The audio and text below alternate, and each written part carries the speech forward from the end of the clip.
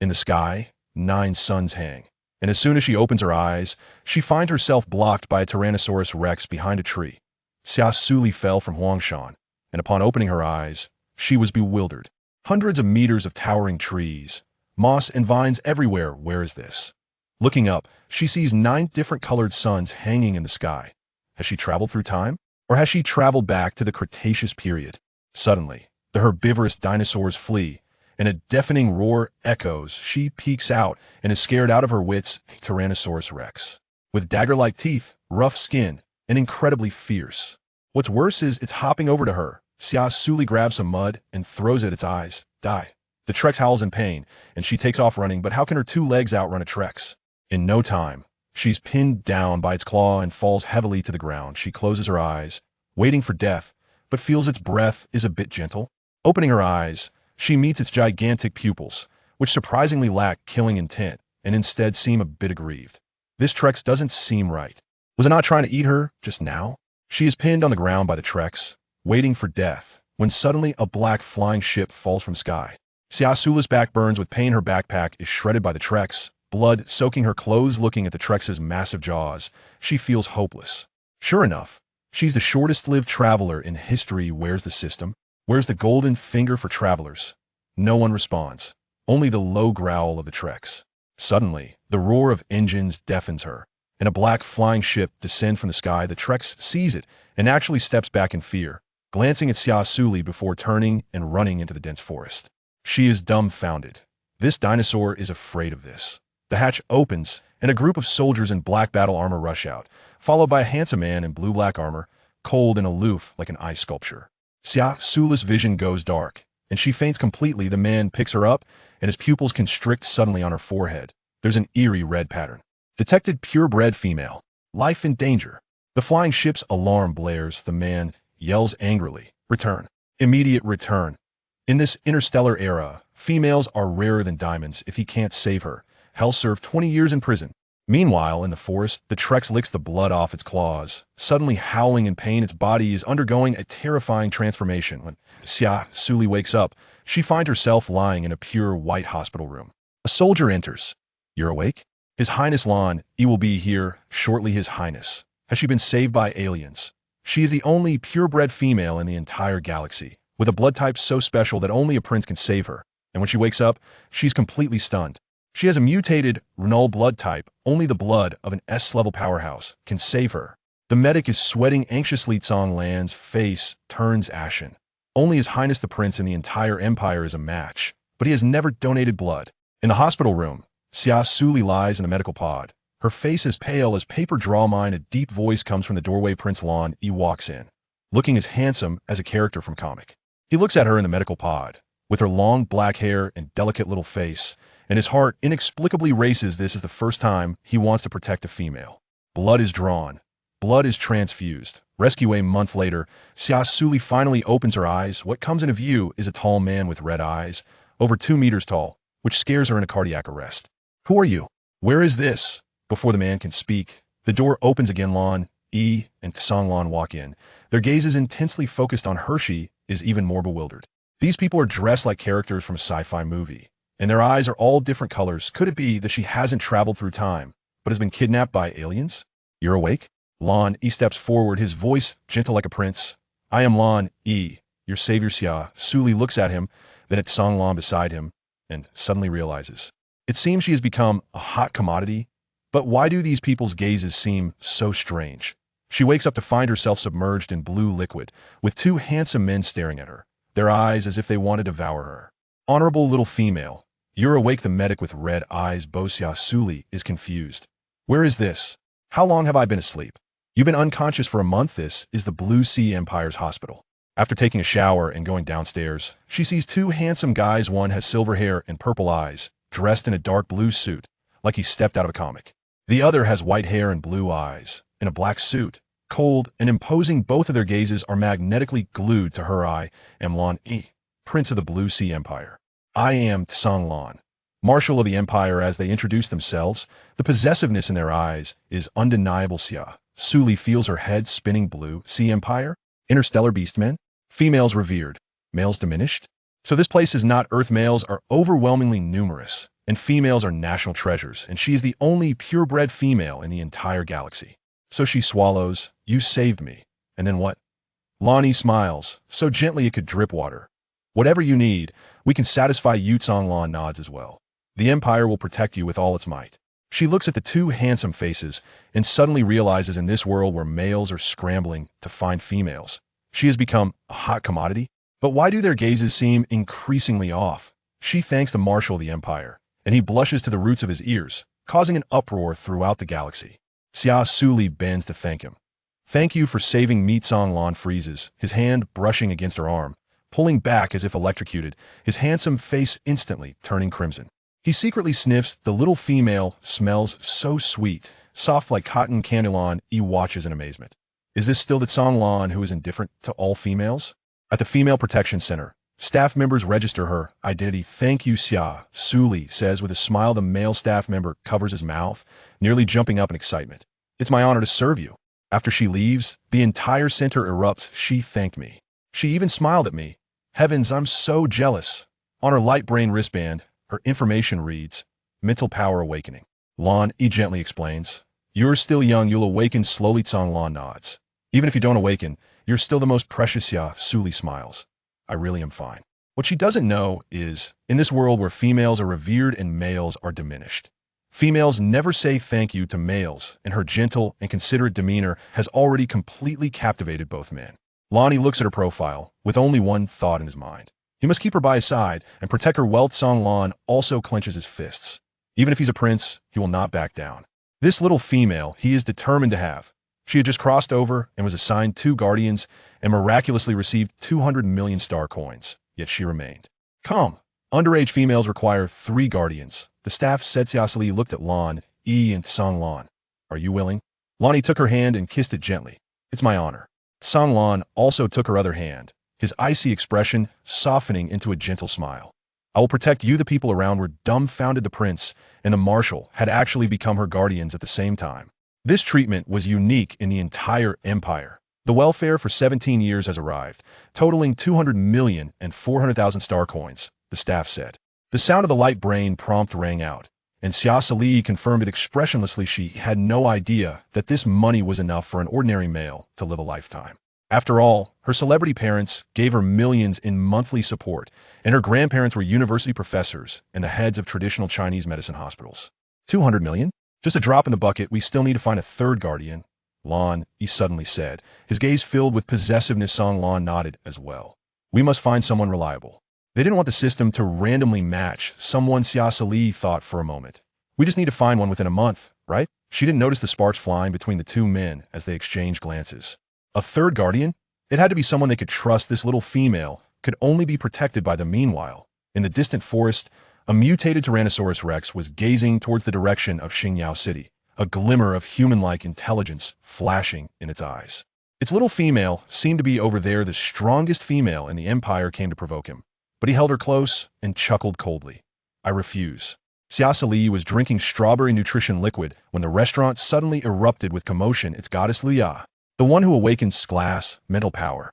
She's so tall, nearly 2 meters. Luya strutted over, and upon seeing Xia Suli next to Lan, her expression instantly froze. Who is this short little thing? Why does she get to sit next to Lan? "Cousin I awakens glass mental power." Luya arrogantly lifted her chin.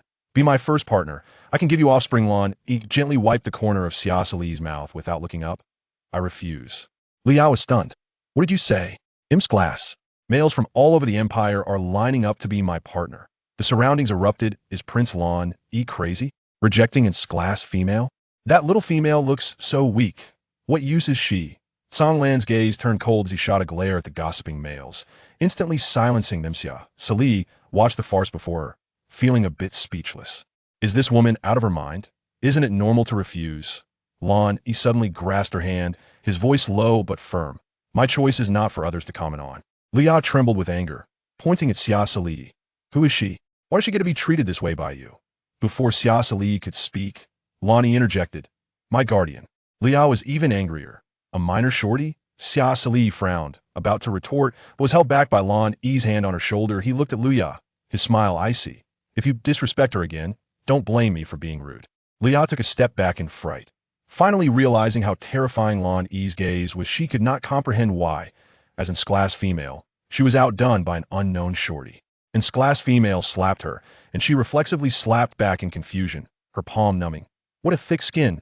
Liao pointed at Xia Suli and cursed. Low-class female. As she raised her hand to strike, Xia Suli reacted quickly, grabbing her arm and delivering a slap back with a crisp sound. The entire restaurant fell silent. Liao was stunned, and the surrounding beastmen were also stunned. This little female actually dared to hit Sclass female. Xia Suli rubbed her reddened palm, mumbling, "My hand is numb.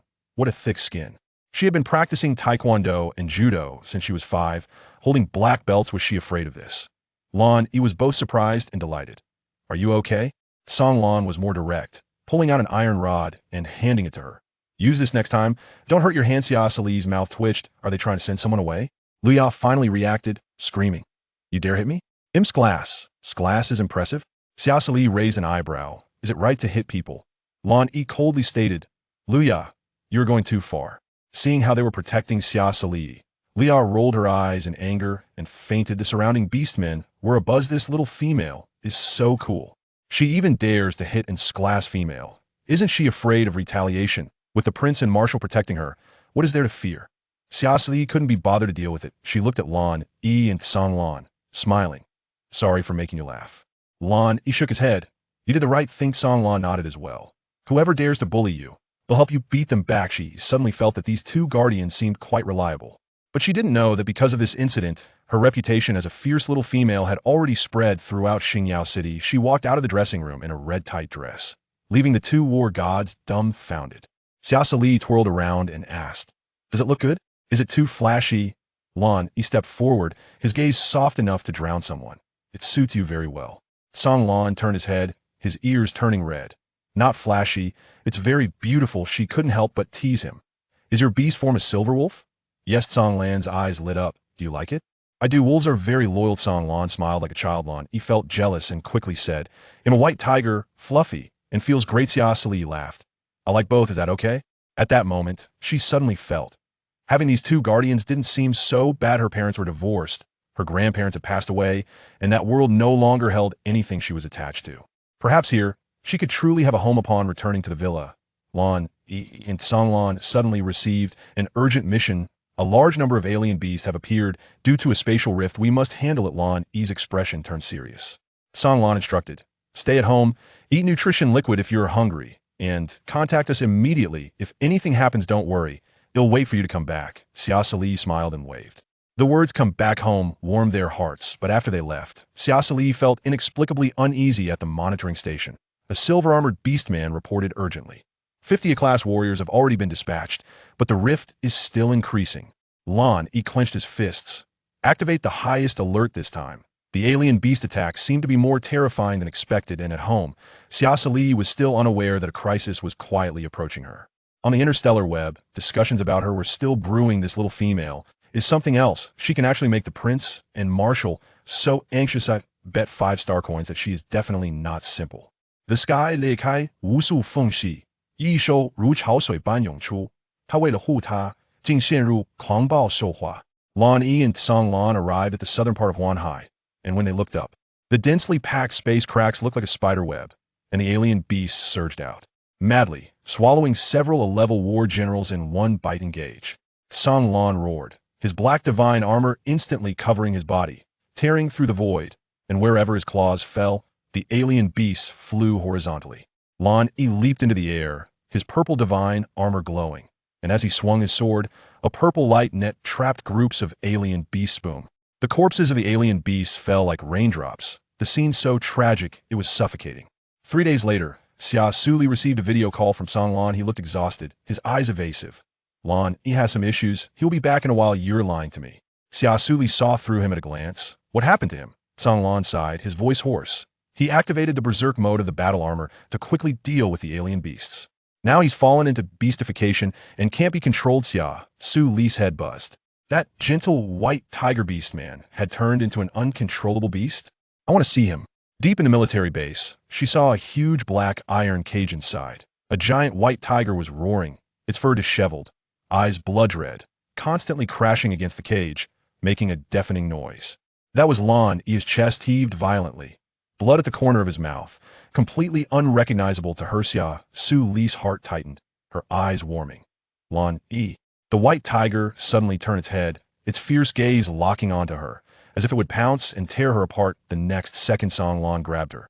Don't get close. He has no rationality right now. But she broke free from his hand and stepped towards the cage.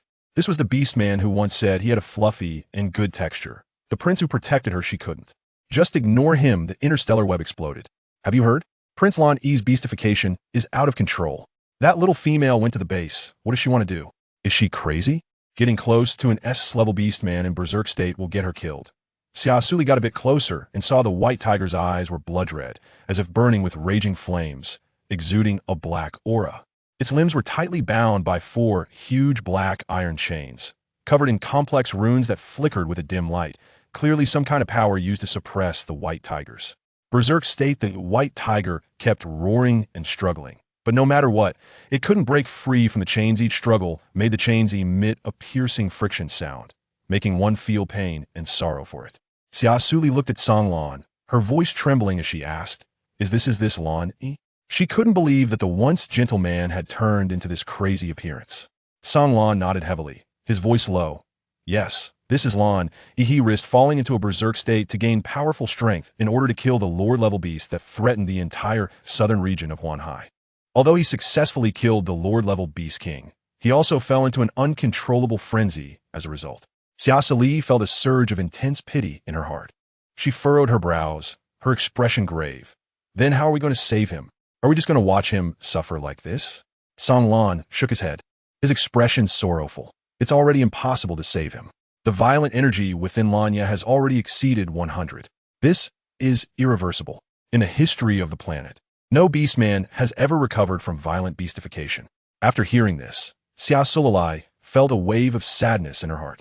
Suddenly she thought of something and said urgently, That's right. Isn't Luya an S-class female? She should be able to save Lan Yi, right? Song Lan sighed helplessly and replied, Although Luya is an S-class female, her mental power is mainly focused on healing and soothing. In the case of violent beast transformation, she may want to help but is powerless. Moreover, Lan Yi's situation is already very serious, and any external stimulation could make him even more frenzied. After hearing this, Xia Suli felt a wave of disappointment in her heart. But she did not give up hope. She firmly believed that as long as there was a glimmer of possibility, she would find a way to save Lan Yi.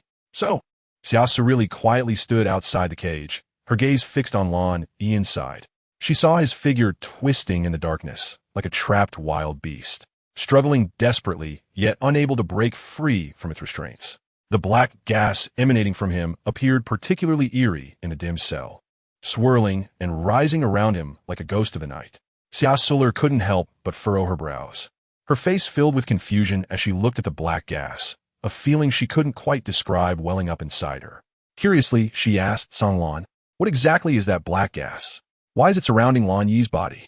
Song Lan stood beside her, watching her expression, his heart racing with excitement. He stepped forward and grasped Xia Suli's shoulders, his voice trembling slightly. Xia Suli, can you really see that black gas? It might very well be the source of the violent energy causing Lan Yi's rage. If we can find a way to eliminate this energy, perhaps we can help Lan Yi regain his clarity. Xia Suli nodded, her eyes shining with a determined light. I can see them, and I feel an attraction to them, as if they wanted to get closer. Upon hearing this, Song Lan furrowed his brows. However, looking at Lan Yi's violent figure, he was filled with worry again. But Xia Suli had not yet awakened her mental power.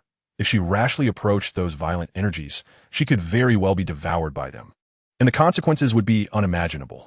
However, seeing the resolute look in Xia Suli's eyes, Song Lan knew she had made up her mind. He took a deep breath, trying to calm his emotions. All right, since you've decided, I'll accompany you to give it a try. But you must be careful and absolutely avoid being harmed by those violent energies. Xia Suli nodded, indicating her understanding. As she turned to walk towards the cage, she felt both nervous and full of anticipation. When she got closer to the black gas, she could clearly sense the powerful attraction it emitted, as if an invisible hand was pulling her in. However, just as she was about to touch the gas, Lan Yi suddenly let out a deafening roar. His body struggled violently, and his blood-red eyes fixed intently on Xia Suli, as if he wanted to swallow her whole. Xia Suli's heart skipped a beat, but she did not back down. Instead, she stared intently into Lan Yi's eyes, trying to calm him with her thoughts. As Xia Suli cautiously approached the source of the violent energy, her heart raced like a drum. With a roar, Lan Yi let out a thunderous shout, his voice filled with anger and unwillingness. Fortunately, the iron chains were strong enough to keep him firmly bound, preventing him from breaking free or turning back to bite Xia Suli. Seeing this, Song Lan was startled and quickly walked to Xia Suli's side, nervously asking, "Are you okay, Xia Suli?" Xia Suli took a deep breath, trying to calm herself down. She shook her head and said, "I'm fine." After speaking, she once again extended her trembling hand, slowly touching the swirling black energy. The moment her fingers made contact with the chaotic energy, those originally calm forces suddenly became frenzied, rolling like enraged beasts, rushing into Xia Suli's body one after another.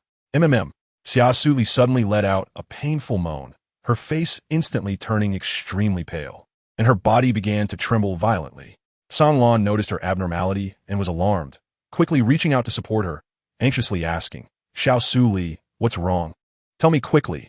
What do you feel uncomfortable?" Xia Suli struggled to open her eyes, her voice weak. "My head hurts so much, and my body aches too." Before she could finish her sentence, she completely fell into a coma, her body limp in Kanglin's embrace, unresponsive. Chapter 9. Lan Yi's heartache and affection. Xia Suli. Kanglin looked at the unconscious Xia Suli, his heart tightened, and he quickly picked her up, rushing towards the infirmary. As he ran, he shouted loudly, "Instructor Ian, please save her." She suddenly fainted after absorbing the violent energy. Inside the infirmary, Ian Shadi was busy treating other patients' injuries. Hearing Kanglin shout, he looked up and saw Kanglin holding an unconscious female in his arms. His heart sank as he thought to himself, absorbing violent energy? But he didn't say much. Instead, he hurriedly instructed Kanglin to place Xia Suli in the medical pod, quickly connecting her to various monitoring devices and starting to examine her physical condition carefully. When he saw that Xia Suli's heart rate and bodily functions were normal, Ian Shadi breathed a sigh of relief. However, when he looked at Xia Suli's mental power data, his expression suddenly became serious. She actually awakened her mental power ahead of time. Ian Shadi murmured, "But why is her awakened mental power only at the lowest D rank?" Kanglin, hearing his words, said in disbelief, "Awakened mental power? How is that possible? Little Suli is only 17, just a year away from adulthood. How could she awaken her mental power so early?" Ian Shadi furrowed his brows and said solemnly, "This is the first time I've seen such a situation. Could it be because she absorbed that violent energy that caused her to awaken her mental power early?" After thinking for a moment, he continued, "However, awakening D-rank mental power isn't necessarily a bad thing. Although the level is low, at least she has awakened." Kanglin nodded, but his heart was still filled with worry as he looked at the unconscious Xia Suli, praying that she would wake up soon. Meanwhile, in the cage, the enormous beast form of Lan Yi was slowly shrinking and then transforming into a human shape. His upper body was muscular and well-defined, with a sexy mermaid line, and the muscle lines were smooth without any excess. His 8-pack abs were neatly arranged. If the female saw this scene, they would surely be overwhelmed with excitement. Lan Yi looked at the chains on his hands and feet in the familiar cage, his eyes flashing with confusion. He looked down at the chains on his hands and feet and the familiar surroundings, filled with doubt. He had fallen into a frenzied state. But why had he suddenly recovered? Lan Yi tried to recall what had happened earlier, but his mind was blank. The guards outside the cage saw that Lan Yi had regained his orc form, and they were filled with an indescribable surprise and confusion, not expecting that he, who had been in a frenzy, had miraculously returned to normal. Despite their curiosity, the well-trained guards did not forget their duties. They knew the importance of this situation, so they quickly reported Lan Yi's recovery to their superiors through special communication methods, detailing Lan Yi's current condition and emphasizing the urgency and uniqueness of the situation. They then hurriedly opened the cage door and respectfully said, "Your Highness, you are awake." Lan Yi looked up at them and calmly asked, "What happened in the cage today?" The guards nodded and informed him of everything that had happened that day. However, when he learned that the last female he had come into contact with was Xia Suli and that she had been urgently sent to the infirmary by Kanglin after fainting, a hint of panic flashed in his eyes. He hurriedly rushed towards the infirmary. "Little one, you must not be in trouble." When Lan Yi arrived at the infirmary in a hurry, Kanglin was visibly startled when he saw him. You actually regained your senses from the frenzy. It seems that little Suli can indeed absorb violent energy. Kanglin exclaimed in surprise. Lonnie looked puzzled. Kanglin, what exactly happened? Why has my violent energy dropped to 60? Kanglin was shocked to hear that his violent energy had dropped to 60. Little Suli can absorb 40 points of violent energy. No wonder she complained of pain before fainting. It must be because she absorbed too much at once.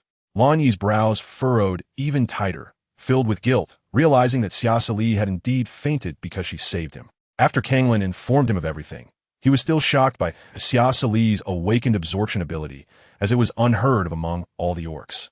This not only subverted the concept of the Blue Sea Empire, but also the existence of all interstellar females. If other planetary orcs learned of this, the Blue Sea Empire would likely never know peace again, so this information must be kept confidential. Lan Yi's expression became grave and serious as he said in a low voice, Kanglin, Instructor Ian, to ensure the little one's safety. I hope that besides the three of us, no fourth orc should know about her awakened absorption ability. After a moment of contemplation, he continued, as for the information on the light brain system, let's rewrite it to say that she has awakened healing mental abilities that can weaken the violent energy levels in males. Upon hearing this, Kanglin displayed a resolute expression. Rest assured, as Xia Suli's guardian, Kanglin, will absolutely not do anything to harm her. Ian Shoddy then covered his heart with one hand and solemnly vowed, I am not only a member of the Blue Sea Empire's males, but also bear the responsibility of protecting females. Here, I swear by the name of the Beast God that I will never leak the information about Xia Suli's awakened absorption ability. Hearing this, Lan Yi showed a satisfied expression in his eyes. He knew very well the character of Song Lan and absolutely believed that he would never harm Xia Suli. However, he could not fully trust Ian Shoddy. But now, seeing Ian Shoddy swear in the name of the Beast God, Lan Yi's doubts were greatly alleviated. In this world, swearing by the Beast God meant establishing a powerful oath contract.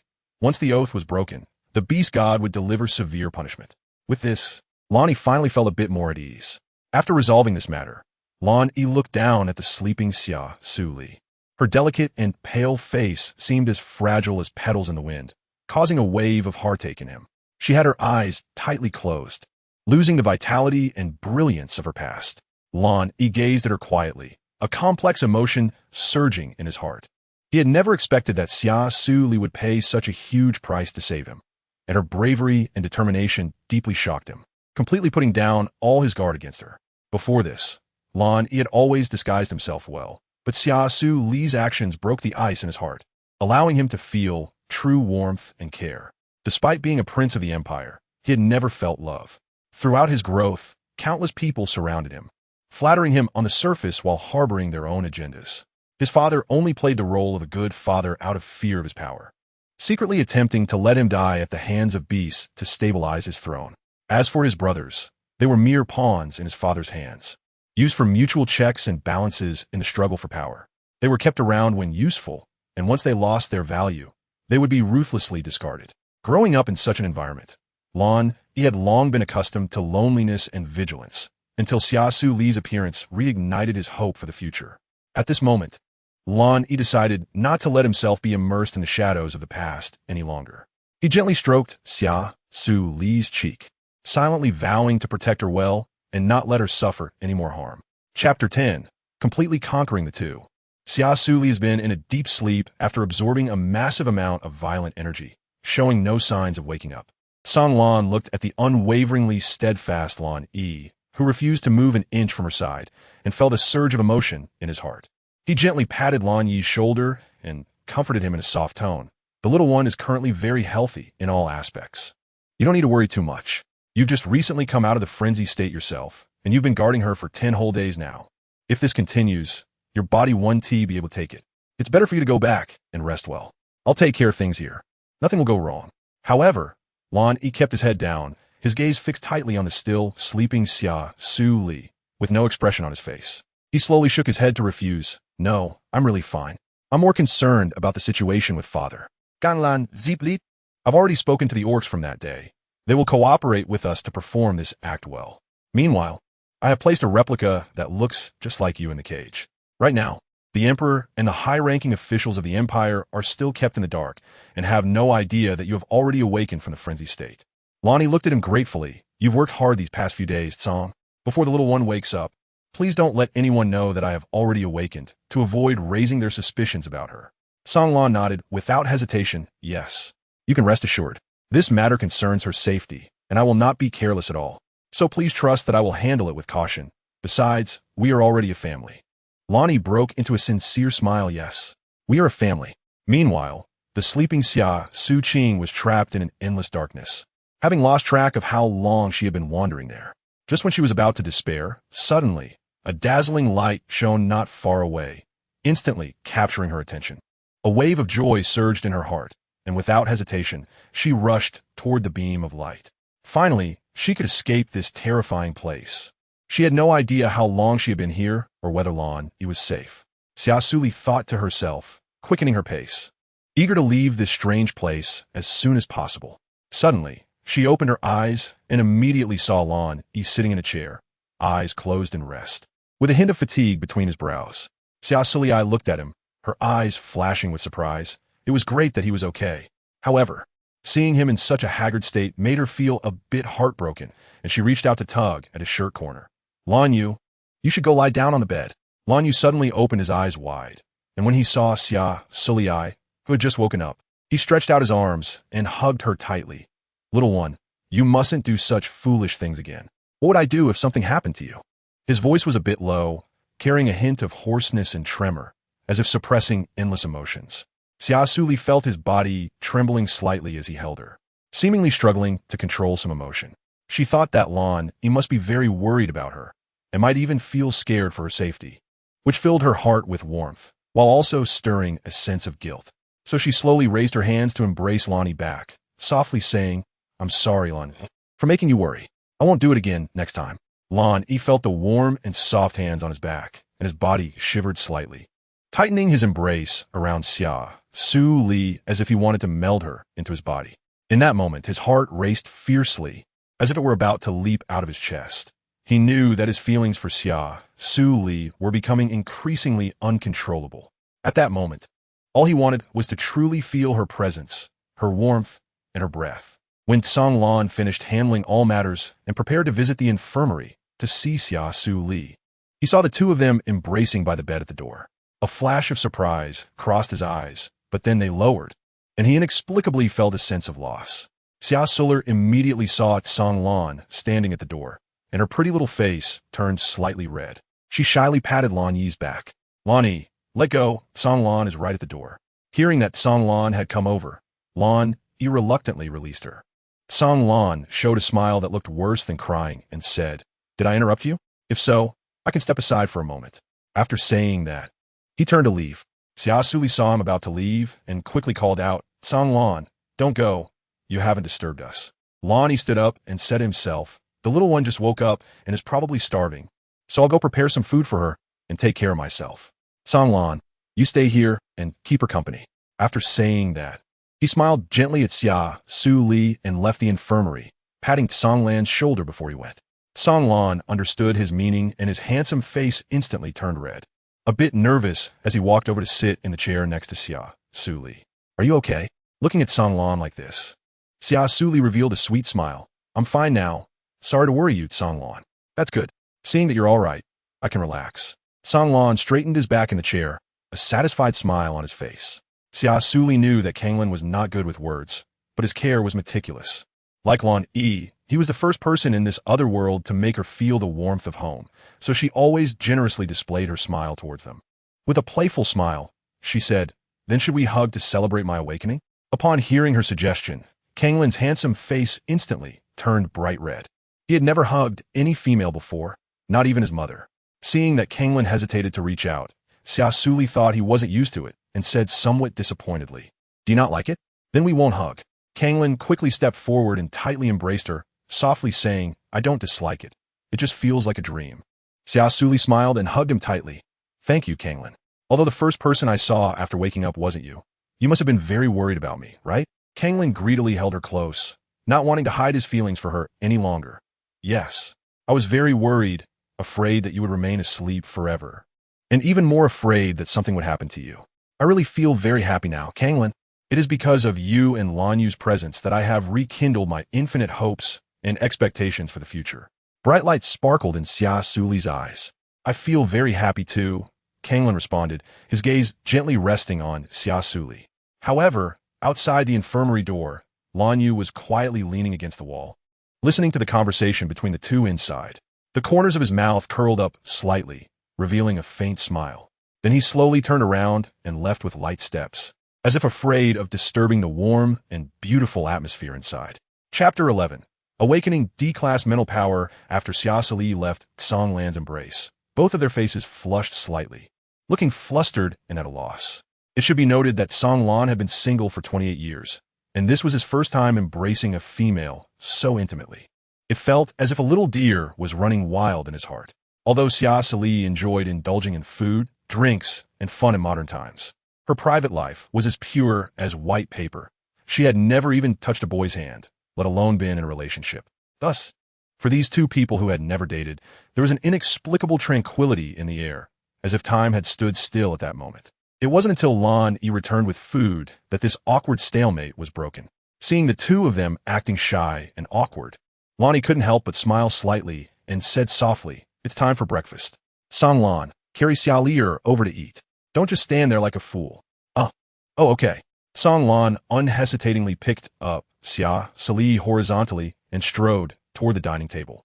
Xia Suli, caught off guard, suddenly found herself in the air and tightly wrapped her arms around Songlan's neck.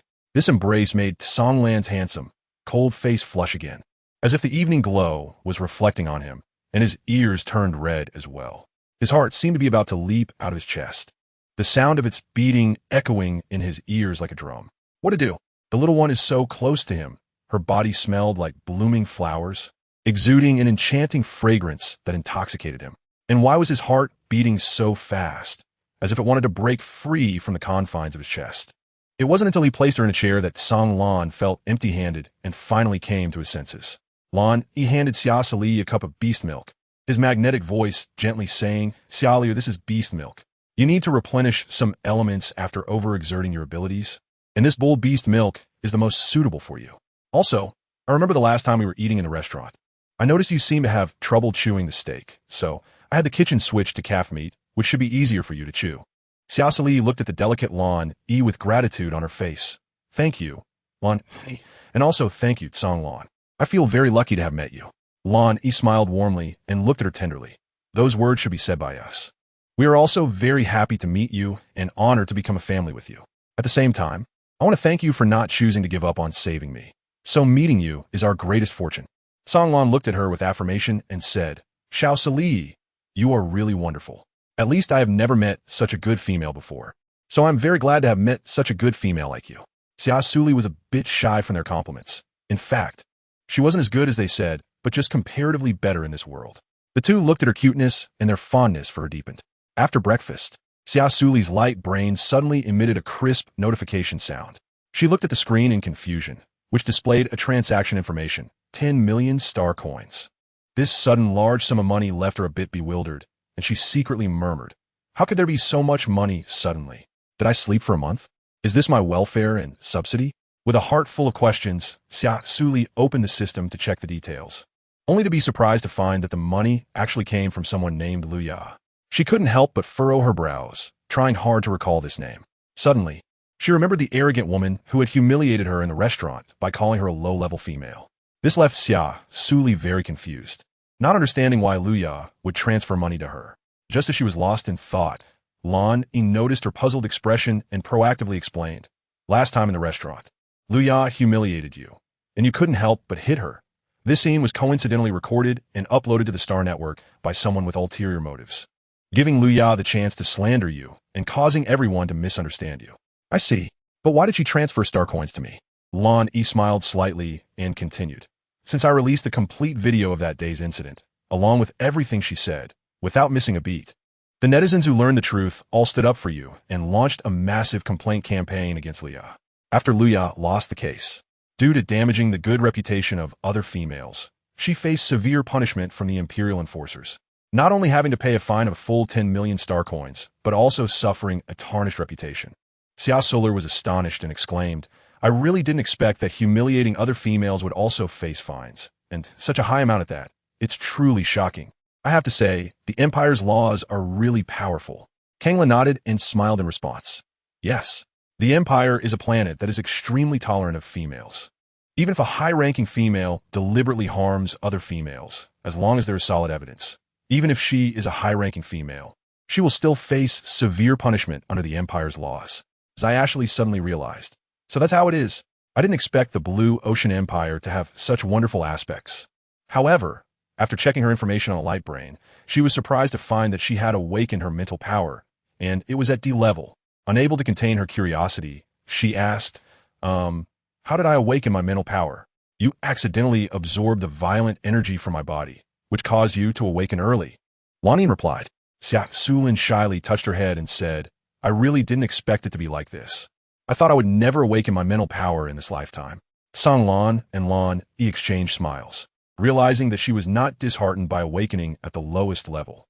Both of them breathed a sigh of relief, showing relieved smiles on their faces. As long as you can think this way, we can rest easy. Although you're only D rank now, there is still a possibility of a second awakening before you turn 20. So D rank may not be your final rating. Song Lan comforted her. Xia Suli knew he was comforting himself, so he smiled and nodded. I understand. On the other side, Luya, who had just completed a transfer of 10 million star coins, felt an even stronger hatred for Xia Suli deep within her heart. She believed that it was because of this detestable weak female that she had become the laughingstock of the entire interstellar world. What made Luya unable to accept even more was that, as a female with S-class mental power, she had repeatedly been rejected in her attempts to bond with Lan Yi. The humiliation and anger intertwined, filling Luya's heart with resentment and hatred. All the negative emotions surged like a tidal wave, converging and transforming into animosity directed at Xia Suli. Luya firmly believed that all this misfortune and pain were caused by Xia Suli, and if it weren't for her existence, she wouldn't have ended up in such a situation. Xia Suli had no idea that Luya would actually blame her for Lan Yi's refusal to become her partner, and even go so far as to resort to any despicable means to take revenge on both her and Lan Yi. Chapter 12. Overbearing wife protector. After Ian Shoddy completed a thorough examination of Xia Suli in the medical room and confirmed that there were no abnormalities, he assured her to go home and rest. Thus, Xia Suli returned to the villa area with Lan Yi. As for Song Lan, he needed to continue to the southern region of Huanhai to lead everyone in clearing the remaining spatial rifts. Just as the two returned home, the doorbell outside rang impatiently. Lan Yi opened the surveillance on his light brain, and when he saw who was standing outside, his originally handsome brows furrowed slightly. But he still turned around to open the door. The moment the door swung open, a resentful female voice rang out. Lan Yi, have you gone mad? Do you know how many beastmen outside dream of becoming Xiaoya's bond partner? And you actually dare to refuse her outright. Do you even regard me as your mother? Xiaoya is now an S-class female, and it would be your fortune to be her first bond partner. Go apologize to Xiaoya immediately and bond with her. The woman commanded, staring at Lan Yi. From a moment the woman entered, Xia Suli scrutinized her from head to toe. She had beautiful silver hair that sparkled like the Milky Way, which Lan Yi must have inherited from her. She looked to be in her 30s and was dressed very elegantly. Hearing her words, Lan Yi's expression became serious, suppressing the anger in his heart as he looked resolutely at the woman. I will not apologize to Luya, nor will I bond with her. I already have a wife, and her name is Xia Suli. So, mother, there's no need to persuade me any further. Eyesto did not expect that the usually obedient Lan Yi would dare to defy her, which made her feel very displeased. Just as Liao had said, Lan Yi had already been completely bewitched by that lowly female. With a loud slap, a solid hand struck Lan Yi's face. Outrageous! I am your mother, and you dare to speak to me like this? Who gave you the courage? She is that lowly female. Xia Suli saw Lan Yi being knocked to the ground from a distance. She was anxious and hurriedly ran to his side, her face full of worry as she asked, Lan Yi, are you okay? Are you hurt? Lan Yi slowly lifted his head, gazing into Xia Suli's concerned eyes. The corners of his mouth lifted slightly, revealing a hint of a doting smile. I'm fine, Xia Liar. I'm an SS level male, so that slap didn't hurt me at all, so you don't need to worry. However, Xia Suli keenly caught the fleeting sadness and bravado in his eyes. She knew that although his face might not have felt pain, his heart was likely already battered. This kind of pain was all too familiar to her, as if she could empathize with it. Just like in her previous life, when her mother took on a variety show and insisted that the 15-year-old her participate. Due to her inner resistance to being on camera, she refused this request, only for her mother to coldly tell her over the phone that abandoning her was the right choice, because a selfish person like her didn't deserve a mother's love. In that moment, Xia Suli felt as if her heart was being torn apart. The pain was far more intense than being physically beaten, as if thousands of tiny needles were simultaneously stabbing at her heart. Because of this, she resonated deeply with Lan Yi's current state of mind and could understand the pain he was enduring.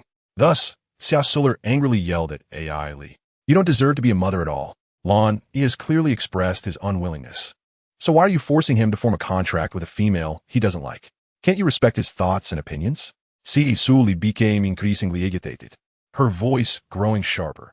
"Just because you're his mother, the one who gave birth to and raised him, do you think you have the right to impose your personal will on him, completely disregarding whether he is willing to accept it? Can you not be so selfish? Lan Yi is an orc with thoughts and ideas. He is not an emotionless machine, nor is he a puppet for you to manipulate at will. He is a living, breathing orc." By the end, Xia Suli's eyes couldn't help but well up with tears. She felt heartbroken that Lan Yi had to endure such a domineering and unreasonable mother, and she felt sorrow for him because they were both unable to choose their biological mothers. Lan Yi stood there, his expression complex as he looked at Su Qinglan, a wave of indescribable emotions surging within him. He had never thought that someone could understand his inner thoughts so profoundly. At that moment, his eyes were filled with gratitude and happiness. It turned out that being cared for and loved by someone felt so wonderful.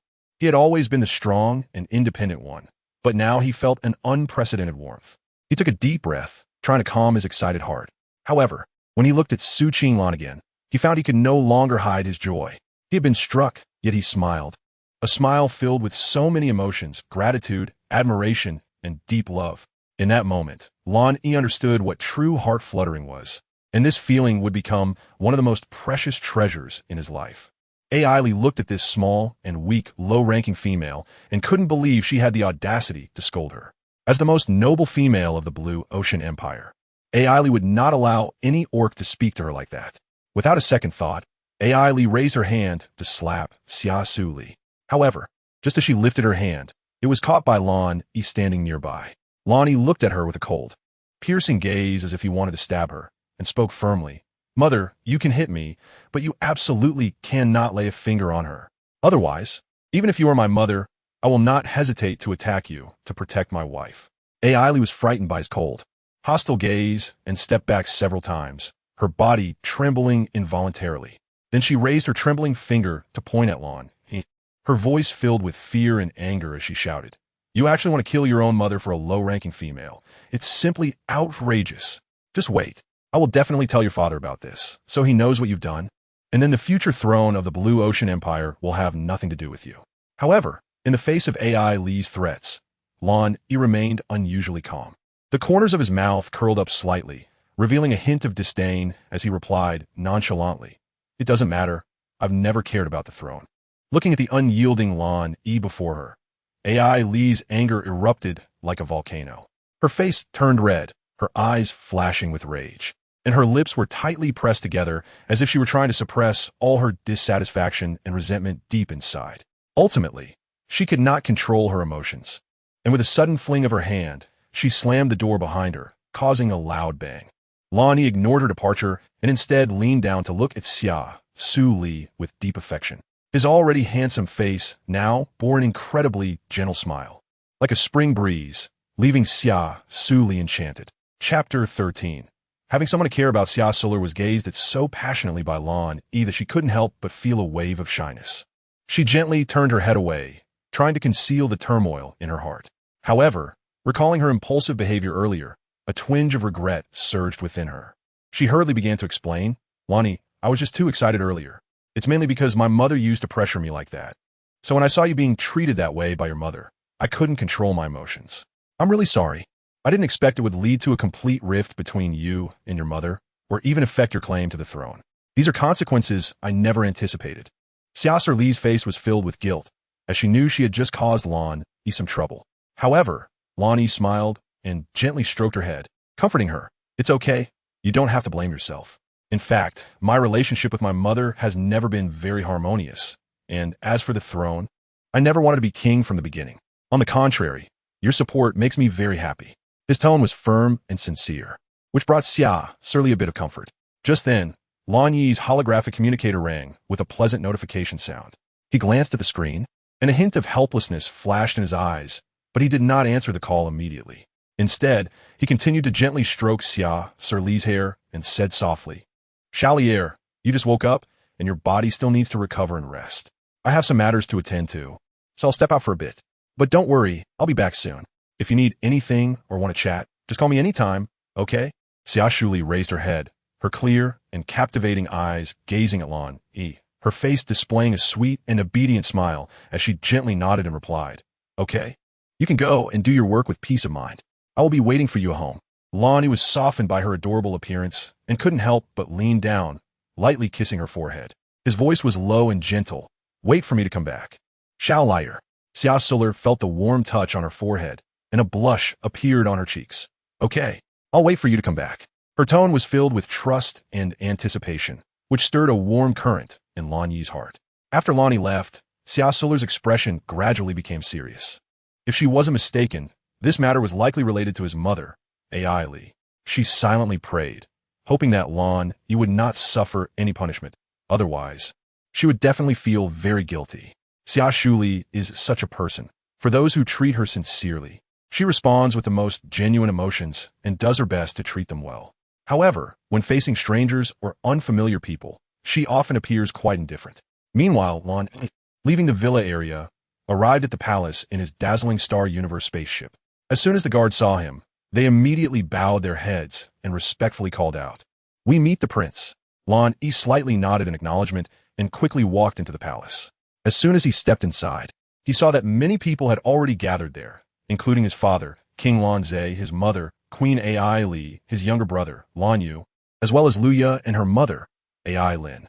Lan Yi walked steadily towards the imposing and solemn beastman, his father, Lanze. He slowly said, pays respects to father. I wonder why father has summoned me here?" Lanze looked at him with an icy glare, his gaze seemingly able to pierce through one's soul, chilling to the bone and causing unease. "Lan Yi, as a prince of the kingdom and the supreme commander of the empire, you actually wanted to hit your own mother who gave you life. Your behavior is truly disappointing to me. Is it because of your current position that you've been elevated too high, making you so arrogant that you don't even regard your own mother?"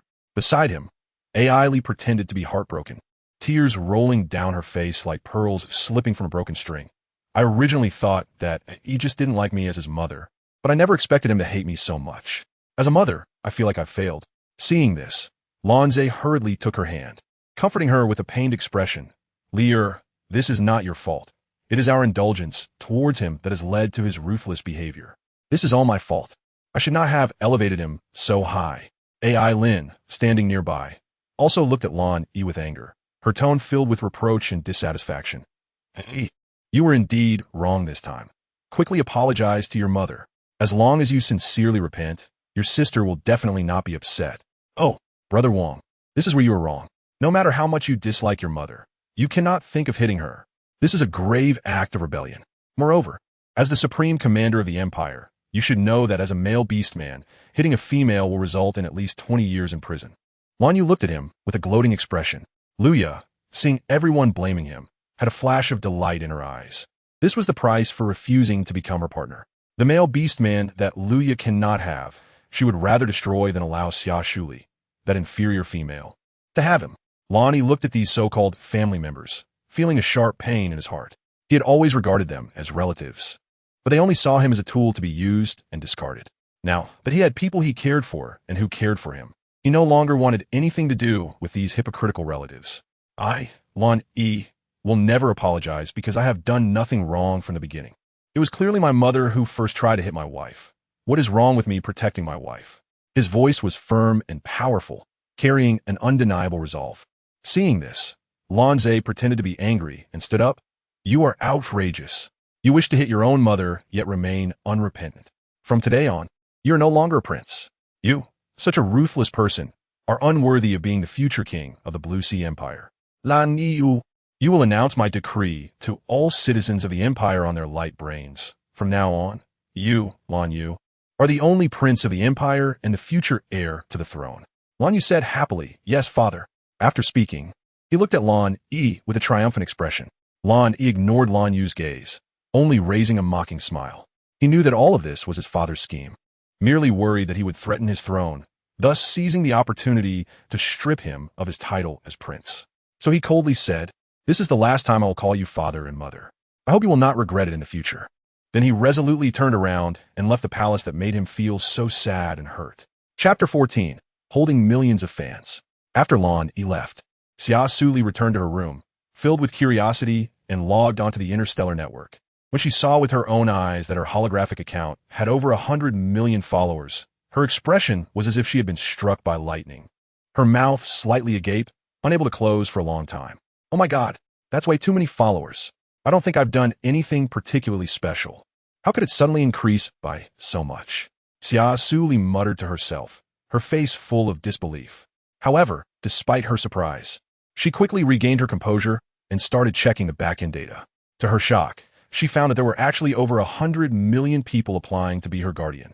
What puzzled her even more was that these people had been canceling their applications in the past few days, and now only a few thousand remained who had not withdrawn their applications. Xia Suli thought for a long time and felt that it might be because her awakened D-level mental power was simply too weak, which made everyone lose interest in her. Early on, she sensed that her awakened mental power might not be ideal, even possibly very low. Otherwise, why would Lan Yi and Songlan comfort her so much? With this thought, Xia Suli's mood grew heavier, but at the same time, she became even more curious about what level her mental power was at. So, Xia Suli searched for information about mental power levels on the interstellar internet. After some searching, she finally learned that mental power is divided into 7 levels from low to high: D, C, B, A, S, SS, and the most powerful, SSS. According to the data, it is already quite impressive for a female to reach A-level mental power, as it can barely calm the violent energy within S-level male beasts. Females with S-level mental power are even stronger, as they can easily suppress the violent energy of S-level male beasts. Furthermore, even SS-level male beasts can be suppressed by them. However, unfortunately, no male beasts with 3S mental power have been discovered in the entire star realm so far. For Xia Suli, who is at the lowest level, she didn't feel too much sadness or disappointment inside. After all, she knows that she's not a true female beast in the traditional sense, and successfully awakening her mental power is already something to be delighted about. Next, Xia Suli gently clicked into the private message interface. The beasts who had once misunderstood her sent sincere apology messages, and some even requested her to start a live stream to express their apologies in person. Seeing these sincere words, Xia Suli couldn't help but smile slightly. It seems that the beast tribe also has the good quality of being able to recognize and correct their mistakes. After careful consideration, Xia Suli felt that simply replying to the private messages was not enough to express her gratitude to the fans who had always supported her. So she decided to record a special video to thank these lovely fans. In the video, Xia Suli's clear and melodious voice, like flowing water, expressed her deep gratitude to all the beasts who supported her with sincere emotions and heartfelt words.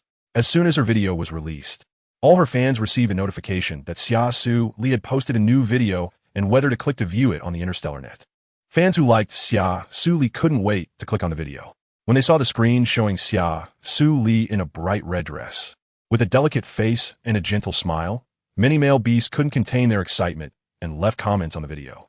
"Wow, this little female is so beautiful and gentle when she smiles.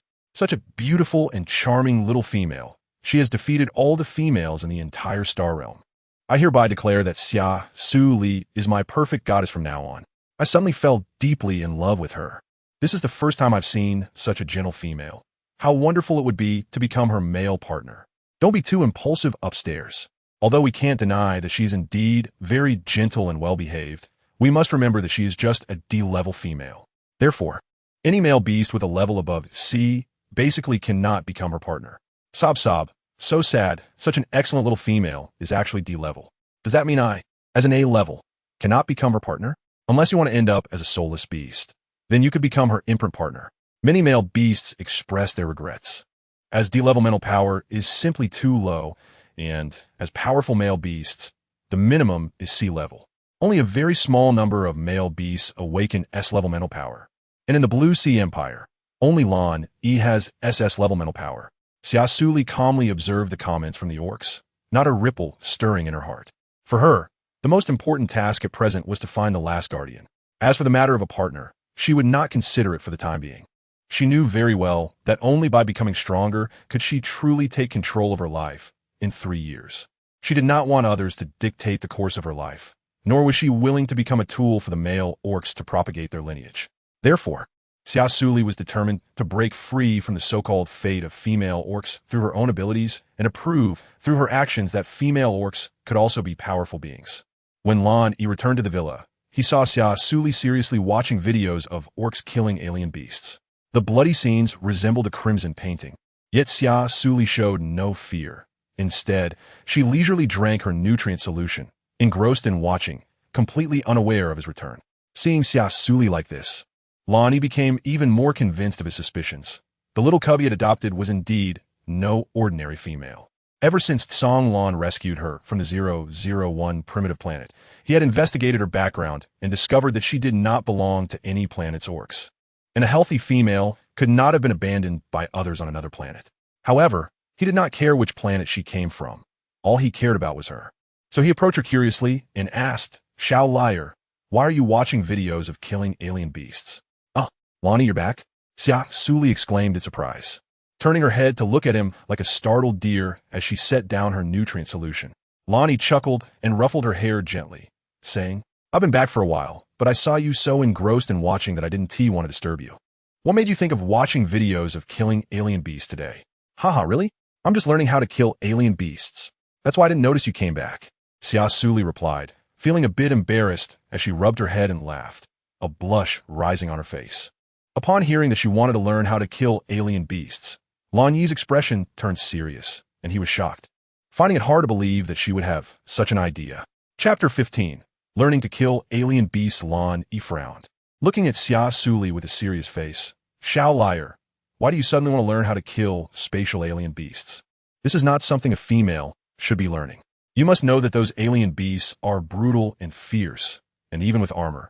If you don't have strong combat power and physique, you won't be able to kill them. Besides, no female would actively run to fight alien beasts, so Shao Liar, please listen. Just stay at home obediently, okay?" Lan Yi earnestly advised, as if coaxing a disobedient child. However, Xia Suli remained steadfast, looking at him. "I don't want to be a female who can only rely on male orcs to survive. And the Empire hasn't stipulated that females cannot participate in battles, so why can't I go?" Lan Yi found himself momentarily speechless, as the Empire's laws indeed did not explicitly state that female orcs could not participate in battles. Xia Suli, seeing a turning point in the situation, excitedly said, "I have already understood the relevant circumstances in detail. The reason why females cannot participate in battles is not because they lack bravery or ability, but because their combat power is relatively weak, making it difficult for them to fully utilize the power of the battle armor, which leads to their inability to participate in combat. So, if I successfully use the battle armor to defeat the alien beasts, does that mean I will no longer need to rely on the protection of other male beastmen in the future? Furthermore, perhaps I won't even need to choose other males as partners in the future." Xia Suli looked at Lan Yi with great anticipation, her eyes shining with determination. Lan Yi didn't expect that her hard work in learning to kill alien beasts was merely to achieve the goal of not being forced to bond with other male beastmen and to pursue independence. This made him feel a sense of bitterness and helplessness. "Actually, you don't need to take risks, Xiali. If you really don't want to bond with other male partners in the future, I will do my best to assist you in applying to the highest command center of the Empire, requesting their approval for you to refuse to bond with other male partners after you come of age," Lan Yi gently responded, his eyes revealing concern. Xia Suli frowned. She certainly knew that Lan Yi had her best interests at heart, but in the Blue Ocean Empire and on most planets, females were required to bond with more than 10 male partners once they reached adulthood. If a female continued to refuse, the highest command center of the Empire would force her to form partnerships to ensure the continuation of the beastman lineage. Therefore, most female beastmen would willingly bond with a dozen or more male partners after reaching adulthood. Earlier, she had checked Lia's information on her light brain and found that Lia had already bonded with 38 male partners, each of whom was of A or S rank, which made her admire Lia's strength immensely. So she decisively shook her head and said, "No need, Lan Yi. I know you mean well, but no female in the Blue Ocean Empire has ever been able to refuse bonding with other males after coming of age. Therefore, as long as I possess combat power greater than that of other male beastmen, I should be able to prove to the Empire that I, Xia Suli, can protect myself even without bonding with a male partner. Lan stared at her intently, seeing a steadfast determination in her eyes. At that moment, he admitted that he was deeply moved by her. He truly couldn't bear to shatter her beautiful fantasy. After a moment of silence, he finally nodded. All right, since you are so determined, I will take you to the armor training ground tomorrow morning. If you cannot demonstrate more than 60% of the armor's combat power, then this idea of yours may just be a dream. Xia Suli listened to these words, and a brilliant smile appeared on her face. She excitedly stood up without hesitation and jumped into Lan Yi's arms, holding him tightly and saying with a touched expression, "Thank you, Lan Yi. I know this is a huge challenge for me, but I believe I can do it. I really don't want to enter into a partnership casually, and I truly appreciate your understanding of my thoughts." Feeling Xia Suli's embrace, Lan Yi's mood became heavy. He gently patted her back and comforted her, saying, "You don't need to thank me. After all, this dream can only be achieved through your own efforts to break the long-standing notions of the Empire." I will work hard," Xia Suli said firmly. Lan Yi did not say much more, just softly reminded her to rest early so that he could take her to the training ground on time the next morning. After saying this, he turned and silently left her room. Xia Suli turned off the video on how to kill spatial beasts and immediately began searching for information on how to use battle armor on the interstellar network, focusing intently on her reading. By the time she fully understood the various aspects of the battle armor, it was already late. Xia Suli couldn't help but let out a big yawn before dragging her somewhat tired body back to bed. The next morning, before the sun had risen, Xia Suli got up early to wash up. Her movements were quick and efficient, clearly accustomed to this early rising routine. When Lan Yi came out of the room, he immediately spotted the energetic Xia Suli and couldn't help but break into a helpless yet affectionate smile. "Why are you up so early today? There's still plenty of time," Lan Yi said, stretching as he spoke. Xia Suli listened to Lan Yi's words and happily replied, "It's not too early. I used to get up at this time to go for a morning run." "Really? I didn't expect our little Lear to actually like sports." "In that case, once you put on your battle armor, you must be able to exert even greater combat power than other females." Lan Yi couldn't help but tease. Hearing Lan Yi say this, a hint of pride appeared on Xia Suli's face, but she humbly replied, "It's not as impressive as you say. But exercise does help me maintain good condition and stamina, so I can perform to the best of my ability during training." After speaking, Xia Suli gently tucked the stray hair from her forehead behind her ear. Once she finished, she opened the door, ready to start her morning workout. Lan Yi stood quietly in place, his gaze following Xia Suli's departing figure, revealing admiration and affection in his eyes. He had originally thought that Xia Suli chose to wake up early to exercise on a whim, but it seemed that she was very serious and focused about it. This spirit made Lan Yi quite impressed, and it also sparked a strong curiosity about the planet where Xia Suli had lived.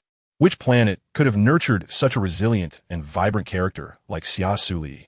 Lan Yi couldn't help but fall into deep thought. Chapter 16. Eyeing the S-Class Battle Armor. After Xia Suli finished her morning exercise and took a shower to change her clothes, she walked towards the hall. Lan Yi, who had just prepared breakfast, took off her apron and walked out of the kitchen with a gentle smile on her lips. She softly said, "Are you hungry, little Leah? I heated a cup of beast milk for you and cooked a steak and a galoob beast egg. Once you finish eating, we can head to the mecha training ground." Xia Suli smiled lightly, reached out to gently pull out the chair, and sat down. "Thank you, Lan Yi." "You're welcome. Eat it while it's hot." Lan Yi sat down opposite her. After the two finished breakfast, Lan Yi piloted his Starry Universe spaceship, taking Xia Suli to the mecha base. After getting off the spaceship, Lan Yi presented the holographic information and led Xia Suli to the mecha training ground. Along the way, they encountered some orcs who cast puzzled glances at Lan Yi. "Look, isn't that Prince Lan Yi? Who is that little female beside him? She's simply stunning. You don't recognize her? She's the hottest little female on the interstellar network recently. After all, she even dared to fight Goddess Leah. I think her name is Xia Suli. Is she really that impressive? But she looks so weak. But I have to say, her looks are indeed very beautiful. It's just a pity she's only a D-class female." "What? She's only a D-class? Then why would Prince Lan Yi choose to be her guardian? It's really puzzling." "Shoo, keep it down. Haven't you received the imperial notice? Prince Lan Yi wanted to hit his own mother and was stripped of his title as prince by the king. And his qualification to become king in the future has also been revoked. Oh my god, how could Prince Lan Yi think of hitting his own mother? Could there be some misunderstanding? Who knows? Anyway, the imperial notice says that now the heir to the future king is Prince Lan Yi's brother, Prince Lan Yu. All the orcs were shocked and couldn't believe that Lan Yu was no longer a prince. Xia Suli couldn't help but look at Lan Yu with some concern upon hearing these words. She didn't expect that he had really lost the qualification to be king, and her heart couldn't help but ache. Lan Yu seemed to sense her thoughts and gently reassured her, "Don't mind what others think. I'm really fine, and you don't have to care about what they say. In my heart, you are the one and only female." Xia Suli nodded slightly, looking at him with a face full of guilt. Finally, they arrived at the entrance of the mecha training camp. "All right, let's go in," Lan Yu said with a smile to Xia Suli. Xia Suli took a deep breath and tightly followed Lan Yu into the mech training ground. The soldiers testing the mechs in the training area stopped their actions, surprised to see Lan Yu walking in with a seemingly fragile little female. Despite their doubts and concerns, the soldiers quickly saluted Lan Yu and shouted in unison, "We meet Commander Lan." At the same time, their minds were filled with various questions. One couldn't help but mutter softly, "What's going on here? Why would His Highness Lan Yu bring a little female to such a dangerous place?" Another person echoed, "Exactly. This little female looks so weak. What is she doing in the training ground? This is no place for someone as fragile as her." Soon, another soldier anxiously said, "Yeah, what if we accidentally injure this little female during training? She really looks too delicate." For a moment, all the beastmen stared at Xia Suli with puzzled expressions. Although they were filled with confusion, they felt it inappropriate to voice too many opinions since it was Lan Yu who brought her in. Lan Yu waved his hand and calmly said, "You all continue training. Don't mind us." His voice carried an undeniable authority, making the soldiers dare not say more and only obeyed. Then Lan Yu tightly held Xia Suli's hand and led her to where the mechs were displayed. His gaze was filled with anticipation and tenderness, as if he were showing her a mysterious and exciting world. "Shaolier, take a look here," Lan Yu said softly, pointing to the cool mechs neatly arranged on the platform not far away. Xia Suli followed his and looked in that direction, her gaze immediately drawn to the shining battle armors. She widened her eyes, and an indescribable shock surged in her heart. These armors were of various designs. Some had sharp lines, exuding a powerful aura, while others were intricately designed, showcasing splendor and delicacy in their details. Each piece of armor seemed to have its own unique story, making one unable to resist the urge to explore further. Xia Suli slowly approached the armor platform, carefully examining each exhibit. Her fingers gently touched the surface of the armor, feeling its cold and hard texture. Looking at the armor before her, she could almost imagine herself wearing it, fighting alongside Lan Yu and Tsang Lan. For a moment, Xia Suli seemed to forget everything around her, completely immersed in her love for the armor. She sought to feel the power and charm emanating from each piece, trying to find that existence that resonated with her soul. Meanwhile, Lan Yu quietly stood by her side, watching her with a smile, his eyes filled with affection and admiration. Soon, Xia Suli's gaze was drawn to a suit of armor that was entirely black and purple. It radiated a mysterious and alluring glow, as if beckoning to her. She involuntarily reached out, gently caressing the cold material of the armor, feeling its unique texture and patterns. As her fingers touched it, an unusual sensation surged within her. She felt as if she had formed a wondrous connection with this armor, as if it existed for her. She carefully examined every detail of the armor, discovering exquisite patterns and runes engraved on it, which seemed to contain endless power and wisdom. Seeing that Xia Suli was fixated on this piece of armor, Lan Yu spoke up. "Xia Lier's discerning eye is indeed exceptional. This is not an ordinary suit of armor. It is an S-class armor made from the skin of a mutated Dragon King beast, crafted by the Empire's top artisans through countless meticulous carvings and polishing. Although it possesses such immense power, very few can truly unleash its full potential. Even seasoned orc warriors find it challenging to activate even 10% of its combat power." Lan Yu sighed gently and continued, "Even with my strength, I can only unleash about 50% of its power. That's why this armor has remained here, overlooked. After all, mastering it requires not only extraordinary strength, but also exceptional talent and skill." Xia Suli listened to Lan Yu's introduction, feeling a surge of curiosity and desire for the battle armor. She lowered her head to look at the price tag next to the armor, which boldly stated 1 trillion star coins. This number made her widen her eyes in disbelief. Such an expensive price was completely unaffordable for an ordinary person. After all, her net worth was less than 200 million star coins. Chapter 17. Jealousy and a Deep Confession. Xia Suli couldn't help but swallow hard, startled by the astonishing price. Seeing this, Lan Yi gently ruffled her hair and smiled, saying, "You don't need to worry about the price of the battle armor. As your guardian, I can still afford these star coins. You only need to consider whether you have the ability to wield it. Although its design looks incredibly cool and attractive, an S-class battle armor is still quite difficult for you to control, given your current level of mental power." Xia Suli knew that Lan Yi was right, but her heart firmly told herself that she had to choose it. "I still want to give it a try," she said, gathering her courage and looking at him with anticipation. Lan Yi saw the pitiful look in Xia Suli's eyes, and, although he was worried about her safety, he didn't want to dampen her enthusiasm. He could only helplessly say, "If you really want to try, then go ahead. But if you feel uncomfortable or unwell, be sure to tell me right away. Don't push yourself too hard. After all, exhausting your mental strength can be very dangerous." Upon hearing Lan Yi's agreement, a bright smile immediately spread across Xia Suli's face, her eyes crescent-shaped as she nodded repeatedly to show she understood. She couldn't wait to pull Lan Yi's hand and urged, "Let's get started quickly. I can't wait to try it out." Lan Yi was infected by her enthusiasm and felt more relaxed. He operated the battle armor's interface, selected the test item, and clicked confirm. Then he handed the battle armor to Xia Suli and gently advised, "All right, Xia Liar, go to the changing room and put on this battle armor, and then I'll teach you how to use it on the training ground."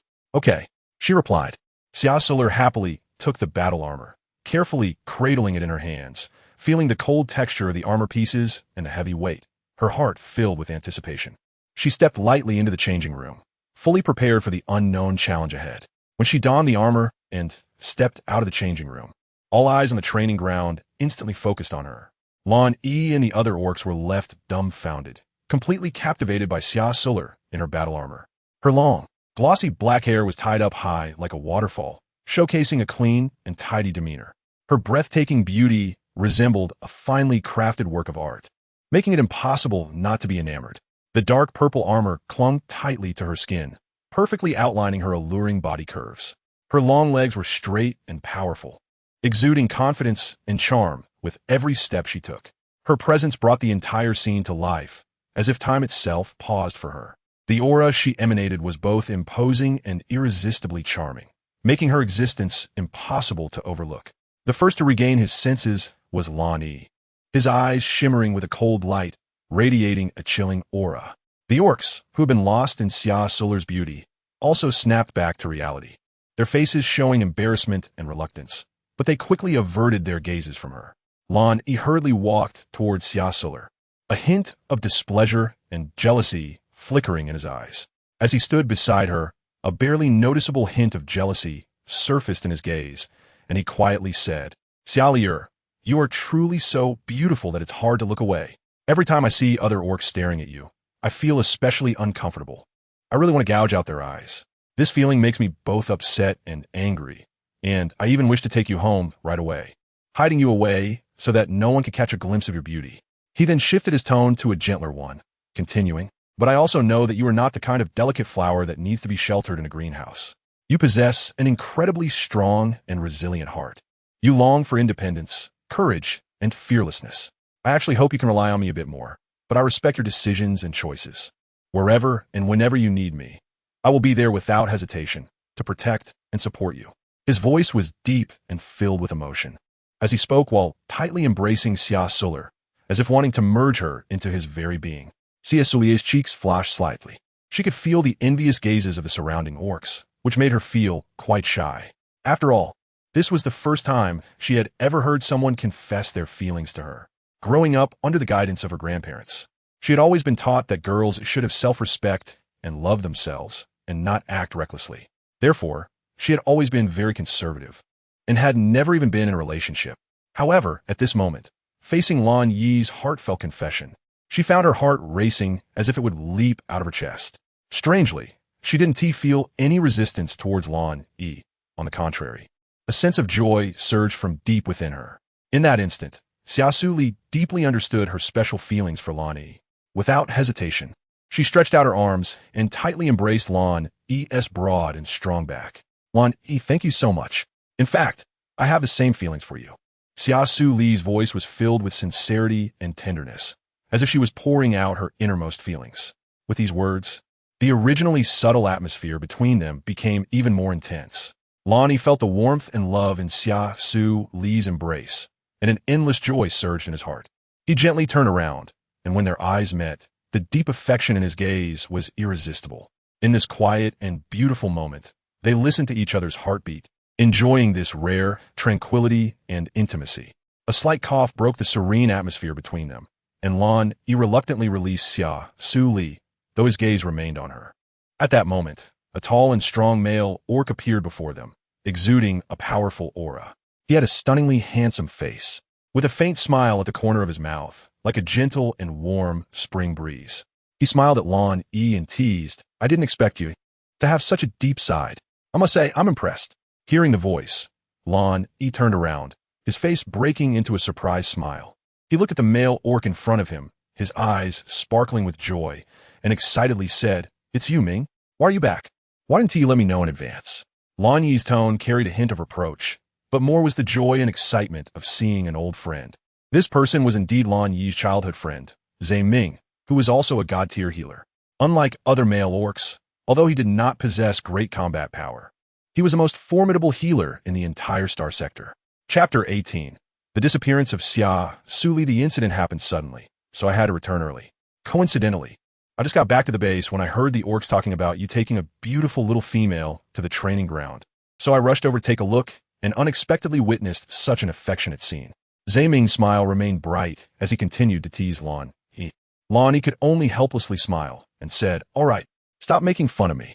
Let me introduce you. This is my little female, Xia Suli." Then, Lon Yi turned to Xia Suli and gently said, "Xiali, this is my dear friend who grew up with me. His name is Zhe Ming, and he's also a renowned healer." "Hello, nice to meet you. My name is Xia Suli." Xia Suli greeted politely with a smile, carefully observing the androgynous male orc in front of her, and a hint of amazement flashed in her eyes. This male orc's appearance was simply stunning. If it weren't for his tall and upright stature and his completely flat chest, she might have mistaken him for a female orc, as his beauty was truly extraordinary. His large, elongated purple eyes resembled those of a cunning fox, exuding a captivating charm. His handsome face surpassed that of an average female, with delicate features that seemed like the work of a master sculptor, with every line perfectly in place. Coupled with his soft, beautiful white hair, he was truly eye-catching. Xia Suli couldn't help but think to herself that if such beauty appeared in a woman, it would surely attract countless admirers and pursuers. As Xia Suli assessed Ming, he was also evaluating her. However, upon seeing Xia Suli's appearance, a hint of amazement flashed in Ming's eyes. No wonder Lan Yi liked her so much. She was indeed more beautiful than the average female, with a softness and elegance in her brows and eyes that ordinary females lacked. Thus, Ming placed his right hand over his heart, a gentle smile appearing at the corner of his mouth, and said in a deep, magnetic voice, "Hello, noble little female. I am also very pleased to meet you. Lan Yi often mentions you in our video calls, praising you endlessly. Today, seeing you in person, you truly are as beautiful and captivating as the rumors say, enchanting and mesmerizing." Xia Suli was praised and slightly lowered her head, a blush appearing on her face as she softly said, "Thank you for your compliment. It's just that Lan Yi is too exaggerated. Compared to your beauty, I really feel inferior." Lan Yi looked at her with a serious expression, his eyes shining with determination, and said solemnly, "Xialia, I am not exaggerating. You are indeed the most beautiful female in my heart, unmatched by anyone." Xia Suli couldn't help but feel a sweetness in her heart after hearing his words. But still a bit shy, she reached out her small hand to gently tug at the corner of his shirt, while her beautiful eyes gave him a playful glare. This small gesture made her look even more adorable, like a shy little rabbit, which made Lan Yi cherish her small hand even more. Zhe Ming quietly observed their interaction, and upon seeing this scene, his eyes narrowed slightly, revealing a look of great interest. Lan Yi came back to his senses, a slight smile on his lips, and happily said to Zhe Ming, "Ming, after the little one completes the armor test, let's go back together and enjoy the joy of reunion." Okay, Zhe Ming responded softly, but when his gaze fell on Xia Suli, he suddenly froze. It was only now that he realized Xia Suli was actually wearing an S-level armor. Zhe Ming's eyes were filled with shock, along with a hint of confusion. He couldn't understand why a female Xia Suli would want to wear armor. Could it be that she intended to personally go into battle against those fierce beasts? With this thought, Zhe Ming involuntarily frowned. Before he could ask for clarification, He had already pulled Xia Suli into the training ground. Immediately after, he stared at her seriously and said, Shaolier, try to feel the energy contained in the armor, and then use your mental power to merge with it.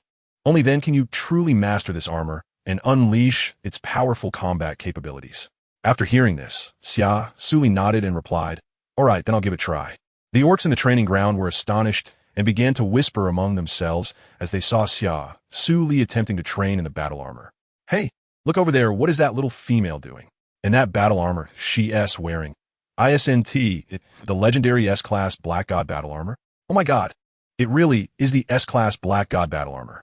She actually wants to pilot an S-Class battle armor. What a delusion. ISNT, she only D-Class in mental power? How could she possibly control an S-Class battle armor? ISNT, that just foolishness? I think she is just a little girl who doesn't know her limits. Thinking that wearing the S-Class battle armor will make her a master. Haha, maybe she wants to attract our attention. But that is fine. Let her give it a try and see what kind of joke she makes. The orcs debated among themselves, and many of them even showed disdainful and mocking smiles. He noticed this and frowned, his gaze cold as he said, Those who don't want to train can leave. If you're just idling around, go run 100 laps on the field. As soon as he said this, the orcs present shut their mouths and began to train on their own. Xia Suli did not pay attention to their words, but instead followed Lan Yi's instructions and used her mental strength to sense the battle armor. Suddenly, she felt a strange force lingering around her. She quickly tried to grasp this force with her mental strength, but it cunningly escaped. Thus, Xia Suli in the battle armor began to continuously try to capture that force. Just when she wanted to give up, it unexpectedly surged into her mental sea, and the powerful force made Xia Suli furrow her brows. Xia Suli focused her energy. Gradually, she seemed to have found the trick, and that power began to merge with her mental strength. However, at that moment, an accident occurred. The battle armor suddenly shone with a strange purple light, enveloping Xia Suli's body. He sensed something was wrong and rushed forward, but it was too late. After the light dissipated, Xia Suli vanished without a trace. Xia Olia, he called out anxiously. Zhe Ming also hurried over, and the two searched everywhere, but they could not find any sign of Xia Suli. What on earth is going on? He asked darkly. Zhe Ming shook his head, indicating that he was also unsure. Suddenly, a mysterious voice echoed in their ears. Xia Suli has been transported to another space. Only by finding her can she return safely. Before the voice faded, a rift in the void appeared before them. Yi and Zhe Ming exchanged glances and decided to enter the rift to look for Xia Suli. Without hesitation, they jumped into the void rift, disappearing from their original location. The orcs at the training ground stared blankly at the three who had vanished, until they finally reacted and quickly reported the incident of Yi and the others disappearing into the void rift to the highest command center. Chapter 19. Return to Modern Earth. The Destruction of Earth. Xia Suli widened her eyes, staring at the dim world before her, surrounded by the ruins formed by towering skyscrapers that had toppled to the ground.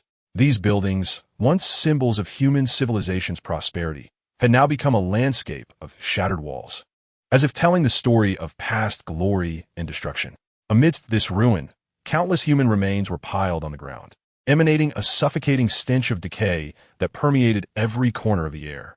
These remains could be the result of a massive disaster or war, and their presence made Xia Suli think of those who once lived on this land and the fear and despair they had experienced.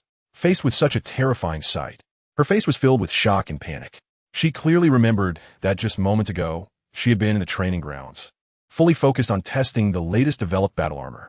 Then, in an instant, her vision began to blur, and when she opened her eyes again, she found herself in this eerie and strange place. Xia Suli couldn't help but feel a surge of fear.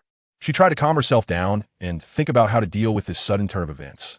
She gently took a step forward, looking around in hopes of finding some clues or an exit, but with each step she took, the sea debris beneath her feet creaked ominously, as if warning her not to venture further into this place. Moreover, Xia Suli felt an invisible pressure enveloping her. She didn't know what would happen next, but she had to find a way to escape this terrifying place. As she cautiously navigated through the ruins, her heart was filled with vigilance and tension, taking every step lightly to avoid drawing any unnecessary attention or danger. Just as she was focused on moving forward, a chill suddenly crept up from behind her, causing her to shiver. Immediately after, she noticed a strange liquid dripping from above her head. She looked up and was shocked to see a green slime falling to the ground. To her astonishment, this slime seemed to possess a strong corrosive quality, quickly eroding the surface beneath it and creating a black hole that emitted white smoke.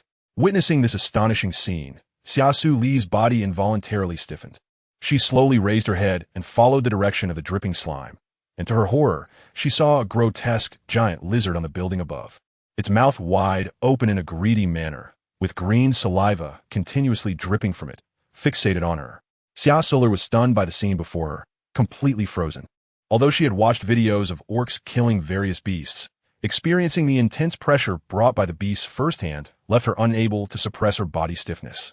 Her heart raced, her breathing became rapid, and her mind went blank, unsure of how to respond to the crisis at hand. As the beast charged aggressively toward her, Xia Suli dared not hesitate for a moment. She exerted all her strength to move.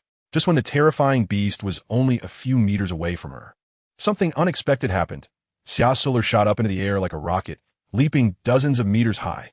This sudden change caught her completely off guard, and as she felt her body gradually lose control in midair, she began to plummet rapidly.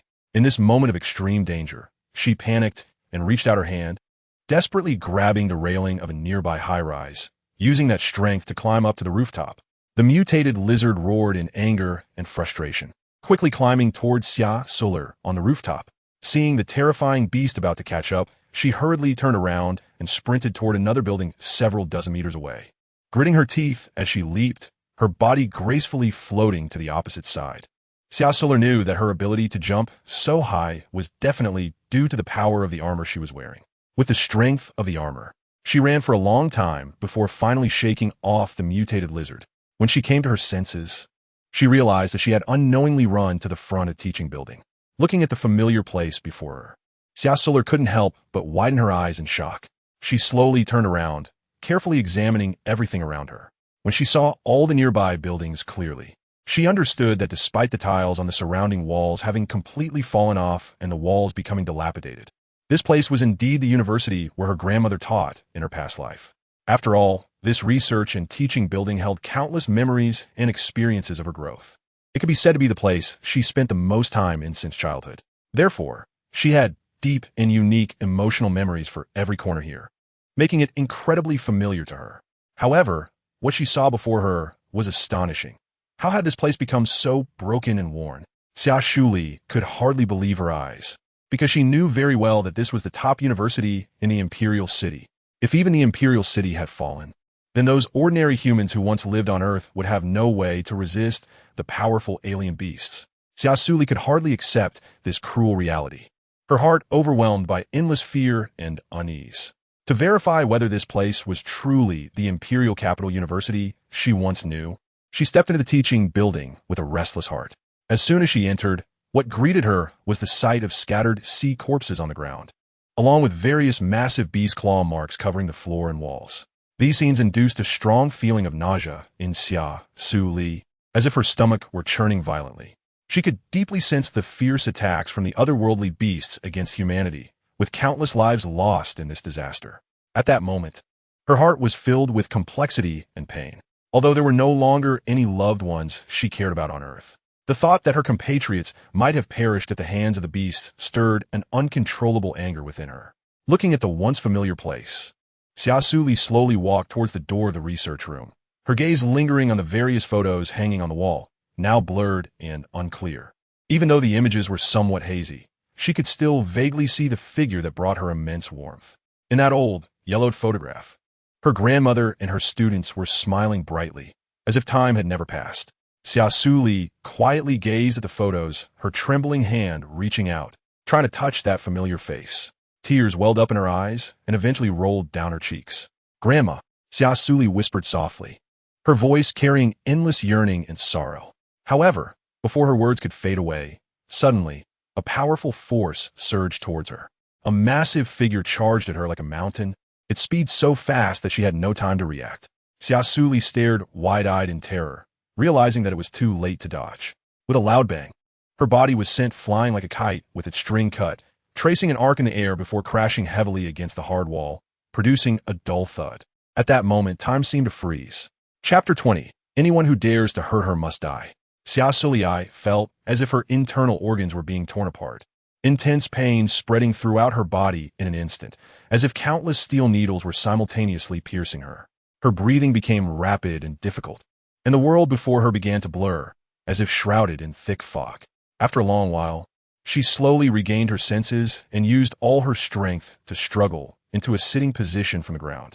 Her fingers tightly clawed into the earth, her nails sinking deep into the soil, a sharp pain radiating from her palms, but she was completely unaware of it. She was unwilling to die at the hands of the alien beast like this. She recalled every word that Lon E had said in the training ground, as well as the knowledge she had learned from the light brain system the night before. These words and knowledge echoed in her mind, gradually becoming clearer. At that moment, Xia Suli suddenly felt a warm power surging from within her, like a hot spring flowing through a babbling brook, slowly coursing through her meridians, nourishing her injured body.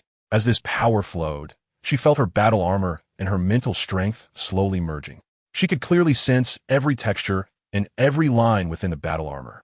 They seemed to have become a part of her body, and this marvelous sensation filled her with a strong sense of confidence. Xia Suli slowly stood up, her originally pale face gradually regaining its calmness. She looked steadfastly at the giant mutated lizard in front of her, the fear in her heart slowly dissipating. The mutated lizard, not far away, was also staring intently at Xia Suli with its golden vertical pupils, examining the small prey in front of it with a look of interest. It seemed in no hurry to attack, enjoying the fun of this standoff like a cat teasing a mouse. Just as the mutated lizard seemed to grow bored with the game, it opened its mouth and extended its long tongue towards Xia Suli. Fortunately, Xia Suli was well prepared. She leaped lightly, skillfully dodging the sudden attack. As the mutated lizard's tongue was firmly stuck to the ground, she saw a perfect opportunity. She quickly bent down to pick up a rusty rebar from the ground and, without hesitation, threw it forcefully towards the lizard's mouth.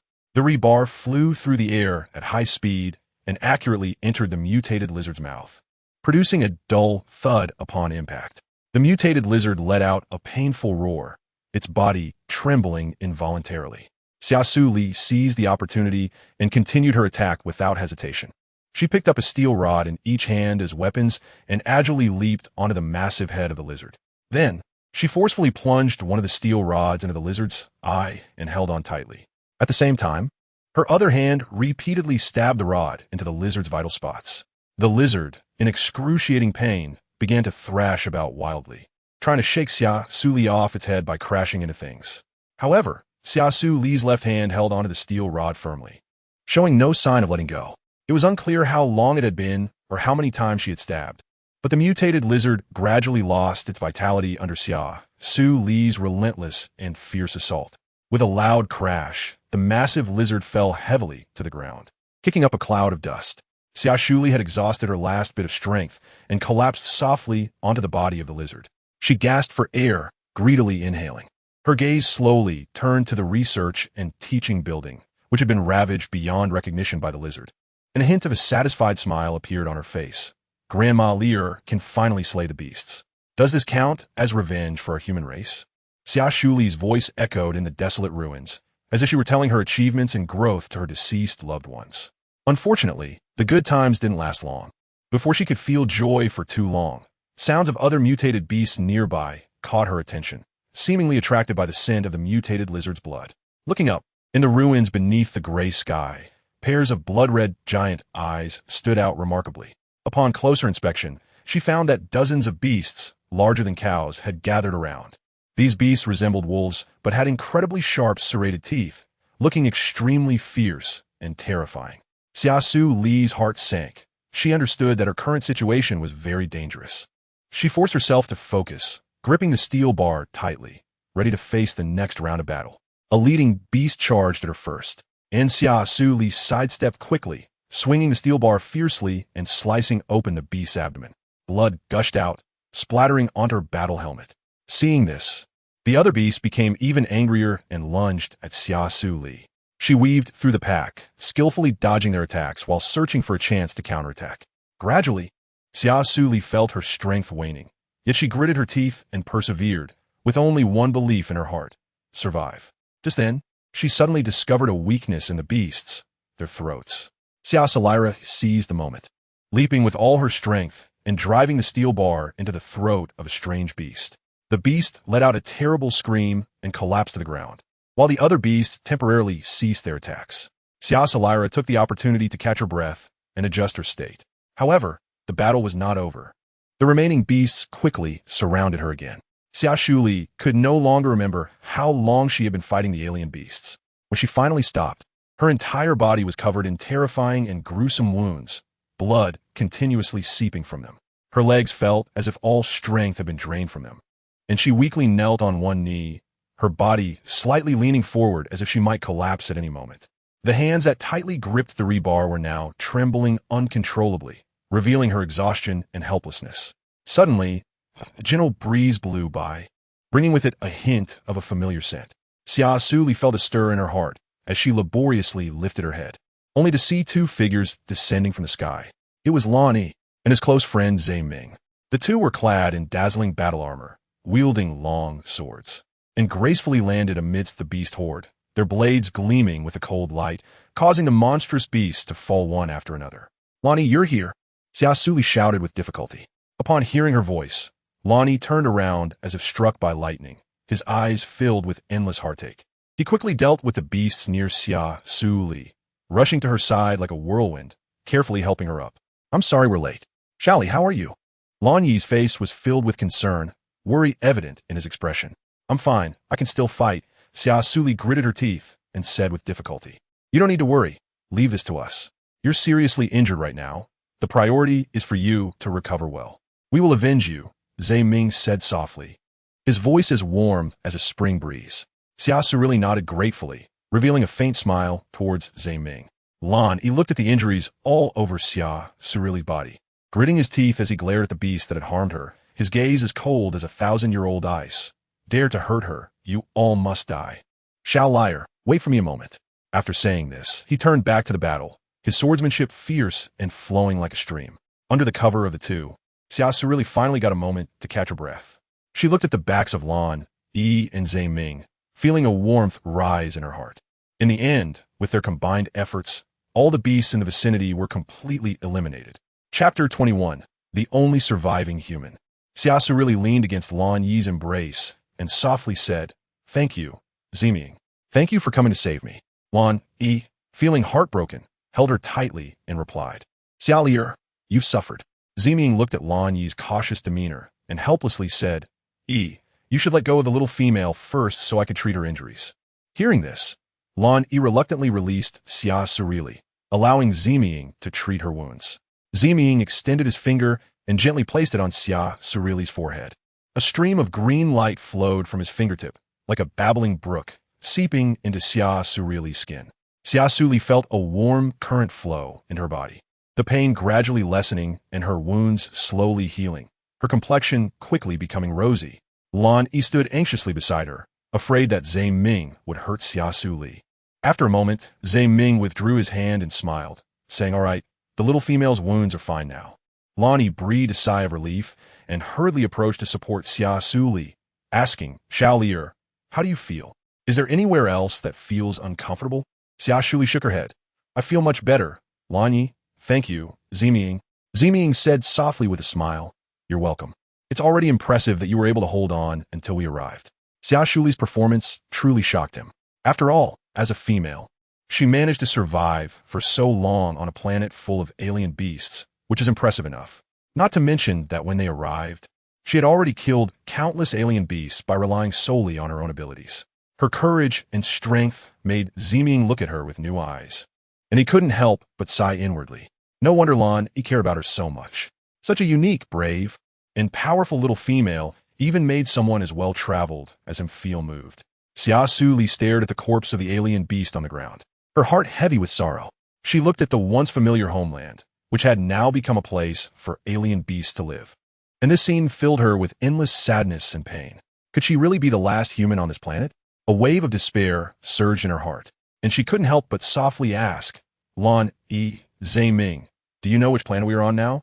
Where have all the people who lived here gone?" Lan Yi gazed at the strange buildings around them and the eerie, dim sky, slowly shaking his head as he said, "I have never seen this planet before. The architectural style here is simple and ancient, and it seems to be a relatively backward planet. Apart from the alien beasts, the light brain does not show any other living creatures. Ming looked at Xia Suli with a serious expression. I once saw similar buildings in a friend's light brain album, but he only passed through here in a hurry. After all, this planet is practically a death zone for beastmen. There are powerful alien beasts everywhere. And with the scarcity of resources and severe environmental pollution on this planet, no beastman would willingly step into such a trash planet. As for why the original inhabitants of this planet have vanished without a trace, it's likely that they have been slaughtered by the alien beasts. After all, living on such a backward planet, even an alien beast king could easily wipe out all life here. After hearing the news, a trace of sadness flickered in Xia Suli's beautiful eyes once again.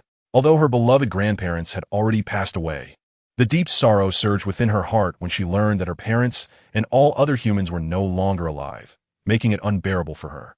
The two looked at her delicate face, which was filled with endless grief, as if the entire world was collapsing at that moment.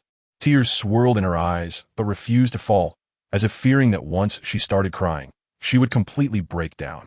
Lan Yi and Ming watched her in such sadness, filled with confusion and incomprehension. They found it hard to understand why the little female would be so heartbroken upon hearing this news. They tried to comfort her, but didn't know where to start, so they could only silently stay by her side, hoping that time would gradually heal her inner wounds. After a while, Lan Yi gently embraced her shoulders and said with compassion, Shaolier, don't be so sad anymore. Such things are also unavoidable. Not only have the residents of this planet suffered devastating attacks from alien beasts, but many other planets in the galaxy are experiencing the same tragic fate. So you must try to let go a little. Xia Suli slightly lowered her head, seizing the moment when they were distracted to quickly raise her hand and wipe away the tears at the corners of her eyes. Although she tried her best to conceal the pain in her heart, she couldn't help but feel waves of bitterness and sorrow when she realized that she was the last remaining human in this world.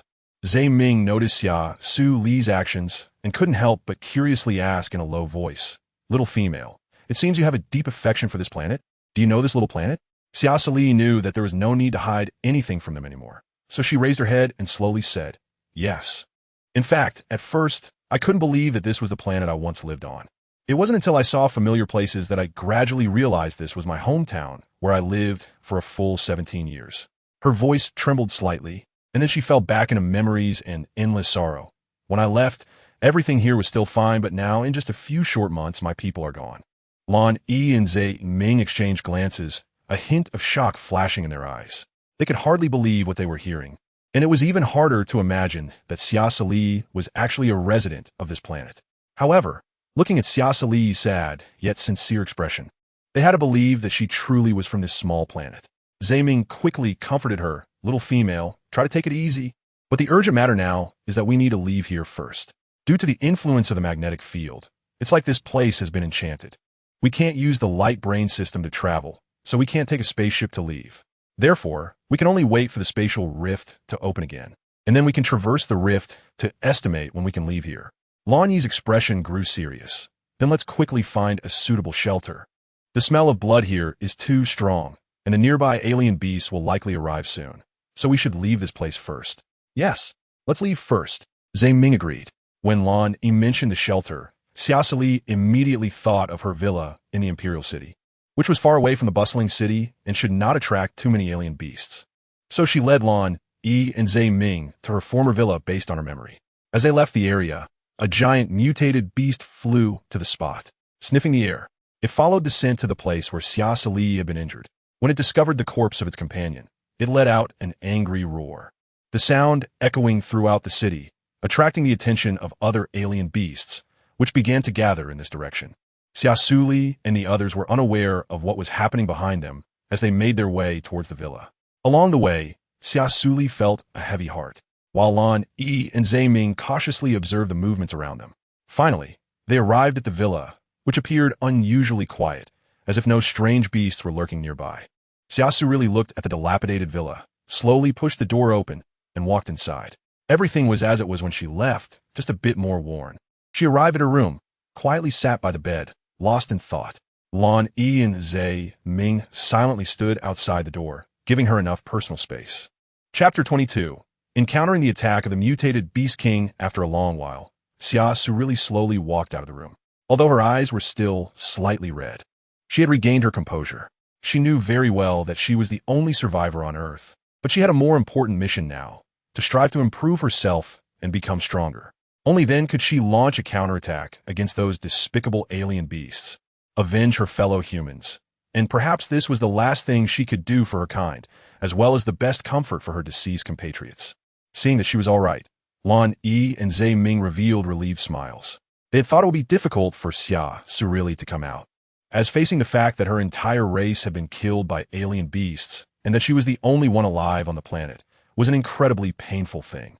Although they had not experienced it themselves, they often witnessed the orc districts suffering attacks from alien beasts in the Empire, causing countless orcs to lose their lives. Because of this, they could fully empathize with Xia Suli's pain of losing her kin. Lonnie looked at Xia Suli with pity and softly said, "Shao liar. You must be starving. Here are some nutritional supplements. You can drink a bit for now. Once we safely return to the Blue Ocean Empire, we will replenish your nutrition properly." With that, he handed her the nutritional supplement in his hand. Xia Suli smiled slightly, gladly accepted the nutrient solution, and expressed her gratitude. "Thank you, Lan Yi. It's okay. Having the nutrient solution is already very good. After all, outside, there are dangerous beasts everywhere, and it's impossible to find anything else to eat. Compared to that, this is already quite decent food." Zhe Ming gazed at the strong Xia Suli before him, feeling a surge of indescribable emotion. Despite the immense pain of losing her kin, she was still able to endure with resilience. This tenacious spirit deeply impressed him and sparked a growing interest in her. It was the first time in his life he had witnessed such a powerful female. Beneath her seemingly delicate and fragile exterior lay an incredibly steadfast heart, surpassing many ordinary male orcs. It should be noted that among the many male orcs he had seen, when they first stepped onto the battlefield to face the beasts, they often could not muster the courage to fight back due to fear. However, this small female, though it was her first time donning armor, was able to single-handedly slay a beast. In fact, from the moment he rushed to her side, Zhe Ming had noticed the mutated lizard that had been killed by her not far away. Just from this point alone, it was enough to prove that she not only possessed considerable strength, but also had sharp reflexes. This filled Zhe Ming with interest in Xia Suli and made him want to understand her more deeply. Xia Suli seemed to sense Zhe Ming's fiery gaze, and she instinctively turned her head to look in his direction. As their eyes met, she noticed that Zhe Ming's long and deep-set eyes slightly narrowed, and a barely perceptible, gentle smile lingered at the corners of his mouth. He appeared both mysterious and charming, like a cunning fox, making one unable to help but be captivated. Xia Suli smiled and nodded. After all, he was also the one who had saved her. Just then, a deafening roar suddenly came from above the villa, followed by a dazzling blue energy that shot down like lightning from above the villa. Lan Yi's reaction was extremely quick. Without hesitation, he picked up Xia Suli and swiftly dodged to the side. "Are you okay, Xialit?" Lan Yi asked anxiously, his eyes filled with concern. Xia Suli snuggled tightly in his warm embrace, gently shook her head, clearly still not recovered from the sudden attack. Seeing that Xia Suli was unharmed, Lan Yi let out a slight sigh of relief, then turned and shouted towards the direction of the ruins. "Ming, are you okay?" After a moment, Zhe Ming slowly stood up from the wreckage, brushing off the dust from his shining blue armor, seemingly dissatisfied with the grime on it. He then responded, "I'm fine, Yi. What about you? Are you hurt?" "We're all fine. Let's get out of here first." Lan Yi replied succinctly. As soon as he finished speaking, he picked up Xia Suli again and flew out from the collapsed villa. Coming back to her senses, Xia Suli looked down at the villa where she and her grandparents once lived, now reduced to ruins, her heart filled with endless sadness and anger.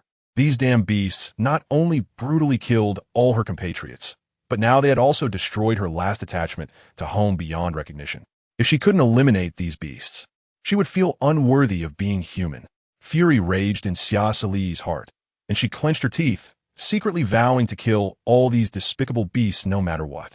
As the three of them flew out from the villa, what greeted their eyes was the dark, gloomy sky and a giant mutated beast towering several dozen meters high, looming in midair. Its body shone with a dazzling golden hue, and a pair of massive golden wings spread out behind it, seemingly symbolizing endless majesty and power. At that moment, it looked down at them from above, its golden eyes flashing with coldness and brutality.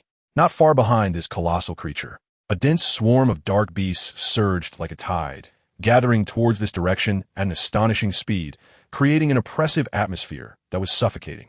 Lan Yi's brows furrowed tightly, and he was secretly astonished. He never expected that such a small planet could harbor a high-level Lord-class Beast King. Reflecting on the Lord Beast King they encountered in the southern coastal area last time, this one was clearly even more powerful. Lan Yi quickly shielded Xia Suli behind him and said with a serious expression, "Ming, this is a high-level Lord-class Beast King. With our current strength, it would be difficult for us to contend against it. So I plan to enter a frenzied beast form to delay it as much as possible and buy you time to escape. You quickly take Xia away from here. No, although my strength is not as great as yours, I can still be of some use. I should hold the Beast King back, so you should lead Xia to escape quickly," Zhang Ming said, raising the blue glowing sword in his hand, looking resolutely at him. "If we leave together. If we fight together. Xia Suli, will never abandon any of you to escape alone. I want to stay and fight alongside you to resist this Beast King." Xia Suli stood resolutely in front of Lan Yi and Zhang Ming, her petite yet steadfast figure resembling an immovable mountain, evoking a sense of admiration. Faced with Xia Suli's determined attitude, Lan Yi and Zhang Ming exchanged helpless glances, both revealing a wry smile. They never expected that one day, a female would be willing to step forward at this moment, choosing to face this life-and-death crisis alongside them. It was precisely because of Xia Suli's bravery and persistence that an unparalleled sense of ambition surged within them, filling their bodies with endless strength. Lan Yi and Zhang Ming tightened their grips on their weapons, their gazes fixed firmly on the approaching Beast King. Chapter 23. The two fallen in a pool of blood. Lan Yi looked at Xia Suli, knowing her stubborn personality. Once she made up her mind, it would be hard to change her thoughts. Thus, he took out an energy gun from the system space and handed it to Xia Suli. "Shaoli, you don't have a suitable weapon in hand yet, so take this energy gun for now. It can attack targets from a distance, and is also suitable for close-range shooting, with extremely high lethality. The only downside is its significant recoil, but it's better than being empty-handed. Zhang Ming and I will handle the Beast King, and you just need to find a way to divert the attention of the Beast Pack. Be sure not to confront them head-on. Your safety is the priority." "I understand. Leave the Beast Pack to me. You can focus on dealing with the mutated Beast King," Xia Suli replied. She then took the energy gun, feeling its weight, but still able to manage it. Lan Yi and Zhang Ming nodded and smiled at her before charging toward the mutated Beast King without hesitation. Xia Suli, seeing this, immediately opened fire on the beast horde to draw their attention. Because of her armor, she moved as agile as a cheetah, dodging left and right among the densely packed beasts, skillfully avoiding the fierce attacks of the exotic creatures. At the same time, her sharp eyes continually scanned the surroundings, searching for the most ideal shooting point. Just then, Lan Yi and Zhang Ming seized the moment when the Beast King was distracted, swiftly flying to its back like two bolts of lightning. They coordinated perfectly, launching a series of fierce attacks on the Beast King with all their might. The Beast King, filled with rage, exhaled hot breath, its fur standing on end in extreme anger, exuding a chilling aura. Accompanied by a deafening roar, it opened its massive mouth, revealing sharp, pointed fangs, as if it intended to tear and devour the enemy before it.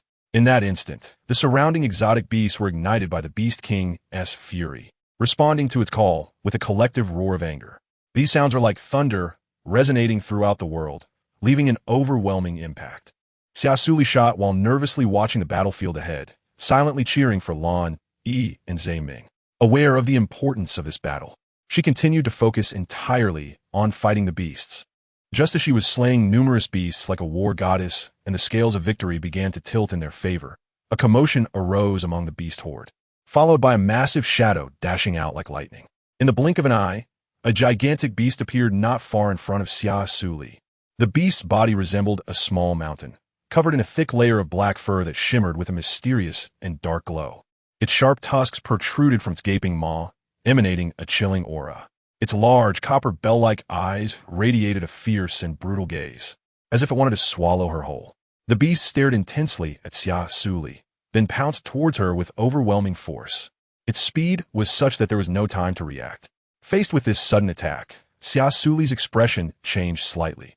The situation was too sudden for her to dodge. She could only raise her energy gun and fire wildly at the beast. The powerful recoil from the energy gun forced her to stumble back several steps. But the beast showed no signs of stopping its assault.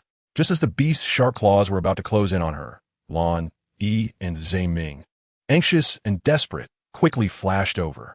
The two worked together and successfully killed the aggressive beast. Xiao, are you hurt? Lan Yi rushed forward, his face full of concern as he helped Xia Suli up. Don't worry, I'm fine. Xia Suli gently shook her head, indicating she was not seriously hurt. Zhe Ming's expression was serious as he said, there are too many beasts here. With Xiao female strength, she cannot withstand so many beasts. We need to find a way to break through before the Beast King goes into a frenzy. Why don't we distract them and let the Xiao female leave first? Then we can escape amidst the chaos? Good idea. Lonnie agreed. Let's go together to draw the Beast Horde and the Beast King away. Xia Suli, find an opportunity to escape. No, I can't leave you behind, Xia Suli said firmly. Xiao, this is an order. We can't let you take risks anymore. So you go first, and we'll follow your lead, Lan Yi said with a stern expression. Xia Suli wanted to say something else, but Lan Yi and Zhe Ming had already charged towards the beast herd.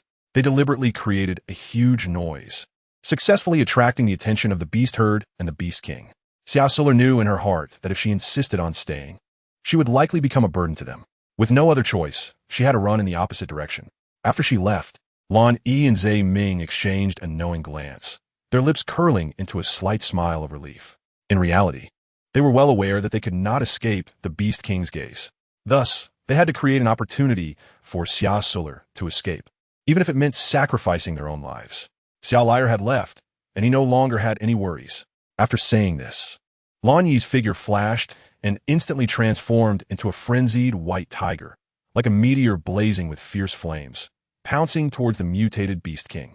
Zhe Ming also decisively took out a bottle of mysterious green potion from the spatial system and drank it without hesitation. In an instant, his body erupted with dazzling light and transformed into a giant frenzied white fox, quickly rushing towards the mutated Beast King. After escaping for a long time, Xia Suli realized she hadn't seen the two of them following her and understood that she had been deceived, so she immediately turned back. If it required sacrificing others for her own slim chance of survival, she would rather die. Suddenly, Xia Suli heard a deafening roar ahead and hurried over. But she did not see their figures. A strong, nauseating smell of blood made her cover her mouth and nose tightly, struggling to suppress the rising nausea within her. But the pungent odor still permeated everywhere, stimulating her nerves. She frowned deeply, feeling so small and fragile in this environment filled with the breath of death, as if she could be swallowed by darkness at any moment. Each step she took felt exceptionally heavy, as if her legs were burdened by an invisible weight. But her concern for them compelled her to keep moving forward. She widened her eyes, nervously and anxiously scanning her surroundings, not wanting to miss any corner where they might be. Time passed second by second, and finally, through her relentless efforts, her gaze pierced through numerous obstacles and fixed on two tiny figures in the distance. She saw a white tiger and a white fox, both covered in terrifying wounds, their blood staining their originally pure white fur, lying helplessly beside the massive corpse of the mutated Beast King. Xia Suli felt a deep pain in her heart. Tears blurred her vision. She forced herself to endure the sorrow and, with heavy steps, approached them step by step. Chapter 24, Awakening of Light System Abilities.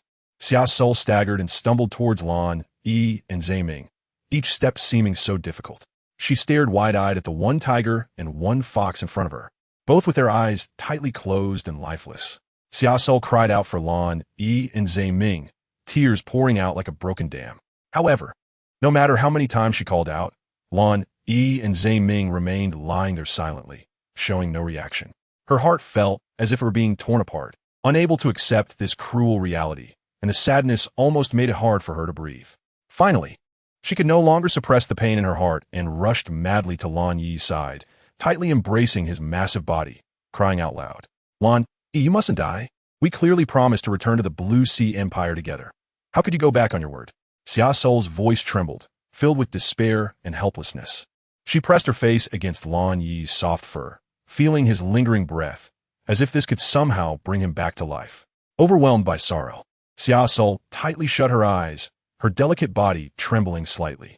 Suddenly, a dazzling white light surged forth from within her, like a radiant full moon. Too bright to look at directly, the light was not purely white.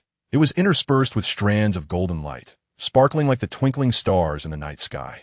This mysterious and powerful light rapidly spread out, tightly surrounding the bodies of Lan, Yi, and Zhe Ming, as if the light had a life of its own, gently caressing their injured bodies. To her astonishment, the horrific wounds on them began to heal at a visibly slow pace. Under the illumination of this miraculous light, Lan Yi and Zhe Ming's bodies gradually regained vitality and energy. Their breathing became steady and strong, and even their limbs, which had been unable to move due to severe injuries, could now move freely. Feeling Lan Yi's fluctuating breath, Xia Suli opened her eyes in shock. And when she saw everything happening before her, she was left utterly stunned. Xia Suli gently stroked Lan Yi's fur with excitement, feeling his fiercely beating heart. At that moment, Lan Yi slowly opened his heavy eyelids, his gaze appearing somewhat tired and weak.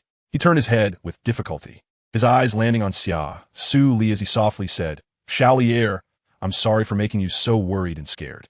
Xia Suli quickly hugged his head and choked out, "From now on, you're not allowed to leave me without my permission." "Okay, I promise you. I will never leave you," Lan Yi said indulgently, burying his big head into her arms, enjoying this warmth.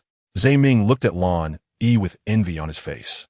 But when he recalled the radiance emitted by Xia Suli and their healed wounds, he still couldn't believe that she had awakened the strongest light-type ability in mental power.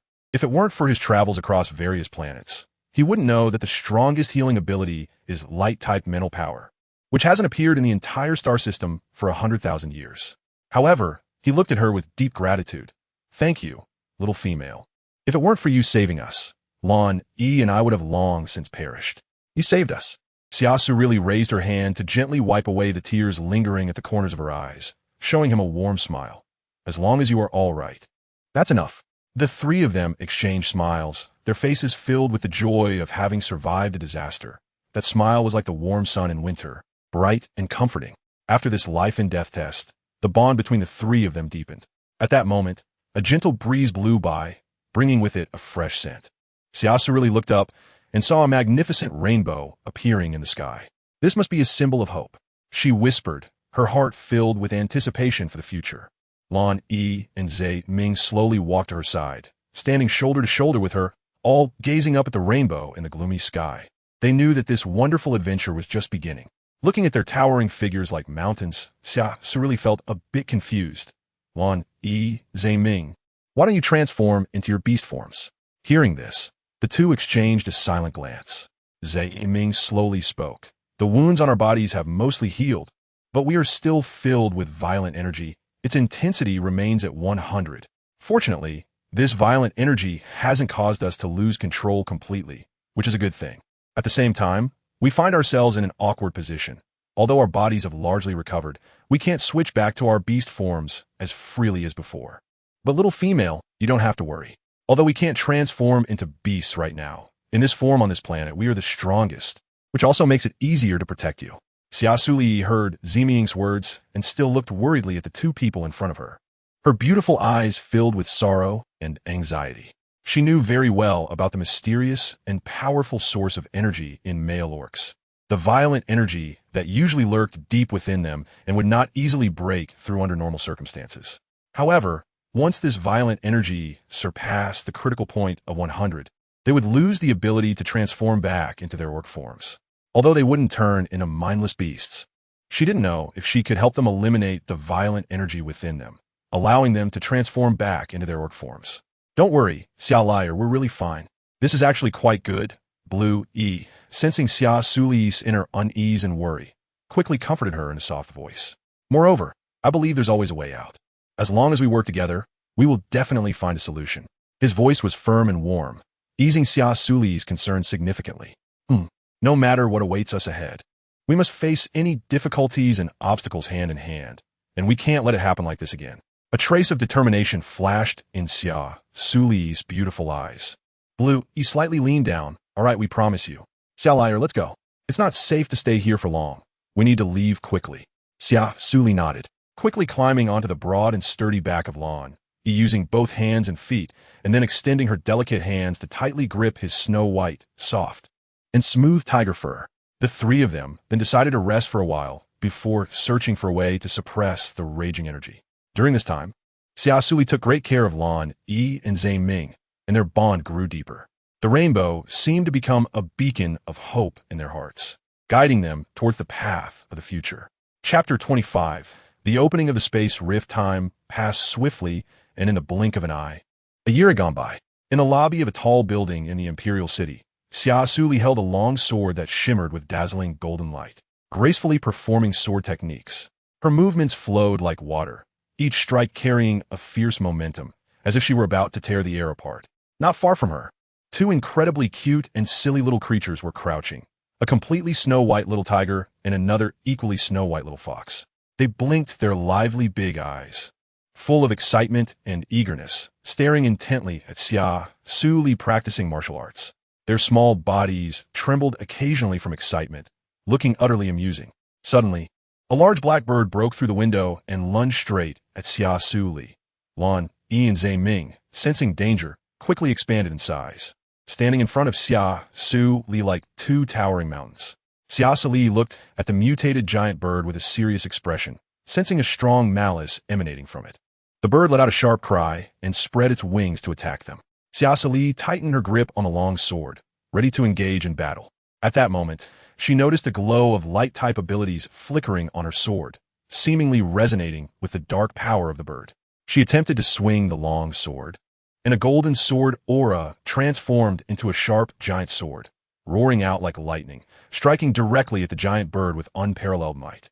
The bird had no time to evade and was directly hit by the fierce sword aura, crashing to the ground and remaining motionless, as if it had lost its life, lying quietly there. Meanwhile, the towering skyscraper could not withstand the terrifying power of the sword aura and was split in half, accompanied by a deafening roar. Half of the ruins tilted sideways, and dust and debris spread out in a rolling cloud. Xia Suli widened her eyes, staring in disbelief at the long sword in her hand. She could hardly believe that everything happening before her was the result of her own actions. Lan Yi and Zhe Ming exchanged glances, and both saw a hint of surprise in each other's eyes. They never expected that in just a short year, Xia Suli would be able to use the light-based supernatural ability, Divine Punishment. Lan Yi quickly transformed into a small white tiger, eagerly leaping into Xia Suli's embrace. Xia Suli instinctively hugged him, her hands continuously stroking his soft hair. The feeling was really comfortable. Lan Yi had an expression of undisguised excitement on his face. Xiaolier is really amazing. Now the S battle armor has released 80 of its combat power. At this rate, it won't be long before it can fully unleash its 100 combat power. Zhe Ming was not to be outdone, quickly transforming into a cute white fox. With a bold leap, he jumped into Xia Suli's arms as well. While rubbing against her arm in a spoiled manner, he praised, "Lear is really awesome. I didn't expect you to be able to defeat a sea-level exotic beast with just one move now." Looking at the cute Zhe Ming in front of him, Lan Yi couldn't help but roll his eyes dramatically, secretly muttering to himself, "When did this guy become so good at pleasing females? He used to be a staunch, single practitioner. How did he change so much?"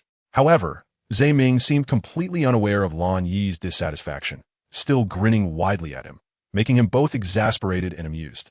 Faced with such a Zhe Ming, Lan Yi could only shake his head helplessly.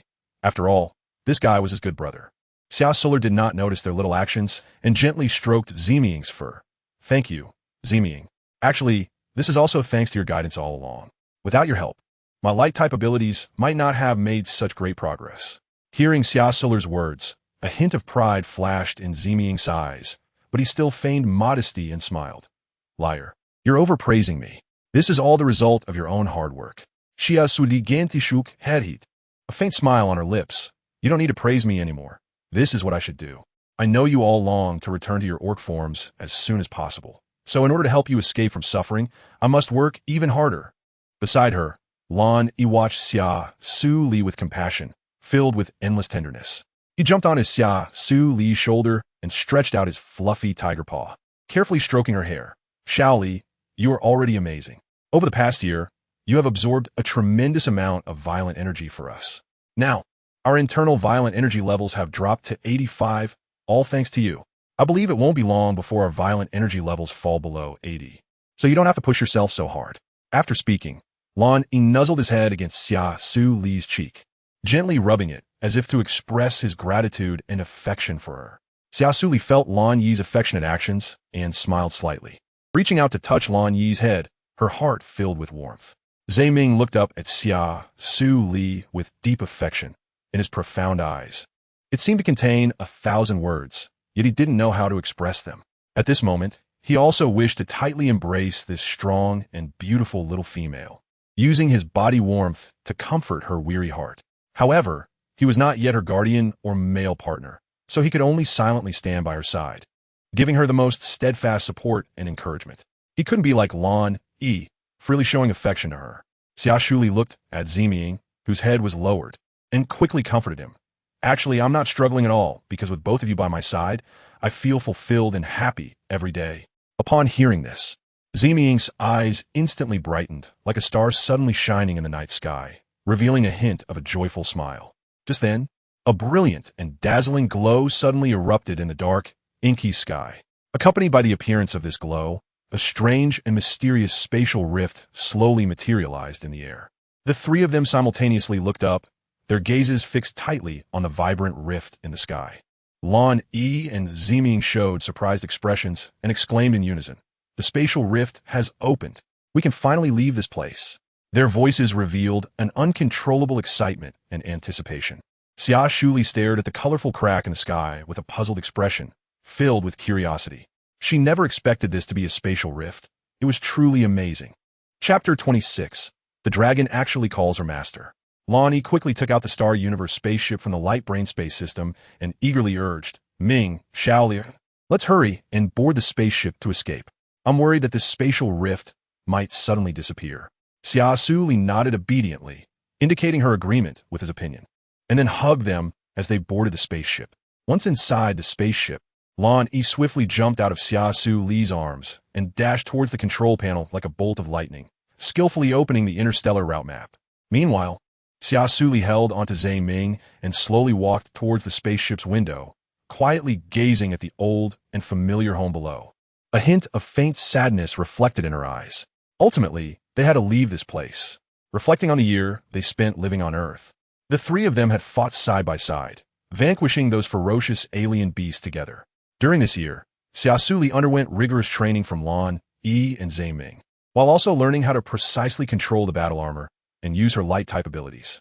Because of this, she was able to successfully activate 80 combat power of the battle armor in just 1 year, relying solely on her D-level mental strength. This experience was undoubtedly a significant growth and challenge for her. Although the alien beasts on Earth had been completely eradicated, the humans who had already passed could never return, and the once familiar Earth had become uninhabitable. "Lear, don't be sad. If you ever miss your hometown in the future, we can always come back to visit." Ming keenly noticed Xia Suli's low mood and gently comforted her. Xia Suli gently shook her head. "Ming, I'm fine. After this year, I'll come to terms with it. Perhaps after leaving this place, there will be no turning back. But I have no regrets in my heart." After saying this, a faint smile of relief appeared on her face. Ming said softly, "That's good. No matter when, if you want to come back, we will be here with you." All right," Xia Suli smiled. Lan Yi, after preparing everything, turned to look at them. "I found the nearest planet. Let's go there first. However, at the speed of this spaceship, it will take about a month to reach." Xia Suli nodded slightly. "Okay, let's go there." A month later, the Xingyu spacecraft passed through layers of cosmic dust and interstellar medium, slowly landing on the surface of a mysterious and unfamiliar planet. The cabin door of the spacecraft slowly opened, and 3 figures stepped out one after another. Xia Sulin's eyes sparkled with curiosity and anticipation for the unknown planet. When they stepped onto this land, a breath of fresh air greeted them. The scene before them left them puzzled, as this planet was clearly far behind the Blue Sea Empire they were familiar with. There were no skyscrapers or bustling cities. Instead, there were vast grasslands, rolling mountains, and ancient forests. Lan Yi opened the light brain system, a thoughtful light flickering in his eyes, and slowly spoke. "No wonder there are no traces of beastmen living on this planet. It turns out we have arrived at planet AS001. This is also the mysterious place where Kenglin discovered Shao Lier a year ago." Xia Suli's face showed a look of astonishment, her eyes wide open in disbelief. "Is this really the place filled with dinosaurs? I never expected to have the chance to return here." Her voice was filled with emotion and wonder. Ming, on the other hand, was full of curiosity. "Liar, you are a human from Earth. How did you suddenly end up on planet AS001? There must be some special reason behind this." His gaze revealed confusion and incomprehension, as if he was trying hard to understand this seemingly incredible situation. Xia Suli took a deep breath and decided to be honest. She slowly recounted her experience of traveling through time and space, her voice tinged with a sense of emotion and helplessness. The two learned that she had accidentally fallen off a cliff, lost consciousness, and was then instantly swept into a time-space rift, arriving on planet AS-001. The shock on their faces grew more intense. They could not imagine that an ordinary human from Earth could traverse a time-space rift and arrive in the distant cosmic interstellar realm. Even with their armored suits, they could not safely navigate through the rifts. This was simply inconceivable. To them, such an ability was anything but ordinary. Xia Suli must be hiding some unknown secret or special power. Zhe Ming furrowed his brow and thoughtfully said, "Li Er, your crossing may not be accidental. Perhaps you carry an important mission or possess the ability to change our world." Lan Yi nodded in agreement, saying yes. "But no matter what happens in the future, I will protect you." Xia Suli looked at them gratefully, a warm feeling surging in her heart. Although she was in a foreign land without her family, she felt that she was not alone with their support and companionship. Xia Suli's appearance was like a bright light, illuminating a corner of this mysterious world. In a deep cave, a massive dragon lay quietly. Its form was unique, exuding both the majesty and strength of a dragon, along with an ancient and mysterious aura. When Xia Suli appeared, it caused subtle ripples in the air, and the once sleeping giant dragon slowly opened its tightly shut eyes. A flash of indescribable joy crossed its gaze, as if the long-awaited light had finally arrived in the darkness. Immediately, the dragon unfurled its enormous wings without hesitation. A fierce wind arose, and it flew towards the direction of Xia Suli with astonishing speed. Its figure was agile and powerful, each flap of its wings creating a strong airflow that seemed to tear the very space apart. On the other side, the three individuals' light brain system suddenly emitted sharp, piercing alarm sounds. "Warning! An S-level beast king is rapidly approaching. Host, please evacuate immediately." The light brain system repeatedly echoed this warning, the voice growing increasingly urgent and loud, as if urging them to escape the scene quickly. Hearing this series of alarms, Lan Yi and Zhe Ming realized they had no time to flee, so they didn't dare to delay for even a moment. They quickly activated their special abilities, transforming their bodies into enormous forms, and unhesitatingly shielded Xia Suli. As the giant dragon drew closer, Xia Suli felt an unparalleled powerful pressure, like a heavy mountain pressing down on her, making it nearly impossible to breathe. However, in the face of such terrifying pressure, Xia Suli did not show any signs of retreat or fear. On the contrary, her beautiful and captivating eyes sparkled with determination and curiosity about the unknown, bravely welcoming the arrival of this mysterious creature. Because after the warning, Xia Suli sensed the dragon's joy in its heartfelt voice. Although she did not know why it called her master, she was sure it would not harm her. Chapter 27. Contract with the S-level winged giant dragon beast. Lan Yi and Zhe Ming both stared nervously at the winged giant dragon in front of them, their eyes flashing with shock. They had never seen such a powerful and unique beast before. Even more astonishing was that the light brain system indicated that this was actually an S-level primal giant beast. It should be known that S-level represents an existence that surpasses the Lord-level beast kings. Such power was simply jaw-dropping. Before this, they hadn't even had the chance to see an S-level beast, let alone a primal giant beast.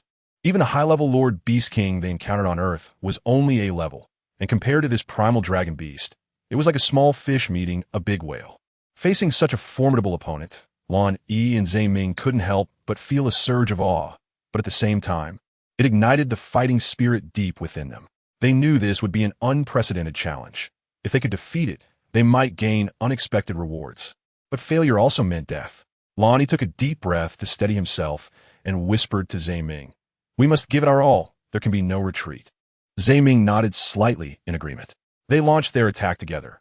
Lan Yi opened his mouth wide and unleashed his ultimate skill, Thunder Judgment, with countless dazzling purple lightning bolts descending from the sky, rapidly striking towards the winged dragon.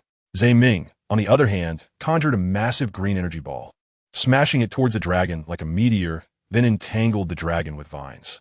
However, the winged dragon flapped its wings, breaking free from the vines, and with another gentle flap, it blocked their attack. It then opened its mouth and spewed forth a powerful black dragon breath, forcing Lan Yi and Zhe Ming to stop. The two quickly dodged, but the aftershock of the dragon breath still pushed them back a few steps. They realized that, with their current strength, it was difficult to contend with the winged dragon, but they did not give up. Instead, they exchanged glances and decided to adjust their tactics. Just as the dragon prepared to unleash toxic mist again, Xia Suli stepped forward and stood in front of the two, her voice resonating like a bell, commanding loudly, "Stop! No more fighting." Upon hearing Xia Suli's voice, the giant dragon's massive body shook, and its originally fierce and brutal gaze softened. Its enormous wings began to flap slowly, each flap creating a gust of wind that caused the surrounding trees and flowers to sway violently. As the wings continued to flap, the dragon's body gradually descended, finally landing steadily on the ground. When the dragon completely landed, something astonishing happened. A dazzling light flickered from its body, and within the light, the dragon began to change shape. Its large body gradually shrank. Its scales disappeared, replaced by magnificent clothing. Its dragon head transformed into a handsome face, with deep eyes revealing a mysterious aura. Its limbs became long and strong, standing on the ground like a human. At this moment, what stood in front of Xia Suli was no longer a terrifying giant dragon, but a strikingly handsome man radiating a powerful aura. His appearance seemed to carry an invisible pressure that inspired awe as he quietly gazed at Xia Suli, the tenderness in his eyes contrasting sharply with the ferocity he had just shown. "Master," the dragon called out to her in a deep and magnetic voice, obediently. Xia Suli couldn't help but feel a wave of shyness. After all, she was just a modern human, and being called by such an extraordinarily handsome man made her feel somewhat embarrassed. She slightly turned her head, trying to hide her awkwardness. After clearing her throat, Xia Suli softly said, "Although I don't understand why you call me master, please do not harm my family." The dragon seemed to understand her words. It adorably tilted its head to one side, its clear gaze falling on Lan, Yi, and Zhe Ming. Although it did not speak, it obediently nodded, indicating its agreement. Xia Suli gazed at the obedient and adorable orc in front of her. His eyes, like bright black gemstones, revealed a kind of innocent glow. Each blink seemed to convey a warmth and goodwill to Xia Suli. Xia Suli couldn't help but recall the formidable and awe-inspiring image of the dragon when it first appeared. But now it seemed that was just its way of protecting itself. At this moment, the dragon resembled an innocent and adorable child, making one unable to resist the urge to care for and cherish it. This strong contrast left Xia Suli quite astonished. She had never imagined that such a large and majestic dragon could display such a pure and kind side. At that moment, Zhe Ming pointed at the beastman transformed from the dragon and asked with a face full of doubt, "Lier, what exactly is going on? Why does he obey your commands?" Xia Suli sighed helplessly. "To be honest, I am equally confused. This is the first time I've seen him, yet for some reason, I can clearly sense his thoughts and emotions. This strange connection is truly baffling." Upon hearing her say it was the first time she had seen him, the dragon couldn't help but feel a twinge of disappointment. His deep black eyes seemed to have lost their former luster.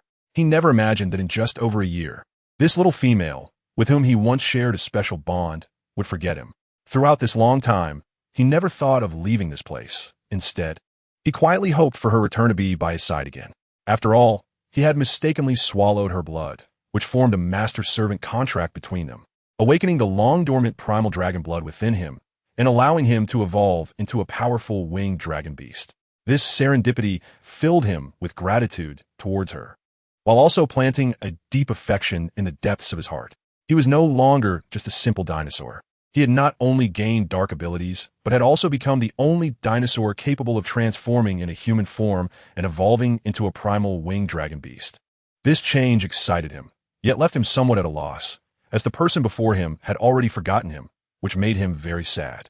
Xia Suli felt a strong sense of curiosity rising within her. She could actually sense the emotional fluctuations deep inside the heart of the winged dragon beastman in front of her. Unable to hold back, she asked, "Have we met before? And why have I become your master? What is all of this about?" The winged dragon beastman silently gazed at Xia Suli, a hint of reminiscence in his eyes. He took a deep breath and slowly began to recount the past. "A year ago, deep in the vast forest, I accidentally discovered you lying unconscious. At that time, I was still in the early stages of awakening my intelligence, just an ordinary Tyrannosaurus, not yet evolved into my current form. To take care of you while you were in a coma, I stayed by your side for 3 days without leaving. However, hunger eventually forced me to temporarily leave you to find food to sustain my life. What I didn't expect was that when I returned, you were filled with fear and kept your distance from me. Not only that, but you even grabbed a handful of dirt and threw it into my eyes before turning and running away. At this point, the winged dragon beastman's voice lowered slightly, but he continued, perhaps it was fate playing tricks on us. During your escape, I accidentally injured you, causing you to fall to the ground. Fortunately, a spaceship happened to arrive, and knowing that you, as a female beastman, would not be ignored by your kind, I understood that they would definitely come to your aid. So I chose to hide. Xia Suli stared wide-eyed, looking at the winged dragon orc with a face full of astonishment. During his narration, she was surprised to find that scenes from the distant past began to emerge in her mind, as if she were experiencing them firsthand. Chapter 28, From now on, you will be called Xia. Xia Suli slowly walked up to him, her face filled with deep regret. You are the Tyrannosaurus I encountered when I crossed over. I'm really sorry, I was so scared at that time that I mistakenly thought you would harm me, which is why I ran away without a second thought. The pterosaur's eyes suddenly flashed with a glimmer of recognition. She finally remembered herself. However, Lan Yi, who was standing aside, frowned and questioned Xiao. Could he be deceiving you? We cannot trust him so easily. Xia Suli shook her head decisively and replied firmly, No, he didn't lie to me. I firmly believe what he said is the truth. Her gaze was resolute and persistent. Everything the orc before her said was real and trustworthy. And this trust was built on their special contract of master-servant relationship. This contractual relationship made Xia Suli deeply aware that the other party had absolute loyalty and obedience to her, which is why she firmly believed he would not betray or deceive her. However, explaining this wonderful contractual relationship to others became a dilemma.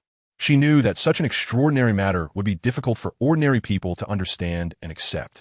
If others found out that her blood could not only contract the primitive beast race, but also allow the beast race to evolve into a stronger orc race, it caused Xia Suli to fall into deep thought.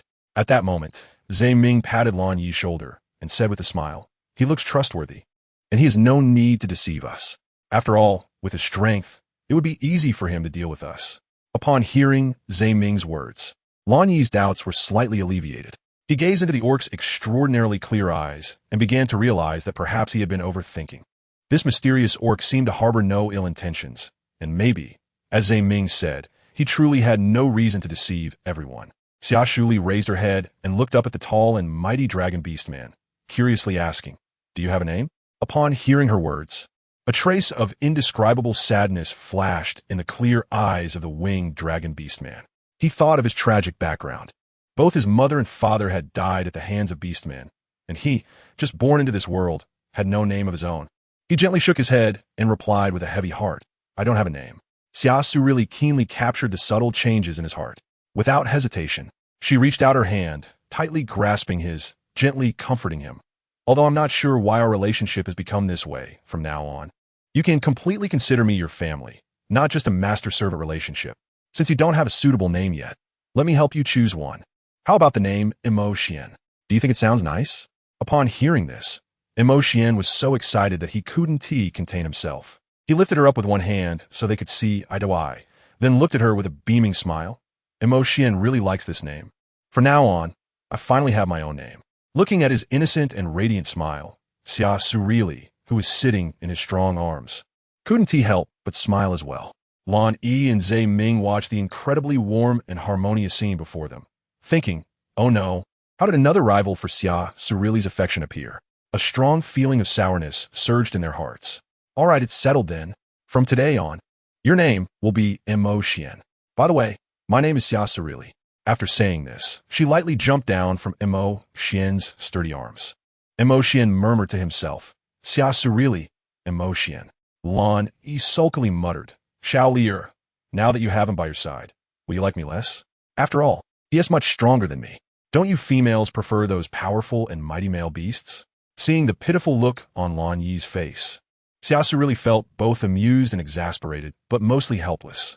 She walked up to Lan Yi, gently reaching out to stroke his furry tiger head. You're even jealous about this. Xian is indeed very strong, but he's just my contract partner and family. As for you, you are both my family and someone I like, so there is still a big difference between you two. After hearing Xia Suli's words, Lan Yi immediately became excited, and in the blink of an eye transformed into a small, cute white tiger, joyfully jumping into her warm embrace and letting out a satisfied whimper. Zhe Ming also transformed into a small white fox, leaping into her arms. His beautiful fox eyes were filled with endless sadness and resentment. He blinked at her, staring intently, as if trying to see the deepest thoughts of her soul. Lear, what about me? Am I just your family? Don't you like me? Zhe Ming's voice trembled slightly, as if he was a bit afraid that she really didn't like him. Xia Suli stared at the little fox in front of her, whose face was full of grievance, and involuntarily, the ambiguous yet handsome face of Zhe Ming appeared in her mind. Her heartbeat quickened, and her cheeks flushed slightly, making her look particularly enticing. Reflecting on the countless life and death trials she had experienced with Zhe Ming over the past year, her feelings for him had already undergone subtle changes. From being purely partners, a faint romantic affection had quietly emerged.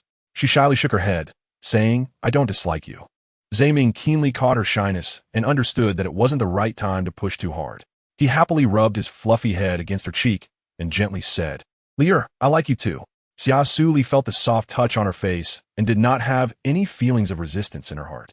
The blue-winged creature nestled in her arms glared jealously at Zhe Ming, slapping a paw unhappily on his fox-like face. All right, stop rubbing against me. If you keep doing that, I'm afraid you'll shed fur. Zhe Ming twitched the corner of his mouth. What nonsense was this guy talking? He clearly shed less fur than him. Ha ha! Xia Suli burst into laughter at their antics.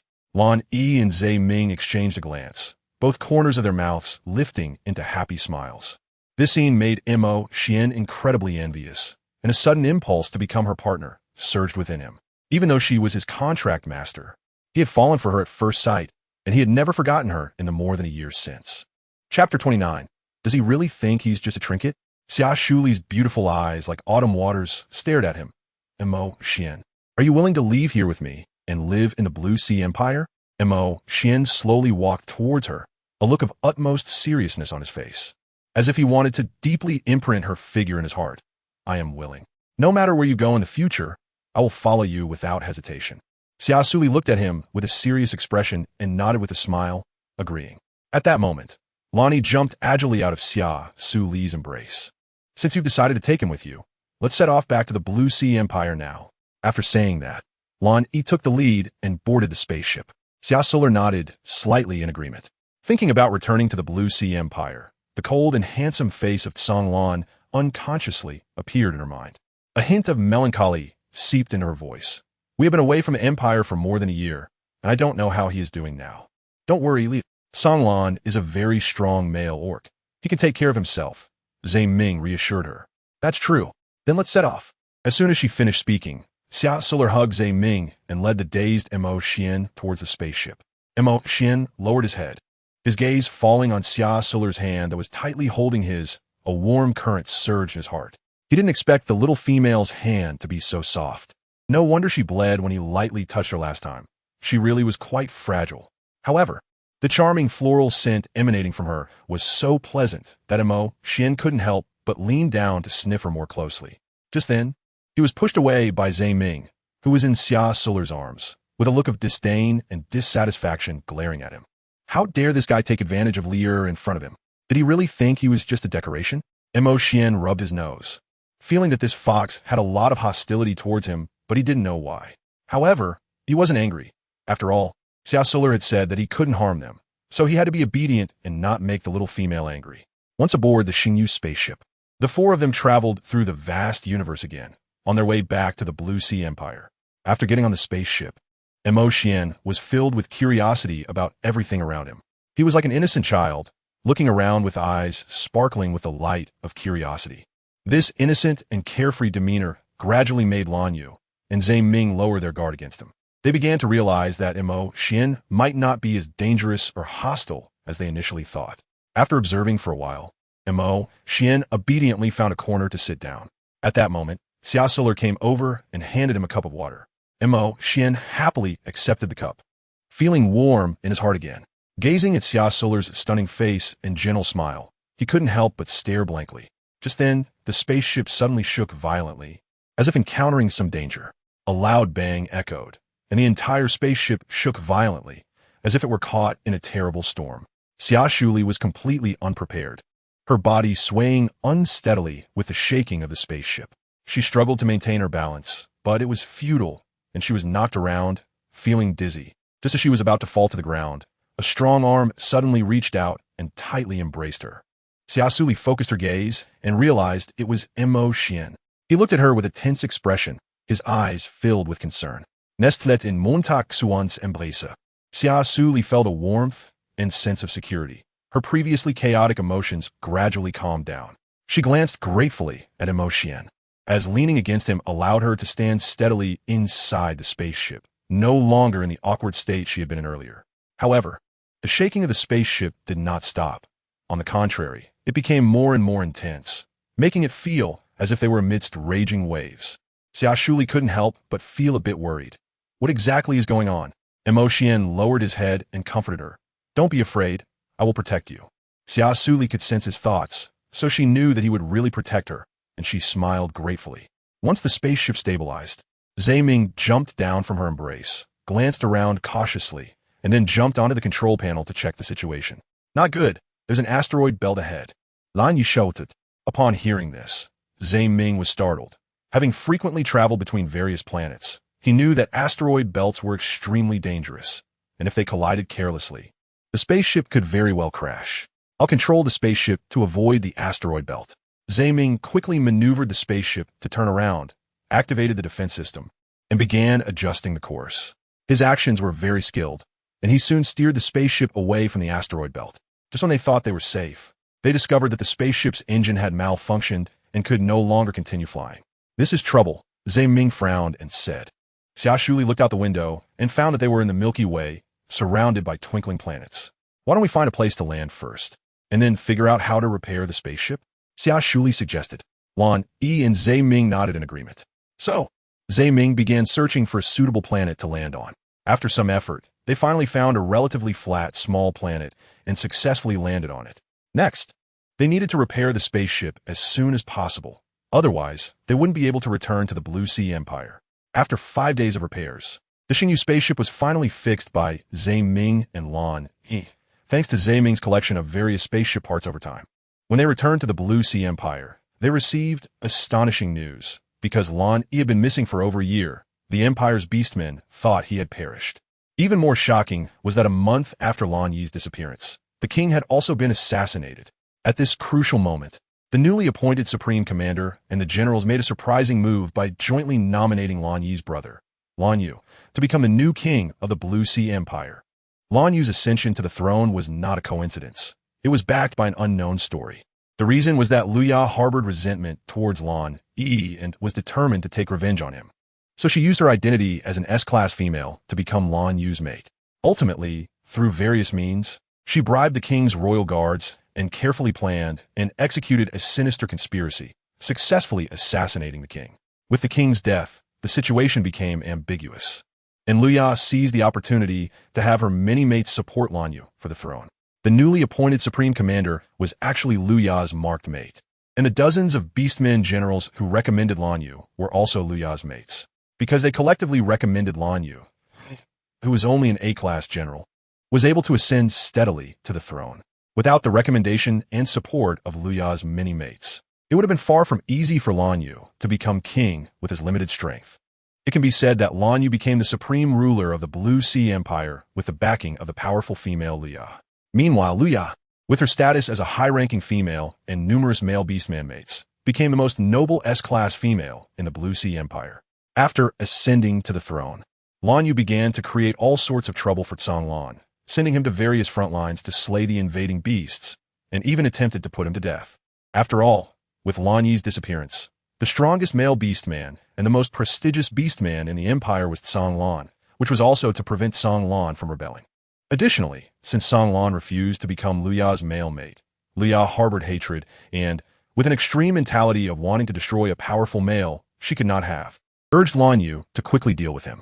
Therefore, within a year, Conglan continuously slaughtered a large number of beasts, causing his violent energy to directly break through 90, leading him into a state of frenzy. For this reason, Lan Yu ordered him to be locked in a cage, and once his violent energy broke through 100, he could be eliminated openly. Chapter 30. Breaking into the dungeon to save Conglan upon learning of the king's death, A trace of sorrow flashed in Lan Yi's eyes. Although his father had treated him poorly and always wanted him dead, he was still his father beast. Seeing this, Xia Suli comforted him. Lan Yu, you still have us. We're your family too. Zhe Ming helplessly said, everyone has their own fate. These are all the consequences he brought upon himself. Don't be sad. Kanglin still needs us to save it. Lan Yu nodded and smiled. I'm fine. My bond with him was already settled when he attempted to harm me multiple times. Xia Suli looked at him and felt relieved that he was truly fine. Soon after, the group stormed into the dungeon where Kanglin was held. The guards stationed in the dungeon fixed their eyes on the seemingly weak little female and the white tiger and white fox in her arms. However, when they saw a tall and strong male orc beside her, they were shocked that he dared to swagger in so boldly into this heavily guarded dungeon. The guards were astonished, but quickly regained their composure, raising their energy guns that shimmered with a cold light, aiming the dark muzzles directly at Mo Xian. With cold and hostile gazes, they sternly shouted, don't move. This is the dungeon of the Blue Sea Empire, and no unauthorized personnel are allowed to enter. As they turned their attention to Xia Suli, their attitude made a complete 180-degree shift. Their tone became exceptionally gentle, even with a hint of respect. As they said to Xia Suli, noble little female, this place is not where you should tread. Please leave as soon as possible. The stark contrast and the rapid change in demeanor left Xia Suli feeling quite helpless. She couldn't help but secretly lament how unpredictable this male orc was. It was like the weather in June, changing without warning and catching one off guard. Lan Yi had no patience to greet the guards. Upon learning that his good brother Kanglin was locked inside, he directly transformed into his beast form. His body became massive and powerful, exuding a strong aura, and his eyes gleamed with cold light, staring fiercely at the guards. Lan Yi's voice carried a hint of anger as he growled in a deep tone. Get out of the way, or I'll crush you here. The guards, hearing the familiar voice and seeing the white tiger beast form of Lan Yi, widened their eyes in disbelief, exclaiming, Your Highness Lan Yi, is that you? Their voices were filled with astonishment and confusion, obviously shocked by the sudden appearance of Lan Yi, who had disappeared for more than a year. Lan Yi's giant claw suddenly lifted, filled with strong impatience, and without courtesy, he shoved aside the orcs blocking his path. Don't block the way. If anything happens to Kanglin, I will make you pay. His voice was deep and authoritative, brimming with threat and anger. The guards trembled in fear, nearly dropping their energy guns. At this moment, they had no time to think about why Lan Yi had suddenly appeared. They only wanted to quickly clear the way to avoid provoking this powerful SS-level orc. With their C-level orc strength, they likely wouldn't withstand even one of Lan Yi's claws. They quickly put away their energy guns and respectfully and fearfully made way for Lan Yi and the others. Xia Suli followed Lan Yi into the underground dungeon, looking at the dimly lit space where the air was filled with a nauseating stench. The ground was damp, and the walls were covered in moss and mold. She couldn't help but frown, covering her nose with her hand, staring in disbelief at everything before her, thinking of how Tsang Lan had saved countless lives of beastmen, always guarding the Blue Ocean Empire and being the empire's god of war and grand marshal. It was unimaginable that such a national hero was imprisoned in such a harsh environment. What pained Xia Suli even more was that Tsang Lan had done nothing wrong. He had simply lost his sanity due to absorbing too much violent energy from slaying too many, and was treated so coldly by Lan Yu and the others. This scene ignited a volcano of anger in Xia Suli's heart. She couldn't accept this unfair treatment and felt deep sympathy and indignation for Tsang Lan's plight. Inside the cell, Tsang Lan's massive body was tightly bound by 4 thick iron chains, his limbs unable to move. The once majestic wolf figure was now curled up in a corner, covered in terrifying scars, with blood staining the ground around him. Seeing this unbearable sight, Xia Suli felt her heart wrenching in pain, tears uncontrollably streaming down her face as she hurriedly approached the iron cage. Tsang Lan, are you okay? Do you still recognize me? Xia Suli called out to the giant wolf in the cage with a choked voice, her tone filled with concern and worry. However, in his frenzied state, Tsang Lan showed no response to Xia Suli's calls. Upon hearing the noise, he began to struggle wildly, try to break free from the chains binding him. His muscles were tense, his strength astonishing, and the fur on his body stood on end, as if he were going to tear the entire world apart. At this moment, Tsang Lan had lost his reason. His eyes were filled with ferocity and murderous intent, completely unrecognizing Xia Suli, faced with such a terrifying Tsang Lan. A chill and fear rose in Xia Suli's heart, but she was not defeated by this fear. Instead, she stepped forward resolutely towards the iron cage. She knew that the Songlon before her was no longer the gentle and kind person he once was, but a beast that had completely succumbed to madness and lost all reason. However, understanding his past kindness and gentleness made Xia Suli want to help him heal. Just as Xia Suli was about to approach the cage, Xian stepped forward swiftly, blocking her path. His eyes were filled with worry and concern as he solemnly said, "Master, he has become a frenzied beast, lost all emotions and reason. If you approach rashly, it could be dangerous." Xia Suli glanced gratefully at Xian. "I know you are worried about my safety, but I believe that, deep down, Songlon still retains a shred of rationality. As long as I can evoke his memories, perhaps I can help him regain consciousness." After saying this, Xia Suli bypassed Xian and continued to approach the iron cage. Xian looked at Lan Yi and Zhe Ming beside him with a confused expression, filled with perplexity and concern. He simply couldn't understand why they didn't stop Xia Suli from such a reckless act. After all, she was joking with her own life. However, in the face of Xian's doubts, Zhe Ming appeared exceptionally calm and composed. He gently waved his paw and said in a leisurely tone, "Don't worry. Lier is not an ordinary female. Since she dares to do this, she must have her confidence, and based on my understanding of her, she definitely wants to cure Songlon." Next to him, Lan Yi nodded in agreement. "Yeah, little Lier is quite an impressive female. She has abilities beyond what we can imagine, so you don't need to worry too much." After hearing their words, Xian still had doubts in his heart, but he felt somewhat more at ease. Xia Suli formed a seal with her hands and softly chanted an ancient incantation. Accompanying her voice, a dazzling light burst forth from her hands, quickly expanding into a massive holy shield of light. She walked gracefully towards Kanglin.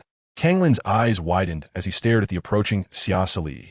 Despite the turmoil and restlessness within him, his body remained completely immobile, and he could only watch helplessly as Xia Suli drew closer. When Xia Suli reached Kanglin's side, she gently extended her finger and tenderly stroked his head. In an instant, a brilliant golden light flowed from her fingertips, enveloping Kanglin's large body entirely. "Kanglin, don't be afraid. I am Xia Suli. No one can harm you anymore. You will get better, and when you recover, we will go home together." Xia Suli's voice was warm like a spring breeze, carrying a reassuring power. Kanglin felt the warmth and kindness Xia Suli conveyed, along with the gentle hand that was caressing him. Miraculously, he began to calm down, no longer struggling desperately. His gaze softened gradually. Outside the cage, Lan Yi and the others were once again shocked by Xia Suli's light healing technique. Chapter 31. The two who fell into madness. Just as Xia Suli was using her mental power to absorb the violent energy within Kanglin, a commotion arose outside the cage. A group of tall male beastmen was seen surrounding a beautiful female beastman as they slowly approached the dungeon. Liao looked at the various frenzied beastmen in the cage with a look of disgust, wrinkling her brow and covering her nose, complaining, "It stinks so much. And why hasn't Kanglin gone berserk to 100 yet? He's been tortured so badly every day and can still hold on for this long. What a troublesome guy." A nearby male beastman quickly flattered her, saying, "Yeah, don't be angry over these trash beastmen. I'll make sure to torment him severely later, and you'll feel better." Another beastman supporting Luya sneered, he shouldn't be able to hold on much longer. His frenzy value has already reached 90. It's only a matter of time before it breaks 100. Hearing this, Luya's expression improved slightly, but she still coldly replied, "Humph, it better be so. Every time I think about how he dared to refuse to be my male partner for that lowly female, I get incredibly angry. Anyone who dares to offend this queen should face the harshest punishment. Once he completely goes berserk, we'll throw him into the arena to be torn to pieces by those fierce beasts." As she spoke, a trace of cruelty and pleasure flashed in her eyes. At that moment, while Xia Suli was diligently absorbing the violent energy within Kanglin, she heard Luya's words but remained silent. Instead, she focused all her energy on engaging in a fierce struggle with the violent energy within Kanglin. Lan Yi and Zhe Ming heard their conversation from a distance, and both their eyes instantly filled with anger. They could hardly believe how insane Luya was. Kanglin was someone who had saved her life, yet now she was repaying kindness with malice. Inside the cage, Xian was shocked upon hearing these words. He could hardly imagine how cruelly this group of beastmen treated their own kind, remembering that his parents had also died tragically at the hands of the beastmen. His hatred for the beastmen grew even stronger. If it weren't for a few kind-hearted beastmen, he would probably hate them even more. When Luya and her group reached the cage where Kanglin was imprisoned, she noticed the guards standing beside the cage and felt a hint of doubt rise in her heart. Why were these guards gathered here? The guards noticed Luya and the others arriving, and they hurriedly stepped forward, respectfully greeting Luya, Lan Yu, and the other leaders. We greet the king, queen, and commander. Lan Yu waved his hand and asked, "What are you all doing standing here? How is Kanglin?" The leading guard lowered his head, looking flustered as he replied, reporting to the king, "Kanglin is still the same, but Prince Lan Yi has returned." Upon hearing that Lan Yi had returned, both Lan Yu and Luya's eyes widened in disbelief as they exclaimed, "What? Lan Yi is still alive?" Lan Yi and Zhe Ming instructed Mo Xian to keep an eye on Xia Suli and slowly walked out of the cage.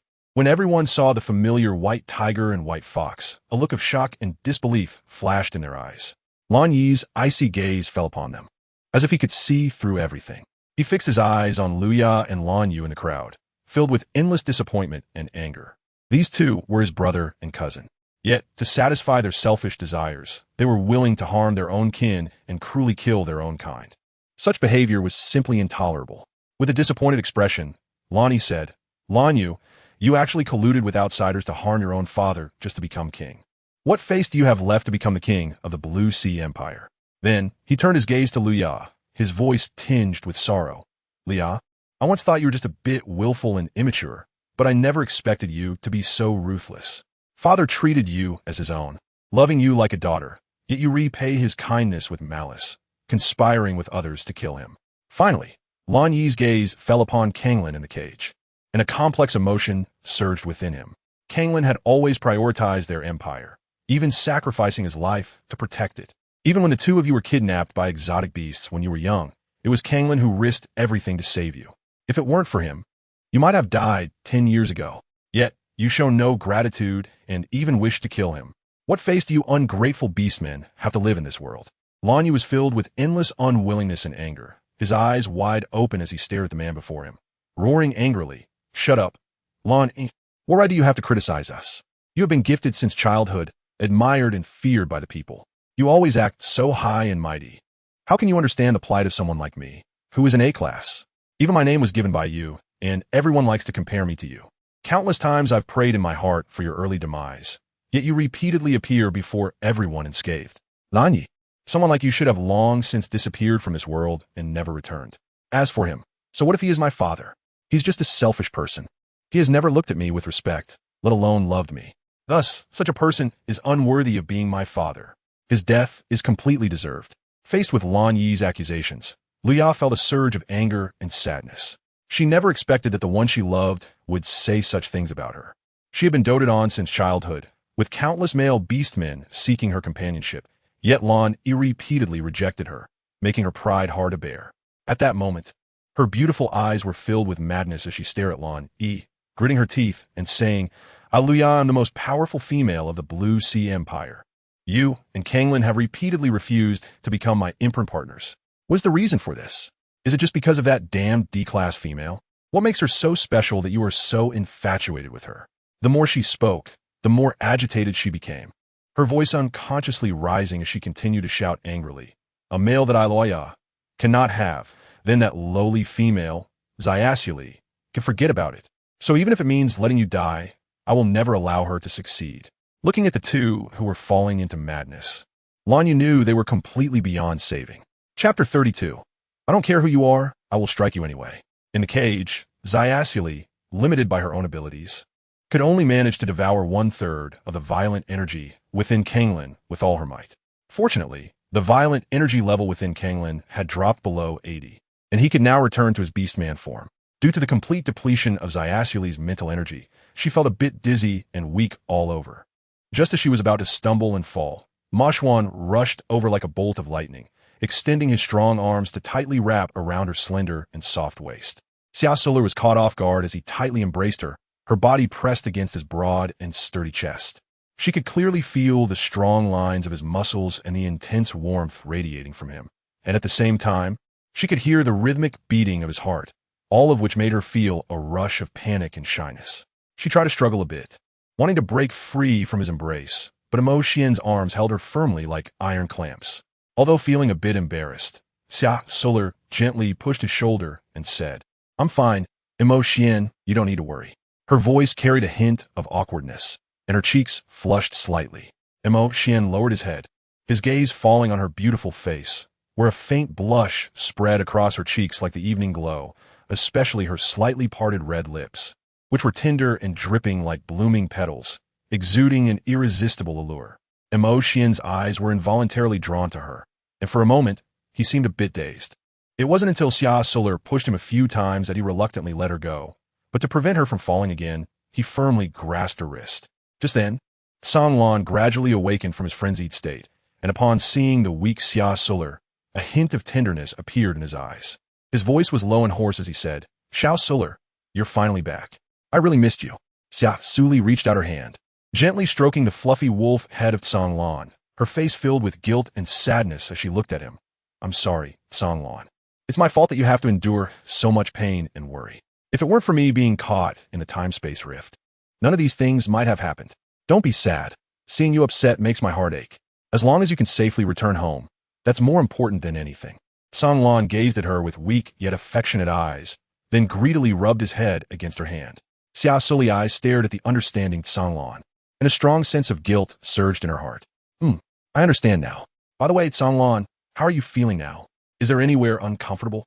she asked with concern, her eyes revealing deep self-blame and worry. Songlan gently shook his head. "Don't worry, Xia Suli, I'm much better now." Hearing him say this, Xia Suli let out a slight sigh of relief, but her inner guilt did not diminish at all. "That's good," she murmured to herself, as if comforting herself. Suddenly, she remembered Lan Yi and Zhe Ming outside. They might still be anxiously waiting for news about Songlan's recovery.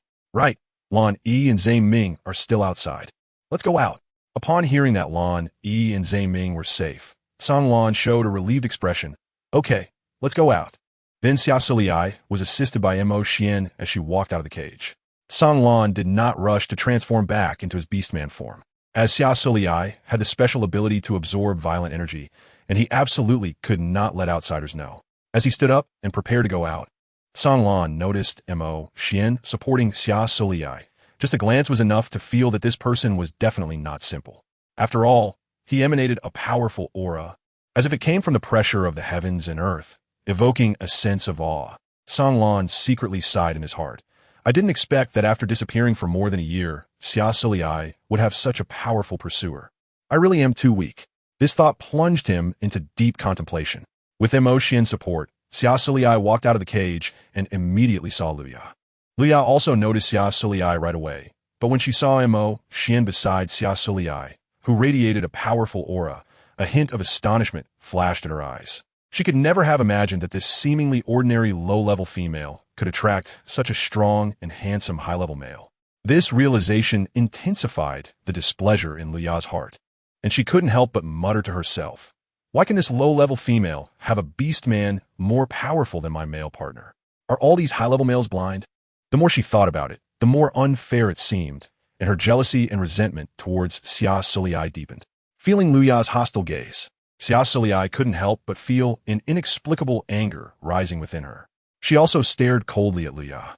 But thinking about how Luya had cruelly tortured Songlan just because he refused to be her male partner filled her with rage. She knew very well that the male beastmen here had strict regulations. They could never harm female beastmen, which was just right for Xia Suli to seek justice for Songlan. So, she broke free from Xian's hand and quickly walked towards Luya. Standing in front of Luya, Xia Suli raised her hand and without hesitation slapped her several times. Each slap carried the anger and dissatisfaction deep within Xia Suli. As she slapped her, she loudly said, "This first slap is for teaching you, the ungrateful one, on behalf of Songlan. He saved your life. Yet you repay kindness with malice, so you deserve to die." Then, Xia Suli raised her hand again and gave Luya a second slap. "This second slap is for teaching you on behalf of Lan Yi. You harm your own kin. You are simply insane." After saying this, she raised her hand once more and gave Luya a third slap, sternly declaring, "This last slap is because I personally detest females like you." As these three loud slaps fell, the atmosphere around them instantly became tense. Luya was stunned by the slaps. Her eyes widened in shock as she stared at Xia Suli. Meanwhile, the surrounding guards began to whisper among themselves. shocked by the scene unfolding before them. Once she regained her senses, Luya, filled with anger and humiliation, shouted, Xia Suli, I am a queen of the Blue Sea Empire, an S-level high-level female. How dare you hit me? Xia Suli looked at her with icy eyes, showing no signs of fear, and spoke firmly. I don't care who you are, I will fight regardless. Kanglin and Lanyu are my family, and anyone who bullies my people is unacceptable. Watching her so resolutely defend her male orc, all the orcs present couldn't help but be moved. They looked at Lanyu and Kanglin with envious eyes, secretly lamenting how lucky they were to have such a brave and determined female as a partner. Even Luya's male partner cast an appreciative glance at Xia Suli. They had originally thought that with Luya being the queen and possessing S-level strength, no one would dare to challenge her. Unexpectedly, this seemingly delicate and petite female had such great courage to face a stronger female head-on, which earned her respect from them. Chapter 33. Chaos at the scene. In the midst of the orc crowd, a rather unremarkable male orc, who looked extremely ordinary, was currently gazing thoughtfully at Xia Suli with his elongated, sharp eyes. He never expected to encounter such a special little female here. Her unique temperament and stunning beauty were indeed captivating. It seemed that this trip was not in vain. The corners of his mouth subtly lifted, but he quickly returned to a neutral expression. However, beneath his seemingly calm exterior, a meticulously planned conspiracy was quietly brewing. Luya, feeling aggrieved, threw herself into a male orc's arms. Coulter, she hit me. As my male partner and the father of my child, you must stand up for me. Coulter looked at Luya in his arms and tightened his hold around her waist with his large hand. Don't worry, Yaya. I will stand up for you. He then turned his serious gaze towards Xia Suli. Little female, I am the highest commander of the Blue Sea Empire. Given that you assaulted my wife, we will be taking you into custody.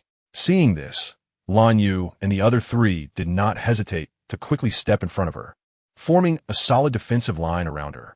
Xia Suli looked at the four people standing firmly in front of her, determined to protect her, and a warm feeling surged from the bottom of her heart. She had never thought that the feeling of being protected by others could be so beautiful and warm. At the same time, Carter was warily staring at Lon, E, and the others, his eyes revealing obvious vigilance. He was very clear that if a conflict really broke out between the two sides, their current strength was completely unable to compete with Lon, E, and his group. However, thinking of the fact that although his strength was not as good as theirs, he was still the highest commander here, an inexplicable confidence surged in his heart. He sneered and said to Lon E, do you still think you're that glorious Prince Lon E and the highest commander from a year ago? The current you is just an ordinary orc. What qualifications do you have to compare with me? After saying this, he proudly opened his holographic computer and quickly started operating it. After completing a series of actions, he looked up at Lon E and the others with a smug expression, his eyes flashing with self-satisfaction. Since you are so stubborn and insist on opposing the Empire, just wait for my 100,000 troops to arrive. I want to see how arrogant you can be then. Lan Yi's mouth curled into a cold smile, his gaze indifferent as he stared at Carter, as if looking at a clown. All right, we'll wait and see. I want to see what tricks you can pull. Meanwhile, Zhe Ming slightly raised the corner of his mouth, a glint of mischievous smile in his eyes. His voice carried a hint of mockery as he teased. Lan, since they are so eager for a fight with us, why don't we play along with them? After all, it has been a long time since we showcased our strength together. Why not have a little competition? Let us see who could defeat more enemies. Sang Lan nodded in agreement. That's exactly what I was thinking. I just recovered and feel that all my muscles are a bit stiff and uncomfortable. This is a good opportunity to stretch my muscles and practice on them. After speaking, a strong desire for battle revealed in his eyes. Lan Yu looked at Lan Yi with disdain, sneering, "Humph. My dear big brother, even if your strength is extraordinary, do you really think you can win against this 100,000 fierce troops? You should know that Carter is now the highest commander, in control of all the warriors and generals of the Empire. You are openly defying orders. It's simply seeking death. I suggest you surrender early and apologize to Luya. Maybe you can suffer less." Luya raised her proud head high, her face full of arrogance and pride. Lan Yu, why do you care about his business? Since they are unwilling to see their females being captured and openly resist the highest commander, then they should taste the bitterness. After saying this, she did not forget to cast a provocative glance at Lan Yi and the others. 10 minutes later, the outside of the prison square was packed with densely packed soldiers, holding various weapons, their expressions solemn and tense. The leading commander walked steadily to Carter, his face showing a hint of awe and respect. "Commander, I have brought the 100,000 troops here. Please give instructions. Who dares to openly provoke our empire's laws?" Carter slightly raised his head, scanning over the commander, and nodded. "Commander, and there's no need to panic. It's just a few jumping clowns. I believe you can easily quell this farce." Hearing Carter's words, the commander was quite puzzled. If it was really just a few clowns, why call for 100,000 troops? Although in doubt, he still straightened his body and replied loudly, "Rest assured, Commander, I will do my utmost to defend the dignity and glory of the Empire." After speaking, he turned to the soldiers behind him and shouted, "Brothers, listen up. Follow me to teach those ignorant guys a lesson." The soldiers responded in unison and prepared for battle. Lan Yi and the others instantly transformed into giant beasts, directly attacking Carter. This sudden attack caught Carter and his group off guard, causing them to retreat in a flurry. Luya screamed in fear and ran around. "You are my male partners. Quickly stop them and protect me. I'm the strongest female of the Empire. If I get hurt, you'll all go to jail." Hearing this, the male partners, although unhappy, still stepped forward to shield Luya. Unfortunately, they were no match for Lan Yi and the others and were quickly knocked to the ground. Lan Yu, knowing Lan Yi and the other's strength, was scared and had already fled behind the commander. The commander then took a good look at the giant beasts in front of him, and after seeing them, he was shocked. Isn't this Prince Lan Yi and Tsang Lan the Grand Marshal in beast form? How could they be here? Could it be that the rumors are false? And Prince Lan Yi is not dead? Grand Marshal Tsang Lan has not gone berserk either. Just as he was lost in thought, Lan Yi had already charged in front of him, and he had no time to think further, raising his weapon to defend. But after a few exchanges, he was defeated. Lan Yi looked at his former subordinate and did not want to fight them, but given the circumstances, he had no choice. After defeating the commander, Lan Yi and Tsang Lan charged toward Carter and Luya in the distance. Other soldiers, seeing this situation, surged forward like a tide to block him. But in front of him, they were like paper, completely unable to withstand a blow. Soon, chaos erupted at the scene, and Mo Xuanzi stood like a mountain beside Xia Suli, not leaving her side. Whenever an orc approached, they were sent flying like cannonballs by him. Chapter 34. Xia Suli is captured amidst this chaos. This ordinary-looking male partner suddenly had a strange smile on his face, revealing a cold and cunning grin, with a hint of malice flickering in his eyes. He slowly approached several soldiers, lowering his voice to quietly say a few words. After hearing him, the expressions of those soldiers instantly darkened, and they cast angry glances at Mo Xian. Then this orc repeated the same tactic and approached other soldiers, whispering to them as well. Soon, all the male orcs were incited, casting hostile glances at Mo Xian as if he were a heinous, unforgivable criminal. Immediately after, this group of enraged soldiers launched a fierce attack on Mo Xian without hesitation. They waved their weapons and charged at Mo Xian with great momentum. Each attack filled with endless hatred and fury. Mo Xian, facing this sudden change, could not help but furrow his brows. He held Xia Suli tightly, dodging one fierce attack after another. Watching their behavior, Mo Xian was filled with confusion and incomprehension. He simply could not understand what had caused these orcs to be so furious that they would launch such a fierce assault on him. The soldiers were furious because they were informed by the ordinary-looking orc that Mo Xian was the mastermind behind the uprising. Even worse, Mo Xian had taken that weak little female hostage. These young male orcs had been raised with the mission of protecting females, so seeing a female being taken hostage was something they could not tolerate. One by one, they charged at Mo Xian like madmen, attacking without regard for their safety. However, Mo Xian was not yet proficient in using his orc form to launch a counterattack. Faced with these aggressive and ferocious male orcs, the only thing he could do was to do his utmost to dodge and defend against attacks coming from all directions while ensuring that the little female, Xia Suli, in his arms remained unharmed. To make matters worse, Lan Yi and the others forbade him from using lethal force against these male orcs, which undoubtedly put Mo Xian in a dilemma and made his situation exceptionally difficult to handle. Xia Suli sensed Mo Xian's anxiety and unease. She understandingly said, "Mo Xian, let me go. After all, I am a female. They shouldn't harm me easily. But you are different. They will attack you without mercy. With me by your side, you have almost no power to fight back. It's better to put me aside first, and after you defeat them, come back to get me." After hearing this, Mo Xian felt that the suggestion made a lot of sense.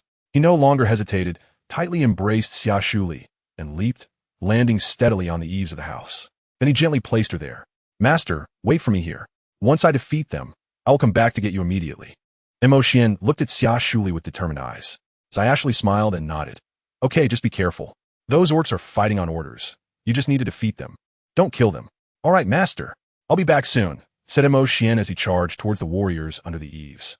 With no worries on his mind, Mo Xian's attacks were simple and brutal, and the orcs didn't even have time to react before being knocked to the ground. He moved through the crowd like a ghost, and wherever he went, the orcs fell one after another. The orcs were shocked by what they saw. They never expected that this seemingly powerless orc had such immense strength. Some orcs began to retreat, realizing they were no match for Mo Xian. However, there were still some orcs unwilling to give up. They believed that as long as they worked together, they could defeat Mo Xian. Yet, Mo Xian didn't give them a chance at all. He flickered and attacked again, this time with even more ferocity, sending the remaining orcs flying. While all the orcs were caught in a chaotic battle, a ghostly figure was quietly approaching her. Xia Suli felt weak due to saving Song Lan, which allowed her to sense danger. Before she could react, a strange fragrance suddenly wafted towards her, causing her to feel dizzy and her vision to go black as her body involuntarily tilted backward. Her master, Mo Xian, shouted urgently. Since he had been glancing back at Xia Suli's situation, when he noticed this scene, he immediately turned around and rushed back. However, just as he fell to the ground, the beastman at that critical moment rushed forward and tightly hugged his legs, preventing him from pursuing Xia Suli any further. Get away! Mo Xian roared in fury, his powerful force sending the surrounding beastmen flying. Nevertheless, he was still a step too late. The shadow had swiftly picked up Xia Suli and boarded a black flying ship. Just as the cabin door was about to close, Lan Yi and the others suddenly heard Mo Xian's furious roar. This unexpected sound made everyone stop their actions and look towards the source of the voice. They saw that the seemingly ordinary male beastman was tightly holding the unconscious Xia Suli and Luya in each arm. Seeing this shocking scene, Lan Yi, Song Lan, and Zhe Ming were all dumbfounded, their eyes widening as they shouted towards Xia Suli's direction. Xiao Liya, Xiao Suli, Liya. However, as they desperately rushed towards the black flying ship, the cabin door had already closed mercilessly. Just as Mo Xian's hand touched the cabin door, the flying ship shot upwards like lightning, racing into the high sky. No! Mo Xian's eyes turned crimson as he roared towards the sky, transforming into a fierce two-winged dragon beast form, relentlessly pursuing the rapidly departing flying ship. At that moment, Lan Yi and the others were crashing into the other beastmen around them, their faces filled with anger. Damn it! Zhe Ming was the first to regain his senses, anxiously shouting at Lan Yi, quickly take out the Xingyu ship and chase after them. Hearing Zhe Ming shout, Lan Yi immediately reacted and quickly retrieved the Xingyu ship. The three hurriedly boarded the ship and sped towards the direction where Xia Suli and Mo Xian had left. The ship flew rapidly through the air, while the black flying ship gleamed like a shooting star across the sky, with Mo Xian closely following behind. On the ship, Lan Yi and the others quickly piloted it in pursuit, silently praying that they would catch up with Xia Suli. The seemingly ordinary male beastman on the flying ship looked at the relentless Mo Xian with a hint of disdain and mockery on his face, scoffing, "What a fool, daring to chase my ship alone."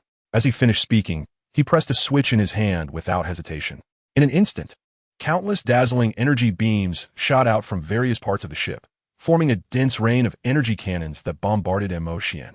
Faced with such a fierce attack, Mo Xian did not retreat or evade. Instead, he gritted his teeth and charged forward with all his strength. His only belief was to catch up to Xia Suli. Although he managed to dodge some of the energy cannons, many still hit his body, but he did not stop.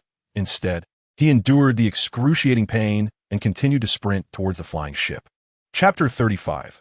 Searching for the missing Xia Suli, the seemingly ordinary male beastman had not expected that Mo Xian's beast form would be so peculiar, and his skin so tough.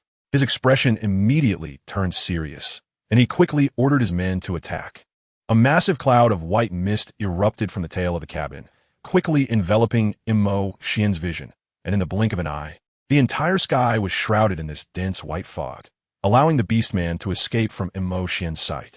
Losing track of Xia Suli, Mo Xian's eyes filled with sadness and self-blame. An anger surged within him, and he spat out a mouthful of blood, staining the sky before him red. When Lan, Yi, and the others arrive at the last known location of Xia Suli's light brain, they were met with a heartbreaking sight. Xian stood there in a daze, his eyes hollow, as if he had lost his soul, his massive body trembling slightly as if he would fall at any moment.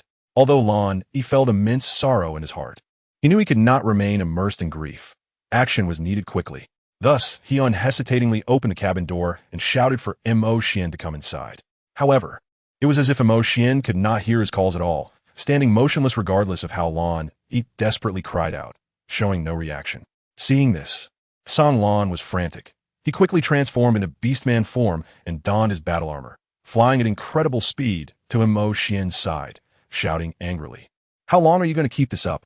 What good is it to wallow in pointless sadness and self-blame here? Do you think you can traverse the universe by yourself? You're just wasting everyone's precious time." Then, San Lan spoke sternly. "If you don't get into the ship and go with us, you might as well give up. If you don't want Xia Suli to fall into a more dangerous situation, come back to the ship with me immediately, and we will find her together." With that, San Lan turned and flew back into the ship without looking back. Xian was awakened by San Lan's words and gradually regained his sanity. He silently transformed into beastman form and walked into the ship with heavy steps.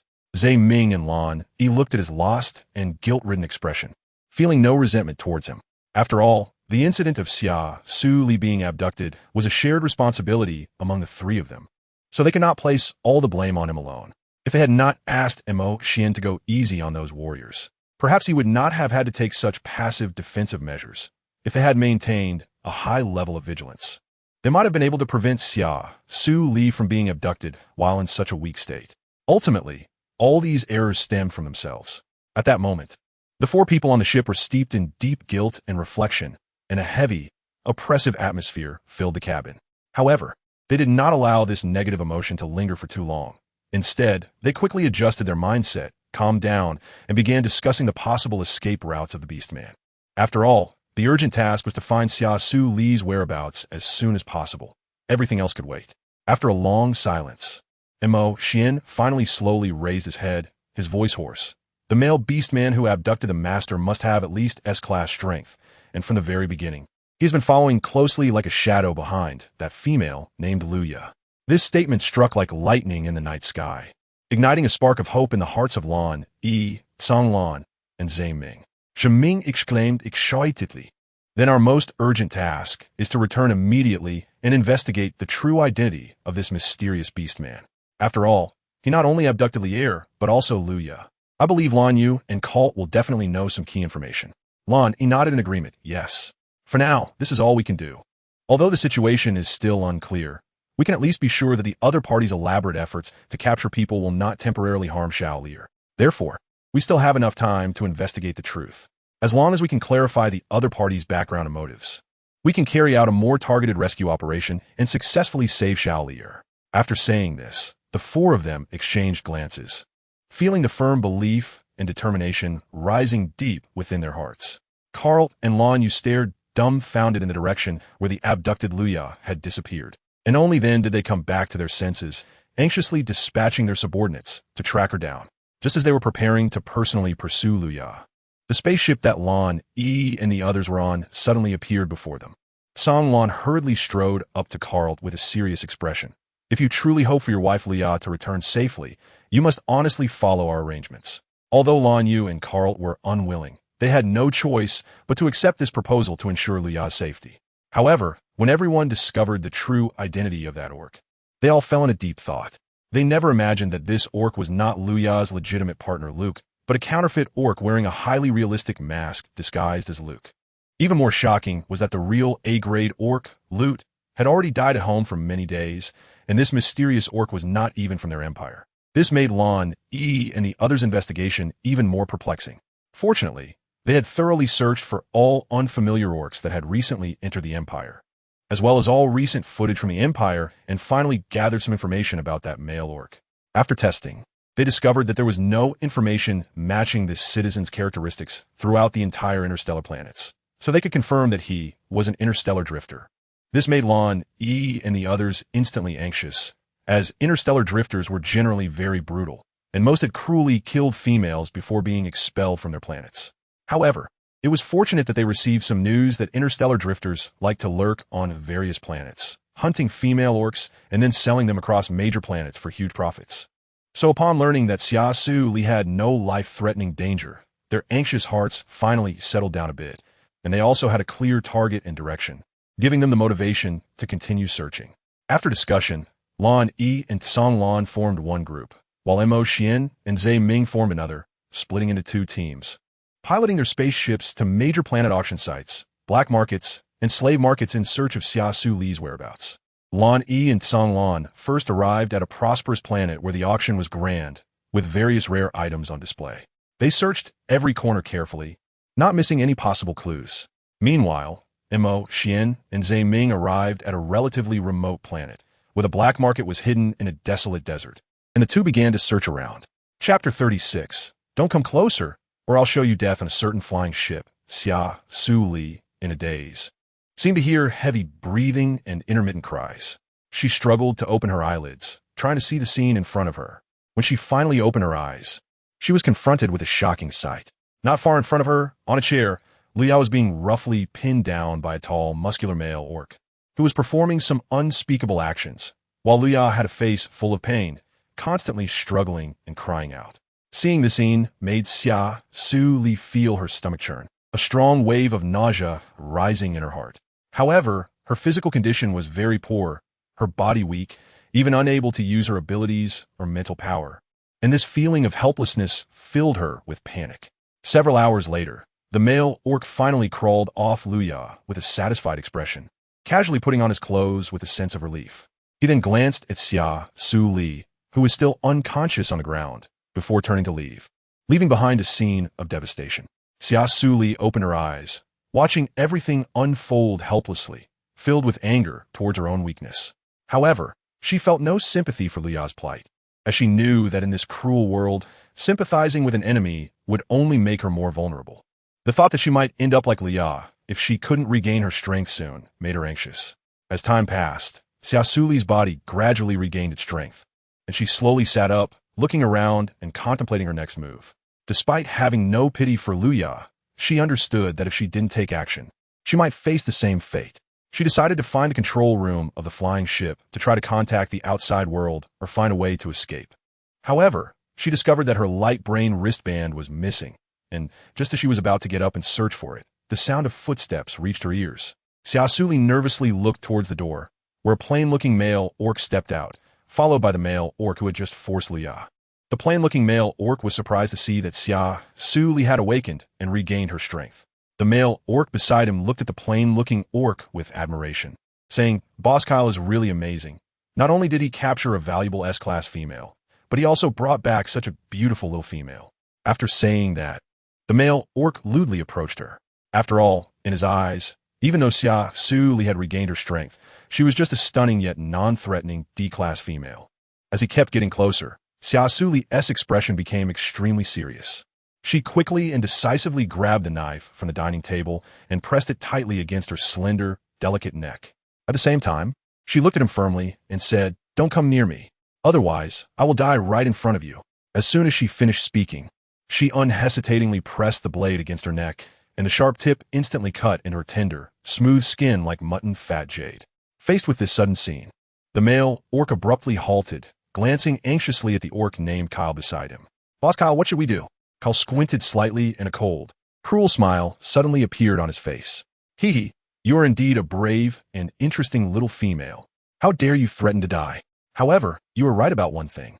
A beautiful and interesting female like you makes it hard for me, Kyle Raid, to watch you die." His voice revealed a chilling coldness and ruthlessness. "What do you want? And aren't you supposed to be Luya's male partner? Why are you harming your female partner? And why did you capture me?" Xia Suli questioned. Kyle Raid looked at her with keen interest, his gaze revealing curiosity and appreciation. TSK, I didn't expect you to be so observant.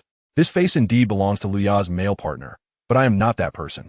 After saying this, he reached out and easily pulled off the realistic mask on his face, tossing it casually to the ground.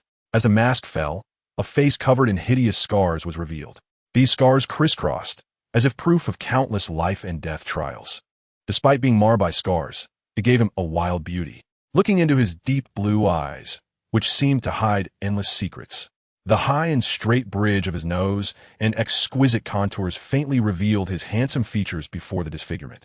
At the same time, it also emitted an extremely dangerous aura, undoubtedly a powerful and fearsome presence. Seeing that Xia Suli was not frightened and even showed a look of disdain, Kyle Raid was taken aback. He had expected her to be terrified like other females when she saw his true face, but she was not. Instead, she scrutinized him carefully. This discovery sparked even greater interest in her. She was the first female to dare to look him in the eye, a stark contrast to the disgust and fear shown by other females. He couldn't help but want to get closer to her, to explore what made her so unique and different. However, as he took a step forward, Xia Suli's command stopped him in his tracks. "Don't come closer, or I really will die in front of you." As she spoke, the knife ruthlessly cut across her fair, delicate skin, and blood oozed out. Kyle Raid's footsteps came to a halt. He clearly realized that this little female was not joking. She would truly commit suicide. His eyes sparkled with ecstatic delight because he understood that a unique female like her was rare, and he could not bear to let her die so easily. Seeing that he no longer approached her, Xia Suli couldn't help but breathe a sigh of relief. At that moment, Xia, who had been unconscious in the corner, gradually began to wake up. When she saw Kyle Raid's true face, she was horrified, retreating repeatedly while screaming at a high pitch. "Ah, monster!" However, when Kyle Raid heard Xia say this, he did not get angry. Instead, he began to laugh hysterically as if he had been greatly stimulated. "Ha ha, did you see that, little female? This is the reaction a real female should have. Aren't you afraid of my face?" Xia Suli silently watched his crazy actions, her brows tightly furrowed. But she remained silent. She knew very well that she absolutely could not provoke this madman in front of her, who had already lost his reason. Seeing that Xia Suli neither spoke nor showed any signs of fear, Kyle Raid suddenly strode forward and tightly embraced Xia in his arms. Xia, who was held in his embrace, began to struggle desperately and cried out louder and louder. "Let go of me, you disgusting, ugly monster. I am the strongest female. What right do you, a filthy and lowly male, have to treat me like this? Let go of me!" Xia shouted hoarsely while trying her best to break free from Kyle Raid's grip. Unfortunately, her struggles and curses were in vain, instead only provoking Kyle Raid further. Chapter 37. The Brutal Kyle Raid. Xia Suli watched in horror as Xia provocatively taunted that madman, unable to help but break into a cold sweat for her. The male orc behind Kyle Raid, upon hearing Xia insult his boss so recklessly, showed a look of fear, his massive body trembling involuntarily. As expected, a glimmer of anger and killing intent flashed in Kyle's eyes. Without hesitation, he forcefully pushed Xia down and then raised his foot to stomp heavily on her stomach. Xia let out a blood-curdling scream, her body twisting in extreme pain, blood gushing from beneath her and instantly staining the entire floor, creating a shocking sea of blood. She curled up, clutching her stomach tightly, tears streaming down her face, filled with anguish, murmuring, "No, my child." However, in his madness, Kyle seemed oblivious, showing no intention of stopping. His anger had not subsided as he continued to kick Xia fiercely, each kick laden with endless hatred. It was only when Xia completely lost consciousness, collapsing into a pool of crimson blood, that he gradually ceased his actions. Xia Suli could no longer bear it and bent over, vomiting uncontrollably. The behavior of this male orc was simply appalling, reaching a level of madness. After venting, Kyle gradually regained his senses, but when he saw Xia lying in the blood, he couldn't help but frown in frustration, muttering to himself, "Sigh. How did I lose control again? I can't let her die. She's an S-class female and can earn a lot of star coins. Enough for us to squander for half a lifetime." The male orc beside him glanced at Xia and then joked, "It's okay, boss, she's still alive."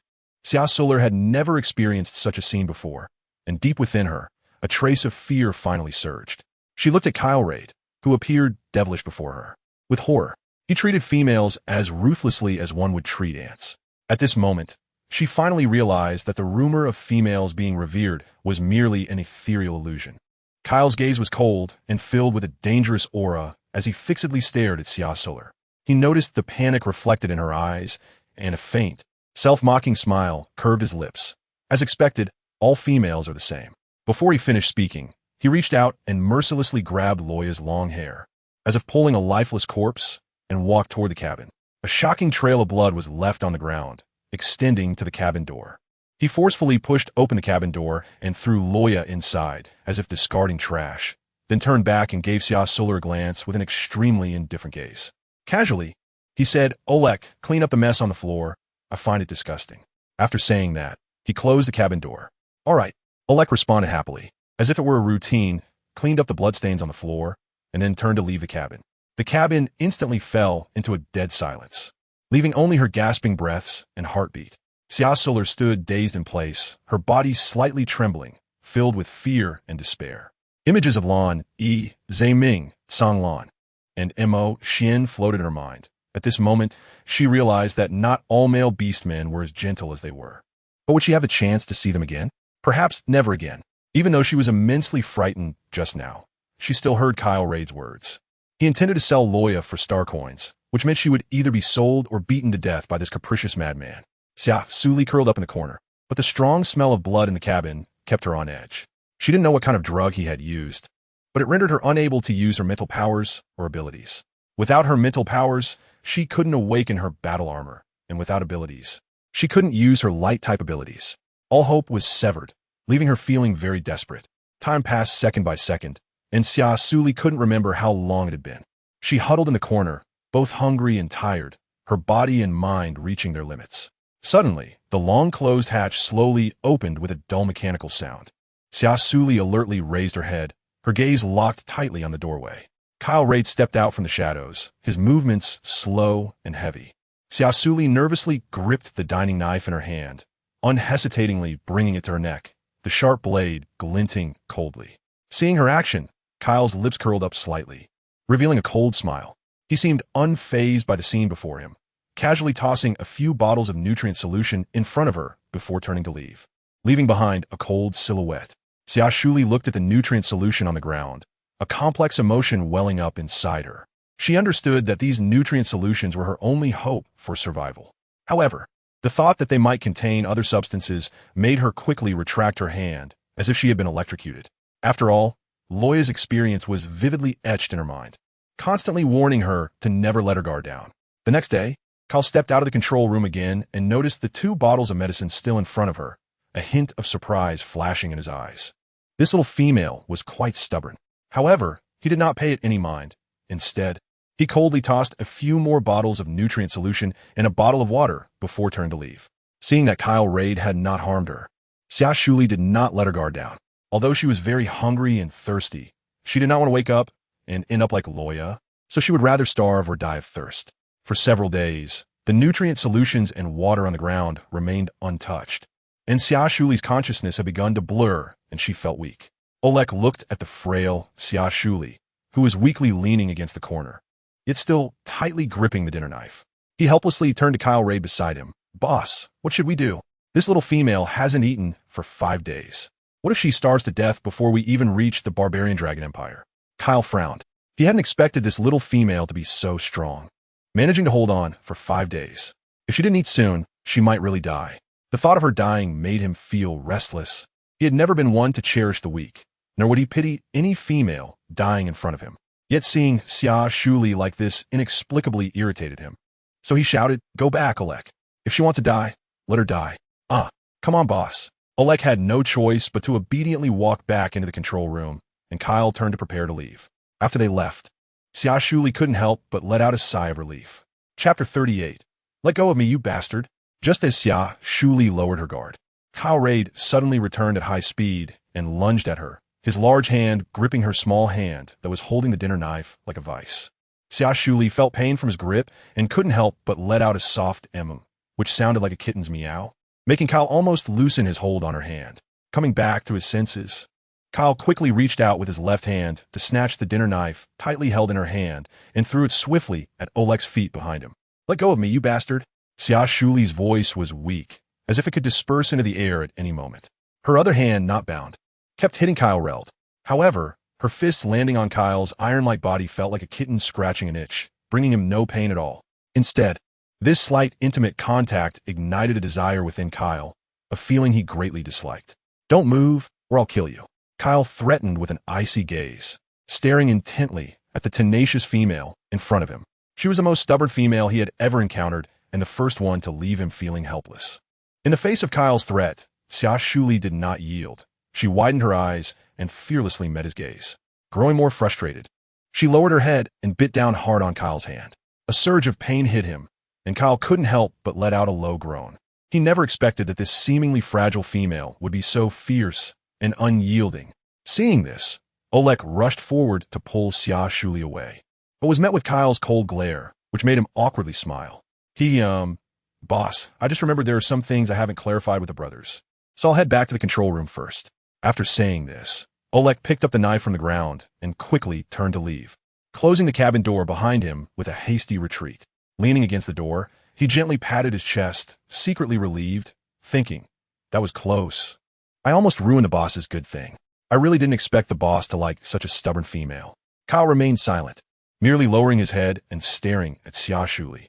At this moment, Xia Suli was extremely hungry and close to fainting, yet she still held onto his hand tightly. After biting for a long time, Xia Suli suddenly felt a wave of dizziness wash over her. She feared she could no longer hold on and involuntarily released her grip. Upon seeing Kyle Reld's hand bleeding with bite marks, a hint of satisfaction arose in her heart. Even though she might face death next, she felt a bit relieved. After 5 days without sleep, water, or food, Xia Suli's body became extremely weak, and she ultimately could no longer hold on, closing her eyes and falling backward. Seeing this, Kyle quickly pulled her hand with force, bringing her back into his embrace. Xia Suli's soft body fell heavily into his arms, as if she had lost all her strength. He looked down at Xia Suli in his embrace and saw her beautiful little face was devoid of color, pale to the point of being heartbreaking, as if she might leave at any moment. Damn it, Kyle couldn't help but curse. He then picked up the nutrient solution beside him, roughly pinched her mouth at both sides, and poured it directly into her slightly open mouth. He was definitely not saving her out of kindness. He just didn't want her to die on a spaceship, and dying meant he couldn't sell her, which would affect his earnings in star coins. This was absolutely the case. Kyle thought to himself. After feeding her several bottles of nutrient solution, Kyle placed her on the ground and prepared to get up and leave. However, as he stood up and looked at the small figure lying on the ground, he found himself unable to move his feet. This unusual behavior made Kyle clench his fists in anger and then smash them heavily against the wall. A loud bang echoed through the control room, startling Oleg, who hurriedly opened the hatch and shouted anxiously, "What's wrong, boss? Did the ship hit an asteroid?" Kyle turned to stare at him with an extremely cold gaze, as if his eyes could pierce through, and his voice was as cold as 1,000-year-old ice. "Get her to the medical bay immediately. Remember, you absolutely must not touch her. She is not some lowly female." "All right, boss." Faced with such a cold Kyle, Oleg was already scared pale and cautiously walked over. When he carefully approached Xia Suli and bent down to pick her up, Kyle suddenly changed his mind without warning. In a flash, Kyle bent down, picked up Xia Suli, and turned to leave without even casting a glance at Oleg. Oleg's hands were still suspended in midair, and he stood there dumbfounded, a look of confusion on his face. He really couldn't understand why Kyle would suddenly change his mind. Could it be that there was some hidden reason behind this? Or did he have some special feelings for Xia Suli? Countless questions surged in his mind, but Oleg had no way of knowing the answers. Kyle completely ignored his bewildered gaze and focused intently on carefully placing Xia Suli in the medical bay. At that moment, just a wall away from them, another female, Leah, was lying there. At this moment, Leah was watching everything through the transparent glass cover of the medical ship. When she saw Kyle Haird holding Xia Suli with such careful tenderness, a flash of shock and anger crossed her eyes. Leah couldn't understand why this brutal and ruthless orc was so cruel to her, but showed such meticulous care and protection for Xia Suli. Clearly, she was the rare high-class female. Yet he treated Xia Suli, an inferior female, better than he did her. This extreme disparity in treatment stirred a storm of emotions within Leah. Her eyes became mad and fierce, as if she wanted to devour the whole world. She could not accept such cruel discrimination, and the fire of anger blazed in her heart. Leah secretly vowed that she would make all the male orcs see that she, Leah, was the female who deserved attention and importance. And Xia Suli had to die. All the misfortune stemmed from her. If it weren't for Xia Suli's existence, how could she have been captured and subjected to this inhumane torture? How could she have lost her child? Leah actually blamed Xia Suli for losing her child, while the unconscious Xia Suli remained completely unaware of all this. Chapter 39. With such little skill, you dare to escape? Oleg looked at Xia Suli in the medical bay. his face full of confusion as he turned to Kyle. Boss, why hasn't this little female woken up yet? Is she going to die? No. If she were really going to die, her vital signs would show problems, but her indicators are all normal. So why has she been in a coma for 10 days and still hasn't woken up? Hearing Oleg's incessant chatter, Kyle felt restless. He was already agitated by Xia Suli's continued unconsciousness, causing his violent energy levels to nearly break through 80. If he hadn't used suppressants to control the raging energy within him, he would have likely fallen into a berserk state by now. Thus, he shot Oleg an annoyed glare, his scarred face showing a hint of displeasure, and his eyes were frighteningly cold. Oleg, seeing this, quickly covered his mouth with his hand, no longer daring to speak. Days passed, and finally, on the 20th day of her coma, Xia Suli slowly opened her eyes. As soon as she opened her eyes, she found herself in a familiar environment, the medical bay. She was a bit panicked and hurriedly looked down to check her physical condition. After confirming that there were no abnormalities, she felt slightly relieved. Then she noticed that her mental power and light-type abilities had also recovered, and Xia Suli showed a joyful expression, unexpectedly turning misfortune into fortune.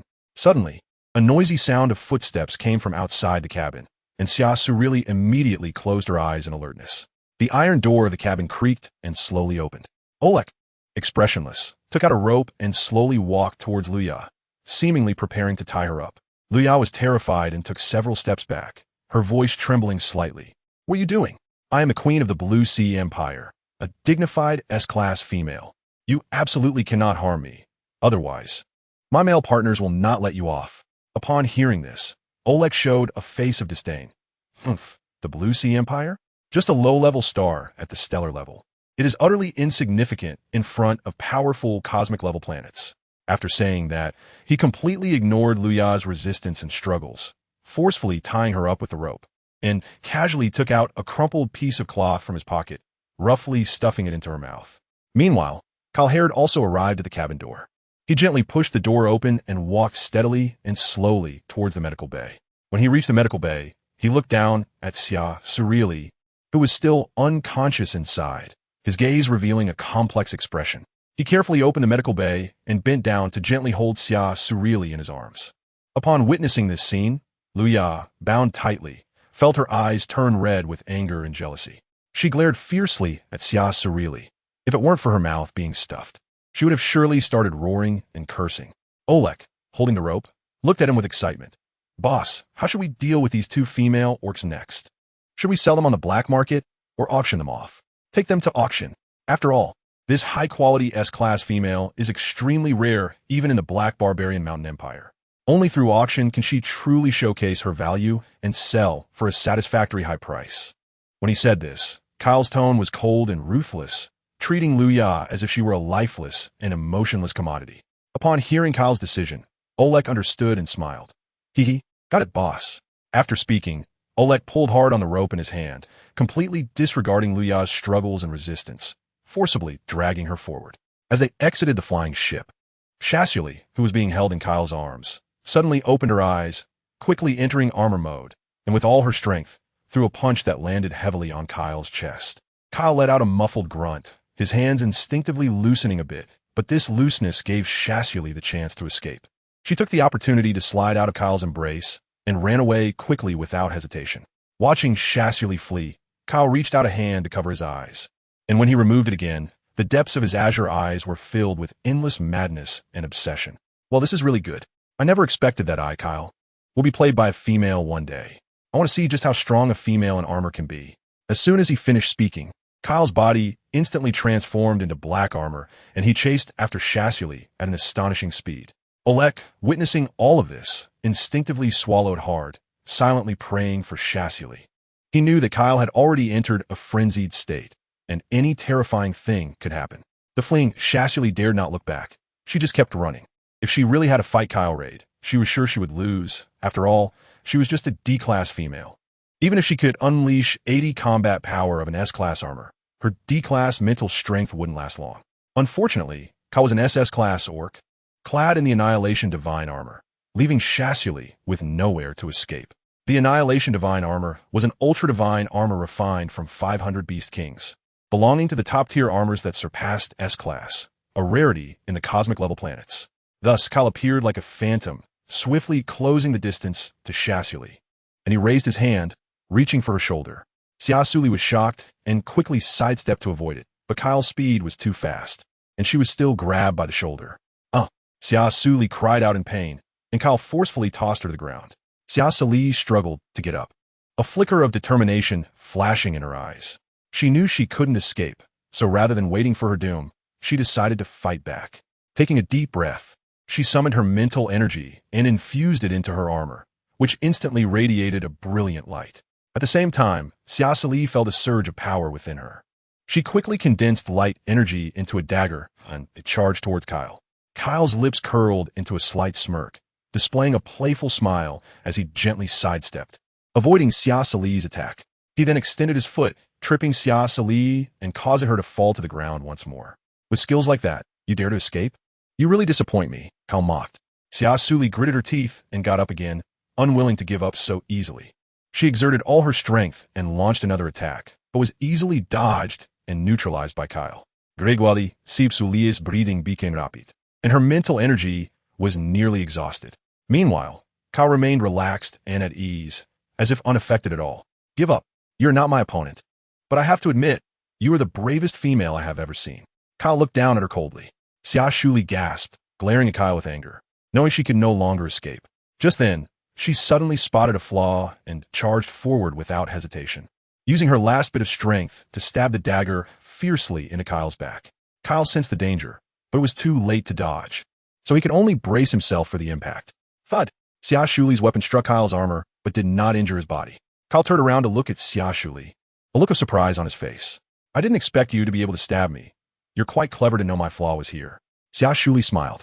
Although she knew that this blow didn't cause much damage to Kyle, it at least proved that she wasn't completely defenseless. I won't give up, Xia Suli said firmly. Kyle looked at her, a glimmer of admiration and madness flashing in his eyes. Good, little female. Since that's the case, I'll play with you and let you know the difference between female and male beastmen. After saying that, Kyle launched another attack. Xia Suli gritted her teeth and held tightly onto the dagger in her hand, bracing for Kyle's attack. Chapter 40, Don't move, or else continue. Xia Suli could only struggle to defend herself under Kyle's frenzied attacks, and ultimately fell defeated. She stared at the man before her, fully convinced that Kyle Raid was even more powerful than the SS-ranked Lon E. His offensive was fierce and swift, as if such extraordinary skills could only be honed through countless life-and-death battles. Kyle leaned down, gripping Xia Suli's chin tightly, with such force that it felt as if he could crush her fragile bones, forcing her to look up and meet his gaze. His eyes were indifferent and icy, staring expressionlessly at Xia Suli. A mere D-ranked female had the audacity to challenge an SS-ranked male. I must say, your courage is commendable, but unfortunately, this behavior is utterly foolish. I advise you to abandon any thoughts of escape. Otherwise, I will not hesitate to cripple your insignificant mental power. Kyle's voice was cold and threatening, sending chills down one's spine. After speaking, without any hesitation, Kyle threw Xia Suli over his shoulder and turned to leave with large strides. Xia Suli struggled continuously on his shoulder, trying to break free from his restraints, but her strength was insignificant compared to Kyle's. Let go of me, you bastard. You coward who only bullies those weaker than you. Why don't you challenge a real strong person? Xia Suli was filled with anger and dissatisfaction, expressing her protest with all her might. Kyle completely ignored her struggles and resistance, suddenly raising his large hand and slapping her perky buttocks hard, producing a crisp and loud slap. After the hit, Kyle did not forget to threaten, "Don't move around, or I'll hit you again." The slap caught Xia Suli off guard, and her face instantly showed a look of confusion and shock. It wasn't until a burning pain came from her buttocks that she snapped back to reality, feeling an overwhelming sense of shame and humiliation. You shameless. Xia Suli's cheeks flushed red, her eyes flashing with angry sparks. She had never experienced such humiliation in her life, and at that moment, her dissatisfaction and resentment towards Kyle had reached a peak. Kyle turned to look at her blushing face, a mocking cold smile curling at the corner of his mouth. In this world where the strong are respected, only the weak feel shame. You hate me, but what can you do to me? You can't even kill me. Xia Suli could only grit her teeth and glare at him fiercely, unable to refute his words. Since there was no way to escape, she might as well face reality. Kyle looked at her stubbornly, turning her head away, eyes closed in resignation. and a smile unexpectedly appeared at the corner of his mouth, one that he himself didn't even realize. Meanwhile, Oleg had been waiting in place for a long time. When he saw Kyle carrying Xia Suli back, a look of confusion appeared on his face, and he couldn't help but ask, "Boss, why did it take so long to catch a D-class female?" Kyle shot him a cold glance, and then, from somewhere, pulled out a black mask and put it on his face. Oleg rubbed his head awkwardly, like a child who had done something wrong, and said nothing more. Arriving at the largest slave market in the Black Barbarian Mountain Empire, countless male orcs, like hungry wolves, continuously scanned Xia Suli and Luya with lewd gazes, as if they wanted to strip them of their clothes. Just then, a short, plump male orc with an ordinary appearance leered at Xia Suli and said with a lewd smile, "Hee, brother, the female you're carrying on your shoulder is not bad. How much is she for sale?" "Get lost, not for sale." Kyle expressionlessly refused and continued towards the auction. Seeing this, the lewd orc quickly reached out to block him. "Hey, brother, don't be in such a hurry to refuse. I'm willing to offer 10 billion star coins for her. How about my sincerity?" The nearby orcs were shocked to hear he was willing to offer 10 billion star coins, and the noise instantly drowned the entire street. "What? 10 billion star coins? Is this guy crazy? I mean, this female has a nice figure and is stunningly beautiful, but she looks much weaker than the one tied up." "Exactly. The masked orc-s female is indeed beautiful, but she looks too delicate. Whether she can conceive is even a question. TSK, if I had 10 billion star coins, I would have bought 5 C-class females or 1 A-class high-ranking female by now. I really can't understand what he is thinking, spending such a high price on a pretty but weak little female. Haha, maybe this stunning little female has some special skills." A passerby revealed a lewd smile and began to size up Xia Suli. Seeing this, other orcs around also burst into laughter, mixed with various indecent comments. After all, this was the largest slave market in the Black Barbarian Mountain Empire, where countless orcs came every day, either to purchase their desired females or to sell the females they had. Of course, occasionally there were some male slave orcs for sale, but by comparison, females were clearly more popular in the market and easier to sell. Xia Suli looked at the orcs who were eyeing her hungrily, constantly sizing her up, as if she were a fish without any power to resist, left to be manipulated and slaughtered. The feeling of being scrutinized so wantonly made Xia Suli both shy and angry. Out of instinctive shame, she forced herself to bury her head deep into Kyle's broad, solid shoulder. Kyle's body stiffened momentarily at Xia Suli's sudden action. He quickly regained his composure and cast a cold gaze at the short, chubby orc, coldly uttering a single word, "Get lost." As this brief yet powerful word fell, Kyle exuded a chillingly powerful aura. The surrounding orcs involuntarily took a few steps back upon sensing this aura. After all, the refugees were not to be trifled with. Each of them had blood on their hands, to varying degrees, especially in the face of such a formidable Kyle. These orcs naturally did not dare to offend him lightly. The short, chubby orc could only curse quietly a few times before fleeing in disgrace. After all, when it came to life and death, he naturally chose to prioritize saving his own skin. Xia Suli felt that the gazes around her gradually diminished, so she slowly raised her head. When her eyes met Kyle's, she couldn't help but snort coldly and quickly turn her head away, no longer looking at him. She certainly didn't think that Kyle did this for her. After all, someone like him, a capricious and brutal trafficker, wouldn't have any sympathy. Kyle slightly squinted his eyes, his gaze falling on Xia Suli's proud little face, and his lips involuntarily curled into a faint smile. Oleg, who had been silently watching him, suddenly saw his boss smile and couldn't help but widen his eyes, as if he couldn't believe what was happening right in front of him. He had followed Kyle for so long and had never seen this cold and unyielding boss show such a gentle smile. It was truly unexpected. He was fortunate enough to witness Kyle's smile in his lifetime. Unfortunately, Xia Suli did not see it. If she had, she would have definitely cursed him for acting crazy again. After all, in her eyes, Kyle was just a madman and a big villain. Chapter 41. Stop talking nonsense. Get lost. When they arrived at the auction, staff members came over enthusiastically to greet them, clearly recognizing Kyle and the others. And it was not their first time auctioning female orcs. "Hello, esteemed guests. How can we assist you this time?" said a male orc staff member with a respectful demeanor. Oleg handed over the tightly bound Luya to him, then arrogantly said, "We want to auction 2 females. Do you still accept them?" After receiving Luya, the staff member noticed that she was not particularly stunning, but she looked quite good and appeared very healthy. Then his gaze shifted to Xia Suli on Kyle's shoulder, and he began to scrutinize her. When he saw her appearance clearly, a hint of astonishment flashed in his eyes, and he couldn't help but exclaim inwardly, "What a beautiful little female!" Although she looked small and delicate, her beauty was definitely the most enchanting he had ever seen. Curiously, the staff member asked, "Hello, esteemed guest, what levels are these two females?" "This one in my hand is S rank, and the female on my boss's shoulder is only D rank. But she's good looking," Oleg answered truthfully. When it came to levels, the bound Luya cast a proud glance at Xia Suli. Seeing Luya's expression, Xia Suli couldn't help but roll her eyes. Even after being sold, she was still comparing levels, truly a big smart aleck. S-rank female, the staff member looked completely shocked. Nearby orcs who had also come to auction slaves were equally astonished. "What? S-rank female? Where is she?" Everyone's gaze turned towards Xia Suli and the others. The staff member realized he had let something slip and quickly turned serious, looking at Oleg. "All right, esteemed guest, please follow me." He then led Kyle and the others towards the auction house's storage room. At the storage room door stood 4 strong orcs guarding the entrance.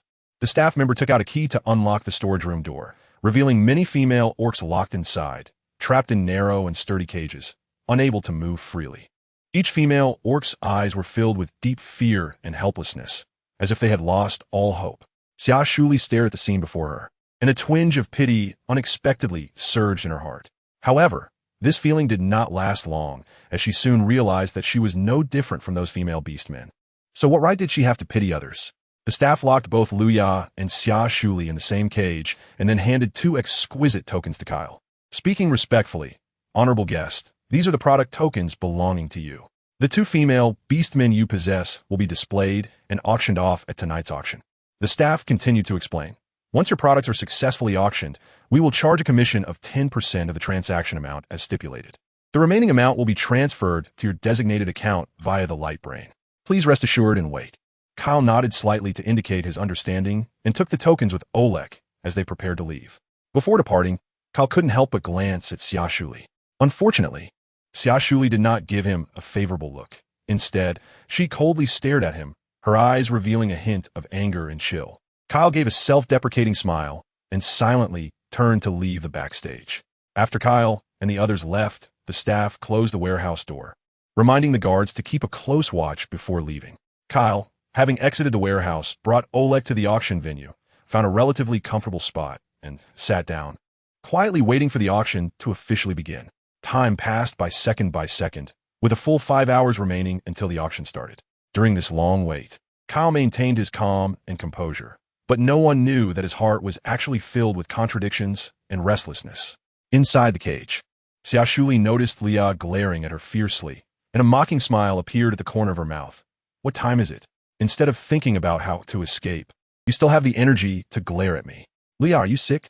Leah snorted coldly, her tone laced with disdain. "Humph, you're the one who's sick. With your D-rank lowly status, you think you can escape? Look around at these females. Which one is not a higher rank than you? Trying to run away is simply a pipe dream." Xia Suli ignored her and gripped the iron cage tightly with both hands, using all her strength to try to pry it open, but the cage remained completely unmoved. Seeing this, Leah let out a sharp laugh. "Haha, this is so funny. With your thin arms and legs, you think you can break open an iron cage? Do you really think that just because you're wearing armor, you can consider yourself a warrior?" Upon hearing the word armor, Xia Suli's eyes flashed with a hint of surprise, but it was quickly replaced by a wave of frustration. How could she forget that she had such a powerful piece of equipment? Without hesitation, Xia Suli activated the armor, and with a flash of light, her body was covered in a layer of hard black-purple metal. She gathered all her mental energy, concentrated it in her hands, and then forcefully pried open the incredibly strong iron cage. Just as the cage was opening, Xia Suli was overjoyed and prepared to step out when Luya suddenly let out a piercing scream. "Ah, someone, a female, is escaping." Xia Suli turned her head at the sound, looking at Luya with a face full of astonishment, her eyes revealing an expression of disbelief. "Are you crazy? We could escape together. Ha ha ha." In response to Xia Suli's question, Luya suddenly burst into wild laughter, her laughter filled with madness and despair. "Yes, I am crazy. Xia Suli, it's all because of you that I lost the child in my womb. It's all your fault. I am an S-class female. Anyone who can buy me must be either wealthy or powerful, so why would I risk my life to escape?" After saying this, Luya's laughter became even more piercing, as if she were venting all the pain and resentment in her heart. Seeing this, Xia Suli secretly thought it was bad. Without hesitation, she turned and ran towards the main door of the warehouse. After all, Luya had gone mad, but she didn't want to go crazy along with her. At this moment, the guards outside the warehouse heard the unusual noise coming from inside and quickly sprang into action, preparing to open the door and check the situation. However, just as they opened the door, they were ambushed. Xia Suli seized the opportunity and kicked them hard, sending them flying out. The guards didn't have time to react, and Xia Suli rushed out of the door like a whirlwind, speeding away into the distance. The guards who were kicked to the ground were bewildered and took a while to come to their senses. They immediately realized what had happened and shouted at the top of their lungs, "Quick, chase after her! A product has escaped." Xia Suli moved swiftly, like a slippery fish, weaving effortlessly through the crowded people. Relying on the route stored in her memory, she ran with all her might. Her only thought at this moment was to escape this place of chaos as quickly as possible. Chapter 42. Discovered to be a purebred female. Just then, the staff member who had been responsible for receiving Kyle and the others saw a petite figure rushing towards him. He quickly shouted this guest, running around in battle armor, is prohibited in the auction venue. Xia Suli didn't have time to heed his warning and directly executed a beautiful roundhouse kick, knocking the staff member to the ground. "Stop talking nonsense. Get out of my way," Xia Suli shouted angrily and continued to sprint forward. She knew that every second was crucial now. Any delay could mean being caught by the guard chasing behind her. Before Xia Suli had a chance to escape the auction house, a strong and powerful hand suddenly gripped her wrist tightly. She turned in shock to see a tall and imposing middle-aged orc holding her wrist, exuding a powerful aura. "Sir, please wait. Running is prohibited in the auction house. Please adhere to our auction regulations, or we will take forceful measures to capture you." The middle-aged orc's deep and serious voice echoed, carrying an undeniable authority. Xia Suli's heart trembled, but she quickly calmed down and forced herself to put on a composed expression. "I'm really sorry. Something happened at home.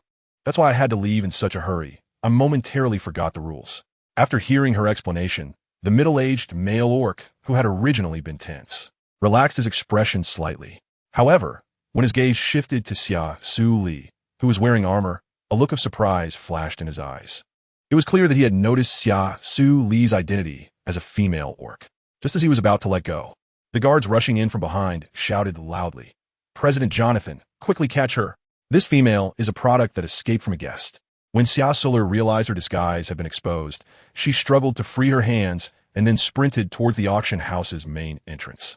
Chairman Jonathan, seeing this, instantly transformed into a shimmering silver battle armor, and with a flash, he quickly caught the fleeing Xia Suli. With a loud thud, Xia Suli was forcefully pressed to the ground by him. "Let me go," Xia Suli shouted angrily, using all her strength to struggle. Jonathan looked down at her with a fierce expression and shouted in a low voice, "How dare you, a slave female, attempt to escape? You almost deceived me, Jonathan. You are truly audacious." At that moment, a group of guards rushed over and quickly apprehended Xia Suli. The staff member whom Xia Suli had kicked earlier also arrived, his face filled with anger. "Damn female, how dare you kick my handsome face, Jost, and even try to escape? What are you guards doing? How could you let a product escape from its cage?" Jonathan coldly glanced at his nephew Jost, frowning at the obvious footprint on his face, and said with a hint of dissatisfaction, "What on earth is going on? Wasn't this product supposed to be under your full responsibility? Why didn't you even check that this female had battle armor?" Jost's face turned awkward, and then he looked at Xia Suli with a mix of anger and accusation. When he recognized her face, he was shocked and speechless. "Isn't she the D-grade female brought by those two guests just now? How could such a low-grade female operate battle armor? This is simply unbelievable," Jost exclaimed in disbelief. Hearing Jost's words, Jonathan's gaze also shifted to Xia Suli. As if realizing something, Jonathan revealed a meaningful smile. "It seems this little female is indeed unusual. Take her to the laboratory and have Dr. Ankov conduct a thorough examination, including blood dialysis. I want to see how a D-grade female can control battle armor." After saying this, Jonathan waved his hand, signaling his subordinates to take Xia Suli away. Two high-ranking battle god mercenaries stepped forward, roughly grabbing Xia Suli's arms and forcibly dragging her towards the laboratory. Xia Suli felt a wave of panic in her heart, but she still tried hard to keep calm. She knew that she couldn't resist now, or would only cause more trouble. At the same time, she decided to cooperate with their inspection first and look for an opportunity to escape. Unfortunately, reality is often cruel. When Xia Suli arrived at the laboratory, an old man wearing glasses began to scrutinize her from head to toe. Is there something wrong with this little female? A high-ranking warrior mercenary standing behind her responded expressionlessly. The female has no issues. It's just that President Jonathan wants you to conduct a comprehensive physical examination on her because he suspects that this female, who can wear battle armor, is quite extraordinary and might increase the auction price. Upon hearing this, Ankov's eyes instantly lit up. If she can indeed use battle armor, it means her mental strength must be extremely powerful. By the way, what level is this female? Just a D-level female. A D-level female can actually use battle armor? Haha, then I must study her well. Quickly hold her down. I'll draw a vial of her blood for thorough research. As soon as he finished speaking, Ankov swiftly drew a vial of blood from Xia Suli, then took out a bottle of blue potion, drew it into a syringe, and forcefully injected it into her body, completely disregarding her desperate resistance. After the blue potion was injected, Xia Suli felt her body go limp and unable to exert any strength. Her consciousness gradually became blurry, as if she had turned into a shell without thoughts or a soul, merely allowing Ankov to study her. Time passed minute by minute, and it wasn't until 3 full hours later that Ankov slowly put down the testing equipment. His face, which had initially shown disbelief, was now one of shock when he saw the final test report. He couldn't help but burst into wild laughter. Ha ha ha, this is amazing. I never expected this little female would turn out to be the legendary purebred female. Moreover, she has a special constitution with a 100 pregnancy rate. Just this pregnancy rate surpasses all other females. What's even more terrifying is that this D-level female's mental affinity is actually at a full 100. Even rare S-level females have a maximum mental affinity of just over 35. This is truly unbelievable. No wonder she can use battle armor with such a high affinity. She can naturally master it perfectly. Most importantly, since she is still in her juvenile phase, does that mean she could potentially awaken her mental strength a second time once she fully matures? Ankov spoke excitedly to himself, his eyes gleaming with enthusiasm. The 2 warrior mercenaries, hearing his words, also showed a hint of shock in their eyes. They never expected that she would have a D-level mental strength while still in her juvenile phase. Such a thing had never occurred with female juveniles in the universe awakening mental strength. Therefore, this discovery was incredibly shocking to them. After Jonathan learned about Xia Suli's situation, he decided to keep her for the finale of the auction. Originally, the S-level Luya was supposed to be the last to appear, but after learning about Xia Suli's constitution and abilities, he decided to put her last. After all, a female with a 100 pregnancy rate, full-level mental affinity, and being a legendary purebred is unheard of even on a cosmic-level planet. This shows how rare Xia Suli is, incomparable to all S-level females. Chapter 43. The Black Barbarian Mountain Auction begins. The grandest auction in the Black Barbarian Mountain Empire released a shocking announcement. Tonight, an adult S-level high-ranking female and numerous stunning females will be auctioned, and everyone is invited to attend the event. This message spread like a thunderbolt across various universe-level planets. In an instant, countless powerful orcs surged towards the Black Barbarian Mountain Auction venue like a tide. Although S-class high-level females are not unique, they're still a rare existence. Usually, such high-level females are closely protected by powerful empires or families, which is why they have never appeared at auctions. Moreover, S-class high-level females can easily soothe S-class and SS-class male orcs and suppress the violent energy within them, something that many females below S-class cannot achieve. The most critical point is that possessing an S-class high-level female greatly increases the likelihood of birthing powerful offspring. For every prosperous family or vast empire, procreation and the continuation of their race are of utmost importance. After all, the inheritance of excellent genes has become one of the key factors ensuring their prosperity. Naturally, high-level females have become the focus of contention among various forces, as the quality genes they carry are more likely to cultivate powerful descendants, bringing long-term benefits and development potential to families or empires. Thus, the unique charm and high value of S-class high-level females have undoubtedly sparked competition among countless planetary forces. Moreover, in this universe where power and desire intertwine, powerful male orcs yearn to possess strength, ensuring they are not eroded by violent energy. Therefore, this auction is destined to cause a tremendous uproar, igniting an unprecedented fierce competition. As night gradually fell, the entire Black Barbarian Mountain Empire was shrouded in a layer of mysterious darkness. At this moment, the auction venue was brightly lit. with countless orcs exuding powerful auras flooding into the place. Jonathan stood by the window of a tall building, overlooking the bustling scene before him, his eyes sparkling with undisguised joy. He knew that the reason this auction could attract so many powerful individuals was precisely because of Luya, this S-class high-level female. For these strong individuals, the S-class female undoubtedly holds an irresistible attraction, even a deadly temptation. However, he believed that the main event would be the grand finale tonight. Meanwhile, in a warehouse, Luya sat quietly in front of Vanity. Jonathan had long arranged for her to be meticulously dressed, and at this moment, Luya wore an incredibly luxurious gown, her makeup exquisite and captivating. She gazed at her reflection in the mirror, her lips involuntarily curling into a slight smile. Not long ago, shortly after Xia Suli escaped, Luya learned from the guards outside that she had been captured and taken to the laboratory. This news stirred a sense of pleasure in Luya, as she imagined the satisfaction of revenge, as if all her past suffering had vanished, and that Xia Suli, who had harmed her, had received the punishment she deserved. Immersed in joy, Luya wore a satisfied smile, completely unaware that the true suffering was just beginning. Just as she reveled in her delight, Xia Suli in the laboratory also changed into a dazzling gown. In the mirror, she was as beautiful as a fairy, breathtakingly stunning. With skin as smooth and delicate as sheep fat white jade, and her glossy black hair cascading down her shoulders like a waterfall, appearing extremely charming. However, due to a special drug administered to Xia Suli, she had completely lost her self-awareness. At this moment, her eyes were dazed and hollow, her body swaying helplessly, as if she were a soulless puppet, merely at the mercy of others.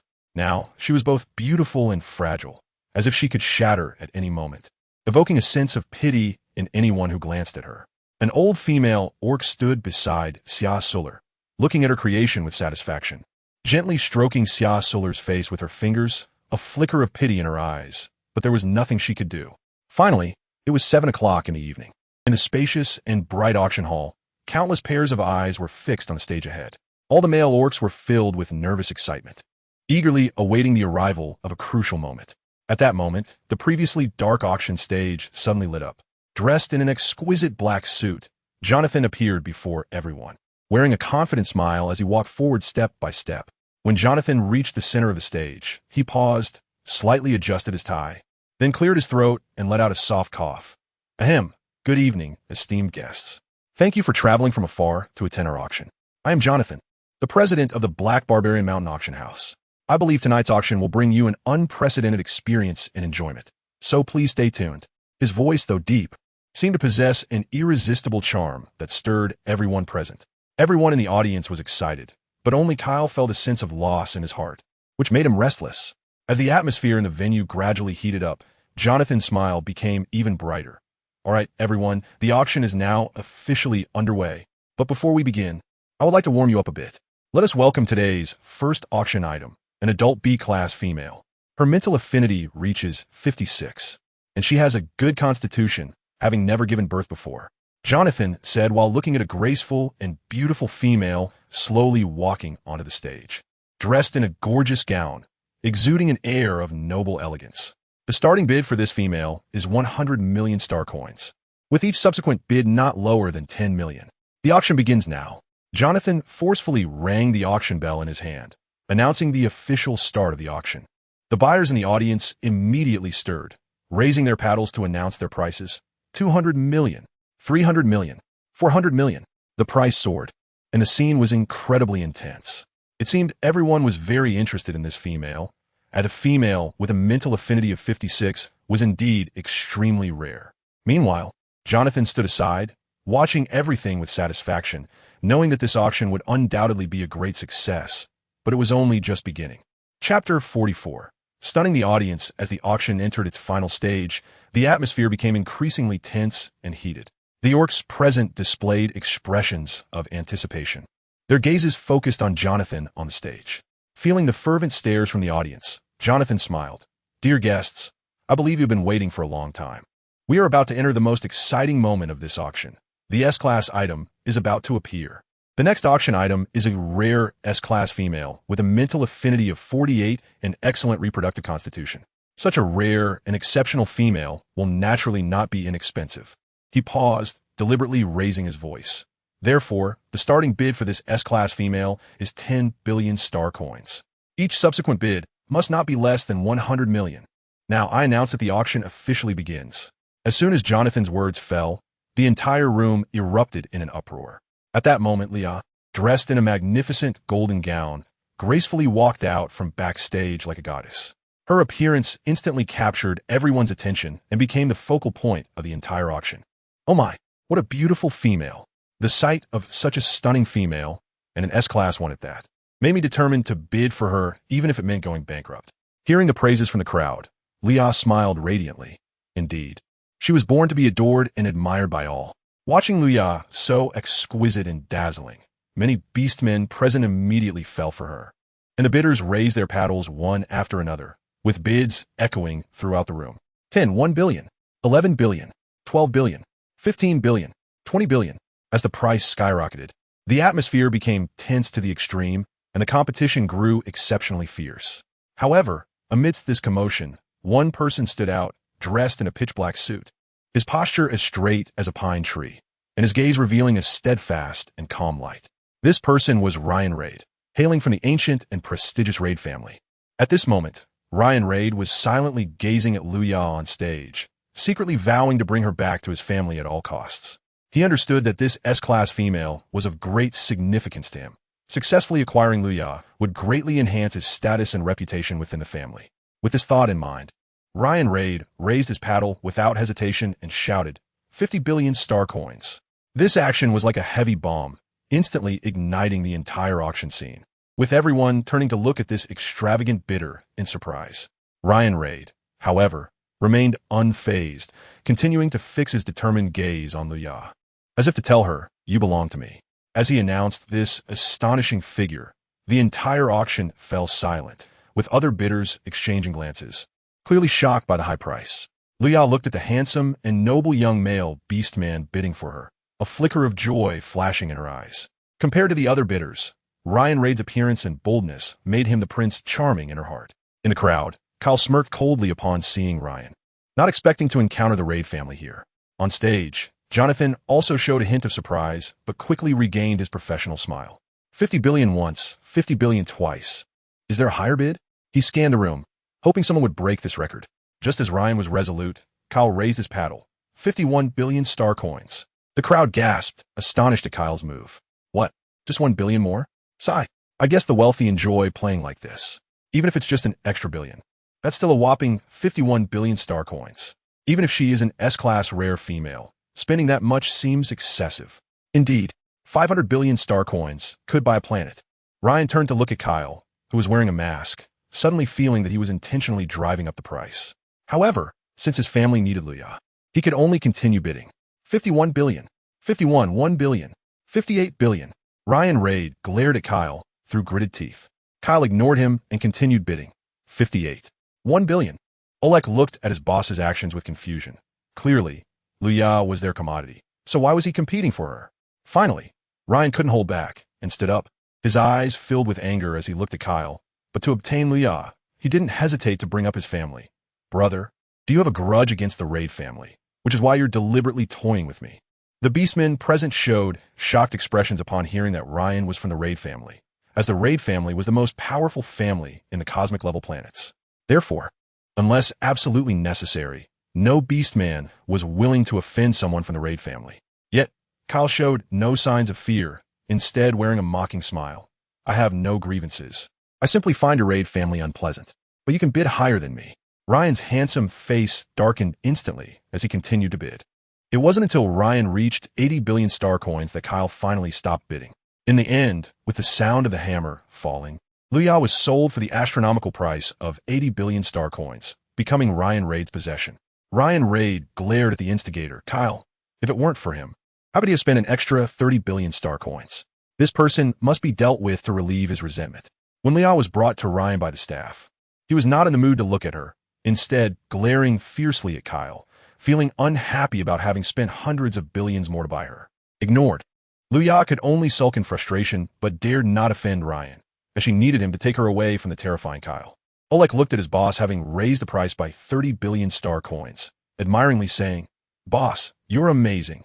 Kyle ignored him, filled with doubts. He understood that Lu Ya, as an S-class female, could be understood for making a grand appearance last, but why was D-class Xia Suli not present at the auction? Even if she could use battle armor, she shouldn't be treated as the final item. So what exactly happened? Just as everyone was getting up to leave the auction, Jonathan suddenly said loudly, "Next, we will have our last rare female item." What? There's still a rare item? Hearing this, everyone in attendance sat back down in their seats. Seeing the crowd's reaction, Jonathan didn't keep them in suspense. He clapped his hands, and immediately an elderly female beastman supported a petite and exquisite young female dressed in a beautiful red gown, slowly walking out from backstage.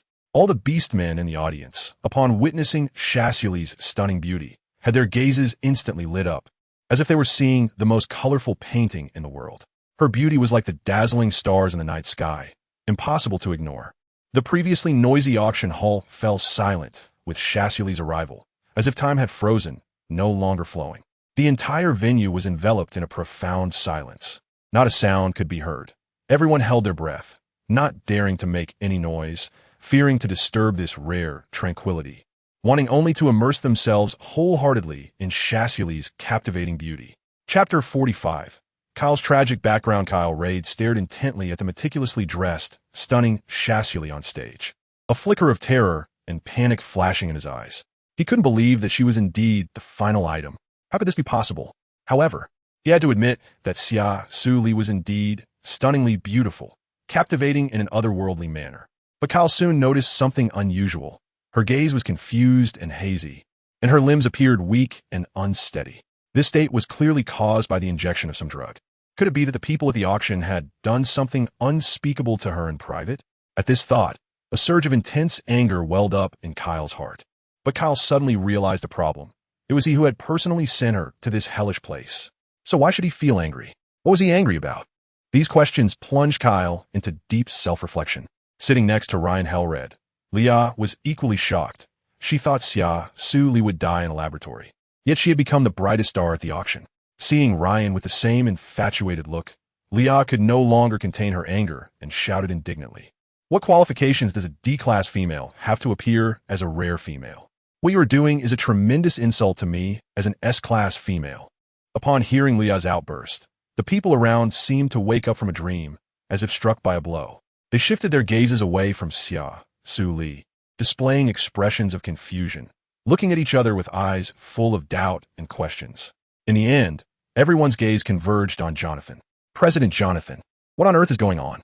Why does that S-class female say the beautiful female on stage is a D-class?" Someone asked first. "Yeah, is this female really just a D-class female, as the S-class female said?" Another person echoed, "I think it's unlikely she is a D-class female, right? If she were really a D-class female, how could President Jonathan allow her to be the finale?" Another person offered their opinion.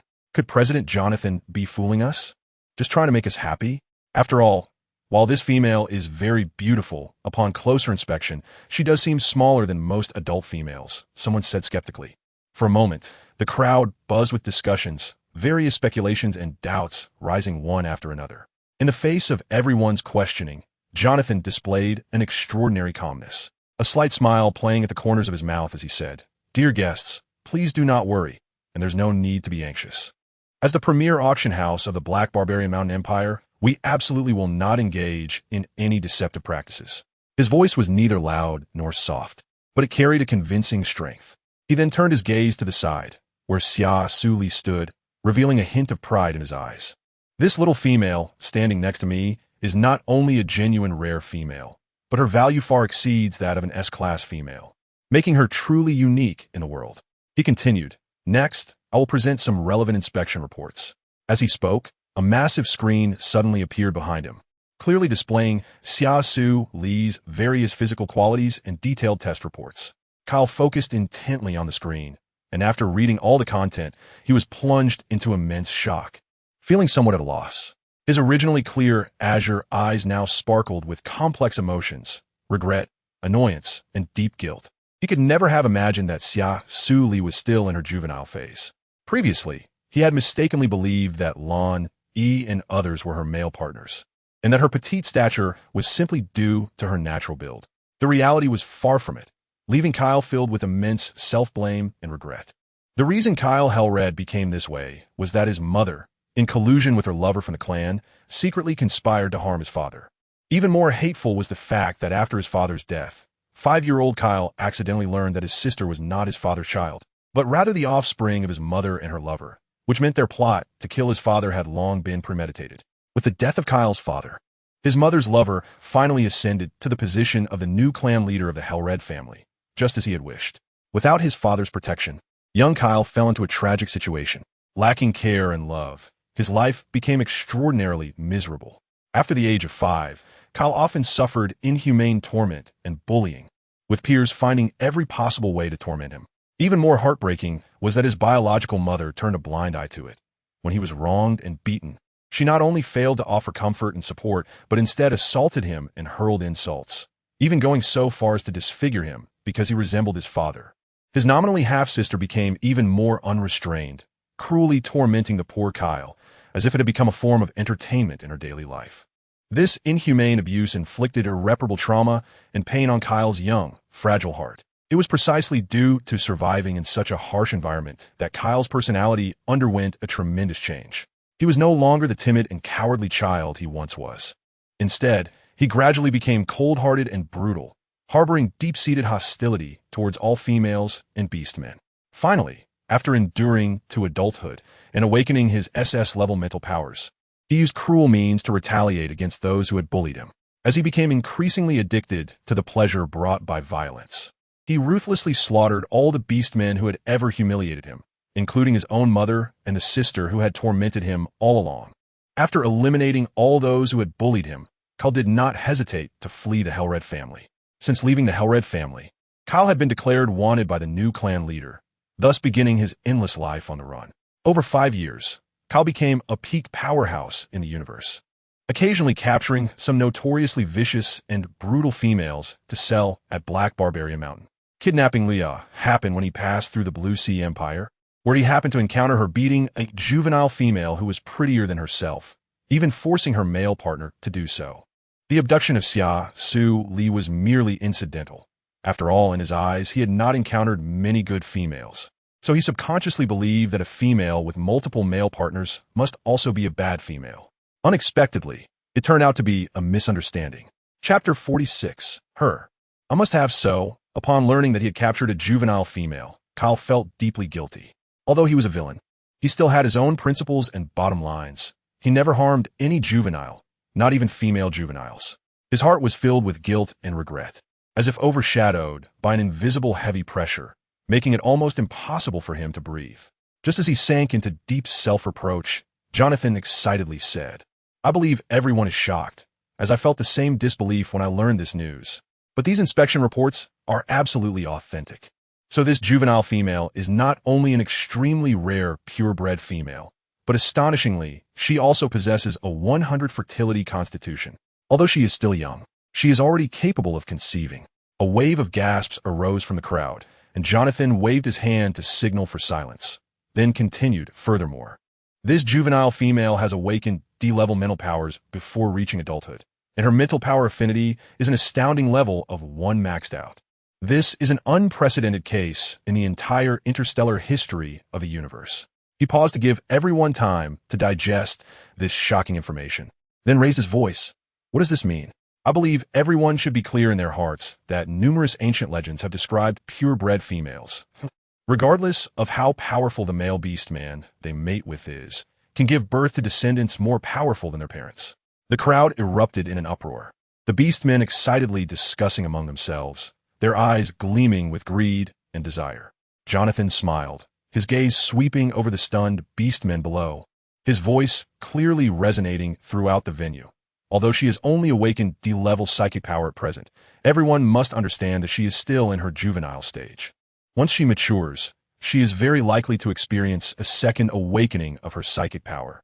Given her astonishing psychic affinity has reached 100%, there is no doubt that she will awaken a psychic power surpassing S-level." Jonathan paused briefly to let his words create an even stronger reaction among the beastmen, then continued, "I believe you all now understand her precious value.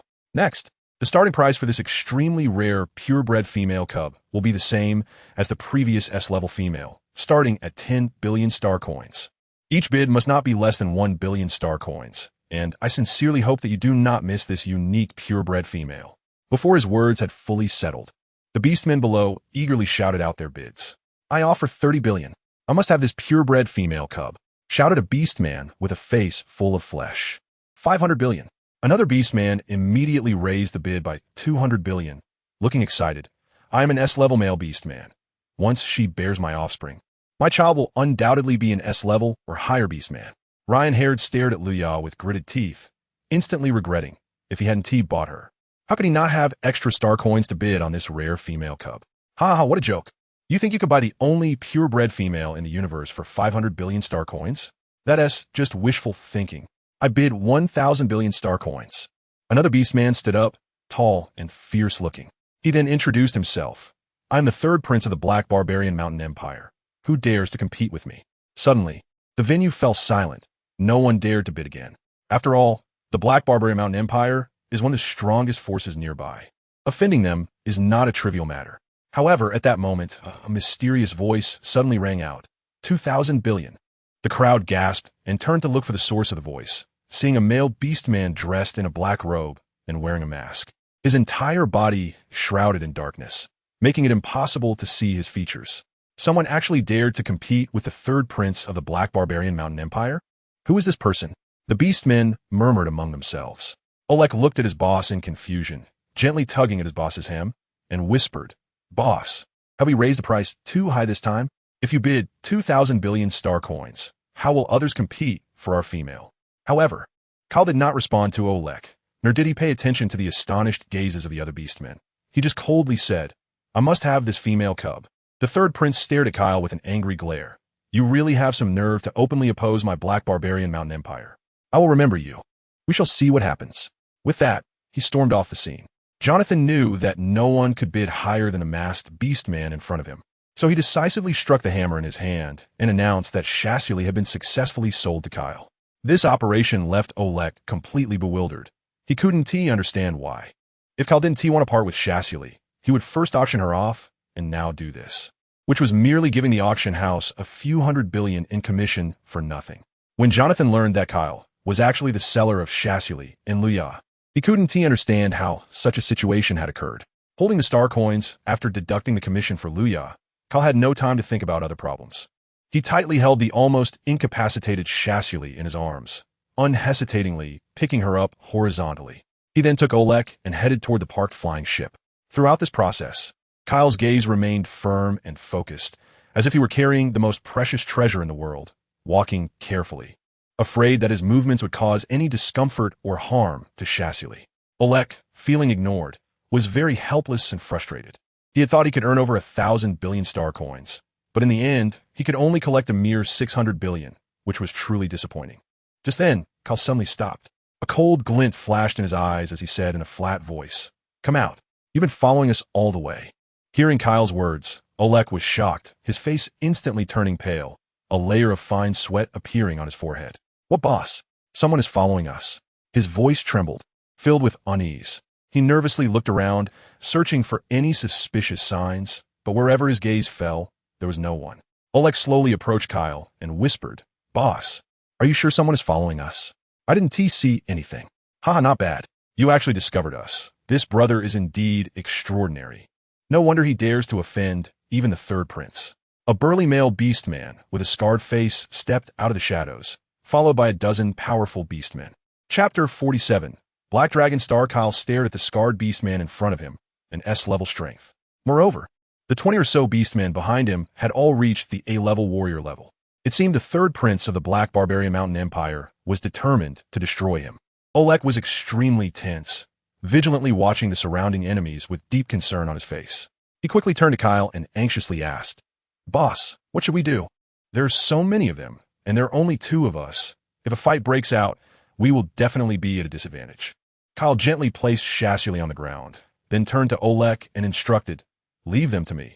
No matter what happens, just ensure her safety. Kyle then stepped toward the fierce scarred beastman, his eyes flashing with determined and cold, killing intent. Since you want to kill me, tonight will be your death date. Kyle's voice was cold and resolute, as if carrying endless authority. The scarred beastman showed a hint of astonishment at Kyle's words, but it was soon replaced by a fierce smile. Ha ha ha! He let out a deafening laugh, full of disdain and mockery. What an arrogant little brat! How dare you speak so arrogantly? Just you alone dare to challenge so many powerful beastmen? That's simply seeking death. After saying that, the scarred beastman turned to his fellow beastmen and shouted, "Brothers, did you hear that? This ignorant guy dares to underestimate us. Today, we will let him know what a serious mistake he has made." As soon as the words were spoken, the orcs echoed in agreement, their eyes flickering with flames of anger, and their muscles tensed with excitement. Following that, with a command from the scarred orc, all the orcs swiftly sprang into action. They activated their shining battle armor without hesitation, instantly exuding a powerful aura. At the same time, they raised their incredibly sharp weapons high, each one glinting coldly as if to demonstrate against Kyle. An intense battle was about to erupt, while Kyle stood alone, facing the numerous aggressive enemies. To resolve the fight quickly, Kyle activated his armor without hesitation and rushed towards the scarred orc with astonishing speed. The scarred orc barely had time to react before Kyle arrived before him like lightning, and with a single stroke of a black sword, he killed him instantly. The scarred orc clutched his bleeding neck, his eyes filled with disbelief, his massive body slowly collapsing backward, crashing heavily to the ground.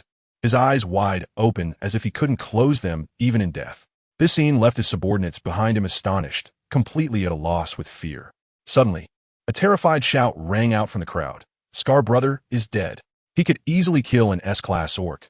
We are definitely no match for him." This shout was like thunder, exploding among the orcs, who were once aggressive, now plunged into extreme panic.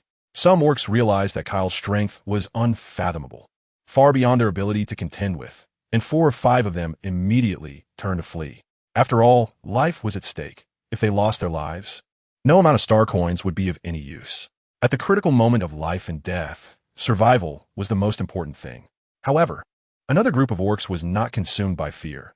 They tightly gripped their weapons and shouted loudly to the others, "Brothers, we cannot back down. As long as we kill him, we can get 100 billion star coins. That money is enough for us to spend a lifetime. If we unite, we can definitely defeat him." Upon hearing 100 billion star coins, these orcs were instantly filled with courage and determination. Seeing this, Kyle flashed and floated into the air like a ghost, radiating a powerful aura. He then unleashed his night domain, enveloping all those enemies within it. As the domain activated, the bodies of the trapped orcs visibly began to swell, and with loud thuds, their bodies burst like overinflated balloons, turning into a rain of blood that fell to the ground. The scene before them was so shocking and eerie that Oleg and the fleeing orcs were completely stunned, their faces filled with shock. They had never expected that this masked orc in black could be so powerful. Looking at the blood and remains on the ground, they fled even faster, as if a pack of hungry wolves was chasing them. Oleg looked at Kyle, a sense of awe surging in his heart. Indeed, he was his boss, effortlessly taking on dozens of enemies. Just after completing the slaughter, Kyle resembled a demon emerging from hell, exuding a terrifying dark aura.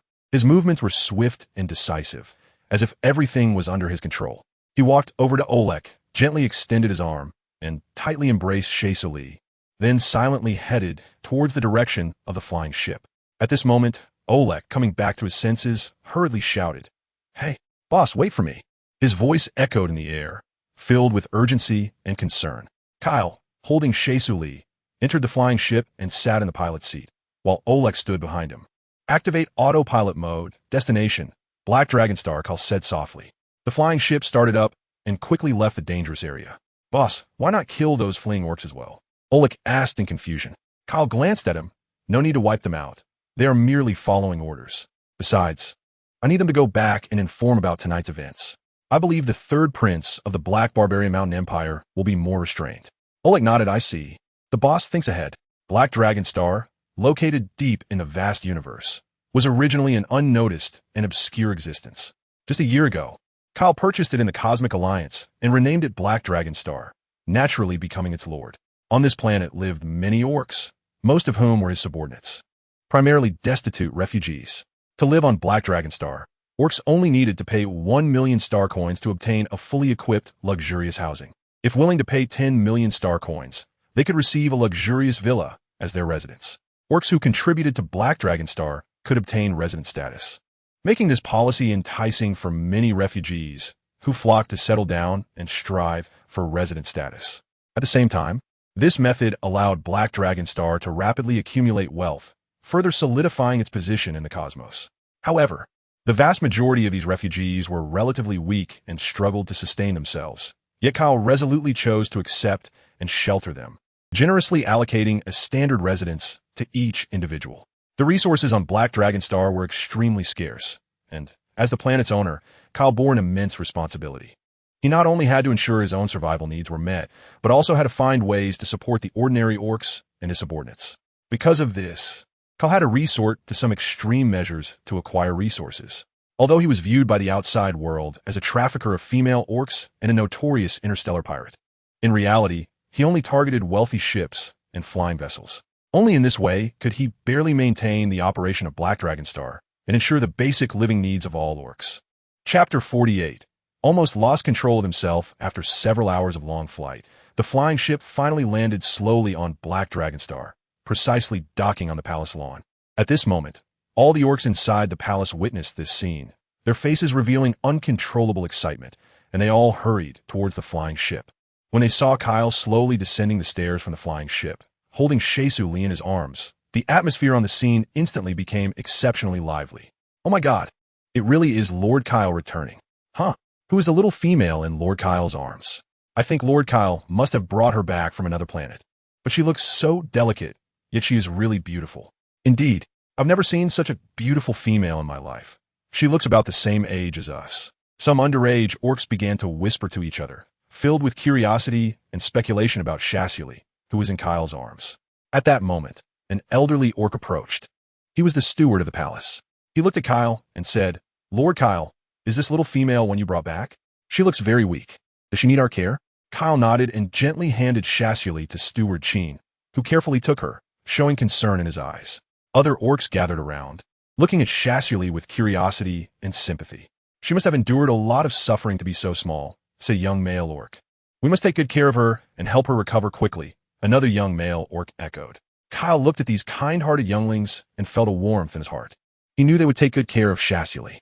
"All right, everyone, please disperse. I have things to attend to," Kyle said. The orcs complied and left the scene, but their gaze lingered on Xia Suli, as females were very rare on Black Dragon Star, and they were filled with curiosity. Xia Suli, taken away by Steward Qin, was arranged to stay in Kyle's room. This room was clearly carefully decorated, with exquisite paintings on the walls and furniture arranged neatly, exuding an atmosphere of nobility and comfort. Steward Qin gently placed Xia Suli on the soft bed and carefully covered her with a blanket. He then quietly stepped aside, watching this beautiful and mysterious female. Soon, an experienced old healer entered the room, carefully examining Xia Suli's physical condition using various professional tools and skills for a comprehensive diagnosis. After a detailed examination, the old healer nodded slightly, indicating that her body was not in serious trouble. She had simply lost consciousness temporarily and just needed a good night's rest to allow her body to relax fully in order to return to normal. Hearing this news, Steward Qin felt relieved and left the room with the old healer. Late at night, after handling all his affairs, Kyle, dragging his exhausted body, slowly walked into his room, preparing to lie down and rest. Suddenly, he felt something soft in his hand, and instinctively, he jumped off the bed. Kyle furrowed his brows and irritably reached for the light switch. As the light illuminated the room, he saw Xia Suli lying on his bed. Seeing her safe and sound, Kyle let out a sudden sigh of relief, because the chaotic energy within Kyle was about to surpass 80. Olek and others often placed some females on his bed for his safety and health, hoping they could help calm the restless chaotic energy inside him. However, they did not know that, as an SS-level powerful male, only females of S-level or above could affect the chaotic energy within him. Females below S-level could not comment at all. In fact, Kyle had a severe obsession with cleanliness. He intensely disliked female orcs and female touches on his belongings.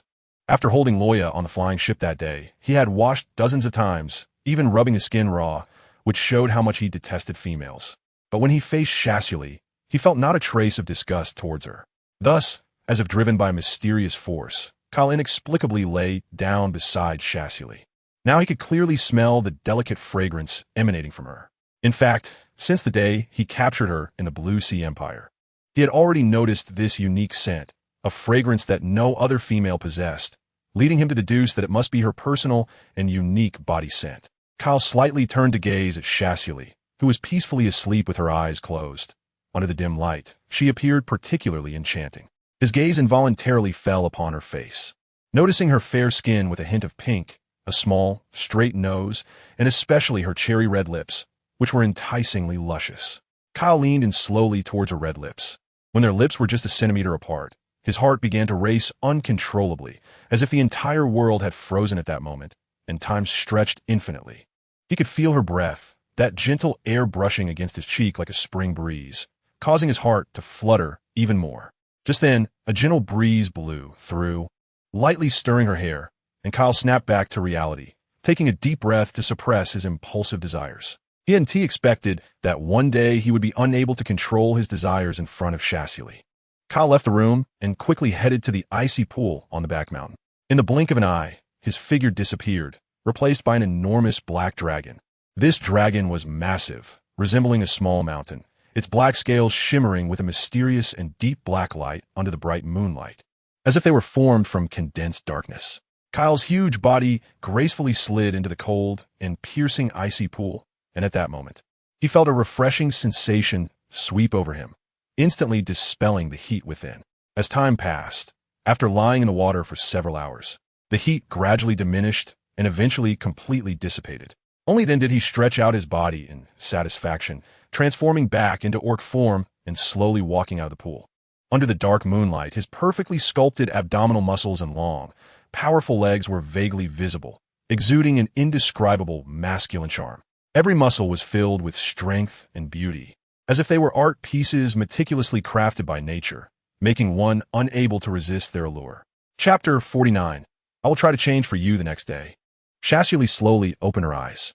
When she saw the completely unfamiliar environment around her, she was startled, her body jolting as she quickly sat up. In her memory, she recalled being forcibly injected with a blue potion by an old orc, after which she gradually lost consciousness. Nervously, she lifted the blanket, only to be surprised to find herself wearing a bright red dress. Fortunately, she felt no pain in her body, which relieved her a bit, and then she cautiously got out of bed. Xia Suli carefully examined her surroundings as she slowly walked towards the balcony. When she stood on the balcony and looked down at the beautiful garden below, she saw a group of adorable little beastmen playfully frolicking. While they were playing, Qin Luo suddenly noticed Xia Suli on the second-floor balcony and immediately excitedly shouted, "Everyone, come and look! The little female that Lord Kyle brought back has woken up." Upon hearing Qin Luo's call, the other little beastmen stopped what they were doing and turned to look towards the second-floor balcony. Sure enough, they saw the beautiful figure standing there. Wow, that pretty female really has woken up. Huh, her eyes are actually black. Such a unique gaze. Oh my, she's just too beautiful. Could she be the Lord's mate? Otherwise, why would she be staying in the same room as the Lord? Xia Suli was somewhat at a loss due to the enthusiasm of the little orcs. She tried to smile in response, but her heart was still filled with confusion and unease. Suddenly, a faint knocking broke the silence, followed by an old and deep voice from outside the door. "Noble little female, are you all right? I am the Lord Steward, Qin Kai. You can call me Steward Qin or Grandpa Qin." Xia Suli heard the voice and gently turned around, reaching out to open the door. Her gaze fell on the kindly old orc outside, who had a warm smile. "Hello, Grandpa Qin. Thank you very much for your concern. May I ask where exactly this place is? And why am I here?" Butler Qin smiled slightly, his tone gentle. "This is the Black Dragon Planet, and it is also the territory of our Lord. As for why you are here, it is because you were personally brought back by the Lord. Regarding the specific details, I'm afraid you will have to wait until the Lord returns to ask him in person. However, before that, I wonder if you are feeling hungry? Do you need to eat something first?" Xia Suli listened to Butler Qin's words and silently nodded. In fact, after all this time of turmoil, she really felt her stomach beginning to growl, indicating that she was very hungry. Seeing this, Butler Qin immediately instructed his subordinates to prepare a lavish feast for Xia Suli and personally led her to the dining room to enjoy it. Along the way, Xia Suli curiously looked around, trying to find some clues from the surrounding environment to unravel the doubts in her heart, but she did not gain any more useful information.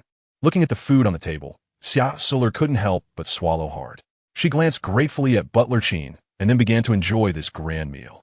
Although the food wasn't as delicious as what she had in modern times, it was clearly much better compared to the Blue Sea Empire. Just then, A faint sound of footsteps came from outside the door. A tall and handsome figure slowly walked into the room, his steps steady and powerful, exuding a unique charm with every stride. His long black hair cascaded down his back like a waterfall, gently swaying in the breeze. And his azure eyes sparkled like transparent emeralds, shining with bright light. Even more striking was the exquisitely crafted black dragon mask on his face, giving him an air of mystery. Upon seeing this figure, Qin Luo and the others respectfully made way, all exclaiming in unison, "Lord Kyle." Their voices were filled with reverence and fear, as if this person named Kyle possessed supreme authority. However, upon hearing the name Kyle, a flicker of shock and panic crossed Xia Suli's eyes. The spoon she tightly held suddenly slipped from her grip, falling onto the bowl with a crisp sound. Her expression turned to one of astonishment, her face filled with disbelief as she slowly raised her head, her gaze meeting Kyle's. In that instant, time seemed to freeze, and complex emotions flowed through Xia Suli's eyes, a mix of surprise at Kyle's appearance and fear of fate. Her heart raced, and her breathing became rapid, while Kyle stood there quietly, his gaze inscrutable beneath the mask, making it impossible to glimpse his true thoughts. The entire scene fell into a tense and eerie atmosphere. Xia Suli never expected that after being treated as a commodity and sent to the auction by Kyle, she would once again fall into the hands of the brutal Kyle. Although he was wearing a mask at that moment, she would never forget his cold teal eyes. Therefore, there was no doubt that he was the brutal Kyle Haired. Xia Suli's eyes flickered with sparks of hatred as she suddenly stood up, glaring at Kyle with a face full of anger. She couldn't believe that this was due to his sudden compassion, changing his mind about selling her. "It's you? Didn't you already auction me off? Now you bring me here. What are your intentions?" After noticing the tense atmosphere, Butler Qin quietly led Qin Luo and the others out of the hall to avoid escalating the conflict, while also leaving space for the two of them. Kyle didn't speak, but walked toward her. A hint of fear flashed in Xia Suli's eyes, and she couldn't help but take a few steps back. After all, Kyle's crazed appearance that day was deeply etched in her mind. How could she easily forget? Kyle grabbed Xia Suli's hand, preventing her from escaping. "I won't hurt you. You don't have to be afraid of me." Xia Su really struggled, but she couldn't break free from Kyle's hold. "Let go of me, you madman. Not until you promise not to avoid me anymore," Kyle said firmly. Xia Suli stopped struggling and looked directly into Kyle's eyes. "You are really inexplicable. It was you who took me to be auctioned, and now you suddenly brought me here. What exactly do you want?" Kyle took a deep breath. "I might have fallen for you." Xia Su really widened her eyes. "What?" Kyle looked at Xia Su really seriously. "I said, I might have fallen for you. That's why I regret it, and ultimately chose to bring you back." Xia Suli frowned and said, "Don't joke around. I don't have a preference for being mistreated, so it's impossible for me to like you." Kyle's eyes dimmed. "I'm not joking. I will try to change myself." After saying that, Kyle released Xia Suli's hand, turned, and left the room, leaving Xia Suli alone, pondering everything that had just happened. Chapter 50.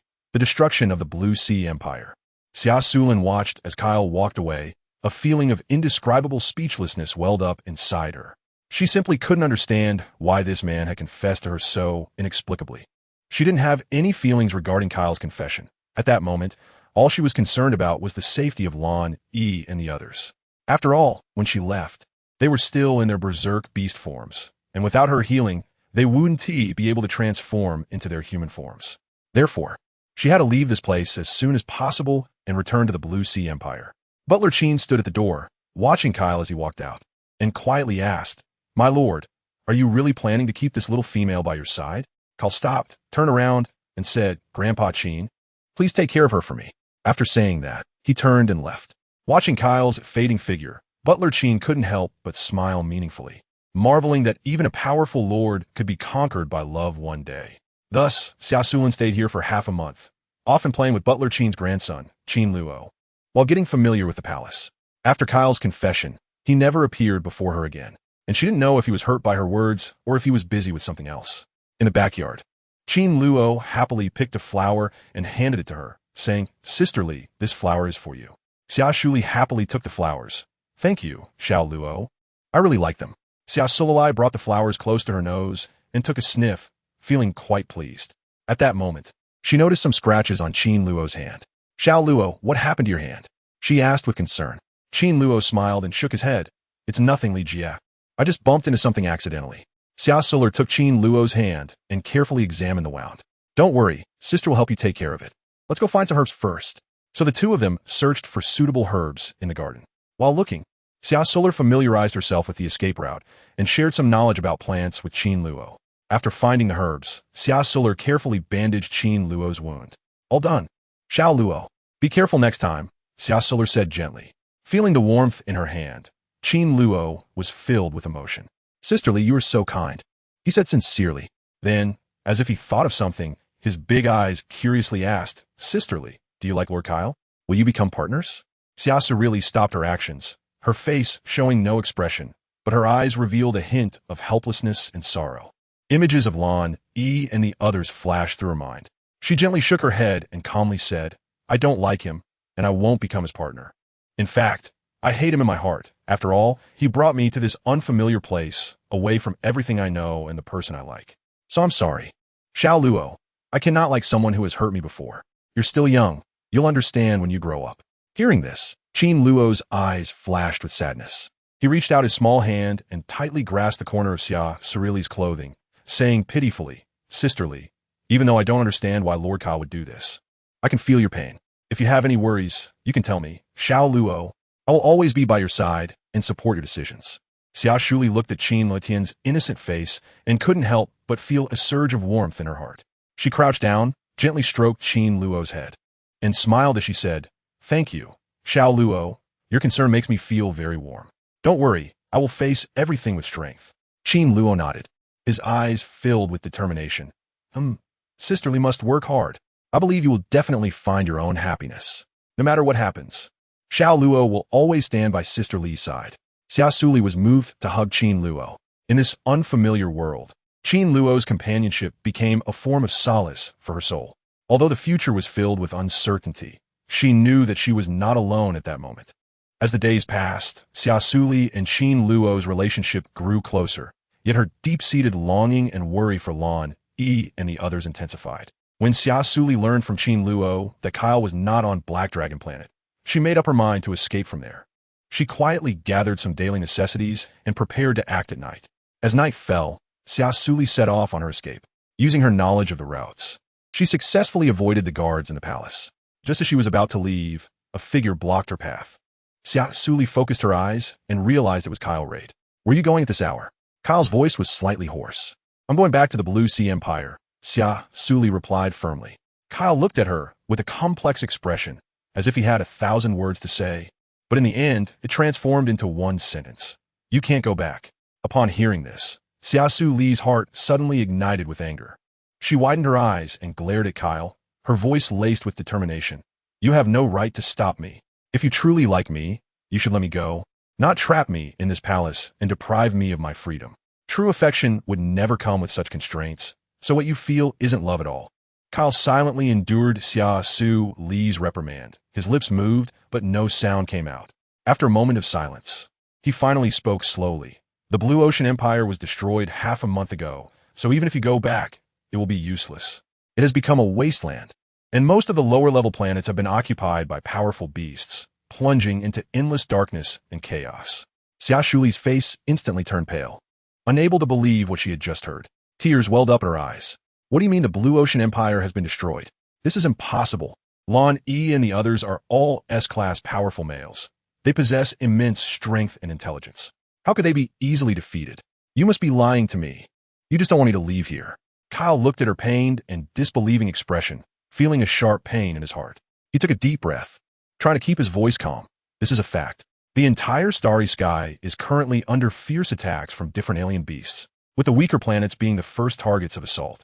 So even the powerful beastmen, when faced with an endless stream of numerous alien beasts, will gradually find it hard to cope. He paused before continuing. They may indeed be very strong, but in the face of this catastrophe, even the powerful beastmen find it difficult to resist. Moreover, as far as I know, the attacks from the alien beasts are not just aimed at a specific race or force, but pose a threat to the entire universe. Xia Suli's body trembled slightly as she recalled the vanished Earth. The belonging and happiness she had just gained were once again slipping away. The wonderful memories with Lan, Yi, and the others surged in her heart like a tide, causing her immense pain. Kyle looked at her and knew she couldn't accept reality. But the Blue Ocean Empire had indeed been destroyed.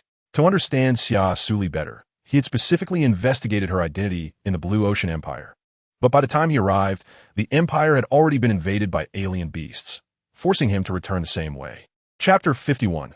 I will respect your choice after a long while. Xia Suli calmed down, and her heart gradually returned to peace. She raised her head and firmly gazed at Kyle, as if trying to see further through his eyes. Even if what you say is true, I firmly believe that Lon, E, and the others are still alive, and I also believe they will find me. Kyle silently watched Xia Suli. Although their time together was not long, he had deeply understood that her unique personality was completely different from other females. And this was precisely why he was drawn to her. All right, I respect your thoughts, but the current situation is very severe. All planets are facing the invasion of alien beasts. Moreover, given your special identity, all the beastmen across the planets are paying close attention to you. Therefore, I suggest you stay here for the time being. If they can find you, I will not hesitate to let you leave with them. Xia Suli did not expect Kyle to be so kind, and for a moment she was a bit shocked, regardless of whether what Kyle said was true or false. She indeed had nowhere else to go at that moment. Considering this, she decided to stay here temporarily. After all, aside from Kyle and Oleg, she didn't dislike the other people in the palace. All right, I agree to your proposal, Xia Suli replied. A hint of barely perceptible joy flashed in Kyle's eyes, but he quickly regained his composure. He looked at Xia Suli and said gently, "Then, for now, you'll have to stay in my palace. With my people here protecting you, those orcs from other planets should not dare to come and capture you openly." Thank you. Although it was just a simple 2 words, the emotions contained within were quite complex. Kyle's lips curled into a slight smile. He knew that he couldn't rush this matter, as the impression he had left on Xia Suli before was not very good. He did not expect her to accept him immediately, but he was willing to make changes slowly and strive to become the orc worthy of her. The next morning, Qin Luo's face was beaming with excitement as he rushed to Xia Suli like a happy little bird. Zistalia! Zistalia! Qin Luo panted, his eyes sparkling with joy. What's wrong? Xiao Luo, why are you in such a hurry to find your sister? Xia Suli asked gently. Qin Luo calmed his breath slightly and looked at her excitedly. Sister Lyra, Grandpa said you were willing to stay on Black Dragon Star. Is this true? You all know about it. Xia Suli looked at Qin Luo a bit awkwardly. Qin Luo lowered his head with a guilty expression. Sister Lyra, I'm sorry. Actually, when you said goodbye to me last night, I was really sad. Grandpa saw how upset I was and asked me what happened. I didn't think too much at the time and told Grandpa about you wanting to leave. But I promise I really didn't mention that you were planning to leave Black Dragon Star last night. Xia Suli looked at Qin Luo's sincere, yet somewhat guilty eyes and helplessly patted Qin Luo's head. It's okay, Xiao Luo, I don't blame you. Qin Luo excitedly jumped into her arms, a joyful smile spreading across her face. Sister Lyra, you are so nice. I'm really very happy that you can stay. Although I don't quite understand why Sister Lyra doesn't like Lord Kyle, I still hope you won't hate him. After hearing this, Xia Suli couldn't help but feel curious and asked, Xiao Luo, you seem to really like Kyle. In your heart, what kind of person do you think Kyle is? Qin Luo left her warm embrace, looking at her with great excitement. Sister Lyra, Lord Kyle is the orc that Xiao Luo admires and worships the most. He is also the strongest orc I have ever seen. Although Lord Kyle is a powerful male orc, he not only takes in male cubs abandoned by the starry sky, but also never looks down on weaker orcs, and he even allocates houses for them. Grandpa told me that if it weren't for Lord Kyle taking in us wanderers and refugees, we would have probably become targets of slaughter by other powerful orcs long ago. Moreover, Lord Kyle works hard every day to earn money. Everything he does is for the orcs of Black Dragon Star to survive. Without Lord Kyle, Xiao Luo, Grandpa, and other wandering orcs would probably have to live on a garbage-filled planet, constantly on guard against attacks from alien beasts. But now we not only live on a safe planet, but we also have plenty of food. Everything here is given to us by Lord Kyle. So, Sister Lyra, Lord Kyle is truly a great person. Please don't dislike him anymore, okay? Qin Luo looked at her with hopeful eyes. Xia Suli looked at Qin Luo's sincere gaze and felt a bit moved. She gently patted Qin Luo's head and smiled. Xiao Luo, I understand your gratitude towards Kyle. He has indeed done a lot for you, but it will take time for me to change my perspective on him. However, I promise you that I will try to understand him. Hearing this, Qin Luo jumped up in joy. That's great. Zista Lia, I believe you will discover more of Lord Kyle's strengths. At that moment, Kyle walked in and, seeing the harmonious atmosphere between Qin Luo and Xia Suli, felt a warm sensation rise in his heart. He walked over to Xia Suli and said, Since you decided to stay on Black Dragon Star, let me show you around. Xia Suli nodded. She also wanted to better understand this planet. So, Kyle took Xia Suli and Qin Luo out of the palace. They walked through bustling streets, visited various unique buildings, and felt the distinct charm of this planet. During this process, Xia Suli's understanding and perception of Kyle gradually increased. She slowly realized that Kyle not only possessed astonishing strength, but also extraordinary wisdom and a commendable sense of responsibility. On this planet, it seemed that the orcs in every corner held a deep respect for Kyle, even with a hint of awe, an emotion that was clearly not feigned. More importantly, the orcs living on Black Dragon Star were not, as Lan Yi had said, the brutal and tyrannical type. On the contrary, despite coming from different places and experiencing various hardships, they formed a community filled with warmth and goodwill. Perhaps she really should try to cast aside past prejudices and misunderstandings and examine Kyle Hellred from a fresh perspective. After all, everyone has the potential to change and deserves a second chance. Thinking of this, a warm current surged in Xia Suli's heart, and she decided to face Kyle with a more objective and rational attitude from now on. Chapter 52. Never let anything go wrong on a distant planet. Lan Yi, Zhe Ming, Song Lan, and Mo Xian were gathered in an empire. They never expected that not only had they failed to find Xia Suli's whereabouts, but their own empire had also been destroyed. This harsh reality was difficult for Lan Yi and the others to accept. Unlike the others, Mo Xian did not feel much sadness over the fall of the Blue Sea Empire. What worried him more was Xia Suli's safety, and he was filled with sorrow over where she might be. A serious look flashed in Song Lan's eyes. His originally cold and handsome face had now become somewhat heavy. We have searched all the surrounding empires thoroughly, but we still have not seen any trace of Xia Suli. Moreover, with the beasts invading various planets, leaving behind ruins wherever they go, it undoubtedly makes our task of searching for Li Er even more difficult. His words revealed endless anxiety and worry, as if a massive stone was pressing down on him, making it hard to breathe. Lan Yi furrowed his brow tightly, his tone grave. The current situation is indeed very tricky. Not only can we not find Xia Lier's whereabouts, but even our own survival is facing huge challenges. Ming shined helplessly. The most urgent thing right now is to quickly find a safe place to rest, and then discuss how to search for Lier. Mo Xian turned his gaze toward the distance. I have always had a feeling that she is not in this galaxy. Perhaps we can leave this galaxy and search for our master in a higher-level galaxy.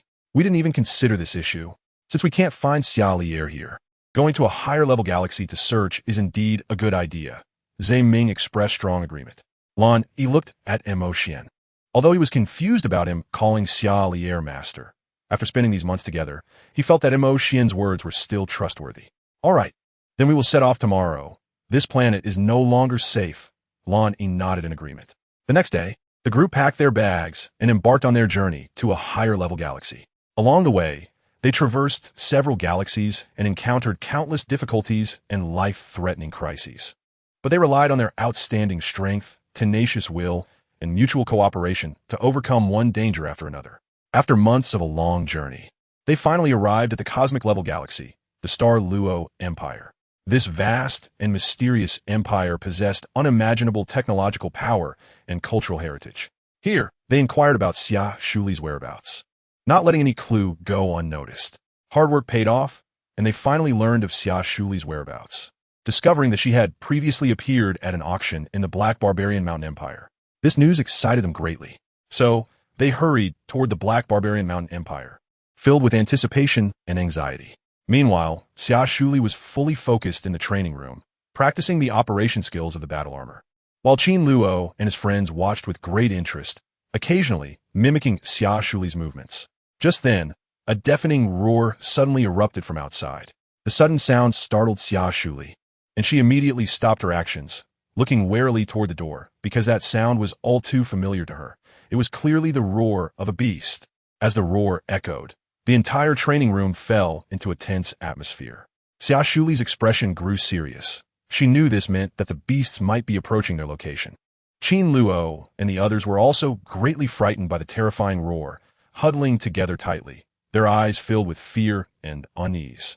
Xia Suli tightly gripped the silver longsword that Kyle had given her, her gaze resolute and calm. She bent down gently to comfort Qin Luo and the other children. Xiao Luo, you all stay here obediently and don't run around. I'm going out to check the situation, so don't worry about me. Qin Luo's face was filled with fear as he clutched Xia Suli's hand tightly, his voice trembling. No. Don't go. Sister Li, the beasts are really terrifying. Father was swallowed by them. Tears welled up in his eyes, clearly showing his deep fear of the beasts. Xia Suli felt a pang of sadness in her heart. She understood Qin Luo's fear, but she also knew she had to take action. She gently patted Qin Luo's hand and comforted her. Don't be afraid, Xiao Luo. I'm Fina. I have the ability to protect myself. And I can't just stand by and let these vile monsters harm other innocent beastmen. Sister Li, you must come back safely, Qin Luo said, her purple eyes looking at her eagerly. Don't worry, Xia Suli replied. She knew that Kai Air had matters to attend to at the Black Barbarian Mountain Empire. And even if he rushed back to Black Dragon Star at full speed, it would take 3 hours. During this time, she had to protect these children and do her best to eliminate the monsters. To ensure their safety, Xia Suli used a light-type holy shield to protect them inside and instructed them not to leave this protective range. When she emerged, she saw Grandpa Qin and Alec fighting desperately against the monsters. When Butler Qin saw Xia Suli come out, he quickly flew to her side. Looking at her seriously, Miss Suli, it's too dangerous outside. Please return to the training room and hide. Grandpa Qin, I can fight. So let me join you in killing the monsters. Seeing her serious expression, Butler Qin had no choice but to agree. Xia Suli was not polite as she gripped her long sword and charged at a gigantic beast. She skillfully dodged the beast's attacks, then leaped up and swung her sword with force, aiming for the beast's neck. However, the beast had tough skin and thick flesh, and this strike failed to inflict fatal damage. The beast roared in anger and turned to pounce on Xia Suli. At that critical moment, a golden light flashed, and she used a light shield to block the beast's assault. She then continued to launch a fierce attack on it, each move filled with strength and killing intent. Although the beast was powerful, it struggled to withstand such a ferocious onslaught, and ultimately it fell into a pool of blood, its body twitching as it gradually lost its life. Butler Qin stood by, quietly watching everything unfold. A hint of surprise flashed in his eyes, and a barely noticeable smile appeared on his face, adding a few more points of admiration for Xia Suli in his heart. It seemed that Xia Suli was not just a beautiful female, but also a person with extraordinary strength. Her performance made him believe that she was absolutely qualified to be the Lord's partner. He couldn't help but recall the Lord's previous evaluation of Xia Suli, that she was a strong and unique female, and now it seemed the Lord's vision was indeed remarkable. Meanwhile, Kair, far away in the Black Barbarian Mountain Empire, received news of the beast attack on Black Dragon Mountain and hurriedly piloted his ship back, silently praying that Xia Suli and the others would be safe. Chapter 53. Let go of perspectives and opinions. Xia Suli frowned tightly. After a long period of fierce fighting, the number of alien beasts had not decreased, but had instead increased. It was then that she realized the spatial rift on the ground was like an endless black hole, continuously spewing out alien beasts. Faced with so many alien beasts, the strength of the Black Dragon Star Beastman alone was simply insufficient to eliminate them, as their power was not strong enough. The only powerful one, Kyle, was not present. Even with the S-rank strength of Butler Qin and Oleg, they could not protect all the beastmen's safety against so many alien beasts. Seeing this situation, Butler Qin's expression became grave, as if shrouded in a thick haze. Looking at the countless fallen and injured beastmen on the ground, he knew they would not last until the Lord returned.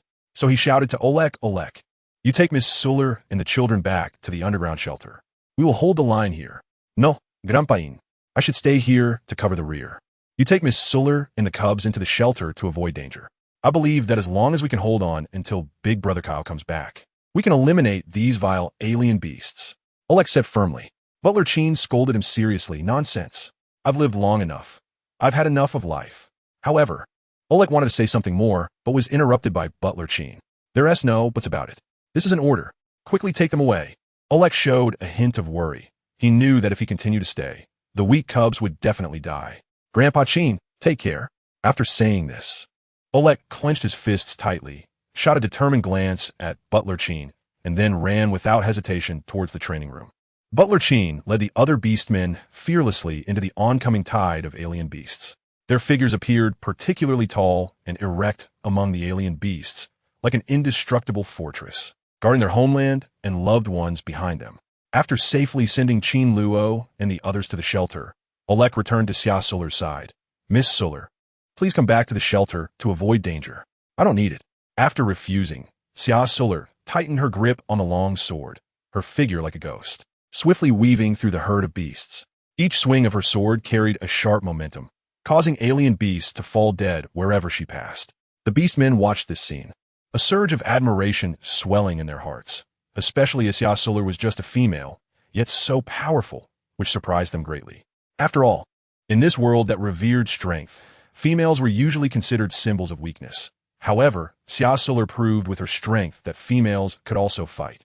Inspired by Xia Suli, the beastmen raised their weapons and launched fierce attacks against the alien beasts, their battle cries echoing across the battlefield, intertwining with the roars of the alien beasts, forming a thrilling symphony. In this intense battle, Xia Suli displayed extraordinary courage and superb swordsmanship. Her presence filled the beastmen with hope for victory and strengthened their determination to defend their homeland. Despite this, the number of alien beasts was too great, and everyone's stamina gradually waned. Xia Suli was killing enemies while observing the battlefield, knowing that if things continued this way, everyone would be dragged to death by the alien beasts. Suddenly, her attention was drawn to the alien beast in the tide of monsters that had been relatively still from the beginning. The thought of capture the leader first flashed through her mind, and without hesitation, she charged toward the leader beast. The leader beast keenly sensed Xia Suli's intentions, opened its massive jaws, and suddenly spewed out a jet of pitch-black flames. Xia Suli nimbly sidestepped, swinging her longsword in a fluid motion, piercing towards the leader of the alien beast's eye like a flash of lightning. The beast leader let out a painful howl. Its body began to thrash wildly. Seizing the opportunity, Xia Suli gracefully leaped onto its back, ruthlessly driving her sword into its head. As the sword penetrated, the beast leader's struggles intensified. But Xia Suli gripped the hilt tightly, showing no sign of letting go. With a painful scream, its massive body collapsed to the ground, and the remaining alien beasts, witnessing this, immediately lost their fighting spirit and began to flee in all directions. "We have won," the orcs cheered, but Xia Suli knew this was only a temporary victory. Everyone quickly began to tidy up the battlefield, preparing for the next wave of attack. She said loudly, and the orcs sprang into action, clearing the corpses on the battlefield. Steward Qin approached Xia Suli with a smile, his tone full of admiration. "Miss Suli, if it weren't for your wit and bravery in the face of such a sudden wave of alien beasts, we might not have been able to withstand this attack." Hearing these words, Xia Suli's lips curled up slightly, revealing a humble smile. "Grandpa Qin is overpraising me. This is not just my achievement alone, but the result of everyone's teamwork and hard work." Butler Qin gazed at Xia Suli's beautiful and modest face, and a warm current surged in his heart. Such an excellent yet low-key female is truly rare. This deepened his fondness for Xia Suli, and he looked forward to her becoming the future lady of the Lord. In his eyes, Xia Suli not only possessed outstanding talent and wisdom, but also had noble character and a broad mind. Such a female is undoubtedly the most suitable person to accompany the Lord for a lifetime, as expected of the experienced and capable steward in the palace. Butler Qin quickly assigned the other beastmen to different positions according to their specialties and abilities. Oleg was given an important responsibility to lead the elderly, weak, or disabled beastmen into various shelters to ensure their safety. Meanwhile, the remaining young and strong beastmen were organized to prepare for the next fierce battle. Xia Suli quietly stood aside, her gaze sweeping over the busy orcs, and she couldn't help but sigh inwardly. She realized that her understanding of refugees and space pirates had been too one-sided. She began to reflect on her previous views and opinions. Although these orcs appeared rough on the outside, they worked with extraordinary seriousness and attention to detail, every movement filled with strength and efficiency, and their coordination was impeccable. At that moment, Xia Suli realized that this might be a unique culture and way of life within the true orc world. The orcs who had been driven out were not necessarily heinous criminals. Perhaps they were just forced into their circumstances. Chapter 54. Coming towards her, just as everyone was getting ready, suddenly, the originally calm sky was torn open without warning by an extremely dazzling spatial rift. This rift resembled a ghastly scar, spanning across the entire horizon and emitting a heart-pounding glow. This spectacle left all the orcs present in shock. They stopped their actions, their eyes wide open, staring at this bizarre and magnificent sight. Immediately after, groups of variously shaped, enormous flying beasts flew out of the spatial rift in an unending stream. These beasts exuded a powerful aura, their wings flapping against the air, stirring up fierce winds. Faced with such a severe situation, the orcs' emotions became exceedingly tense. Each person's heart felt heavy, filled with fear and concern over the unknown dangers. However, at that moment, Steward Sheen stepped forward and shouted loudly, "All orcs, listen up. Immediately grab your energy guns and prepare to face the beast's attack. We cannot sit idly by. We must unite and resist the external enemy together." His voice resonated like thunder among the crowd, instantly igniting the courage and fighting spirit deep within the orcs. They responded to the call, quickly raising their energy guns and firmly focusing their gazes on the beasts in the sky. Fortunately, Kyle had been alert and prepared in advance. He had purchased a large number of energy guns during this brief period, fearing a sudden beast attack, and now these energy guns could be put to use.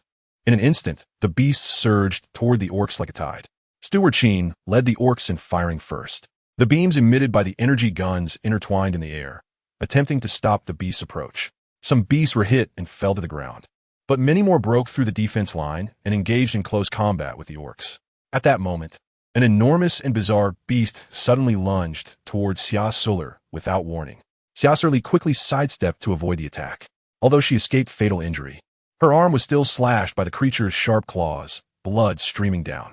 Seeing this, Oleg swiftly swung his longsword, severing the beast's head with a fierce blow. "Miss Suli, are you okay?" Oleg asked anxiously, filled with worry and unease.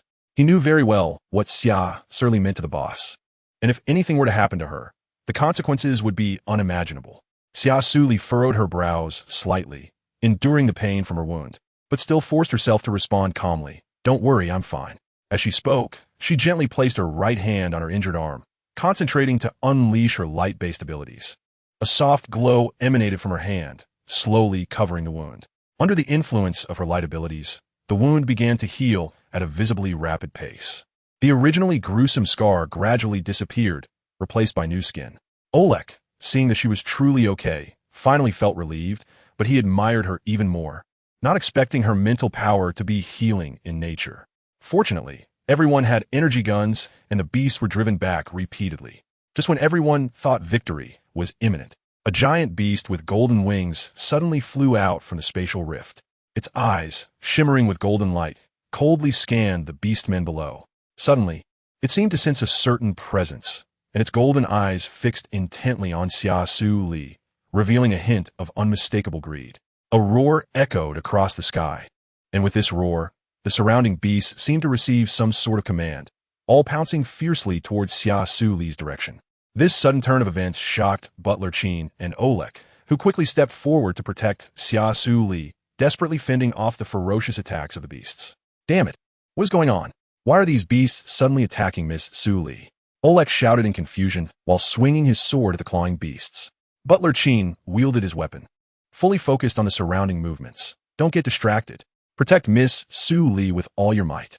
Xia Suli also wielded a long sword, constantly swinging at the monstrous beasts that surged towards her. Her eyes were filled with confusion and disbelief, as she couldn't understand why these beasts were launching such a fierce assault against her. However, she suspected that it must have something to do with the golden-winged unicorn beast. Just as Oleg and Butler Sheen bravely fought against the enemies, the once lofty and arrogant unicorn beast suddenly pounced towards Xia Suli. Oleg, who was closest to the scene, immediately leaped forward without hesitation, trying to block the unicorn beast's attack. However, his strength was no match for the unicorn beast, and in an instant, one of its claws tightly grasped him and then threw him aside like a piece of trash. Coughing, Oleg clutched his chest wound, unable to suppress the spurt of fresh blood, his face turning pale and weak. Xia Suli looked at Oleg in disbelief. She had a poor impression of him and had always kept her distance, but she never expected him to risk his life to save her, which truly surprised her. Steward Sheen watched the actions of the unicorn giant beast and immediately understood that its target was Xia Suli. He quickly shouted to her, "Miss Suli, its target is you. Hurry and take Lake to the underground shelter to avoid danger. I will hold it off for you." Xia Suli looked at Oleg, who was on the brink of death. Despite her dislike for him, he was injured because of her, so she hurriedly helped him up and walked towards the shelter. Leaning on her shoulder, Oleg said weakly, "Miss Suli, I know you don't like me, but I hope you won't hate Boss Kyle. He actually captured Luya to save me. I am an S-class beastman." And at that time, the raging energy within me had broken through to 79. Once it exceeded 80, I would fall into a berserk state, which is why boss wanted to capture her in S-class. Xia Suli looked at Olek, who was continuously spitting blood, her brows furrowed. If you don't want to die, shut up. I don't hate any of you right now. After all, you're just trying to survive, just in different ways. Hearing this, Olek immediately breathed a sigh of relief. As long as she didn't hate the boss, it meant the boss still had a chance. The unicorn giant beast saw Xia Suli escape and quickly chased after her. You won't get past, unless I die. Butler Chin shouted loudly, raising the weapon in his hand to block the path of the unicorn giant beast. Seeing this, the unicorn giant beast let out a furious roar, its sound deafening, as if it wanted to tear apart the entire world. It opened its massive jaws, revealing sharp fangs, and viciously lunged towards Butler Chin. Unafraid, Butler Chin wielded his weapon and engaged in an intense battle with the unicorn giant beast. However, the unicorn giant beast was simply too powerful. Its strength and speed far exceeded those of Butler Chin. Despite Butler Chin giving it his all after a dozen exchanges, he was still knocked to the ground by the beast's ferocious attacks, severely injured. When the unicorn giant beast charged at them, Olek instinctively pushed her away. But the quick-reacting Xia Suli kicked Olek away, and both of them rolled to the sides. Olek covered his wound and coughed violently. That kick nearly made him vomit, and he began to doubt whether Xia Suli harbored hatred, which was why she kicked him so hard. Chapter 55. You truly deserve to die. Xia Suli stared at the approaching unicorn beast. Despite her exhausted body, she stood up strong, showing no trace of fear in her eyes. The unicorn beast looked down at her, its eyes glimmering with a hint of delight. It had never imagined that such a small female beastman could exhibit such powerful strength, which piqued its interest in Xia Suli suddenly. The unicorn beast extended its sharp claws and swiftly lunged at Xia Suli.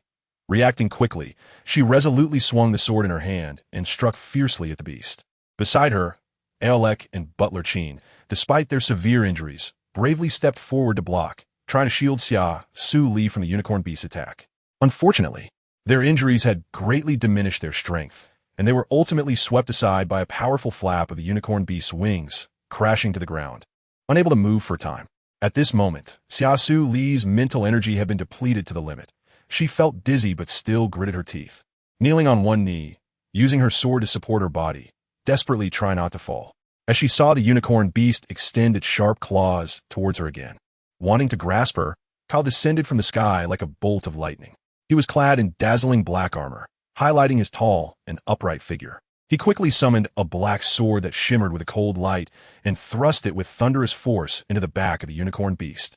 The unicorn beast let out a painful roar, flapping its enormous wings and charging fiercely at Kyle. Kyle's gaze was cold and fearless as he raised his weapon again, ready to meet the unicorn beast's attack. When the two powerful forces collided, it instantly triggered a tremendous explosion.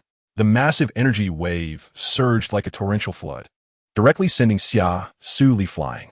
As she was about to crash heavily to the ground, Kyle unhesitatingly flew forward and caught her steadily with a strong hand.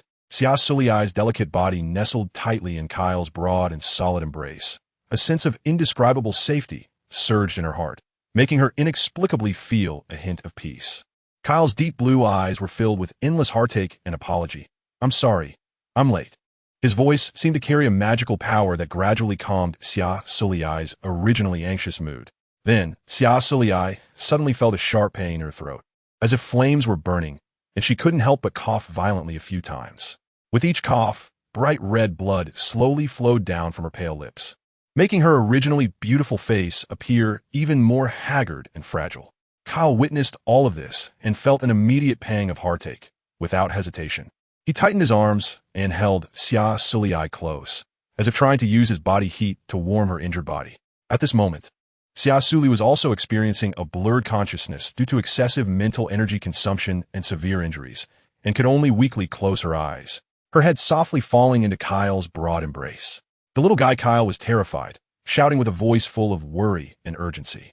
In an instant, a dense black aura enveloped Kyle, and his originally clear azure eyes were now filled with madness and killing intent.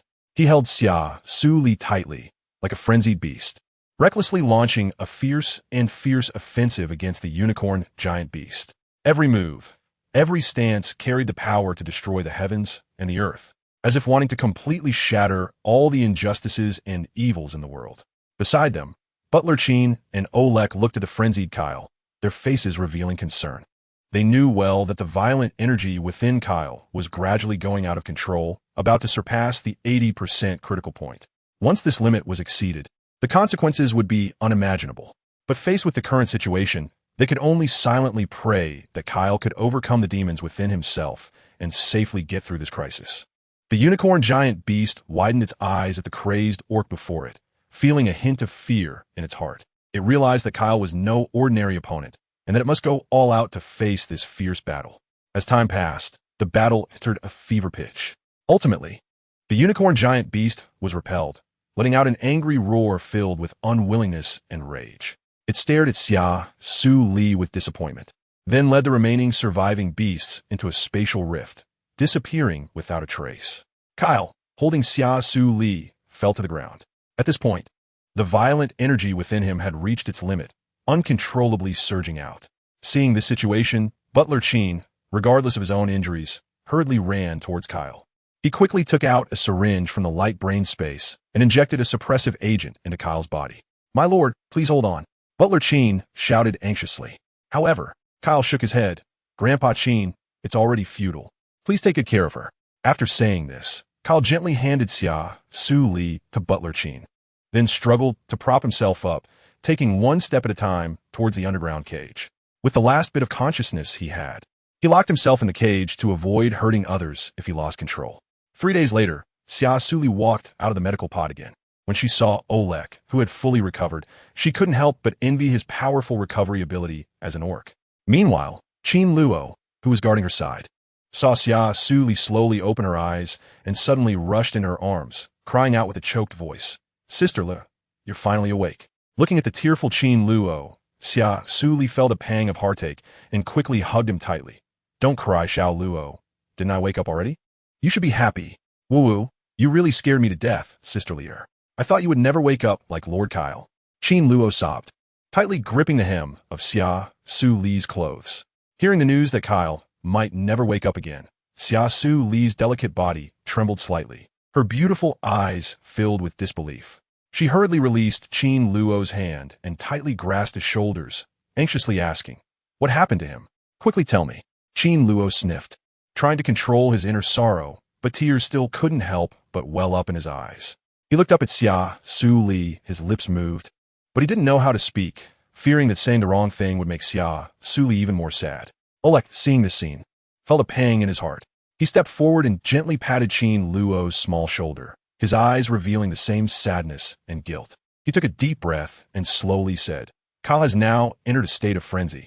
At this point, he paused, his voice slightly subdued, as if a heavy burden pressed down on him.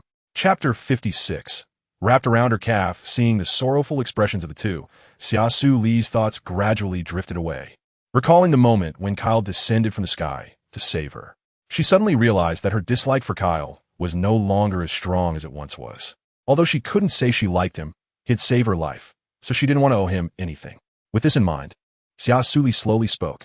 "Take me to see him. Perhaps my mental energy can save him." "Really?" Oleg's eyes widened in excitement, looking at Xia Suli in disbelief, filled with anticipation and hope. After all, he and Grandpa Chin had tried multiple times to approach Kyle, but had failed. Now hearing Xia Suli say this felt like seeing a glimmer of hope.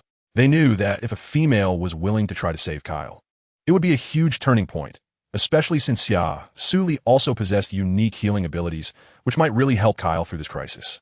Qin Luo also looked at her with expectation, his big eyes admiringly praising. "Sister Lear, you can definitely wake Lord Kyle up. Xiao Luo believes in you." Xia Suli didn't say much, just smiled gently, reached out her hand to gently rub his little head, and then gestured for Oleg to lead her to the place where Kyle was imprisoned. When they arrived at the cage, not far from where Kyle was held, a strong sense of oppression rushed towards them. Xia Suli focused her gaze and saw a massive cage containing a terrifyingly large dragon-like serpent. Its scales were as black as ink, shimmering with an enigmatic glow under the bright lights. The serpent's head was exceptionally large, adorned with a pair of sharp and hard black horns, making it appear as if it was on the verge of transforming from a serpent into a dragon, which was truly awe-inspiring. Although it was currently coiled up and quietly resting, it still emanated a chilling aura that sent shivers down one's spine. She hadn't expected that Kyle's beast form was actually a dragon-like serpent. If he evolved again, wouldn't he become a dragon? No wonder he was so powerful. Just then, she saw him looking at Butler Chin, who was leading a female towards the cage. When they were less than a meter away from the cage, Kyle suddenly opened his enormous blue eyes, his gaze icy as he fixed it on the female beastman. Just that one look made the female scream in terror, her body trembling uncontrollably as she took several steps back, clearly frightened by the sight before her. She desperately shook her head, repeatedly shouting, "I don't want to go in. He'll eat me." Butler Chin looked at the female, whose legs were shaking in fear, with a disappointed expression in his eyes. He waved his hand, and the two beastmen behind him took her away. "Grandpa, Brother Lake, and I brought Sister Liar to see Lord Kyle," Chin Luo shouted loudly. Butler Chin slowly turned around, a look of comfort and kindness gradually appearing on his face. "You're here," he said softly. Xia Suli slightly nodded in greeting. "Hello, Grandpa Chin." How is Miss Suli's health?" the Butler Chin asked with concern. "Thank you for your concern, Grandpa Chin. I'm fine now. I heard something happened to Kyle, so I came to visit," Xia Suli said as she moved closer to the butler, her gaze fixed on the dragon snake in the cage. In the face of the terrifying beast before her, there was no trace of fear in her eyes. Instead, curiosity shone through. The Butler Chin quietly observed Xia Suli and, seeing her calm demeanor, a hint of admiration and satisfaction flashed in his eyes. She truly deserved to be favored by the Lord. She had spirit. Meanwhile, Kyle, in the cage, suddenly showed a glimmer of life in his previously dull blue eyes upon seeing Xia Suli, staring at her intently, as if trying to convey some message. Oleg noticed Kyle's unusual behavior, and his eyes lit up instantly. "Grandpa Chin, look, the boss has been staring at Miss Suli the whole time. Could this be a hint that Miss Suli has a way to save him?" Hearing this, Chin Luo quickly leaned closer to the cage to observe carefully. When he saw that Kyle was indeed fixated on Xia Suli, as Oleg had said, excitement spread across his face. "Wow. It really seems like Lord Kyle likes Sister Lear a lot." The Butler Chin, standing beside, also noticed the situation and frowned, falling into deep thought. After a moment, he spoke. "Let's not get too excited too soon. Although the leader's behavior seems to show signs of returning to his senses, we cannot let Miss Suli take such a big risk based solely on this." They all nodded in agreement, fully aware that any rash actions at such a critical moment could lead to unpredictable consequences. "Grandpa Chin, please allow me to go in and give it a try." The Butler Chin furrowed his brow and firmly refused. "Miss Suli, you absolutely cannot. If the leader accidentally harms you, he will surely regret it once he regains his senses." "It's fine, Grandpa Chin. I feel like he won't hurt me. In fact, it seems like he really likes me." After saying this, she lifted her foot, and Kyle's tail stretched out of the cage, tightly wrapping around her calf, the tip of the tail occasionally nudging her. "Ah!" Both the Butler Chin and Oleg stared in shock at the scene before them. Chin Luo's eyes widened in excitement as he shouted, "Wow. Lord Kyle's tail is wrapped around Sister Lear's leg. I want to touch Lord Kyle's majestic tail." Before he could finish his sentence, he eagerly reached out to touch Kyle's tail. However, Kyle's tail suddenly swung hard, aiming directly at him. Fortunately, the Butler Chin reacted quickly and pulled him away just in time, preventing an accident. Chin Luo was frightened, his face turning pale, and he dared not approach Kyle again. Xia Suli did not expect that Kyle had really lost his normal mental state. Otherwise, he wouldn't have attacked Chin Luo. When Butler Chin saw this scene, he looked at Xia Suli with anticipation. "Miss Suli, I leave the leader to you. After all, he only wishes to have close contact with you at the moment." "Well, I'll give it a try, but I need you, Grandpa Chin, to go out for a while. I don't want to be seen." "All right. The password for the cage door is 886. If anything happens, Miss Suli, just call out loudly, and we will rush in to save you right away." After speaking, Butler Chin took Chin Luo's hand and walked towards the cage door. Oleg deeply bowed to Xia Suli, his face filled with gratitude. "Thank you, Miss Suli. Please make sure to protect yourself. We will guard the door outside." Xia Suli nodded slightly. After they left, she pressed the password to open the cell door and walked in. To prevent him from escaping, she casually closed the door and then slowly walked towards Kyle's massive figure. Chapter 57. Don't do this, spare me. After Xia Suli entered the room, Kyle's enormous tail quickly began to wrap around her from her ankle, gracefully encircling her delicate body. The tail extended upwards until it coiled around her chest, at which point it stopped. Immediately afterward, Kyle retracted his serpent tail and pulled Xia Suli closer to him. His massive and majestic dragon head was slightly lowered, and the red tongue flicking from his mouth swayed in front of her, seemingly curious and fond of the aura she emitted. He gently rubbed his large head against Xia Suli's cheek, and the cold yet soft sensation made her feel a bit scared, but she dared not resist, fearing it would anger him. When Xia Suli tried to reach out and touch Kyle, he suddenly tightened his tail, quickly ensnaring her hands as well. The sudden force made Xia Suli let out a faint groan. Although Kyle had lost his original consciousness, a hint of instinctive protective awareness remained deep within him. He did not wish to harm Xia Suli. He simply reacted naturally to her closeness. However, upon hearing her discomfort, Kyle instinctively loosened his tail's grip, realizing he could not apply too much force lest he accidentally hurt this delicate female he had grown fond of. Even though his rationality had been consumed, the emotions deep within him told him to treat this pleasantly scented little female kindly. As if filled with apology, Kyle moved his tail, gently rubbing around Xia Suli's body in a pleasing manner, which made her feel ticklish and unable to stop laughing. The key was that Xia Suli's hands were currently bound by Kyle, leaving her completely unable to stop his actions. Furthermore, at times Kyle's tail even brushed against her particularly sensitive areas, making her feel both shy and angry in an instant. As Kyle continued to tease her, Xia Suli's originally exquisite face gradually flushed with a rosy hue, her eyes glistening with tears as she looked at Kyle pitifully, laughing to the point of nearly gasping for breath, and could only plead with him, "Haha, no more, please. I'm really going to die from laughing." Hearing Xia Suli's bashful pleas, Kyle finally stopped moving his tail, his blue eyes fixed intently on her, filled with desire. When Xia Suli saw his gaze, she extended her hand in anger and slapped his serpent body. "You bad guy, even turned into a crazed beast and still so wicked." However, her hand hit his hard scales, feeling as if she had struck steel, causing her hand to ache and tingle. This made Xia Suli feel a surge of dissatisfaction, and she shot him an angry glare with her beautiful eyes. Kyle tilted his serpent head, a look of confusion on his face, unable to understand why the little female was angry after hitting him.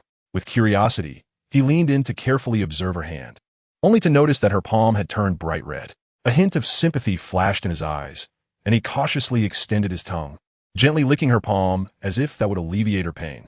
However, the moist and soft sensation made Xia Suli panic, and she quickly withdrew her hand.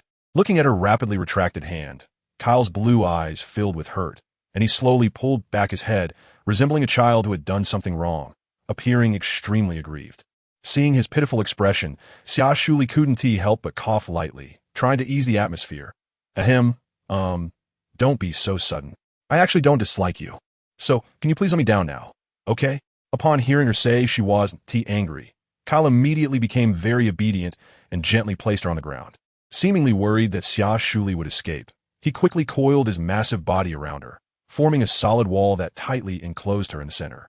Xia Suli certainly understood his little scheme, but she did not expose his thoughts. Instead, she reached out her delicate hand and gently stroked his hard and smooth scales.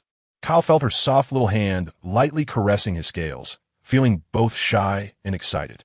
As her fingers moved, Kyle's body trembled slightly, seemingly very pleased and comfortable with her touch. Where her hand found the position of his heart, she placed her palm there. A hint of confusion flashed in Kyle's eyes, but he did not show any signs of anger or resistance. Xia Suli raised her head and gently but firmly reassured him, "You need to stay still and not move. I'm going to treat the violent energy inside you, which will help you become healthier, okay?" Kyle gazed at her, and although he knew nothing about the so-called violent energy, he could feel the little female's concern and kindness, so he nodded in agreement without hesitation. Seeing him so compliant, Xia Suli immediately released her powerful mental energy, which enveloped Kyle's heart like an invisible halo and began to devour the black, violent energy hidden within him. As time passed, Xia Suli focused intently on guiding her mental energy, carefully consuming and purifying the violent energy bit by bit. Each successful absorption made Kyle's body tremble slightly. As if he was being liberated, he could feel the energy that had originally unsettled him gradually weakening, and his heart began to calm down.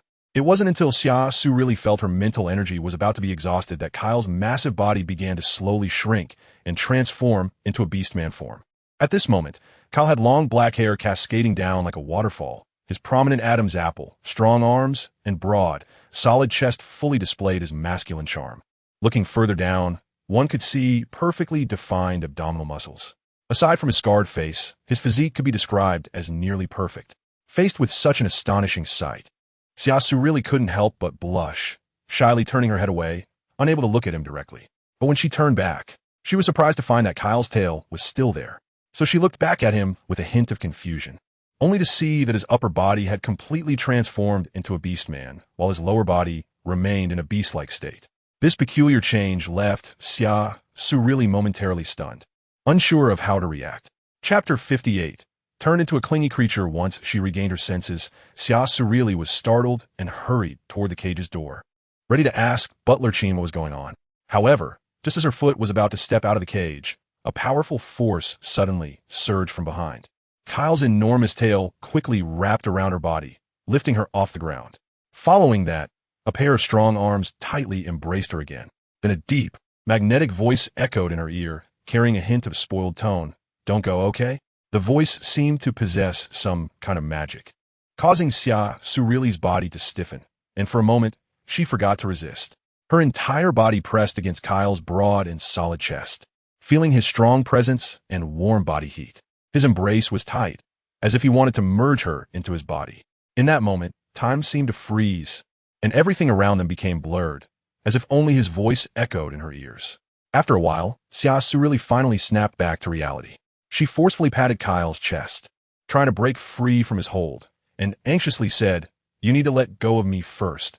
I'm not trying to leave. It's just that your appearance is too strange right now. I need to call Grandpa Chin to help you." Her tone revealed her concern and worry. Seeing that she was trying to escape, Kyle reluctantly set her down, but his large hand tightly held her small one, unwilling to let go. Watching Kyle's unusually strange behavior, Xia Suli had no choice but to lead him out of the cage.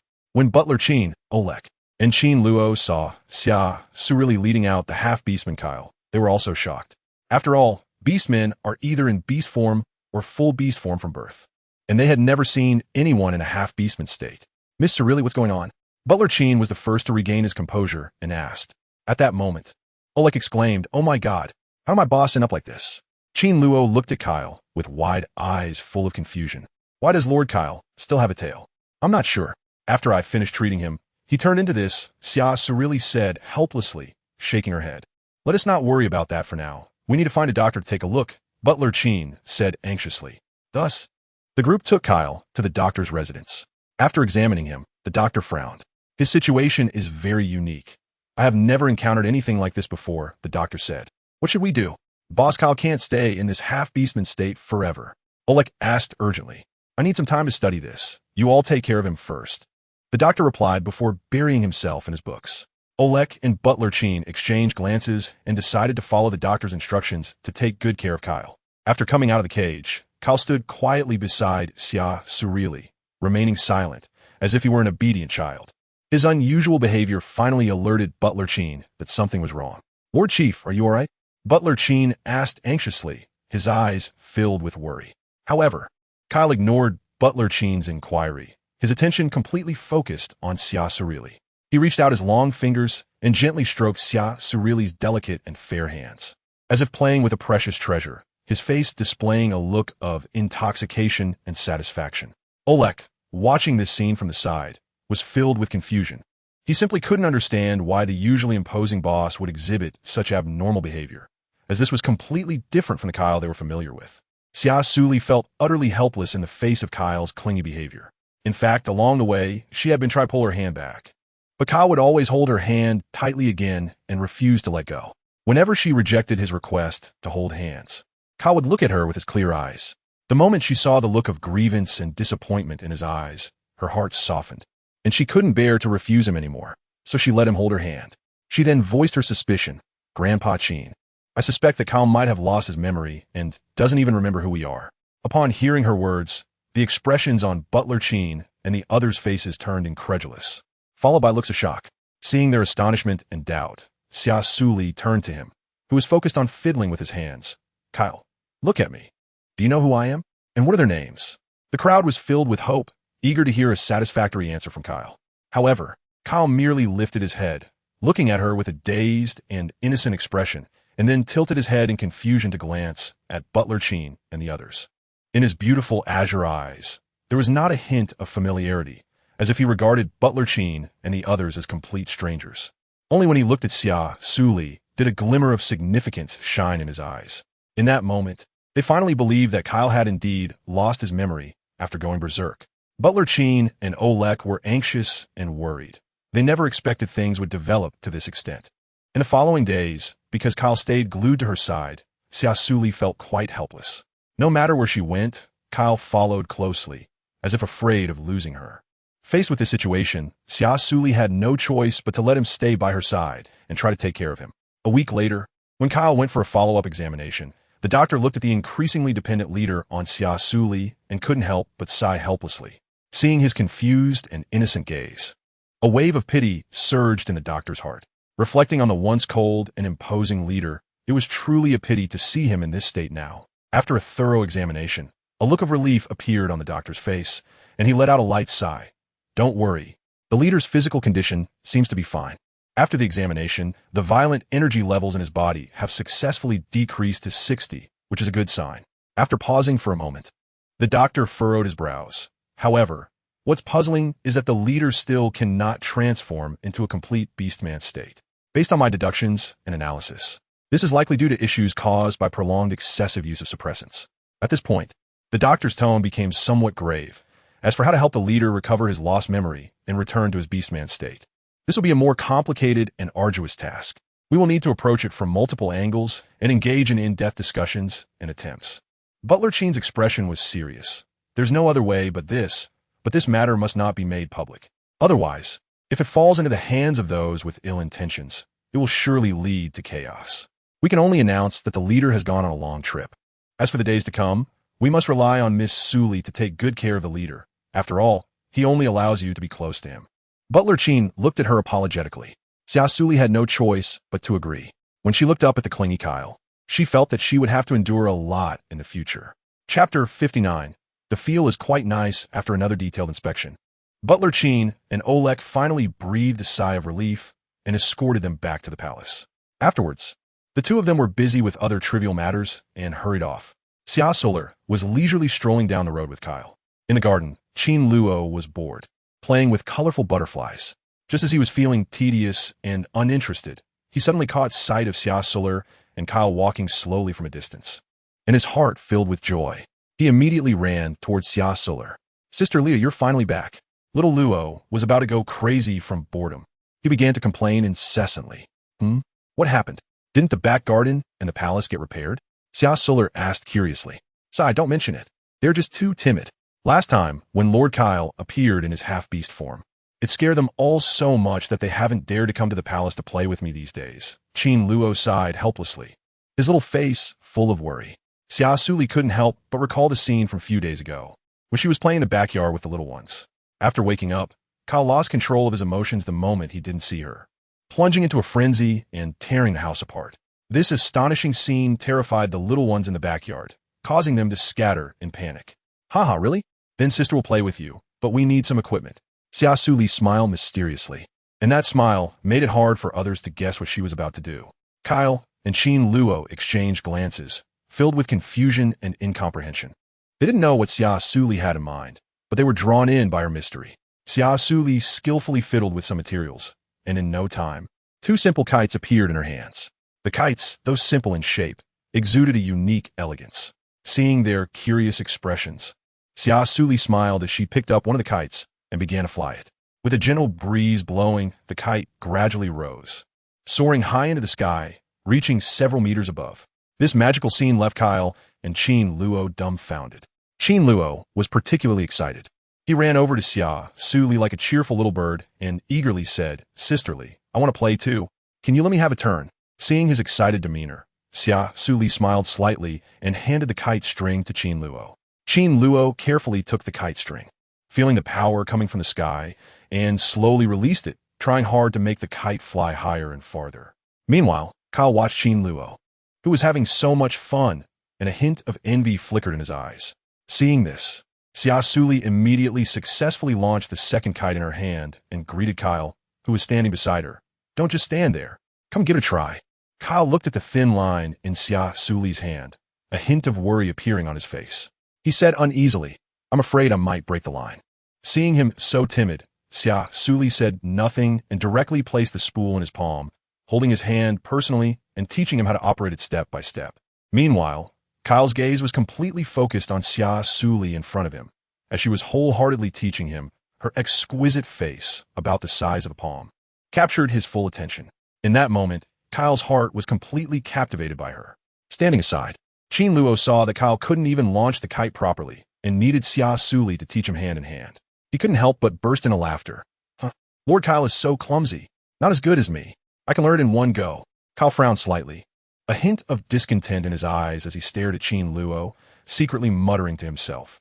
This little guy is really not cute at all. Compared to her, the little female is much cuter. So he lowered his head and refocused his attention on her. Xia Suli saw the unhappy expression on Kyle's face and quickly comforted him gently. It's okay, Kyle. Just relax your hand a bit more, or the line will break. Come and learn from me. Just like this, it's perfect. You're doing great. Hearing her praise, a genuine and radiant smile blossomed on Kyle's face. His smile warm like the spring sun, resonating deeply. Even Xia Suli found herself captivated for a moment. She had never seen Kyle laugh so heartily. At that moment, his smile seemed to illuminate the whole world. Although Kyle's face was covered in scars, these flaws couldn't hide his originally handsome features. One could imagine that before he was injured and disfigured, he must have been an exceptionally handsome man. Unfortunately, fate had played a cruel trick on him, and now he could only live with these scars. The laughter of the three of them echoed across the wide grassland, as if to dye this land with joy. This simple yet beautiful moment would transform into an eternal memory, deeply imprinted in their hearts. After playing for a long time, Xia Suli felt a bit tired, so she lay down on the lawn to rest. Watching the two in front of her having so much fun, she couldn't help but smile. Under the warm sunlight, her mood became particularly pleasant, and her body gradually relaxed until she unknowingly fell asleep. Kyle had been keeping an eye on Xia Suli. When he saw her close her eyes and fall asleep, he quickly and carefully put away the kite, afraid of waking her. Then he gently walked over and lay down beside her, quietly listening to her steady breathing, filled with peace. At that moment, Kyle couldn't help but reach out his arm, gently pulling Xia Suli into his embrace, feeling her soft warmth. It was as if time had stopped flowing, just lying there on the grass with her, enjoying the tranquility and beauty of this moment. Meanwhile, Qin Luo noticed the two sleeping in each other's arms. He silently put away his kite and turned to leave, giving them space. His grandfather had once told him never to disturb Lord Kyle and Sister Lier while they were sleeping. Although he was curious about why they chose to sleep on the grass instead of in a bed, he still obediently refrained from interrupting their sweet dreams. He didn't know how much time had passed, but Xia Suli was in a dazed state.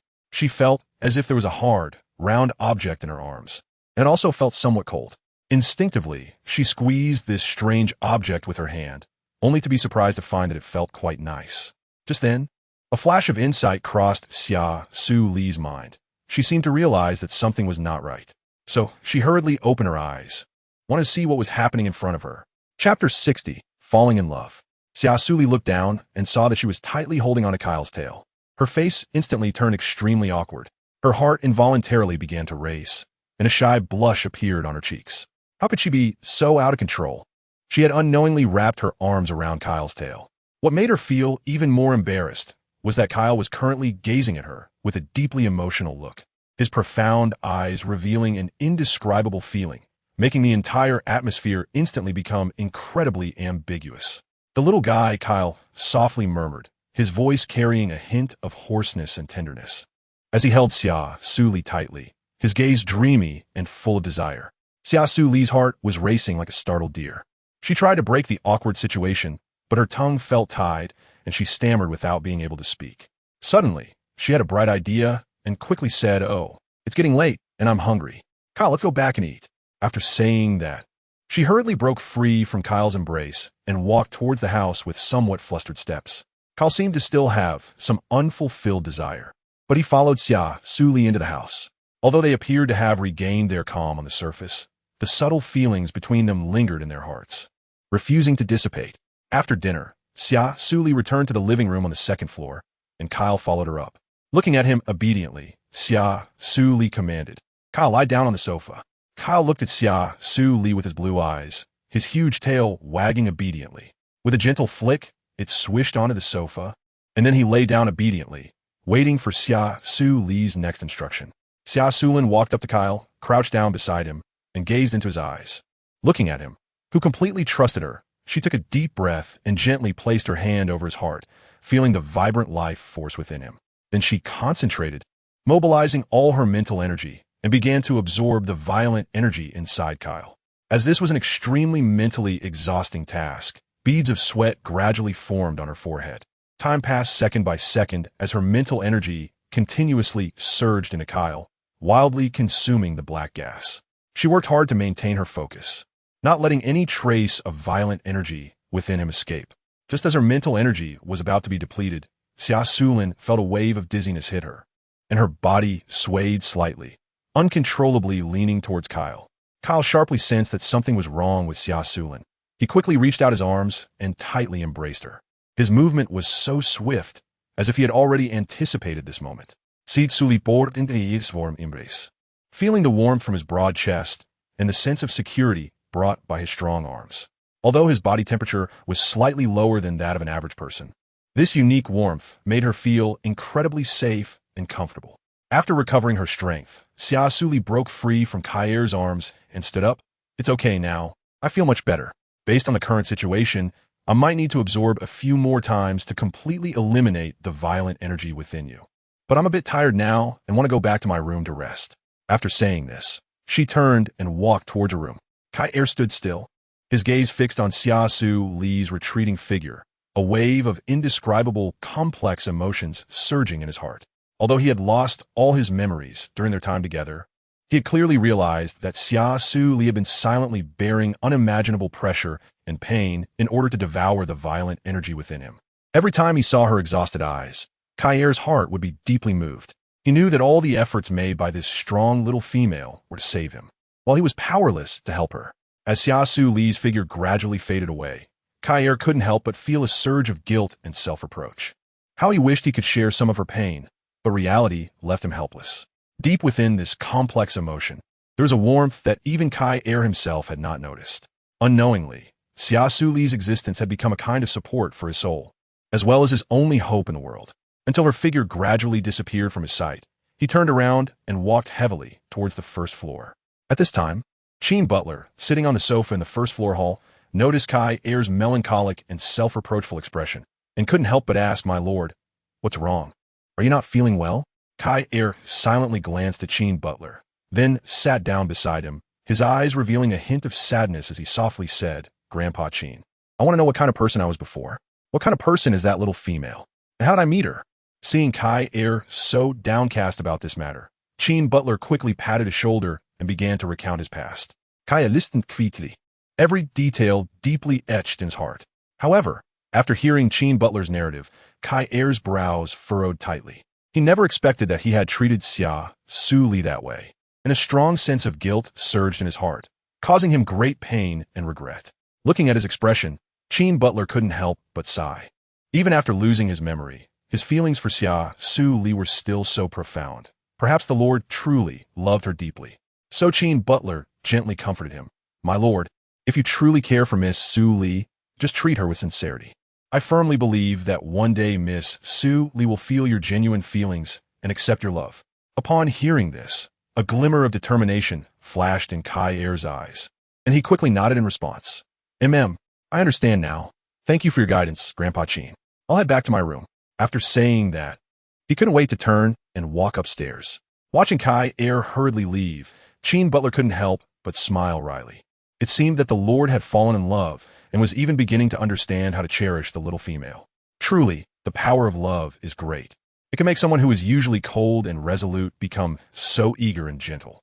As Kai stepped onto the stairs to the second floor, his heartbeat involuntarily quickened, every step appearing particularly cautious, as if afraid of waking something precious. Finally, he arrived at the door of the room, gently grasping the doorknob and slowly pushing it open. As soon as he opened the door, he saw Xia Suli wearing a pure white nightgown, quietly lying on a large bed. The moonlight poured in through the window, casting a silver veil over her, adding a touch of mystery and allure. Kai quietly stood by the bed, gazing at her beautiful sleeping face, a surge of indescribable emotions filling his heart. He gently closed the door, taking lighter steps to avoid making any noise that might disturb her sweet dreams. Approaching the bed, he carefully covered her with a blanket, his movements tender as if he were cherishing a rare treasure.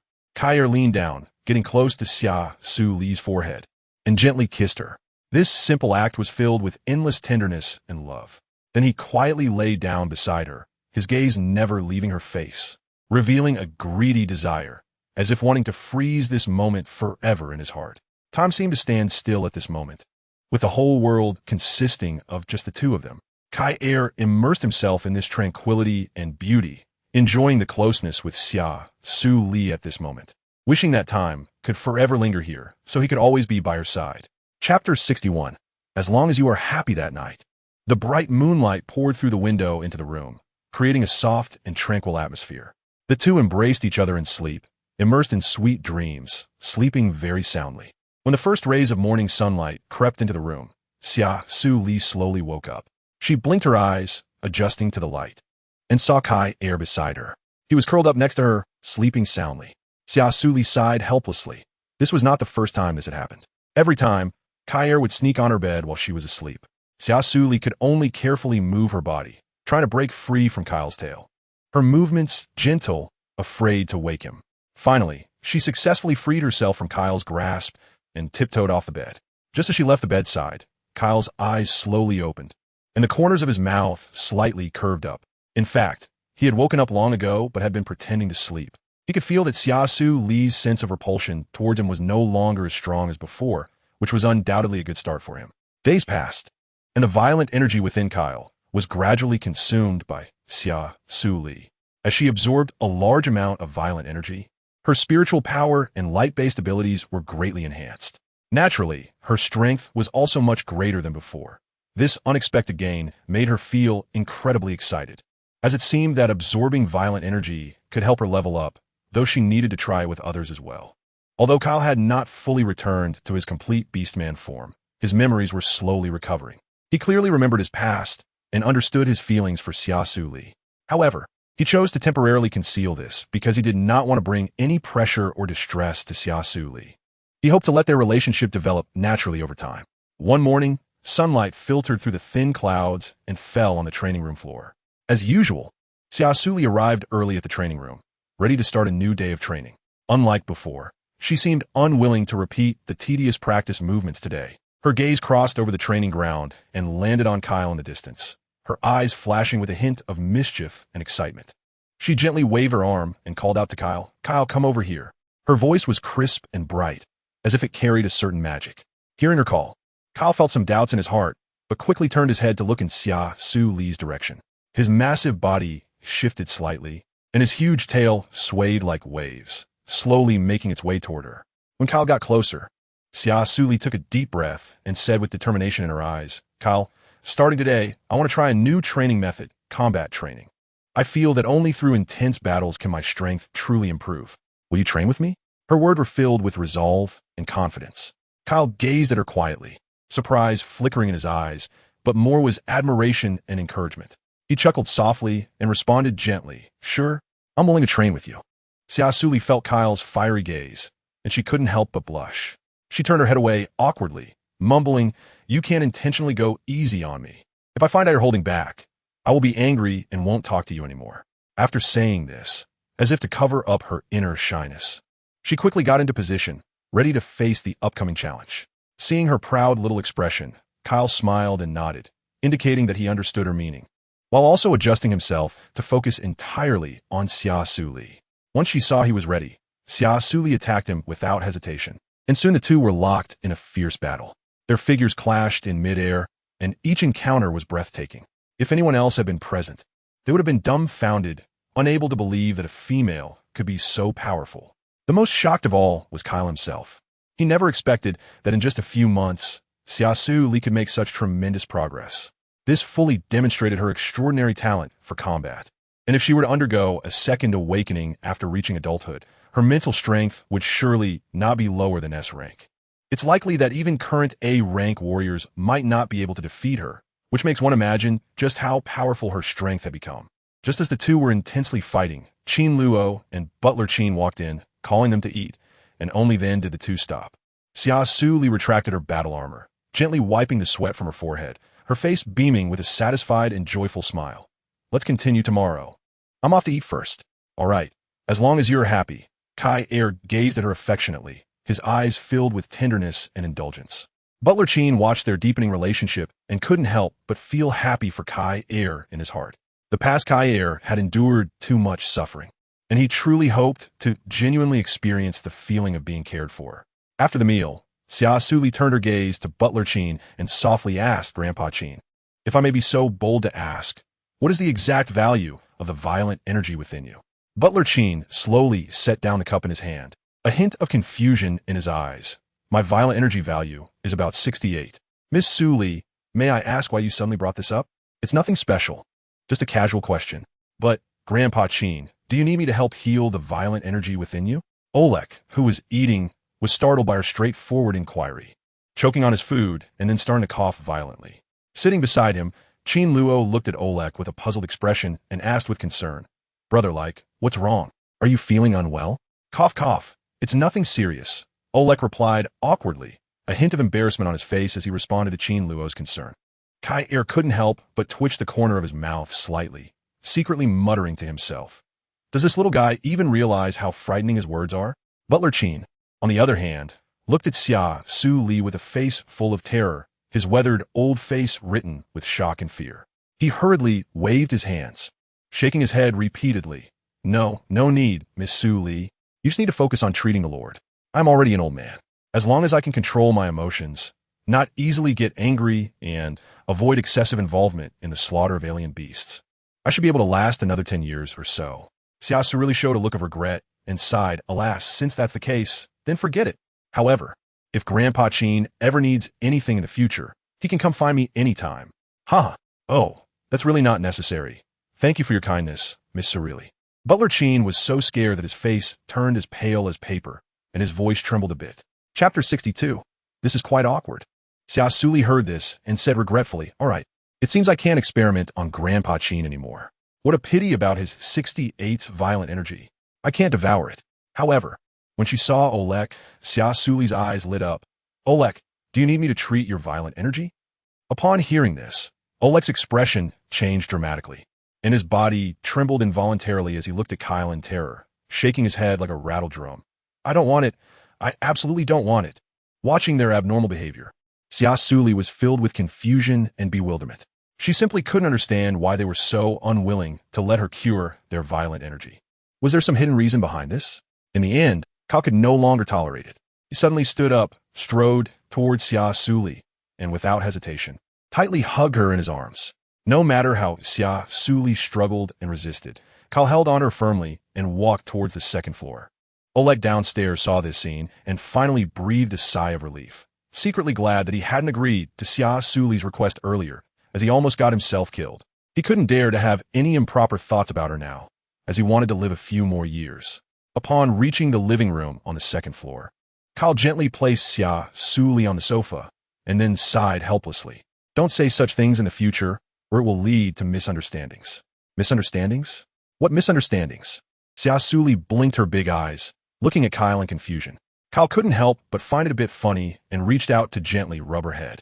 "Usually, you're quite smart, but why are you being so confused at this moment? Just think about it. If others hear you say that, wouldn't they misunderstand that you're interested in Butler Chin or Oleg? After all, they don't know that your method of treatment is different from other females. Other females weaken the violent energy in male beasts just by mating. So, let's not mention such things again in the future." Xia Suli listened to Kyle's explanation and suddenly realized, so that's how it is. How could she have forgotten that she was a special existence? It seemed she was still too naive and hadn't considered these details. She blushed and nodded, indicating that she understood Kyle's meaning. "I got it. I won't say anything inappropriate in the future. I'm sorry for causing you trouble." Kyle smiled indulgently. "It's okay, as long as you understand. To be honest, your suggestion surprised me a bit. I've never heard of a female actively proposing to help others treat their berserk energy. I just thought of it suddenly. After all, the impact of berserk energy on you is so significant. If we can find the simplest way to cure it, wouldn't that be great?"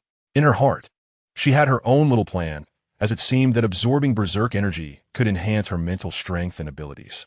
If possible, she naturally hoped to absorb more berserk energy to become even stronger. However, Kyle was completely unaware of this. A hint of admiration flashed in his eyes, and he had no idea about her true thoughts. He sincerely praised her. Your idea is quite good. As long as it doesn't harm yourself, why not give it a try? After all, Grandpa Chin and Oleg would never betray me, so revealing the truth to them shouldn't be a big problem. Xia Suli smiled and nodded, indicating her agreement. But she quickly regained her composure and questioned Kyle with a puzzled expression. Wait, didn't you lose your orc intelligence and memory?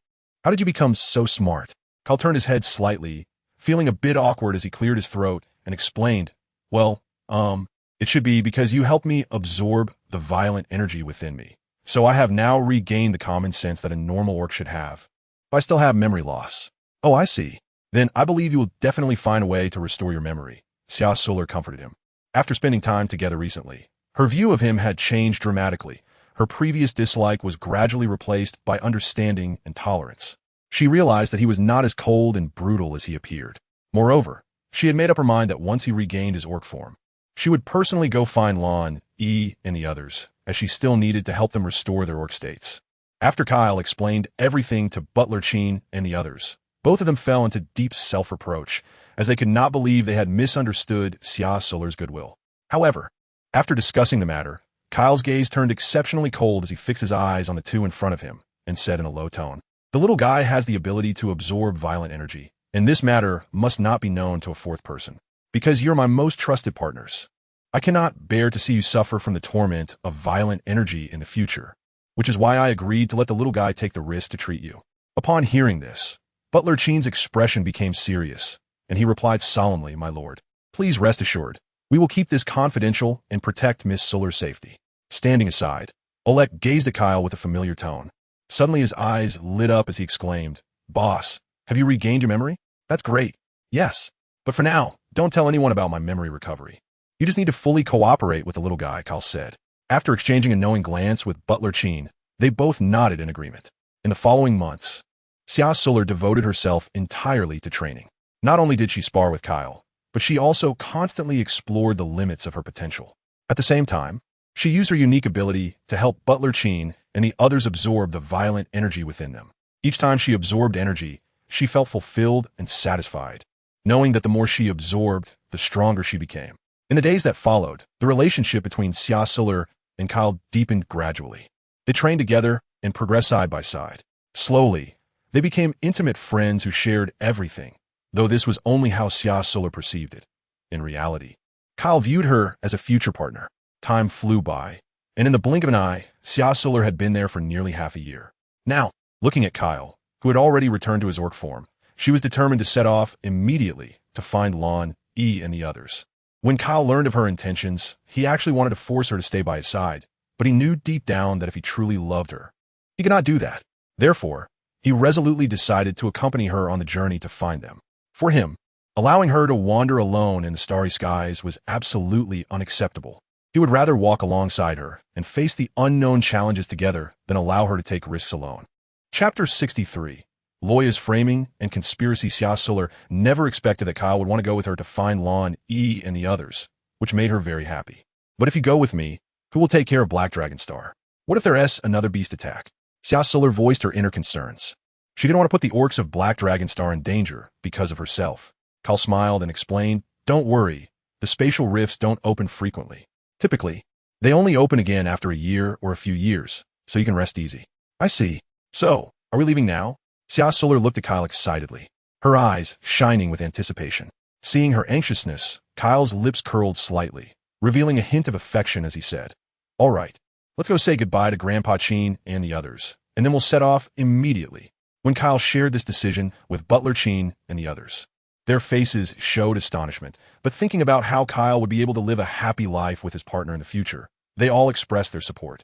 After all, having such a strong and kind partner like Xia Suli meant he wouldn't have to worry about the surge of violent energy anymore. However, when Chin Luo learned that she would be leaving Black Dragon Star with Kyle, the little guy's expression instantly turned gloomy, his big watery eyes sparkling with tears. He reached out his small, tender hand and tightly grasped Xia Suli's hand, his face full of reluctance as he choked out, sisterly, can you and Lord Kyle not leave? Xiao Luo really doesn't want you to go. Before he finished speaking, tears began to fall like raindrops. Xia Suli felt a deep ache in her heart as she tightly embraced Qin Luo. Over the past 6 months, she had come to see Qin Luo as her own little brother. Although her heart was filled with reluctance, she was also afraid of losing Lan, Yi, and the others. Moreover, having disappeared for so long, she didn't know whether they were alive or dead. How could she stay here in comfort so easily? I am Sode, Xiao Luo. Sister has a few very important family members who are missing, so I need to go outside to find them. Once I find them, I'll come back to see you. Okay? Xia Suli coaxed. Upon hearing this, Qin Luo pouted with his red eyes. Then Lier, sister, we made a promise. When you find your family, you must remember to come back and see us. You can't lie to Xiao Luo. Xia Suli gently patted Qin Luo's back and smiled.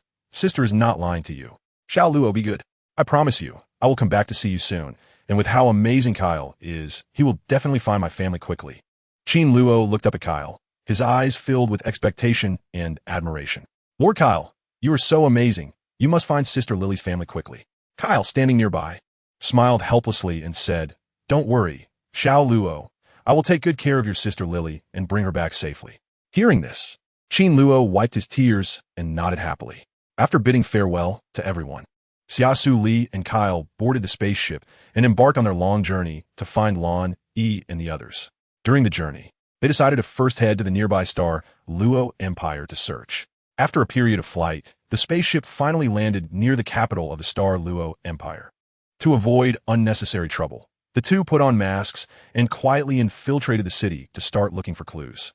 They moved through the bustling streets, visiting one place after another, inquiring countless people about the whereabouts of Lan, Yi, and the others. Despite their great efforts, they found nothing, and a day passed like this. Xia Suli felt very disappointed, and her mood became increasingly depressed. Kyle keenly sensed the subtle fluctuations in Xia Suli's emotions and quickly comforted her in a low voice. Don't worry, little one, we still have plenty of time. Let's find a hotel to rest for the night, and tomorrow morning we can continue to gather more information. Perhaps we will find valuable clues. After hearing Kyle's words, Xia Suli nodded slightly in agreement, and her inner frustration eased a bit. Then, Kyle led her into a luxurious 8-star hotel and booked a deluxe presidential suite to take a break for the time being. Just then, Xia Suli was suddenly surprised to see Lu Yan not far away in the lobby, intimately linking arms with a slightly older male orc. Xia Suli did not expect to run into her here. It truly was a case of enemies crossing paths. Fortunately, she was wearing a mask, so she believed Liya would not recognize her. However, Liya still wore that arrogant expression, which was quite displeasing. But Xia Suli only wanted to find Lan, Yi, and the others, and did not want to cause any trouble for now. So when the two brushed past each other, Xia Suli instinctively turned her body to let her pass, but Liya showed no courtesy or willingness to yield and directly bumped her shoulder hard. The sudden impact caught Xia Suli completely off guard, causing her body to lurch forward, and she was about to fall to the ground.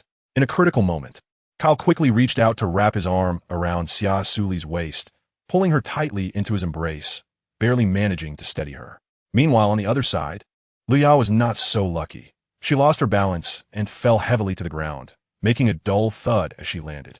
At the moment she fell, a stream of red liquid gushed out from under her skirt, and blood quickly stained her dress, which was shocking to behold. Liya's face turned pale, and she clutched her stomach in pain, trembling as she shouted to the middle-aged male orc, second clan leader, "My stomach hurts so much. Please save my child." After saying this, she fainted on the ground. The middle-aged male orc was stunned by the scene before him and momentarily at a loss. It was not until he heard Liya's cry that he snapped back to reality. At this point, he was flustered and completely disoriented. His gaze first fell on the unconscious Liya, then turned to Xia Suli with murderous intent, his eyes flashing with anger. "You lowly beggar! Didn't you see someone in front of you, you blind female? How dare you bump into my female? You're simply asking for death. If anything happens to the child in Xia's belly, our Hellard family will never let you off easily." The middle-aged male orc shouted furiously. Upon hearing the words Hellard family, Kyle's body jolted, and an icy aura emanated from him, his gaze turning extremely cold as he fixed his eyes on the other man. "You are the second clan leader of the Hellard family?" Kyle's voice came out cold as ice. Chapter 64. Unspoken past the middle-aged male orc. Looking at Kyle, who exuded a chilling aura, felt a sense of fear rising in his heart, and involuntarily took a few steps back, only to step directly on Liya's fingers. Liya let out a terrible scream, and the pain brought her out of her faint. The middle-aged male orc quickly lifted his foot to relieve her. However, just as Xia had regained consciousness, she quickly fell back into a faint. Xia Suli witnessed this scene and frowned. She began to suspect that Xia was doing this on purpose to frame her. But why would Xia do such a thing? Had she already recognized her? Even if she recognized her, it wouldn't make sense for her to resort to such extreme measures to frame her, even at the cost of sacrificing her own child. This was truly perplexing. While pretending to be unconscious, Xia silently cursed Xia Suli hundreds of times in her heart. In reality, she did not want to induce a miscarriage. Instead, her fetus had once again become a stillborn. Since becoming a female of the Hellard family, she had already experienced 2 such tragedies in just half a year. The first pregnancy ended with a stillbirth, leaving her no choice but to terminate it, which greatly disappointed the clan leader. This time, she was pregnant again, but it was still a stillborn. To avoid the clan leader discovering this cruel fact, she had to plan an accident to cover up the truth. Originally, she had planned to take advantage of the opportunity to go out with the second clan leader, randomly find a scapegoat, and deliberately arrange an accident to cause her child to be lost naturally. But unexpectedly, she ran into Kyle and Xia Suli at this moment. To Kyle, who had caused her child to be lost and harmed her body, and to Xia Suli, who had put her in such a predicament. Although both were wearing masks, Xia recognized them immediately. So she took the opportunity to blame Xia Suli and thus let the Hellard family eliminate them. In this way, the stillborn would serve its only purpose. As long as she could get rid of Kyle and Xia Suli, even if she was carrying a healthy child, she would not hesitate to act just like today. After all, if she could eliminate Kyle and Xia Suli, making them disappear from this world forever, she was willing to pay any price, even if it meant sacrificing everything. Unfortunately, the innocent and kind Xia Suli had no idea just how sinister and crazed Xia was, which led her to not realize that danger was closing in step by step. Instead, she was caught in an inescapable predicament due to this baseless accusation and unfounded slander. Meanwhile, the once arrogant middle-aged male orc finally realized how foolish and ridiculous his previous actions had been. He had been frightened by a beggar of such lowly status, which was a tremendous humiliation. Enraged, he bellowed at Kyle, "You lowly beggar dare to look at Lord Federal Hellard with your dirty, lowly eyes." Once you realize the power of the Hellard family, prepare to face death. A cold flash of murderous intent quickly crossed Kyle's eyes. But when he saw Xia Suli beside him, he forcibly suppressed the urge to slaughter in front of her, tightly grasped her hand, and silently turned to leave the hall. Federal Hellard could never have imagined that a lowly beggar as insignificant as an ant would dare to ignore him like this, which made him furious. His eyes burning with rage as he fixed his glare on Kyle's retreating figure, as if he could spit fire. Xia Suli was equally surprised. She had never thought Kyle would be so composed and calm. Reflecting on how Xia was treated when she angered him back then, it seemed that Kyle had indeed changed a lot, no longer as brutal and ruthless as before. Back in the presidential suite, when the name of that middle-aged man flashed in her mind, she curiously looked at Kyle. She gazed at him for a long time and couldn't help but ask Kyle, "If I remember correctly, your full name is Kyle Hellred, right? So, what is your connection to the Hellred family?" "Hellred is a family surname, isn't it?" Kyle's expression darkened slightly. After a moment of silence, he slowly replied, "Yes, I was indeed a member of the Hellred family before, but that is in the past. I have no ties to that family now." His voice revealed a hint of determination and resolve. Seeing him like this, she felt that he seemed to be hiding many unknown secrets. After all, the hatred that flashed in his eyes was not fake. So she tightly held his large hand, trying to convey a bit of comfort with her warm touch. "Although I don't know what deep-seated grievances you have with the Hellred family, I hope you won't always dwell in the shadows of hatred. Life needs to look forward. Only then will you discover that there are still many beautiful things in this world waiting for you to explore and experience." Her tone was gentle yet firm, like a clear spring flowing into his weary soul. Kyle listened silently, looking down at Xia Suli. She was indeed the wisest female he had ever seen and the kindest presence he had encountered in his life. She easily shattered his 26 years of preconceived notions about female beastmen, making him feel an impulse to want to possess her for the first time. Because she was so wonderful and kind, he often felt unworthy of her attention and affection. After all, compared to her, he thought of himself as someone filled with darkness and flaws, unworthy of having such a perfect female. If you find it too uncomfortable to keep these things bottled up inside, why not try telling me? We are already good friends, aren't we? Expressing those unpleasant things might lighten your heart a bit. Xia Suli continued, her gaze revealing sincerity and concern. Kyle trembled slightly, wanted to say something, but not knowing where to start. He was afraid that his past would drive her away, and even more afraid that she would come to fear him because of it. However, facing her sincere gaze, he knew he could no longer escape. So, Kyle told Xia Suli everything about his relationship with the Hellred family. These matters had always been buried deep in his heart, like a hideous scar that would sting every time it was touched.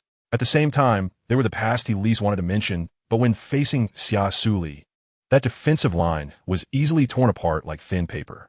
He poured out everything to her without reservation, like a wounded child finally finding a shoulder to lean on. Chapter 65. Heartbroken for him listening to Kyle recount his tragic childhood, Xia Suli's heart was filled with endless indignation and pity. She could never have dreamed that Kyle had such a heartbreaking past. To think that his biological father was murdered by his mother in collusion with relatives, and that sister he once regarded as his closest kin turned out not to be his biological sister, but the daughter of an enemy. After his father's death, Kyle's life became exceptionally difficult. He could only rely on leftover scraps to fill his stomach each day and had to endure the ruthless bullying and curses from the children of his clan and his former sister. What pained Xia Suli even more was that Kyle's mother not only ignored his plight, but even treated his beatings as a form of entertainment. As for the horrifying scar on Kyle's face, it was also inflicted by his mother, with each wound carved by her own hands. Xia Suli couldn't help but feel a pang in her nose, and tears streamed down her face. The various sufferings that Kyle had experienced resonated deeply with her. Therefore, when she learned that Kyle had personally killed those so-called relatives, she didn't think he had done anything wrong. Instead, she felt even more heartache for him. Kyle, you must have been very lonely and helpless before. Even if you killed those people, your inner wounds won't be healed. But all of that is in the past now. And those who once hurt you have received their due retribution. They deserve to die, so you have no fault at all. Unable to restrain herself, Xia Suli hugged him in comfort. Looking at Xia Suli in his arms, Kyle's eyes turned slightly red, and the hatred that had been suppressed in his heart for many years gradually dissipated. In that moment, he couldn't control his emotions, extending his arms to hold her tightly, lowering his head to gently press his cheek against her hair, fully enjoying her tenderness and comfort. At that instant, he experienced an unprecedented happiness. With deep affection, he softly called her name, Lier, thank you. Hearing his voice slightly choked, the softest part of Xia Suli's heart was touched even deeper, and a surge of heartache welled up within her. She couldn't help but recall the heart-wrenching experience from her childhood, being ruthlessly abandoned by her biological parents, feeling like a superfluous person whom no one wanted to accept. Fortunately, her grandparents eventually took her in and raised her. The sense of helplessness deep within her at that time was hard to forget. As she grew up, every time she saw her classmates being lifted by their fathers or enjoying their mother's warm love, she would feel a deep sense of envy. From childhood to adulthood, she had never tasted the flavor of paternal and maternal love. These were distant dreams for her, making her feel incredibly sad and inferior. However, now in comparison to Kyle, Xia Suli realized that she had been happy and content before the age of 17. After all, she had her grandparents' endless pampering, had never gone hungry or cold, and her material and spiritual needs were fully met. Her privileged family background made her the center of attention, and her living conditions made her classmates envious. Because of this, she had never truly experienced the hardships of life.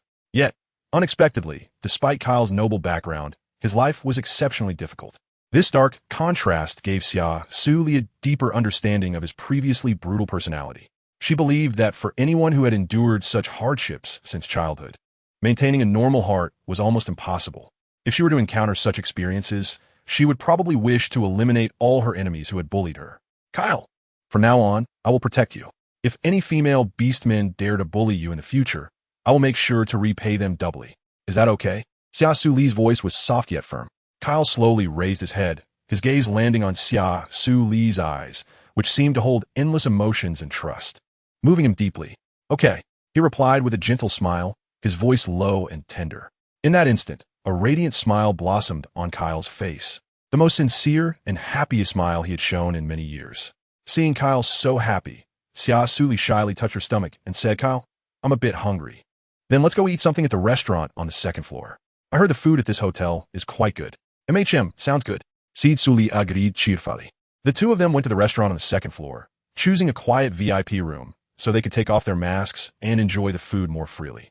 After entering the room, They sat opposite each other, and the waiter warmly handed them the menu. Kyle carefully browsed the menu, occasionally asking Xia Suli about her taste preferences, and then meticulously selected several dishes. Soon, delicious dishes were served one after another, filling the air with enticing aromas. They savored the exquisite food while happily chatting, sharing snippets of their lives and amusing stories, with laughter occasionally echoing in the room, creating a warm and harmonious atmosphere. In this peaceful and beautiful moment, the originally harmonious ambience of the private room was suddenly disrupted by a wave of malicious insults coming from outside the door. This sudden noise ruthlessly shattered the warm conversation between the two. Kyle's brow furrowed slightly, revealing a hint of barely perceptible displeasure. He silently put on mysterious black mask and said calmly, "You continue eating. I'll go see what's happening." After saying that, he prepared to stand up and walk toward the door.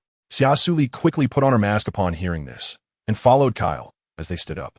She gently held his hand and said softly, "I'll go with you. Anyway, I'm already full."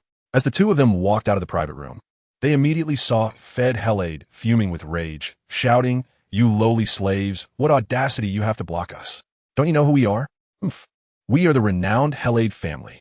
The manager of the Xing Luo Hotel never expected that this aggressive guest was from the Helade family. A wave of confusion surged in his heart, wondering which guest was so bold as to provoke such a powerful force. However, since the other party was indeed a guest of his hotel, he could only brace himself and explain, "I'm very sorry, esteemed guest, but the people in the private room are indeed VIP guests of Xing Luo Hotel. According to our regulations, we cannot allow anyone to disturb our guests while they are dining. Please bear with us." What a load of crap. Fed Helade cursed angrily. Chapter 66. Kyle's fury. When Kyle opened the door, everyone outside the private room looked at him. Upon seeing Kyle, Fed Helade immediately put on a fawning smile and turned to the young man beside him, saying, "Young Master Ryan, these two are the culprits who caused Luya's miscarriage. Let us take them back and let the clan leader punish them personally." Ryan Helade followed Fed's gaze to Kyle, and, upon noticing that neither of them wore a light brain wristband, a slight smirk appeared on his lips. Just two homeless drifters. Why bother getting my father involved? Just kill that male orc, and, as for the female behind him, we can take her back to the family for breeding. When Kyle heard this, his eyes turned exceptionally cold, and his aura changed in an instant, his ordinary clothing transforming into a set of incredibly hard battle armor. "Who dares to touch her?" Kyle's voice was filled with authority and anger, causing everyone present to turn their heads in surprise. The onlookers were astonished, staring at Kyle in disbelief. "Oh my God! The armor he's wearing is actually the World Destroyer armor. This is the pinnacle masterpiece that surpasses S-Class armor. It is said to be the most formidable existence among S-Class armors. In our Universe-class planets, this kind of armor is simply priceless." They never expected that a mere drifter could possess such powerful armor. No wonder he dared to provoke the Helade family. He certainly had some confidence. TSK. Even if he has the World Destroyer armor, facing the Helade family, he would still likely meet defeat. "I heard that the Helade family's young Master Ryan is an SS-class male and also possesses a top-tier S-class armor. Although it can't compare to the World Destroyer armor, he is still an SS-class orc. Indeed, this drifter is definitely doomed." Ryan, hearing the praises from the crowd, was initially wary of the World Destroyer armor on Kyle, but did not show it on his face. At this moment, he looked at Kyle with disdain. "Very well. You, who do not know your own death, dare to oppose the Helade family. Don't blame me for being ruthless. Someone, seize them immediately." The manager of Xing Luo Hotel hurriedly stepped forward to stop them, anxiously shouting, "Young Master Ryan, for the sake of the Crown Prince CMO Han, please do not make a move in the hotel." Upon hearing the name CMO Han, everyone stopped in their tracks. Ryan Helade never expected that this Xing Luo Hotel was actually owned by the Crown Prince CMO Han. Faced with this sudden situation, he could only reluctantly drop his fierce words. "Consider yourselves lucky to have the Crown Prince backing you. But listen well, you better pray that you never step out of this hotel for the rest of your life. Otherwise, once I catch you, you will wish you were dead." After that, he prepared to leave the hotel with his subordinates. However, just as they were about to leave, Fed Helade suddenly turned around and viciously cursed at Kyle. "You little brat, just wait. Once I catch your female, I will definitely play with her in front of you." Ha ha ha. Before Fed Helade's words could finish, a flash of cold light passed by, and his head rolled onto the ground, while his body fell heavily, making a thud sound. This scene left everyone present stunned, completely unprepared for Kyle's audacity to openly kill someone in the hotel. even though he was a VIP guest. Such behavior was undoubtedly a provocation and offense to the authority of the Crown Prince C.M.O. Han. He killed someone. The timid orc beside them screamed in terror. In an instant, the entire scene fell into chaos, with those who had merely come to watch now frantically rushing towards the hotel exit, fearing that Kyle would kill them too. Ryan Helade looked down at the head rolling at his feet, his eyes filled with disbelief and shock. When he regained his composure, a wave of furious anger surged in his heart, and he glared at Kyle, gritting his teeth and shouting, "Damn drifter, you dared to kill someone from the Helade family? Don't you want to live anymore?" He quickly summoned a dazzling blue battle armor and tightly gripped a sharp sword glowing with blue light. The orcs behind him also transformed into their own incredibly sturdy battle armor, raising various weapons in a hostile manner, staring at Kyle. Kyle ignored the hostile orcs and turned to look at Xia Suli standing beside him, a look of guilt on his face. "I'm sorry, Air. I lost control of my emotions. Did I scare you just now?" Xia Suli instinctively swallowed, and to be honest, she was indeed frightened. After all, it was the first time in her life that she had witnessed a murder, but she knew in her heart that Kyle killed because of her. So, she tightly grasped Kyle's large hand with her slightly trembling fingers and forced a calm expression, saying, "I'm fine. I shouldn't be scared next time." Kyle looked at Xia Suli, who was trying hard to suppress her inner fear and put on a brave front, and felt deep regret. He silently blamed himself for killing in front of her, but as soon as he thought about how Fed dared to insult her, his heart filled with a desire for bloodshed that was hard to suppress. Ryan Haird, who was ignored, felt that his dignity had been greatly insulted, and his eyes turned red, filled with endless rage. He angrily waved the sword in his hand, which shimmered with a mysterious blue light, and roared, "Die, you reckless fool." The manager of the Xing Luo Hotel, witnessing this shocking scene, silently prayed for the Crown Prince to arrive at the scene as soon as possible. After all, he knew his own strength, and was completely unable to control the fury of an SS-level beastman.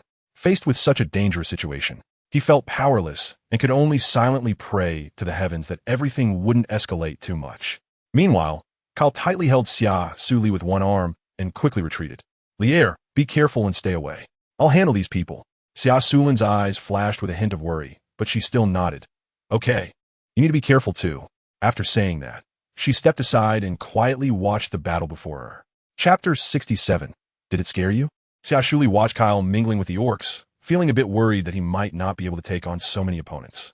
Suddenly, she noticed Ryan Haird in the crowd, behaving suspiciously as he sneaked around to Kyle's back, clearly intending to launch a surprise attack. Alarmed, Xia Suli shouted, "Kyle, be careful. There's an ambush behind you." Upon hearing her voice, Kyle quickly dodged Ryan's attack. He swiftly turned around and thrust his sword at Ryan, but Ryan adeptly sidestepped the blow. Thus, the two began a fierce exchange, each refusing to give way, making it difficult to determine a winner. The other orcs continued to swarm Kyle. However, Kyle showed no signs of tension. Instead, he kicked one of the orcs away and used his sword to fend off the attacks from the others. The scene had become extremely chaotic, with the roars of the orcs and the clash of blades echoing throughout the hotel. Fortunately, although Ryan Haird was an SS-level orc, he was not as battle-hardened as Kyle, making it clear that despite both being SS level, they were not on the same level. At that moment, Kyle's sword struck Ryan's arm, but was blocked by his armor, though it still numbed his hand, causing his swordplay to become erratic. Seizing the opportunity, Kyle thrust his sword towards Ryan's chest, his eyes widening in disbelief as he realized Kyle's sword could pierce through his battle armor. The other guards, seeing Ryan was wounded, were filled with panic and concern. They began to attack Kyle frantically, knowing that Ryan was not only the heir of the Haird family, but also a figure of their family's prestige. If he died, the entire Haird family would likely fall into a dire situation, and, as followers of the family, they would also be implicated, potentially even losing their lives. Kyle coldly withdrew his blade from Ryan's body, and blood gushed from his chest, splattering onto his clothes and staining them red. Ryan Haird swayed weakly, his breathing becoming rapid, his eyes fixed on Kyle in disbelief, unable to accept that he had lost to a lowly wanderer. The hotel manager looked at Kyle in shock, his eyes filled with fear, unable to believe what was happening before him. Everyone present could not fathom that a wanderer could so easily defeat the heir of the Haird family.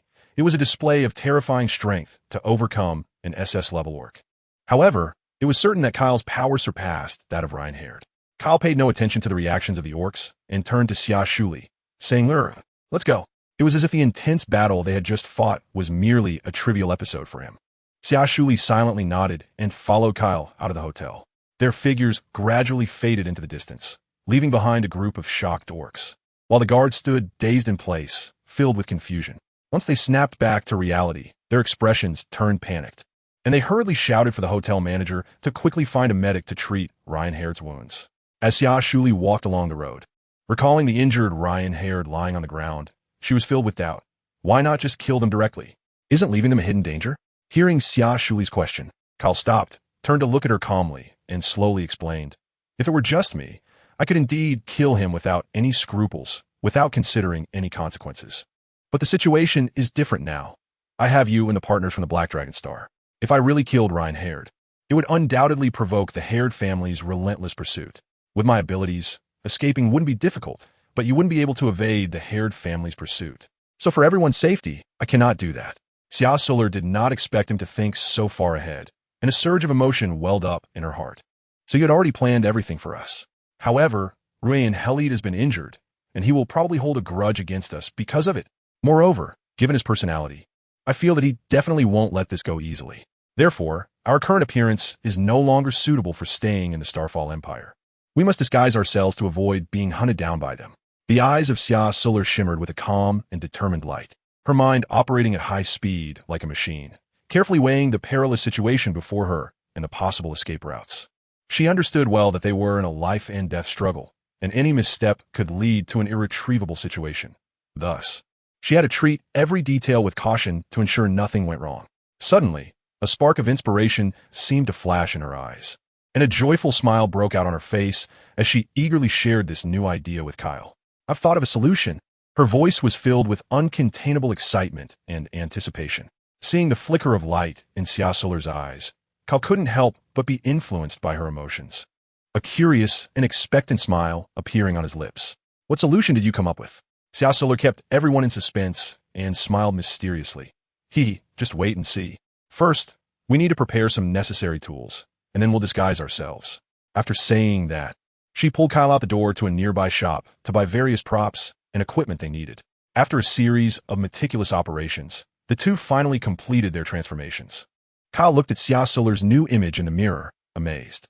Although her face now had striking freckles and her skin tone was slightly darker, she had a unique kind of beauty. Kyle himself also underwent a stunning transformation. His originally jet black hair had turned the same blue as hers, and his long hair was neatly tied up, showcasing a completely different aura, as if he were a different person. However, seeing the scars all over Kyle's face, Xia Suli couldn't help but feel heartbroken and said, "Kyle, can your scars be healed? Are the scars on my face ugly?" Kyle's eyes flashed with a hint of sadness. Xia Suli quickly shook her head. "I don't think you're ugly. It's just that the ordinary citizens here don't seem to have any scars on their bodies, nor do they wear masks. So I want to help heal the scars on your face, so you won't have to go through the trouble of wearing a mask. Besides, I also want you to forget the painful memories those scars have brought you and start a new life. But if you don't want to get treated, that's fine too." When Kyle learned that she wanted him to forget his unhappy past, he felt a surge of joy and agreed to her suggestion. Chapter 68 in a moment. He was actually stunned. When Xia Suli heard that Kale agreed to her proposal for treatment, she looked at him happily. "Since you agreed, I'll give it a try to see if I can use my abilities to help you heal the scars on your face. However, if my healing technique cannot completely solve the problem, we will seek help from a professional healer." Kale nodded obediently, showing understanding and trust. So, Xia Suli had Kale lie down, ensuring that she could maximize the healing effect during the treatment process. She then closed her eyes, focused her mind, and summoned all the light energy within her. Soon, that warm and powerful force began to gather deep within her consciousness, gradually flowing into her palms. She slowly extended her hand, palm facing the scar on Kale's face, feeling the flow of light energy and attempting to guide it precisely to Kale's face. With her concentration and effort, the energy seemed to transform into a magical healing light, beginning to penetrate beneath Kale's skin. Since the scar on Kale's face had existed for a long time had left deep marks on it, and Xia Suli felt quite challenged during the treatment process. Therefore, she focused all her attention on controlling the light energy, not daring to relax for a moment. As she continuously strengthened the energy's penetration and healing effectiveness, after a strenuous effort, finally, through her unremitting persistence, The scar on Kale's face was successfully repaired. Looking at the scar on Kale's face, completely erased. The handsome face that had once been hidden beneath the ugly scar was now perfectly revealed. Coupled with Kale's long blue hair, his facial contours appeared particularly distinct, with three-dimensional and deep features, especially those clear blue eyes, which made his gaze much gentler. This appearance, paired with his already outstanding body proportions, gave Kale an extraordinary and transcendent aura. Gazing at Kale, who had transformed due to the successful healing, Xia Suli couldn't help but be mesmerized. A strong sense of pride and accomplishment surged within her, and she was also in awe of Kale's new appearance. Kale gazed at Xia Suli, his deep eyes filled with calmness and acceptance.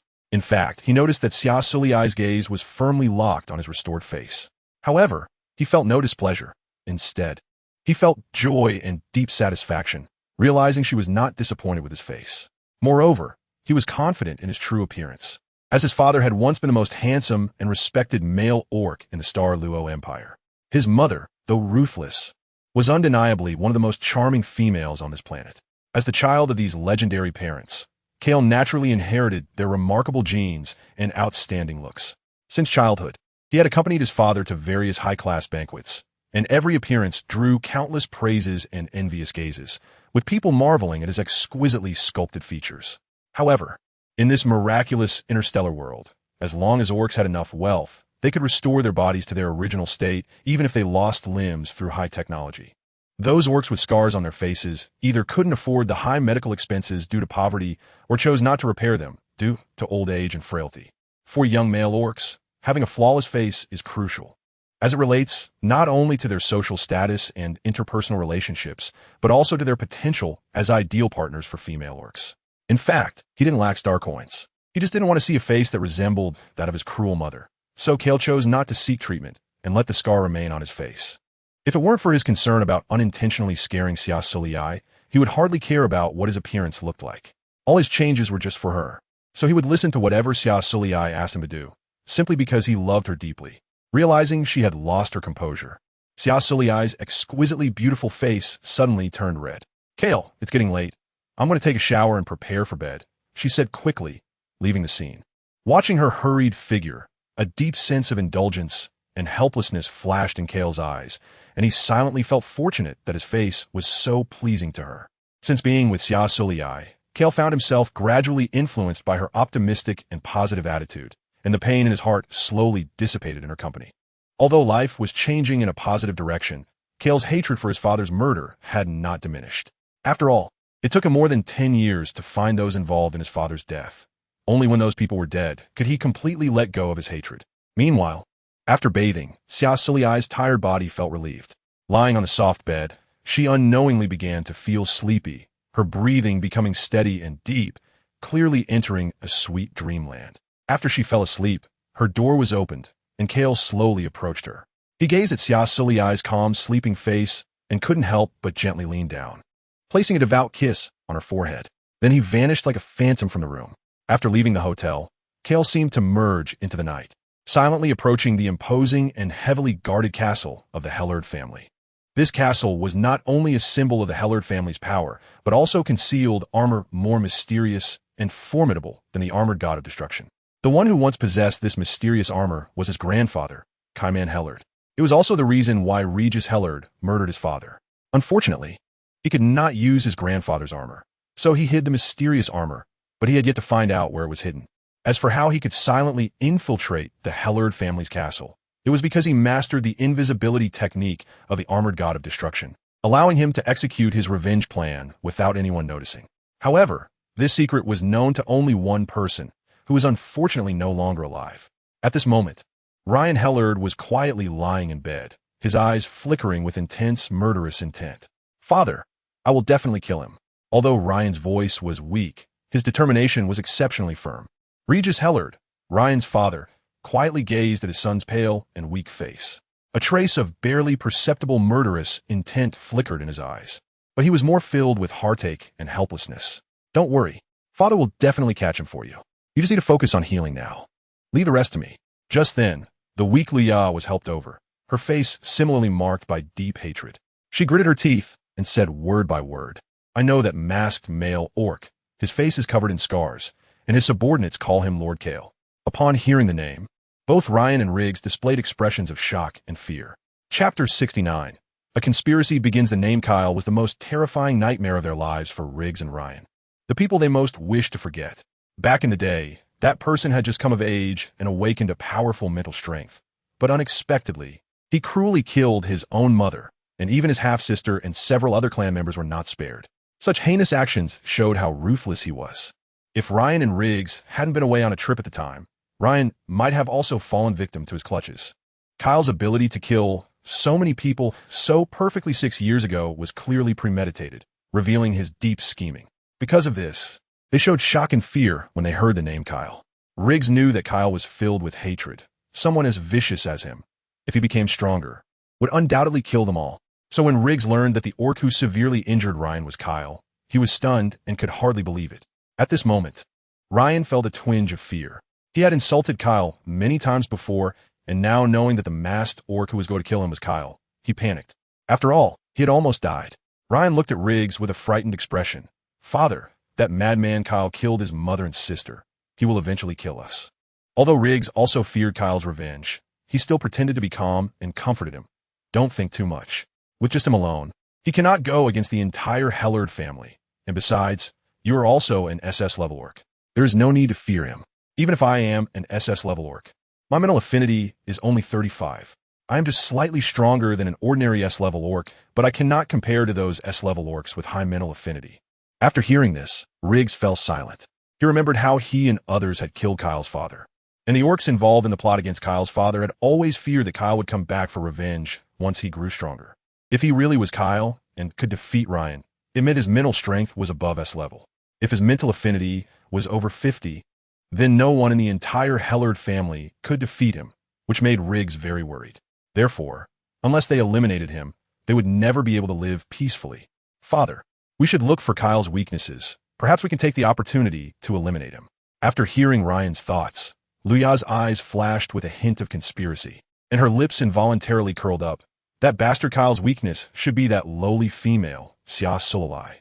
As long as you capture her, you need not worry about being unable to kill Kyle. Ryan was puzzled when he heard the name Xia Suli. Xia Suli? Which female is that? It's the masked, petite, black-haired female from today, also the highlight item from the auction at Black Barbarian Mountain 6 months ago. You should have seen her true face. So as long as you capture Kyle's female, it will be much easier to kill him. Ryan did not expect that the mysterious person who bought Xia Suli was Kyle. Recalling Xia Suli's stunning beauty and her unique features, he felt a surge of hatred.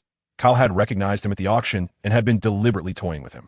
Thinking of this, he wished he could kill Kyle immediately and reclaim Xia Suli, as none of the females he had encountered since meeting her could catch his eye. Riggs calmly interrupted Luya's words, his deep gaze flashing with a calm light. Capturing her? That might not be a wise choice. First, we do not know how deep Kyle's feelings for Xia Suli are. Second, if she truly is Kyle's weakness, he will certainly protect her well. Where do we go to capture her? Ryan frowned at this, clearly disagreeing with his father's statement. "Father, we believe that regardless of whether Xia Suli is Kyle's weakness, we could try to use her as bait to lure Kyle out. Besides, she has a 100 fertility rate and is the only purebred female. And her mental affinity is maxed out. Such a rare female. I want her to bear countless children for me. And our Hellard family will definitely become the most powerful family in the future." Riggs naturally knew about Xia Suli, this rare, purebred female, as the news had spread long ago, but no one had seen her since the auction. He nodded in agreement. Since you like her, I will have someone capture Xia Suli. Moreover, this rare female can indeed only bear children for us, but we must not neglect dealing with Kyle. We must take him down to ensure our future safety." Ryan replied happily, "Don't worry, father. Once I recover, I will team up with the second prince, Sinan, to eliminate Kyle, since Sinan also bullied him with me back then." The second prince, Sinan, although an S-level orc, had a mental affinity of 82. While not as formidable as the first prince Xia Mohan, he was still a strong figure in the Xinglua Empire. Riggs agreed. Indeed. Ryan's eyes flashed with cold light as he gritted his teeth. "I will personally kill Kyle then, to avenge my mother and sister." Riggs looked at his son's determined gaze, feeling both moved and helpless. Although he also wanted Kyle dead, he understood that the current Kyle was no longer the boy they could easily bully. He was now a powerful and ruthless enemy. Therefore, he seriously said to Ryan, "Son, I want you to promise me, no matter when or where, to remain calm and not let hatred cloud your judgment. You're my only child." Ryan nodded. He knew his father was right. He took a deep breath, trying to calm his inner hatred. "I will, Father." Riggs looked at Ryan, feeling a surge of pride. He knew his son was no longer that willful boy, but had become a warrior with courage and determination. Riggs tightly grasped Ryan's shoulders, his face showing deep pride and expectation as he gently caressed Ryan's face. "Very good, Ryan. You have become a true warrior of the Hellard family. Regardless of the outcome, I will be proud of you because you're my son, Riggs." Regis's words were filled with trust and encouragement for Ryan. With his father's support, Ryan's confidence instantly surged, and he no longer feared Kyle. Now, his mind was occupied with two thoughts. He wanted Kyle dead and aimed to capture Xia Suli, making her his private female. Nearby, Luya listened to the conversation between the father and son, secretly delighted that she could finally kill Kyle. As for Xia Suli, she would think of a way to deal with her once she was captured. Chapter 70. The first Princey Mohan Kyle was hidden outside the window, holding his breath and intently listening to the conversation of the three people inside, his face growing more serious and angry. Soon, an almost tangible killing intent enveloped him. A strong, murderous aura, like a flicker of fire in the darkness, instantly alerting the guards. They sensed something was amiss, their expressions turning vigilant as they looked around, their noses seemingly catching the scent of an enemy. One of the leaders shouted, "Who is it? How dare you trespass into the Aird family's castle? Come out and face your death." His voice echoed in the empty courtyard, carrying an undeniable authority. The response was silence, only the sound of the breeze passing through the window. However, this did not make the guards relax. Instead, it strengthened their awareness. This person might not be an ordinary enemy, but rather an assassin with superb stealth skills. Thus, several guards quickly contacted other patrolling companions, and soon the strong men of the entire castle were mobilized, beginning a comprehensive and detailed search. Kyle understood that with his alone strength, he could not contend against so many S-rank beastmen and a large number of A-rank beastmen. Therefore, he chose to retreat temporarily, leaving the castle quietly, leaving only an elusive shadow and faint traces on the ground. The unusual commotion outside soon piqued Ryan and the others' curiosity and vigilance. Regis, as an experienced patriarch and leader, quickly calmed Ryan's emotions, advising him to rest well, and decisively stepped out to check the situation. As soon as he exited, a strong killing intent rushed toward him, causing him to unconsciously furrow his brows. Regis looked around, trying to identify the source of the killing intent, but the surrounding environment seemed normal. However, relying on his instincts and rich combat experience, he sensed that things were not simple. So he immediately ordered all clan members in the castle to enter a state of alert and personally took charge of guarding all exits, closely monitoring any possible disturbances. After leaving the Aird family's castle, Kyle's inner anger did not dissipate. He did not expect Ryan to dare to covet Xia Suli, and that Luya was still so vicious. If it weren't for the punishment he would face for killing a female, which would leave him either dead or severely injured, he would have certainly killed her first. Upon returning to the hotel, Kyle took a shower and went to Xia Suli's room. Seeing her still sleeping soundly, he felt his anger gradually fade. He gently lay beside her. Ever since they had shared a bed, Kyle found that only sleeping next to her kept him from falling into nightmares at night. Fortunately, he was thick-skinned enough that Xia Suli had no choice but to let him sleep on the bed, with the condition that he could not touch her. In fact, she need not worry about that, as she was still under 20, and in Kyle's eyes, she was still a cub. He would never do anything to force a cub. He simply relied on Xia Suli's soft body, finding it comfortable to sleep holding her, and the faint fragrance she emitted captivated him. Bathed in moonlight that spilled onto her sleeping face, Kyle quietly gazed at her long, lush eyelashes fluttering gently, making him feel an unprecedented sense of relaxation and peace. Unable to resist, he reached out and gently stroked her hair, his eyes filled with affection. Xia Suli, however, did not wake up. She only slightly furrowed her brows, as if sensing something in her dreams, before continuing to sleep. Kyle looked at her sleeping form, leaned down, and kissed her forehead, then held her and slowly fell asleep. In the morning, sunlight streamed through the window onto the large bed, and Kyle woke up early. He looked at Xia Suli, who was still peacefully asleep, his eyes filled with deep affection. He understood that his fate had changed because of Xia Suli's presence, and he was willing to spend the rest of his life protecting this little female whom he had once harmed. Those who sought to harm her must die. When Xia Suli woke up, Kyle had already prepared breakfast, which included beast milk, toast, and fried eggs, quietly waiting for her. Xia Suli's slowly sat down, lazily stretched, and her skin glowed with a faint blush under the soft light. After groggily washing her face and rinsing her mouth, she opened her clear, spring-like big eyes, a hint of confusion still lingering from sleep as she approached Kyle. "Good morning, Kyle." Her voice was filled with the hoarse and lazy tone of someone just waking up. Kyle turned around. His deep and warm eyes seemed capable of melting the morning mist. He smiled and replied, "Good morning, Lier. Are you hungry? Come and try this breakfast. I made it myself." His words revealed deep care and thoughtfulness. Xia Suli looked at the sumptuous breakfast in front of her, feeling deeply moved. "Kyle, you did a great job. I didn't expect you to have this skill. Much better than me. I only know how to make fried rice." Kyle couldn't help but laugh after hearing this, his eyes filled with affection. "It's okay. Being able to make fried rice is already quite good. After all, most females can't cook. But from now on, I'll be the one cooking for you, so it's fine if you can't." His smile was like the rising sun, warm and dazzling. Xia Suli felt a bit shy under Kyle's fiery gaze and that handsome face. For someone who had never been in a relationship, it was hard not to be moved by a man like Kyle, who was both tall and strong yet considerate. A faint blush appeared on her face as she gently nodded. "Sounds good. Let's have breakfast. After we eat, we'll continue searching for Lon, E, and the others." "Okay." The two sat at the dining table, quietly enjoying their meals, and the whole room felt incredibly warm.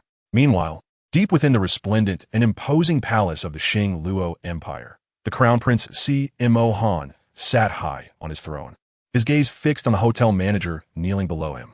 Although the Crown Prince Xia was young, he already exhibited an innate noble demeanor and authority.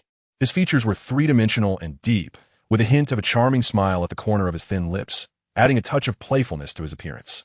After the hotel manager finished recounting the events that occurred at the hotel yesterday, a flicker of interest passed through Xia Han's eyes. "Interesting. I didn't expect another SS-level beastman to appear in the Xing Luo Empire," he said, raising an eyebrow with curiosity and surprise at this rare phenomenon. In recent years, the number of SS-level beastmen seemed to be on the rise. They were not only the top powerhouses in the beastman world, but also seen as key forces that could change the situation. However, beneath this light-hearted and humorous tone lay the Crown Prince's deep thirst for power and strength, as well as his keen insight into the complex palace struggles. He knew that the emergence of each SS-level beastman could become a bargaining chip for him to solidify his position and expand his influence. Therefore, this murder case that occurred in his hotel undoubtedly caught his high attention and vigilance. Just then, two tall, godlike men entered the palace. Dressed in sharp black tailcoats and deep blue overcoats, they looked like elegant gentlemen, drawing everyone's attention. Their figures were perfectly outlined by their clothes, exuding a noble and authoritative aura. The appearance of these two men immediately attracted the attention of everyone in the hall, and upon seeing them, the hotel manager quickly walked over, slightly bowing to show his respect and welcome. He knew well the strength of these two men and that they were important guests behind the Crown Prince, so he silently retreated with the others, leaving space for these mysterious visitors. Xia Han smiled when he noticed their arrival. "Songlan, Xian, it's rare to see you. What brings you here today?" His eyes sparkled with warmth and friendliness. Songlan and Xian both bowed to Xia Han, expressing their respect. Songlan then spoke. "We come today with a request for you, hoping the Crown Prince can help us find someone." His tone was filled with sincerity and expectation. Xia Han raised an eyebrow in surprise at this, but quickly returned to his warm and friendly smile. "Oh, that's a fresh matter. Tell me what makes you so eager for my help. Besides, you've helped me a lot in the past few months, and I'm happy to repay that kindness." Seeing that Xia Han did not seem to refuse and instead showed a willingness to help, both of their faces revealed grateful smiles. Songlan nodded appreciatively and continued. "We were originally residents of the Blue Ocean Empire, but unfortunately, our little female was abducted and taken to this place. Since then, we have been trying to find her whereabouts. Her name is Xia Suli, and we hope you can help us find her." As he spoke, Songlan sent a photo of Xia Suli to Xia Xian's light brain. This photo was taken when Xia Suli registered her citizenship. Xia Xian opened the light brain's projection, and a beautiful female figure immediately appeared on the screen. Her face was exquisitely beautiful, like a stunning work of art. Her tall and slender figure resembled an ethereal goddess. Such appearance and aura made him marvel. CMO Xian had always known that the four of them were searching for a common partner. Although he didn't care much about it, he was still captivated by Xia Suli's beauty when he saw her photo. At that moment, he was puzzled. They were all S-level or above beastmen, and with their strength, it should be easy for them to find any kind of female they wanted. However, he did not show any dissatisfaction or questioning attitude, but instead maintained the appropriate politeness and respect, as it was their private matter, and he had no right to interfere. Especially Zhang Ming and Lan Yi, they could have alleviated the pain caused by the violent energy in their bodies through mating with females. But they were willing to endure that pain rather than engage with other females, which he found somewhat incomprehensible and admirable. Now, seeing their common female partner, he could understand why they were not interested in other females. Xia Suli was indeed the most exquisite and beautiful female he had ever seen. No wonder they were so fixated on her. Just a glance almost made his heart flutter. He quietly stared at the photo on the screen, feeling a surge of curiosity to learn more about Xia Suli. As the female who could make Song Lan and Mo Xian love her so deeply was definitely not just about looks. Song Lan and Mo Xian observed Mo Han's expression, knowing that this matter might be somewhat tricky for him. But they still held a glimmer of hope in seeking his assistance. Song Lan slightly bowed, his tone firm and earnest. Crown Prince, we understand that this may cause you some trouble, but we truly have no other way. We are all from star-level planets and know very little about this unfamiliar cosmic-level planet.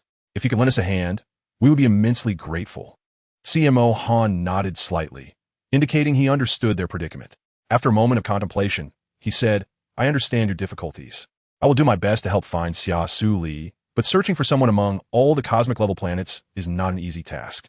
We need to devise a detailed plan, and you will need to provide more clues about Xia Suli. All right, we will trouble the Crown Prince then. Song Lan said gratefully. Upon hearing this, CMO Han revealed a satisfied smile. He stood up, walked over to Song Lan and Mo Xian, and patted their shoulders, saying, You just wait for good news. I will arrange for people to look for Xia Suli as soon as possible, so don't worry. Song Lan and Mo Xian felt filled with gratitude and anticipation. After the two left the palace, Crown Prince Mo Xian waved his hand gently, and two shadow guards in black clothing with cold auras immediately emerged behind him. They respectfully knelt before the Crown Prince, their heads touching the ground, and said in steady and firm voices, Master, what are your orders? CMO Xian's gaze sparkled like cold stars as he spoke in a low voice. Find this female for me, and ensure her safety once you locate her. I've sent her photo information to your light brains. Remember, this matter must be kept confidential, and do not let any unrelated personnel know. Yes, Master. The two dark guards responded in unison, and then their figures vanished like the wind, leaving only a faint sound of air trembling. CMO Xian stood alone in the hall, watching the direction they swiftly departed, a deep and calculating smile slowly forming at the corner of his mouth. He might be able to find this key little female and keep Song Lan and the other three by his side to be used for his purposes.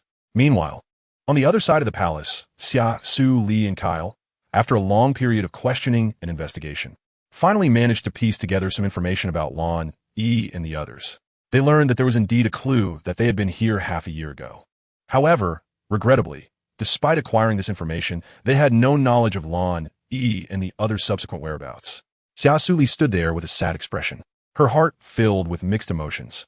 She had never expected that Lan Yi and the others had come here to search for her. It turned out they had never given up on finding her. This made her feel even guiltier towards them. They must have suffered a lot in their search for her. And suddenly she missed them so much. She wondered how they were doing. When the Blue Sea Empire was destroyed, they must have felt the same pain and sorrow as she did back then. Chapter 72. A perfect misconnection. Kyle gazed into Xia Suli's clear blue eyes, noticing the faint worry and fatigue on her face. It was as if he could sense the endless longing and anxiety she bore deep within her heart. A wave of heartache and guilt surged within him for the mistakes he had made in the past. He regretted that he had caused Xia Suli to be separated from the one she loved. Slowly, he reached out his hand and tightly grasped her icy little hand, trying to use his warmth to dispel the coldness and unease in her heart. His voice was filled with deep remorse. Lier, I'm sorry. This is all my fault. I'm willing to use all my strength to make amends and to find them. If we can't find any trace of them in the Star Luo Empire, then we will go to the Black Barbarian Mountain Empire. I believe that they are so intelligent that they will surely uncover the clues you left at the Black Barbarian Mountain Auction House. Perhaps there, we can find some traces about them. Xia Suli looked at the guilty Kyle in front of her, and she didn't blame him in her heart. She just nodded gently, her voice weak yet still firm. It's okay, Kyle. I'm not blaming you. I know you've been trying hard to help me find them. Now that I know they are safe, I can feel a bit more at ease. Let us continue searching in the Xing Luo Empire for a few more days, and if we still can't find them, we'll go to the Heyman Mountain Empire to look for clues. I believe that as long as we don't give up, we will find them one day. Kyle showed a relieved smile and held her hand tightly. Okay, no matter where we go, I will stay with you until we find them. The two exchanged a smile, as if all worries and fatigue had vanished, and they continued to search for clues in the Xing Luo Empire. A few days later, Mo Xian and San Lan left the palace to handle some matters. They walked on the bustling streets, where the sounds of vendors calling out and the laughter of passers-by created a lively urban scene. However, amidst the throngs of people, Mo Xian's keen senses were like a cheetah catching the scent of prey, instantly capturing a familiar aura in the air, one that belonged to Xia Suli. That scent brushed against his heart like a gentle breeze, causing a strong wave of emotion to surge within him. He couldn't help but quicken his pace, his steps firm and powerful, filled with urgent anticipation. San Lan, who was following closely behind Mo Xian, looked at him in confusion. He furrowed his brows, his face full of bewilderment. What's wrong, Mo Xian? Did you discover something? Mo Xian didn't respond immediately. His gaze was locked onto a restaurant not far ahead, his heart racing, each beat strong and powerful, as if it wanted to leap out of his chest. He felt that Xia Suli must be here. Thus, he quickened his pace and headed straight for the restaurant. Seeing this, San Lan immediately understood the seriousness of the situation and hurried to catch up with Mo Xian, feeling a mix of tension and anticipation. When they reached the entrance of the restaurant, Mo Xian's gaze was fixed on a busy waiter. He stepped forward quickly and grabbed the waiter's arm. You've interacted with my master. Tell me where she is. His voice, though not loud, was filled with intimidation. The waiter, startled by this sudden action, looked dazed and, feeling pain in his shoulder, looked at Mo Xian with a face full of confusion and despair. What are you talking about, distinguished guest? I don't know. San Lan quickly rushed forward and pulled Mo Xian back, speaking swiftly. Mo Xian, calm down. Let us ask this waiter nicely first. The waiter, suddenly freed from Mo Xian's grip, stumbled slightly, nearly falling over. The pain in his shoulder made him feel uneasy, fearing he had narrowly escaped disaster. Rubbing his sore shoulder, the waiter looked at San Lan with lingering fear and confusion, especially at San Lan's face, which seemed somewhat familiar. A flash of inspiration struck him as he recalled a blue-haired, blue-eyed female who had shown him a sketch of this male beastman. And the person in the drawing bore a striking resemblance to San Lan. Seeing this, San Lan apologized. I'm really sorry, young brother. My friend was too anxious and lost control of his emotions. Can you tell us if you've seen this female? After saying that, San Lan carefully handed Xia Suli's photo to the waiter. The waiter took the photo, and his gaze froze instantly. He widened his eyes, staring intently at the beautiful female smiling in the photo, momentarily mesmerized by her beauty. What a beautiful female, the waiter couldn't help but murmur. When he regained his composure, the waiter realized that the beautiful female in the photo was not the same as the one San Lan had just asked about. The female in the photo was far more beautiful. A complex emotion surged within him, and he hesitated to share this news with the two in front of him. Seeing the waiter's silence, San Lan felt a surge of anxiety and hurriedly pressed. So, have you seen her? Where is she now? The waiter looked up. I haven't seen this beautiful female, but there was a blue-haired, blue-eyed female in front of me who showed me a sketch that looked exactly like you. She said she was looking for you, but she was accompanied by a blue-haired, blue-eyed male beastman. They should be siblings, right? San Lan eagerly asked. Where are they now? Although he wasn't sure if this blue-haired, blue-eyed female was Xia Suli. Since Mo Xian mentioned he had interacted with Xia Suli, it suggested that the blue-haired female might be someone very close to Xia Suli, which is why she carried her scent. Having spent half a year with Mo Xian, he learned that Mo Xian and Xia Suli had a contract bond, so at a certain distance, he could sense her presence and the scent she left behind. I don't know either. They had a meal and then left in a hurry. It's been half an hour. You might want to look around here. You might run into them, the waiter said helplessly. San Lan, feeling grateful, replied, Thank you. Let us add each other as friends, and as a token of thanks, I'll give you 100,000 star coins. If you see her again, please contact me immediately. After adding each other as friends and receiving the 100,000 10,000 star coins. The waiter happily patted his chest and said, "Don't worry, guest. If I see her again, I will definitely notify you." Songlan nodded in acknowledgement and left the restaurant with Mo Xian, continuing their search for the blue-haired, blue-eyed siblings mentioned by the waiter. Chapter 73. Interstellar Network, Missing Person Notice. While Songlan and Mo Xian were anxiously searching for Xia Suli in the city, she had already boarded the Black Dragon starship with Kyle, heading to the Hangman Mountain Empire. Thus, the two groups missed each other once again. After arriving in the Hangman Mountain Empire, Kyle began to inquire everywhere with her, but after an afternoon of questioning, they found no useful information. This made Xia Suli murmur, "Sigh, it's really hard to find them. If only we had Weibo, we could directly ask the netizens." As soon as she finished speaking, she looked at Kyle in surprise. "Right? How could we be so stupid? There's no Weibo in the interstellar world, but there's the Light Brain Interstellar Network. As long as we have a Light Brain wristband, we can log into the Interstellar Network and post a missing person notice. I can't believe I'm so foolish." Kyle smiled as he looked at her scolding herself and gently ruffled her hair. "Lier, you're very clever. At least smarter than me. It's just that your Light Brain wristband was lost by me back then." Xia Suli rolled her eyes helplessly but didn't blame him for anything. Then, as if she thought of something, she said excitedly, "What about your Light Brain wristband? Hurry up and take it out to use. I don't have a Light Brain wristband because after my father died, my interstellar citizen status was canceled by my mother. Moreover, since I have killed a female, I have long become an interstellar black household. So I cannot become an interstellar citizen unless I pay a fine of 100 billion star coins to regain my citizenship. Although I purchased a planet and am a lord of a planet, I can grant interstellar citizenship to others, but I cannot grant it to myself. After all, my status is that of an interstellar vagrant. Those who have killed females are collectively called vagrants, while those orcs expelled from planets are referred to as wanderers. Vagrants must pay a penalty of 100 billion star coins to restore their interstellar citizenship, while wanderers only need to be recognized by a planet's lord to become interstellar citizens. After that, they only need to pay 10,000 star coins to reissue their identity, and they can obtain a Light Brain wristband. Xia Suli, with an apologetic expression, said, "I'm sorry for making you recall unhappy things again. However, neither of us have a Light Brain wristband, so we can't post a missing person notice on the Interstellar Network.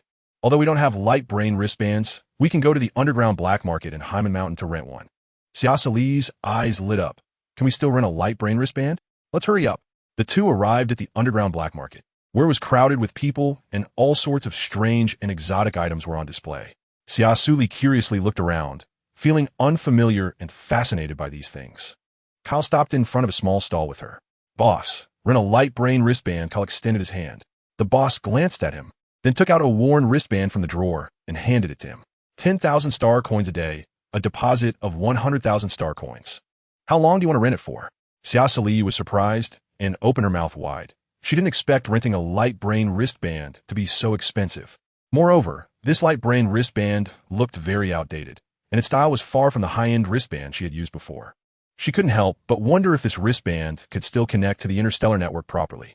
Kyle noticed her puzzled expression and explained with a smile.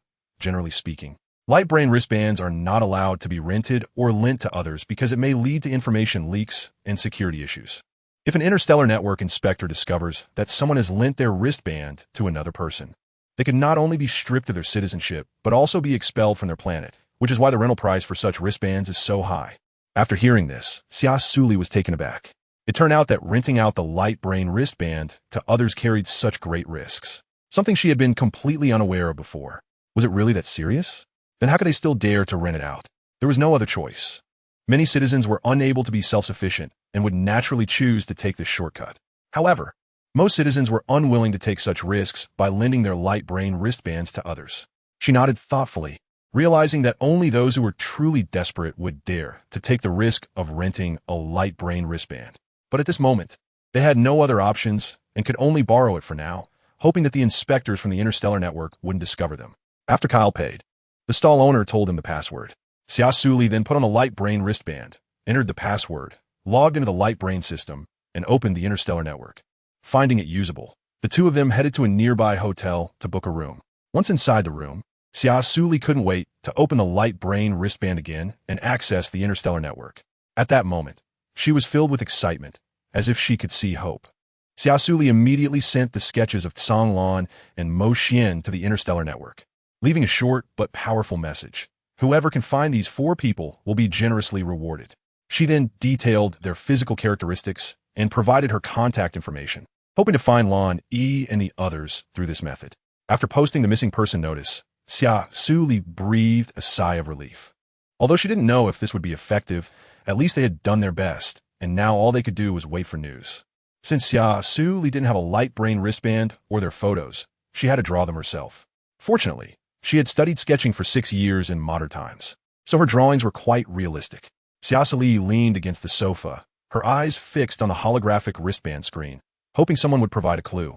At that moment, the wristband suddenly vibrated, showing a new message. Her heart raced as she quickly opened it to check. However, the content of the message left her utterly disappointed. You're drawing a character from Galaxy War God, right? Haha, it really looks like it. Haha, it does resemble it a bit. It's hilarious that someone is using a sketch to find people on the interstellar network these days. I guess they want to become an interstellar internet celebrity. Just look at the holographic account. They only have a dozen fans. They probably want to attract those female fans who are into looks with the 4 handsome males in this drawing. Ugh, he's so old. Who want to follow an old male orc? You despicable males are insulting our taste as females. True, even if the drawn characters are appealing, they must be fake. If there were such handsome male orcs, how come I've never seen them? Exactly. If they were real, why wouldn't they dare to post real photos, but instead share a sketch? Who are they trying to fool? There were more replies from netizens, similarly mocking. Xia Suli furrowed her brows, feeling somewhat defeated. But she did not give up. Instead, she contemplated other methods. Maybe we can post a bounty task on the black market, Kai suggested. Xia Suli's eyes brightened, thinking this was a good idea. So they went to the black market again, looking for a suitable channel to post the bounty. Chapter 74. An embarrassing scene after a busy day. Despite their many efforts, Xia Suli and Kyle still came up empty-handed. As night fell, a fatigued Xia Suli lay on the sofa, feeling frustrated. Although her body was exhausted, her mind couldn't relax and continued to scroll through the comments on her holographic wristband, hoping to find a clue among the words. Kyle watched her determination with a mix of heartache and helplessness, but he knew her personality well and didn't try to persuade her further. He just quietly told Xia Suli that he was going to take a shower. However, due to the day's fatigue and high concentration, she didn't hear him clearly at that moment. After a while, an overwhelming drowsiness washed over her like a tide. Xia Suli couldn't help but yawn, and in her dazed state, she got up to take a shower to relieve her fatigue.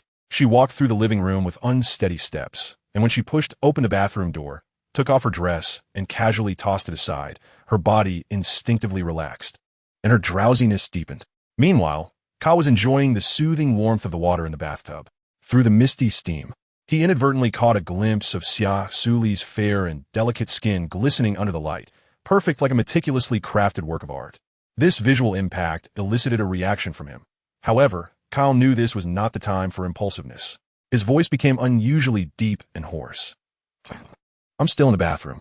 Xia Suli had already become slow due to fatigue, and when she finally reacted, she was startled by Kyle's sudden voice, causing her hands to stop unbuttoning.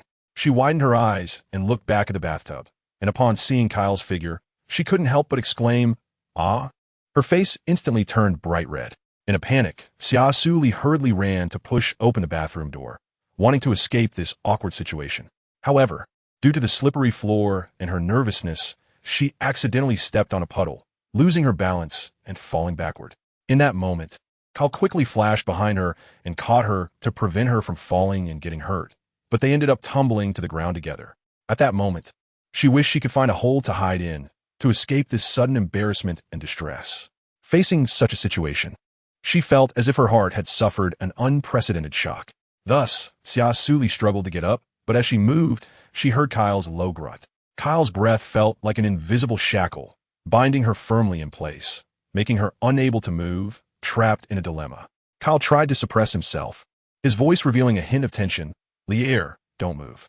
He understood that if things continued like this, the consequences might exceed his capacity to handle. Hearing Kyle's reminder, Xia Suli felt a bit panicked, and she quickly calmed herself down, trying to remain composed. Okay. After saying this, Xia Suli remained still. After a long time, Kyle finally managed to dispel the fire inside him.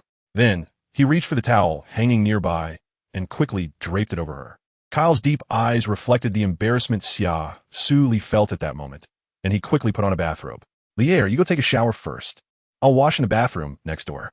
After saying this, he gently pushed open the bathroom door, and his footsteps sounded somewhat hurried in the quiet air. Xia Suli watched his departing figure until it completely disappeared. Only then did she slowly open her eyes, looking at the bath towel draped over her body. The scene from just moments ago kept replaying in her mind, and the drowsiness she initially felt had long been scared away. She silently walked to the side of the bathtub, reached out, and turned on the faucet, letting the water flow out completely. As the sound of running water filled the room, a tranquil atmosphere enveloped everything. Once the water had drained, the bathtub began to clean itself automatically. It first sprayed some bath cleanser, and then used brushes and nozzles to scrub the walls and bottom clean. The entire process was quick and efficient, providing a sense of comfort. Next, the bathtub started to refill with water, the temperature gradually rising, and steam filled the air, bringing a warm ambience. Before long, the bathtub was once again filled with hot water, the surface calm as a mirror, shimmering with faint light. Xia Suli lay in the bathtub, enjoying the comfort brought by the hot water. She closed her eyes again, but the scene with Kyle kept flashing in her mind. She couldn't help but feel a bit annoyed and gently slapped her cheek, trying to forget everything that had just happened. However, the more she tried to forget, the clearer those images became, making her feel extremely shy. Meanwhile, in another bathroom, Kyle turned on a shower, letting the cold water wash over his body. Despite this, the image of Xia Suli kept replaying in his mind, and that special sensation seemed to linger on his fingertips. As the memories surged, he felt ignited once again. He gritted his teeth, trying to suppress his inner impulses, desperately rinsing himself with cold water, hoping to extinguish this unbearable desire. An hour later, after Xia Suli finished her bath, she cautiously pushed open the bathroom door and peeked out, looking around to confirm that there was no one else in the room before she let out a sigh of relief. She dashed to the bed as fast as she could, lifted the covers, dove in, and then wrapped herself up completely, leaving only her head exposed, vigilantly observing her surroundings. Xia Suli patted her chest, secretly relieved, thinking, luckily he is not here. Just then, the bedroom door suddenly swung open with a crisp sound. Xia Suli was startled and immediately shrank her head into the blanket, not daring to make a sound. It was Kyle who had entered, seeing the lump on the bed. A hint of affectionate amusement flashed in his eyes. He sat down by the bed and gently said, "Lear, I know you're not asleep. I'm sorry about what happened tonight." When Xia Suli heard his voice, her heart tightened, but she still refused to show herself, thinking that as long as she didn't speak, he would probably think she was asleep, right? Unfortunately, things didn't go as she wished. Kyle seemed to see through her thoughts and directly reached out to lift the blanket, revealing Xia Suli hiding inside. Xia Suli looked at him helplessly, her face showing a hint of embarrassment and shyness, murmuring, "How do you know I wasn't sleeping?" Kyle smiled gently and replied, "Because I know you. I'll sleep in the living room tonight, so you don't have to worry about me doing anything to you." After saying that, he lightly patted Xia Suli's head and turned to leave. Xia Suli watched his departing figure, feeling an indescribable emotion in her heart. Chapter 75. Looking forward to the meeting. After Kyle left the room, Xia Suli waited as the room returned to silence once again, as if the earlier interaction had never happened. Xia Suli lay alone in bed, her mind racing. She knew that Kyle was a man of integrity, with his own firm moral standards and a disciplined spirit. Otherwise, he wouldn't choose to use suppression agents to control the violent energy within him, nor would he be unwilling to touch any females, so she felt reassured about him. However, when he got close to her, why did her heartbeat suddenly accelerate, as if it were about to jump out of her chest? Xia Suli couldn't help but reflect on her feelings. She admitted that the current Kyle was a very charming person, but did she really have different feelings for him? She tried to throw these chaotic thoughts out of her mind, shaking her head in an attempt to clear her mind. She decided to get a good night's sleep, forget about what happened tonight, and prepare herself to better face the upcoming search for Lon, E, and the others. The next morning, Xia Suli woke up from her dreams, stretched, and after washing up, she went to the living room. She saw Kyle busy preparing breakfast. Upon seeing Xia Suli, he smiled and greeted her, "Good morning, Lear." Hearing his voice, Xia Suli couldn't help but recall what happened in the bathroom, and her face uncontrollably flushed again. She could only respond with a perfunctory smile as a reply. The two sat at the dining table enjoying breakfast together. Although the atmosphere was somewhat awkward, they still completed the meal quite harmoniously. In order to break the awkwardness, Kyle spoke first. "Lear, let's post some more missing person notices today. I'm sure someone will know something." Xia Suli nodded, indicating her agreement with Kyle's suggestion. Meanwhile, in the palace of the Xing Luo Empire, The atmosphere was unusually tense. Two shadow guards dressed in black armor knelt on one knee, their expressions solemn as they gazed up at CMO Han, who sat on the throne, calmly looking down at them. However, the powerful aura emanating from him sent chills down their spines. One of the shadow guards took a deep breath and cautiously spoke. "Reporting to Your Highness, we have conducted a thorough investigation into Xia Suli's whereabouts. We found that the last time she appeared on surveillance was after leaving the Xing Luo Hotel, where she went to a store to purchase some cosmetics and hair dye, and then disappeared in a blind spot of the surveillance." CMO Han cast a cold glance at the shadow guard and asked, "Have you found out her whereabouts?" The shadow guard lowered his head and replied, "Reporting to Your Highness, we have not yet found her exact location, but we have identified several possible locations and are searching diligently." CMO Han frowned slightly, a hint of doubt flashing in his eyes. "What about the male orc wearing a mask beside her? Have you investigated his identity?" The other shadow guard hesitated for a moment before reporting truthfully, "Reporting to Your Highness. According to the descriptions from those involved in our undercover investigation, the male orc who has been following Xia Suli is none other than Kyle Haird, who disappeared 6 years ago." Hearing the name Kyle Haird, CMO Han was quite shocked. After all, in his childhood memories, he did indeed spend an unforgettable time with Kyle. Back then, Kyle's father was still alive, and they played together every day, forming a special and deep bond. Their friendship was like a pure, unblemished sheet of paper, recording countless joyful days and small adventures. Although time passed, and their life paths were forced apart, that shared childhood undoubtedly added endless color and warmth to his life. CMO Han pondered for a moment. Is there any more information about Kyle? Why is he with Xia Suli? What is their relationship? The other shadow guard replied, "Reporting to Your Highness, according to our investigation, Kyle is an interstellar pirate, with his subordinates mostly being refugees and drifters. He usually makes a living by forcibly robbing merchant ships and flying vessels, and occasionally goes to other planets to abduct females for auction. However, the females Kyle previously captured were mostly vicious, but Xia Suli, captured 6 months ago, is a good female. According to the orcs who have interacted with her, she is indeed a very gentle and kind female cub. However, their relationship is quite complicated. She was captured by Kyle for auction at the Black Barbarian Mountain, but for some unknown reason, he bought her back himself for 200 billion star coins and then took her away from the auction. Have you found out why he did that?" Junming Yi asked with a frown. The shadow guard replied, "Reporting to Your Highness, I am incompetent and could not find out the reason. But as far as I know, Kyle went silent shortly after leaving the Black Barbarian Mountain auction until he reappeared recently." The shadow guard lowered his head. It seems that the current Kyle Haird is not simple at all." CMO Han stroked his chin, deep in thought about what to do next. "Have you investigated where Kyle took Xia Suli in the past 6 months?" Simon asked curiously. The shadow guard shook his head. "I'm sorry, Your Highness. We have not found out where they went during their disappearance these past 6 months, but it is clear that Kyle values her greatly, and Xia Suli has a deep dependence on Kyle." CMO Han's brow furrowed tightly. He realized that there might be a greater secret hidden behind this. How much do you know about Kyle's abilities? Does he possess any special skills or powers?" The shadow guard continued, "As far as we know, Kyle has strong combat abilities and leadership skills, ruling over a planet called Black Dragon Star. However, he chose to hide the location of the planet when he purchased it, so we cannot investigate the specific coordinates of Black Dragon Star." After hearing this, CMO Han's doubts deepened. He understood that Kyle's abilities were extraordinary, and if he became his opponent, it would pose a great threat to him. Therefore, he decided to investigate this matter personally and uncover the truth hidden behind it. Of course, it would be best to keep Kyle by his side, using him for his own purposes, which would bring him one step closer to his ambitions. CMO Han stood up, his aura becoming even colder. He looked at the sky outside the palace, silently contemplating his next course of action. "Your Highness, what should we do next?" Another shadow guard reminded. "Simon replied flatly, continue investigating Kyle. I want to know all his actions and plans, and find Xia Suli as soon as possible, then bring her before me." "Yes, Your Highness," the shadow guards respectfully answered before leaving the hall. CMO Han slightly squinted his eyes, a faint smile appearing at the corners of his mouth, but this smile contained endless depth, making it hard to decipher. "Kyle, Xia Suli, I am truly looking forward to meeting you both more and more." Simon whispered softly. Chapter 76. The two surrounded for a whole week. Xia Suli and Kyle had not received any news about Lan, Yi, and the others, which left her quite frustrated.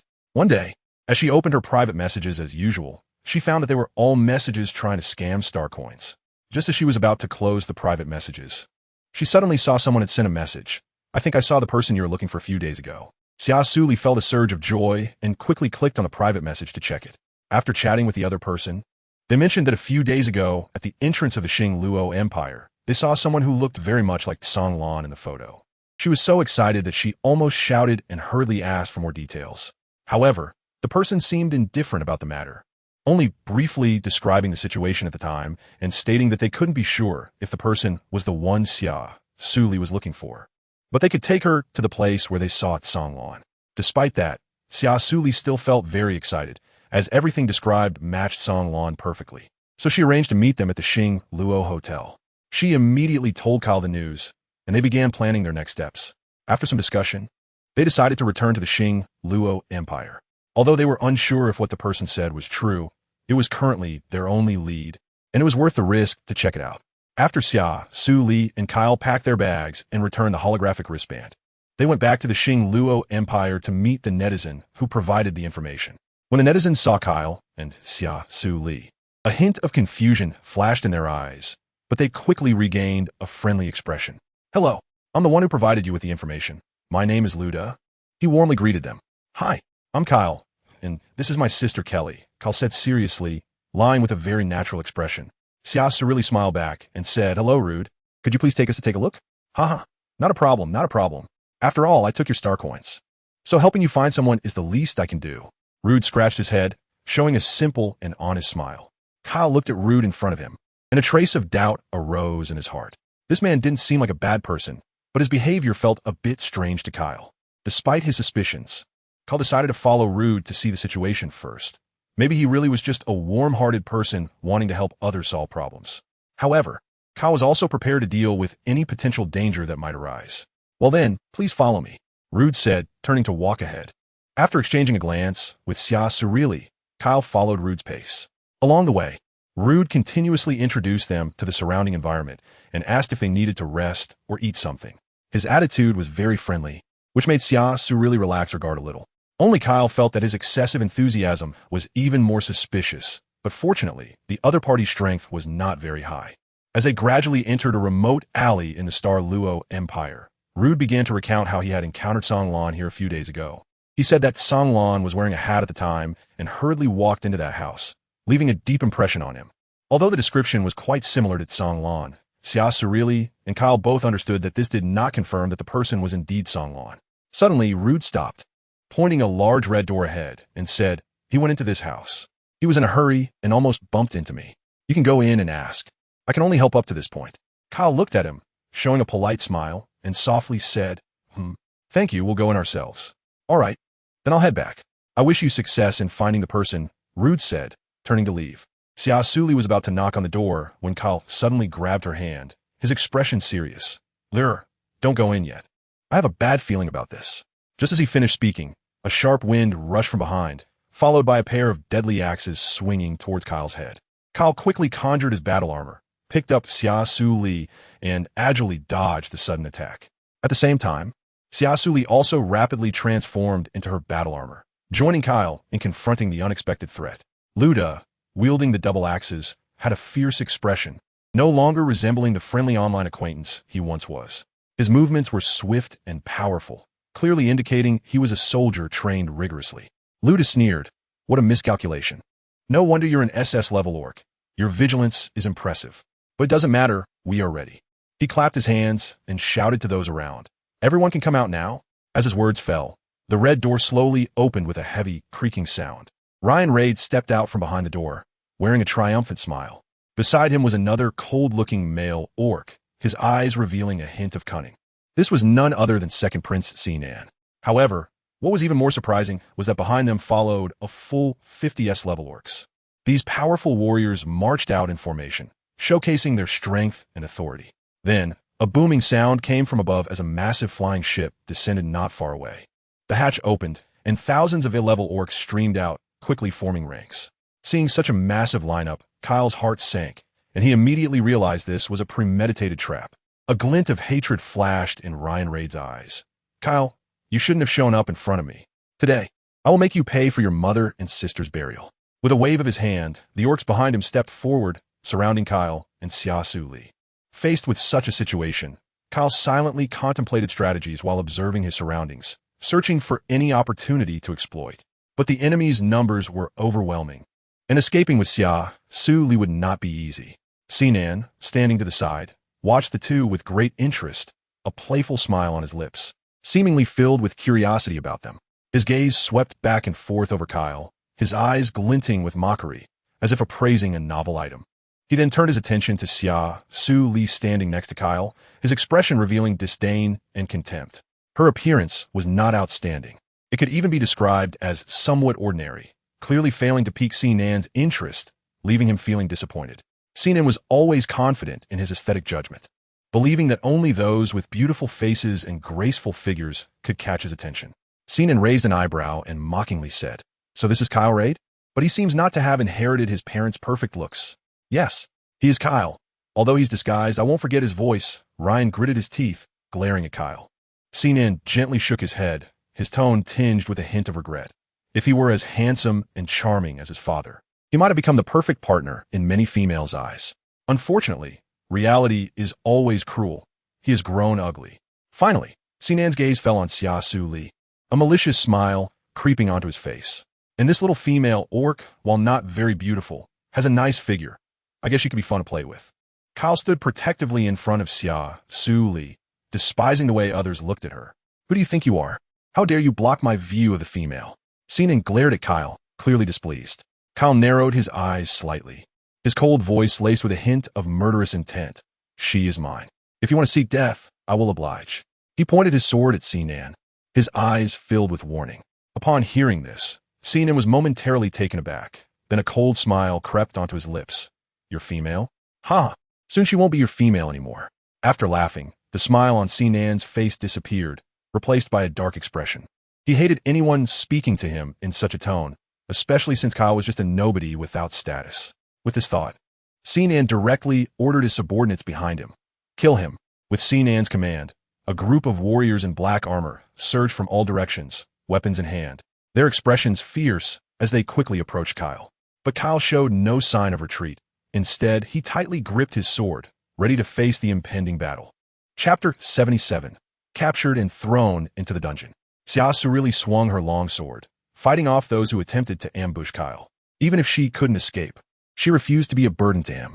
Sinan watched Xia Suli battle the warriors with great interest. It was the first time he had seen a female in combat armor. No wonder Kyle cared so much about her. She was indeed special. Ryan Raid looked at the unfamiliar face of Xia Suli with some confusion, but recalling the auction at Black Barbarian Mountain, he remembered seeing a purebred female in combat armor that looked just like hers. It seemed that the blue-haired female before him was indeed her. Meanwhile, Xia Suli was fully focused on the enemies around her, her long sword swinging faster and faster, each strike accompanied by a sharp sword aura that prevented any of the attacking warriors from getting close. Damn it, how is this female so powerful? An A-class warrior gritted his teeth. The other A-class warriors agreed, saying, "Yeah, we have so many people, yet we can't do anything to her." Sinan and Ryan never expected that 6 A-class beastmen couldn't take down Xia Suli, and even with so many warriors attacking Kyle, they couldn't kill him either. This made Ryan Raid grit his teeth and look at Kyle, saying, "Your Highness, let's attack together. If we don't kill him today, we won't know how he might die in the future." Sinan transformed into combat armor and instantly charged at Kyle. A voice suddenly came from behind Xia Suli, distracting her as she looked over. In that moment of vulnerability, an A-level warrior seized the opportunity and lunged at her back with a sword. "Watch out, Lee!" Kyle shouted, instantly rushing to Xia Suli's side and using his body to block the attack. "Kyle!" Xia Suli exclaimed in shock as she supported him, seeing a large amount of blood gushing from his chest. "I'm fine," Kyle said, gritting his teeth against the pain. Xia Suli quickly used light-based healing to mend the wound on his chest. She knew that Ryan and Sinan had made up their minds to kill Kyle, so no matter how powerful he was, he had no chance of winning. A glimmer of determination flashed in Xia Suli's eyes as she pushed Kyle away, gripping her longsword tightly and charging towards Sinan and Ryan. "Liarite? No." Kyle tried to stop her, but it was too late. Xia Suli exerted all her strength to unleash her moves, engaging in a duel with Sinan and Ryan. Her swordsmanship was sharp and dazzling. Unfortunately, Despite her efforts, she was ultimately outnumbered and was struck in the abdomen by Sinan, causing a trickle of blood to spill from the corner of her mouth. She took a few steps back, her gaze resolutely fixed on Kyle. You must leave quickly. I will hold them off. I'm female. They won't dare to kill me. Only if you survive do we have hope of escaping. Seeing the injured Xia Suli, Kyle's heart ached, and he closed his eyes in pain before reopening them. His gaze firmly set on Sinan. He knew that if he escaped alone, there might be a slim chance of survival, but he couldn't abandon Xia Suli. At that moment, Sinan approached with a cold smile, grabbing the injured Xia Suli and pressing the sharp blade against her neck, glaring at Kyle with an ominous expression. Do you think you can escape without consulting this prince? Sinan glared at him fiercely. Kyle was anxious, wishing he could rush forward and fight Sinan. But under Sinan's threat, he said, Kyle, if you want your female to be safe, I suggest you obediently drop your weapon and stop resisting. Although I won't kill her, I can definitely make her wish she were dead. After saying this, he lightly waved the blade, easily cutting through Xia Suli's delicate skin, blood flowing from the wound. Kyle's heart ached immensely, his eyes filled with pain and regret. He understood Sinan's cruel methods. If he continued to resist, Xia Suli would only suffer more. Reluctantly, he dropped his weapon, indicating his willingness to comply with Sinan's demands. Seeing this, Ryan Raid wore a smug smile and quickly shouted, Someone, capture him and take him back to the castle. Following his command, several orcs in blue armor stepped forward, confidently approaching Kyle and binding his hands and feet. Ryan nodded in satisfaction and then strode over to Sinan. He stood beside Sinan and said flatteringly, Your Highness, let me take care of this female. Sinan, hearing this, showed a flicker of displeasure in his eyes, but quickly returned to calm. He understood that if it weren't for the Raid family's usefulness to him, he wouldn't agree to Ryan's request to do such a thankless task. So, he pushed Xia Suli toward Ryan with annoyance. Ryan quickly grabbed Xia Suli and handcuffed her, knowing her capabilities and not wanting to let the captured female escape. As they were leaving, Sinan coldly said, Today, this prince has captured Kyle for you. I hope the Raid family remembers this prince's kindness and does not stand in the wrong position in the future. Ryan nodded with a smile. Your Highness, rest assured, our Raid family will surely recommend you before the Emperor in the future. Very well. It was worth my effort to use the military's influence to support you. Since there's nothing else, I shall take my leave first, Sinan said, leading his troops away from the scene. Back at the Raid family castle, Kyle looked at the pale Xia Suli with deep concern in his eyes. Ryan, do as you please. This has nothing to do with her. Let her go. Hearing this, Ryan stopped, sneering as he turned to look at him. Let her go? She's in my hands now. Killing you would be a piece of cake. What do you have to negotiate with me? At this, Xia Suli scoffed with disdain. How shameless. If it weren't for your ambush and using me to threaten Kyle, do you think you could capture him? It's utterly ridiculous. You claim to be a noble family, yet your actions are simply disgusting. Ryan's expression changed slightly at Xia Suli's mockery, a flicker of anger rising in him. He hadn't expected this so-called purebred female to be so sharp-tongued. However, her provocation sparked an unprecedented desire for conquest within him. He smirked coldly. I want to see how long you can keep that mouth of yours. With a command, his subordinates immediately took action, bringing both Xia Suli and Kyle into the dungeon beneath the castle. In the dungeon, Xia Suli was thrown onto the cold, damp floor, while Kyle was tied to an iron pillar. Ryan stood quietly at the dungeon door, slowly savoring his captured prey before leaving. As he exited the dungeon, Ryan looked seriously at the guards. You must keep a close watch on the dungeon. If they escape, don't expect to live. This statement hit the guards like a heavy hammer, and they felt the pressure from Ryan. Their expressions turned serious as they tightly gripped their weapons, responding firmly, understood. Young master. Those simple words contained their absolute obedience and loyalty to Ryan. Ryan nodded slightly, seemingly satisfied with their response, and turned to leave, leaving the guards tense and on high alert, not daring to relax. Chapter 78. Escape from the cage. Lear, I'm sorry. It's my lack of strength that caused you to be captured, Kyle said, his face filled with guilt, his eyes full of self-reproach and regret. His voice trembled, revealing the pain and helplessness within him. Xia Suli's hands were tightly bound, and she could only struggle to stand up from the ground, then painfully move closer to Kyle. Although each step was accompanied by intense pain, she endured it without making a sound. When she reached Kyle, she looked up at him, her eyes filled not with blame, but with deep concern. I'm fine. I should have escaped earlier. There was no need for me to be captured here. I'm a female. They would only dare to abuse me at most, but you are different. You could lose your life because of this. Xia Suli's voice was weak, but full of care and worry. Kyle looked at her haggard figure, and in this life-or-death moment, she was more concerned about his safety than her own situation, which stirred a warm feeling in his heart. However, Kyle knew that Ryan and his father Regis were essentially ruthless orcs. Now that she had fallen into the hands of these two beasts, what awaited her was not just simple abuse, but becoming a breeding tool for those powerful male orcs to propagate their kind. Thinking of this, Kyle felt as if his heart had been struck by a heavy hammer. He had to help her escape from this den of evil. We will definitely escape, trust me. Kyle's voice was firm and strong as he looked into Xia Suli's eyes, trying to convey confidence and courage. Xia Suli nodded and smiled. I believe you. Kyle looked around. The worn walls were covered in stains and scratches, as if they were telling the story of the terror and cruelty that had taken place inside. At that moment, he noticed a small window in the corner of the room, which a normal male orc would not be able to pass through, but she was petite, so perhaps she could squeeze through there. After Xia Suli examined it, she found that the window had sturdy iron bars installed, making it difficult for her to break through with her strength alone. This made Kyle ponder, and then he remembered that he still had some tools on him, which he might be able to use to unlock the handcuffs. Lear, I should have a master key in my pocket. Take it out and see if it can unlock the handcuffs. Okay. Xia Suli quickly walked in front of him and began to search through his pocket. Soon, she found a silver key and turned her back to him to start unlocking it. After unlocking the handcuffs, Kyle cautiously unlocked Xia Suli's cuffs and then took out a bottle of white liquid, throwing it at the iron bars of the window. Quickly, the iron bars began to melt. Lear, I will attract their attention. You find a chance to escape through the window. Remember to run towards the forest direction of the castle. After I escape, I will come find you. Tears sparkled in Xia Suli's eyes, as she knew this was the only way to protect herself at the moment. But you must be careful. She understood that this farewell could be a matter of life and death, yet she had to take the risk. Otherwise, Kyle would lose his life because he couldn't escape. Kyle shoved the only dagger into her hand, knowing that with it, she could survive better in the forest. I will take care of myself. Remember, no matter what happens, you must keep escaping and don't look back. Xia Suli took a deep breath and nodded vigorously. I will. Kyle smiled gently and then turned to walk towards the door. He knew that this was the only thing he could do for Xia Suli, and it might also be their final farewell, but he had no regrets. He believed that as long as there was a chance to survive, they would meet again.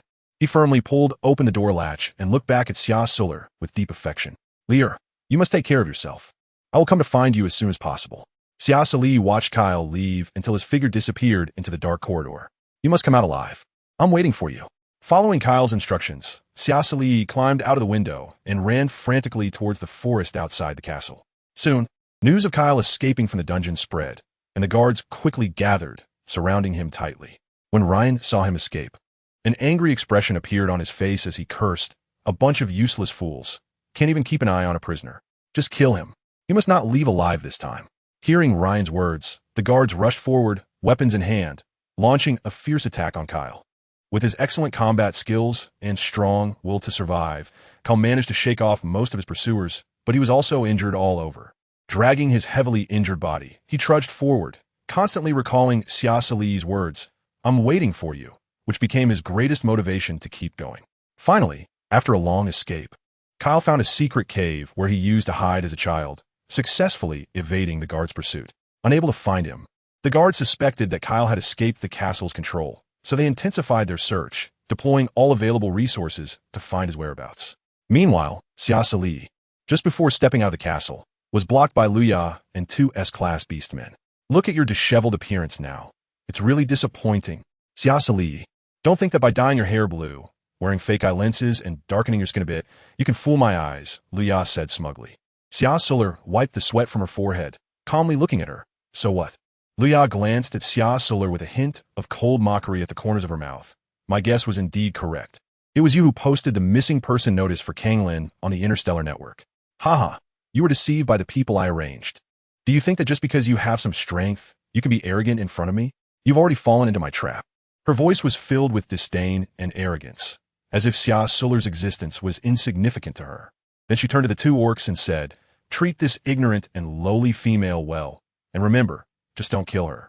The two tall, muscular S-class orcs behind Luya looked at Xia Suli with eyes gleaming with bestiality.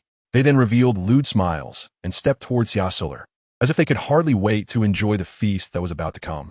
Xia Suli's voice trembled slightly with pleading, I won't resist. Could you please be a little gentler? As the three approached her, she pretended to be weak and fragile, trying to evoke their sympathy and compassion. However, the hand behind her had already grasped the dagger given to her by Kyle. As soon as they got close, she could instantly take them down. Yet, it seemed they didn't hear her plea at all, still grinning lewdly. Haha, as long as you serve us well, we'll naturally be a bit gentler. Their response was filled with mockery and disdain, as if Xia Suli was merely a plaything in their eyes. Loya, who was quietly watching from the side, saw Xia Suli's terrified expression and felt a sense of satisfaction and pleasure, her smile revealing a pride and coldness of a victor. Chapter 79. Shut your stinking mouth. Watching the two orcs slowly approach her, Xia Suli felt a surge of anxiety. When they reached out to touch her, she quickly reacted, tightly gripping the dagger in her hand and swiftly swung it towards their necks. One of the orcs reacted quickly and managed to dodge, sustaining only minor injuries without life-threatening danger. However, the other orc was not so lucky. He was directly struck in a vital area by Xia Suli's dagger and died on the spot. The surviving S-class orc, witnessing his companion's death, was instantly filled with rage and murderous intent. He glared at her and shouted through gritted teeth, "Damn female, you dare to kill my brother. Today is your day to die." With that, he lunged at Xia Suli, launching a fierce attack. Already seriously injured, she was powerless to resist this sudden assault, and soon she was knocked to the ground by the powerful S-class orc, her injuries worsening. Just then, Xia Suli suddenly spotted Loya not far away and hatched a plan. She summoned all her strength, quickly got up from the ground, and charged directly towards Loya. The S-class orc was completely caught off guard by her sudden change of target and failed to intercept her in time. Seeing her coming towards her, Loya was frightened and took several steps back, her body trembling. But just as she turned to escape, Xia Suli grabbed her and pressed the sharp dagger against her neck. "Don't move, otherwise this sharp dagger won't hesitate to cut your throat." She stared at Loya expressionlessly, speaking coldly. Upon hearing this, Loya's face turned pale as paper, and she trembled as she responded, "Why you can't kill me? I'm an S-class female. I'm also the mate of the clan leader of the Hellard. If you kill me, you can forget about leaving this castle alive." Xia Suli, after hearing this, curled her lips into a disdainful cold smile, her eyes still flashing with intense killing intent. "Shut your filthy mouth. Do you think I'm like those male orcs? I won't show pity, nor will I fear the punishment of the gods. So I advise you to behave, or I'll drag you down with me." With that, she slashed her neck. Loya felt a sharp pain in her neck and blood flowing out, immediately panicking and screaming, "Don't kill me, I won't move." Hearing this, a hint of sarcasm flashed in Xia Suli's eyes. Indeed, she was someone who feared for her life. "Let her go." A furious roar came. Xia Suli lifted her head and saw a tall middle-aged orc standing not far away. His eyes were cold and authoritative, sending chills down one's spine. "Rigus, save me." Loya cried out in grievance upon seeing him, as if she had found a savior. Rigus Raid looked at Xia Suli coldly and said, "Put down your weapon, and I can spare your life." A sinking feeling hit her heart. The middle-aged male orc clearly possessed strength above that of an S-class orc, and it seemed she was in trouble. However, she did not back down. Instead, she pressed the dagger closer to Loya's neck, saying, "Don't come any closer, or I'll really kill her." Rigus's eyes were filled with disdain. He didn't believe she would dare to kill Loya, who was also female. "Do you think that will threaten me?" he said, stepping closer to her. She couldn't help but feel a bit anxious, but she still showed no signs of weakness and directly cut Loya's neck again. "It hurts. Rigus, don't come over. This madwoman will really kill me," Loya cried out. Just as the two were at a stalemate, Rigus softened his tone. "I can let you go, but you have to release Loya first." "Huh, do you really think I'm an ignorant female? Once I let go of Loya, how will I escape from you?" Xia Suli said coldly. Rigus paused, thinking for a moment before saying, "I can send someone to take you out, ensuring that you won't be harmed." Xia Suli looked at him suspiciously. "Why should I trust you?" "Because you have no choice." Riggs's voice was cold. "If you don't release Loya, I can kill you right now." Xia Suli's heart was in turmoil. She knew she was at a disadvantage now. If she didn't agree to his terms, it would be difficult to escape. However, she was also worried that this might be a trap set by the other party. Just as she was hesitating, Regis spoke again. "I guarantee in the name of the Haired family that you will be able to leave safely." Xia Suli relaxed her vigilance slightly upon hearing this. After all, the Haired family held a high reputation in the beast world. If Regis broke his promise, it would surely provoke the dissatisfaction of other beastmen. After weighing her options, Xia Suli decided to temporarily agree to his request. All right, but I must take Liya with me when I leave here. Once I leave the castle, I will release Liya, but you must not follow me. Otherwise, I will immediately take Liya down with me. Regis nodded and signaled for the two beastmen beside him to step forward. You two take her out and ensure Liya's safety, he commanded. The two beastmen approached Xia Suli and escorted her out of the castle, one on each side. Xia Suli tightly gripped her dagger, cautiously following the two orcs. Outside the castle, a carriage had been waiting for some time. Get in, one of the orcs pointed to the carriage. She held Liya hostage and carefully boarded the vehicle. As the carriage slowly drove away from the castle, her emotions were far from calm. Watching the castle grow distant, Xia Suli silently vowed to become stronger, no longer at the mercy of others. After the carriage had traveled a long way on the wide road, it finally stopped in an open grassy field. Xia Suli held Liya hostage as she stepped out of the carriage, shouting loudly, "Stop the carriage. You two get out." She widened her eyes, pressing the dagger against Liya's neck, threatening, "Otherwise, I will kill her immediately." The two guards exchanged glances, feeling helpless but too afraid to act recklessly. They had no choice but to jump out of the carriage, keeping a vigilant watch on her and Liya. Liya's eyes were filled with fear and panic as she asked, "What about me? Didn't you say you would let me go as soon as we left the castle? Hurry and let me go." Xia Suli let out a cold laugh, a glimmer of cunning flashing in her eyes. "Of course I'll let you go. After all, I'm a person of my word." As soon as she finished speaking, she suddenly kicked and sent Liya flying. The two guards stared in astonishment at this scene, momentarily at a loss. Seizing the opportunity, she jumped onto the horse, swung her knife to cut the ropes, then cracked the whip and drove away, leaving the two guards and Liya lying on the ground. Liya struggled to get up, rubbing her sore backside, glaring fiercely at the retreating carriage. "That bitch! How dare she do this to me? Just wait until I catch her. I'll make her pay," she said through gritted teeth. Chapter 80. Plummeting into the abyss, the two guards looked at Liya, who was constantly cursing, and sighed helplessly. "Don't worry, Lady Liya. She can't escape. After all, this is the forbidden area of the back mountain, where the patriarch keeps his beasts, and the patriarch has already arranged for someone to pursue her. So let us head back first. If we are surrounded by the beasts, even we won't be able to escape." Upon hearing this, Liya's eyes flashed with malice. It's really too easy on her. Come over and carry me back. I'm in pain all over." Her voice was sharp and piercing like a cat whose tail had been stepped on. The guards had no choice but to carry her, daring not to express their anger, as she was the patriarch's wife.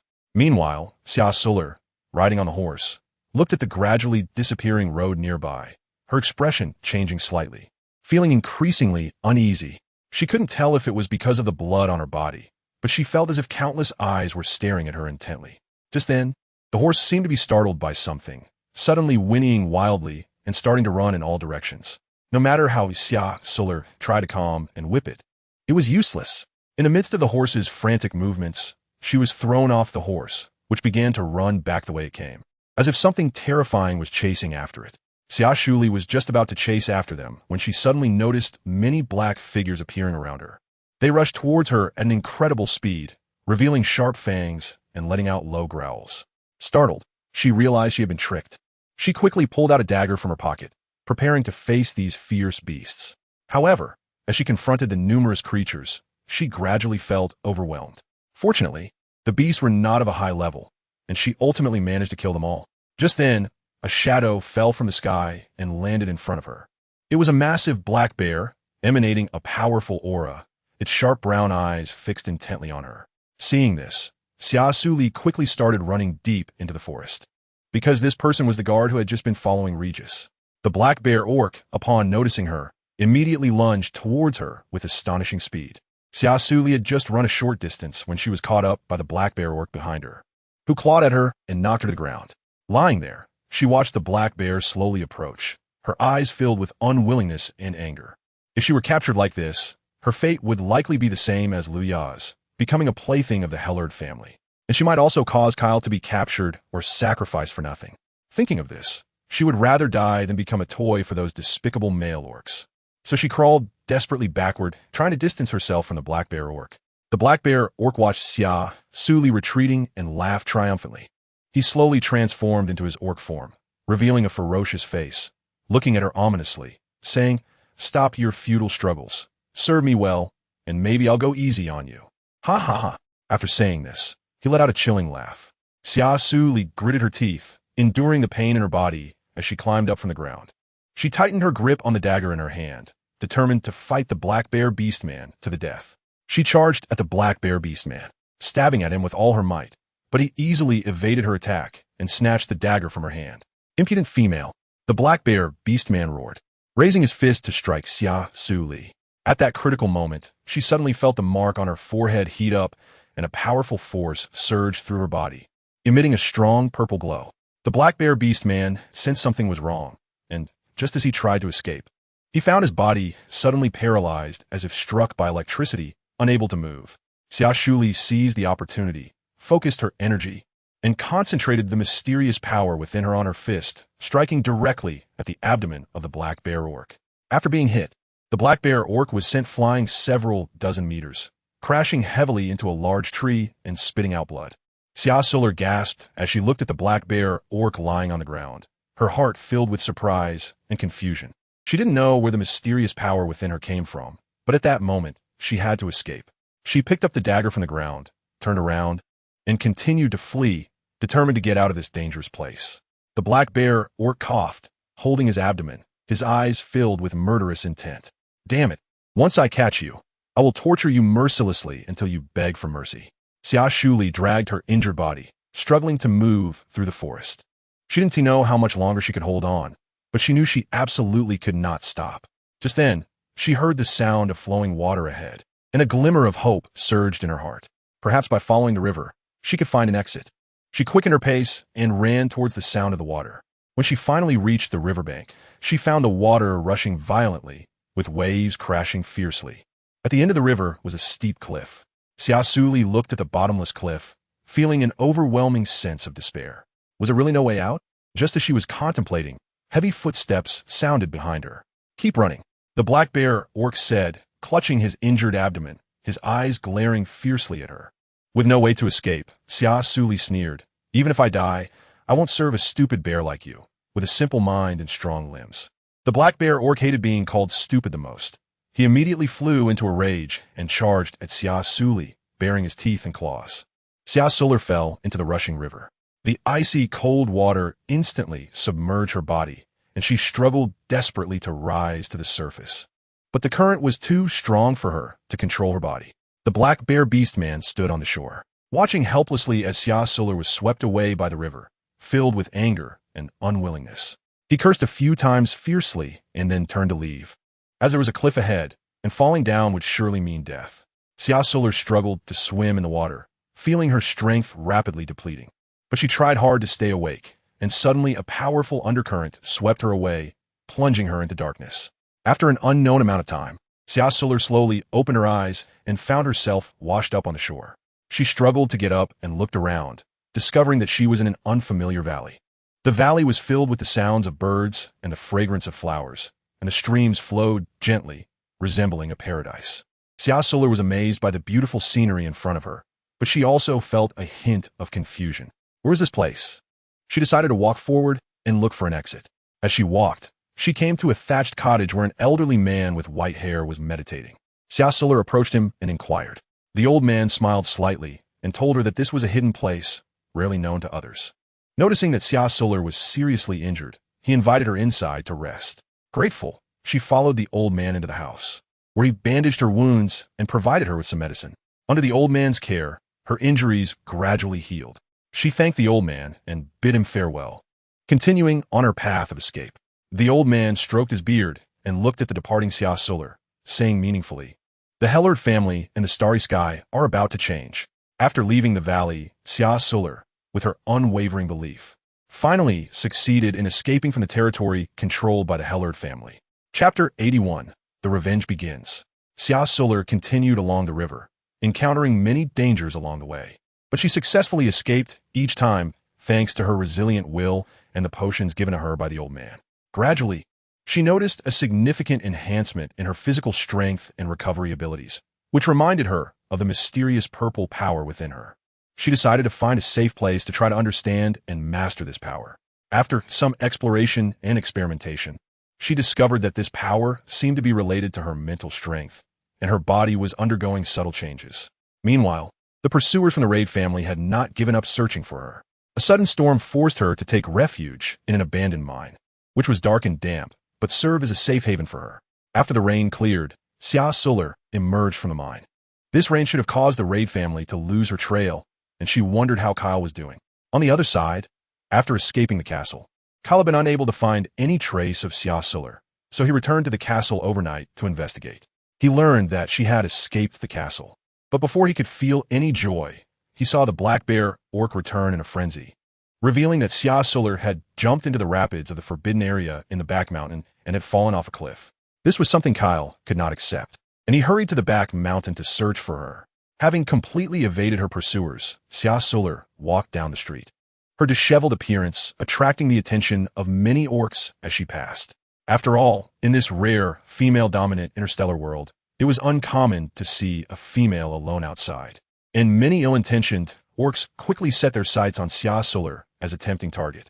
Sensing that she was being followed, she could only keep moving towards the crowded streets. She hadn't eaten for days and had no strength left to resist. As she walked further, she noticed that more and more people were trailing behind her, and some orcs even began to show greedy glances. Xia Suli felt a wave of panic in her heart, not knowing what to do. Just then, she saw a restaurant ahead with delicious aromas wafting out, making her stomach growl. After hesitating for a moment, she decided to go in to find something to eat. Perhaps it would help her regain some strength to think of a way to shake off the pursuit of those orcs. After entering the restaurant, she found a corner to sit down and ordered a meal, devouring it hungrily. However, when she finished and prepared to leave, she realized she didn't have a single copper coin on her.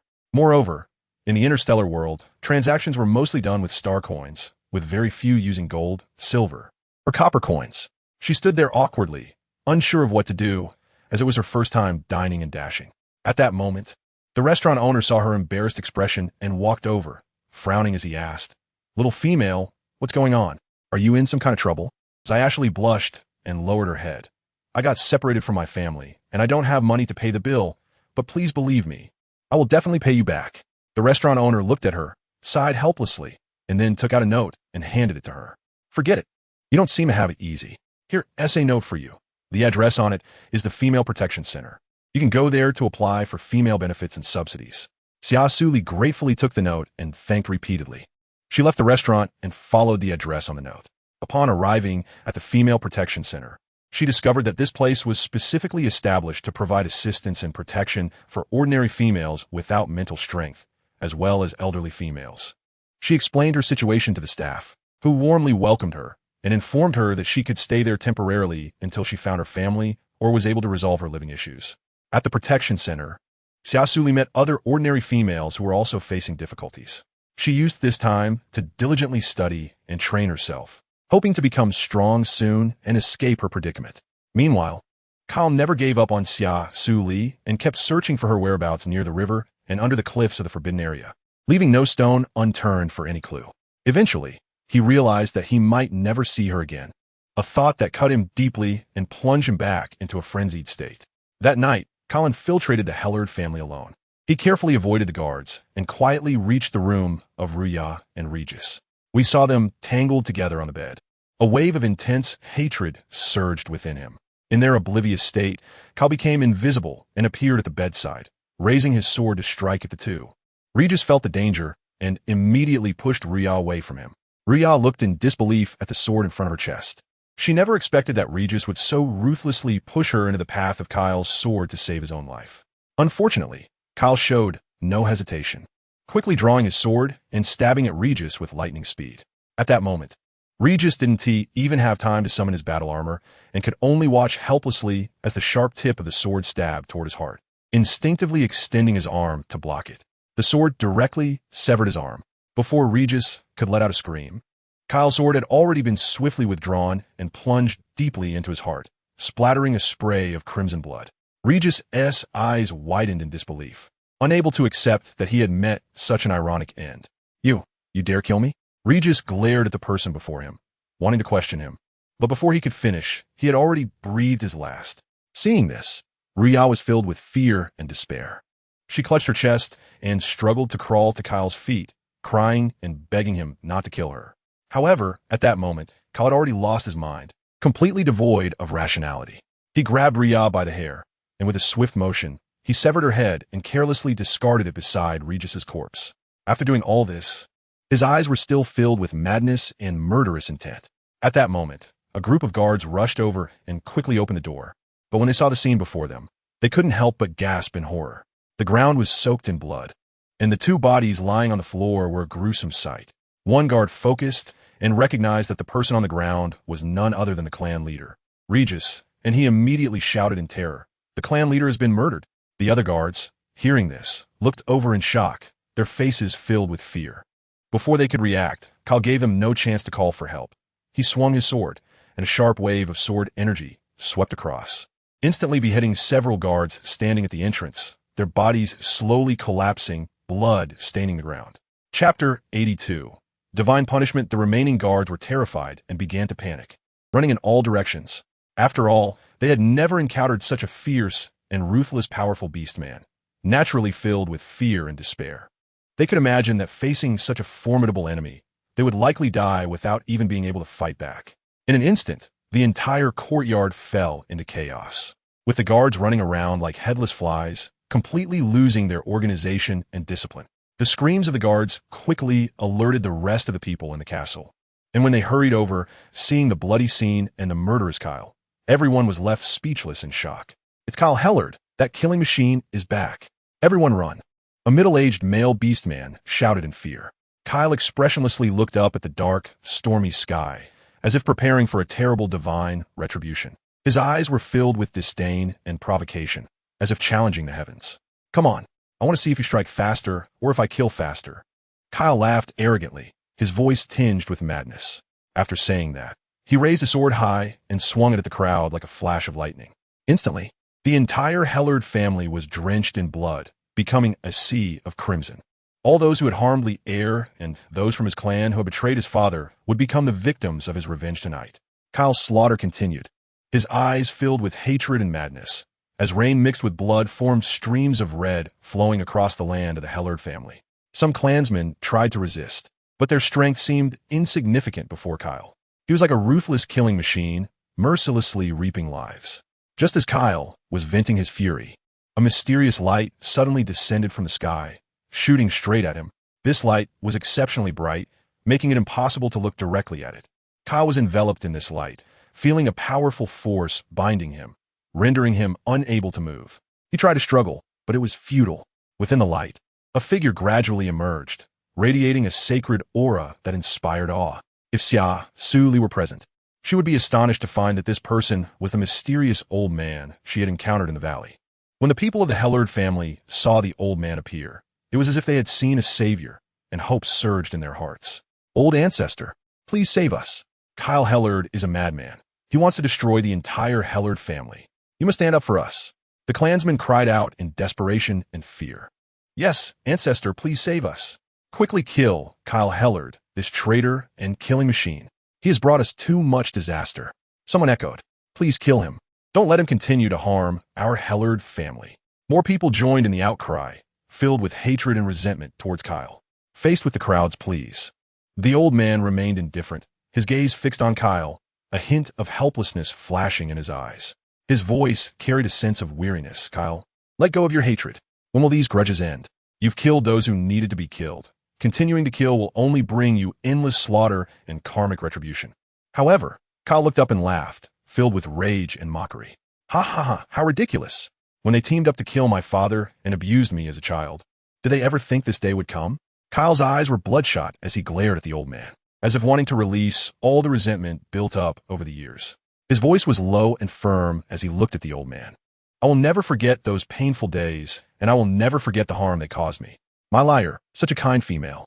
Why did she have to meet such a tragic end, with no bones left? What did she do wrong? Why treat her this way?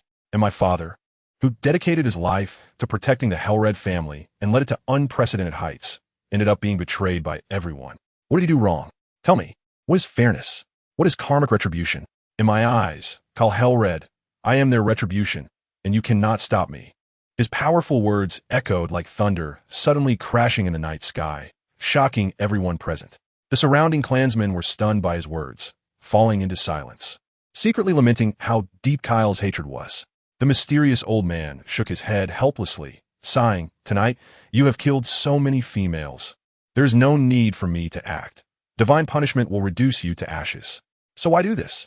His voice was filled with helplessness and regret, trying to awaken Kyle's conscience with the threat of divine punishment. But Kyle seemed to be oblivious, gripping his weapon tightly, looking as if he was ready to face death. His voice was cold and ruthless.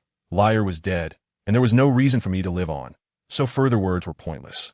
At that moment, the black clouds in the sky rolled, and purple lightning danced like a giant dragon in the night sky, ultimately striking down at Kyle. The nearby orcs panicked and fled. Those who could not escape were either struck and injured by the lightning or killed by it, and the entire castle was enveloped in lightning. In the Star Luo Palace, Mohan and the others looked at the strange phenomenon in the sky, showing expressions of shock.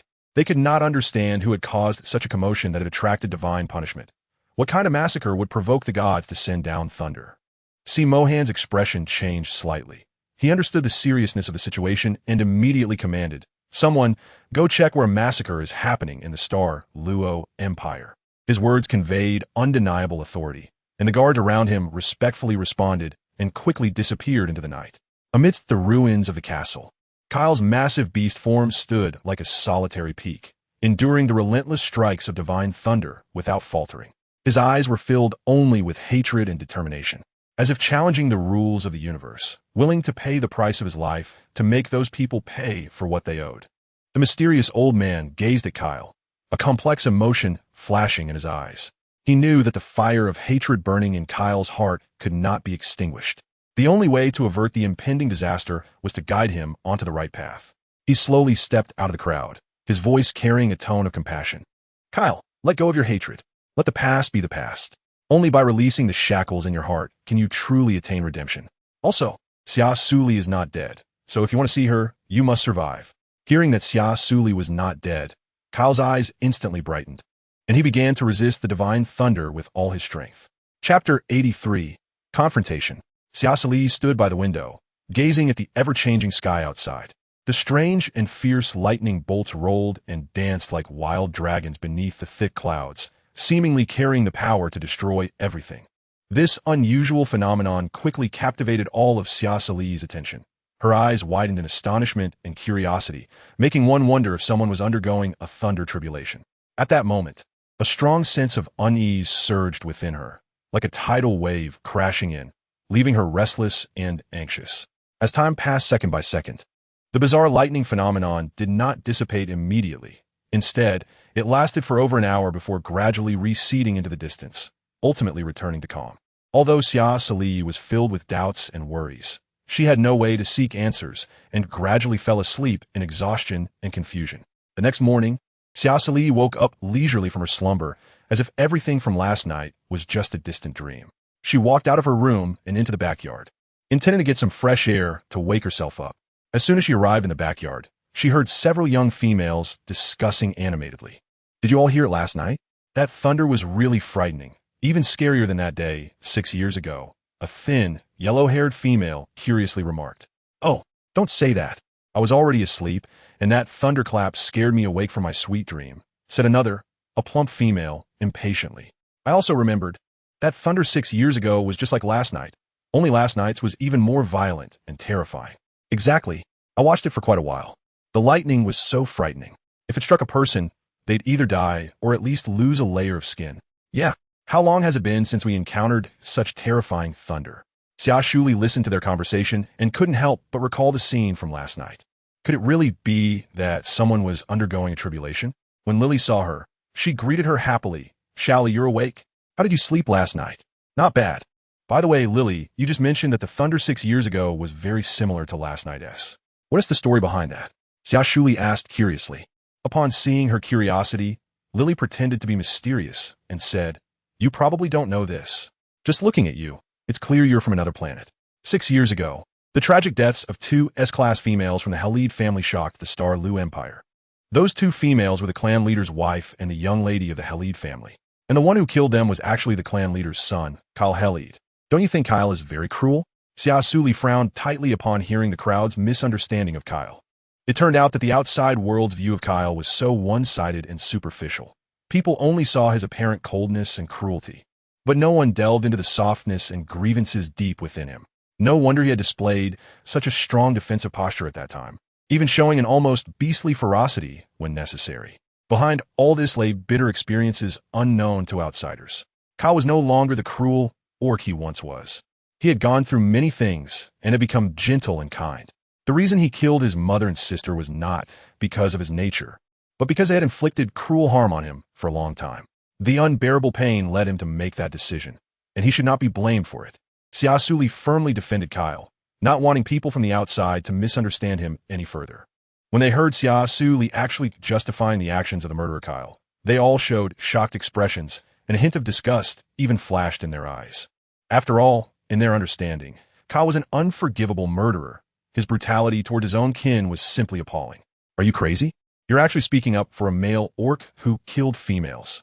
That lunatic even killed his own mother and sister. How can he be considered a good person?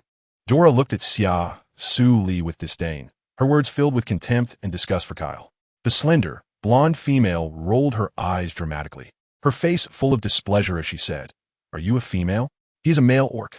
Even if he was really beaten and abused by his mother and sister. Isn't that quite normal? As a male orc, what's wrong with taking some hits? And as for killing them?" After hearing this, Xia Suli took a deep breath. The pain that Kyle had experienced was not as simple as you imagined. You only saw the surface phenomena, but never delved into his inner world. The reason he made such a decision was that he faced endless bullying and oppression in that family. You cannot just label him as a villain based on surface appearances. Seeing this, Lily patted Xia Suli's shoulder and comforted her, saying, "Xiali, I know you care about Kyle. But the fact is that he committed unforgivable crimes that everyone cannot accept. Perhaps he has indeed changed now, becoming gentle and kind. But the fact that he killed his own kin is something that everyone cannot understand or forgive." Xia Suli nodded, fully aware that Lily's words made sense. She understood that changing the external misunderstandings and biases against Kyle would require time and proof.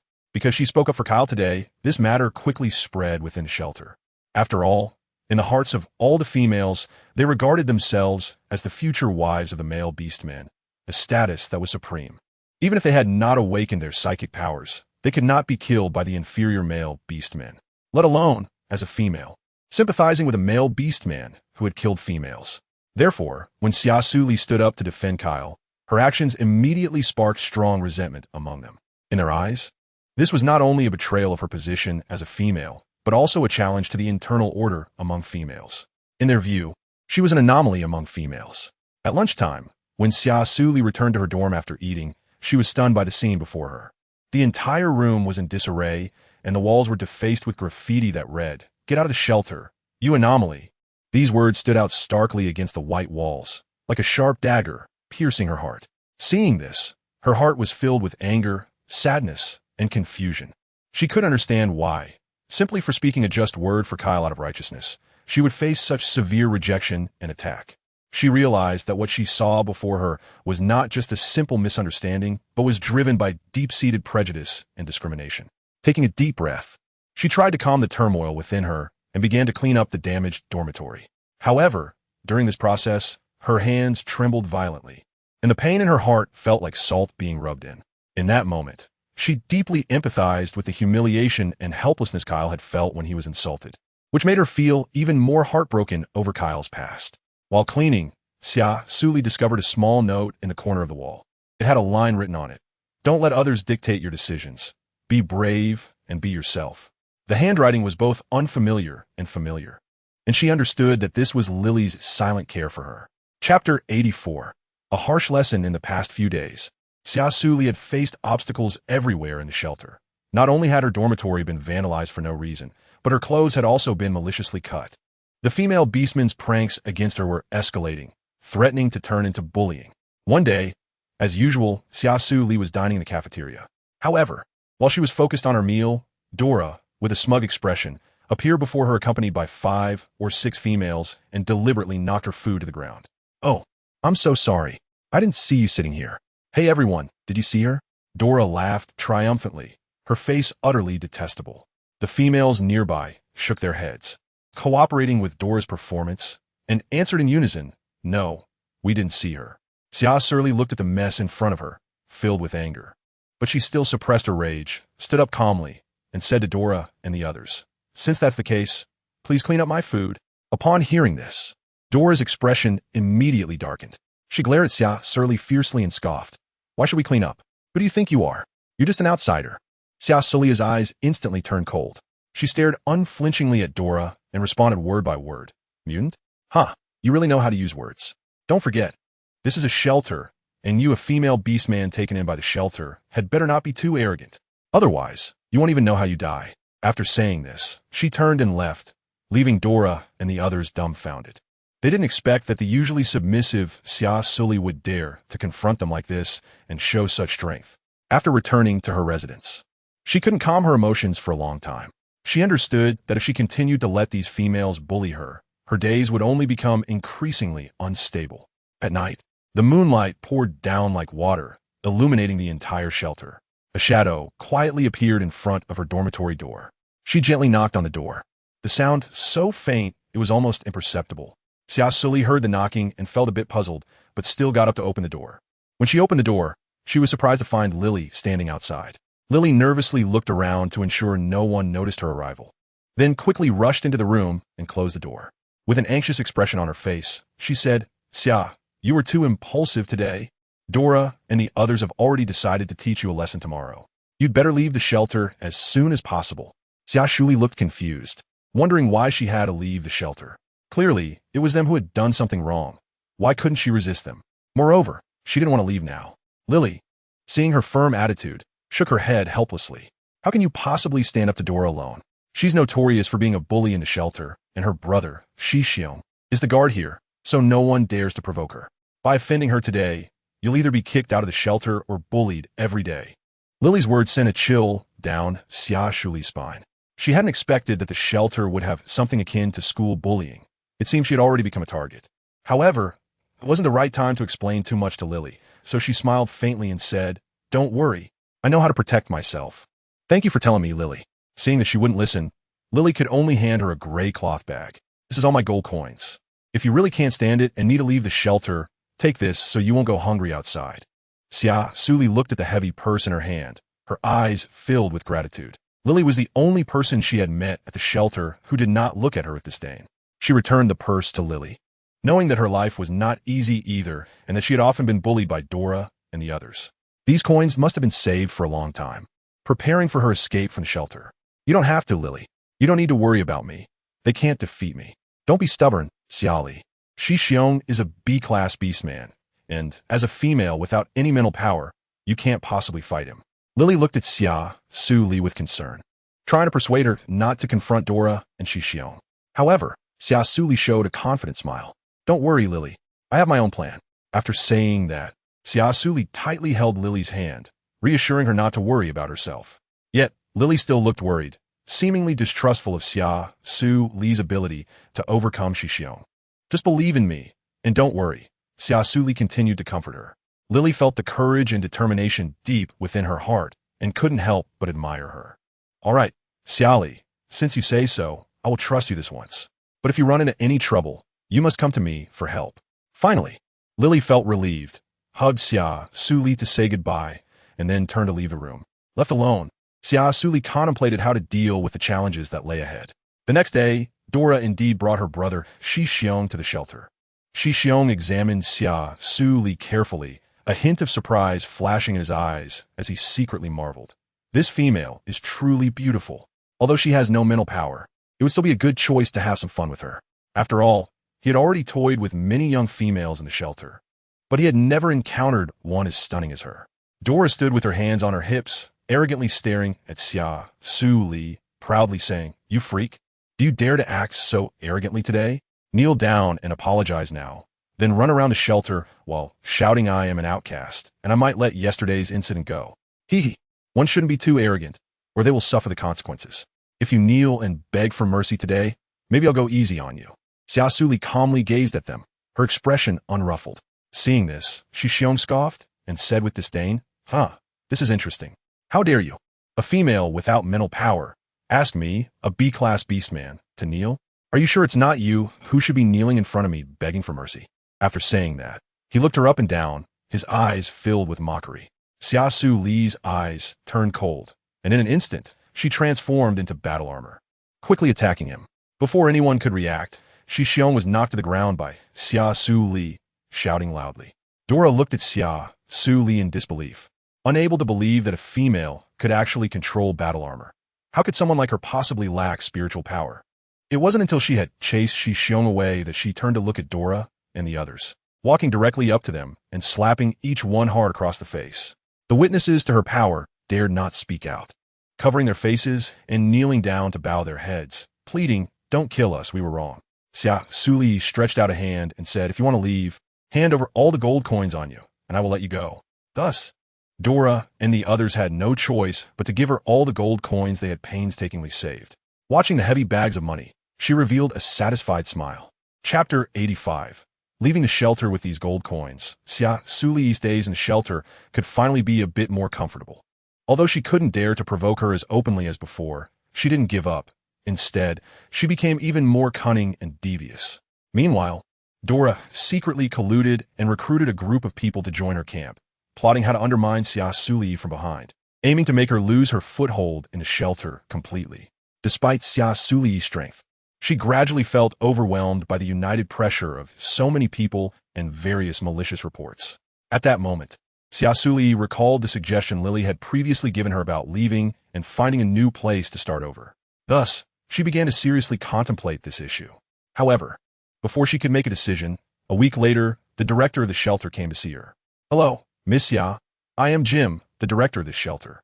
I apologize for bothering you, but recently I have received many reports about you from others in the shelter.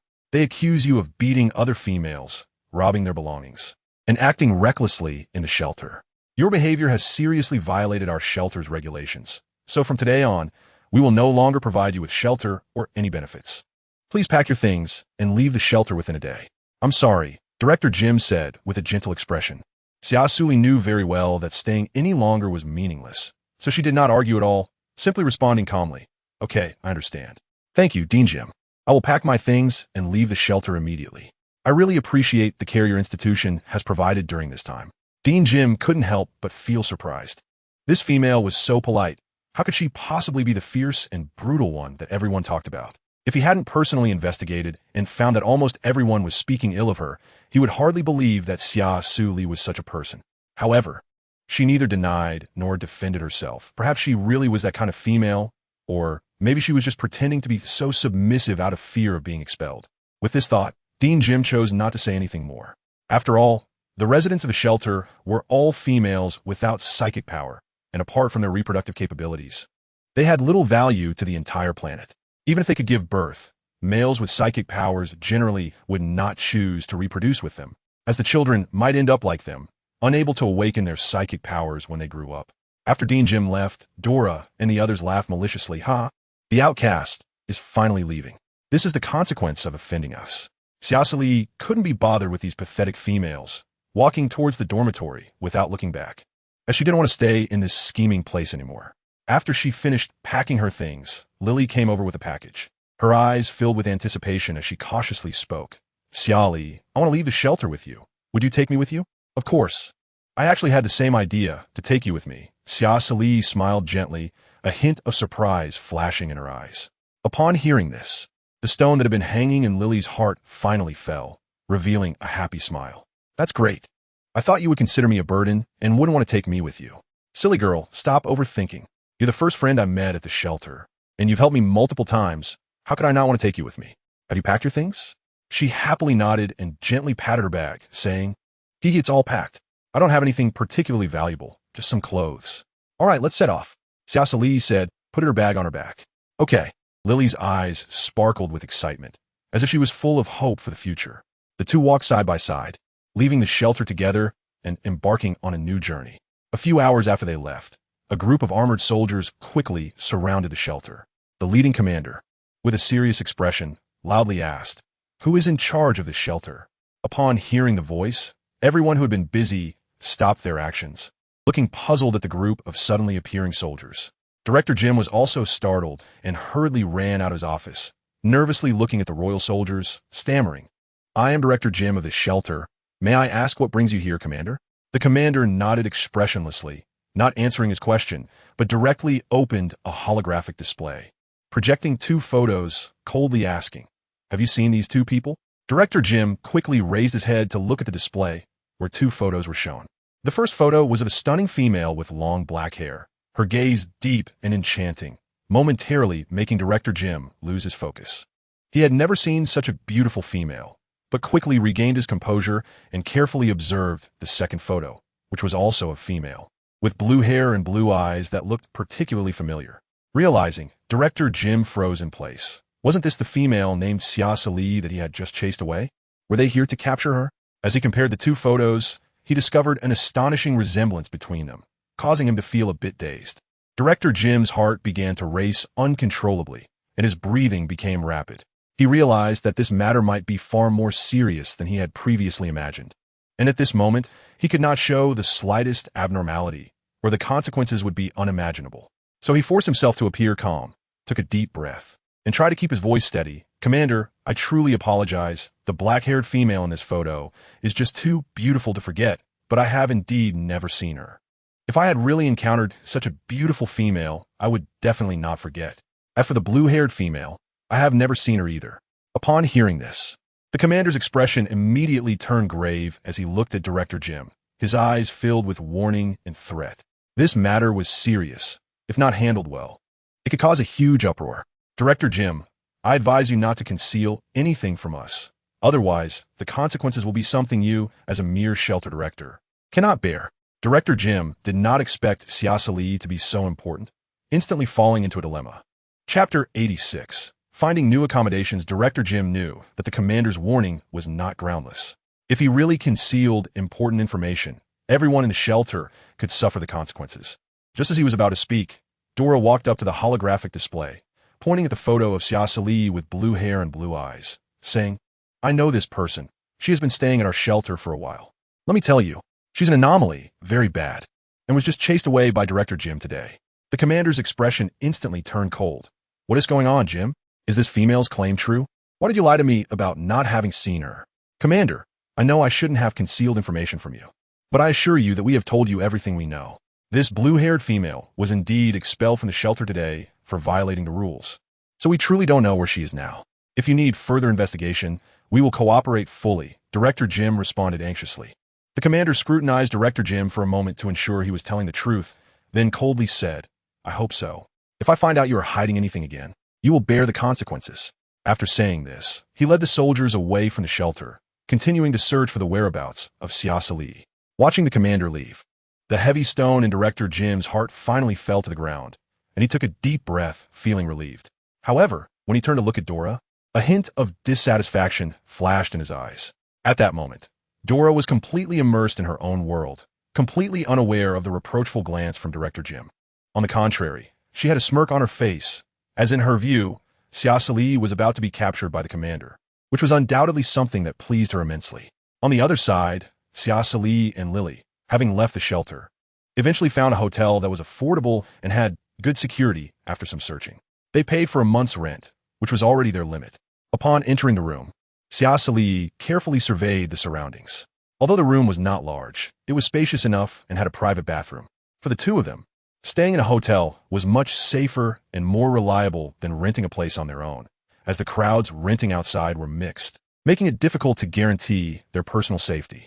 Lily excitedly ran to the window, eagerly looking out at the bustling streets, her face radiating joy. "Wow, this is my first time staying in a hotel, and I can see the most prosperous street in the Starlo Empire from here. But this hotel is so expensive." Xia Suli slowly walked to her side, her gaze fixed on the Star Luo Hotel not far away, a hint of nostalgia flashing in her eyes. So much time had passed, yet Kyle still hadn't found her. She wondered how he was doing now. Remembering the gold coin she had snatched from Dora and the others, she realized that almost all of it had gone towards paying rent. Each day in the future would require financial support for her basic needs. More importantly, she needed to find a way to reapply for the light brain wristband. Only by becoming a formal citizen of the Star Luo Empire could she receive female subsidies and various benefits. Otherwise, relying solely on the subsidies provided by the Female Protection Center would not be enough to cover her daily living expenses. Moreover, without citizenship, it would be difficult for her to find a suitable job in the Star Luo Empire to earn income, as no one would be willing to hire a vagrant to work for them. All this information had been shared with her by Lily on the way. Xia Li, what are you thinking about? Lily asked, looking at her with confusion. Xia Suli frowned, thinking about how to apply for citizenship in the Xing Luo Empire. Or else we wouldn't be able to live here. Citizenship in the Xing Luo Empire? For foreign females who want to apply, they need to test their mental strength. If they possess mental strength and have not registered for citizenship on other planets, they can go to the Imperial Center to apply. But what if they have obtained citizenship on another planet, and then that planet was invaded by alien beasts? Can they still apply for citizenship on another planet? If that's the case, they can still apply, but they need to cancel their current citizenship. However, if you have second-generation citizenship in this empire, you will not enjoy the same treatment as local females, unless your mental strength is strong, in which case the Imperial Center will grant you first-generation citizenship. Xia Suli smiled helplessly. It's quite complicated, but it's very realistic. So, Lily, are you a citizen of the Xingluo Empire? Lily shook her head. I'm not a citizen of the Xingluo Empire. I'm a citizen of the Rixing Empire. My empire was invaded by other empires. My family has all died. And my light brain wristband was destroyed. I escaped and came to the Xingluo Empire, but I can't become a second-generation citizen because I lack mental power. So, I only receive 1 gold coin each month, which is 10,000 star coins. Xia Suli didn't expect that females without awakened mental powers would have such a hard time. She knew that in the Blue Ocean Empire, females received a monthly subsidy of 100,000 star coins, which made her previous benefits seem excessive in comparison. How could it be so little? Back then, my monthly subsidy and benefits as a female were also 100,000 star coins. Is the gap really that big without mental powers? Lily said with envy. The empire you were in treated females really well. Before I came of age, I received a monthly subsidy and benefits of 50,000 star coins. After I tested without mental powers, it dropped to 20,000 star coins a month. After coming to the Star Luo Empire, I only received 10,000 star coins a month. Xia Suli comfortingly patted her shoulder. It's okay, Lily. You don't necessarily have to awaken your mental power to live well. Although I have awakened my mental power, I'm only at D rank, so when I was in the Blue Ocean Empire, I was also looked down upon by other females. A D rank mental power is still good. It's better than not having awakened any mental power at all. But when I first saw you, I thought you weren't even an adult yet. After all, you're shorter than all the other females. Xia Suli looked at Lily, who was half a head taller than her, and smiled helplessly. In fact, I'm not short. At least on my previous planet, my height was considered tall. Moreover, over the past year, I seem to have grown quite a bit. I don't know if it's because I've come to the beast world, but I feel like I'm at least 180 centimeters now. Of course, compared to the average 190 centimeters height of female beastmen, I'm still short, but I'm already content. Lily leaned down to comfort her, saying that Xia Suli was quite cute this way, petite and adorable. Xia Suli, how old are you this year? I really can't tell your age. I'll be 19 in a few months. How about you, Lily? What? Xia Suli, you're not an adult yet? How did you awaken your mental power? ISNT, it's supposed to awaken only after turning 20? I didn't expect you to still be a cub. Lily looked quite shocked. Xia Suli was also quite helpless. After all, in the beast world, 20 is considered adulthood, so in her eyes, she was already an adult. Chapter 87, Citizenship. Lily patted her shoulder, a smug expression on her face, looking quite pleased with herself. From now on, little Lee has to call me Sister Lily, since I am 4 years older than you. Xia Suli smiled helplessly, knowing that Lily was just joking and that she always regarded her as a younger sister, so she didn't mind such titles. As long as you're happy, but the most important thing now is to go register for citizenship in the Empire. Even though I'm a second-generation citizen, it's still better than having none. The main thing is that it allows us to enjoy more rights and benefits. And having citizenship will make it easier to find a job. Lily nodded gently in agreement, understanding that having a legal citizenship was crucial in this world. Only then could they better integrate into the Star Luo Empire and enjoy various resources and protections of the country. Once Xia Li had citizenship, she should be able to find a suitable job and earn some income. This way, they could pay rent, buy daily necessities, and live a stable life. Lily was very much looking forward to it. Xia Suli smiled and replied, "That's right, this is exactly what we need to focus on right now. First solving the survival issue, and then considering other developments. As long as we work hard, I believe we can achieve our goals." The two exchanged a confident smile and prepared to head to the Empire Center to apply for citizenship. When they arrived at the Empire Center, it was bustling with people. Seeing many females lined up in the distance to handle their business, Lily took Xia Suli over to join the queue. Finally, it was their turn, and the staff greeted them with a respectful smile, saying, "Hello, esteemed female, what business would you like to handle? Xia Suli smiled gently and said softly, hello. I would like to ask if the empire I originally belonged to no longer exists. How can I apply for citizenship in this country? The staff member looked at Xia Suli in front of him, listening to her soft and sweet voice, feeling as if she were a delicate porcelain doll, which instantly softened his heart. So, he happily replied, it's very simple. You just need to cancel your current citizenship first, and then re-register your new identity information. After completing these steps, you need to go to the testing station to test your mental strength. If you have mental strength, you can successfully obtain the second-generation citizenship of this country. All right, thank you so much, Xia Suli said gratefully, looking at him. The staff member had never been treated so gently by a female before, so he smiled brightly and immediately canceled her current citizenship, then re-registered her information. After the registration was complete, the staff member smiled kindly and said, Noble female, I have registered your identity. Now you just need to take the testing card and go to the testing station to test your mental strength. Thank you very much for your support of our Xinglua Empire. Xia Suli took the test card and carefully examined the card engraved with her name.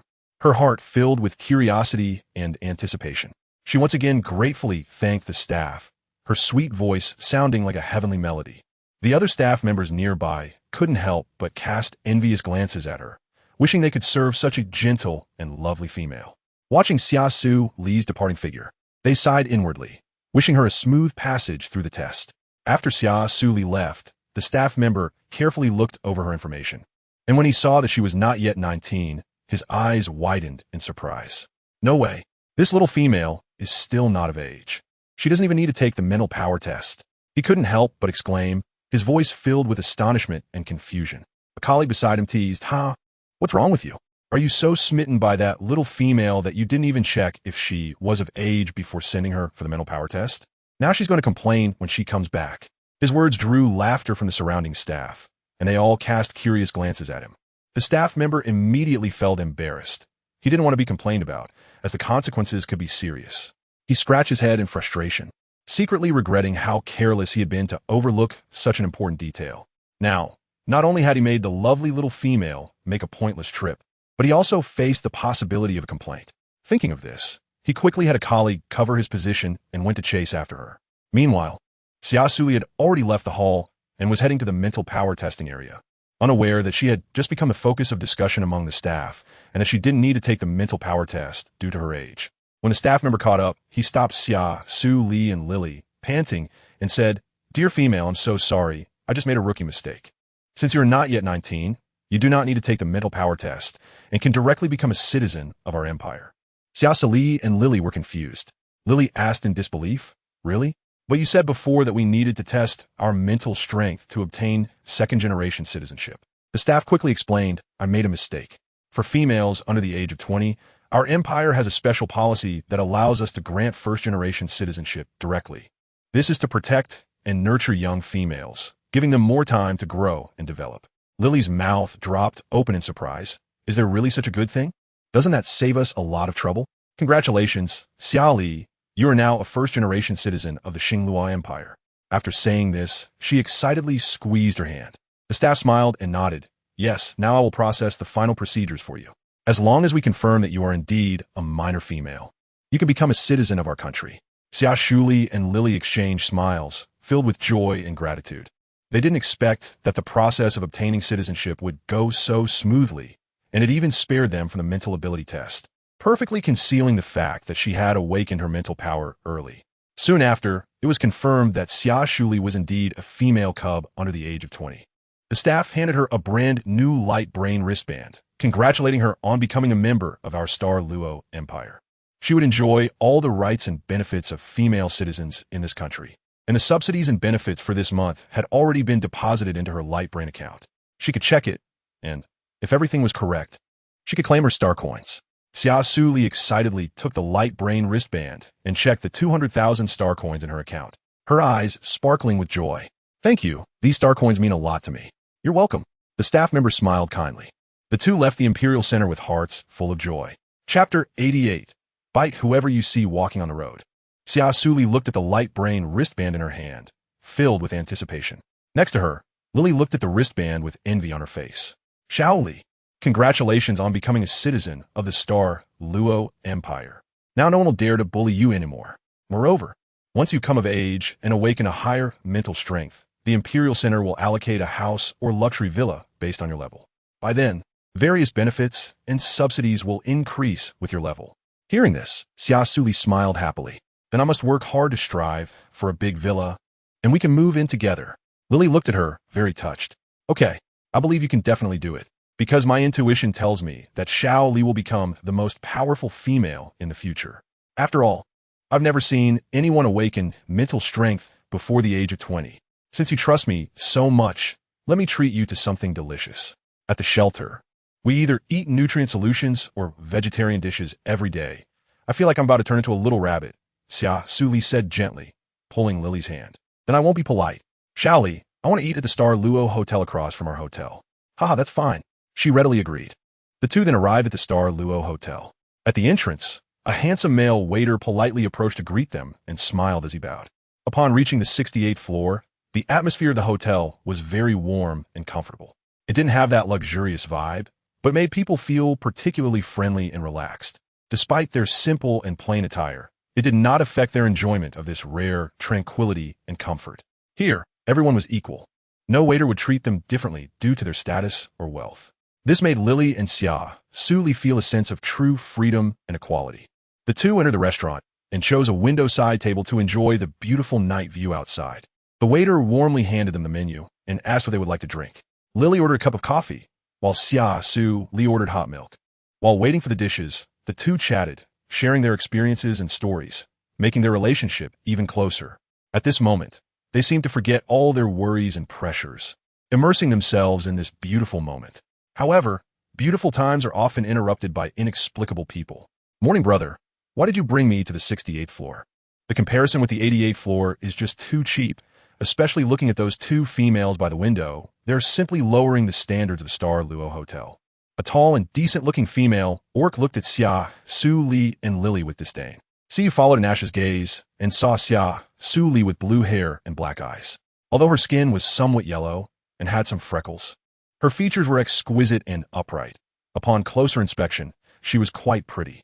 Seeing Xia looking at Xia Suli like that, Anasha became angry and said, "Brother, how dare you stare at her? Have you forgotten our engagement?" After saying this, she turned to Xia Suli and said fiercely, "You shameless person. Being so dark and ugly, what qualifications do you have to let my morning brother look at you?" Xia Suli looked up at the scolding Anasha, a hint of impatience showing in her beautiful eyes. She then turned to the man beside her, the blonde guy, and said, "Please keep your female in check. Don't let her act like a wild dog, biting anyone she sees." Lily couldn't help but laugh from the side. She had thought there would be some conflict, but the outcome was beyond her expectations, and she couldn't help but exclaim how ruthless she was when confronting others. It was really refreshing, and she quickly gave her a thumbs up in appreciation. Xia couldn't help but smile as well, finding this female very interesting. He hadn't expected to encounter such an amusing female on this outing. It was worth coming out after all. So, Xia walked up to them and said apologetically, "I'm sorry, esteemed female. It's my fault for not managing the person I brought well, causing you trouble. To express my apologies, this meal is on me. Please feel free to order whatever you like." "Really? Then we won't hold back." Lily's eyes lit up with joy upon hearing this. Xia smiled and nodded, of course. After receiving his affirmative response, Lily hurriedly added several signature dishes from the restaurant to her order. Anasha looked at Lily wildly ordering, and a hint of mockery flashed in her eyes. Her sharp and sarcastic voice rang out again. "TSK, TSK, you guys don't have any money, do you? So you deliberately came over to annoy us, hoping brother you will pay for you. After all, the clothes you're wearing look cheap, and you don't seem like you can afford to eat at the Star Luo Hotel. I don't know how the hotel lets all kinds of people in. You don't even have a light brain wristband, which means you're probably a drifter. No wonder you're so eager to take advantage. And although you have a light brain wristband, you're likely just a second-generation citizen. Otherwise, you wouldn't be living so miserably." Xia Suli sneered. "What is your identity? What right do you have to judge others? Also, whether I am a wanderer or a second-generation citizen seems to have nothing to do with you." Xia's expression darkened. "Anasha, enough. Apologize to them right now. As the daughter of the casino family, it's really disappointing to hear you say such things." Anasha's eyes widened. "Brother Chun, are you really scolding me for these two poor females?" Xia said seriously, "I just want you to understand the importance of respecting others. And your behavior just now is indeed excessive. You are both female orcs, Why must you belittle them like this? I feel that our marriage doesn't need to continue. I will explain the situation to my father. But I'm the only S-class female of the casino family. You actually want me to apologize to them? I hate you. Anishar ran off angrily. At that moment, the waiter brought the dishes to the table. Lily, excited and completely ignoring Anash's words, happily said, "Sally can eat now." Xia Suli looked at the table full of delicious food. Her mood lifted. She turned to Siyu and said, "Thank you for your kindness. But we'll pay for this meal ourselves." After saying that, she and Lily began to enjoy the delicacies, completely ignoring Siyu. It was the first time Siyu had been ignored, which made him even more curious about how these two females could eat so calmly. However, before he left, he still helped Xia Suli and the others pay the bill. Chapter 89. Encountering Siyu again, watching Siyu's departing figure, Lily couldn't help but exclaim, "This male beastman is quite gentlemanly. The female next to him is clearly his fiancée, yet he protects us and is so polite to us. It seems he doesn't truly love that female beastman." Hearing this, Xia Suli chuckled softly. Marriages in royal and noble families have always lacked emotional foundations. They are merely for alliances. Moreover, we are just strangers to them, so there's no need to delve into their feelings. Her tone was calm and rational, as if she had already seen through these matters. After hearing this, Lily nodded thoughtfully, indicating her understanding. She recognized that Xia Suli made a valid point, but deep down, she still felt curious about Siyu. So that's how it is. Sally knows so much, but I still think this male beast man is quite interesting. His behavior and demeanor are very gentlemanly, making people feel comfortable, Lily murmured to herself. Yes, he is indeed a gentleman, with very graceful and proper behavior. But that doesn't signify much. Perhaps he is just being polite, or maybe he treats everyone with such gentleness. Oh, Lily softly replied, feeling a twinge of disappointment. She had thought she had found a special male beast man, but it seemed that it wasn't that simple after all. Seeing this, Xia Suli smiled and teased, "What's wrong? Do you like this kind of male orc, Lily?" Her gaze held a hint of mockery, as if she could see through Lily's thoughts. Lily's cheeks turned slightly red, and she shyly lowered her head, saying, "No way, I just think he's very polite and gives off a warm feeling. This is the first time I've encountered such a male orc since I became an adult." Xia Suli smiled and patted Lily's shoulder, saying, "Don't be shy. Liking someone is just liking someone. There's nothing to hide. Maybe he feels the same way about you." After saying this, she winked and laughed playfully. Lily lowered her head slightly, a hint of barely perceptible sadness flashing in her eyes. As a female without awakened mental strength like me, it's hard to gain the favor of a strong male. Even if I am fortunate enough to be chosen by a powerful male, it's difficult for me to bear offspring with mental strength. Therefore, we females without mental strength usually can only pair with male beastmen who are also without mental strength or are weaker. Don't think like that. A gentle and lively female like Lily, I believe there will always be strong male beastmen who won't mind this. I also believe you will meet a male beastman who can protect you. Lily slowly lifted her head, her gaze gently landing on Xia Suli, her eyes sparkling with anticipation. She bit her lips softly, hoping so. Then, her gaze involuntarily drifted toward the direction where Siyu had left, silently praying to meet him again. As night deepened, the lights in the restaurant were soft and warm. The two sat at the table, enjoying a sumptuous dinner while also planning the schedule for the next day. After dinner, they returned to their room. Lily lay on the bed, her mind racing. She knew she had developed feelings for Siyu, but she also understood the harshness of reality. She decided to study with Xia Suli, working hard to improve herself and become a better female beastman. The next day, Xia Suli looked at Lily, who had woken up early, rubbed her eyes in confusion, and asked, "It's not dawn yet. Why are you up?" Lily, with an excited expression, walked over and took her hand, saying, "Xia, I want to learn from you. I want to become strong. Starting today, I'll join you for morning runs and sword practice, and then I'll study mechas. Although I don't have mental strength to train battle armor, I can learn mechas that don't require mental strength." Xia Suli was a bit surprised. Lily was the person who hated getting up early the most. Usually, she would only get out of bed when the sun was high in the sky. Today, she suddenly wanted to exercise and learn about mechas. Could this be the power of love? However, seeing her determination, Xia Suli didn't want to dampen her confidence. Instead, she happily agreed, saying that this was a great idea and that working hard to improve oneself was the most important thing. "Then let's do it together." After saying that, Lily pulled Xia Suli out for a run. After returning from their run and taking a short break, Lily began practicing sword techniques with Xia Suli. Although her movements weren't very standard, she persisted. Seeing this scene, Xia Suli felt very gratified. Noticing that Lily was genuinely trying to learn, she searched for nearby training camps on her holographic device, planning to take her to experience one. To her surprise, she found that the training camp was right next to the Xing Luo Hotel, and the two of them excitedly went in to try it out. When they entered the training camp, Siyu was surprised to see Xia Suli and Lily again. A hint of surprise flashed in his eyes, and a faint smile appeared on his lips. What a coincidence! What are you two doing here? This is a training ground for male orcs. Are you here to watch me train? Siyu asked with a smile. Upon hearing this, Lily blushed and smiled shyly, gently nodding her head and saying in a voice as low as a whisper, "And no, it's not that." Seeing her shy demeanor, Siyu felt secretly pleased but still pretended to be nonchalant as he looked at Xia Suli and asked, "So what are you two here for?" Xia Suli raised her eyebrows and said in a flat tone, "We come here naturally to train mechas, but how come you are here?" Siyu frowned slightly, his expression becoming serious. "You want to train mechas?" Although mechas don't require mental strength, without a strong physique, controlling a mecha is much harder than a battle armor.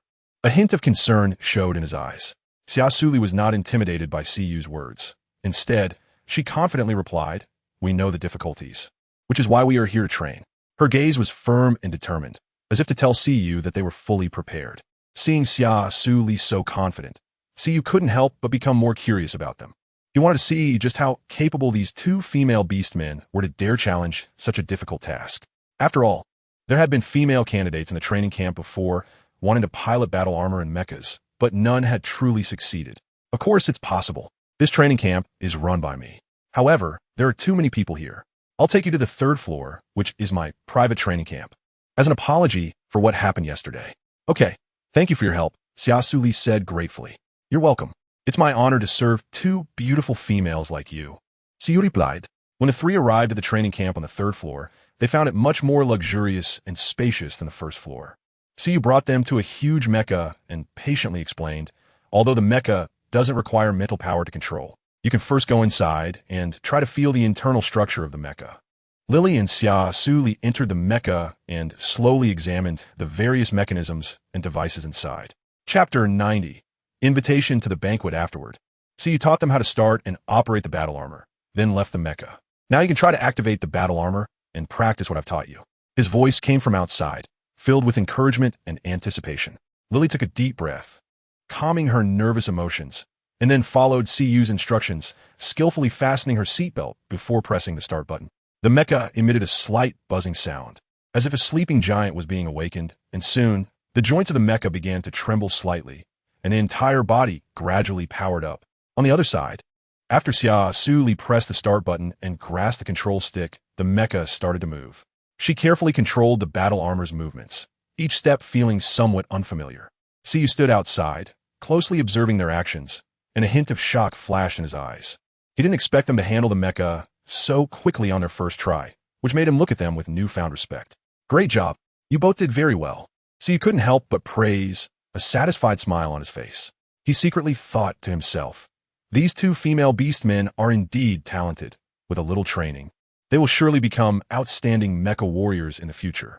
Lily and Xia Suli exchanged smiles, filled with a sense of accomplishment. In the following days, they consistently woke up early to practice, honing their swordsmanship and mecha control, while using their spare time to help train guests at the camp to earn extra income. As a result, their progress became increasingly evident. Not only did their physical fitness improve, but they also became more skilled in operating the mecha. Of course, Xia Suli already owned battle armor, so controlling the mecha came naturally to her, and she could barely match Siyu, although Lily wasn't as smooth in her operation. Her physique was no less than Xia Suli's, allowing her to spar with Siyu for over a dozen exchanges. This made Siyu regard Lily with newfound admiration, as she managed to achieve this level without mental power, breaking his previous perception of her. After a week of training, Siyu took Lily and Xia Suli to an open area to test their training results. Today, we will have a practical exercise, and this time I won't hold back, Siyu said seriously. Lily and Xia Suli exchanged excited glances. With Siyu's command, they quickly entered the mecha and assumed combat mode. At first, they were a bit nervous, but soon adapted to the rhythm of battle, coordinating smoothly, covering each other, and continuously attacking each other's weaknesses. After an intense fight, Xia Suli and Lily emerged victorious against Siyu. Very good. You both performed exceptionally, Siyu exclaimed. Lily and Xia Suli excitedly hugged each other, celebrating their victory. Watching their joyful expressions, Siyu's lips slightly curled up, his eyes sparkling with delight.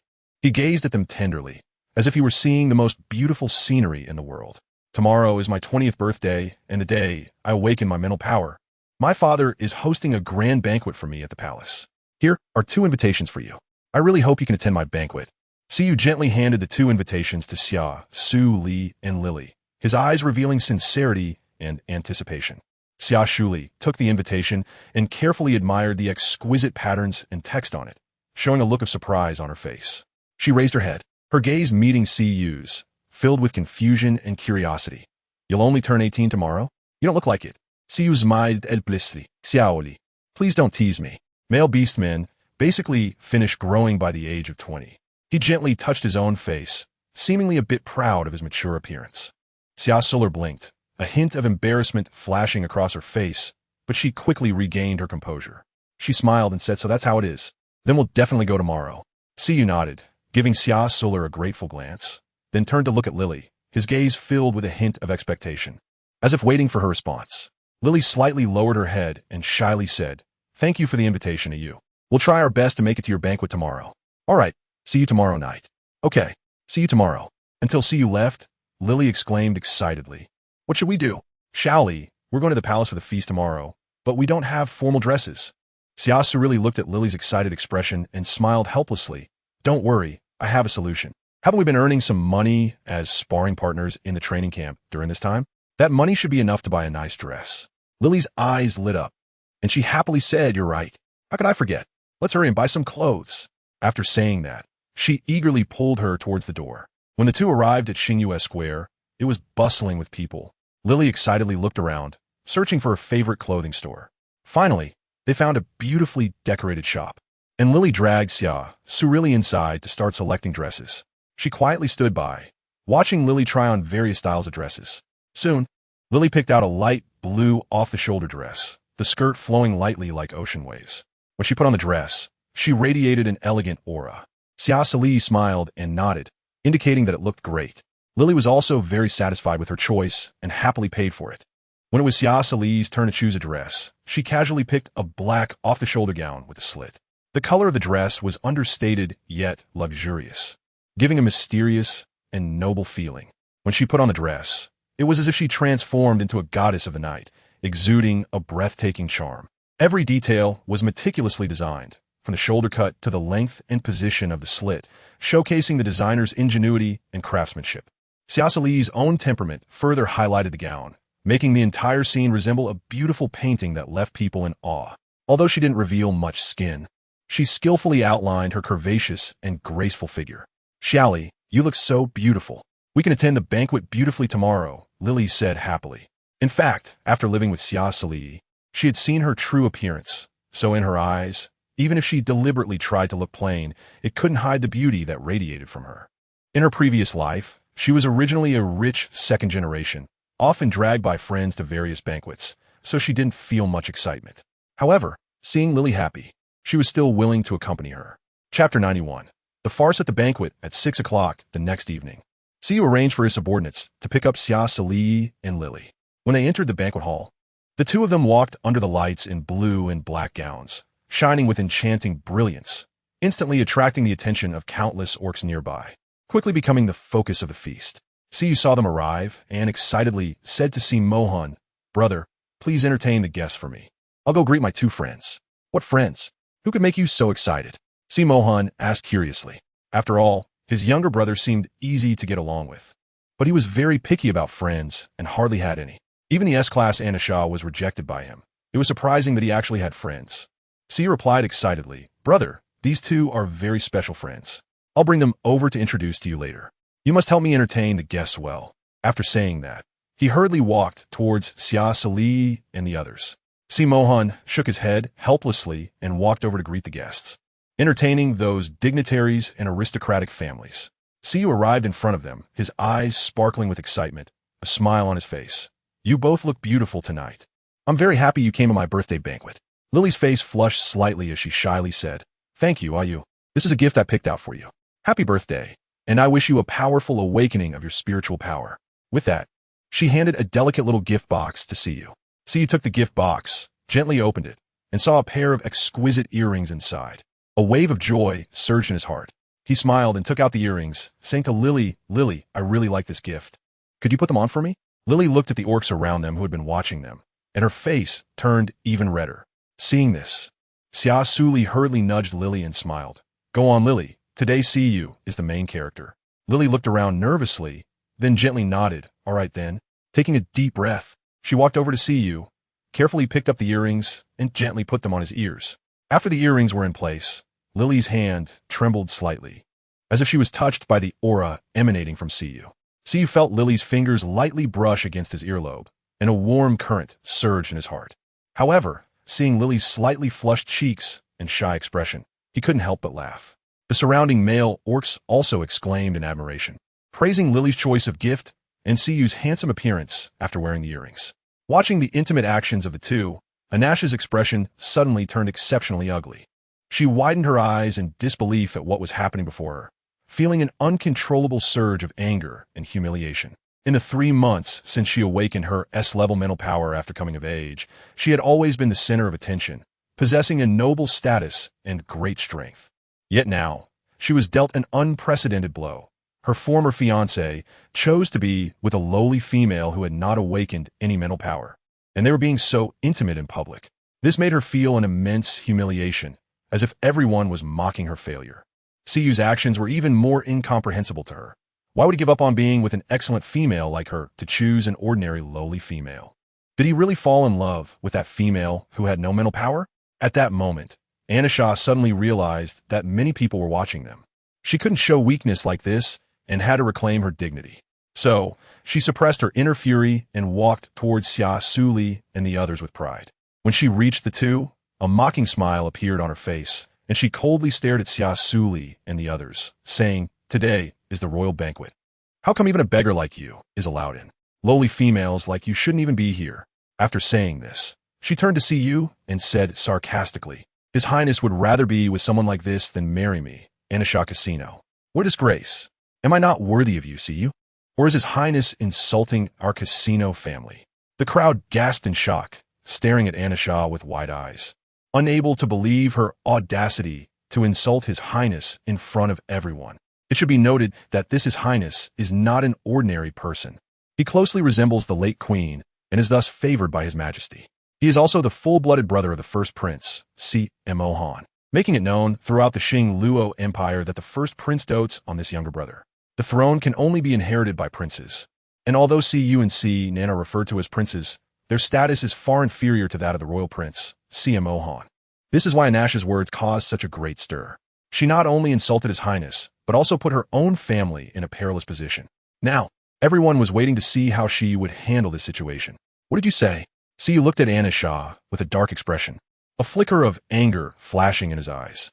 As the third prince of the Xing Luo Empire, with a noble status, he had never been publicly humiliated, especially in front of the person he liked. This was intolerable.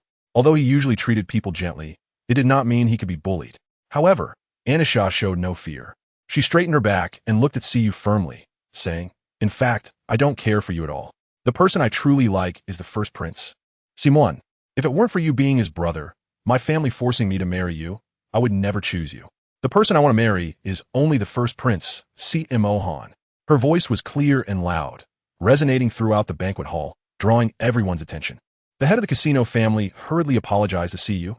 "I'm sorry, Your Highness. Little Xia is just frustrated about your breaking off the engagement. So please don't hold it against her. She is just a child." He then solemnly warned her, "Little Xia, do you know who you were talking to? Hurry up and apologize to His Highness." However, Anasha did not apologize. Instead, she stubbornly replied, "Why should I apologize? Is my father forcing me to marry someone I don't love?" Her tone was firm, with no hint of wavering. At this moment, the guests began to murmur.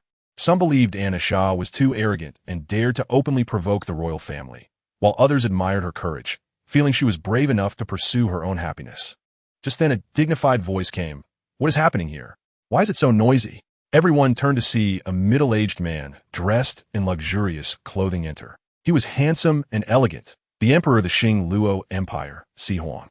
The arrival of Si Huang instantly silenced the previously noisy banquet hall, with everyone respectfully bowing to him. He then scanned everyone present, and his gaze finally landed on Anisha, his eyes sharp as an eagle, making her shiver involuntarily. Curiously, he asked, what exactly happened? Why are you all so loud? Si Huang furrowed his brows and inquired. Siyu quickly stepped forward to explain the situation to Si Huang. After listening, his gaze fell on Anisha, with a hint of dissatisfaction flashing in his eyes. Anisha, were your remarks just now a provocation against the royal family? Do you know what you were saying? What you're doing will only embarrass both our families. Si Huang asked coldly. Despite his voice not being loud, it carried an irresistible authority. Anisha replied stubbornly, Your Majesty, I didn't mean to provoke the royal family. Her voice grew softer until it was almost inaudible. Enough, since you both dislike each other. Your marriage is hereby annulled. Si Huang interrupted her defense. Then turning to Siyu, he gently said, Since you like this female, your father will take charge and grant you and Lily in marriage. The crowd erupted in astonishment. This sudden turn of events left everyone dumbfounded, unable to believe their ears. His Majesty had made such a decision so easily, especially in front of everyone. Wasn't this going to tear the casino family apart? Lily looked at Siyu shyly, hardly believing that she was being granted in marriage just like that. Siyu secretly held her hand tightly. After spending time together, he had already developed feelings for the gentle and kind Lily. Even without mental power, he still liked her. Anisha, seeing this, lifted her head and looked firmly at Si Huang, saying, Your Majesty, I know my actions may have been extreme, but I just want to express my true feelings. The person I love is actually the first prince, CMO Han, so I hope to become his female partner. Her voice was sincere and moving, stirring many present. Si Huang fell silent for a moment and said to CMO Han, In that case, I will leave this matter to you to handle, Honor. She does indeed have the right to decide her own marriage. After speaking, His Majesty the Emperor turned back to his throne, leaving everyone looking at each other in confusion. At this moment, a male orc approached with deep blue hair and deep blue eyes. His tall and handsome figure made the females present feel captivated. He was the youngest and strongest male orc in the Star Luo Empire. How could they not be moved?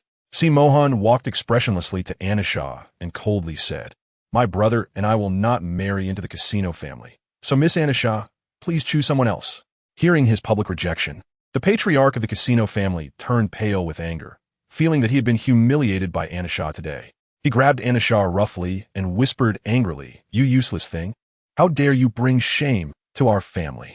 Then he stormed off the banquet scene with Anisha. This farce finally came to an end, but it became the topic of conversation for the interstellar citizens during their meals. Si Mohan also began to assess Lily in front of him. He had to admit that this female was indeed good-looking, and she did not possess the inherent arrogance that other females had. On the contrary, she appeared to be a gentle and kind female, which might be why his brother had developed feelings for her. Just then, Lily suddenly felt the sharp gaze of the crown prince, making her feel flustered. At this moment, Si Mohan's attention was drawn to Xia Suli beside Lily. As he looked at her familiar face, he quickly walked up to her and tightly grasped her hand, questioning her sternly, Who exactly are you? Xia Suli looked at Si Mohan in confusion, her eyes flashing with a hint of bewilderment. Did you mistake me for someone else? I don't know you at all. Realizing that he had been too impulsive, Si Mohan released her hand. Sorry, you look very much like the person I'm looking for. Oh, that's fine then.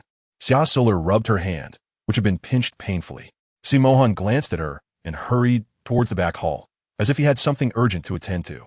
Si watched his older brother's actions, equally perplexed. It was the first time he had seen his brother look so anxious. Xia Suli, Suri. My brother is usually very gentle. It's the first time I've seen him so worried. Si scratched his head, smiling awkwardly. It's okay. Congratulations on your engagement. I'm looking forward to tasting your wedding candy. Xia Suli joked with a smile. Upon hearing this, Lily's face turned red instantly, and she shyly pushed Xia Suli lightly. Shally, why are you teasing me too? Xia Suli mischievously winked and said, Haha, really? At that moment, the music started playing, and the dance party was about to begin. All right, the dance party is starting soon, and as the main characters, you two should go and dance the opening dance. She handed Lily's hand to Siyu. Siyu naturally took Lily's hand firmly, looking at her with gratitude, and pulled her towards the center of the dance floor. Let's go, Lily. They exchanged smiles and walked together to the center of the dance floor. The crowd on the dance floor gradually parted, creating a stage for Siyu and Lily. As the music's rhythm played, Siyu and Lily began to dance gracefully, showcasing perfect dance moves and harmonious coordination. Their movements were light and elegant, with every turn and smile filled with sweetness and happiness. The people around them applauded and cheered, sending their blessings. Xia Suli stood aside, watching Siyu and Lily dance gracefully, filled with joy in her heart. Perhaps this is the most beautiful form of love, and may they continue to be this happy forever. Have you heard? His Majesty has invited 2 mysterious guests to today's feast. Someone whispered to the person next to them. Mysterious guests? Who are they? The other person asked curiously. They seem to be 2 young people from other planets. It is said that they are both powerful beastmen, comparable to the Crown Prince, the person said mysteriously. Xia Suli felt a surge of curiosity upon hearing the news, and she couldn't help but look towards the door, eagerly anticipating the arrival of the mysterious guests. At that moment, 2 tall figures appeared in the sight of everyone at the banquet hall. They were tall, exuding a powerful aura with their unparalleled handsome faces, instantly causing a stir among the crowd as people speculated about their identities. Her gaze was fixed on them, and a look of surprise appeared on her face when she realized it was Mo, Xian, and Songlan. They had been in the Xing Luo Empire all along. So, Xia Suli quickly got up and ran toward them. Chapter 93. Finally found you as she walked towards them. Mo, Xian also hurried towards her and suddenly embraced her tightly, saying excitedly, Master, we finally found you. Xia Suli was tightly embraced by him, feeling a bit breathless, and couldn't help but struggle as she said, That Mo, Xian, you're holding too tightly, I can hardly breathe. Hearing her words, Songlan quickly pulled her from Mo, Xian's arms into his own, asking with concern, Is Xia Suli okay? Where have you been for the past 6 months? We have been looking for you. If it weren't for the Crown Prince telling us that you were in the palace, we might have missed you again if we hadn't rushed back from other planets. I'm sorry for making you worry. It's so good to find you again, Xia Suli said, looking at them with red eyes, tears welling up, ready to spill over at any moment. For more than half a year, she had worked hard to become stronger, transforming her longing into motivation. Now that she could meet them again, she was very happy, like a lost child finally finding the way home. Songlan and Mo Xian looked at her with heartache. After all, they had also been missing her constantly. The crowd at the banquet was stunned by the scene before them, unable to speak. Who would have thought that these 2 powerful beastmen were actually Xia Suli's mates? In the center of the stage, Siyu and Lily also noticed the intimate actions between Xia Suli and the 2 men, showing expressions of surprise. Lily, do you know them? Siyu asked curiously. Lily stared at their familiar faces, seeming to recall something, her face revealing a look of astonishment. I remember now. They seem to be Xia Li's family. I saw her post a missing person notice on her Lightbrain account. She has been searching for her 4 family members, and the 2 people in the picture are them. With that, he recalled having encountered them several times in his brother Si and Mohan's palace, having heard that they were looking for a female, but he hadn't asked further. Now it seemed that the person they were searching for was Xia Suli. What a coincidence. The 3 chatted for a long time before realizing that today was not a time for reminiscing. At that moment, Si and Mohan walked over to Xia Suli and the others, wearing a gentle smile. Congratulations! You are finally reunited. Once Xiao Yu's birthday banquet and awakening ceremony are over, you can all have a good gathering. Songlan looked at Si and Mohan with gratitude. If it weren't for the Crown Prince's help, we probably wouldn't have found Xia Suli so quickly. Si and Mohan smiled. You're welcome. We are all friends. Xia Suli did not expect that Kanglin and the others had actually asked Si Mohan to find her. No wonder Si Mohan recognized her at a glance, despite her makeup. He must have already investigated her true identity. Thinking of this, she felt very touched.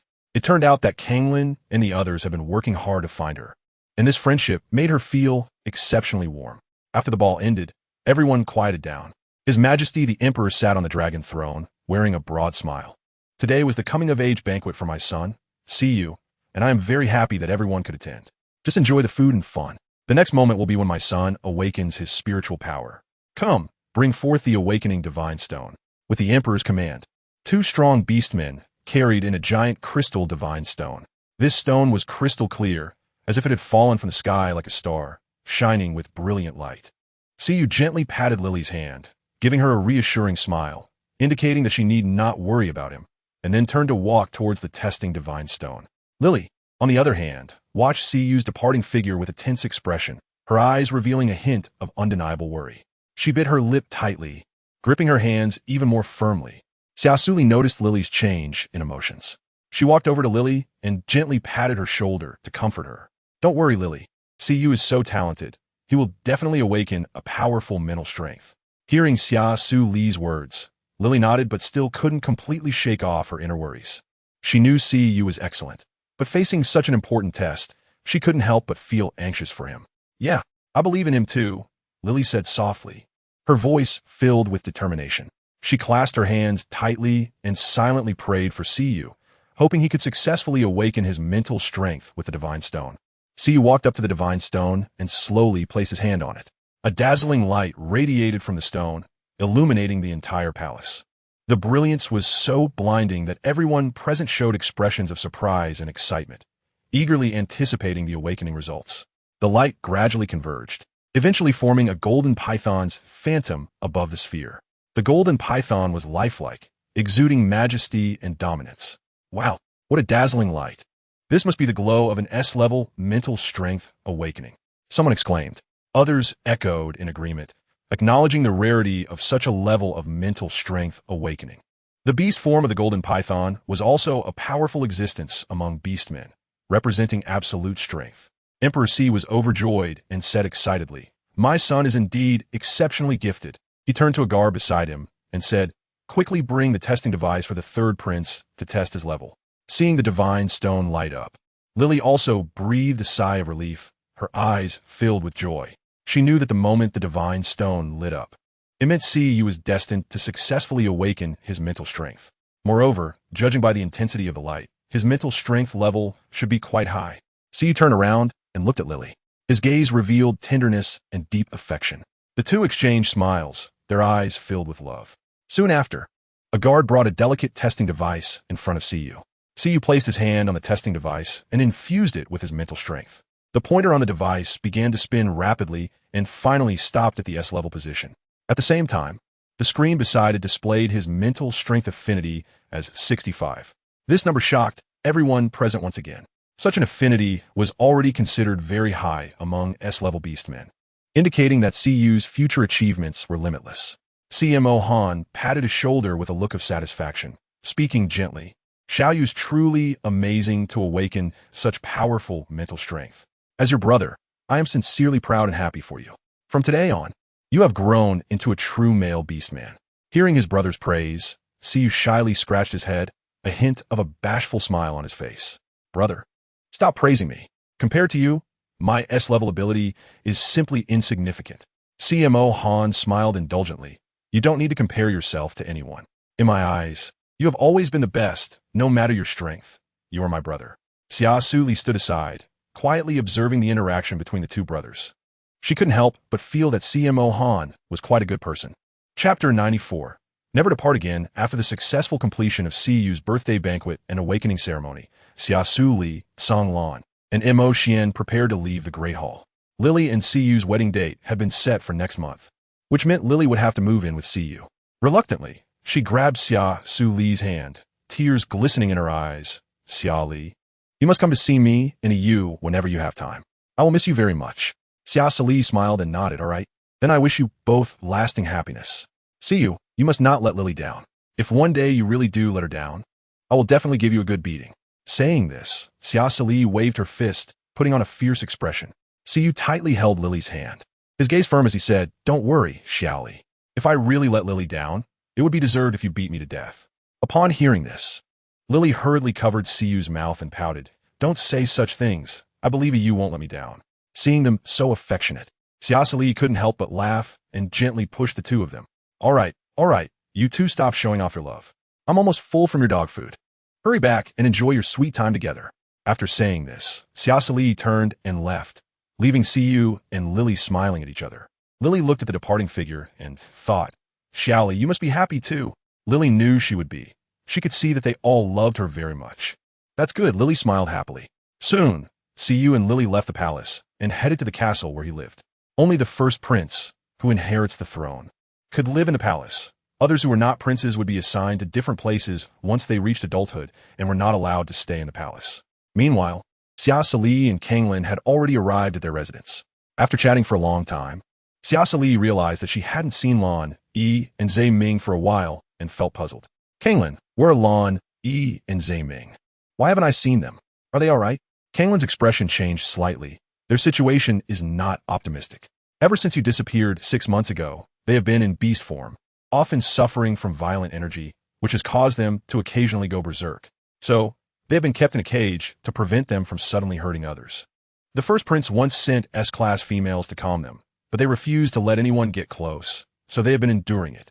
After hearing this, Xia Suli felt both frustrated and sad. She quickly stood up and said anxiously, "Where are they being held? I want to rescue them." Since Lan, Yi, and the others would be difficult to contain once they went berserk, they had been arranged by the crown prince to be held in a cage in the laboratory. He paused for a moment and continued, "I'll inform the crown prince first, and then take you to see them." He then initiated communication with Si Mohan, and upon learning that Xia Suli wanted to see Lan, Yi, and the others, he suggested going with them. Accompanied by Si Mohan, Xia Suli, Zhang Lan, and Mo Xian headed to the laboratory together. Xia Suli was filled with anxiety and worry. She desperately wanted to see Lan, Yi, and Zhe Ming to confirm their condition. When they arrived at the laboratory, Lan, Yi, and Zhe Ming were locked in a cage. They looked somewhat haggard, but upon seeing Xia Suli, their eyes revealed surprise and emotion. Even with her makeup on, they recognized her at a glance. "Xia Suli, you finally came." Lan Yi's voice was a bit hoarse, but full of excitement. "You've suffered." Xia Suli looked at them through the iron bars, her heart aching, tears shimmering in her eyes. "It's all my fault for making you worry. I'll go in and save you right away." "Lier, you don't need to blame yourself. It's our fault for not protecting you well. Just seeing you again makes us very happy," Zhe Ming said with a gentle smile, even though he looked weary. Seeing their haggard appearance made Xia Suli's heart ache immensely, and tears streamed down her face uncontrollably. She hurriedly asked Si Mohan to open the cage so she could go in. Although Si Mohan looked puzzled, he complied, curious about how this purebred female, who had only awakened D-level mental strength, could rescue male beastmen of S and SS levels. When the cage was opened, Xia Suli couldn't wait to throw herself into their soft, massive bodies, tears falling uncontrollably from her eyes. "I'm sorry, Lan Yi, Zhe Ming, it's all my fault. If it weren't for me, you wouldn't have to suffer for so long. Why are you so foolish?" Xia Suli lay in their arms, crying with a face full of sadness. This broke Lan Yi and Zhe Ming's hearts, and they quickly comforted her gently. "Don't cry, little liar. Seeing you cry makes me feel heartbroken," Lan Yi said, gently patting her back with his big tiger paw. "Be good, liar, don't cry. Aren't both of us fine?" Zhe Ming also spoke softly to console her. After crying for a long time, Xia Suli sniffled her red nose and said, "I really miss you all so much. From now on, the five of us will never be apart again, okay?" Lan Yi and the others quickly agreed that they would never be separated again. Si Mohan looked at the five of them and suddenly felt a bit envious. It was clear that they made a female feel sad and cry for them. No wonder the four couldn't accept other females. After reminiscing, Xia Suli glanced around to ensure there were no surveillance cameras, then quietly said to Zhang and the other two, "Zhang Lan and Mo Xian, you guys go out first. I want to stay alone with Lan Yi and Zhe Ming." Although he didn't know Xia Suli's intentions, Si Mohan keenly sensed that this might involve some significant sacrifice. A complex emotion flashed in his eyes, thinking that Xia Suli was going to give herself up to save Lan Yi and Zhang Lan in some unknown way. Such a self-sacrificing act filled him with respect for Xia Suli. So, Si Mohan didn't hesitate for long and quietly left with Zhang Lan and Mo Xian. Once the three left, Xia Suli's expression became solemn and sacred. She took a deep breath and began to slowly release her powerful mental energy. An unusual aura seemed to permeate the air, and with each breath she took, an invisible force began to seep into Lan Yi and Zhe Ming's bodies. Xia Suli's spiritual power was like warm and gentle sunlight, gradually penetrating deep into their spiritual sea. There, the originally violent and chaotic energy began to be slowly devoured by this force, and the rampant spiritual power gradually became gentle and orderly. She then guided these purified energies to run along the spiritual veins within their bodies, carefully integrating them. As time passed, fine beads of sweat appeared on Xia Suli's forehead, but her gaze grew increasingly determined and focused. Each act of devouring and guiding was a mental struggle, needing to ensure that the violent energy was properly handled while avoiding damage to their own spiritual sea. Although her fingers trembled slightly, it was not due to pain or fear, but rather the immense effort required to concentrate her spiritual power. During this process, Lan Yi and Zhe Ming could clearly feel the changes occurring within their bodies. At the same time, they could also sense the pressure and pain that Xia Suli was enduring, filling their hearts with guilt, wanting to share some of her suffering. Chapter 95. Never let anyone take you away again after a long time. Xia Suli finally finished devouring the violent energy within Lan, Yi, and Ming. At that moment, a relieved smile appeared on her face, and although beads of sweat continued to drip from her forehead, her eyes revealed joy. Perhaps it was because she had devoured too much violent energy. She suddenly felt darkness engulf her and fell into unconsciousness. Lonnie saw that she had fainted and hurriedly transformed into his beastman form, holding her tightly. Ming quickly used his spiritual power to check on her. Finding that she was fine, and relievedly said, "Lear is okay, just exhausted her spiritual power. Thank goodness little Lear is fine. Let's get out of here." After saying that, Lonnie took out some clothes from the system space and put them on, then picked her up. At that moment, he noticed her clothes were already soaked with sweat, so he found another clean outfit of his to help her change into. After doing all this, He carried her out of the room, while Ming, having changed his clothes, followed closely behind. When they reached the laboratory, they saw Lan and Mo Xian sitting on chairs by the corridor, like two sculptures, while CMO Han was nowhere to be found. Upon seeing Xia Suli being carried out, Lan immediately stood up, asking, "Why did you take so long? What happened to Lear?" Yi briefly explained the situation and informed them that Xia Suli needed some time to rest to recover. Lan and Mo Xian nodded, indicating they understood. Then, Yi carried Xia Suli back to the room, allowing her to rest well, while Ming was responsible for taking care of and treating her. In the following days, since Xia Suli remained in a state of deep sleep, the four of them took turns caring for her.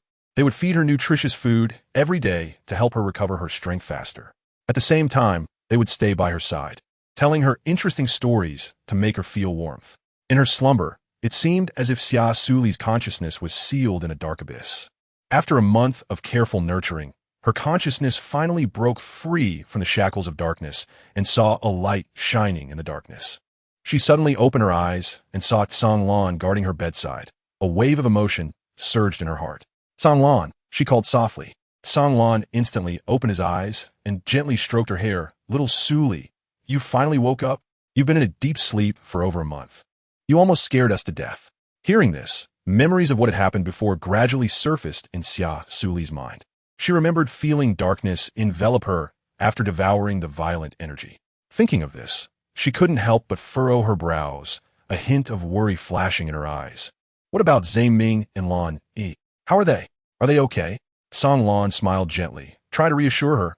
"Don't worry, they're all fine now. Thanks to you. Not only have they completely recovered, but their spiritual power is even stronger than before." Upon hearing this news, a heavy stone finally lifted from Xia Suli's heart. Secretly relieved that they were all safe and sound, she then looked at Lan with deep gratitude. "Thank you, Lan. You've really worked hard these days." Lan hurriedly interrupted her. "Little Suli, this is what we should do. As long as you are safe, that is our greatest happiness.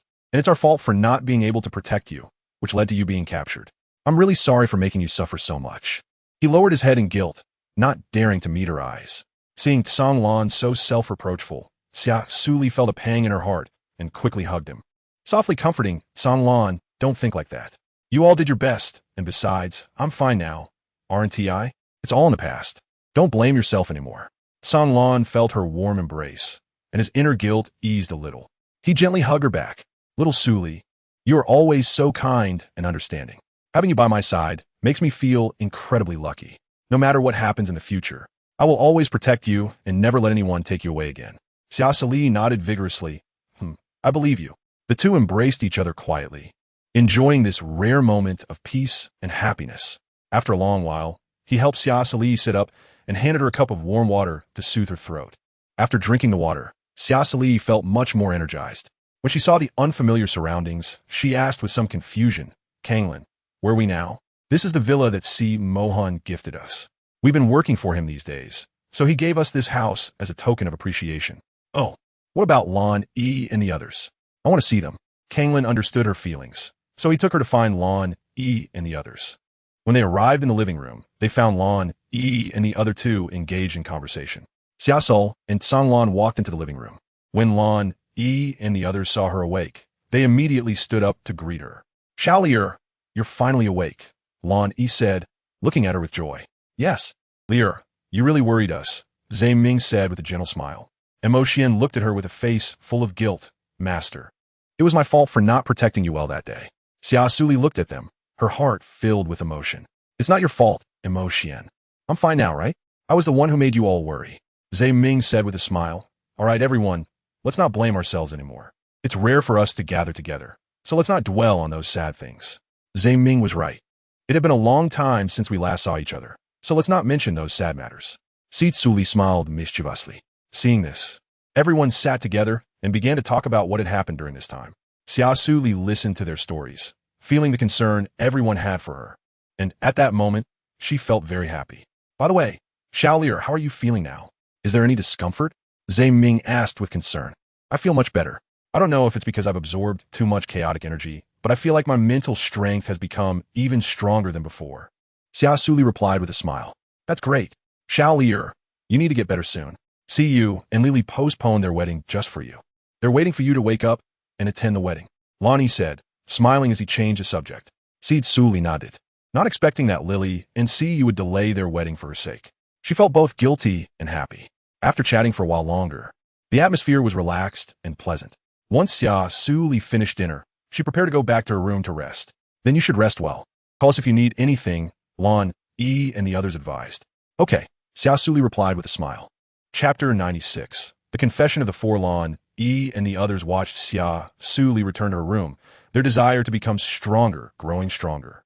Because only the four of them knew that during her month of slumber, after examinations, her mental strength had already broken through to S level, a terrifying rate of growth. The mental strength of female beasts is fixed after awakening, while ordinary people's mental strength usually hovers around D and C levels, with B and A levels being quite good. S level is even rarer, let alone Xia Suli, who is still not yet 20, with more than a year until she reaches adulthood. She has already had a second awakening, indicating that she will definitely surpass S-level mental strength in the future, becoming the most powerful mentalist among females. However, such a genius would inevitably become the target of all dark forces and various families. After all, whoever possesses a powerful female can dominate the universe in the future. Therefore, they must become even stronger to protect her from being coveted by other forces. As soon as she left the room, their expressions turned serious. Lon E looked at the others with determination, his tone heavy as he said, now that Xiaoli has awakened to S-level mental strength, this matter cannot be hidden for long. With the Blue Sea Empire's destruction, we want to rebuild an empire to protect her. But we definitely cannot achieve this in just a year. Now that CMO Han intends to recruit us. It must also be because of the recent chaos in the Star Realm. All factions want to recruit strong individuals to enhance their own strength. However, we cannot easily ally with any side, or we will become their sacrifices.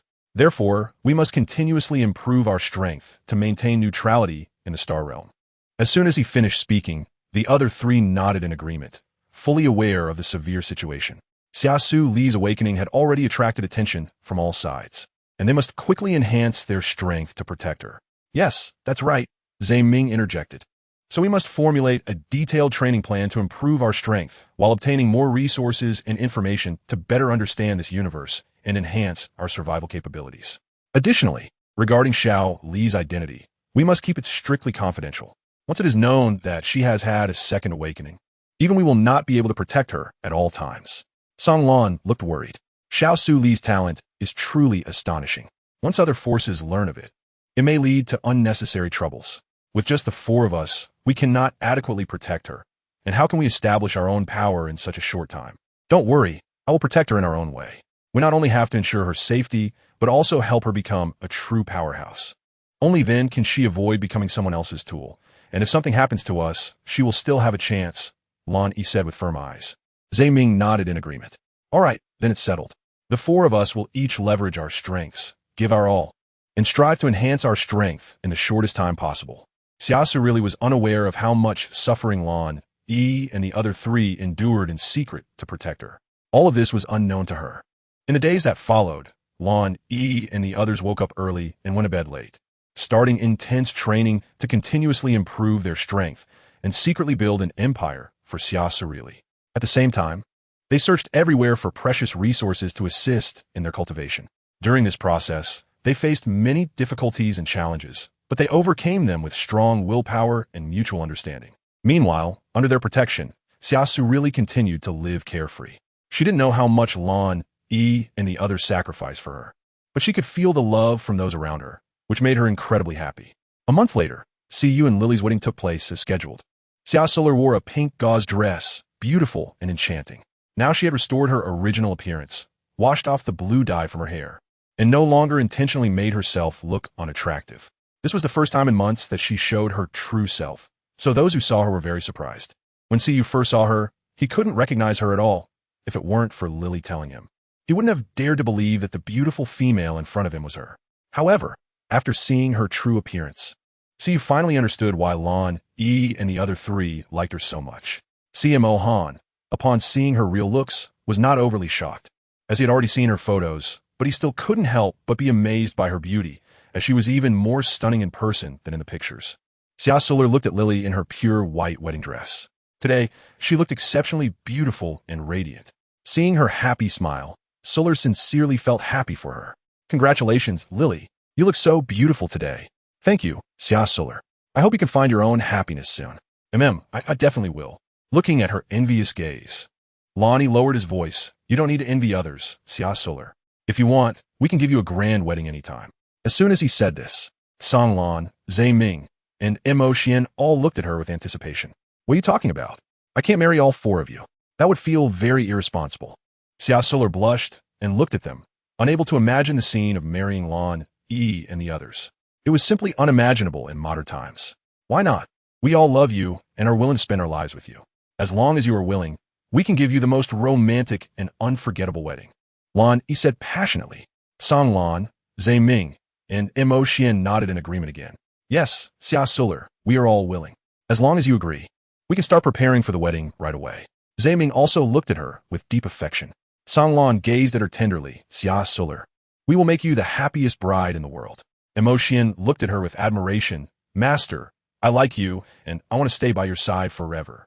Faced with their passionate declarations, Xia Suli was moved to tears, but at the same time, she felt very troubled.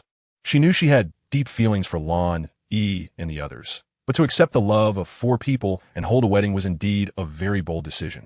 I don't know how to answer you. This question is too sudden, and I need time to think about it, Xia Suli said hesitantly.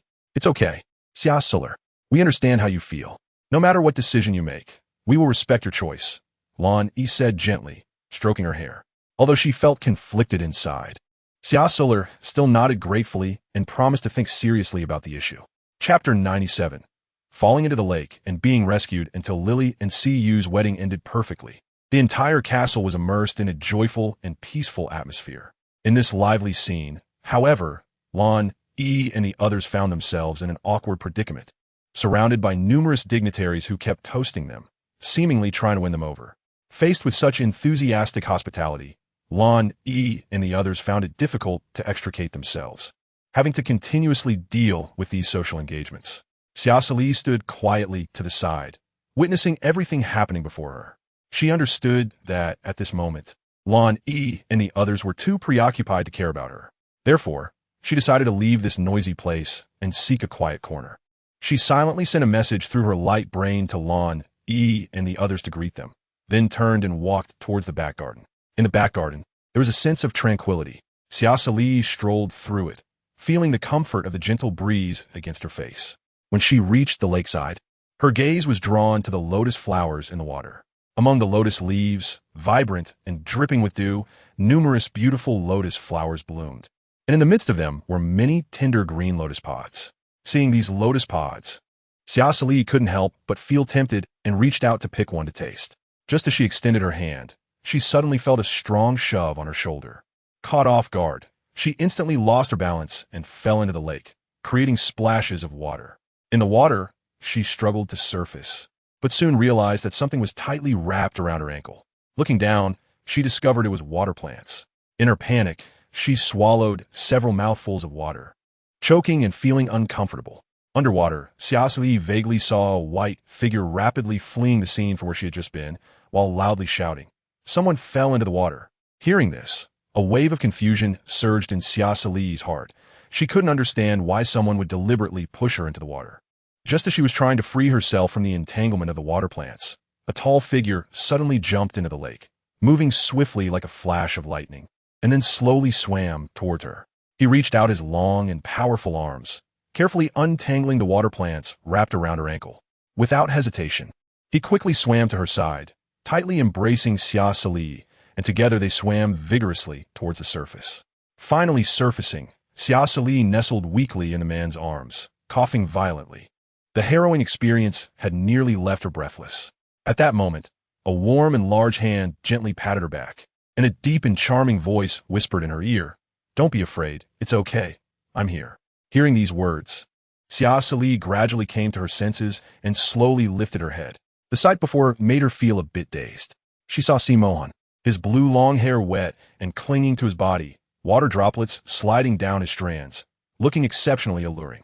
His deep blue eyes were now gazing at her gently, seemingly containing endless affection. His skin was as white as snow, even fairer than most male beastmen, exuding a handsome aura that was hard to resist. "Miss Xia, are you all right? Do you need me to carry you ashore?" Mohan said as he looked down, catching a glimpse of her perfect and alluring figure. Hearing Mohan's offer to carry her ashore, Xia Suli felt a tightness in her heart and quickly waved her hand to refuse. "No need. I'm fine now. Thank you for saving me, Your Highness." She did not want to complicate matters further and struggled to swim out of his embrace. Seeing Xia Suli so determined, Mohan could only nod in agreement. "All right then." However, as he felt the softness leaving his arms, a hint of disappointment flashed in his eyes. Then Mohan turned his gaze to Xia Suli and asked, "But how did Miss Xia end up alone in the back garden and fall into the lake?" Xia Suli smiled helplessly and explained, "The environment here is quiet and serene. I just wanted to be alone for a while. But I didn't expect someone to be dissatisfied and push me while I was picking lotus pods.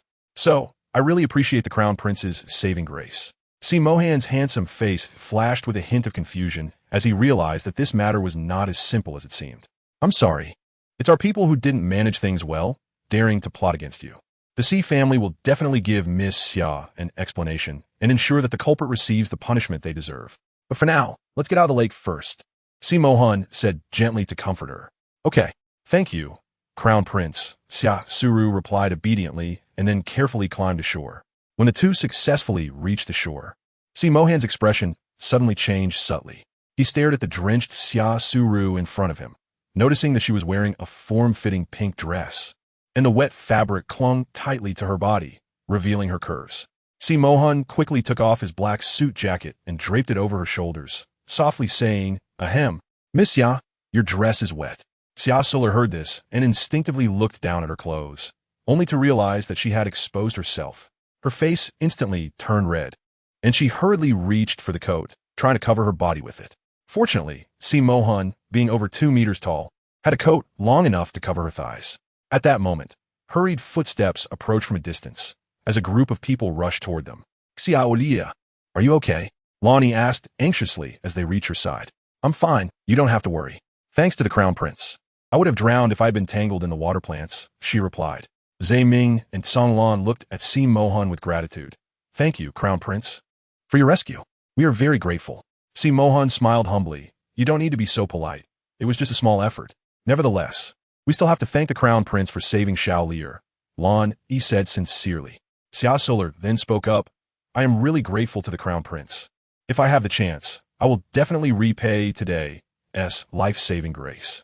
A hint of barely noticeable anticipation flashed in Mohan's eyes. "Oh, is that so? Then I'll look forward to that day." The corners of his mouth lifted slightly, revealing a faint smile. Xia Suli looked at him, and an unusual feeling surged in her heart. She gently nodded, indicating that she would remember this kindness. The atmosphere around them seemed to become somewhat subtle, as everyone silently watched this scene, each with their own thoughts. The white figure behind the crowd didn't expect to not kill her, but instead brought her closer to Mohan, which really infuriated her. And this person was none other than the resentful Anisha. Chapter 98. He is also trapped. When Lily and Siyu rushed over, they looked anxious as they took her hand. "Xiaoli, are you okay? You scared me to death. If something happened to you, I would never forgive myself for the rest of my life. I'm Fina, Lili. Today is your big day, and I caused this unnecessary trouble. I'm really sorry," Xia Suli said with guilt. "What nonsense are you talking about? How can this be your fault? Who pushed you into the lake?" Lily was very angry. Seeing this, Siyu quickly comforted her. "Lily, don't be angry. You're still pregnant. I will definitely find out who did this. I want to see who dares to harm Xiaoli in my castle." Xia Suli heard that she was pregnant and happily said, "Congratulations. Why didn't you tell me? You're a precious person now, and you can't be upset about this. Besides, I'm just fine. Don't worry, Lily." Lily looked at Siyu with a shy expression and gently said, "I just found out today, so I haven't had the chance to tell you this good news. However, someone actually pushed you into the lake. This matter cannot be tolerated." After saying that, Lily frowned, showing an indignant expression. "All right, don't be angry, Lily. I'll have someone investigate it right away." Siyu quickly comforted her, gently patting Lily's hand while turning to Xia Suli. "Shaoli, don't worry. I will get to the bottom of this and give you an explanation." He turned to the butler and said, "Immediately send someone to investigate this matter. There must be no mistakes." The butler nodded and hurried away with a group of servants. At this moment, CMO Han stepped forward, looking coldly at the crowd, his stern gaze sweeping over each person's face as if he wanted to see through them. "Today, Miss Xia was pushed into the lake and nearly lost her life. Our C family will definitely investigate this thoroughly and find the true culprit to give Miss Xia an explanation." His voice was cold and firm, carrying an irresistible authority that instantly made the atmosphere tense. People nodded in agreement, expressing their support for CMO Han's decision. "Those who dare to harm Shaoli, I hope you can withstand our anger. We will never let this matter go," Lon E and the others said angrily. People began to whisper to each other, speculating about the identity of the perpetrator. How dare they offend 4 S-class beastmen? They must not value their lives. After all, it would be easy for the 4 of them to destroy a planet or a family. This is also why so many nobles and wealthy families wanted to win over the 4 of them today. Suddenly, Zhe Ming took Xia Suli's hand, feeling her cold hand, and anxiously said, "Third Prince, is there a guest room for Lili to change her clothes? I'm afraid she will catch a cold from being out in the wind for too long, especially since Lili has been very weak recently." "Okay, I'll arrange it right away." Siyu quickly instructed his servant to take Xia Suli and the others to the guest room. Before leaving, Xia Suli slightly bowed to CMO Han. "Thank you, Your Highness, for your coat. I will wash it and return it to you tomorrow." Norus. CMO Han replied with a slight smile. After changing her clothes, Lon E and the others brought a set of clean clothes from somewhere. After changing, she slowly came out of the bathroom. Lonnie sat beside Xia Suli and gently asked, "How do you feel, Shaoli? Is there anywhere uncomfortable?" Xia Suli shook her head and smiled, saying, "I'm fine, you don't need to worry." Kanglin frowned slightly, looking at her with concern. "Xia Suli, you shouldn't leave our sight in the future. If it weren't for the Crown Prince saving you, the consequences would have been unimaginable. Today's events remind us that we cannot be away from her for even a moment. We were careless. Who would have thought someone would dare to commit murder in the Third Prince's castle? It's truly audacious," Zhe Ming said with a serious expression. Emotion looked at her pale face with pain in his eyes. "From now on, I will guard the master. If it weren't for them holding us up today, the master wouldn't have been pushed into the lake and nearly drowned." Lonnie nodded in agreement. "All right, then in the future, Xian, you will protect Xia Suli. After all, you don't like to interact with outsiders." A hint of emotion flashed in Xia Suli's eyes. "Well, I will pay attention from now on. I'm sorry for worrying you again today." Xian tightened his grip on her hand. "Master, I will not let anyone hurt you again." Xia Suli's heart felt as if it had been touched by something as she looked at Xian, filled with warmth and emotion. Just then, a servant rushed over to report the situation to Lon E and the others. Upon hearing the news, their expressions changed, and they stood up abruptly. "Damn it, it's actually her," Lonnie said through gritted teeth, a flash of anger in his eyes. When Xia Suli learned that it was Anasha, she wasn't surprised, as she was indeed wearing a white gown today, and the voice they heard in the water did sound a lot like hers. When they arrived at the main hall, Anasha was standing there with an arrogant expression, completely oblivious to any wrongdoing on her part. "On what basis do you think it was me? Just because of servant's word?" she said, her tone dripping with disdain. She provocatively looked at everyone, her eyes revealing contempt and disdain. No one expected her to be so shameless, and they all cast angry glances at her. Since there was no evidence of her pushing anyone at the time, she dared to act so arrogantly. Xia Suli smiled sarcastically at the words, coldly saying, "Miss Anasha doesn't have to admit it, it's fine. Being bold but not owning up to it is indeed your style. I hope you can always be that lucky." Anasha's face instantly turned red. Her eyes filled with anger and resentment as she glared fiercely at Xia Suli. "Humph, what do you have to be proud of? You and that guy without psychic power are only popular with male beastmen because of your looks. But when they can no longer control the raging energy within them, They will understand just how big the gap between you and me and Asha really is. Hearing this, a hint of disdain flashed in Xia Suli's eyes. Oh, is that so? You speak as if awakening S-class psychic power is something impressive. Then why were you rejected? Why don't you think about the reasons behind it? Although we might not have your status or rank, why does C you still like Lily? Why does the first prince avoid you like the plague? These reasons tell us that although you possess advanced psychic power, it doesn't mean you are a noble person. Therefore, high status does not represent a person's character and values. Take you, for example. Who would want to be with you? They would probably not even know how they died. Because you are narrow-minded, jealous, and cannot stand others being better than you. Once you discover someone surpassing you, you will stop at nothing to suppress them. Females like you are truly untrustworthy. I'm sure you often use your psychic advantage to bully weaker females to satisfy your vanity. So, don't think that having advanced psychic power allows you to look down on others.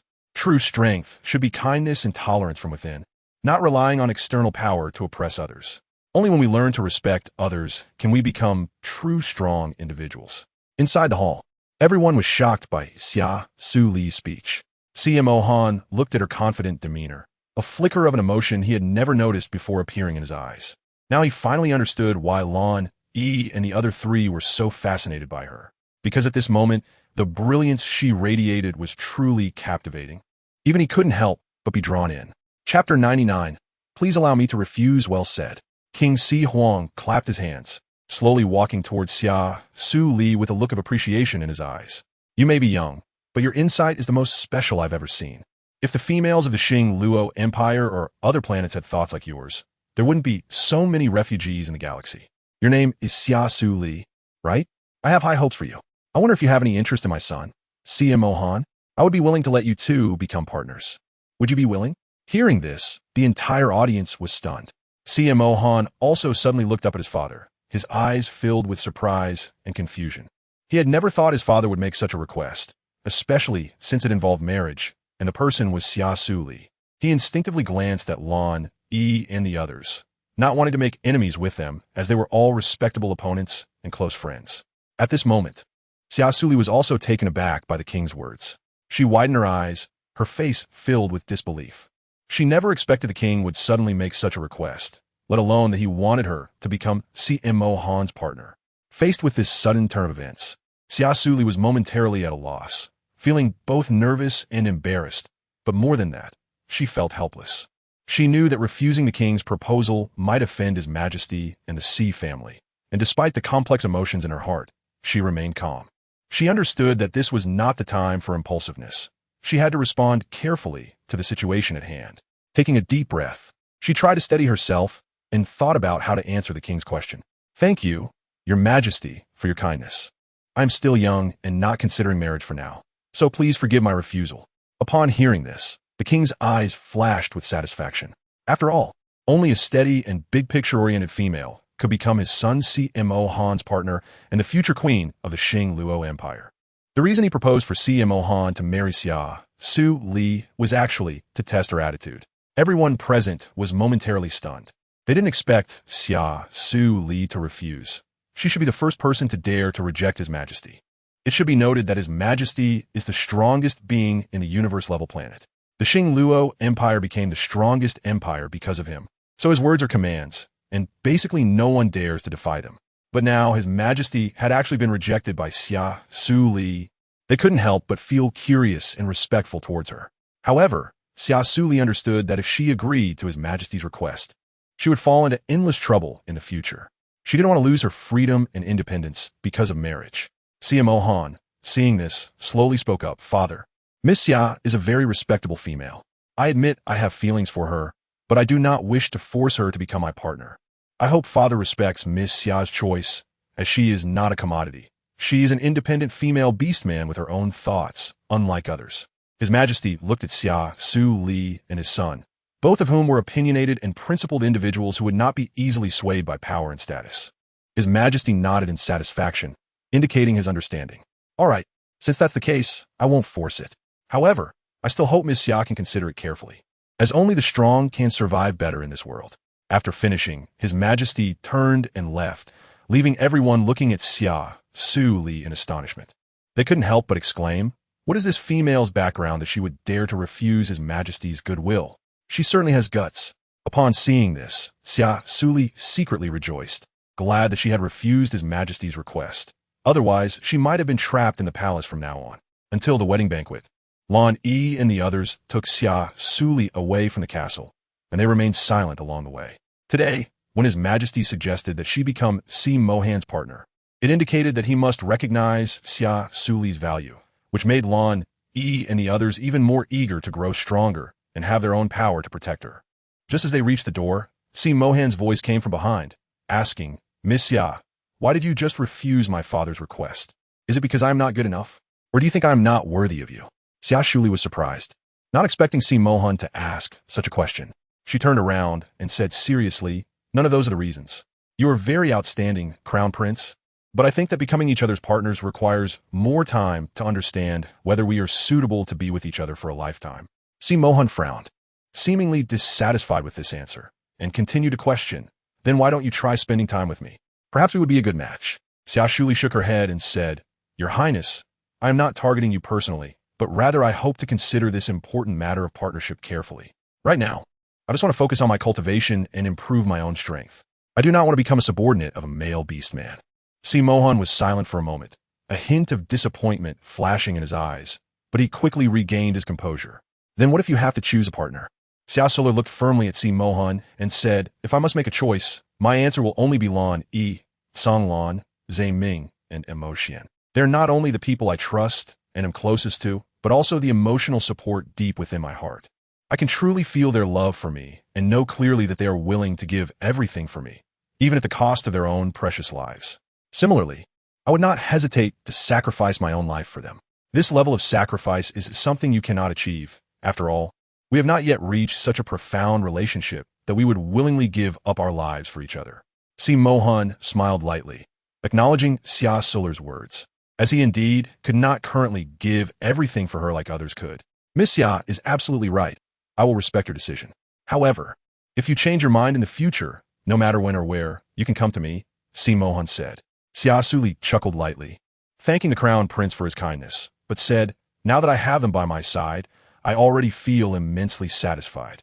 After saying this, she tightly held on to Lan Yi and the others' hands and turned to leave. Si Mohan stood quietly in place, his gaze following Xia Suli's gradually receding figure. The corners of his lips slightly curled up, revealing a faint smile, as if he were indifferent to everything happening before him. He firmly believed that as long as he worked hard, one day he would win Xia Suli's heart. Meanwhile, Lan Yi and the others were overjoyed to hear that Xia Suli was willing to be their companion, and their smiles did not fade on the way back. Chapter 100. Preparing to earn money upon returning home, Xia Suli collapsed onto the sofa like a deflated ball, feeling utterly exhausted, and kept mumbling, "Oh my. That really scared me to death. I thought refusing the king would get me executed." The four of them couldn't help but burst into laughter at her cute and exaggerated expression. Lonnie laughed so hard, he doubled over and said indulgently, "Huh? I thought little Lier was really that strong. I didn't expect it was all an act, but it was quite convincing. We didn't even need to step in to help." Zhe Ming smiled gently and comforted her. "Lier has done very well. You might be the first person to refuse His Majesty the Emperor." "Oh, you guys are teasing me. My legs are weak now. His Majesty's aura is so strong I almost revealed myself," she replied, recalling the Emperor's imposing demeanor and the pressure she felt when they locked eyes. No wonder he is the Emperor of a nation. His presence is truly formidable. After they finished laughing, Songlan's expression suddenly changed, and he frowned. "I think His Majesty has probably already noticed something special about Xia Suli. Otherwise, he wouldn't have suddenly said those words." The Crown Prince, CMO Han, also seemed to have developed an interest in her, if it weren't for the fact that he meant no harm. "I wouldn't want to have too much interaction with him," Mo Xian slowly spoke. While the others were chatting, Xia Suli was too tired to pay attention and soon dozed off on the sofa. When Zhe Ming saw that Xia Suli had fallen asleep again, he quietly reminded them, "Lier is asleep again. Let's talk later." He then picked her up and headed toward her room. Zhe Ming opened the door and carefully placed Xia Suli on the bed, gently removing her shoes and laying her flat to ensure she could sleep comfortably. Watching her sleep peacefully, he tenderly caressed her cheek, feeling her steady breathing and warm body temperature. A wave of tranquility and satisfaction washed over him. He carefully adjusted her pillow, ensuring her head was well supported, then silently sat at the bedside, gazing at her beautiful face, his thoughts drifting away. Zhe Ming reminisced about the moments since they met, filled with emotion and gratitude. He knew he had fallen deeply in love with her. But he also understood that this love needed time to cultivate and grow. Finally, Zhe Ming gently closed the door, leaving Xia Suli to continue sleeping in the quiet room. He knew tomorrow would be a new day, and he would always be there to protect her, to support her in the future. Back in the hall, Lonnie looked at him solemnly and asked seriously, Ming, what's going on with little Lier lately? Why is she so frequently dozing off? Song Lan and Mo Xian also looked at him with concern, equally puzzled. Ever since Li Yu absorbed the violent energy from Lan, Yi, and Zhe Ming, she had been sleeping most of the time, which naturally worried them. Zhe Ming furrowed his brow and slowly spoke. I've checked. Her mental fluctuations are abnormal. I suspect it's due to absorbing a large amount of violent energy. Currently, I can't determine the specific consequences, but it's certain that her mental strength is growing at an astonishing rate. If this continues, she might break through to SS level in less than a year. This statement was like a heavy bomb, making the expressions of the three of them even more serious. It is known that throughout interstellar history, no female has ever reached a level higher than S level. If Li really breaks through to SS level, the four of them will face unprecedented challenges that they cannot predict or prevent.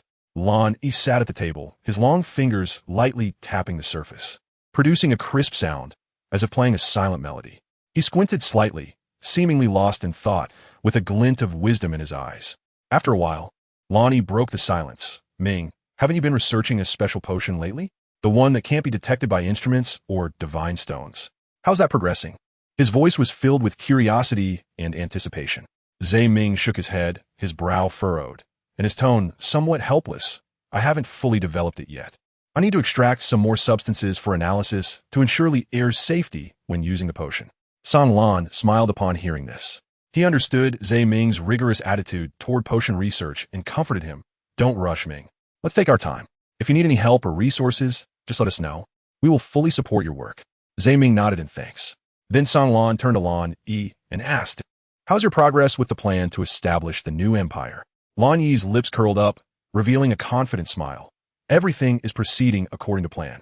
I've started reaching out to potential partners and establishing connections, and I'm also looking for more talent to join our team to build a strong empire together.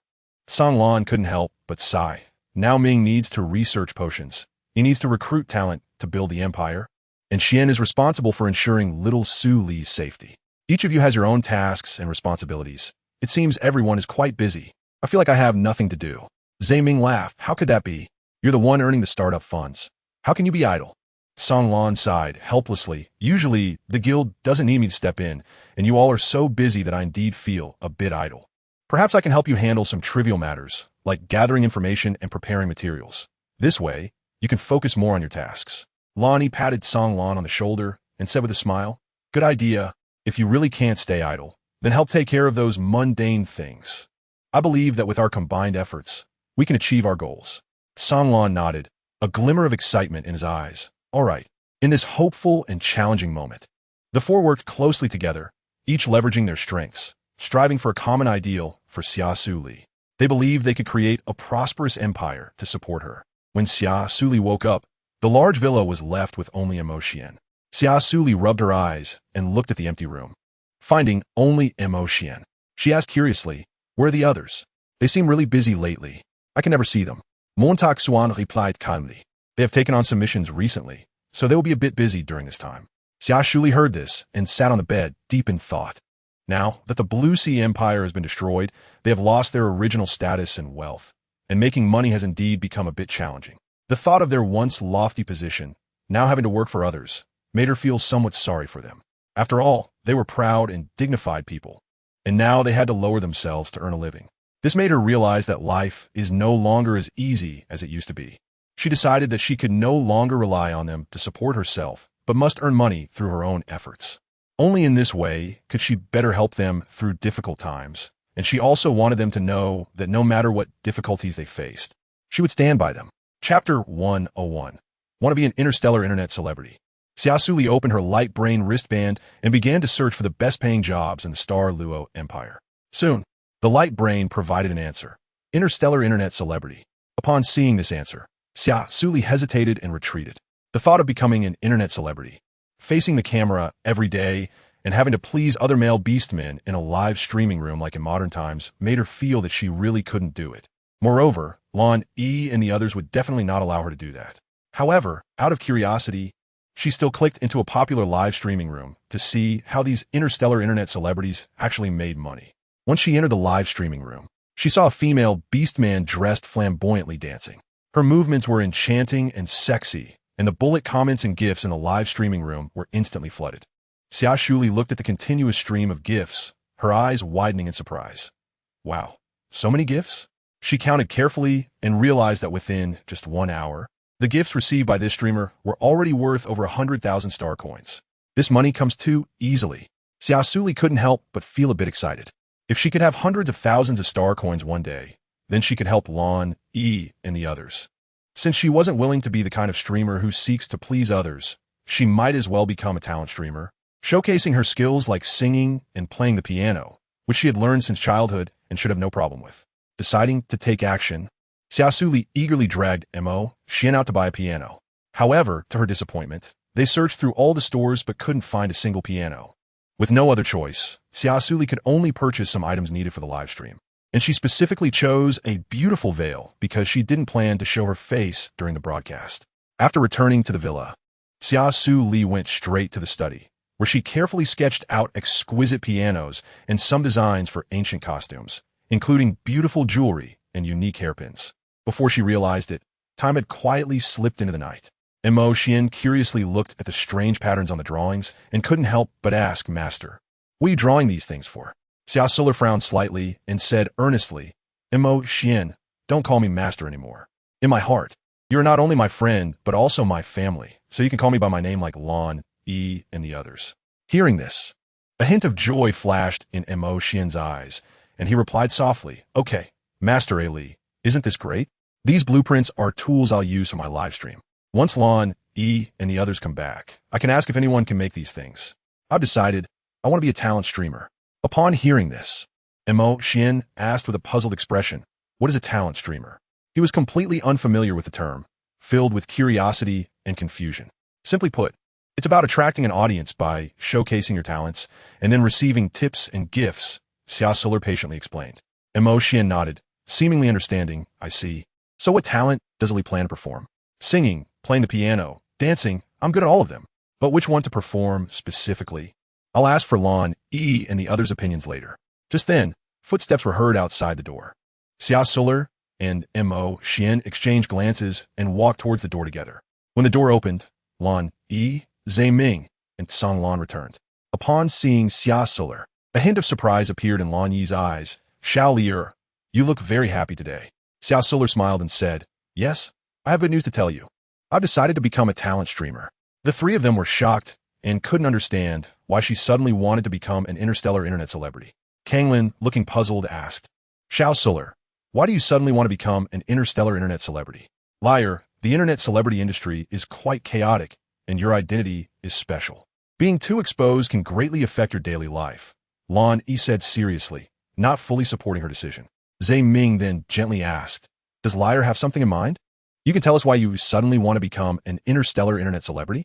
If you need money, we can give it to you. How can we let you expose yourself to make money?" Kanglin looked at her with concern, thinking she needed money but was too shy to say it. Xia Suli looked up and smiled. "I'm not short on money. I just want to find a job to earn some money. I don't want to do nothing every day." Song Lan still had a disapproving expression. "Won't it be too tiring? I'm also worried that you might be bullied by people online or targeted by bad people. That would be too unsafe." When Xia Suli saw that everyone was not very supportive, she honestly shared her thoughts with them. Upon hearing that she wanted to become an interstellar internet celebrity to earn star coins and help with household expenses, they felt both touched and amused. Lan Yi similed helplessly, gently ruffled her hair, and said indulgently, "Silly girl, we don't need you to earn money for household expenses. Making money is something we male orcs should do, so you don't need to worry about these things." Xia Suli was deeply touched. Sometimes they worried too much, but it was also because of their love and protection for her. However, she understood that if she continued to rely on their care, she would never truly grow. At the same time, she hoped to help them and lighten their burdens. She vaguely knew that they had been coming home late and leaving early recently, and it surely wasn't just about making money. They didn't want her to worry, so she didn't ask too many questions. But relying on them for support made her uncomfortable. She felt a lack of security. I know you all care for me, but depending on you for everything makes me feel useless. I want to contribute to our family too. Xia Suli lowered her head, feeling a bit sad. Seeing this, Zhe Ming smiled gently. Since Lier wanted to become an interstellar internet celebrity, let her go for it. As her family, we should support her interests. As long as she doesn't show her face in the live stream, it shouldn't be too dangerous. After saying this, he looked at the others to seek their opinions. It has to be this way. Lan Yi nodded in agreement. He knew that if they continued to forcibly stop Lier, it might make her unhappy. And as long as they could ensure her safety, being a live stream internet celebrity was fine. San Lan sighed helplessly. Well, as long as Xia Suli is happy. Although he was a bit worried, he didn't want to dampen her spirits. After all, Xia Suli had always been very sensible, and it was rare for her to be interested in something. As family, he should support her. I think this is quite good. Lier has her own things to do, and life won't be so boring. Zhe Ming joked with a smile. He knew her character well. Once she decided to do something, she would go all out. Don't worry. I will protect Ali, Mo Xian said with a determined look. Lonnie smiled and patted Mo Xian's shoulder. We have all seen Xian's strength, and with you protecting her, we can naturally feel at ease. Seeing this, Xia Suli looked at them with a happy expression. Chapter 102, Becoming a Little Rich Woman. As she revealed a happy smile, the four of them couldn't help but show a hint of indulgent smiles. After all, as long as she was happy, they would unconsciously feel happy too. Then Xia Suli took out the design drawings she created today and said, "These are the props I need for my live stream. I know you probably won't let me show my face on the stream, so I designed some veils so my true face won't be seen." Lan Yi and the others took the design drawings, filled with curiosity about her designs. Zhe Ming took the pictures of the props, carefully looked them over, and said, "The materials for these props are all noted. I checked, and they're all available in the market, so it shouldn't be difficult to make. I'll take care of these. It shouldn't take more than a few days to get them done." Song Lan took the ancient costume design and carefully examined every detail, then said, "Then leave these clothes to me. I'll find professionals to make them. Then I'll leave these to you too," Lan Yi said with a smile. His eyes filled with trust and anticipation. "Thank you for your hard work," Xia Suli said gratefully. Zhe Ming smiled and said, "No need to be polite with us. We are family." Xia Suli smiled at them, feeling incredibly happy. Just then, the figure of Kyle appeared in her mind, and a trace of sadness flickered in her eyes. She had never given up on searching for Kyle's whereabouts, but he seemed to have disappeared without a trace. Not even the Hellred family could find any information or movements, as if he was being deliberately controlled by someone. Mo Xian sensed that Xia Suli's emotions were off, and quickly held her hand, anxiously asking, "Ali, what's wrong? Why are you suddenly unhappy? Did something happen?" Lan Yi, Zhe Ming, and Song Lan, hearing the voice, looked at her with concern. "What's going on?" Facing everyone's worried gazes, Xia Suli felt a bit embarrassed and said, Lan, do you know about the Hellred family? I want to find someone." "The Hellred family? Chalier. Who do you want to find?" Lonnie asked, puzzled. "I want to find Kyle Hellred, but I have been searching for a long time and haven't found any recent news about the Hellred family," Xia Suli said, slightly frowning, her tone revealing a hint of helplessness. Upon hearing this, Song Lan's expression changed slightly, and he said solemnly, "Kyle Hellred? I've heard of him. I heard that after he awakened his powerful mental strength upon reaching adulthood, he slaughtered dozens of family members, including his mother and sister, and then fled the Star Luo Empire. Xia Suli, why do you suddenly want to find him?" Xia Suli quickly explained that he was a very important friend to me. Kanglin frowned and, after thinking for a moment, said, "Although I have heard rumors about Kale Raid, I am not clear on the specifics. However, since you, Xia Suli, are so eager to find him, perhaps we can explore other avenues, such as inquiring with other related forces. After all, such large families often have complex connections and channels for information. He went missing because he saved me. So, can you help me find him? At least I want to know whether he is alive or dead." Xia Suli choked up a bit, fearing that he might not have just disappeared but could have been harmed. Lonnie quickly comforted her, saying, "Don't worry, we can think of a way together. Perhaps we can use our resources and connections to help you find some clues." Zhe Ming also echoed, "Yes, Xia Lier, we will definitely be able to find Kale Raid." Mo Xian tightly held Xia Suli's hand and said, "Ali, no matter what difficulties we encounter, we will always be by your side and support you. I believe in you." For several consecutive days, Lan Yi was responsible for investigating news about Kale.